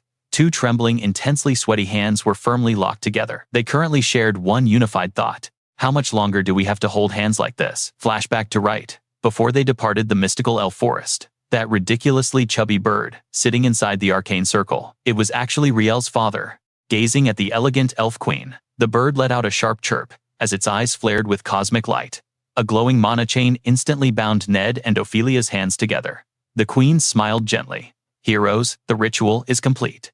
The legendary artifact's power has been pushed to its absolute limits, even though the bracelet was split into 2 separate pieces, as long as you maintain physical contact. The ultimate passive skill will activate. You will gain absolute invisibility, exactly like wearing the original set. This was the divine blessing of the world tree itself." Ned's face burned bright red. Is this extremely embarrassing hand-holding absolutely necessary? Ophelia agreed, "Princess. My solo stealth is more than enough." Princess Antari shook her head. "We aren't just facing an all-out war. We must neutralize elite targets. For instance, the deadly laughing girl. Only Ophelia can track her aura. The third diocese is an absolute fortress, designed by Ned himself to aid Lucius. So infiltrate and return safely. And whatever you do, do not let go. You two look so adorable like star-crossed lovers." Antari then rallied the troops. "The magic Tower forces and the Danakil Legion shall hold the forest." Team 5's healer stayed to restore the cursed woods. Imposing knights in heavy steel stood by her. A capital noble recommendation. "Wake up, Milia, this is your ultimate chance." Winning the Elven Queen's favor means a legendary academic title like Academy Headmaster. Milia's spirit blazed as they discussed ancient magical artifacts. We absolutely need this to survive the looming Ice Dragon raid. Can you forge it? Certainly, Princess. I had a brilliant breakthrough, so please reveal the blueprints. The Elven Sovereign offered her wisdom. Utilizing our advanced forging mechanisms will exponentially multiply your crafting speed. A fiery blonde girl pushed up her spectacles. Her eyes gleamed with hidden depths. This is my moment. As someone mocked as absolute trash at the Magic Tower, letting this golden opportunity slip away would mean forfeiting my mage path forever. I swear, eternal loyalty. Princess pressing her heart determined, tears fell. Lacking manpower, Milia was pushed far beyond her absolute limits. Meanwhile, Milia was intoxicatingly fueled by Academy leadership dreams. The vanguard instantly mobilized toward the third parish. Yes, sir, the armored troops roared. In Lin's city, Adios sobbed uncontrollably. Clamped around his skull was the Midran Silver Lion Circlet Discipline Mode. Forged by the White Dragon, mastering the Draconic Incantation was the only way to alter its form. The discipline setting mercilessly hijacked physical movements through absolute control. The combat mode manifested a dragon aura, but this punishment state mimicked the Monkey King's agonizing headband. Glaring furiously at the heavens, he cursed inwardly. That absolute bastard. My master just died, and I nearly escaped this torture device. But somehow, how did he figure out the Draconic Override command? His weeping actually stemmed from aggressively dicing massive onions. And seriously, why am I prepping this much agonizing produce? Zephyr casually tossed a glowing crimson orb. Your chopping speed is dropping. Work faster, you pathetic mutt. He gripped the gemstone lion's blood core, the ultimate circlet catalyst. In its punishment state, the silver artifact splintered into a supreme control unit, dictating brutal penalties, absolute commands, and relentless tracking. One dark thought would crush Adios's skull. The agonizing pain would drag wretched screams from his throat. Finally, some much-needed peace. This artifact entirely shackled Ed's chaotic impulses. Zephyr let out a heavy, exhausted sigh. Ed was an unadulterated battle maniac, but bloodlust wasn't his entire existence. Like a terrifying beast, whose monstrous adult form completely shattered the illusion of its harmless youth. In just a few years, this lunatic would awaken a world-shaking talent. But, until that destined future arrived, he suffered over diced onions. The ignorant masses could never comprehend. If his rampages continued unchecked, complete annihilation awaited everyone. Glaring with unbroken defiance, Adios roared. I will bear the weight of my sins, but you could never survive the catastrophic fallout. If you let madness jeopardize this mission again, I will personally execute you before it is too late. Zephyr cemented his iron resolve. This burden belongs entirely to me. You know too much. He dumped vintage wine into the simmering cauldron, his mind racing with calculations. Regardless, the vanguard should have breached the third parish by now. I must quickly prep the ultimate welcome for our targets. But first, one glaring anomaly demanded immediate attention. During that explosive death match against Silver Moon Ramian, why did my divine blade completely misfire? Even with low stats, it should work against the bishop. Moreover, the system declared, access denied. I must uncover the truth. A bizarre, shimmering spatial key manifested in his palm. Marching blindly into the sanctuary of light was suicide. Suddenly, a radiant battle axe and warhammer materialized. The abyssal purple axe and blinding golden hammer pulsed with overwhelming divine energy. Adios's eyes locked onto the glorious loot. Zephyr sneered. Hey, you rabid mutt. Other than swords, can you wield alternative armaments? Adios vibrated with excitement. Absolutely I can. His face lit up greedily. Are you actually gifting that to me? Oh, absolutely. Smash. The golden hammer ruthlessly crushed his face, followed by a brutal downward axe cleave, shattering defenses and sending blood rocketing. Adios collapsed in a twitching heap of agony. The battle axe feels superior, Zephyr analyzed. Enjoy your toy hammer trash. Zephyr gestured toward the distant courtyard. See that massive oak tree? Take that blunt hammer and delicately carve it into an adorable squirrel. He handed him a physically impossible quest. Whittling solid timber with a blunt smashing tool defied all logic. Adios stared in absolute horror. Sculpt with a warhammer. Why is that impossible? Other elite warriors can easily do it. Are you entirely useless without a precise carving blade? How tragically weak. Or is your mana control just completely garbage? My aura control is flawless. I could carve a masterpiece using a rusty shovel, hook, line, and sinker. Zephyr smirked darkly. Perfect. Have it painfully adorable in 3 hours, or I execute you. Also, leaving this fortress is strictly forbidden. The absolute command locked into place. Ancient runes flared on the oppressive circlet, forcibly hijacking Adios's free will. Silver Lion's binding disciplinary override command. Absolute confinement. Sealed within the perimeter, an invisible prison slammed down. Adios's soul shrieked in absolute rage. Damn it, how does he know everything? Zephyr barked. Start your task now. Yes, master. Zephyr effortlessly hoisted the massive cauldron into his arms. Time for my grand entrance.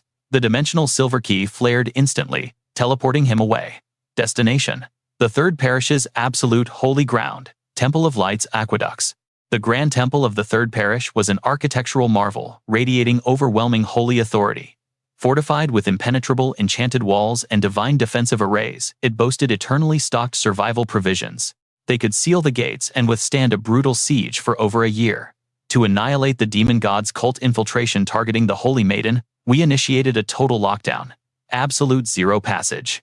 Not even a single messenger bird could pierce this holy barrier. Meanwhile, Net and Ophelia stared down a massive iron grate. However, shutting down the city's intricate sewage system entirely was logistically impossible. Net carefully maneuvered his hand through the rusted bars. This is literally the only blind spot for infiltrators. But as he pushed the gate inward, his hand struck a bizarre invisible energy barrier. It rippled like a surreal liquid mirror, instantly warping his hand right back outside. Net cursed. A spatial lockdown artifact. It severely distorts physical reality without the exact bypass sequence. Force it, and it ruthlessly ejects you. Excavated from Ioritica's legendary catacombs, violently shattering it is impossible, and the core is permanently stealthed. Net shot a deeply miserable glance toward Ophelia. The absolute only way through is that humiliating method. Ophelia steeled her resolve. Let's do it. Suddenly, they initiated an absurd synchronized dance, complete with embarrassing feline paw gestures. Net's soul died inside. Ophelia executed the moves with devastating charm. Next came an agonizing sequence of rhythmic hip shaking. Flushed red with extreme embarrassment, she cried out. Who programmed this cursed security password? Net groaned in pure despair. It was Zephyr.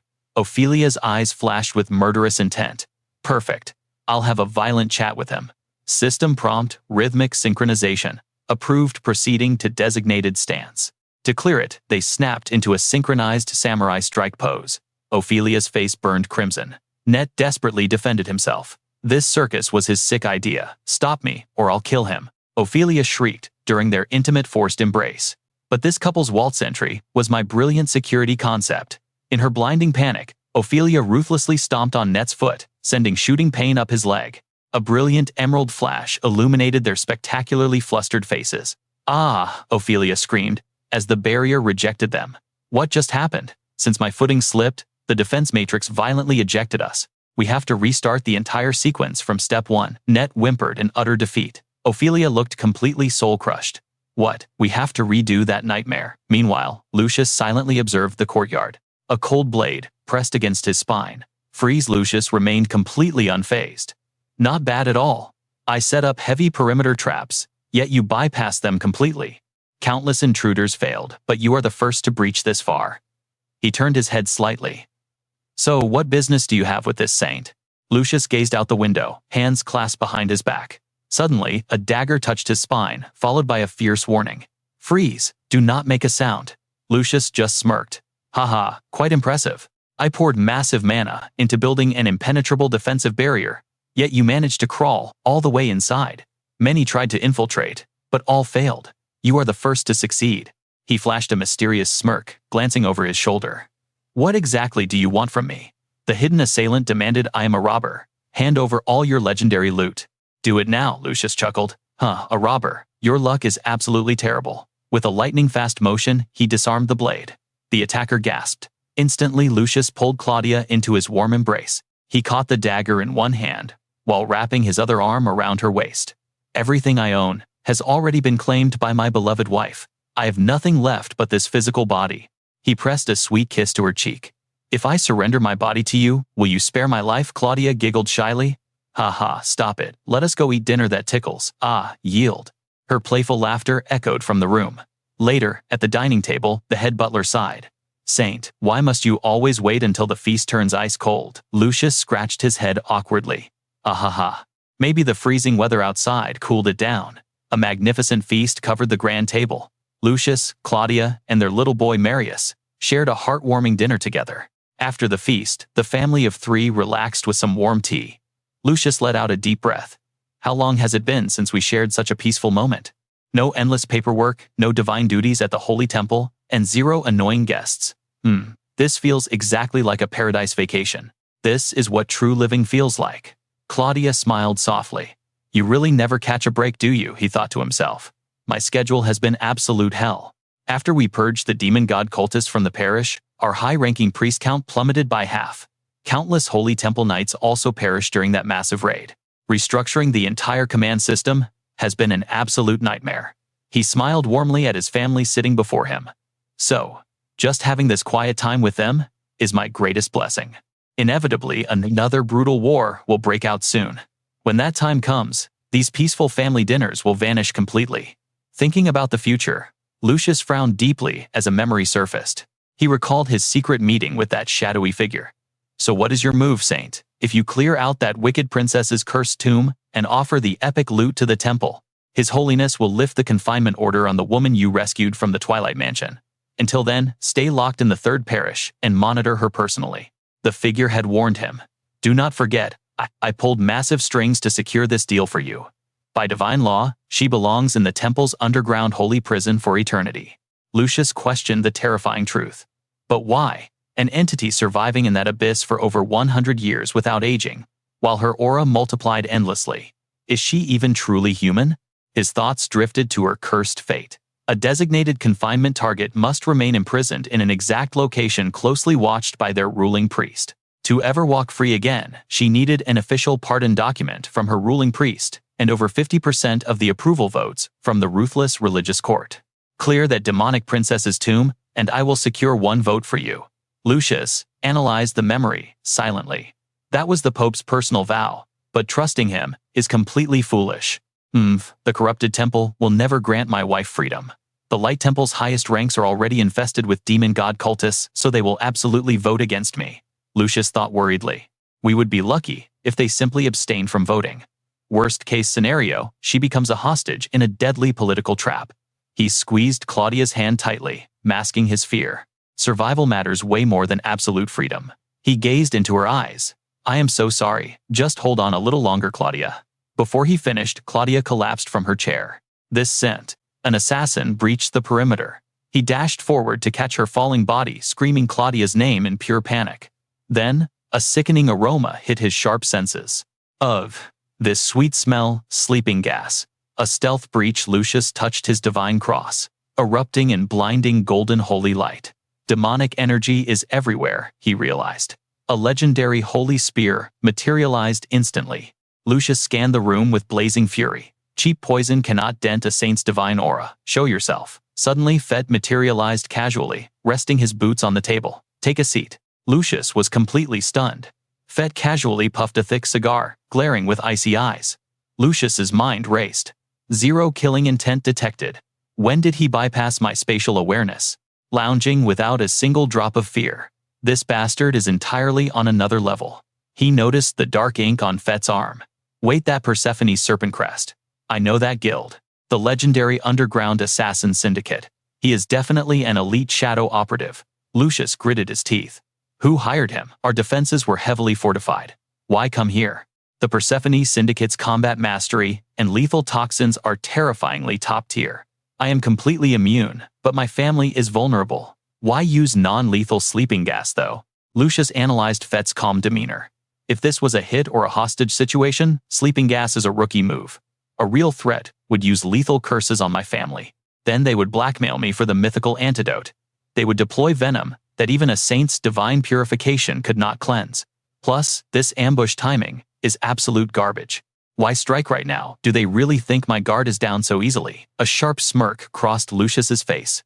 Ah, wait, I get it now. This is a loyalty test. Lucius lowered his spear. Did my father deploy you? Fet chuckled. Took you a whole minute to process that. Impressive. I assumed you were completely brainwashed and useless. Duke Cesare Giannetti. His ruthless father, and the princess's older brother. The supreme commander of the Cayenne Kingdom's Western Alliance. An aristocratic monster with unimaginable wealth and authority. In his massive estate, they always say money means nothing. But supreme talent is endlessly precious. There, he recruits dozens, sometimes hundreds of mysterious elites. Rumors claim that even exiled royals from fallen empires lurk within his shadows, including master assassins. Fett exhaled a thick cloud of smoke.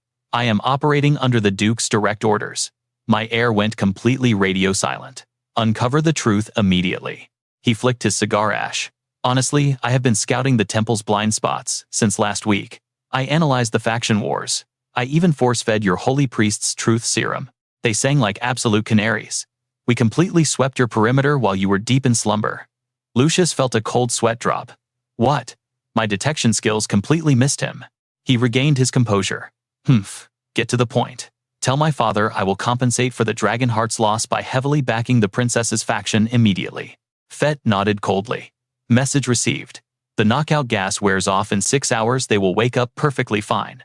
Relax, no divine purification spells required. Smoke twisted as Fett's aura shifted. But that is just guild business. Now it gets personal. Fett growled dangerously. Where the hell is Zephyr? Lucius froze in absolute shock. How do you know that name? Fade puffed his cigarette smoke. You don't need to know. You only need to know what happens if you refuse to answer. Answer my question satisfactorily. Fade smirked coldly and declared.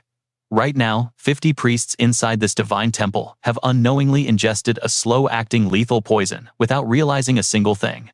Since there were no visible physical symptoms, absolutely nobody activated their divine purification skills. Now those people are descending into pure madness, blindly following the sweet toxic scent that I deliberately scattered everywhere. Finally, right outside, those infected priests are currently crawling wildly on the dirt, desperately sniffing the ground to track the scent. They will soon stampede outside through the underground sewer pipe system. The priests' faces were ghastly pale and completely lifeless, looking exactly like walking soulless undead minions. Lucius seethed with extreme inner rage. The underground sewer was a standard domestic waste disposal route. It was a massive zone that offered absolutely no restrictions on moving directly to the outside world. If anyone escaped and revealed what happened inside here, their spoken testimonies would become the most undeniable evidence. Because there was no physical or living evidence, rival outside factions could only watch helplessly, without making a move. But if those poisoned people actually became living witnesses, his reputation would be utterly destroyed.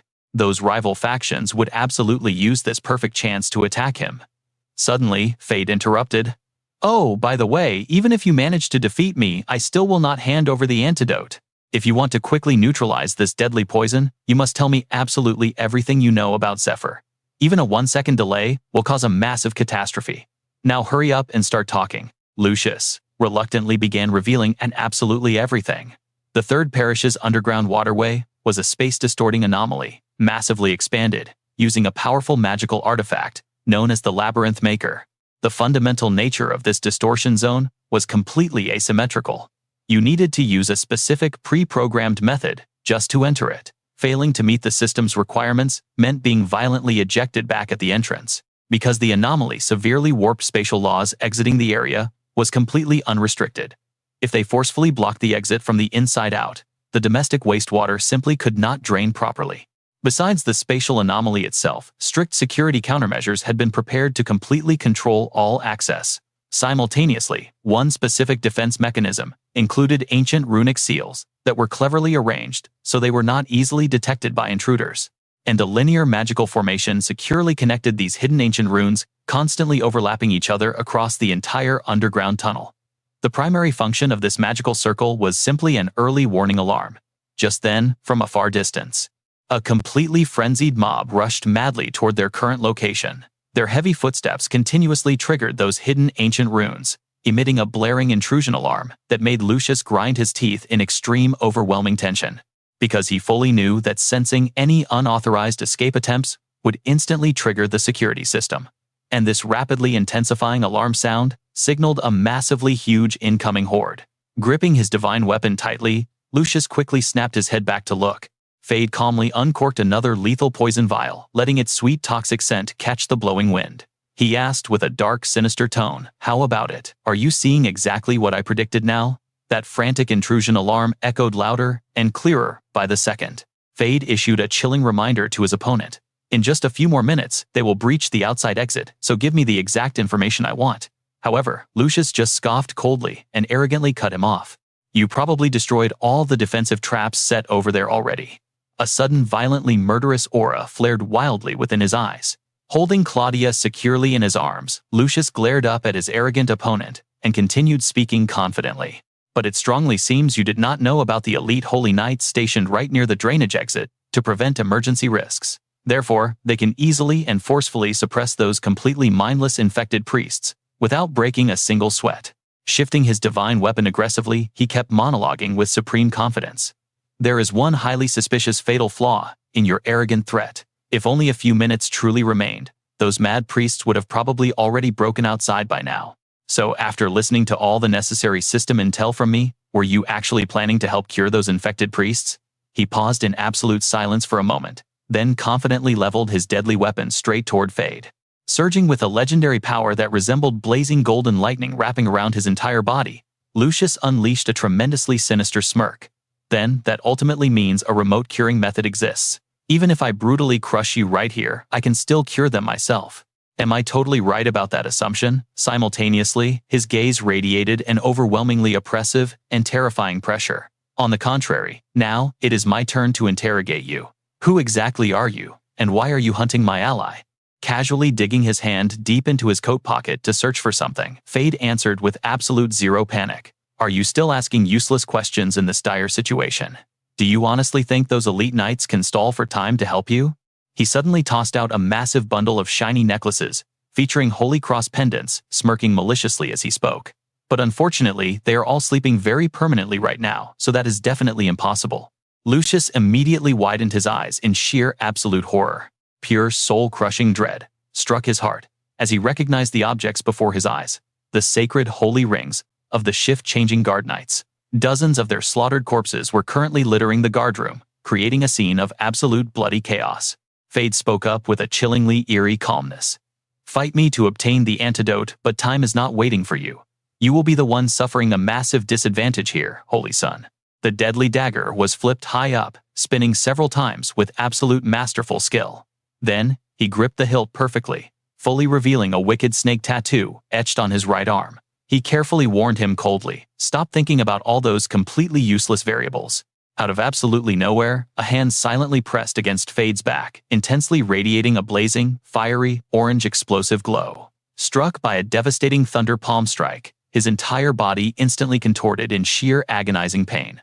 It felt as if all that explosive energy desperately wanted to rip him apart when the relentless lightning struck continuously. Ned's majestic, overpowering aura slowly materialized clearly through the thick, blinding dust clouds.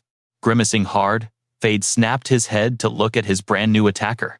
He furiously screamed inside his own mind. What in the world? I was already maintaining maximum vigilance around this entire perimeter. Glancing frantically toward his left side, his mind raced with calculations. Was that the Holy Son's hidden combat skill?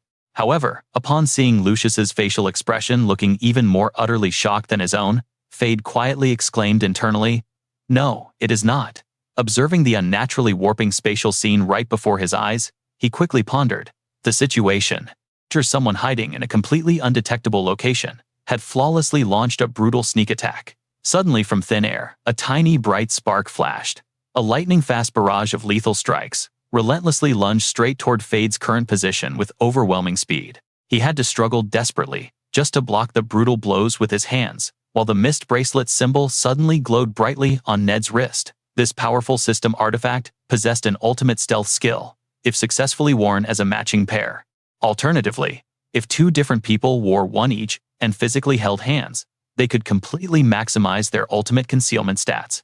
This incredible realization made Ned internally marvel in pure awe. Even utilizing just a single piece already delivers an absolutely outstanding stealth effect. Even when I was standing right in front of his eyes, he still could not detect my presence. But surprisingly enough, Fade was absolutely no ordinary pushover. With his sharp eyes overflowing with pure wrath, he also slowly calculated every single variable. For those lethal close-quarter combat strikes, he might actually be concealing a hidden weapon inside his body. But right now, he is fighting completely barehanded. Looking closely at that attack trajectory, the enemy's exact position must definitely be right here. He decisively slashed his heavy sword downward, with terrifyingly massive power, making Ned instantly dodge the blow. The boy carefully observed, while fully memorizing a crucial rule: absolutely never make physical contact with a poison master's blade. Just hit and retreat immediately. If he perfectly utilized the passive features of his equipped system items, it would definitely be enough to expand a completely safe combat distance. Suddenly, the mechanical joint between the blade and hilt snapped open. He realized fatal danger was rapidly approaching.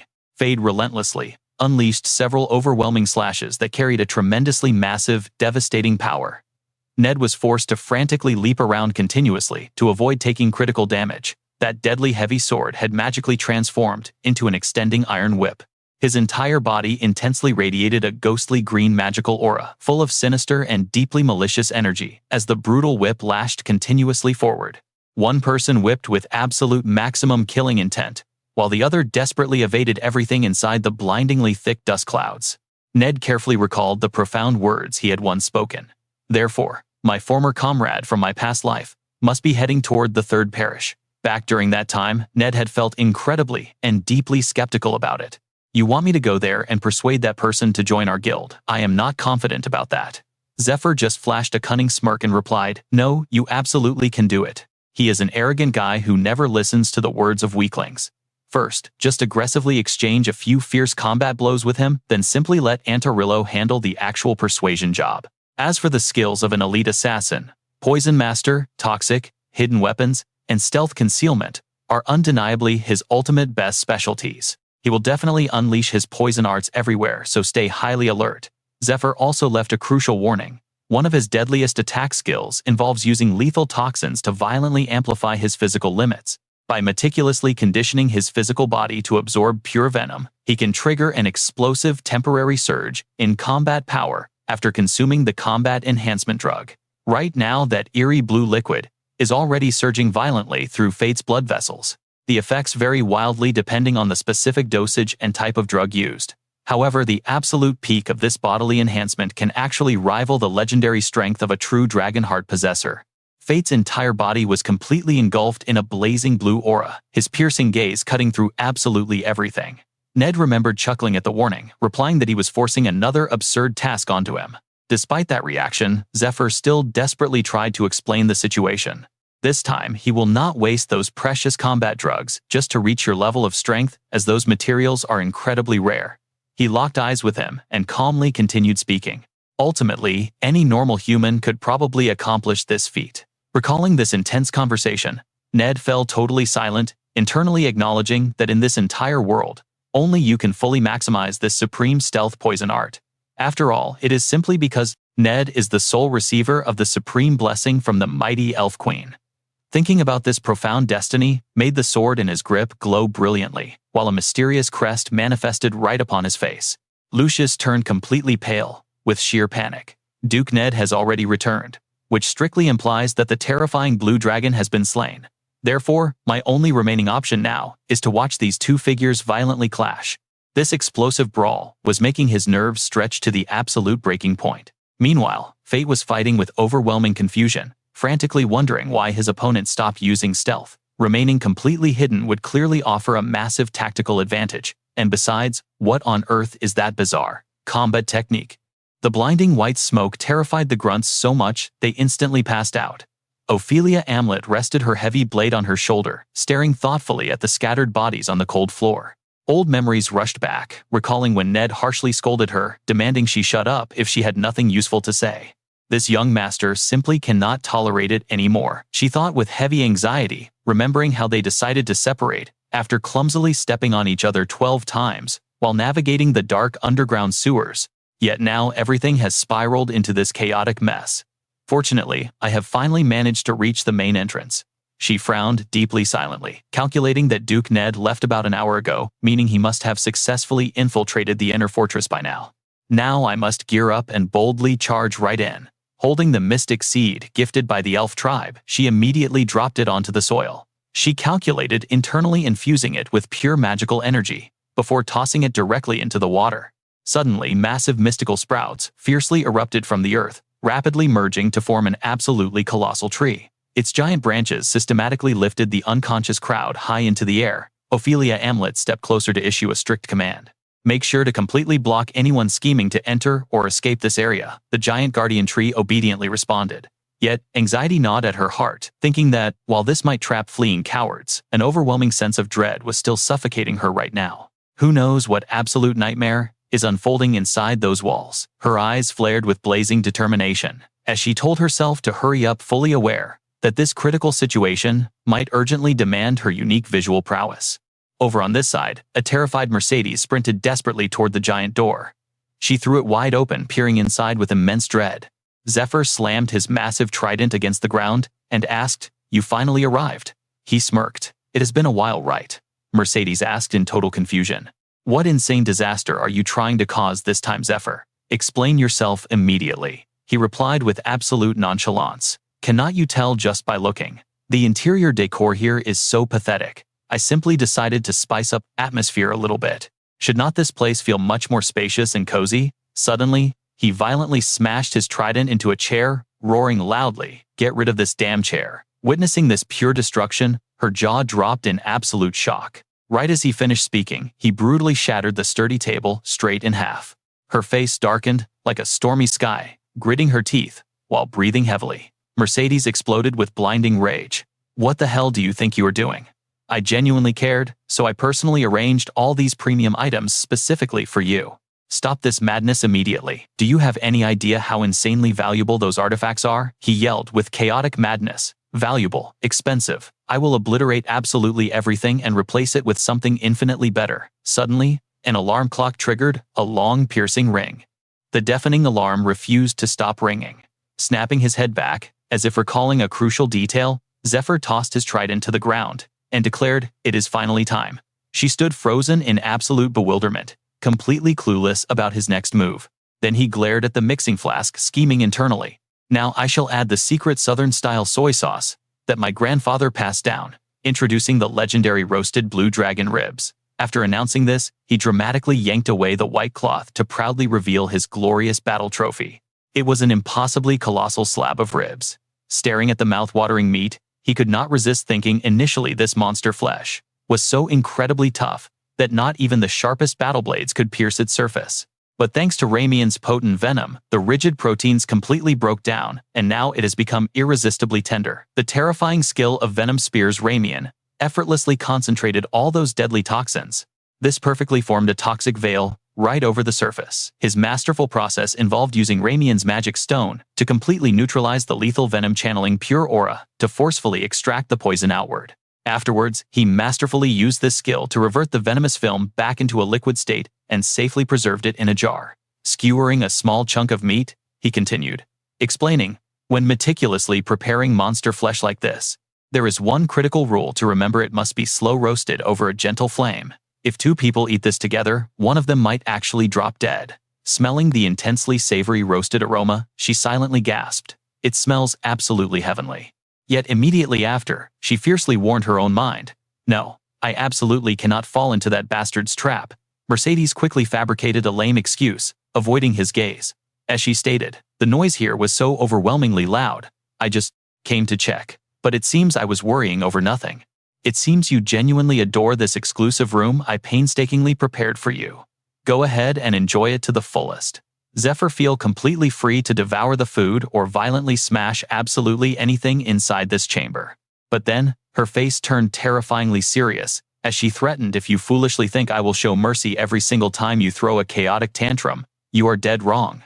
Stop pulling off these totally meaningless stunts." "Why would it be meaningless?" Questioning her logic, while slicing the legendary meat, he casually fed a piece directly to her, and smirked, "This divine dish might actually kill you." Completely mesmerized, Mercedes bit right into the juicy flesh. Deep down, her pride was utterly shattered, as she blamed herself. "I simply cannot resist this," he continued, mocking. "Does true dragon meat taste incredible? Are you totally satisfied? The flavor profile is absolutely mind-blowing, right? That is the supreme taste of faith and absolute trust." Suddenly, Zephyr viciously gripped her jaw, leaning his face in dangerously close as he growled, "Yet, why does it seem like you have zero faith in me? Why the hell are you acting like this?" He scowled deeply, gritting his teeth as he hissed, "The legendary Sword of Light is now my rightful property, and I plan to unleash it, only for a special occasion. Are you forbidding me from using it?" he demanded, with escalating disgust. "A pathetic weakling like you dares to claim the title of Supreme Commander. By now, her pale face was dripping with cold sweat from pure terror, but those insulting words made Mercedes erupt in madness, screaming, "Supreme Commander, you have gravely misunderstood the situation. Zephyr, there are endless divine secrets that even we are forbidden to know." He roared a vicious curse before violently throwing her down onto the hard floor. She shrieked out in sheer agonizing pain. Turning his back to leave, he scoffed, "Who would ever believe? You're pathetic garbage. If you want to scheme your ridiculous plots, go ahead, but I will carve out my own destiny." Zephyr slumped onto a chair and chillingly added, "From this day forward, the era has completely shifted," he declared with a booming dominant threat.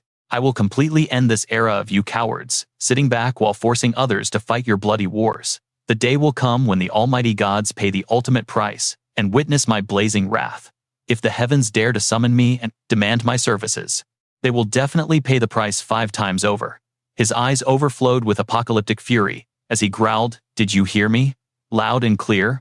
Mercedes's face darkened with absolute outrage as she snapped back. "Shut your mouth, you arrogant bastard. Your disrespectful insolence needs to have a damn limit." Emitting a blinding golden holy aura, she fiercely threatened, "I will personally hammer some respect into your skull." Suddenly, 2 streaks of brilliant light, one glowing gold, and the other blazing blue, shot straight toward Mercedes. Those 2 immense beams of energy carried such devastating destructive power that the entire floor shattered into oblivion. Witnessing this overwhelming phenomenon, he nervously questioned what kind of power that was. She glanced down, equally stunned internally, screaming, "What in the world is this now?" Suddenly, the massive twin beams of cosmic light materialized into 2 mysterious envelopes, radiating those exact same colors. Gritting her teeth, she yelled in total disbelief, "I absolutely cannot fathom how the divine gods could ever tolerate your staggering level of arrogance and sheer stupidity." Suddenly, her tone shifted as she announced, "Congratulations, Zephyr, you finally got exactly what you wanted." He stared in sheer shock, asking, "What the hell do you mean?" Mercedes firmly grasped both mystic letters and explained, "These are direct missives, personally issued by the absolute gods. Explanations and divine rewards, the exact forbidden knowledge you desperately desired, is written right here. However, there is a catch. Out of these 2 cosmic letters, you are only granted the authority to open one, and I have firmly decided to pick this one." The remaining card vanished into thin air. Mercedes leaned in, asking, "Which envelope will you open?" He hesitated, mind racing.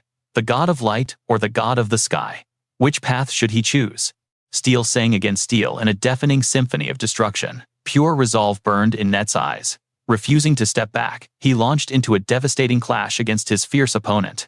Studying his opponent, Faith's mind raced. This martial art, it was completely unknown to him. Suddenly, suppressed memories of his past encounter with Zephyr crashed over him like a tidal wave. He plunged poison needles into his own flesh just to amplify his combat prowess. Faith thought, utterly baffled. That fateful day was the last time he ever saw him join the Holy Sun's raiding party. A dragon subjugation mission. Damn it. I poured my blood and sweat into building that trust. Taking a deep drag from his pipe, he intensely analyzed the silver-haired enigma known as Zephyr. Having clashed blades with both him and the crimson-haired Net, their origins and sheer battle power were no longer a mystery. Without warning, Faith lunged forward, closing the distance at lightning speed. He brought his sword crashing down, but Net flawlessly parried the heavy strike. Smirking, Faith pointed out that such terrifying mastery could never be achieved in just a year or 2. Net blinked in sheer confusion. "You have been cultivating this technique for 4 years, haven't you?" Faith pressed on, his eyes narrowing. "Back then you relied entirely on Eastern martial arts, correct?" The fierce duel raged on a lethal blade, barely missing Net's head. Faith's eyes blazed with demonic red aura as he unleashed a menacing spell. "Let me crush you, and the truth will be revealed." But, with wind-like reflexes, Net perfectly evaded. Faith quickly pulled out a mysterious vial, dripping strange essence into his smoking pipe. Instantly, a massive cloud of lethal toxic smoke blasted toward Net. Standing his ground, Net clapped his hands together, channeling his own mana to forge a defensive barrier. Overpowered by his immense aura, the toxic cloud completely dissolved. Faith stared in absolute disbelief. A sheer shockwave generated just by clapping his bare hands. He used mere physical force to obliterate my lethal poison. Suddenly, a suspicious noise broke the tension, forcing Faith to snap his head around. The heavy doors violently slammed shut. Panic flared in his mind. The Holy Sun. He actually ran away. Gripping his pipe tight, he cursed under his breath. Did this brat only show up to buy time for the Holy Sun's escape? What a pathetic and cowardly saint fleeing from a 2-on-1 advantage. To think he would just abandon the battlefield. Meanwhile, Net analyzed the situation, murmuring to himself.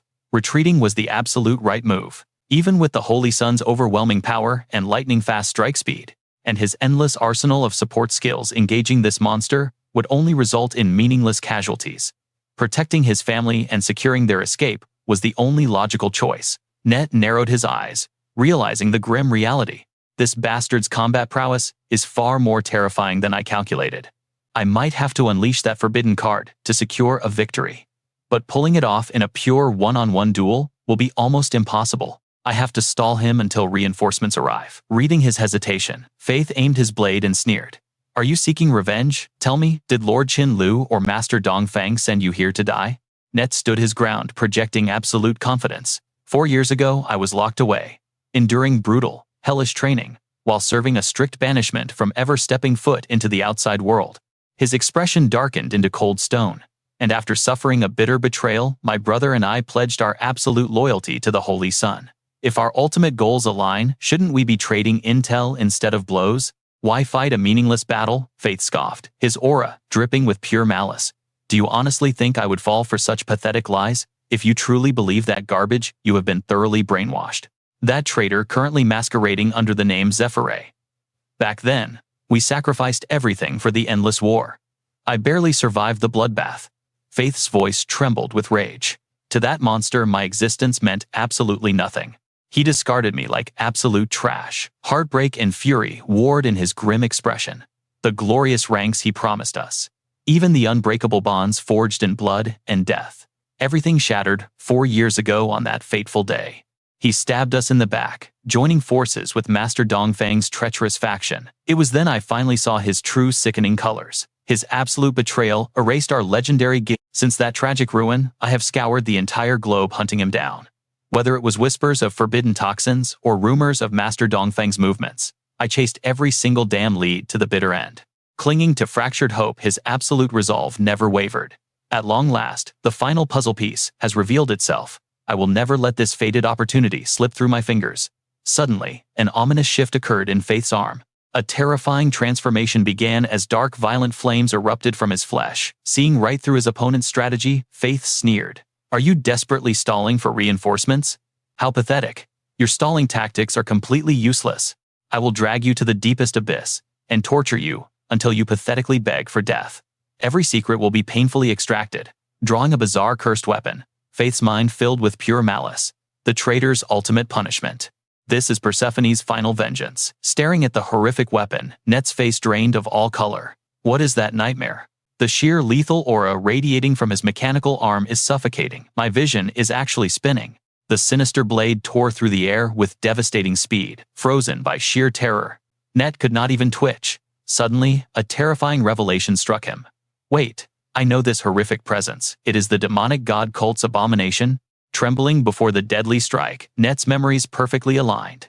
This soul-crushing dread. It was exactly like that fateful day.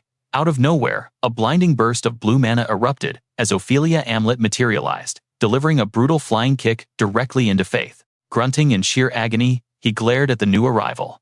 This silver-haired woman, she actually mastered stealth magic too. Looking down at him with overwhelming arrogance, her eyes blazed into a demonic crimson before she let out an ear-piercing battle cry. A horrifying screech completely shattered the silence as blood-red aura devoured the entire battlefield. Faith's heart hammered in pure panic as he desperately braced himself. He trembled violently. My left arm. It is entirely paralyzed. Wait. No, it is worse. The entire left half of my body has been completely sealed. What kind of witchcraft is this? Did my very soul react to that demonic scream? Staring up at the towering figure of Ophelia Amlet, a chilling thought crossed his mind. That monstrous woman. Could she possibly possess the exact same dark origins as me? Suddenly glowing golden chains materialized out of thin air, combining absolute imprisonment with a paralysis debuff. Faith was completely shackled. Stepping out from the shadows, the Holy Sun dramatically returned. I just had to test out my chain-binding skills on this pest. The two elite guards immediately cheered. Praises to the mighty Holy Sun. Perfect timing. Now then, Sir Net, we need you to step back and leave the rest to us. Ignoring them, Net marched straight toward the shackled Faith, extending a hand radiating with ancient overwhelming power. Flashbacks of his fated encounter with the Elf Queen instantly flooded his mind. "Oh, gracious Queen of the Forest, are you truly bestowing your divine blessing upon me?" The ethereal beauty smiled warmly. "Zephyr insisted I grant you this absolute power. Consider it my ultimate gratitude for saving my life." Her expression then shifted, strictly warning him of its heavy activation conditions. "You must maintain direct physical contact with your target for 30 seconds while standing face to face." Her voice echoed with grave solemnity. "While this divine skill appears peaceful, it wields immensely dangerous potential."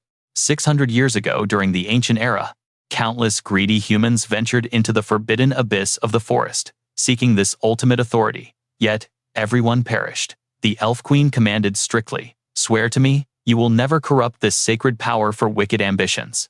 I shall completely honor Zephyr's absolute decree. He instructed me to unleash this solely for recruiting legendary allies to defend humanity's ultimate survival.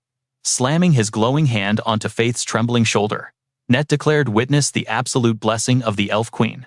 The Queen's sovereign authority forcefully overrides the target's entire mental state. Once struck, the enemy instantly loses all killing intent, surrendering to absolute unconditional loyalty. System notification. The remaining activation charges for this divine skill is exactly 1. Flashing back to 1 month ago, under the eerie glow of a blood moon, Zephyr's elite raid party, prepared for the ultimate dragon subjugation. Hidden deep within the treacherous dark forest, stood a decaying cabin, one of Odin's highly classified outpost networks. This shadow facility relayed crucial intel, harvested by mind-controlled insect slaves, transmitting Odin's absolute commands to his mindless pawns. However, when compared to the legendary 12 Apostles, Odin's raw combat power was undeniably the absolute weakest of the bunch. Odin's sinister shadowed face curled into a chilling grin. It was solely his massive nationwide spy network and terrifying political mastery that propelled the demonic god cult to such absolute supremacy within the underworld. But all of that terrifying glory is now completely dead and buried. Peeking through the cracked door, a grotesque arm swarming with writhing insects emitted sickening clicks. A tragic host stood there, his entire face and skull horrifically devoured by thousands of parasitic larvae. An eerie voice echoed, "Lord Odin. His skull has been utterly crushed." Blood splattered everywhere. Riley stood completely unfazed. "There are 0 survivors left breathing here." Lifting a squirming larva, she smirked. "With Odin dead, these pathetic bugs lost control. We can skip checking the other outposts entirely. Those cowardly nobles are already faking a sudden illness. They are scattering into the shadows to desperately survive."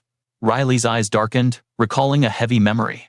A firm voice had echoed, "Listen closely, Riley. At this critical moment, only you can fix this utter disaster." She remembered gripping his every word. "Never trust those lowly outsiders beyond our martial sect. They exist purely to deceive us. The Syndicate is the exact same. You must uncover the absolute truth and personally execute our sect's traitor." His expression turned deadly serious. "Starting this very second, you step out of the shadows to become my direct heir. Take my ancestral hairpin. It is the ultimate token of authority. The entire sect will strictly obey you." Receiving the sacred relic, Riley bowed deeply. "This is an overwhelming honor, Master. I swear to flawlessly protect the Vance family's glorious name." She slowly unsheathed her shining blade. "As your chosen successor, my absolute first mission is shattering your unjust prison chains." A blinding divine aura suddenly flared around her trembling steel weapon. Master Vance sharply rebuked her. "Have you forgotten my absolute pride? Fleeing without proving my innocence is a fate worse than death. Go now. Hunt down that backstabbing traitor. Besides, I have prepared a grand reward for you." His piercing gaze intensified. "By the time your mission concludes, the elite squad hunting for your long-lost brother will finally return. Consider it a blessed homecoming." Snapping back to the harsh present, Riley tightly gripped a silver picture locket. "That catastrophic accident wiped my entire past. Only the name Riley survived." Inside rested a crude drawing scribbled with the words, "Happy birthday, Big Sister Riley." A heavy emotional realization hit her. "Master, you actually kept your sacred vow. You swore to restore my stolen life." A dangerously confident smile graced her lips. "Pack only the absolute essentials. We relocate in exactly 2 hours. Understood, senior sister," her loyal shadow replied. This total chaos is a wild anomaly the Syndicate completely failed to predict. Her absolute smirk sharpened. The true key to total victory is hunting down this variable first and utterly destroying it. Murderous intent violently blazed in her eyes. True victory means restoring my master's absolute glory. In this brutal world, reputation is sheer survival. No filthy outsiders will interfere, she vowed silently. I will be his invincible shield.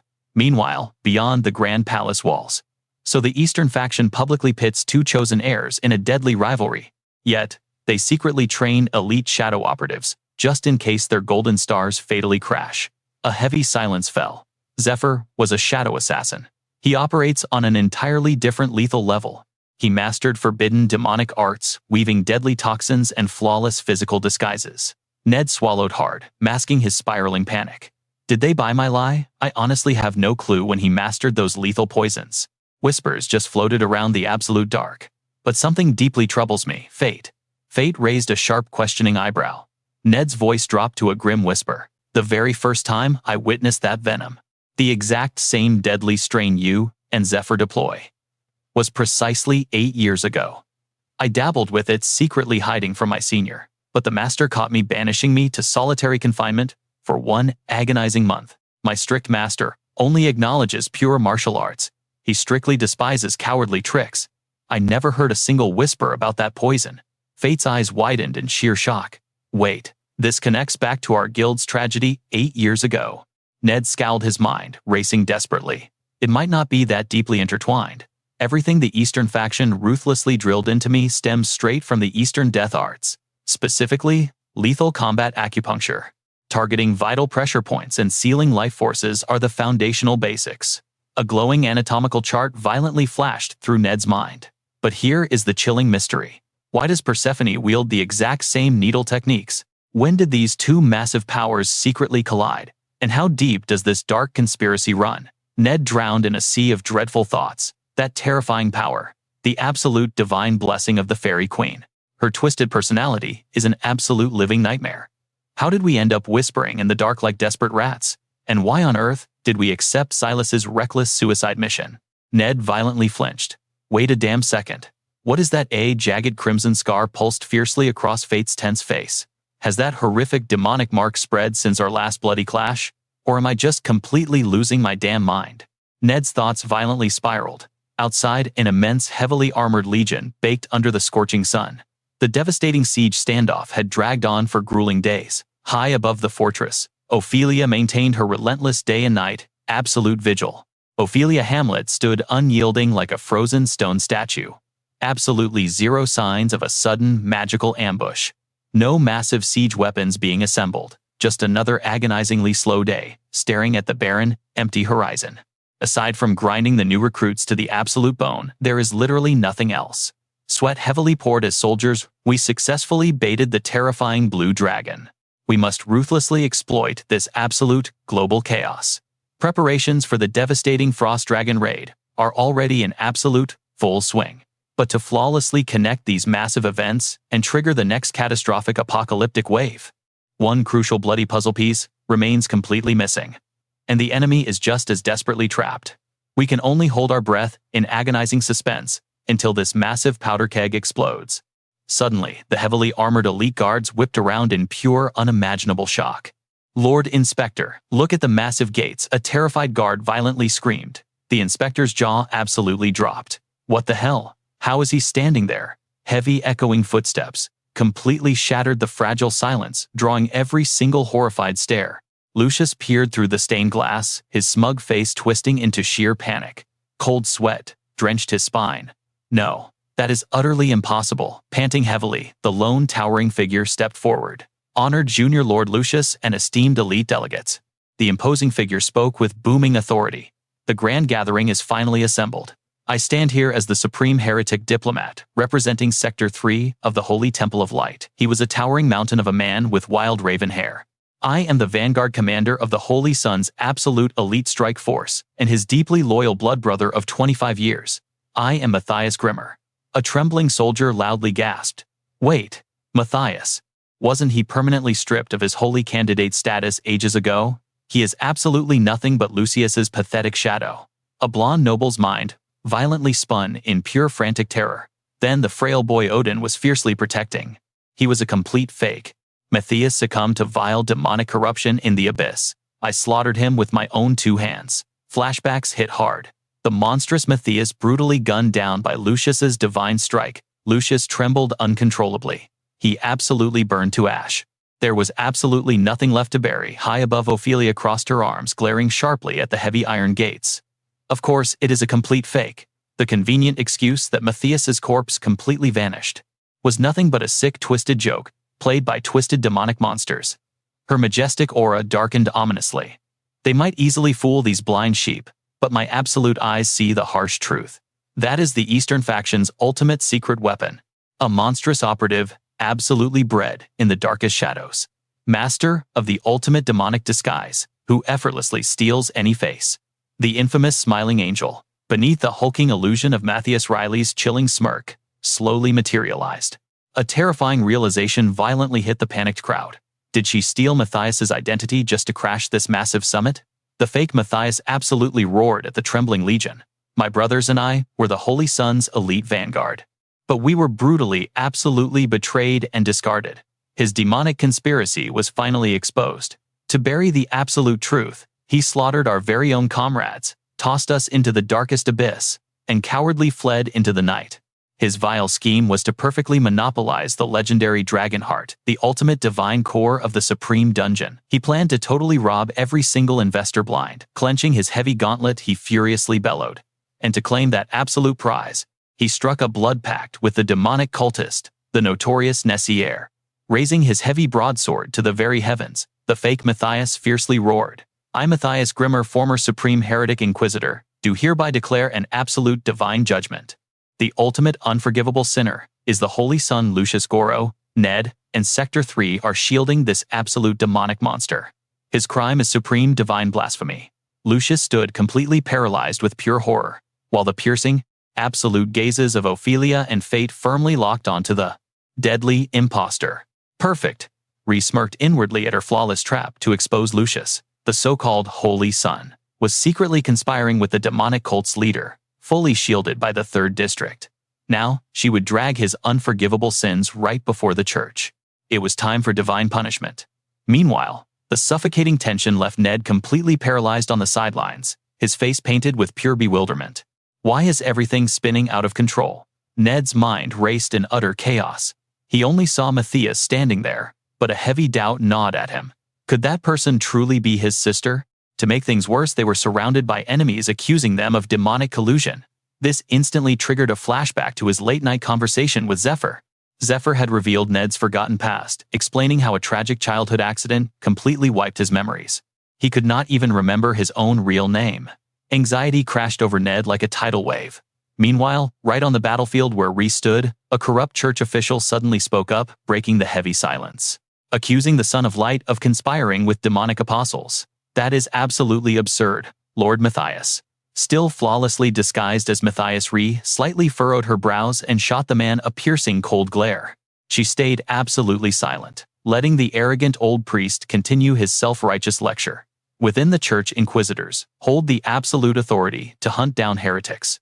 However, even as a High Inquisitor, you possess absolutely zero authority to arrest the Holy Sun. Your power in this situation is strictly limited to one single action. You can only report him to the church and wait for their divine judgment. The old man slowly pulled back his heavy hood, his voice dropping to a sinister tone. But if 3 high priests unanimously back your accusation against the Holy Sun, then you gain the immediate right to detain and interrogate the suspect. The truth was finally revealed. This old geezer was Benjamin. A core executive of the Holy Citadel's relic management faction. Standing to his right was Bishop Gertrude, the absolute ruler of the 4th District. And positioned on his left was the elite investigator Cornwall, a high-ranking official from the Temple of Light's financial council. Benjamin sneered with overwhelming arrogance. How incredibly convenient. We already have exactly 3 high priests gathered right here. His expression suddenly darkened. But heed my warning, Lord Matthias. If your accusations against the Holy Sun turn out to be false, you will be arrested on the spot. You will face the ultimate punishment for blasphemy, defaming the Holy Sun, and disgracing our sacred church. He dramatically raised his index finger. A mysterious ring, with a glowing sapphire, rested there, radiating terrifying magical energy. Rhea was genuinely taken aback. Could that be a spatial ring? Suddenly, a blinding burst of golden holy light erupted from Benjamin's artifact. An incredibly bizarre object materialized out of thin air, firmly resting upon an ornate pedestal. It was a heart-shaped bow, with its sides wide open, adorned with majestic overlapping wings on each end. This was no ordinary weapon. It was a hero-tier holy relic, the legendary Judgment of James, an ancient execution tool from the Holy Kingdom. It automatically fires a lethal arrow into a liar's heart, limited to 3 daily uses. Drawing the glowing bowstring, Benjamin roared fiercely. The heavens are watching this very moment. Fall to your knees and face divine judgment. The holy arrow locked dead onto Ree, who was still disguised as Matthias kneeling on one leg. Benjamin coldly addressed the High Inquisitor. Is your accusation true? Did the Holy Sun truly collude with the demonic apostles? Ree slowly bowed her head, half closing her eyes, as her brilliant mind rapidly pieced together the puzzle. James, the legendary former Inquisitor, was the very first master of this supreme holy ring. To completely eliminate bias and ensure absolute justice during his interrogations, he viciously gouged out his own eyes. In exchange for his sight, he gained superhuman hearing beyond mortal limits. He could detect even the most microscopic vibrations in the air, the faintest heartbeat, the slightest shift in breathing, and the tiniest vocal tremors of anyone standing before his terrifying presence. Those facing his divine judgment would inevitably tremble in absolute terror. That intense fear would cause fatal inconsistencies in their voice and body language. By tracking those microscopic physiological changes, he could deliver flawlessly accurate verdicts. But Ree was overflowing with absolute confidence. She possessed ultimate mastery over her own physical form, freely manipulating every single muscle, fiber, and nerve. I can perfectly forge my own emotions. This is my ultimate hidden trump card. Even the legendary Judgment of James will never pierce through my flawless deception. Bathed in divine light, Ree fearlessly looked up. Yes, my words are the absolute truth. Hearing this holy son, Lucius instantly turned deathly pale. Cold sweat drenched his trembling body as sheer terror consumed him. Right before the stunned eyes of the massive crowd, the holy arrow violently vibrated upon registering Ree's unshakable words. An overwhelming energy shockwave exploded outward. Seconds later, the divine arrow completely dissolved into nothingness. The surrounding soldiers erupted in panic. Dear heavens, the arrow vanished entirely. Does that mean the Inquisitor was telling the absolute truth? Suddenly, an earth-shattering crash echoed from the base of a colossal knight statue, which proudly wielded a giant spear and shield. Clad in impenetrable heavy armor, standing casually beneath it was Cornwall, leaning a hand against the massive stone boot. He sighed with dramatic mocking sorrow. What an absolute tragedy. History has recorded fallen holy sons who dared to side with the demonic cult before, but to think such vile corruption would manifest right before our eyes in this era. His gaze sharpened as he loudly proclaimed, I, Cornwall, High Investigator of the Financial Council, officially validate Lord Matthias's formal accusation against the Holy Sun. Beside him, Benjamin's expression hardened into stone as he boomed, I, Benjamin, executive of the Relic Management faction, also uphold this divine accusation. Instantly, chaotic whispers swept through the ranks. The soldiers' frantic murmurs swelled into a deafening uproar, signaling an immediate execution. Standing amidst the chaos, Ree gently closed her eyes, a terrifying smile forming. What a spectacular comedy, she mocked inwardly. No better word could describe this glorious mess. Ree plunged deep into her lethal calculations. If the Holy Sun is branded as a treacherous heretic, then every single follower backing him will burn for ultimate blasphemy. Blinded by pure greed, those hypocrites had eagerly tossed their sacred faith into the dirt. They betrayed their devotion to protect him. Now, they eagerly wait for someone to smash the gates for them. She chuckled darkly. How incredibly amusing. You fools fell into my trap. The ignorant soldiers furiously demanded the traitor's blood. A blazing inferno of thrill erupted within Ree's heart. You are all absolutely ecstatic that I showed up today, aren't you? I arrived perfectly disguised as the righteous Matthias. I will deliver the guilty verdict and gladly burn him at the stake. Her eyes gleamed coldly. Extending an open palm, she commanded, Gertrude, deliver your final verdict. Gertrude's stomach twisted with impending doom. I do not care if the Holy Sun hangs for blasphemy. I only came here on a mission. To confirm Lord Odin's safety, Gertrude stammered, her forced decree. I also, but suddenly, a catastrophic purple lightning bolt ripped the sky. The thunder god's wrath obliterated the ground between Ree and Gertrude. As the massive dust cloud slowly cleared under Benjamin's stunned gaze, A terrifying silhouette emerged from the crater. The figure scoffed arrogantly. "What absolute nonsense are you fools up to? Judging the Holy Sun? What a pathetic little circus."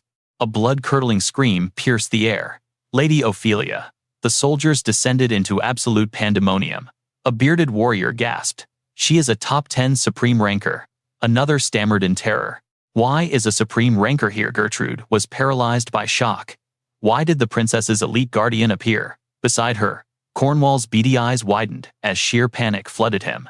"And who is that figure beside her? He looks familiar." Ophelia glared at Benjamin. "Priest Benjamin, tell me, what is the true accuracy rate of your judgment ring?" Benjamin furiously snapped back that it was a high-tier holy relic.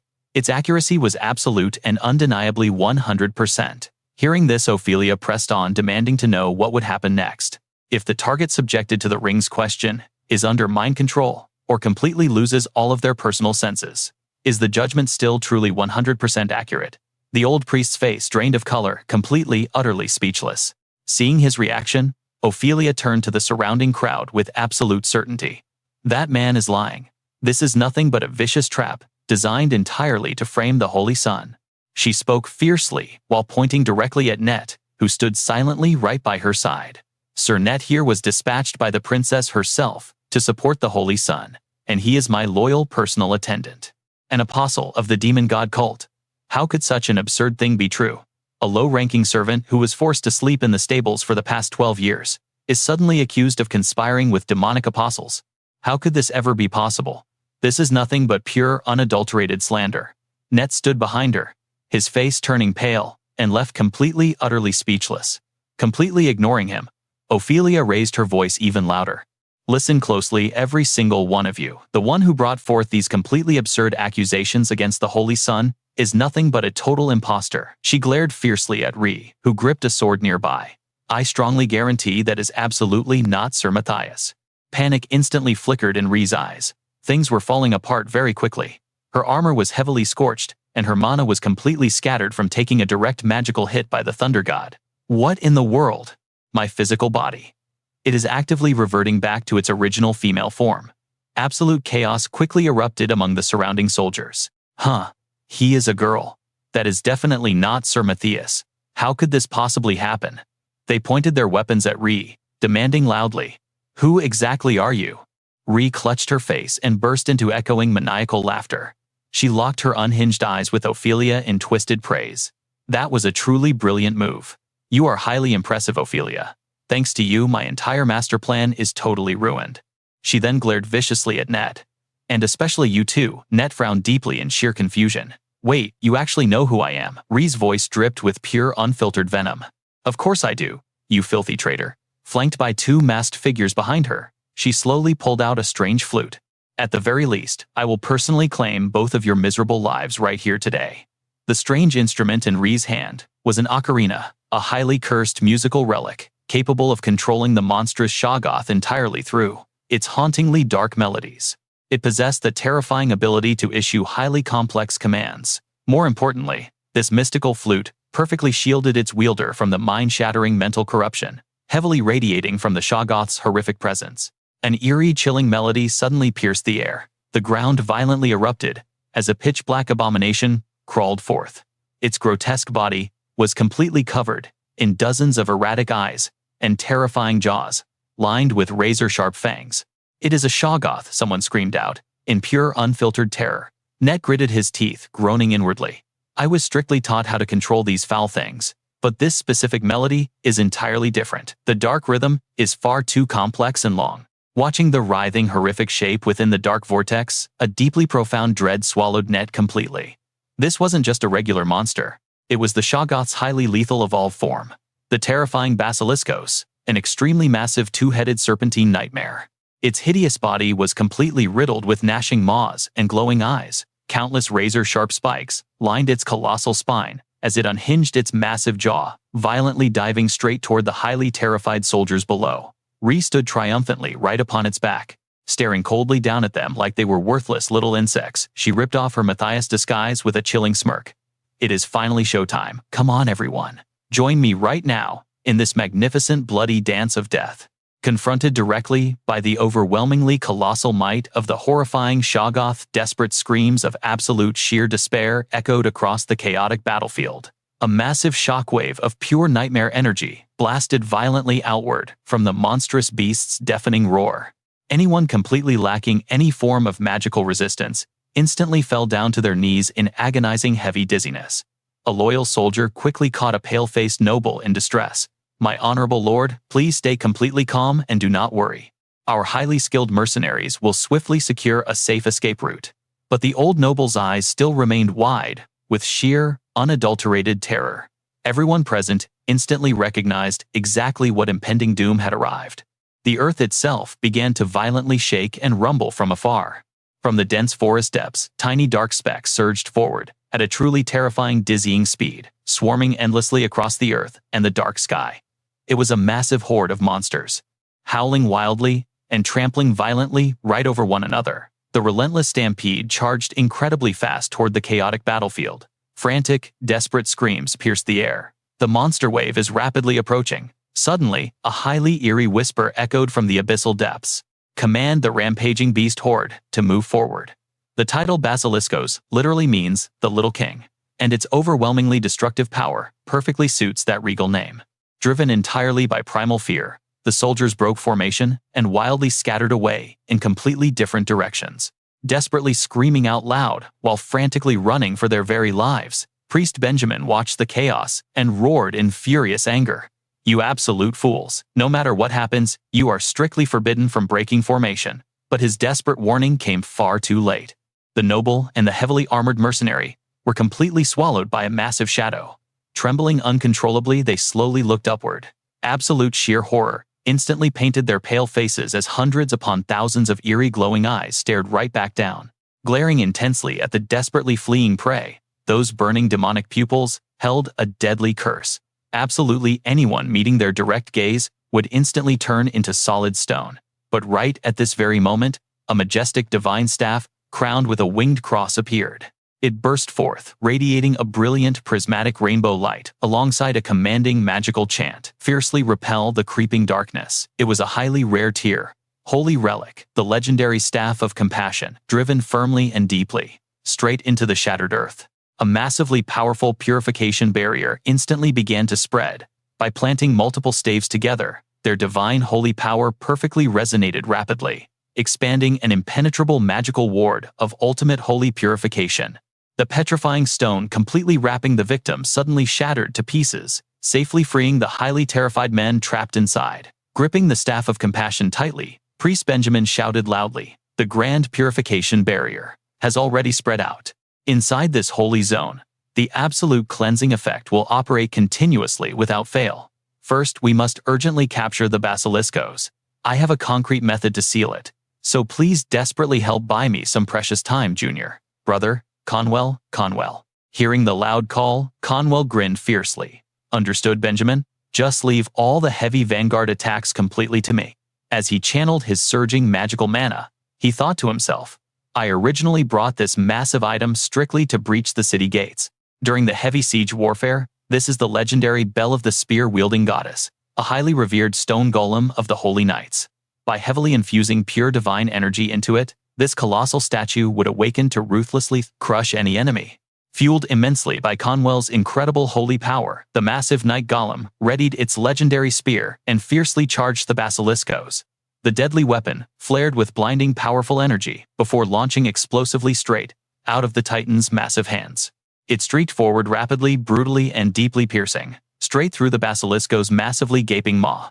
Roaring out in extremely agonizing blazing fury, the monster violently lunged to attack the golem, only to be rapidly blocked completely by its impenetrable towering shield.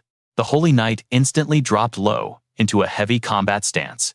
Its massive stone fists launched a highly relentless barrage, forcefully slamming into the beast's grotesque body and triggering huge explosive blasts. Leaping back quickly, the golem effortlessly snatched its spear mid-air, shifting, fully ready for another strike.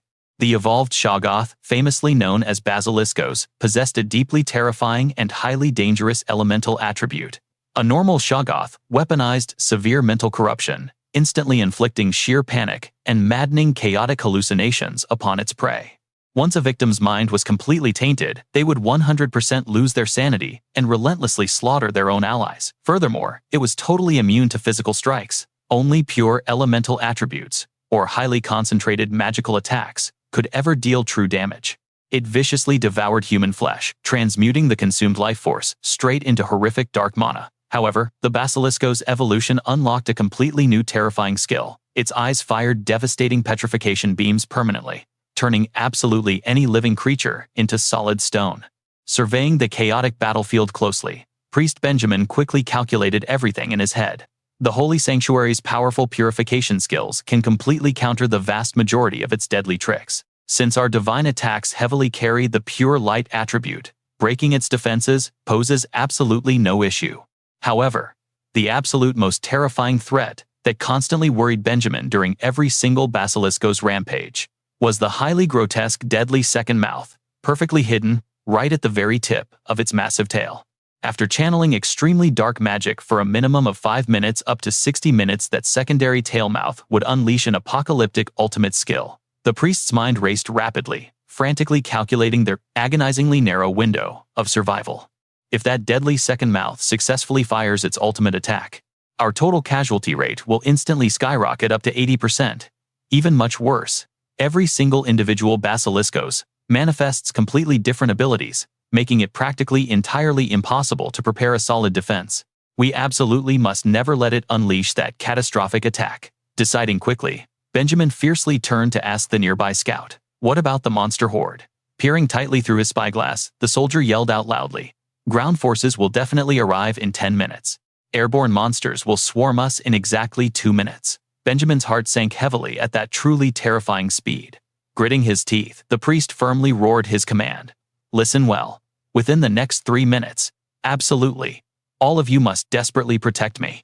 A legendary holy relic materialized right in his grasp. He had finally activated the Holy Family's mythical golden light mirror.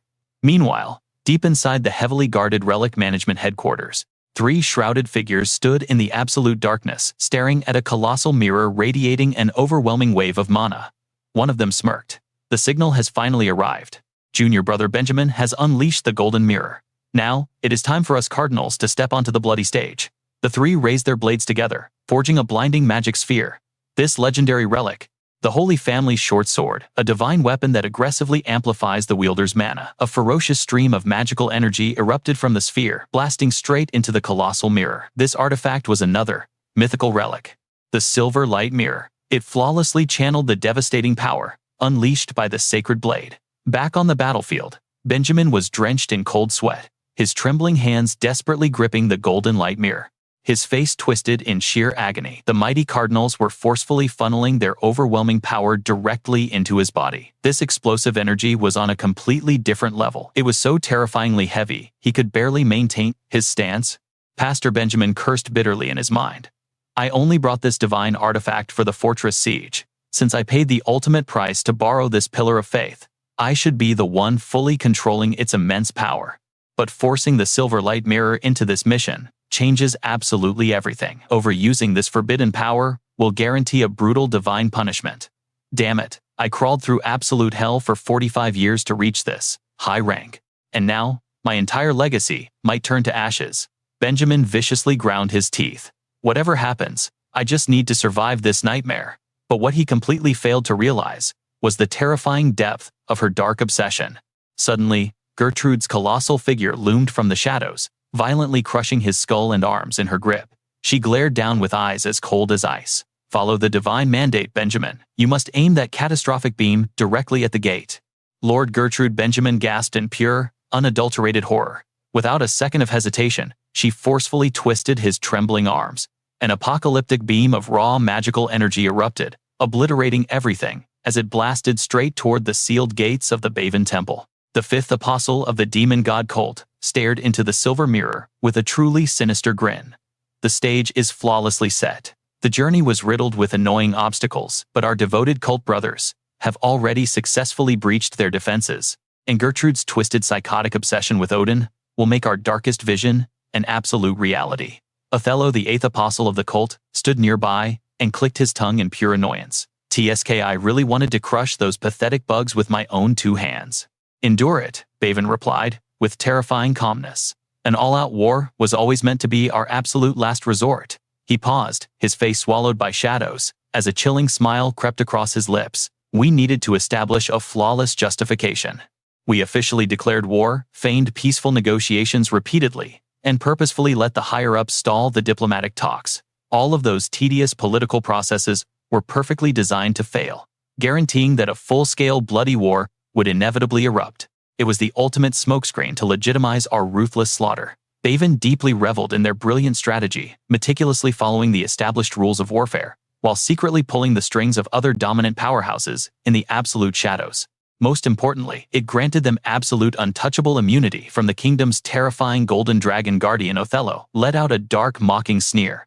That greedy holy son will bleed us totally dry, just to fiercely protect his pathetic authority across both territories. Wilhelmina offered a dangerously sweet, venomous smile. That is simply how the elite aristocracy plays the political game, Othello. To effortlessly bypass their annoying little rules, my brilliant disciples have flawlessly infiltrated the absolute highest, most sacred ranks of the Light Temple. Now, my devoted brothers, let us merge our apocalyptic power one more time. The three dark cultists roared in absolute unison, thrusting their blades to forge a second devastating magic sphere. Suddenly, a desperate, blood-curdling scream pierced the tense air. Just drop it right here, in the far distance. Cornwell aggressively snapped his head around in absolute panic. What the hell are you doing? For the third time, an apocalyptic surge of raw, destructive energy blasted from Benjamin's golden mirror. The thunderous, earth-shattering sound of galloping hooves echoed across the bloody battlefield. High above, a sinister eye-shaped sphere floated ominously in the sky, coldly tracking their every single move.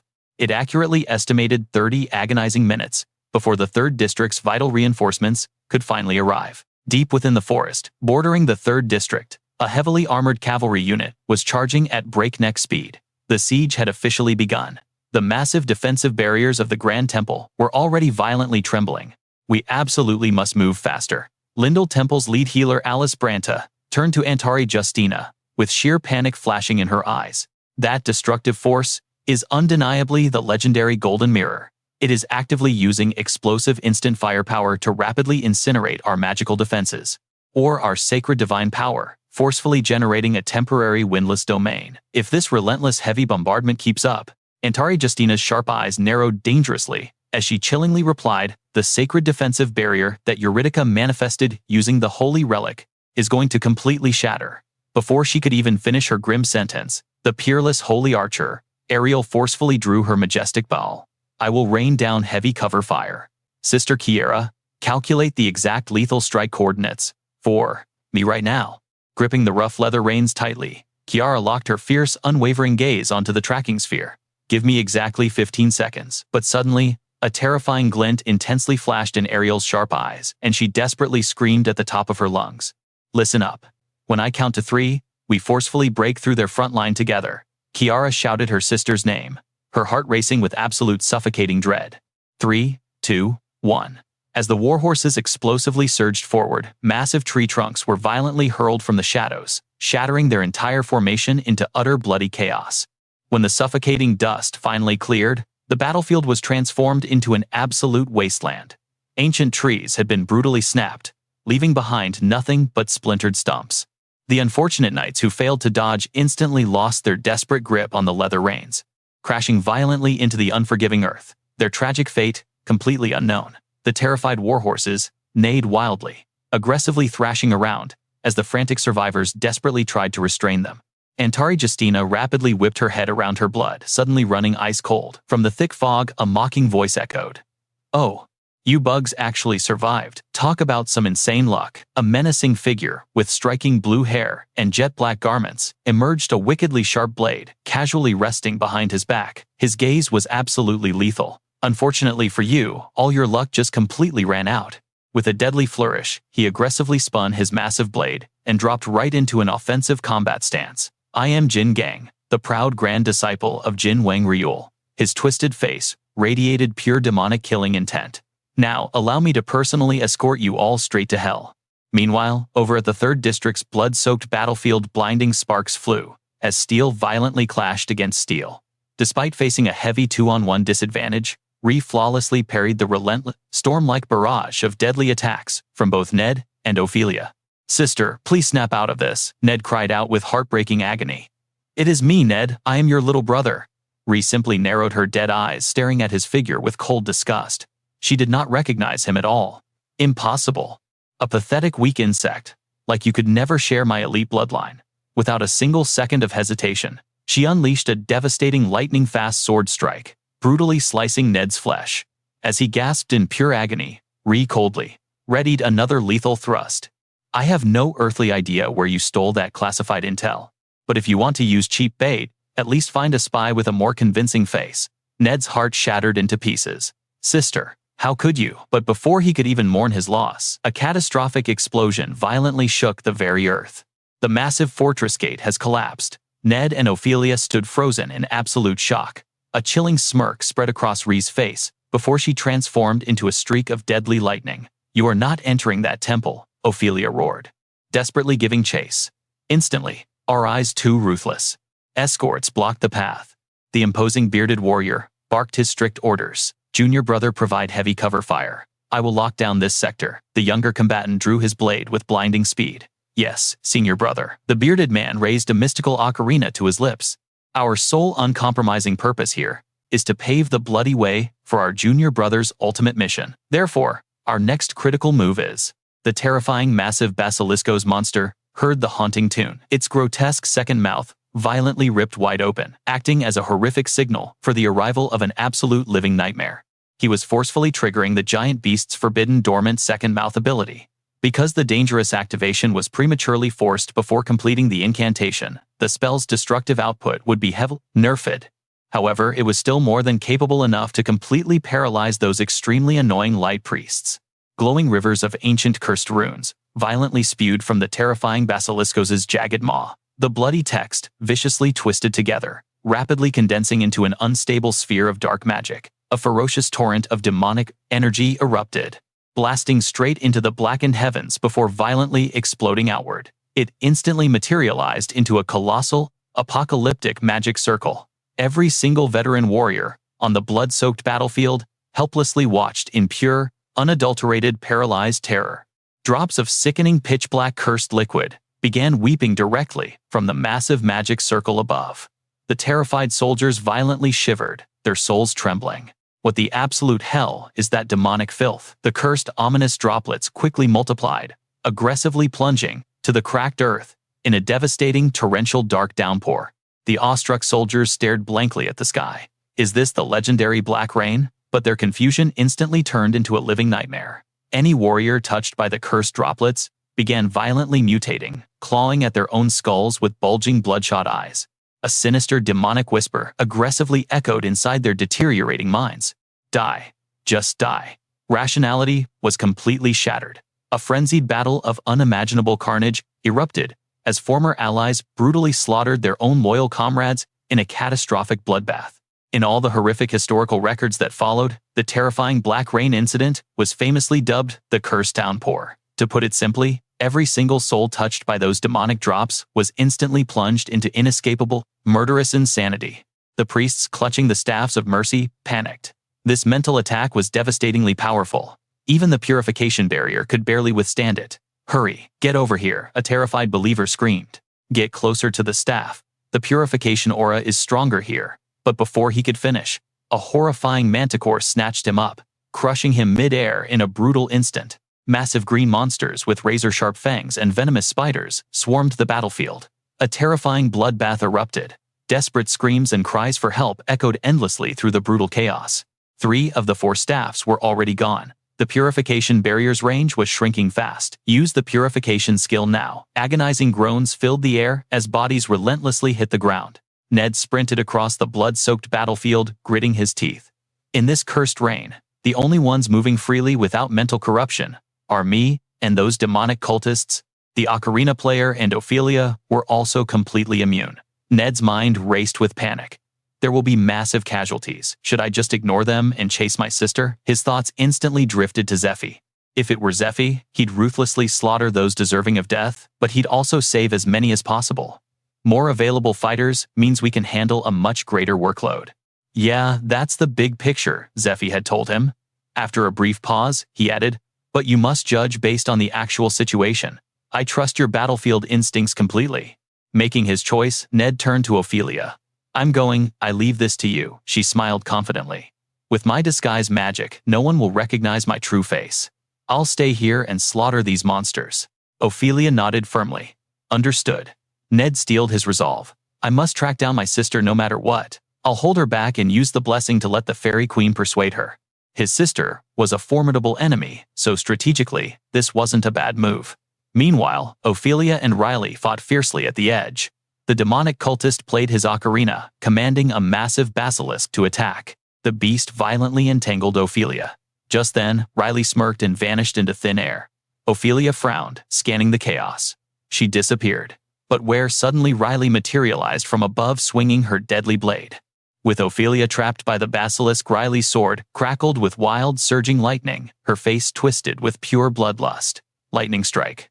But instantly, a long whip slashed through the air, completely shattering Riley's devastating attack. Riley's eyes widened in absolute shock. Fade stood there, one eye closed casually, smoking his pipe. With calm precision, he retracted his whip. Gripping his sword, Ned made a silent vow. I'm fighting alongside incredibly powerful allies right now. I trust them completely. It's time to put my personal feelings aside. I'm not here to play nice or please anyone. Raising his blade, Ned's eyes blazed with unwavering determination. My mission is to pave a clear path for Zephyr. Without hesitation, Ned lunged forward to battle the monstrous basilisk, reminding himself. Eventually, both you and the princess will be hailed as legends. You must become heroes to achieve your ultimate dreams. We absolutely cannot let the enemy just stand by and watch. We can't let the high priests be massacred. We need to end this battle with a flawless victory. High Priest Lucius stood majestically on the fortress wall, grasping the divine relic. It was the Angel's Echo, a legendary artifact, amplifying the user's voice. Lucius's powerful roar shook the battlefield. O lost lambs, who follow the divine light, Ned stared up in absolute disbelief. The almighty goddess Arya has bestowed her infinite light upon us. She has placed the lives of our enemies right in our hands. The believers watched in awe as he declared, I, the eldest son of light, Lucius Jonetti, have maintained a vow of silence and prayed for 50 days. The goddess has finally answered, and I shall deliver her divine words. Lucius's voice crashed like thunder, forcefully awakening their lost hope. The weary fighters trembled with overwhelming awe. The Holy Sun has arrived, but Lucius wasn't finished. Do not doubt. Treat the goddess's son exactly as you would treat the divine entity herself. Those who have true faith shall be protected by the light. Instantly, a blinding ray of divine energy flashed across the sky. Lucius's expression turned terrifyingly cold. Behold, today you shall witness a miracle. As he spoke, a massive cross-shaped holy sword plummeted from the heavens. It brutally impaled the basilisk. The monster shrieked in agonizing pain. Then Zephyr descended, fully awakened in his awe-inspiring dragon form. Gleaming black scales armored his massive body. Majestic dragon wings sprouted from his back, and razor-sharp horns crowned his head. Gripping the sword of light, Zephyr effortlessly cleaved the basilisk perfectly in two. A system notification suddenly materialized in Zephyr's mind. The almighty goddess has traversed this world of pure darkness, bringing eternal light. Then a radiant beam burst forth, violently illuminating the entire realm. The letter of the goddess of light has been unlocked. Zephyr hovered midair, looking down with absolute arrogance, tightly gripping his blade. The old priest Benjamin stared upward, his face frozen in utter shock. The light sword. A primordial beam shaped into a legendary weapon. It possessed overwhelming destructive power and was a mythical divine artifact. It could easily cast the highest-tier curse-breaking skills. Someone capable of wielding this sword appears only once every few centuries. Only a special priest, chosen directly by the goddess. The old man gasped. Inquisitor Cornwall panicked. Just who on earth is that monster? The holy sword carried a dragon-like aura. It radiated an overwhelming threat, like the royal guard's golden dragon. Zephyr glared coldly, his irises blazing blood red, while his sclera turned pitch black. In my past life, I was completely ignored for years, he smirked inwardly. The whole world was obsessed with that rising star, Altair. But honestly, that became my greatest hidden advantage. While my enemies blindly chased after Altair, they never gave trash like me a second glance. While their guard was down, I farmed hidden encounters everywhere. I leveled up and awakened my true power in the shadows. A cocky grin spread across Zephyr's face. This time, I originally planned to hide behind famous figures like Lucius or Daryl. I wanted to lay low until my system stats were completely maxed out. But I don't need to play it safe anymore. No. Right now is the perfect moment to step onto the main stage. Inside the unlocked letter from the Goddess of Light, the text read, "As pure as fresh snow, carrying the blazing light of the sun itself." Just days ago, inside the Silver Key domain, the divine proxy and high-ranking angel Mercedes had spoken directly to Zephyr. That voice that stopped you when you grabbed the light sword that wasn't Arya Mercedes had revealed. A mere mortal who isn't a holy son would never hear the goddess's true voice so easily. Zephyr recalled Mercedes's teasing tone back then. "Just wait a little longer. I'll show you something incredibly entertaining." Then she delivered the divine message, "You truly are a fascinating human. I apologize for letting you hold such garbage because I failed to recognize your true level. This sword is rightfully yours. I will grant you something even better from my divine treasure vault." That was her exact message for you, Mercedes had explained. Zephyr scoffed internally. So, it was just an angel acting as a messenger.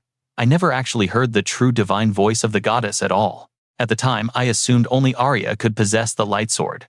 I had no idea what her real voice even sounded like. Reading his mind effortlessly, Mercedes calmly shattered his assumptions. The owner of that voice, and S, was the light sword itself. You've successfully met the system requirements to wield it. But the weapon's ego actively rejected you at that exact moment.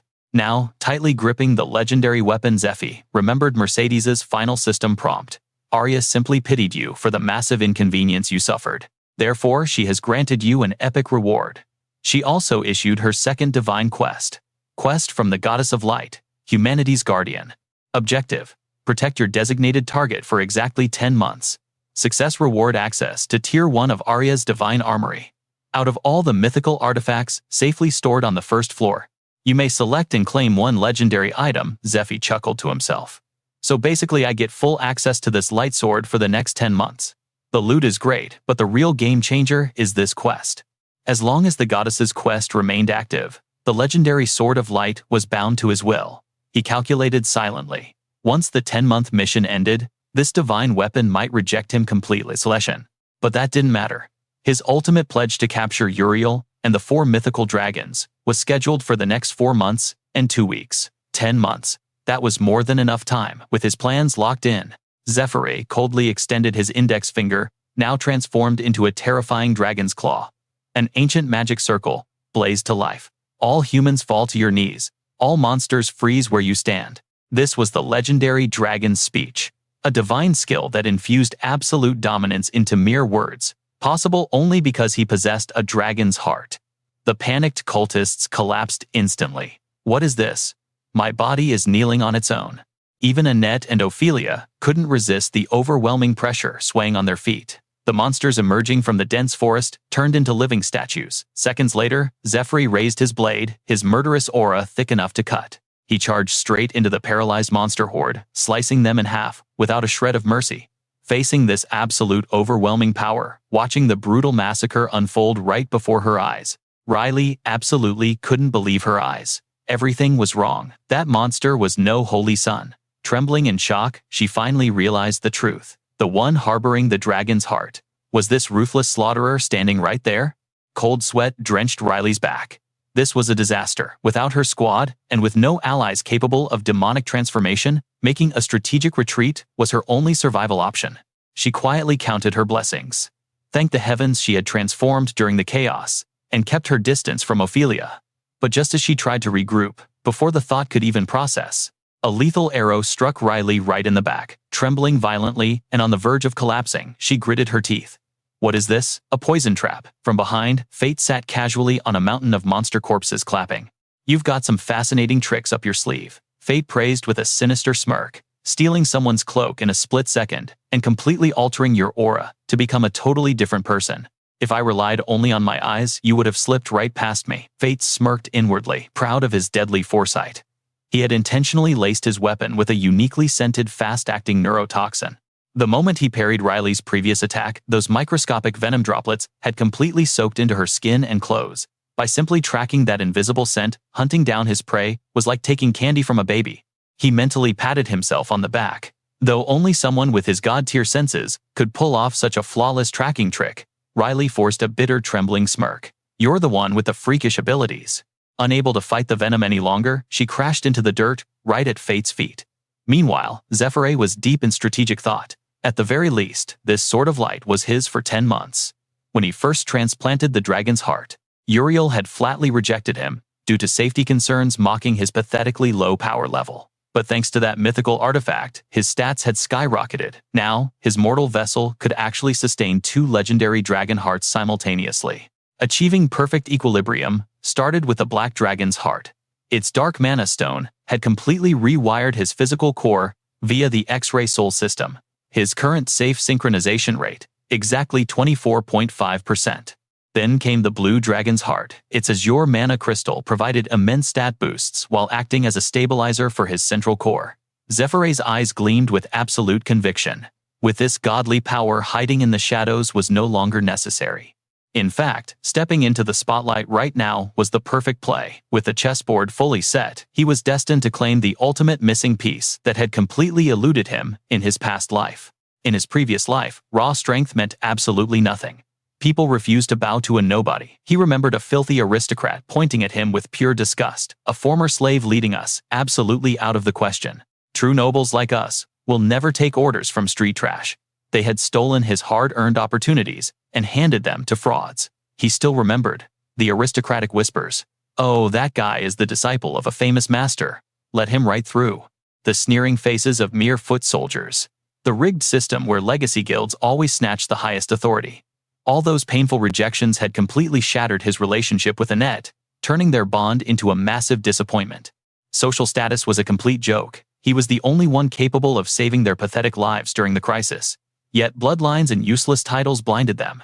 Those fools wearing fake little crowns would literally rather die than acknowledge his supreme authority. Meanwhile, the commoners who started with nothing, the ones exactly like him, were consumed by jealousy and rejected any form of leadership. Refusing to unite as a team, they had dragged everyone straight into the jaws of absolute death.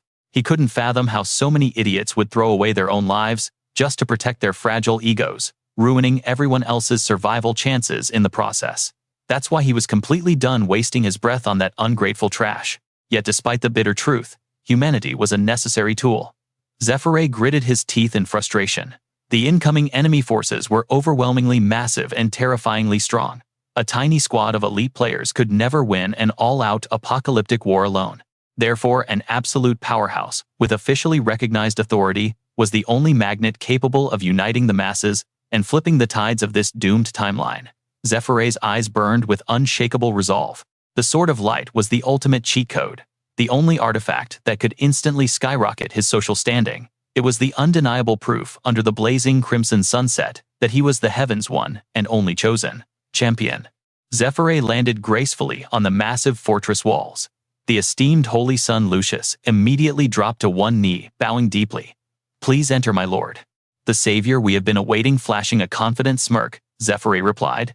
"It took a bit longer than expected, but I've flawlessly completed your holy quest before returning, your eminence." Slowly, he raised his left hand. A blazing ethereal blue key materialized right on the back of his palm.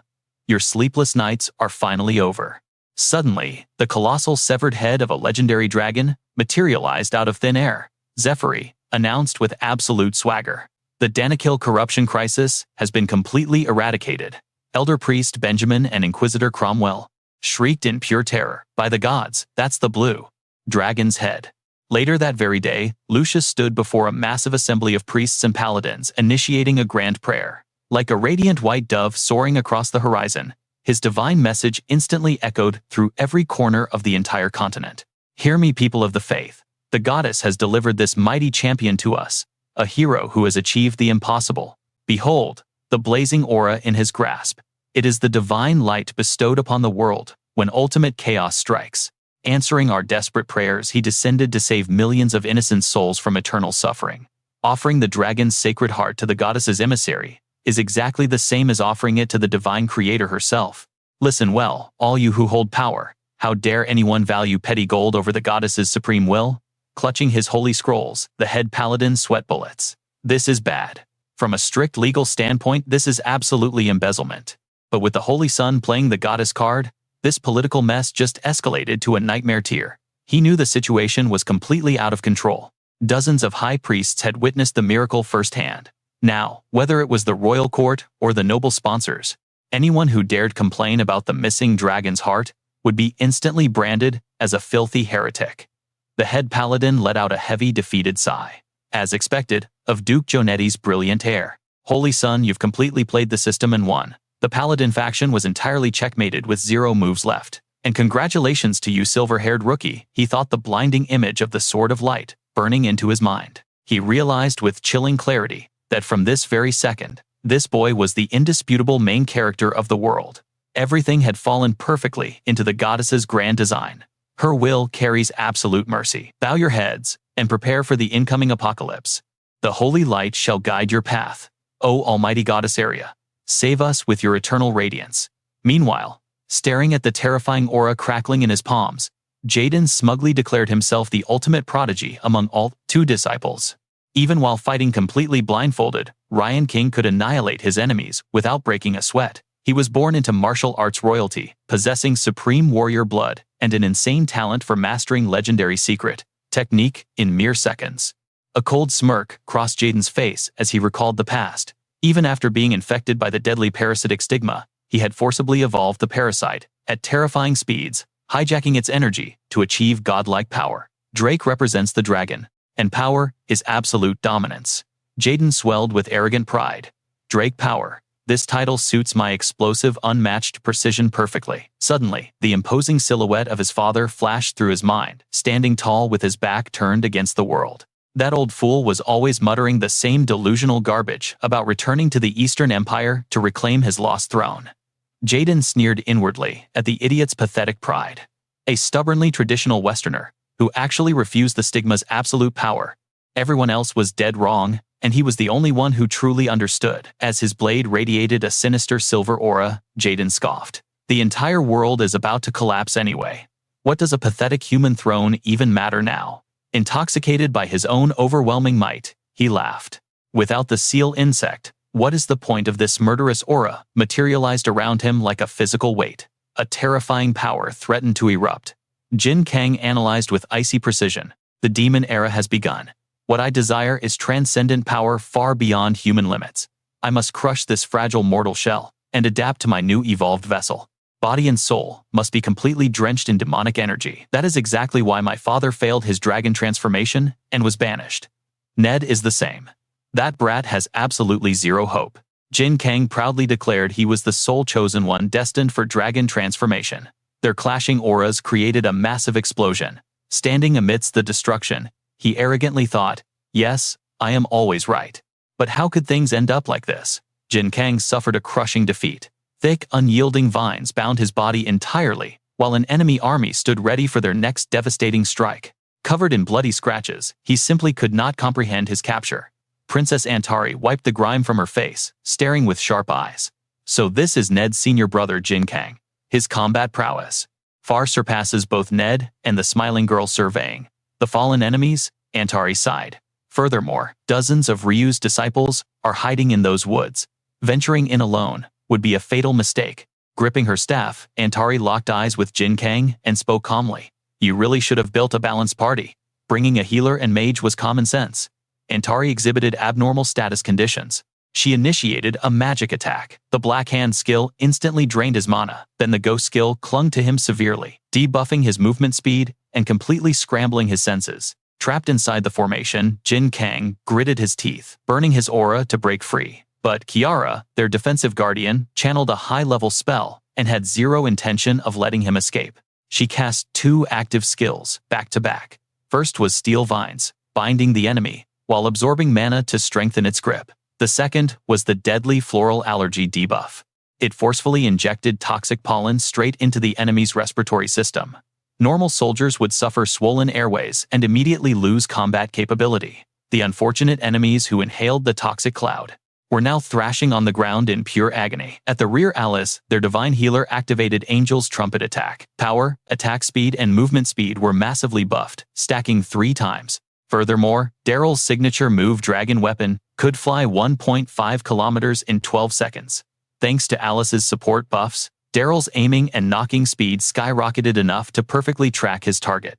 His speed hit rock bottom from stacked debuffs. Antari sneered. Why do you look so relaxed? Why not unleash that legendary power? You should have attacked before our buff rotation finished. Surprise attacks are completely useless against us. She glared with an icy smirk. You lost your life because you were an idiot. Jin Kang roared in blazing fury. You wretched bastards. But suddenly, Daryl's enchanted arrow instantly blew his head off. An absolute undisputed instant kill. Eerie silence washed over the battlefield. Antari closed her eyes, calculating carefully. Based on the demon god cult's status, keeping him as hostage holds 0 tactical value. Besides, if the smiling girl actually led a force that strong, it would be a massive headache. Always eliminate enemies when possible. She gazed at the crimson sunset. She pondered deeply. The Eastern Prince joining our faction perfectly mirrors the smiling girl siding with Felucius. She recalled the light streak tearing across the sky. That was definitely Zephyr. We have nothing to worry about. A soft blush crept across Antari's face as she smiled. So we finally meet again. She immediately ordered a perimeter sweep, using the detection skill. The system window responded. No ambush units detected. Antari raised her voice in command. Commence area healing for our juniors. Once reorganized, we marched straight to the 3rd District. As night fell, Antari's expedition group breached the 3rd District's borders. Inside the Grand City, Zephyr warmly welcomed Antari. Dropping to one knee, he gently kissed her hand. Nearby cultists whispered excitedly upon spotting Daryl. An elf? A real living elf. Centuries have passed since one left Elpin Forest. Investigator Conwell narrowed his eyes in sheer disbelief. What on earth? Princess Antari actually recruited an elf into her party. Insane. They seem surprisingly comfortable around nobles. Well, regardless. Fez exhaled smoke, muttering darkly. So that is Zephyr. As suspected, he is not my target. Ned chuckled nearby. Misunderstandings cleared. Good, I will introduce you, so play nice. A vein popped on Fez's forehead. Absolutely not. Aggressively pointing his pipe at Zephyr, he gritted his teeth in pure defiance. Even though this is our first encounter, I despise his guts. Ophelia opened one lazy eye, silently judging him. Did you really just dance your way in here? Suddenly Fez froze in his tracks. Peeking out from behind Alice was a shock of crimson hair and long spirit ears. It was Brenta. Kiara's cheeks burned crimson in overwhelming shyness, her small hands tightly gripping Alice's dress. Her sparkling teary eyes locked onto Fez as she softly called his name. Fez's expression instantly darkened pure disgust, lacing his words. You again. In a flash of light, he vanished right before Kiara and Ned's eyes, leaving them absolutely dumbfounded. Meanwhile, a massive expedition force was marching. It was the legendary 10 Great Challengers. The top-knotted vanguard, leading the formation, groaned in despair. We are doomed. If we challenge the Holy Sun under these conditions, we will literally be burned alive. The iron-helmed warrior marching behind him quickly shot back. But initially, if the Twin Knights secure the victory that proves they have higher combat power than the Holy Sun, the vanguard leader remained silent, sighing with bitter regret. This raid was a total waste. Let us return. Echoing through the 3rd District Temple were Gertrude's desperate blood-curdling screams. Heavy magical chains restricted her every movement. Thrashing wildly against her glowing bindings, she shrieked. This pathetic trap, Lord Odin. Please wait for me. Your faithful Gertrude is coming to escort you now. Her hysterical cries alerted the heavily armored guards outside. Hey, it is Gertrude. Capture her alive. Elsewhere in the 13th District, Grand Duke Fraser heard chilling laughter echoing from the top floor. The demon god cult leader Kane's first prince and the youngest cardinal of the Temple of Light, Polaris Albert Kane, lounged luxuriously reading system reports. A twisted smile of pure ecstasy crossed his face. Oh, really? This completely shatters my initial predictions. He sat up, his eyes narrowing dangerously. Zephyr. I must pay him a personal visit soon. He has truly piqued my interest. Recalling their past encounters, Polaris Albert Kane smirked, sparking a sinister thrill. I want to play another little game with him. He shifted his gaze toward the Golden Dragon Kingdom's guardian, Duke Magnus Fraser, silently staring out the window. Polaris purred darkly. What should I name this second round of our deathmatch? What are your thoughts, Magnus Duke? Magnus Fraser glanced back, choosing absolute silence. By the very next morning, the massive factions besieging the temple had frantically evacuated the 3rd District. The Holy Relic team quickly retrieved the Pillar of Faith, while the Financial Council found a brand new investment target, Zephyr. The black-haired elder let out a greedy laugh. A dragon. Ha ha ha. A golden opportunity has fallen right into the Temple of Light's lap. The blonde elder, however, rubbed his chin in deep strategic thought. The murderous blue dragon. If true, the raid factions originally prepping for the Ice Dragon will entirely shift their targets. I must teleport back immediately to rewrite our future battle strategies with the clients. The Lawyers Guild was also swamped with high-tier intel to deliver to their VIPs. Meanwhile, the 4th District's engineers, along with Gertrude, who hunted for Andean, were thrown into a secret underground dungeon. Bound in heavy iron collars, they awaited grim execution for heresy. Realizing the situation was spiraling, Leona gazed down from the high balcony, her voice trembling. This is terrifying. How do we cover up assassinating Andean, that demon god fanatic? My head is splitting. Shockingly, the 4th District and the Lasker family raised zero objections. In a bizarre twist, they actually sent celebratory wreaths, honoring the god's apostle. Did their entire faction suffer collective amnesia? Or is there a hidden scheme at play? Her loyal retainer Arno stood silently by her side. He forced an awkward laugh. Haha.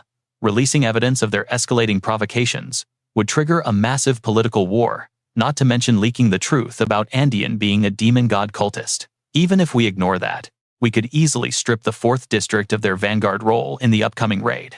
For now, until we fully secure our trump card, we must play dumb and act completely oblivious.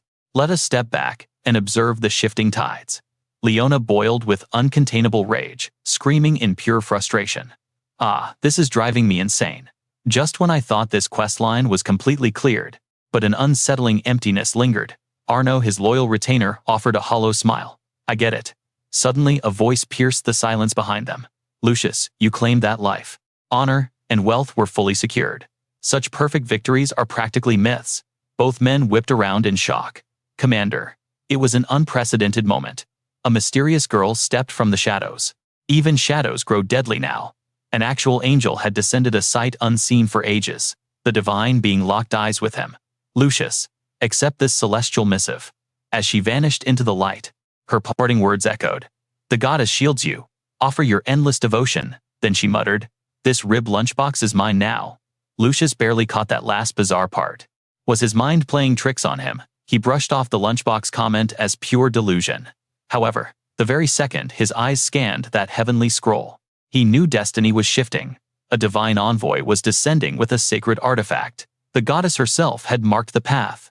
Without a doubt, Sir Zephyr was the chosen savior ordained by heaven. Through him, the divine will would be unleashed. I must pledge my life to his vanguard. Yet, Lucius was blind to one crucial reality. High Goddess Mercedes lounged back, devouring pork ribs like a mere mortal. Relax, she mumbled through her food. I will forward your little note to his guardian angel. But this is a one-time deal. Do not think cheap meat buys divine favors forever. Beside her, Zephyr ignored the bribery. His face twisted in utter frustration as he drafted the fake letter. Mercedes scoffed at his parchment. Your writing is painfully tragic. Toss me 3 more premium rib combos, and I will forge this divine mandate perfectly. It will look exactly like the goddess's own handwriting. Zephyr sweated bullets. There is no way Lucius figures out this is a massive scam. Right? From afar, his squad yelled, "Move out, Zephyr." Guilt gnawed at his conscience. Forgive me, Lucius. I swear I will make this betrayal worth your unyielding loyalty. But sentiment had to wait. It was time to plot their next strike. Fade crushed a missive in his grip, his expression darker than a thunderstorm. The Duke is marching on the 3rd diocese. Lucius gaped in shock. My father, yeah, Fade growled. And he is offering military support. Lucius's eyes lit up. Wait, you will join us. If we had your brutal power against the Ice Dragon, our victory is guaranteed. But Fade's lethal glare instantly shattered that hope. Get one thing straight. I am no man's lapdog. This is a transaction, nothing more. His killing intent flared. My personal vengeance comes first. I am not dying for your suicide mission. The air in the room grew suffocatingly heavy. Suddenly, a chilling feminine voice echoed from the shadows. I fed you premium intel. But clearly you squandered it. If you had truly tracked down the poison spider, you would have vanished before sunrise. Fade froze, his silence sharper than drawn blades. Stepping from behind, Zephyr Ned smirked. Zephyr called it perfectly. Something is completely off. The Elven Queen's blessing was inexplicably blocked, yet he isn't entirely under the influence of those damned demon god worshippers either. Even after pumping him with brutal truth serum, the target's mind was a blank slate regarding the poison spider. Dread washed over Ned. Fade only knew the coordinates of Jinwang Ryul's stronghold. Beyond that clan, his memories were totally erased. He has zero recollection of this poison spider phantom. If they operate in the shadows, like the disciples of darkness, hunting them down will be a living nightmare. With senior brother, Jin Kang, now rotting in the ground, the only living souls holding the puzzle pieces are Dongfang Zi and Zephyr. Zephyr's commanding voice shattered Ned's rising panic. Let us strike a blood pact. He locked eyes with Fade. Fight for us in this raid, and we will help you butcher your sworn enemy. Walk away, if you want. But I highly suggest you reconsider. Instantly, Fade closed the distance, his aura exploding. Tension spiked before he finally hissed. Fine, I will play your little game. For now. Inside the war room, the atmosphere was electric. Listen up, Altair announced. Before we strategize, meet our newest vanguard. A striking warrior with crimson-streaked platinum hair stepped into the light. I am Odia's hair. To the white dragon Aramosai, and disciple of sword St. John Ho. He drew his blade. Behold Requiem, my master's legendary sword. The war council sat in stunned silence. Before my master departed, he bound me to Princess Altair's grand crusade. Despite his lethal pedigree, the kid radiated pure golden retriever energy. He flashed a dazzling grin. So I followed destiny to your doorstep. Please take care of me. Altair nodded with a proud gleam in her eyes. Excellent work, Odias. As fellow disciples, we share an unbreakable bond. She pivoted to face her battle-hardened squad. Give our new powerhouse a legendary welcome. The room erupted in applause. She then shifted her gaze back to the newcomer. Lord Odias, stepping into this chaotic alliance will not be easy. You lack field experience. Therefore, you will shadow Lord Zephyr as his apprentice. Is that understood? Odias bowed deeply. As you command, your highness. He wore a perfect smile, but his inner thoughts were seething. An apprentice? Is she seriously telling me to leash my pride? He gritted his teeth. If I had just made it into time for the Blue Dragon raid, I would be hailed as a conquering hero right now. Now, I am stuck sitting at the kids' table in the war room. He sighed internally. Whatever. I will bide my time. Honestly, if I had deployed just a fraction earlier, I could have obliterated the Blue Dragon myself. His master's haunting prophecy echoed in his mind. Listen closely, Odias. When the demon god descends, every dragon will awaken as an apocalyptic weapon. We must exterminate the dragon race before doomsday strikes. Burn this into your soul. A heavy shadow fell over Odias's heart. If I blindly follow that dogma, does not that mean I must slaughter my own master's true form? The ancient beast, slumbering in the abyss. Odias clenched his fists. I refuse. Mindless slaughter is not the answer. Stopping the demon god is if Princess Altair's insane strategy actually works. Coexistence might actually be possible. He studied Altair with a newfound respect. Think about it. Weaponizing dragons for our side. That raw firepower would effortlessly crush those demon god worshippers. The princess trained under my master too. Why cannot the rest of them see this brilliant potential? He scoffed internally. It is blind terror. This entire war council is paralyzed by fear, obsessed with mere dragon slaying. Their dread has completely clouded their tactical judgment. He propped his chin up, calculating his next move. This alliance feels painfully flawed, but I will play along for now. Let us see if these so-called heroes are actually worth my trust. Across the table, Zephyr's sharp eyes tracked Odias's every micro-expression. This kid is hiding something. Suddenly, the initiation ritual began. The Angel's Embrace system scanned them. It ruthlessly analyzed the target's vitality upon contact, but getting scanned felt like taking a point-blank lightning bolt to the spine. Needless to say, it was the most hated skill in their arsenal. The entire squad looked like half-dead zombies. Odias crumpled to the floor, completely drained of mana. Kiara shuddered, wrapping her arms around herself. What kind of masochistic hazing ritual is this? She groaned. Elise Brenta loomed over the groaning victims. She flashed a deeply unsettling mad scientist grin. Oh, stop whining. As a woman of science, this data is absolutely tantalizing. I get to probe the biological limits of elves, heroes, and dragonkin. Joining my research lab was your best life choice. Odias glared up at her, thoroughly creeped out. Lady, dial down the psycho vibes, he snapped. Elise merely sighed, a look of twisted disappointment crossing her face.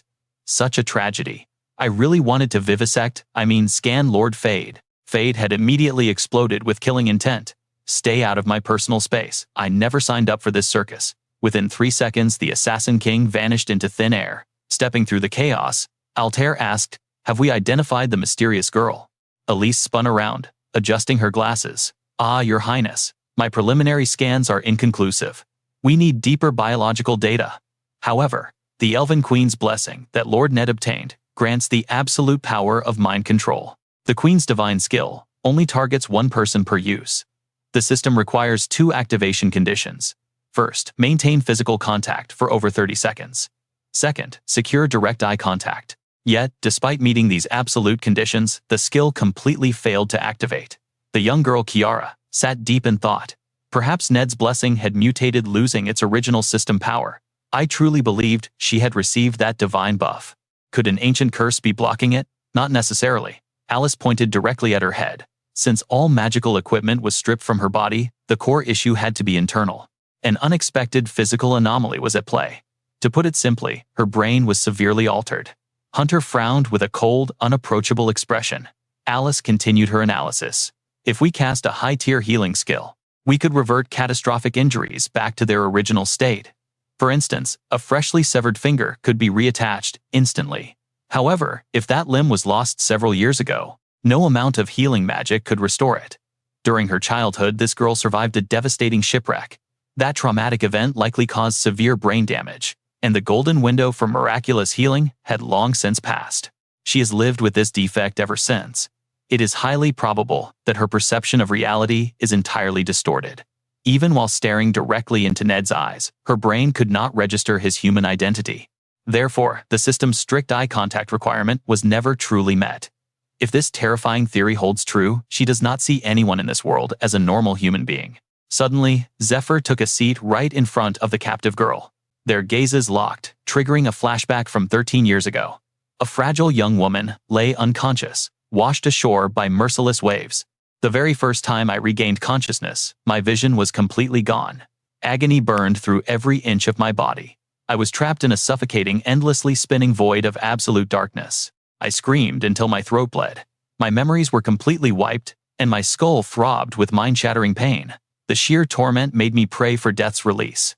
But then one fateful day, a mysterious fragrance pierced the darkness, halting my spinning world.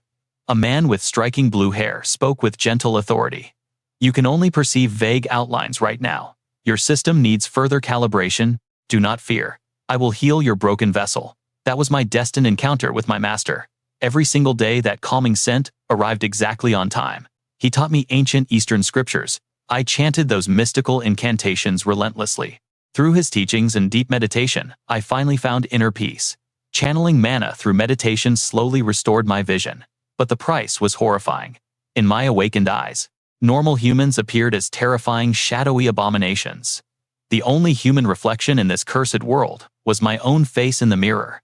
Living surrounded by horrific monsters drove me insane. I desperately wanted to find my younger brother. Even though the system wiped his name and face from my memory, we share the same blood right. Because of our biological link, I was certain I could recognize his human form. Then one day, her eyes widened in absolute shock. I followed my master's training perfectly every day. My mana chants were completely flawless. So why is the world shifting like this? A horrifying, faceless entity materialized before me.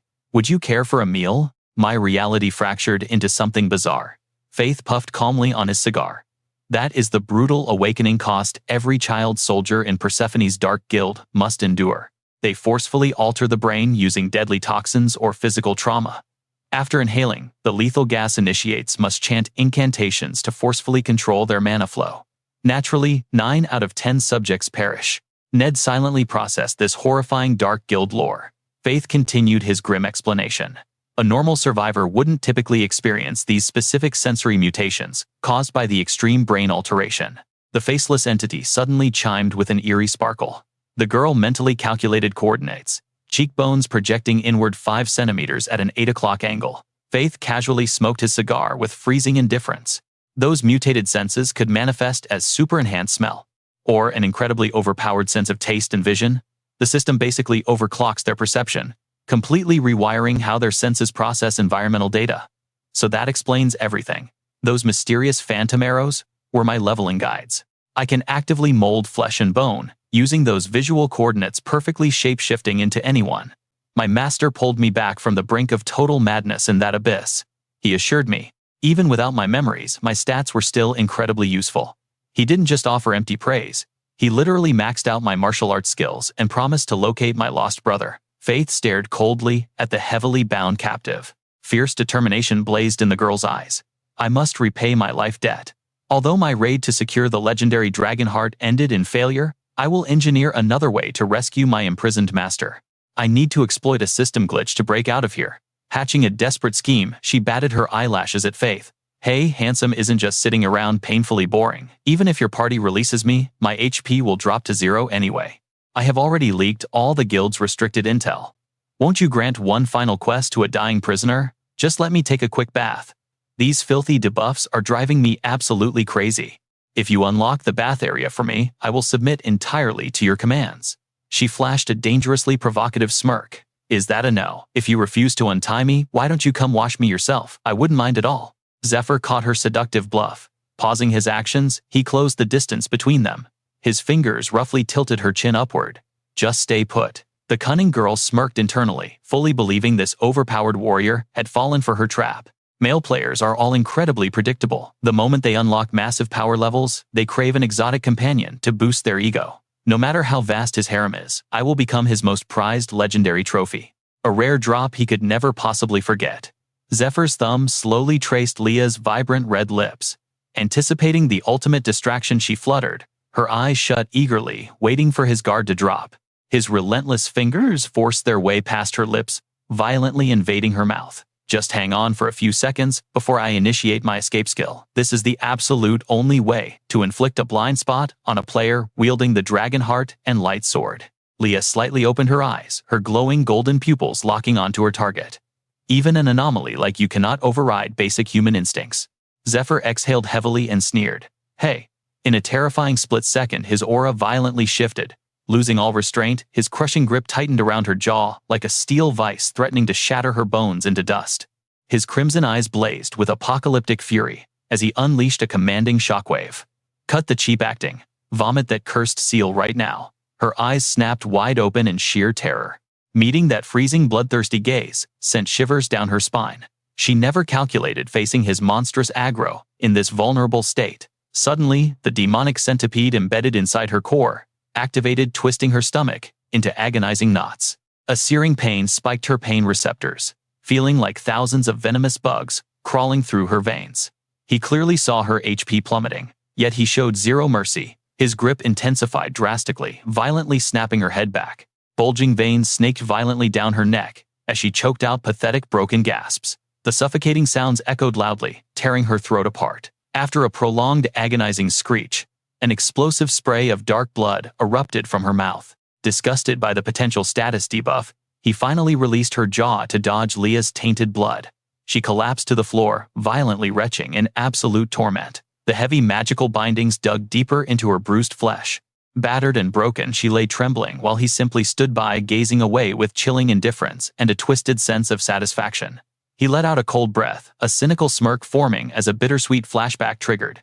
Back when their party was united, long before this lethal hostility. Leah, even traversing back in time to face you again. Why hasn't your corrupted system changed at all? He remembered that moonlit night too, overlapping shadows resting intimately together, whispering sweet, deceptive promises to one another.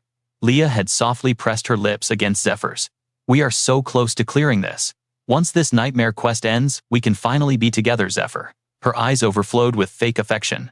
A gaze potent enough to charm any player into eternal devotion. She had whispered, you will trust me, and follow my strategy right. But the truth was, a devastating critical hit to his soul.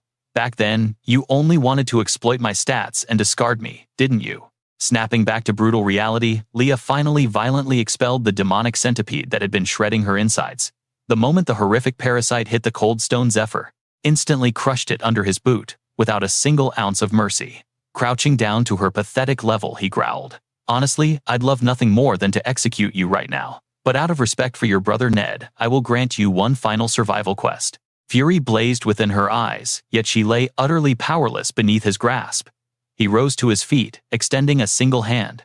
A brilliant azure aura erupted from his palm as his voice echoed. Whether you live or die depends entirely on your next moves. Zephyr gripped her head, sending a paralyzing shockwave through her skull as tears welled in her eyes. He forced her gaze up to meet his, roaring with absolute authority. Open your eyes. Moments later, the massive iron gates finally groaned open. Faint rays of light pierced through the suffocating darkness. Zephyr stepped out, ascending an endless flight of ancient stone stairs. All around him, flickering torches illuminated the shadow-drenched path. Antari was already waiting. Her midnight hair cascaded freely, and she wore a stunning floor-length obsidian gown, elegantly adorned with twin blossoms resting gracefully upon her shoulders. Her piercing gaze met his, as she softly asked, "Are you finished?" Seeing the woman he cherished waiting for him, his pace quickened. He closed the distance between them and replied, "I used the dragon language. It will slowly restore her mind to its original state. Forcing a sudden mental rewrite carries a massive risk of severe side effects. This method is safe, but it will take a considerable amount of time. She will gradually regain her senses and piece together her shattered memories." Antari walked ahead, nodding in quiet understanding. As her steps slowed, she turned gracefully to face him. That sounds far more tedious than I expected." He nodded in total agreement. "Yeah, minimizing the mental backlash demands absolute patience." They walked side by side, their footsteps echoing rhythmically through the quiet corridor. Breaking the silence, he suddenly spoke up. "I honestly thought you would object to this decision. Healing that girl. You and Ophelia were dead set on eliminating her." Antari hesitated for a brief moment, but a subtle shift darkened her beautiful eyes. Her tone remained identical, yet her aura shifted noticeably. "Truthfully, I wanted to make her suffer. However, turning a genius like her into our pawn is a tactical advantage. I plan to use her completely, just as she once dragged us through hell. She is the long-lost family Ned has been desperately searching for, so of course I will help her." He listened closely to the words flowing from the woman before him. A fleeting wave of surprise washed over him, quickly replaced by absolute trust. His faith in her was unshakable. He chuckled lightly. "Hey, your words and true intentions completely contradict each other. Anyway, she is unconscious now. While she rests, we need to forge high-tier protective gear. That will buy us the crucial time needed to focus on our primary objectives. Honestly, I never wanted to cross paths with her in the first place. My initial instinct was pure elimination. But knowing she is Ned's sister tied my hands. Yet keeping her alive leaves a dangerous unknown factor in play. Avoiding her entirely seemed like the safest bet, and as expected, standing face to face with her reignited my deepest rage. Until the day I die. No, even if I was resurrected from the grave, I will never understand her choices. How could she remain loyal to the demon god cult after discovering the horrifying truth? What did it all mean to her? Unfortunately, interrogating her is no longer an option. That alternate future will remain buried solely within my memories." Lost in his swirling thoughts, Zephyr suddenly felt a shoe brush dangerously close to his cheek. Startled, he watched the footwear tumble down the ancient stone steps. A shoe. Where in the world did that come from? Consumed by his inner monologue, he had completely forgotten that Antari was walking several steps above him. She called out playfully, "Oh, what is wrong? My strap completely snapped." She leaned alluringly against the cold stone stairs, her captivating gaze practically begging him to step closer. Beneath the flickering torches, her presence was undeniably the most intoxicating source of heat.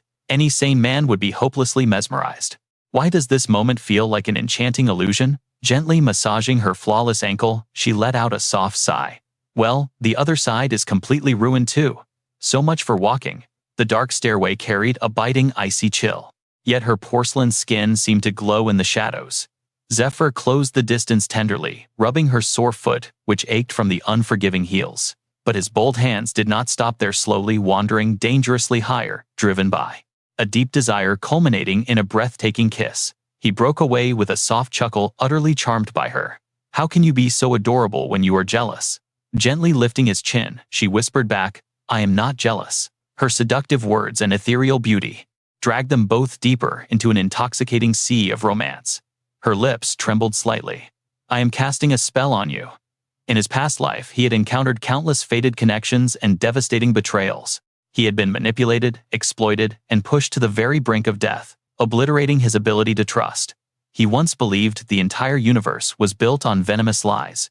Yet, within this fabricated, deceitful world, only Antari showed him absolute sincerity. Not through fleeting hollow words, but through her unwavering actions. For that single undeniable reason, no matter how many times the system forced him to restart this agonizing life, his choice would always be her. He reached out, intertwining his fingers with hers, as a profound soul-deep gaze locked between them. In this chaotic life, they had firmly secured a permanent sanctuary within each other's hearts. The Grand Temple of the 3rd District finally lifted its massive lockdown. An official sweeping broadcast announced that the brutal tomb raid had reached its absolute conclusion. During the extravagant victory banquet that followed, Antari boldly declared her participation in the upcoming Ice Dragon subjugation. Expectations skyrocketed, surrounding the legendary artifacts recovered from Eurydica's tomb, bolstered by absolute confidence in their elite party members. The Dragon Slayer, a high elf, the absolute pinnacle of the 10 great masters, and the Holy Sun himself. Every single piece was perfectly aligned on the chessboard to keep the wealthy investors ecstatic.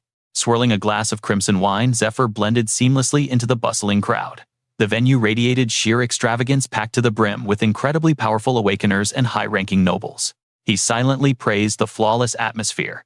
At this perfect rate, gathering the necessary funds would be a breeze. Suddenly, his body froze. His eyes locked on to the one man he prayed to avoid. The Cardinal, walking forward, clapping mockingly.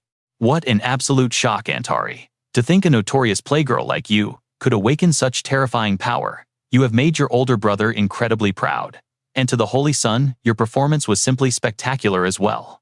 But most importantly, he closed the distance toward Zephyr, his slow clapping echoing through the silent hall. Our ultimate protagonist of the evening. The man who dragged all this glorious light back to our doorstep. Sir Zephyr, let me look at your face. Panic flared in Zephyr's chest as alarm bells screamed in his mind. The Cardinal. What the hell is he doing here? Polaris Albert Cayenne, the first prince of the Cayenne Kingdom. The youngest cardinal in the entire history of the Temple of Light. Unlike his sickly, reclusive brothers, Polaris had always been Aslan's brightest, untouchable star.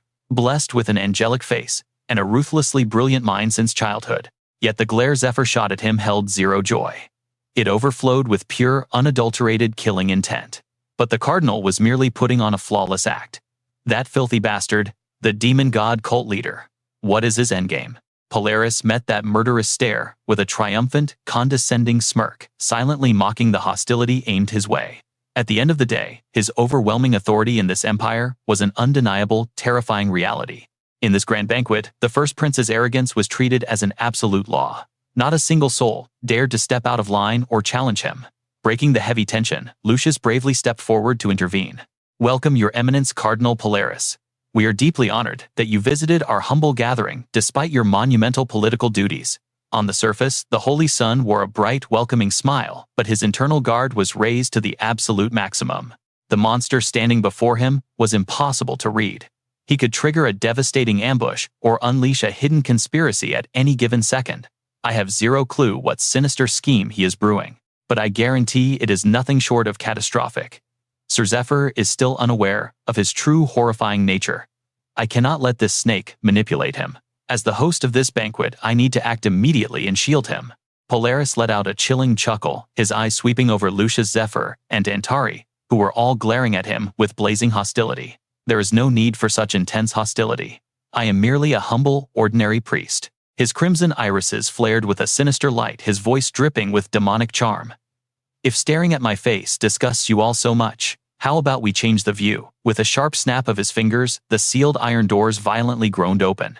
The chaotic patter of rushing footsteps immediately echoed from the corridor, instantly stealing the attention of every awakened noble in the room. A massive group of children burst through the entrance, their innocent faces glowing with wide, joyful smiles. That pure innocence left the entire crowd utterly paralyzed in shock. Children Polaris stood tall, instantly shedding his venomous mocking aura. Adopting a terrifyingly gentle, fatherly tone, he called out to the kids. Now, show everyone exactly what we practiced. The kids truly adored him. Their bright eyes sparkled with pure joy, nodding their little heads. Lined up perfectly, they closed their eyes, letting their sweet voices ring out in a beautiful melody.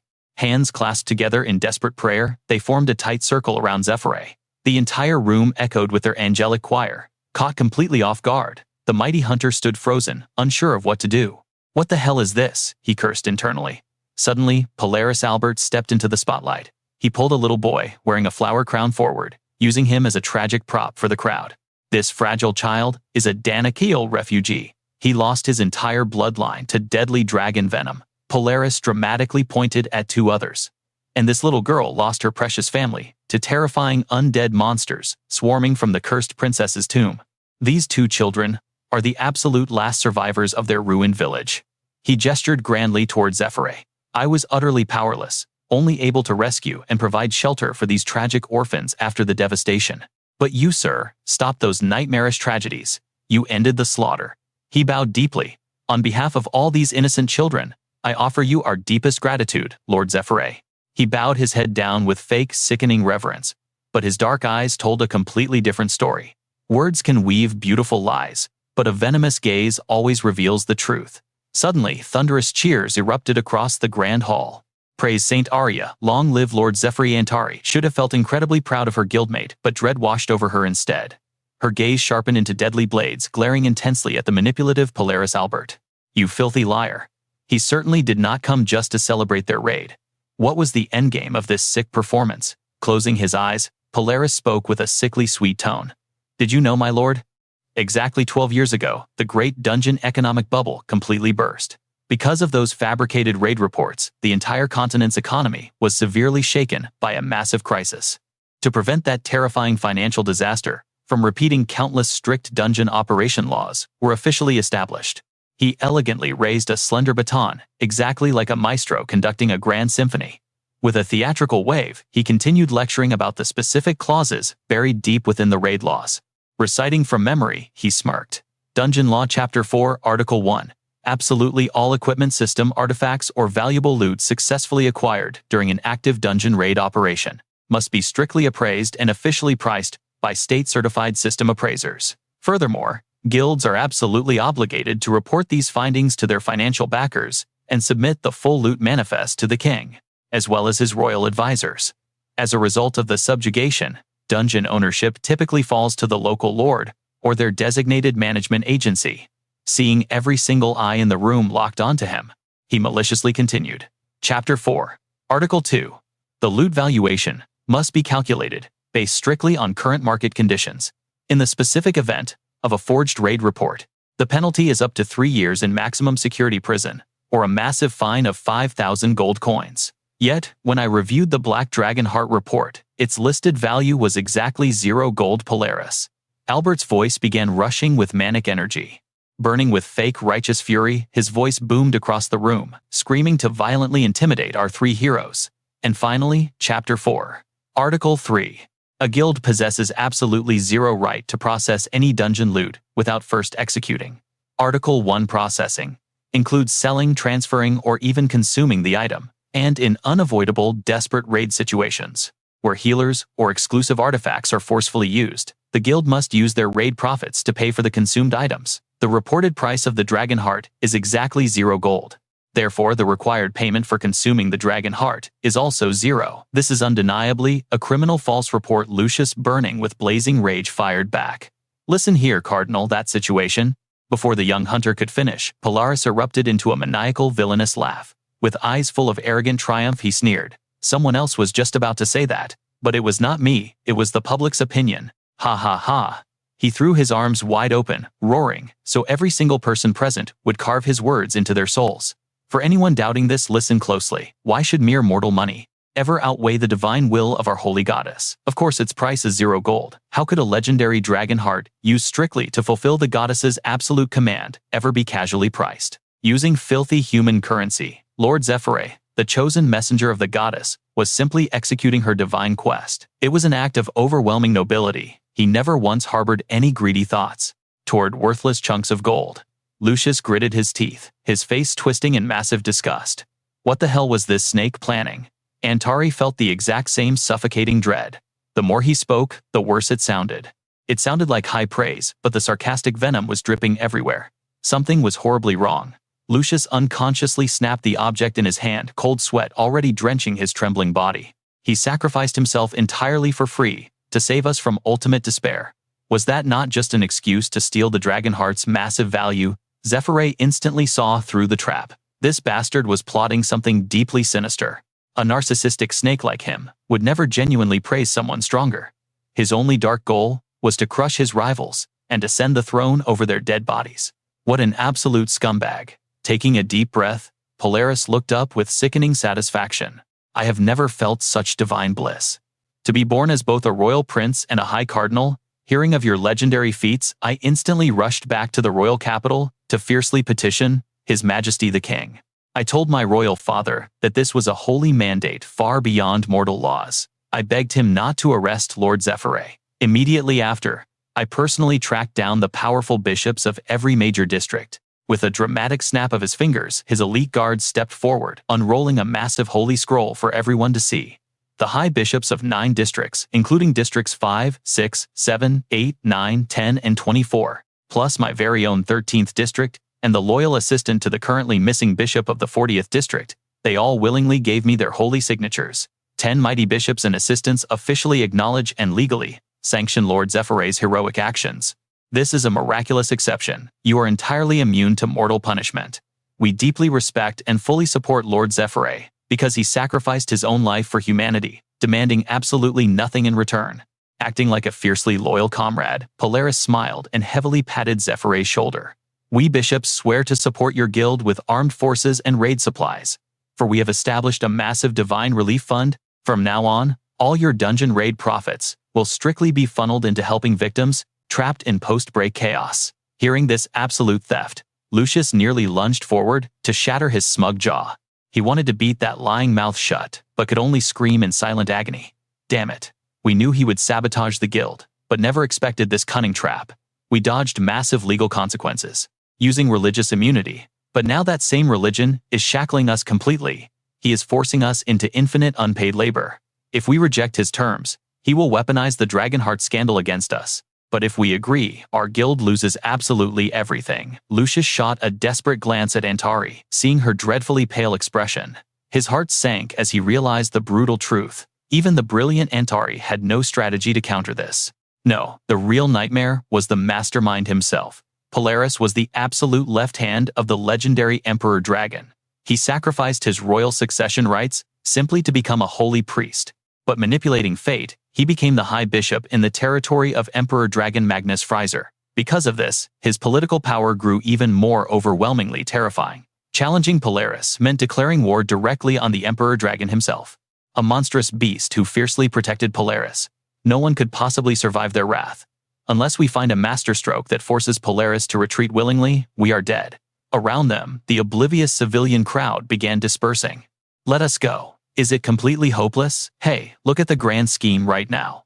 Cardinal Polaris is blatantly devouring every single drop of the guild's raid profits using that fake relief fund as an absolute shield.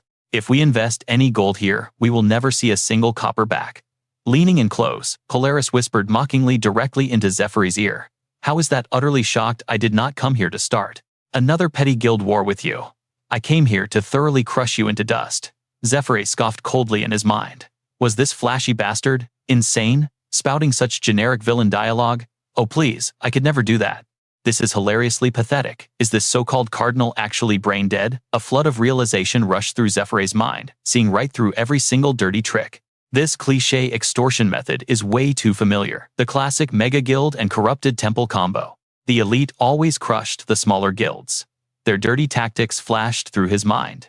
They would greet the soldiers with fake smiles saying, "Submit your supply requests." Right over here. Remembering their hypocrisy, the truth hit him.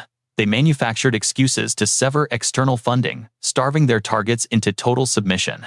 Next came the false promises of endless support. The term sounded like a dream, but the trap snapped shut after the first payout. He saw right through their poisonous schemes. Visions of rejected documents flooded his mind. Their excuses echoed loudly. Consult the strike team, we do not cover operational costs. Meanwhile, feeding dozens of men, or hundreds of guild members, horse feed and basic supplies, bled them dry. You even had to bribe the elites, just for the right to raid a dungeon. The higher the rank, the heavier the extortion. Then came the ultimate betrayal, stripping their authority entirely. Losing profits and top-tier backing was an absolute death sentence for any guild. The silence shattered. Ducio, leader of the demonic cult, finally spoke. I wonder how long you can survive this. Or, are you hiding a trump card? His blood-red eyes locked onto Zephyr. Guess what playing the noble hero means? Your hands are completely tied. Choke on your frustration all you want, but you must play by their rules to keep your little followers loyal. A street rat like you could never understand the weight of real power. In their eyes, you are just a glorified thief. You are absolutely powerless here. Zephyr's aura flared with quiet fury, shooting a death glare at the villain. Ducio just smirked. Antari will lose every single coin she invested in your pathetic life. Truly a tragic waste. Her Highness must maintain her royal image. The least you could do is afford her a decent dress. The cult leader's mocking words made Zephyr's expression darken like a thundercloud. Duso leaned in close, his sneer dripping with venom. Looking a little tense there. Gonna strike me, I would love to see you try. Boiling with rage, but politically trapped. Zephyr squeezed his eyes shut. When his eyelids snapped open, his gaze was colder than absolute zero. His voice dropped to a dangerous whisper. The southern gate shall open. Blood-soaked winds will rise from the east, devouring the entire world. It is the ultimate omen. The horsemen of the apocalypse will awaken, dragging plague, famine, war, and death with them.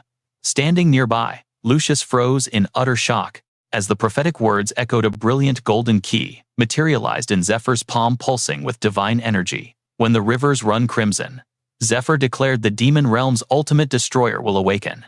He will claim the blood throne and shatter the 5 dragon crystals. Absolute annihilation will follow. Suddenly, the golden key in his grasp morphed into a blazing sword of light. Holy aura erupted from the glowing blade. Zephyr stared right through his enemy. The angels delivered this prophecy when they gifted me this holy sword. Golden lightning crackled violently within his eyes. Those 5 sacred crystals form the dragon heart. By the goddess's divine decree, only I may wield it. For that reason alone, cult leader, I will never surrender it to you. Glancing over his shoulder, Zephyr delivered his final blow. The destiny of the dragon heart rests entirely in my hands. Ducio's blood-red eyes narrowed, flashing with murderous intent as he listened in seething silence. Just remember your place in this deal. The tension was thick enough to cut as they finally shook hands. It was a venomous pact. Breaking the silence, Zephyr spoke up. Your assistance is deeply appreciated. I look forward to our twisted partnership, cult leader. Ducio boarded his lavish carriage in silence. As the wheels turned, he stared out the window, his mind racing with dark schemes. I await the guild's donation contracts. Safe travels. Inside the carriage, Ducio muttered maliciously. For a filthy peasant, he played his political cards flawlessly. He is desperate to hoard that dragon heart. Zephyr's defiant words echoed in his head. The destiny of the dragon heart rests entirely in my hands. Ducio gritted his teeth. Is that fool planning to bestow the heart upon Antari? Is he powering up his pathetic guild just to challenge my reign? A demonic shadow cast over Ducio's face. What absolute garbage. You struggled so desperately, only to guarantee your own execution. His thoughts shifted to the legendary relic, the dragon heart Zephyr possessed. It was merely a fractured fragment. Its true divine power only awakens when all 7 pieces unite. Realizing this undeniable truth, Ducio erupted into maniacal laughter.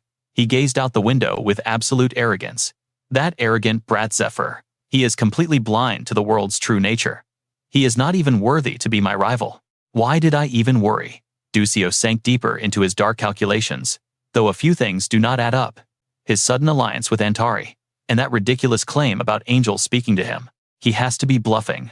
Would he seriously act as the goddess's pawn? The goddess rarely interferes like this. Ducio whispered to the shadows. If only I could have used mana detection. I could have exposed his lies instantly. But there were too many witnesses. A wicked grin returned to his face. No matter. Let things get complicated. My grand design to summon the demon god is flawless. Absolutely nothing can derail my prophecy. I just want to savor this little game before their time runs out. Besides, I have already prepared a special nightmare just for them. The scene shifted. Ducio approached Audius, who was busy chopping wood. The boy paused, utterly confused. Huh, who are you? Wait, you know my master? The timeline rewound to a few days prior. Just after Zephyr activated the silver key, Ducio stepped from the shadows. Of course I do. Mosuna and I go way back. His signature venomous smirk crept onto his face as he leaned dangerously close to Audius. You must miss your beloved master terribly, don't you? What if I could reunite you two? Audius tensed up instantly, glaring fiercely at the mysterious stranger invading his space. The boy looked down, heavily tempted by the devil's whisper. Ducio slowly opened his palm, revealing a mysterious key glowing with dark intent. Meanwhile, back in the present timeline, Zephyr and Antari stood under the starry sky. The tension had finally faded. Antari smiled softly. Flawless execution. It is a shame we lost leverage, but the dragon heart remains safe. Honestly, I could not have handled it better. She tilted her head, studying his relaxed expression. You look surprisingly pleased with yourself. Was playing right into his hands part of your grand master plan? Zephyr looked down, a cunning smirk forming on his lips. Not exactly. I never expected things to unfold this way. I am smiling because I prepared for an absolute disaster. More importantly, this encounter finally answers a mystery from my past life. I finally understand why those cult leaders committed such atrocities. His mind flashed back to the previous timeline. I always questioned their true motives, and Antari's casual comment just handed me the final puzzle piece. It all makes terrifying sense. Was he testing if the white dragon caused Anatolia's sudden death? But if that theory holds up, why did he waste 2 whole years blocking Darius in my past life? A memory flickered in his mind. A young Odia's grinning brightly at him. Oh, you must be the new guy. Great to meet you. The name is Darius, but you can just call me Aid. And this little one is. Zephyr's eyes widened in realization. The final truth clicked into place. The memory shifted to Odias, giving Marenia a piggyback ride, radiating pure joy as he introduced her. Meet the ice dragon Marenia. She is the ultimate guardian spirit of our guild. The truth was staggering. Meanwhile, halfway across the city, Ducio remained trapped in his own web of calculations. There is absolutely no way that brat can gather all the dragon heart fragments. Slumping into his carriage seat, Ducio breathed a toxic sigh of relief. He will never possess the divine power required to win this holy war. Back under the stars, Zephyr chuckled to himself. I had to play the fool perfectly. I acted clueless about the dragon heart's true potential, faking zero interest in monopolizing its power. Zephyr laughed softly. His strategic victory was absolutely intoxicating. He had completely blindfolded the demonic cult leader. That arrogant bastard actually bought it? You think you trapped me with politics and financial pressure? That is just mortal child's play. Just for a bloody showdown, that bastard. He smirked, assuming I was still a mere mortal. The two eagerly shared their deepest secrets, Zephyr revealed. If the pontiff had actually struck, I would be dust by now. His interference meant our guild faced a desperate struggle for survival, not wealth. Yet he spared me, fully aware of my existence. Following our ultimate clash, he concealed my true identity from those deranged demon god cultists. That was his twisted game, even as a noble of the Light Temple. He could have branded me a kingdom threat, unleashing the yellow dragon for complete annihilation. Recalling the pontiff's sinister sneer within the Light Temple, his arrogance was clear. He fatally underestimated me, blinded by his own overwhelming power. Decades of manipulating mortals made him certain of victory. I almost laughed at his squandered chance to destroy me. Meanwhile, Zephyr wrapped his arms around Nanari. The pontiff would eventually realize his catastrophic blunder and bitterly regret his hesitation. I retreated, but under the glowing full moon, their romantic embrace spoke volumes. We are destined for greater heights, he declared. The grand banquet featured seasonal blue dragon meat, a rich wine stew, and sizzling blue dragon rib steaks. Beside it rested the legendary water of life. Wiping his hands, Zephyr addressed the guild, rating the ice dragon will be entirely different from the blue dragon. We are heading into a frozen wasteland, so boosting our base stats is crucial. With the guild gathered around the feast, Zephyr urged everyone to dig in.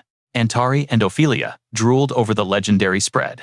Dragon meat is the ultimate elixir for raising all combat stats, Antari explained. Ophelia gasped, it looks absolutely divine. Ned and his comrade immediately devoured the feast. It boosts mana, stamina, muscle, and senses, Antari added.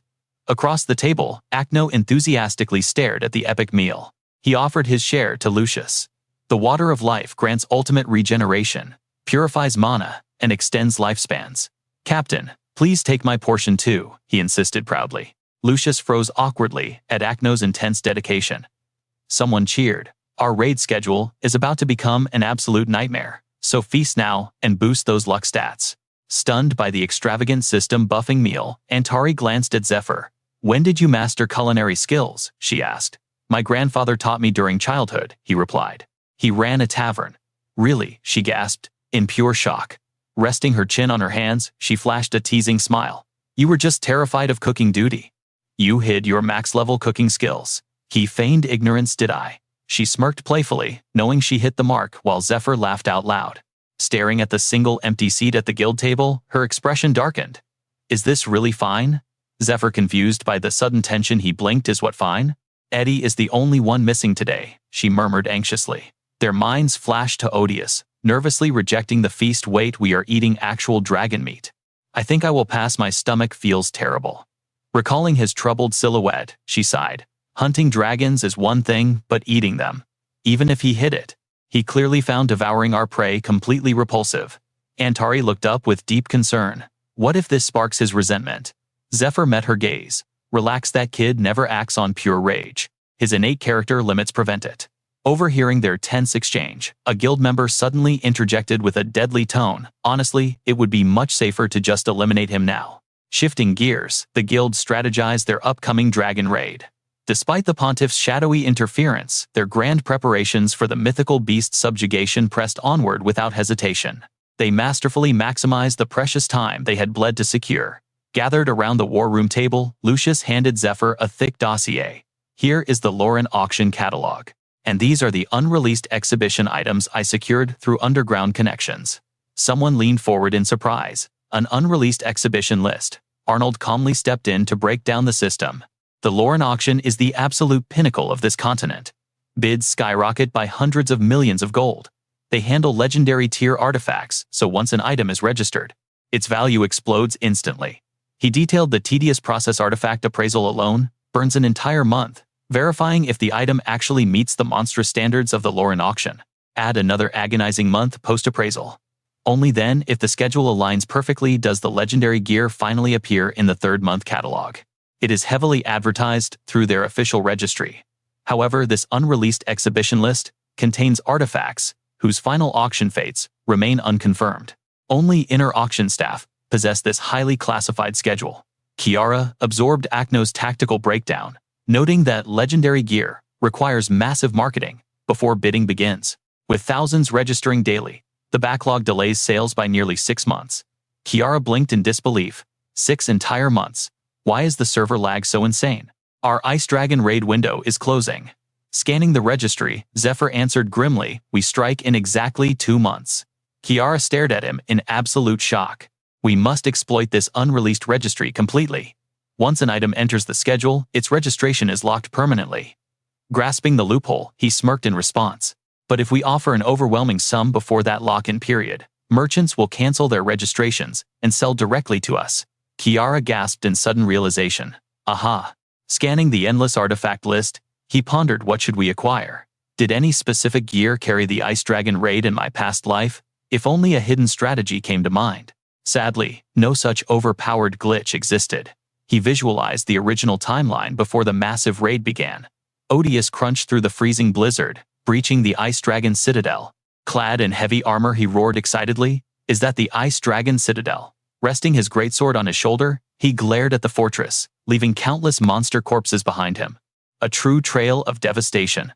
While Eddie visited Lindell Antari, and multiple elite guilds mobilized hunting down Ned the traitor, who had stolen the absolute dragon heart and vanished into the shadows. He recalled Odious charging ahead, shouting, the princess is obsessed with the blue and ice dragons, right? Waiting is boring. I am going to greet this beast myself.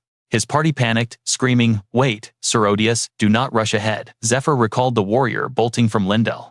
However, his true motive for rushing the port was simply to confirm an absolute truth. To see if reasoning with a dragon was possible. Aridius breached the freezing palace, whispering bloodshed is completely unnecessary if the enemy is willing to talk. I must act before the princess. He pushed the frosty gates open. Recalling this, Zephyr wondered, will any unexpected system blessing save Eddie? He finally stepped inside. Inside the grand chamber, the ice dragon gazed down from her majestic frozen throne. Who dares approach? Why intrude upon my sacred sanctuary? The beautiful sovereign demanded, radiating an overwhelming frosty aura of absolute power. Such absolute insolence, she flashed a fiercely confident smirk. Stunned by her overwhelming presence, he froze completely, entirely unable to believe his own eyes. A female, those draconic horns and suffocating mana. Before he could process this revelation, the frozen citadel violently shattered. In a blinding flash, the ice dragon materialized before him. Odious froze completely, caught off guard. Her gaze pierced through him as she tilted her head. You reek of my sister, she sneered. Are you another one of her little prisoners? T. I told you struggling is pointless. Frost magic crackled to life in her palm. So what is your ultimate goal? She taunted. Now that you possess power, are you itching to test it out? Or do you crave the legendary title of Dragon Slayer? Twin blades of pure ice materialized in her grasp. She flashed a wicked grin. Whatever you desire, you must utterly defeat me to claim it. Instead of fear, a feral smile crept across the face of Odias. What absolute luck aura exploded around him as he dropped into a battle stance. The ultimate clash was about to begin. Odias fought to protect his master and his people, but wagering his life in bloody combat, that was pure instinct, burned right into his very soul. Both warrior and dragon surged with absolute battle lust. They collided like twin meteorites. Shockwaves from their devastating blows instantly shattered the icy palace. But amidst the falling debris, the terrifying ice dragon was overwhelmingly crushing him. Impressive, she laughed. You actually survived 5 whole strikes. I dialed back my power, so try to last a little longer. Instantly, a massive array of lethal ice spikes materialized behind her.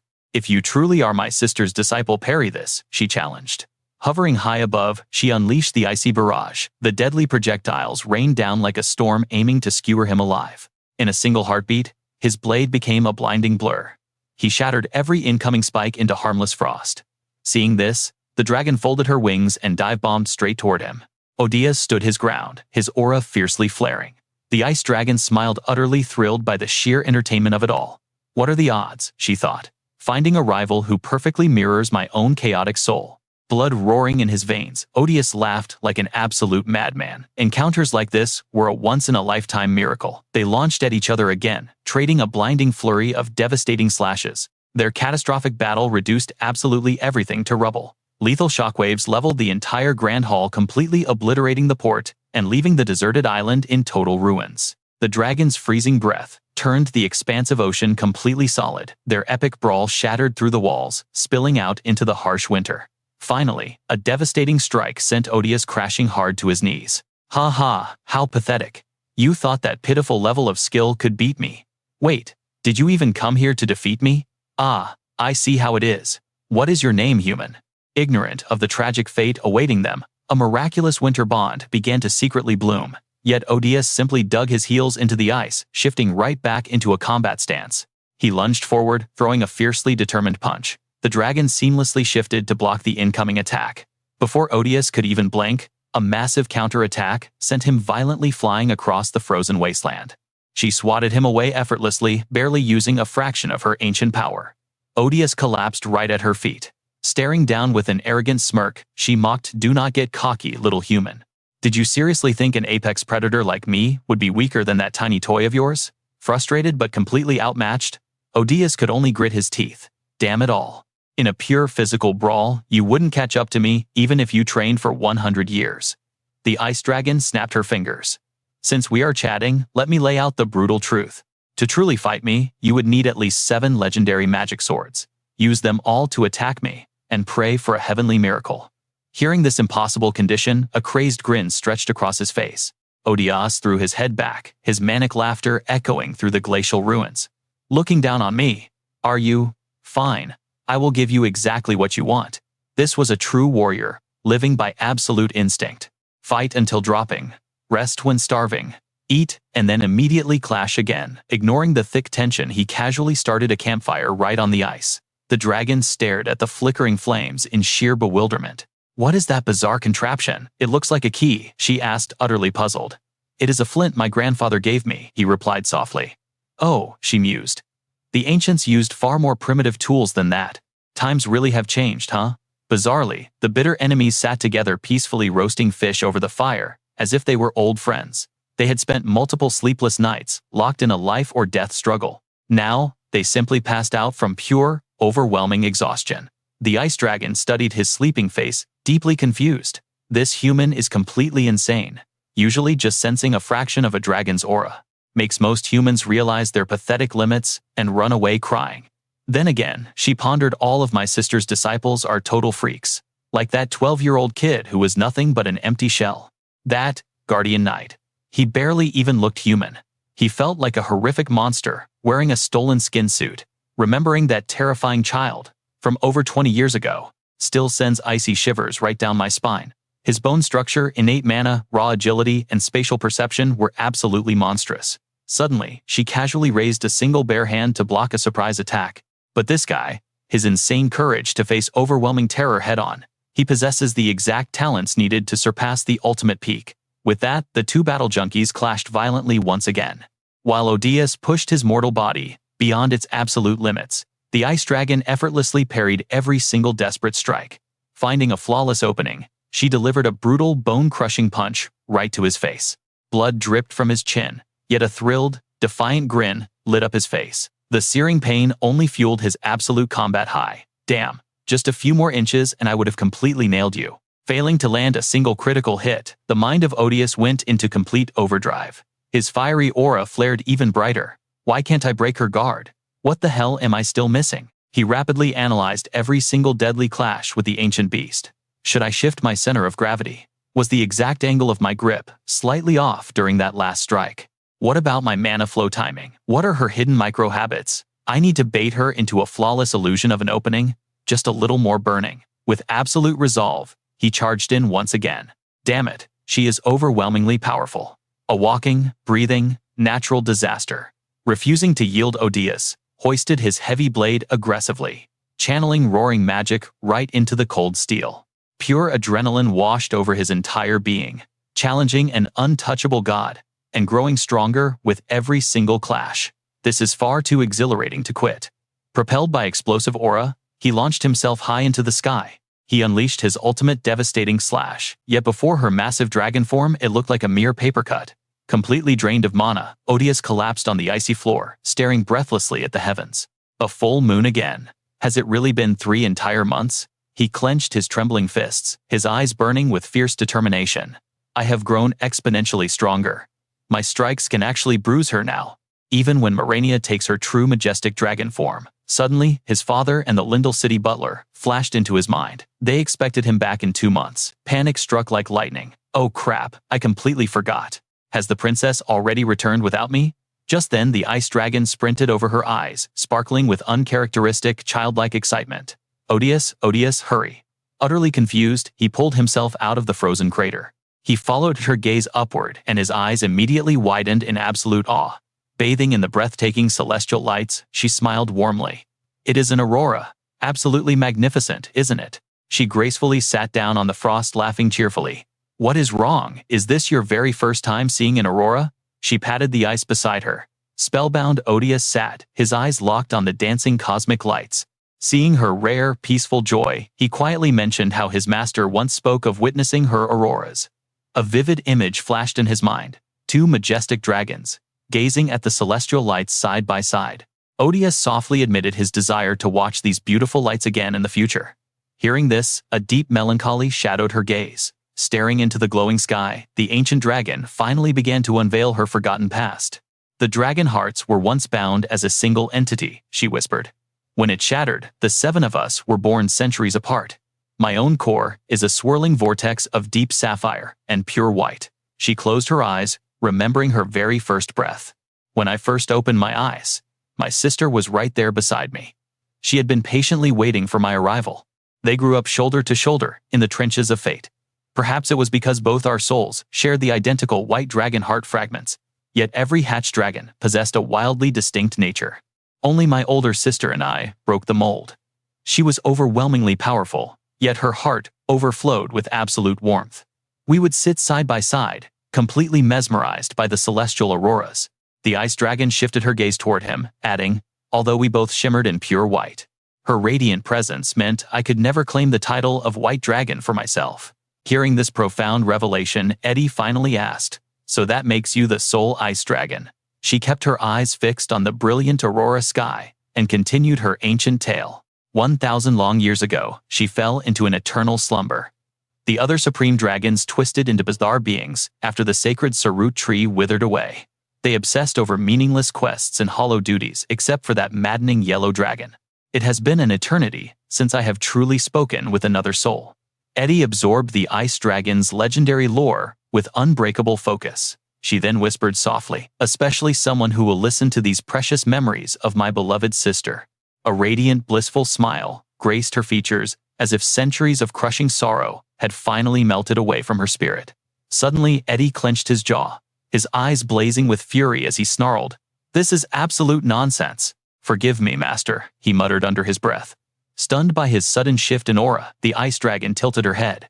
"What is wrong, Eddie?" His mind raced wildly. Executing every living dragon meant annihilating not just his master. It also meant butchering the precious younger sister his master cherished above all else.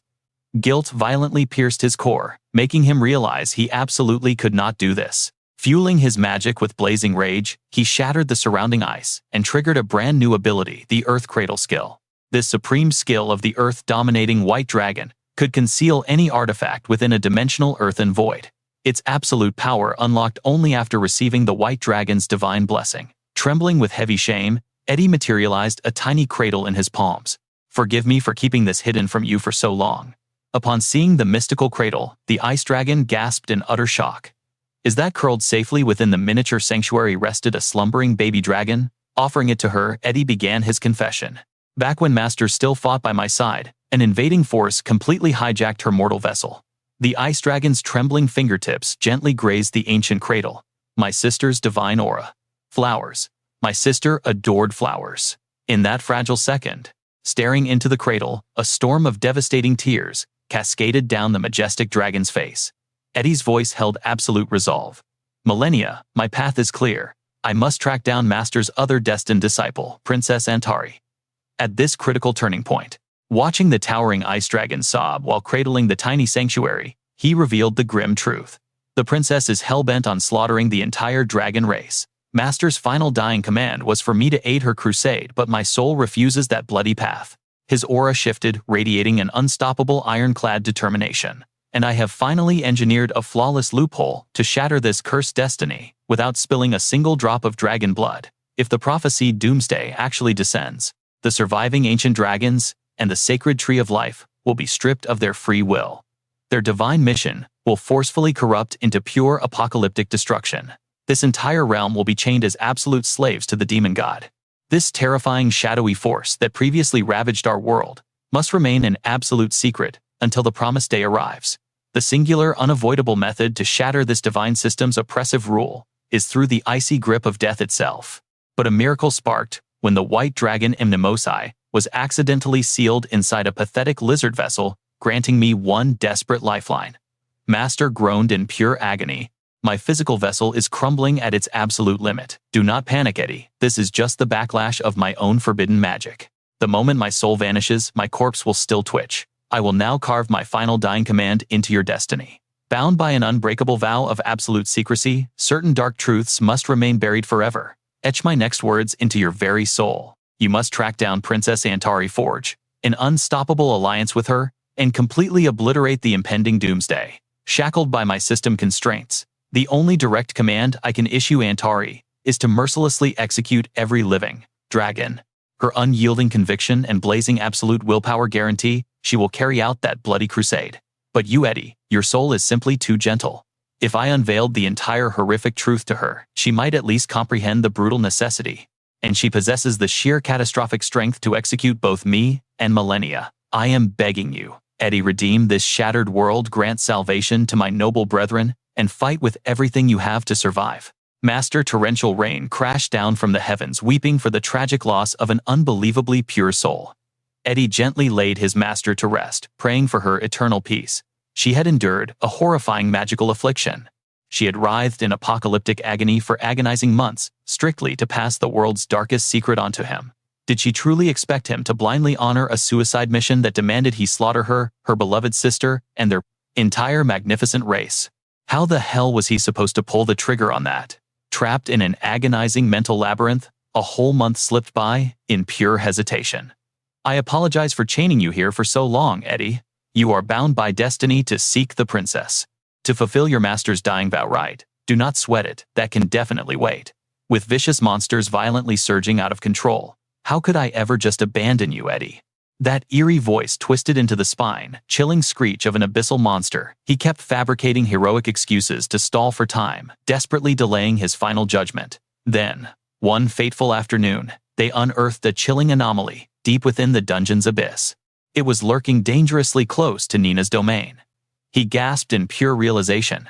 There was absolutely no mistaking that dark energy. It was exactly what his master had warned him about, the soul-summoning altar, the demon god cult. He realized that if he could track down every single corrupted altar, he could summon their vile manifestations and utterly obliterate them to intercept the demon god's revival. This strategy was light years better, meaning no innocent dragons had to bleed. That is absolutely delusional. Do you have any concept of the demon god cult's terrifyingly ancient history? Their fanatical zealots have entrenched thousands of summoning altars in the most punishing, unreachable corners of this realm. Furthermore, banking solely on the pathetic mortal limits of your current physical vessel is nothing but a suicidal pipe dream. This reckless master plan is functionally impossible. If you genuinely want me to acknowledge your mortal shell as a worthy vanguard on this path, you must prove your ultimate qualification. You and that royal princess must march straight into Lindell City. That was Antari's heavily fortified domain. Coincidentally, the princess had just declared her absolute intent to eliminate Actalis. Whether you mercilessly execute or diplomatically conquer Actalis, you both must violently prove you possess the supreme capability to handle a calamity of that magnitude. Only upon achieving that impossible feat will I officially recognize you as my true comrades in arms. Behold, this is my legendary senior brother Eddie. Give him the royal welcome. He thought to himself, damn right, I am a warrior, and I refuse to pathetically rely on millennia's power and lose my honor. Ignited by blazing resolve, Eddie spent an entire consecutive year mercilessly bulldozing through every elite dungeon. He hoarded an arsenal of legendary artifacts, specifically tailored for a lethal dragon raid. He knew that unfortunately, slipping under the radar to parley with the blue dragon was completely off the table. According to Millennia's dire warning, if those dragons succumb to the lethal corruption, they mutate into cataclysmic threats. If that devastating toxin accidentally detonates, the human territories will face apocalyptic casualties. He had to heavily prepare for the absolute worst-case scenario, marching straight into the belly of the beast, alongside a fully armed guild, guaranteed maximum survival. His first tactical move was to masterfully fake his allegiance to the princess's grand dungeon raid. If he could somehow tame the face, Blue Dragon's fury, and forge a legendary alliance, then the princess's stubborn iron will must ultimately bend to his master strategy. A massive wave of noble elites just dumped heavy investments into our Blue Dragon raid, Sir Eddie. This miraculous surge of wealth is entirely thanks to your legendary reputation. Haha, do not praise me too much. I merely crush those demonic dungeons with my usual relentless grind. There is no need for fake modesty, sir. The overwhelming flood of powerful guild reinforcements is directly tied to your awe-inspiring prestige. The name is Ralph, a veteran mercenary of the bloodiest battlefields. Is that scrawny kid truly representing this elite guild? I actually suffered a humiliating defeat against his aura, so I am shackled here as his backup to pay off my combat penalty. This mercenary was toweringly colossal. Every single warrior was forced to crane their necks upward. A nervous sister barely reaching his armpit broke into a cold sweat. Good heavens, his physical presence is terrifyingly massive. I am Fred, the elite envoy dispatched by Duke Jonetti, who holds the absolute command over this lethal raid. The tactical preparations flowed with razor-sharp perfection. I am standing right here. Blast, the gates open. Oh Fred, get your squad inside immediately. The deafening roar of war horns violently pierced the sky, officially igniting the chaotic Blue Dragon raid charge directly toward the Lake of Life. Rookie, stay out of my damn way. You just make sure your own blade does not falter. Shh. Diving into this raid solo was my prime preference, but dragging this kid along fine. It is acceptable. Once the apocalyptic dragon clash truly erupts, his brain will completely short-circuit in sheer terror anyway. His primary objective was simply breaching the dragon's lethal perimeter. He absolutely had to unleash his healing arts on the blue dragon before any negotiations could commence. However, the sacrificial demon sword, a cursed blade forged from the obsidian wing feathers of a fallen demonic overlord. It savagely drains its own structural durability every time you cast a healing spell on an enemy. Reality proved to be a brutally unforgiving nightmare. One mortal and one legendary dragon violently clashed, their explosive auras shattering the very heavens. Channeling an ocean of elite restorative artifacts, Eddie miraculously forced Actalis back to sanity for one fleeting second. Within that blazing apocalyptic warzone, a solitary human radiating an unbreakable ironclad willpower swung his blade, his blazing eyes reflecting pure determination, and the sole ancient memory blazing in his mind was this: only a true master who commands a dragon heart can unlock the absolute divine devastation of the god sword Rickham. This cursed blade shall serve as a brutal tombstone for our impending funeral. If any foolish mortal dares to brandish this divine weapon in my presence, I will violently shatter their arrogant existence without a shred of mercy. Awaken your true power, Acta, the absolute White Queen. You severed the sacred bond between my liege and me. I have absolutely no reason to obey your commands anymore." The mighty dragon abruptly paused, its eyes burning intensely before unleashing a truly terrifying, overwhelming aura. "Therefore, I absolutely refuse to bestow my legendary power upon someone as utterly unworthy and pathetic as you. I will never be your ally in this bloody war." An apocalyptic strike was unleashed, carrying the ultimate destructive force. Eddie completely failed to persuade the arrogant blue dragon with his desperate words. Nor could he even escape the blue dragon's wrath, which now ruthlessly targeted all humanity. The young elf desperately raised his ultimate defenses against the overwhelming attack charging at them. Their only remaining option was to conquer this mythical beast and survive. Eddie fiercely swung his blade, generating a massive shockwave of pure aura for a direct strike. "I am sorry, I am so sorry," he chanted endless apologies with every single devastating sword swing. 1,000 desperate apologies echoed out. That precise moment could have perfectly triggered Eddie's ultimate system awakening for new abilities. "I am still way too weak," he panted heavily. "I am so pathetically weak that I cannot even save the one person I cherish most. Then, I must level up and seize absolute control over this guild. Otherwise, humanity will eventually slaughter." Millennia system notifications flooded the entire sky. "Eddie is victorious. All hail the hero. The mighty blue dragon has been fully captured. I will totally pretend to cooperate with this guild, faking extreme joy that my combat power is finally acknowledged. Great work, Eddie. I will consume the dragon heart as promised." The princess isn't upset about this, right? Of course not. We swore a binding system oath. "I will completely mask my true feelings, build my own overpowered faction, and win everyone's absolute loyalty. I will become an irreplaceable asset, stealing away the princess's total influence, and completely dominate this entire guild. Thank the system I wrote the contract to secure the dragon heart. Letting it fall into another player's hands is utterly unforgivable. I will carefully decide later whether to consume it or keep it. But first, I must go meet Millennia." However, the exact moment his hand touched the dragon's scales, a hidden system event triggered. Cold sweat drenched Eddie's back. A grotesque, blood-curdling screech echoed out. Ramian, a high-ranking demon lurking deep inside the stomach of the blue dragon, had fully awakened. Upon sensing the dragon heart, Ramian's demonic poison violently erupted, amplified by the core's immense mana. The deadly miasma rapidly swallowed the entire forest. The blue dragon was already beyond any saving. Worse still, the legendary dragon heart was suddenly stolen. This was undeniably the most catastrophic raid failure of Eddie's entire life. A deafening punch landed hard. "Why the hell did you do that, Pete? You bastard! Why did you block me? Oh, almighty dragon heart, grant me absolute power. Run away, you absolute idiot. If it were me, I could have completely annihilated that demon race trash before he caused this catastrophe. So what if he actually dies? Who cares?" Pete's face was deeply painted with blood. He violently suppressed agonizing pain and blazing fury. The demonic poison was massively amplified by dragon mana. How could we possibly succeed? Heavens, how did my system not predict this absolute disaster?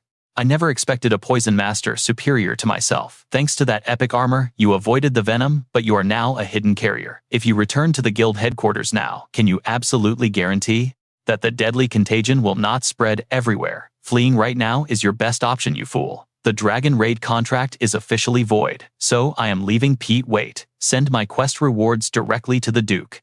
As long as you keep that pathetic beggar around, you will never be able to hire me again. A word of advice, princess, it is absolutely best never to grant him any authority. What does that mean? It seemed his dark warning was not just born from a moment of fleeting rage. Thanks to Pete's grave warning, Princess Antari remained intensely wary of Eddie for a while. However, a world-shaking event soon occurred, forcing her to completely forget about that issue. A magnificent dragon spread its massive, free wings across the clear azure sky, bathed in brilliant, warm sunlight. Its overwhelming authority only amplified its enchanting, majestic beauty. This is not over yet. Do not die on me, Eddie. Do you not still have this legendary comrade beside you? And you have successfully proven your absolute qualifications. As my master, I shall assist you. The white dragon instantly activated its ultimate skill, sending twisting pillars of frost soaring gracefully. Merging perfectly with the surrounding landscape, the ancient forest and Danakil plains were completely frozen over by millennia. The Danakil plains became an uncultivable wasteland because the rushing rivers were sealed in eternal ice, which successfully halted the Demon Poison's continental spread. Ice Dragon Millennia officially joined Antari and Eddie's elite guild. Her companion in battle was universally hailed as a legendary dragon knight, but that was exactly when the guild's path turned corrupted. Destroy the summoning altars. From some fateful moment, obliterating those dark altars became the supreme main quest for Antari's powerful faction. Astronomical amounts of gold and manpower were endlessly poured into hunting down and destroying those sinister altars. The Black Dragon's core entirely lost its legendary value during the chaotic turf war.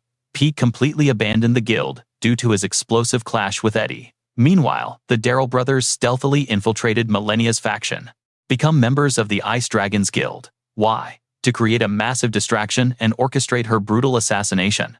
Of course, the entire dragon race must be completely annihilated. A fierce ideological conflict ignited between them. Isn't Darrell the Empress's own son? Yet he utterly failed his leadership duties, plunging that entire territory into absolute despair. Right. The system's dark prophecy must be absolute truth. How can anyone prove it is a real prophecy, and not just empty talk? Everyone naturally rallied behind Eddie, the highly charismatic hero, who selflessly boosted others' stats, without ever demanding a single drop of loot. Meanwhile, the smooth-talking Darrell seemed incredibly untrustworthy. The princess would heavily sponsor every raid, eliminating all financial limits. Above all, Eddie possessed unmatched public favor. Even the elves progressively abandoned the guild, due to escalating clashes with Eddie. Suddenly, the remaining guild members were exclusively former rivals, who became friends after fighting Eddie newbies he had totally carried and is completely blind. Devoted fan club. This rising unease was truly suffocating. Would this situation really be okay? If my master forced me to execute all dragons, would that truly resolve the impending apocalyptic disaster? Why did my master order me to choose such a hellishly difficult path? What happens if I completely refuse to slaughter the dragons? Honestly, the massive strategic flaws created by Eddie gave me the perfect opening to strike. A massive greatsword violently slammed against Zephyr's throat. He was brutally pinned down to the cold ground. So it is an old acquaintance. How utterly brazen you are. That pathetic bodyguard who used to patrol District 3's sanctuary. Are you not? Puffing on a badass smoking pipe with thick smoke billowing, Pete shoved his heavy blade into the earth with a dark smirk. Long time no see. Seems you have leveled up your combat arts. Confess, who taught you those epic skills? A 3-on-1 ambush practically guaranteed critical damage. Pete's merciless squad completely surrounded Zephyr, intimidating the new recruits, and the actual master of the Blue Dragon's core. What an epic twist, perfectly preparing for the moment Eddie made a fatal error. Discussing grand strategies while bathing the princess, never once dropped her guard against Eddie. I absolutely must establish my own overpowered faction. Her alluring figure parted the curtains, locking eyes with Zephyr. You do a special quest with me. First, pay my massive mercenary fees in full. They say great heroes always fall for peerless beauties, but it seemed Zephyr remained completely unfazed this time. Your guild members already killstole all the epic boss mobs we painstakingly hunted down. Cough up our stolen loot right now. The corpses of those demon god cultists and that bastard's dropped items. The numbers were astronomically unfair to calculate. Listen up. I will completely waive the entry fee for your first battle. Despite our complicated history together, Princess Antari desperately needed more soldiers, especially rebellious outcasts, who despised the noble class, exactly like me and Pete. This absolute madman actually has his strategic uses. I guarantee his stats. That is quite thrilling to hear. Zephyr reluctantly accepted the quest while feeling completely forced. Ariel is currently regenerating her health points. We have officially decided to form an alliance to secure the ultimate drops we desire. Naturally, Eddie completely hated that setup. After over a year of bitter separation due to intense faction wars, Pete and Darrell had finally returned. And with them came the ultimate wildcard, me, the true master of the dragon heart that Eddie desperately failed to obtain. Zephyr screamed in sheer terror as an absolute zero domain suddenly trapped him. How did you acquire the legendary dragon core when you could not even defeat the boss yourself? That despicable thief, Eddie, did not just suppress my growth after obtaining the dragon heart, but he could not even scratch the ice dragon. As expected, he totally lacked the stats to solo that mythical beast. Luckily, the ice dragon joined our faction heavily, using my status to manipulate the system's public opinion. He looked completely innocent outside, but deep inside, he was a corrupted player who constantly abused the mechanics for his own desires. He was hyper-aware of his public reputation, grinding for absolute fame and glory, with a terrifyingly instinctual precision. Fueled by my massive innate ego, I realized I should not rush blindly into the next boss raid. Instead, I need to heavily grind contribution points and secure my absolute speaking authority within the party. To unlock true freedom and do what I want, my Silver Lion helmet suffered a heavy stat debuff in its sealed educational form. I was forcibly mind-controlled by that bastard's system commands, but if he still desperately needs meat shields for the front line, I will be forced to break the item seal during the dragon raids. I will endure the bitter humiliation until that fateful moment arrives. I am the only one truly worthy. Our path was finally set. The fate of my master's family rested in my hands. Time to split up and move out. The auction squad will head straight to the capital, secure those raid items, and negotiate hard with the artifact owners. Get everything on our backup list. Meanwhile, the grinding squad will hunt monsters and farm all the essential crafting materials. Gather the elite knights of District 3. I will personally keep a close eye on that bastard. Strategy team, go recruit legendary talents. We need them to boost our guild's combat power. It truly feels like the old days. But seriously, these guys might literally punch recruits into joining. Wait, a duke is visiting. Should we really abandon the district? My father is running late, so I will find him. I have missed my siblings dearly. That shocking revelation froze everyone. Did he just say siblings? Anna, when we reach the capital, do you know a human scholar named Eugene Withel? He visited the Great Tree Forest 61 years ago. If he breathes, send my regards. Yes, he lives. Professor Withel actually runs the academy now. He was actually my master back in my academy days. The elf queen requested I deliver this letter. Withel is a high noble, from a duke's bloodline, teaching countless aristocratic heirs. His influence in high society is absolutely massive. Meeting him might secure crucial support for our raid. The princess is struggling, but honestly, I skipped his classes way too often. He absolutely despised my guts, but with a model student like Luke here, maybe we can smooth things over. Meanwhile, the strategy squad was debating fiercely on transportation. Should we take horses or carriages? Running is honestly faster. Maybe for you, not me. Then stay behind. Time is running out and recruiting elite awakeners is our priority. However, my system interface suddenly flashed. A divine quest from the Queen of Light objective. Protect a crucial VIP target for exactly 10 months. The reward. Exclusive access to Arya's divine armory. I get to pick any artifact from the first floor. A quest from the Queen of Light always guarantees legendary loot. Plus I gain absolute authority over the Sword of Light, but the catch is deadly. If my VIP dies, this divine blade will instantly reject me as its master. The real problem, I have zero clue who the target is. The blade will guide my path, but their aura isn't in District 3. They must be miles away. I need to recruit talents before tracking them down. Suddenly, the divine sword pulsed with overwhelming energy.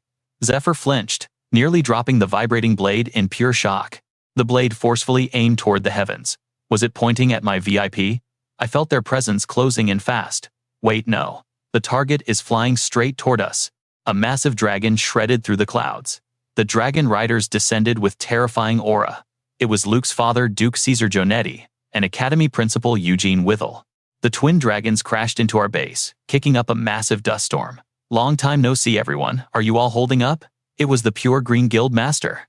Philip Pure Green stepped forward. I had ditched him in the monster forest to keep him alive during the dragon raid. I promised to send a carrier pigeon later. Just stay put for now. Why the hell did you abandon us in that cursed wasteland? Welcome back, Guild Master Philip. Have you secured the lady? I escaped instantly. Ah, that feels incredibly satisfying. But your guild looks utterly starved for supplies and rations, right? That is exactly why I hit the capital and brought a VIP. Presenting Duke Caesar Jonetti and Principal Eugene Withel. So that bastard is Duke Jonetti, the ultimate scammer, who profited massively when the dungeon bubble violently collapsed. He is the mastermind behind the continent's chaotic era. If he hadn't aggressively pushed his twisted investments for demon slaying and dungeon raids, that catastrophic economic crash 12 years ago would have never destroyed millions. Sure, Odin's vicious scam was the direct blade that slaughtered my family. But this Duke lit the spark. He inflated the dungeon bubble that let those rats thrive. I owe this scum absolutely zero respect, and even setting my boiling hatred aside, he remains the ruthless villain responsible for history's worst financial apocalypse. Right now, nobody could possibly predict that this greedy bastard who only bleeds for his clan's power would eventually sacrifice everything to fund the human resistance against the demon god and dragon lords. Talk about terrible timing. The princess was sweating bullets. I originally planned to crawl to him for funding, but he actually came to us first. We are completely unprepared for this encounter. In Zephyr's past life, the Duke joined us. Only because Odin viciously brainwashed Luke, Odin stole his trade routes, slaughtered his son, and held his precious grandson hostage. From the very beginning, Odin manipulated him into begging District 3's knights for salvation. Odin and Matthias allied because their twisted ambitions perfectly aligned. Besides, the arrogant Duke always viewed Odin as absolute trash. But Odin hid his fangs well. He quietly spun his venomous web in the shadows. After racking up achievements like brainwashing the Holy Sun and stealing the Black Dragon's core, the Pope rewarded him with a supreme Eastern artifact. The Duke lost control over his own greedy disciples. Before anyone realized it, Odin had silently forged an overwhelming empire of power. Even the mighty Duke couldn't crush him anymore. But in this timeline, Zephyr shattered that tragic destiny completely. However, a massive new problem emerged. The timeline has completely derailed from the original script. The Duke has zero clue that executing Odin saved his entire bloodline. Therefore, expecting a shred of gratitude is pure delusion. Knowing his ruthless nature, he will definitely extort us with outrageous demands. Suddenly, the intimidating Duke broke the silence. Guildmaster, you spoke with such burning passion. I cleared my schedule just to witness this. Is this the legendary hero you hyped up? Looking at him closely, he just looks like another weak average nobody. Zephyr was stunned by the old man's sheer audacity. The Guildmaster instantly jumped in sweating. Haha, my lord. Despite his youth, Zephyr's combat prowess is absolutely monstrous. He fearlessly held the absolute front line during the Blue Dragon raid. Furthermore, inside the hideous princess's lethal tomb, it was only him and Ned. They annihilated the final boss entirely on their own. The Duke's arrogant smirk vanished instantly. Wait, only those two breached the boss chamber. That room holds hidden clues I desperately need. I am burning to interrogate him right now, but showing my desperation will completely expose my hidden agenda. I cannot tell if this kid is an ally or an enemy yet. I must tread carefully. I need to test his true character first. After calculating his next move, the Duke declared coldly, "Skip the pathetic pleasantries. Let us get straight to business. Rule number 1. I will not donate a single gold coin to your pathetic guild. Rule number 2. You peasants will pay me handsomely if you wish to exploit my genius intellect and elite connections. Only I can navigate this continent and solve your miserable problems." His ruthless extortion left everyone absolutely paralyzed with shock. His handsome son panicked, screaming, "Father, please stop talking like a villain. These warriors dragged me back from the brink of death. Without his immense power, our raid on the Blue Dragon clan would have completely failed." Holy Son, silence. Must you throw a tantrum at a time like this? Hearing my own father call me the Holy Son seriously pisses me off. My life belongs to me alone, so I will repay my own life debts. As for the upcoming Ice Dragon raid, our massive guild alliance has been maximizing its combat power for the past 2 years. We are fully prepared to launch the boss strike at any given second. Furthermore, I have a massive advantage by recruiting more top-tier awakened hunters from across the entire continent, gives us better odds. Therefore, my third and final condition, with all due respect, Duke, demanding a third absolute condition, is pushing your luck way too far. What did you say? The Duke froze in place, completely stunned by this blunt audacity. Whatever hidden condition you demand means I must surrender even more valuable loot. Pushing for more is just disgusting greed. Suddenly, an overwhelming earth-shattering aura exploded out. The sheer pressure warped reality itself, as Zephyr unleashed his blazing fury. To my eyes, an ordinary human like you is no different from a greedy demon. I have sworn an unbreakable oath upon the blade of holy light. I am the chosen apostle, sent by the goddess of light herself. I see absolutely zero redeeming qualities in scum like you, but the goddess commanded me to act as your shield. I will fulfill that divine quest, however. If you want to keep breathing in this dungeon, keep your pathetic mouth shut. Abandon that toxic, greedy mindset, and never step outside a 10-meter radius from my protective aura. Otherwise, I absolutely cannot guarantee your worthless survival. Zephyr instantly chanted a binding spell that wrapped tightly around the Duke. Once the Duke officially joined our guild, everyone scattered to grind their respective system quests. The artifact scavenging squad radiated intense energy. "Hey there, we are the reserve members of the Galliano Guild. Backed directly by Her Highness, she ordered us to join your ranks." The two warriors exchanged a firm, respectful handshake. I am Ned, the former Holy Elite Knight commanding the 3rd Sacred District. I look forward to our alliance. Meanwhile, the auction squad and their merchant master headed straight toward the royal capital. Back at base, the strategy team felt incredibly depressed. Why did they suddenly pull Zephyr from our party? Does this mean we have to clear these system quests completely alone? This is way too terrifying. Furthermore, why on earth is that guy tagging along? It was the main target of those ridiculous rumors claiming he was my biological father, Eugenio Vidal. I had suffered through absolute hell just being associated with that crazy gossip. Honestly, if I had crossed paths with him in the past, I would have given him a piece of my mind, but now he is just a withered old man. Still, why will not this suffocating nasty aura finally fade away? The warhorses suddenly halted their advance. Zephyr scanned the horizon, his voice dropping low. Looks like we have finally reached the boss zone.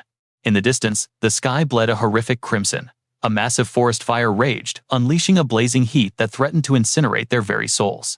The colossal Mount Sila loomed majestically in the distance. This massive snow-capped peak utterly dominated the central continent. Because of its devastatingly high altitude, the freezing frost never melted, trapping the zone in an eternal winter. Brilliant white snow blanketed the treacherous terrain as their heavy boots crunched through the frost. Only Zephyr and the Duke ventured into this deadly raid. Explain why we are executing this dangerous mission completely alone. Because the system timer is running out. There is an ultra-rare artifact hidden here that I absolutely must claim. Furthermore, running a 2-man party makes it significantly easier for us to monitor each other's hidden motives. Right now, this incredibly cunning Duke is desperately trying to read my strategic mind. If I carefully follow the exact timeline from my previous life, roughly 3 years after clearing this brutal dungeon, we actually used the Cursed Princess's hidden tomb as an emergency safe zone. Man, those days bring back intense memories. Destiny truly has a twisted sense of humor. I always wanted to raid this place back then. Zephyr, do you understand? I have burned thousands of golden coins, grinding this cursed dungeon for over 10 brutal years. It was not just insane wealth. I literally sacrificed my own flesh and blood, son. I desperately need to know what legendary loot lies hidden inside that boss room. A dragon heart? No, absolutely not. I am hunting for an S-class item vastly more significant than that. Well, none of my tragic backstory matters anymore. Just pretend you never heard my pathetic rambling, okay? Zephyr fell into deep, calculating silence. During his past regression, the Duke served as a reliable party member, but he was also a paranoid mastermind hoarding dangerous secrets while constantly doubting everyone around him. Because of that paranoia, in both his past life and his current regression, absolutely nobody could decipher the man's true endgame. Judging from his explosive reaction earlier, the Duke undeniably still refuses to abandon his dark obsession. His ultimate quest revolves around securing a wildly overpowered artifact locked inside the princess's tomb. I will never forget the sheer unfiltered shock on the Duke's face when he realized that deep within that royal crypt, Ned and I completely annihilated the final boss. That suspicious reaction constantly bothered Zephyr. If I assist this old man in securing that legendary loot, I could permanently lock him in as an overpowered ally. On the flip side, if his hidden agenda threatens our guild alliance, I will completely destroy him without hesitation. Whatever his twisted game is, I absolutely must uncover the system's hidden truth. Meanwhile, inside Apostle Paven's luxurious sanctuary, he sat deadlocked with his powerful rivals Apostle Wilhelmina and Apostle Othello. Paven slapped a hand over his face, erupting into a manic mocking laugh. This is insanely pathetic. A divine messenger chosen by the goddess of light. Yeah, right. Without warning, he slammed his fist into the heavy mahogany desk. Paven gritted his teeth, his entire body trembling with explosive fury as he roared. How has it come to this? Why the hell has absolutely no one in our supreme faction ever heard the name Zephyr? Wilhelmina casually adjusted her posture and smirked. Why else do you think? Obviously, someone manipulated the entire system to completely erase his tracks. I ordered a deep background check on that rat, but his past history is suspiciously flawless. An overpowered awakened hunter, with god-tier stats like that, should have become a legendary ranker ages ago. Her vicious smirk vanished as her tone dropped to a deadly whisper. There is one massive red flag. His sudden spawn at the 3rd Sacred District, perfectly aligned with the exact moment Odin and the Eastern Master attempted to steal the legendary Black Dragon heart. Therefore, it is highly probable he disguised himself as a lowly slave to stealthily infiltrate their raiding party. Hearing Wilhelmina drop such an insane lore bomb, Othello snapped his head around in pure disbelief. Wait, what did you just say, Odin? and the almighty Eastern Master actually formed a secret alliance just to leech off the Holy Sun's power. That sounds completely ridiculous. Odin was utterly destroyed, and the Eastern Master's bloodline heir has already been wiped out. Wilhelmina instantly fired back with a chilling glare. Dead? Are you absolutely sure? Then tell me who officially verified their mangled corpses. Her razor-sharp logic was so incredibly flawless that Othello could only grit his teeth in defeated silence. Wilhelmina mercilessly continued stacking her terrifying conspiracy theories. Look closely at how the Eastern Master's elite disciple was supposedly captured. That cunning bastard purposefully provoked the Holy Sun's personal guards, deliberately threw the entire fight, and instantly surrendered. If you connect those dots, this incredibly complex puzzle suddenly pieces itself perfectly together. Her gorgeous face twisted into a deeply sinister expression. Regardless, there is a massive probability that both Odin and the Eastern Master were secretly bought out by Princess Anthea from the very beginning. Othello rudely dug a pinky into his ear, visibly annoyed by the massive lore drop. Fine, whatever. If your theory holds up, then every single data fragment hidden in Odin's massive archives was a total lie. What an absolute nightmare. That pathetic trash Odin was way too weak, which is why he failed so miserably. Honestly, wrapping it up like that is vastly easier for my brain to process. He suddenly burst into arrogant laughter. Perfect, let us lock in that plan right now. His wildly careless attitude left Wilhelmina utterly paralyzed with sheer murderous rage. Breaking the chaotic tension, Pavan dropped his final absolute command. Bottom line, we absolutely cannot let the legendary Black Dragon heart fall into Princess Anthea's greedy hands. For the ultimate glory of our Eastern Alliance, and to perfectly execute the apocalyptic destruction protocol mandated directly by our supreme hierarch. Hearing his absolute decree, Wilhelmina flashed a deadly smile. Leave this elite mission completely to me. With the supreme hierarch's absolute restriction in place, we cannot simply assassinate royal bloodlines. However, we hold all the cheat codes to the Princess's Guild. Her eyes narrowed as she viciously calculated a strategy to block their entire party from engaging the Ice Dragon boss. Meanwhile, deep within the magnificent Cayenne royal capital, an earth-shattering announcement suddenly echoed, presenting Her Royal Highness Anthea, the flawless first princess and Grand Archduchess of the mighty Cayenne Kingdom. Joining her is the Duke's noble second son, the supreme paladin of the Holy Temple of Light, Lord Lucius Jonetti. The incredibly radiant princess and the elite young noble gracefully bowed before the royal thrones. King Leo III broke the silence with absolute authority. I received the battle reports. You two actually managed to conquer the legendary Blue Dragon boss and utterly pillage the cursed princess's terrifying dungeon. Our glorious princess and the righteous Holy Sun have truly surpassed their limits.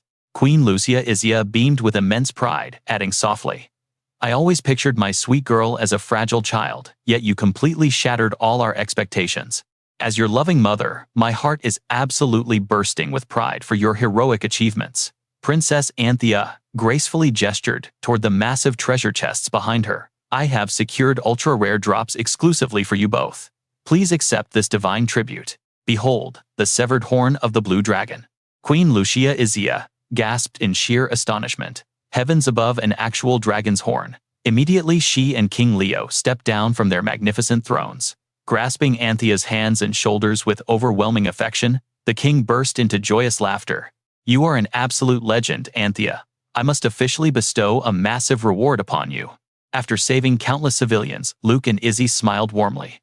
Princess, your safe return is our absolute greatest reward. Antari masked her true feelings with a polite smile.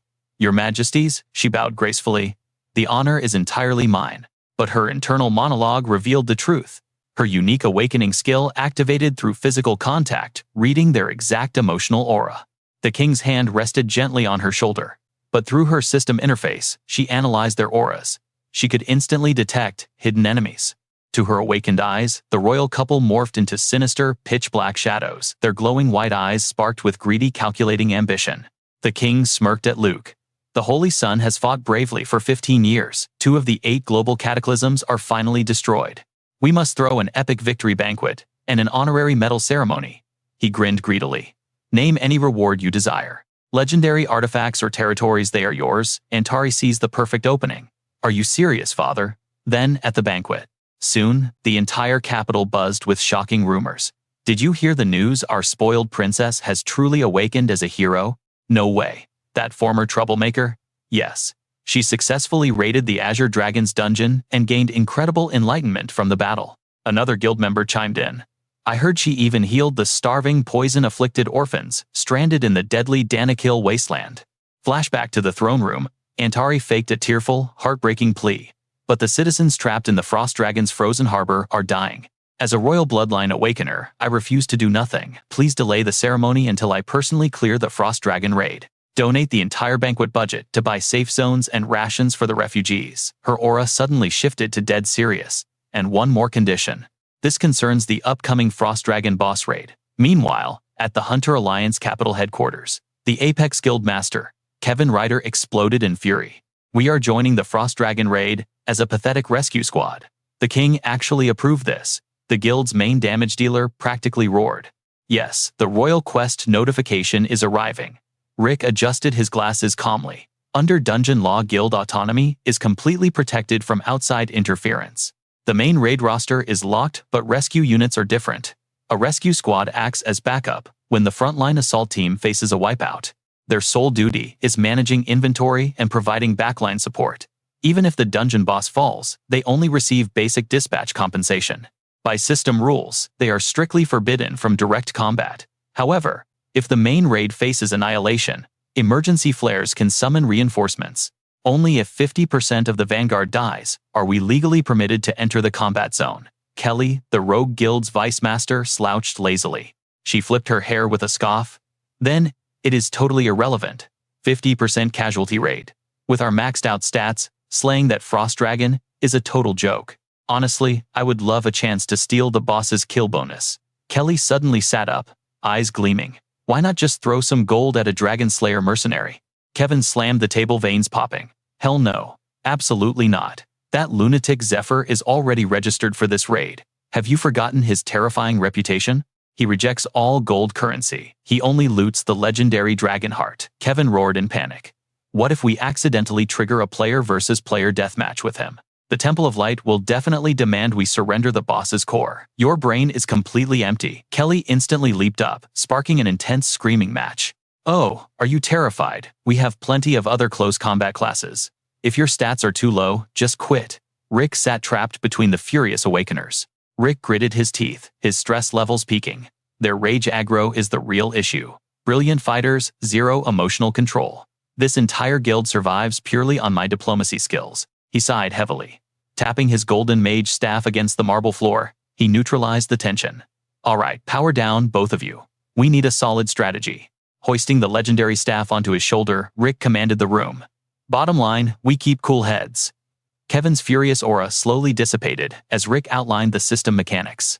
How did a rookie party like us seize control of the massive Hunter Alliance? Kelly remained silent, crossing her arms as Rick unleashed his mastermind plot.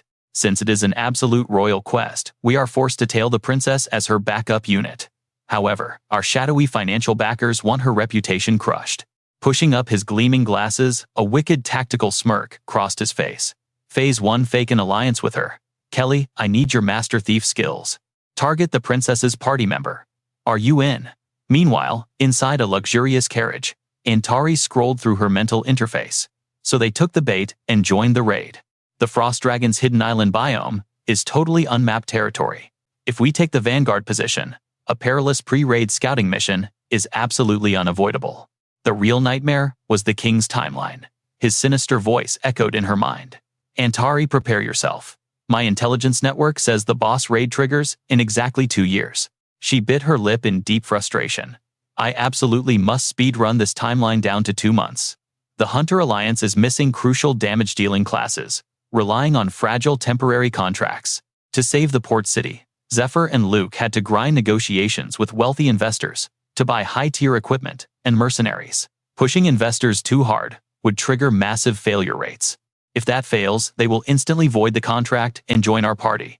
She massaged her temples silently, screaming at the system's unfairness. I could use that cheat code, but that twisted pope. Ophelia gently interrupted her spiraling thoughts. Princess, we have reached the coordinates.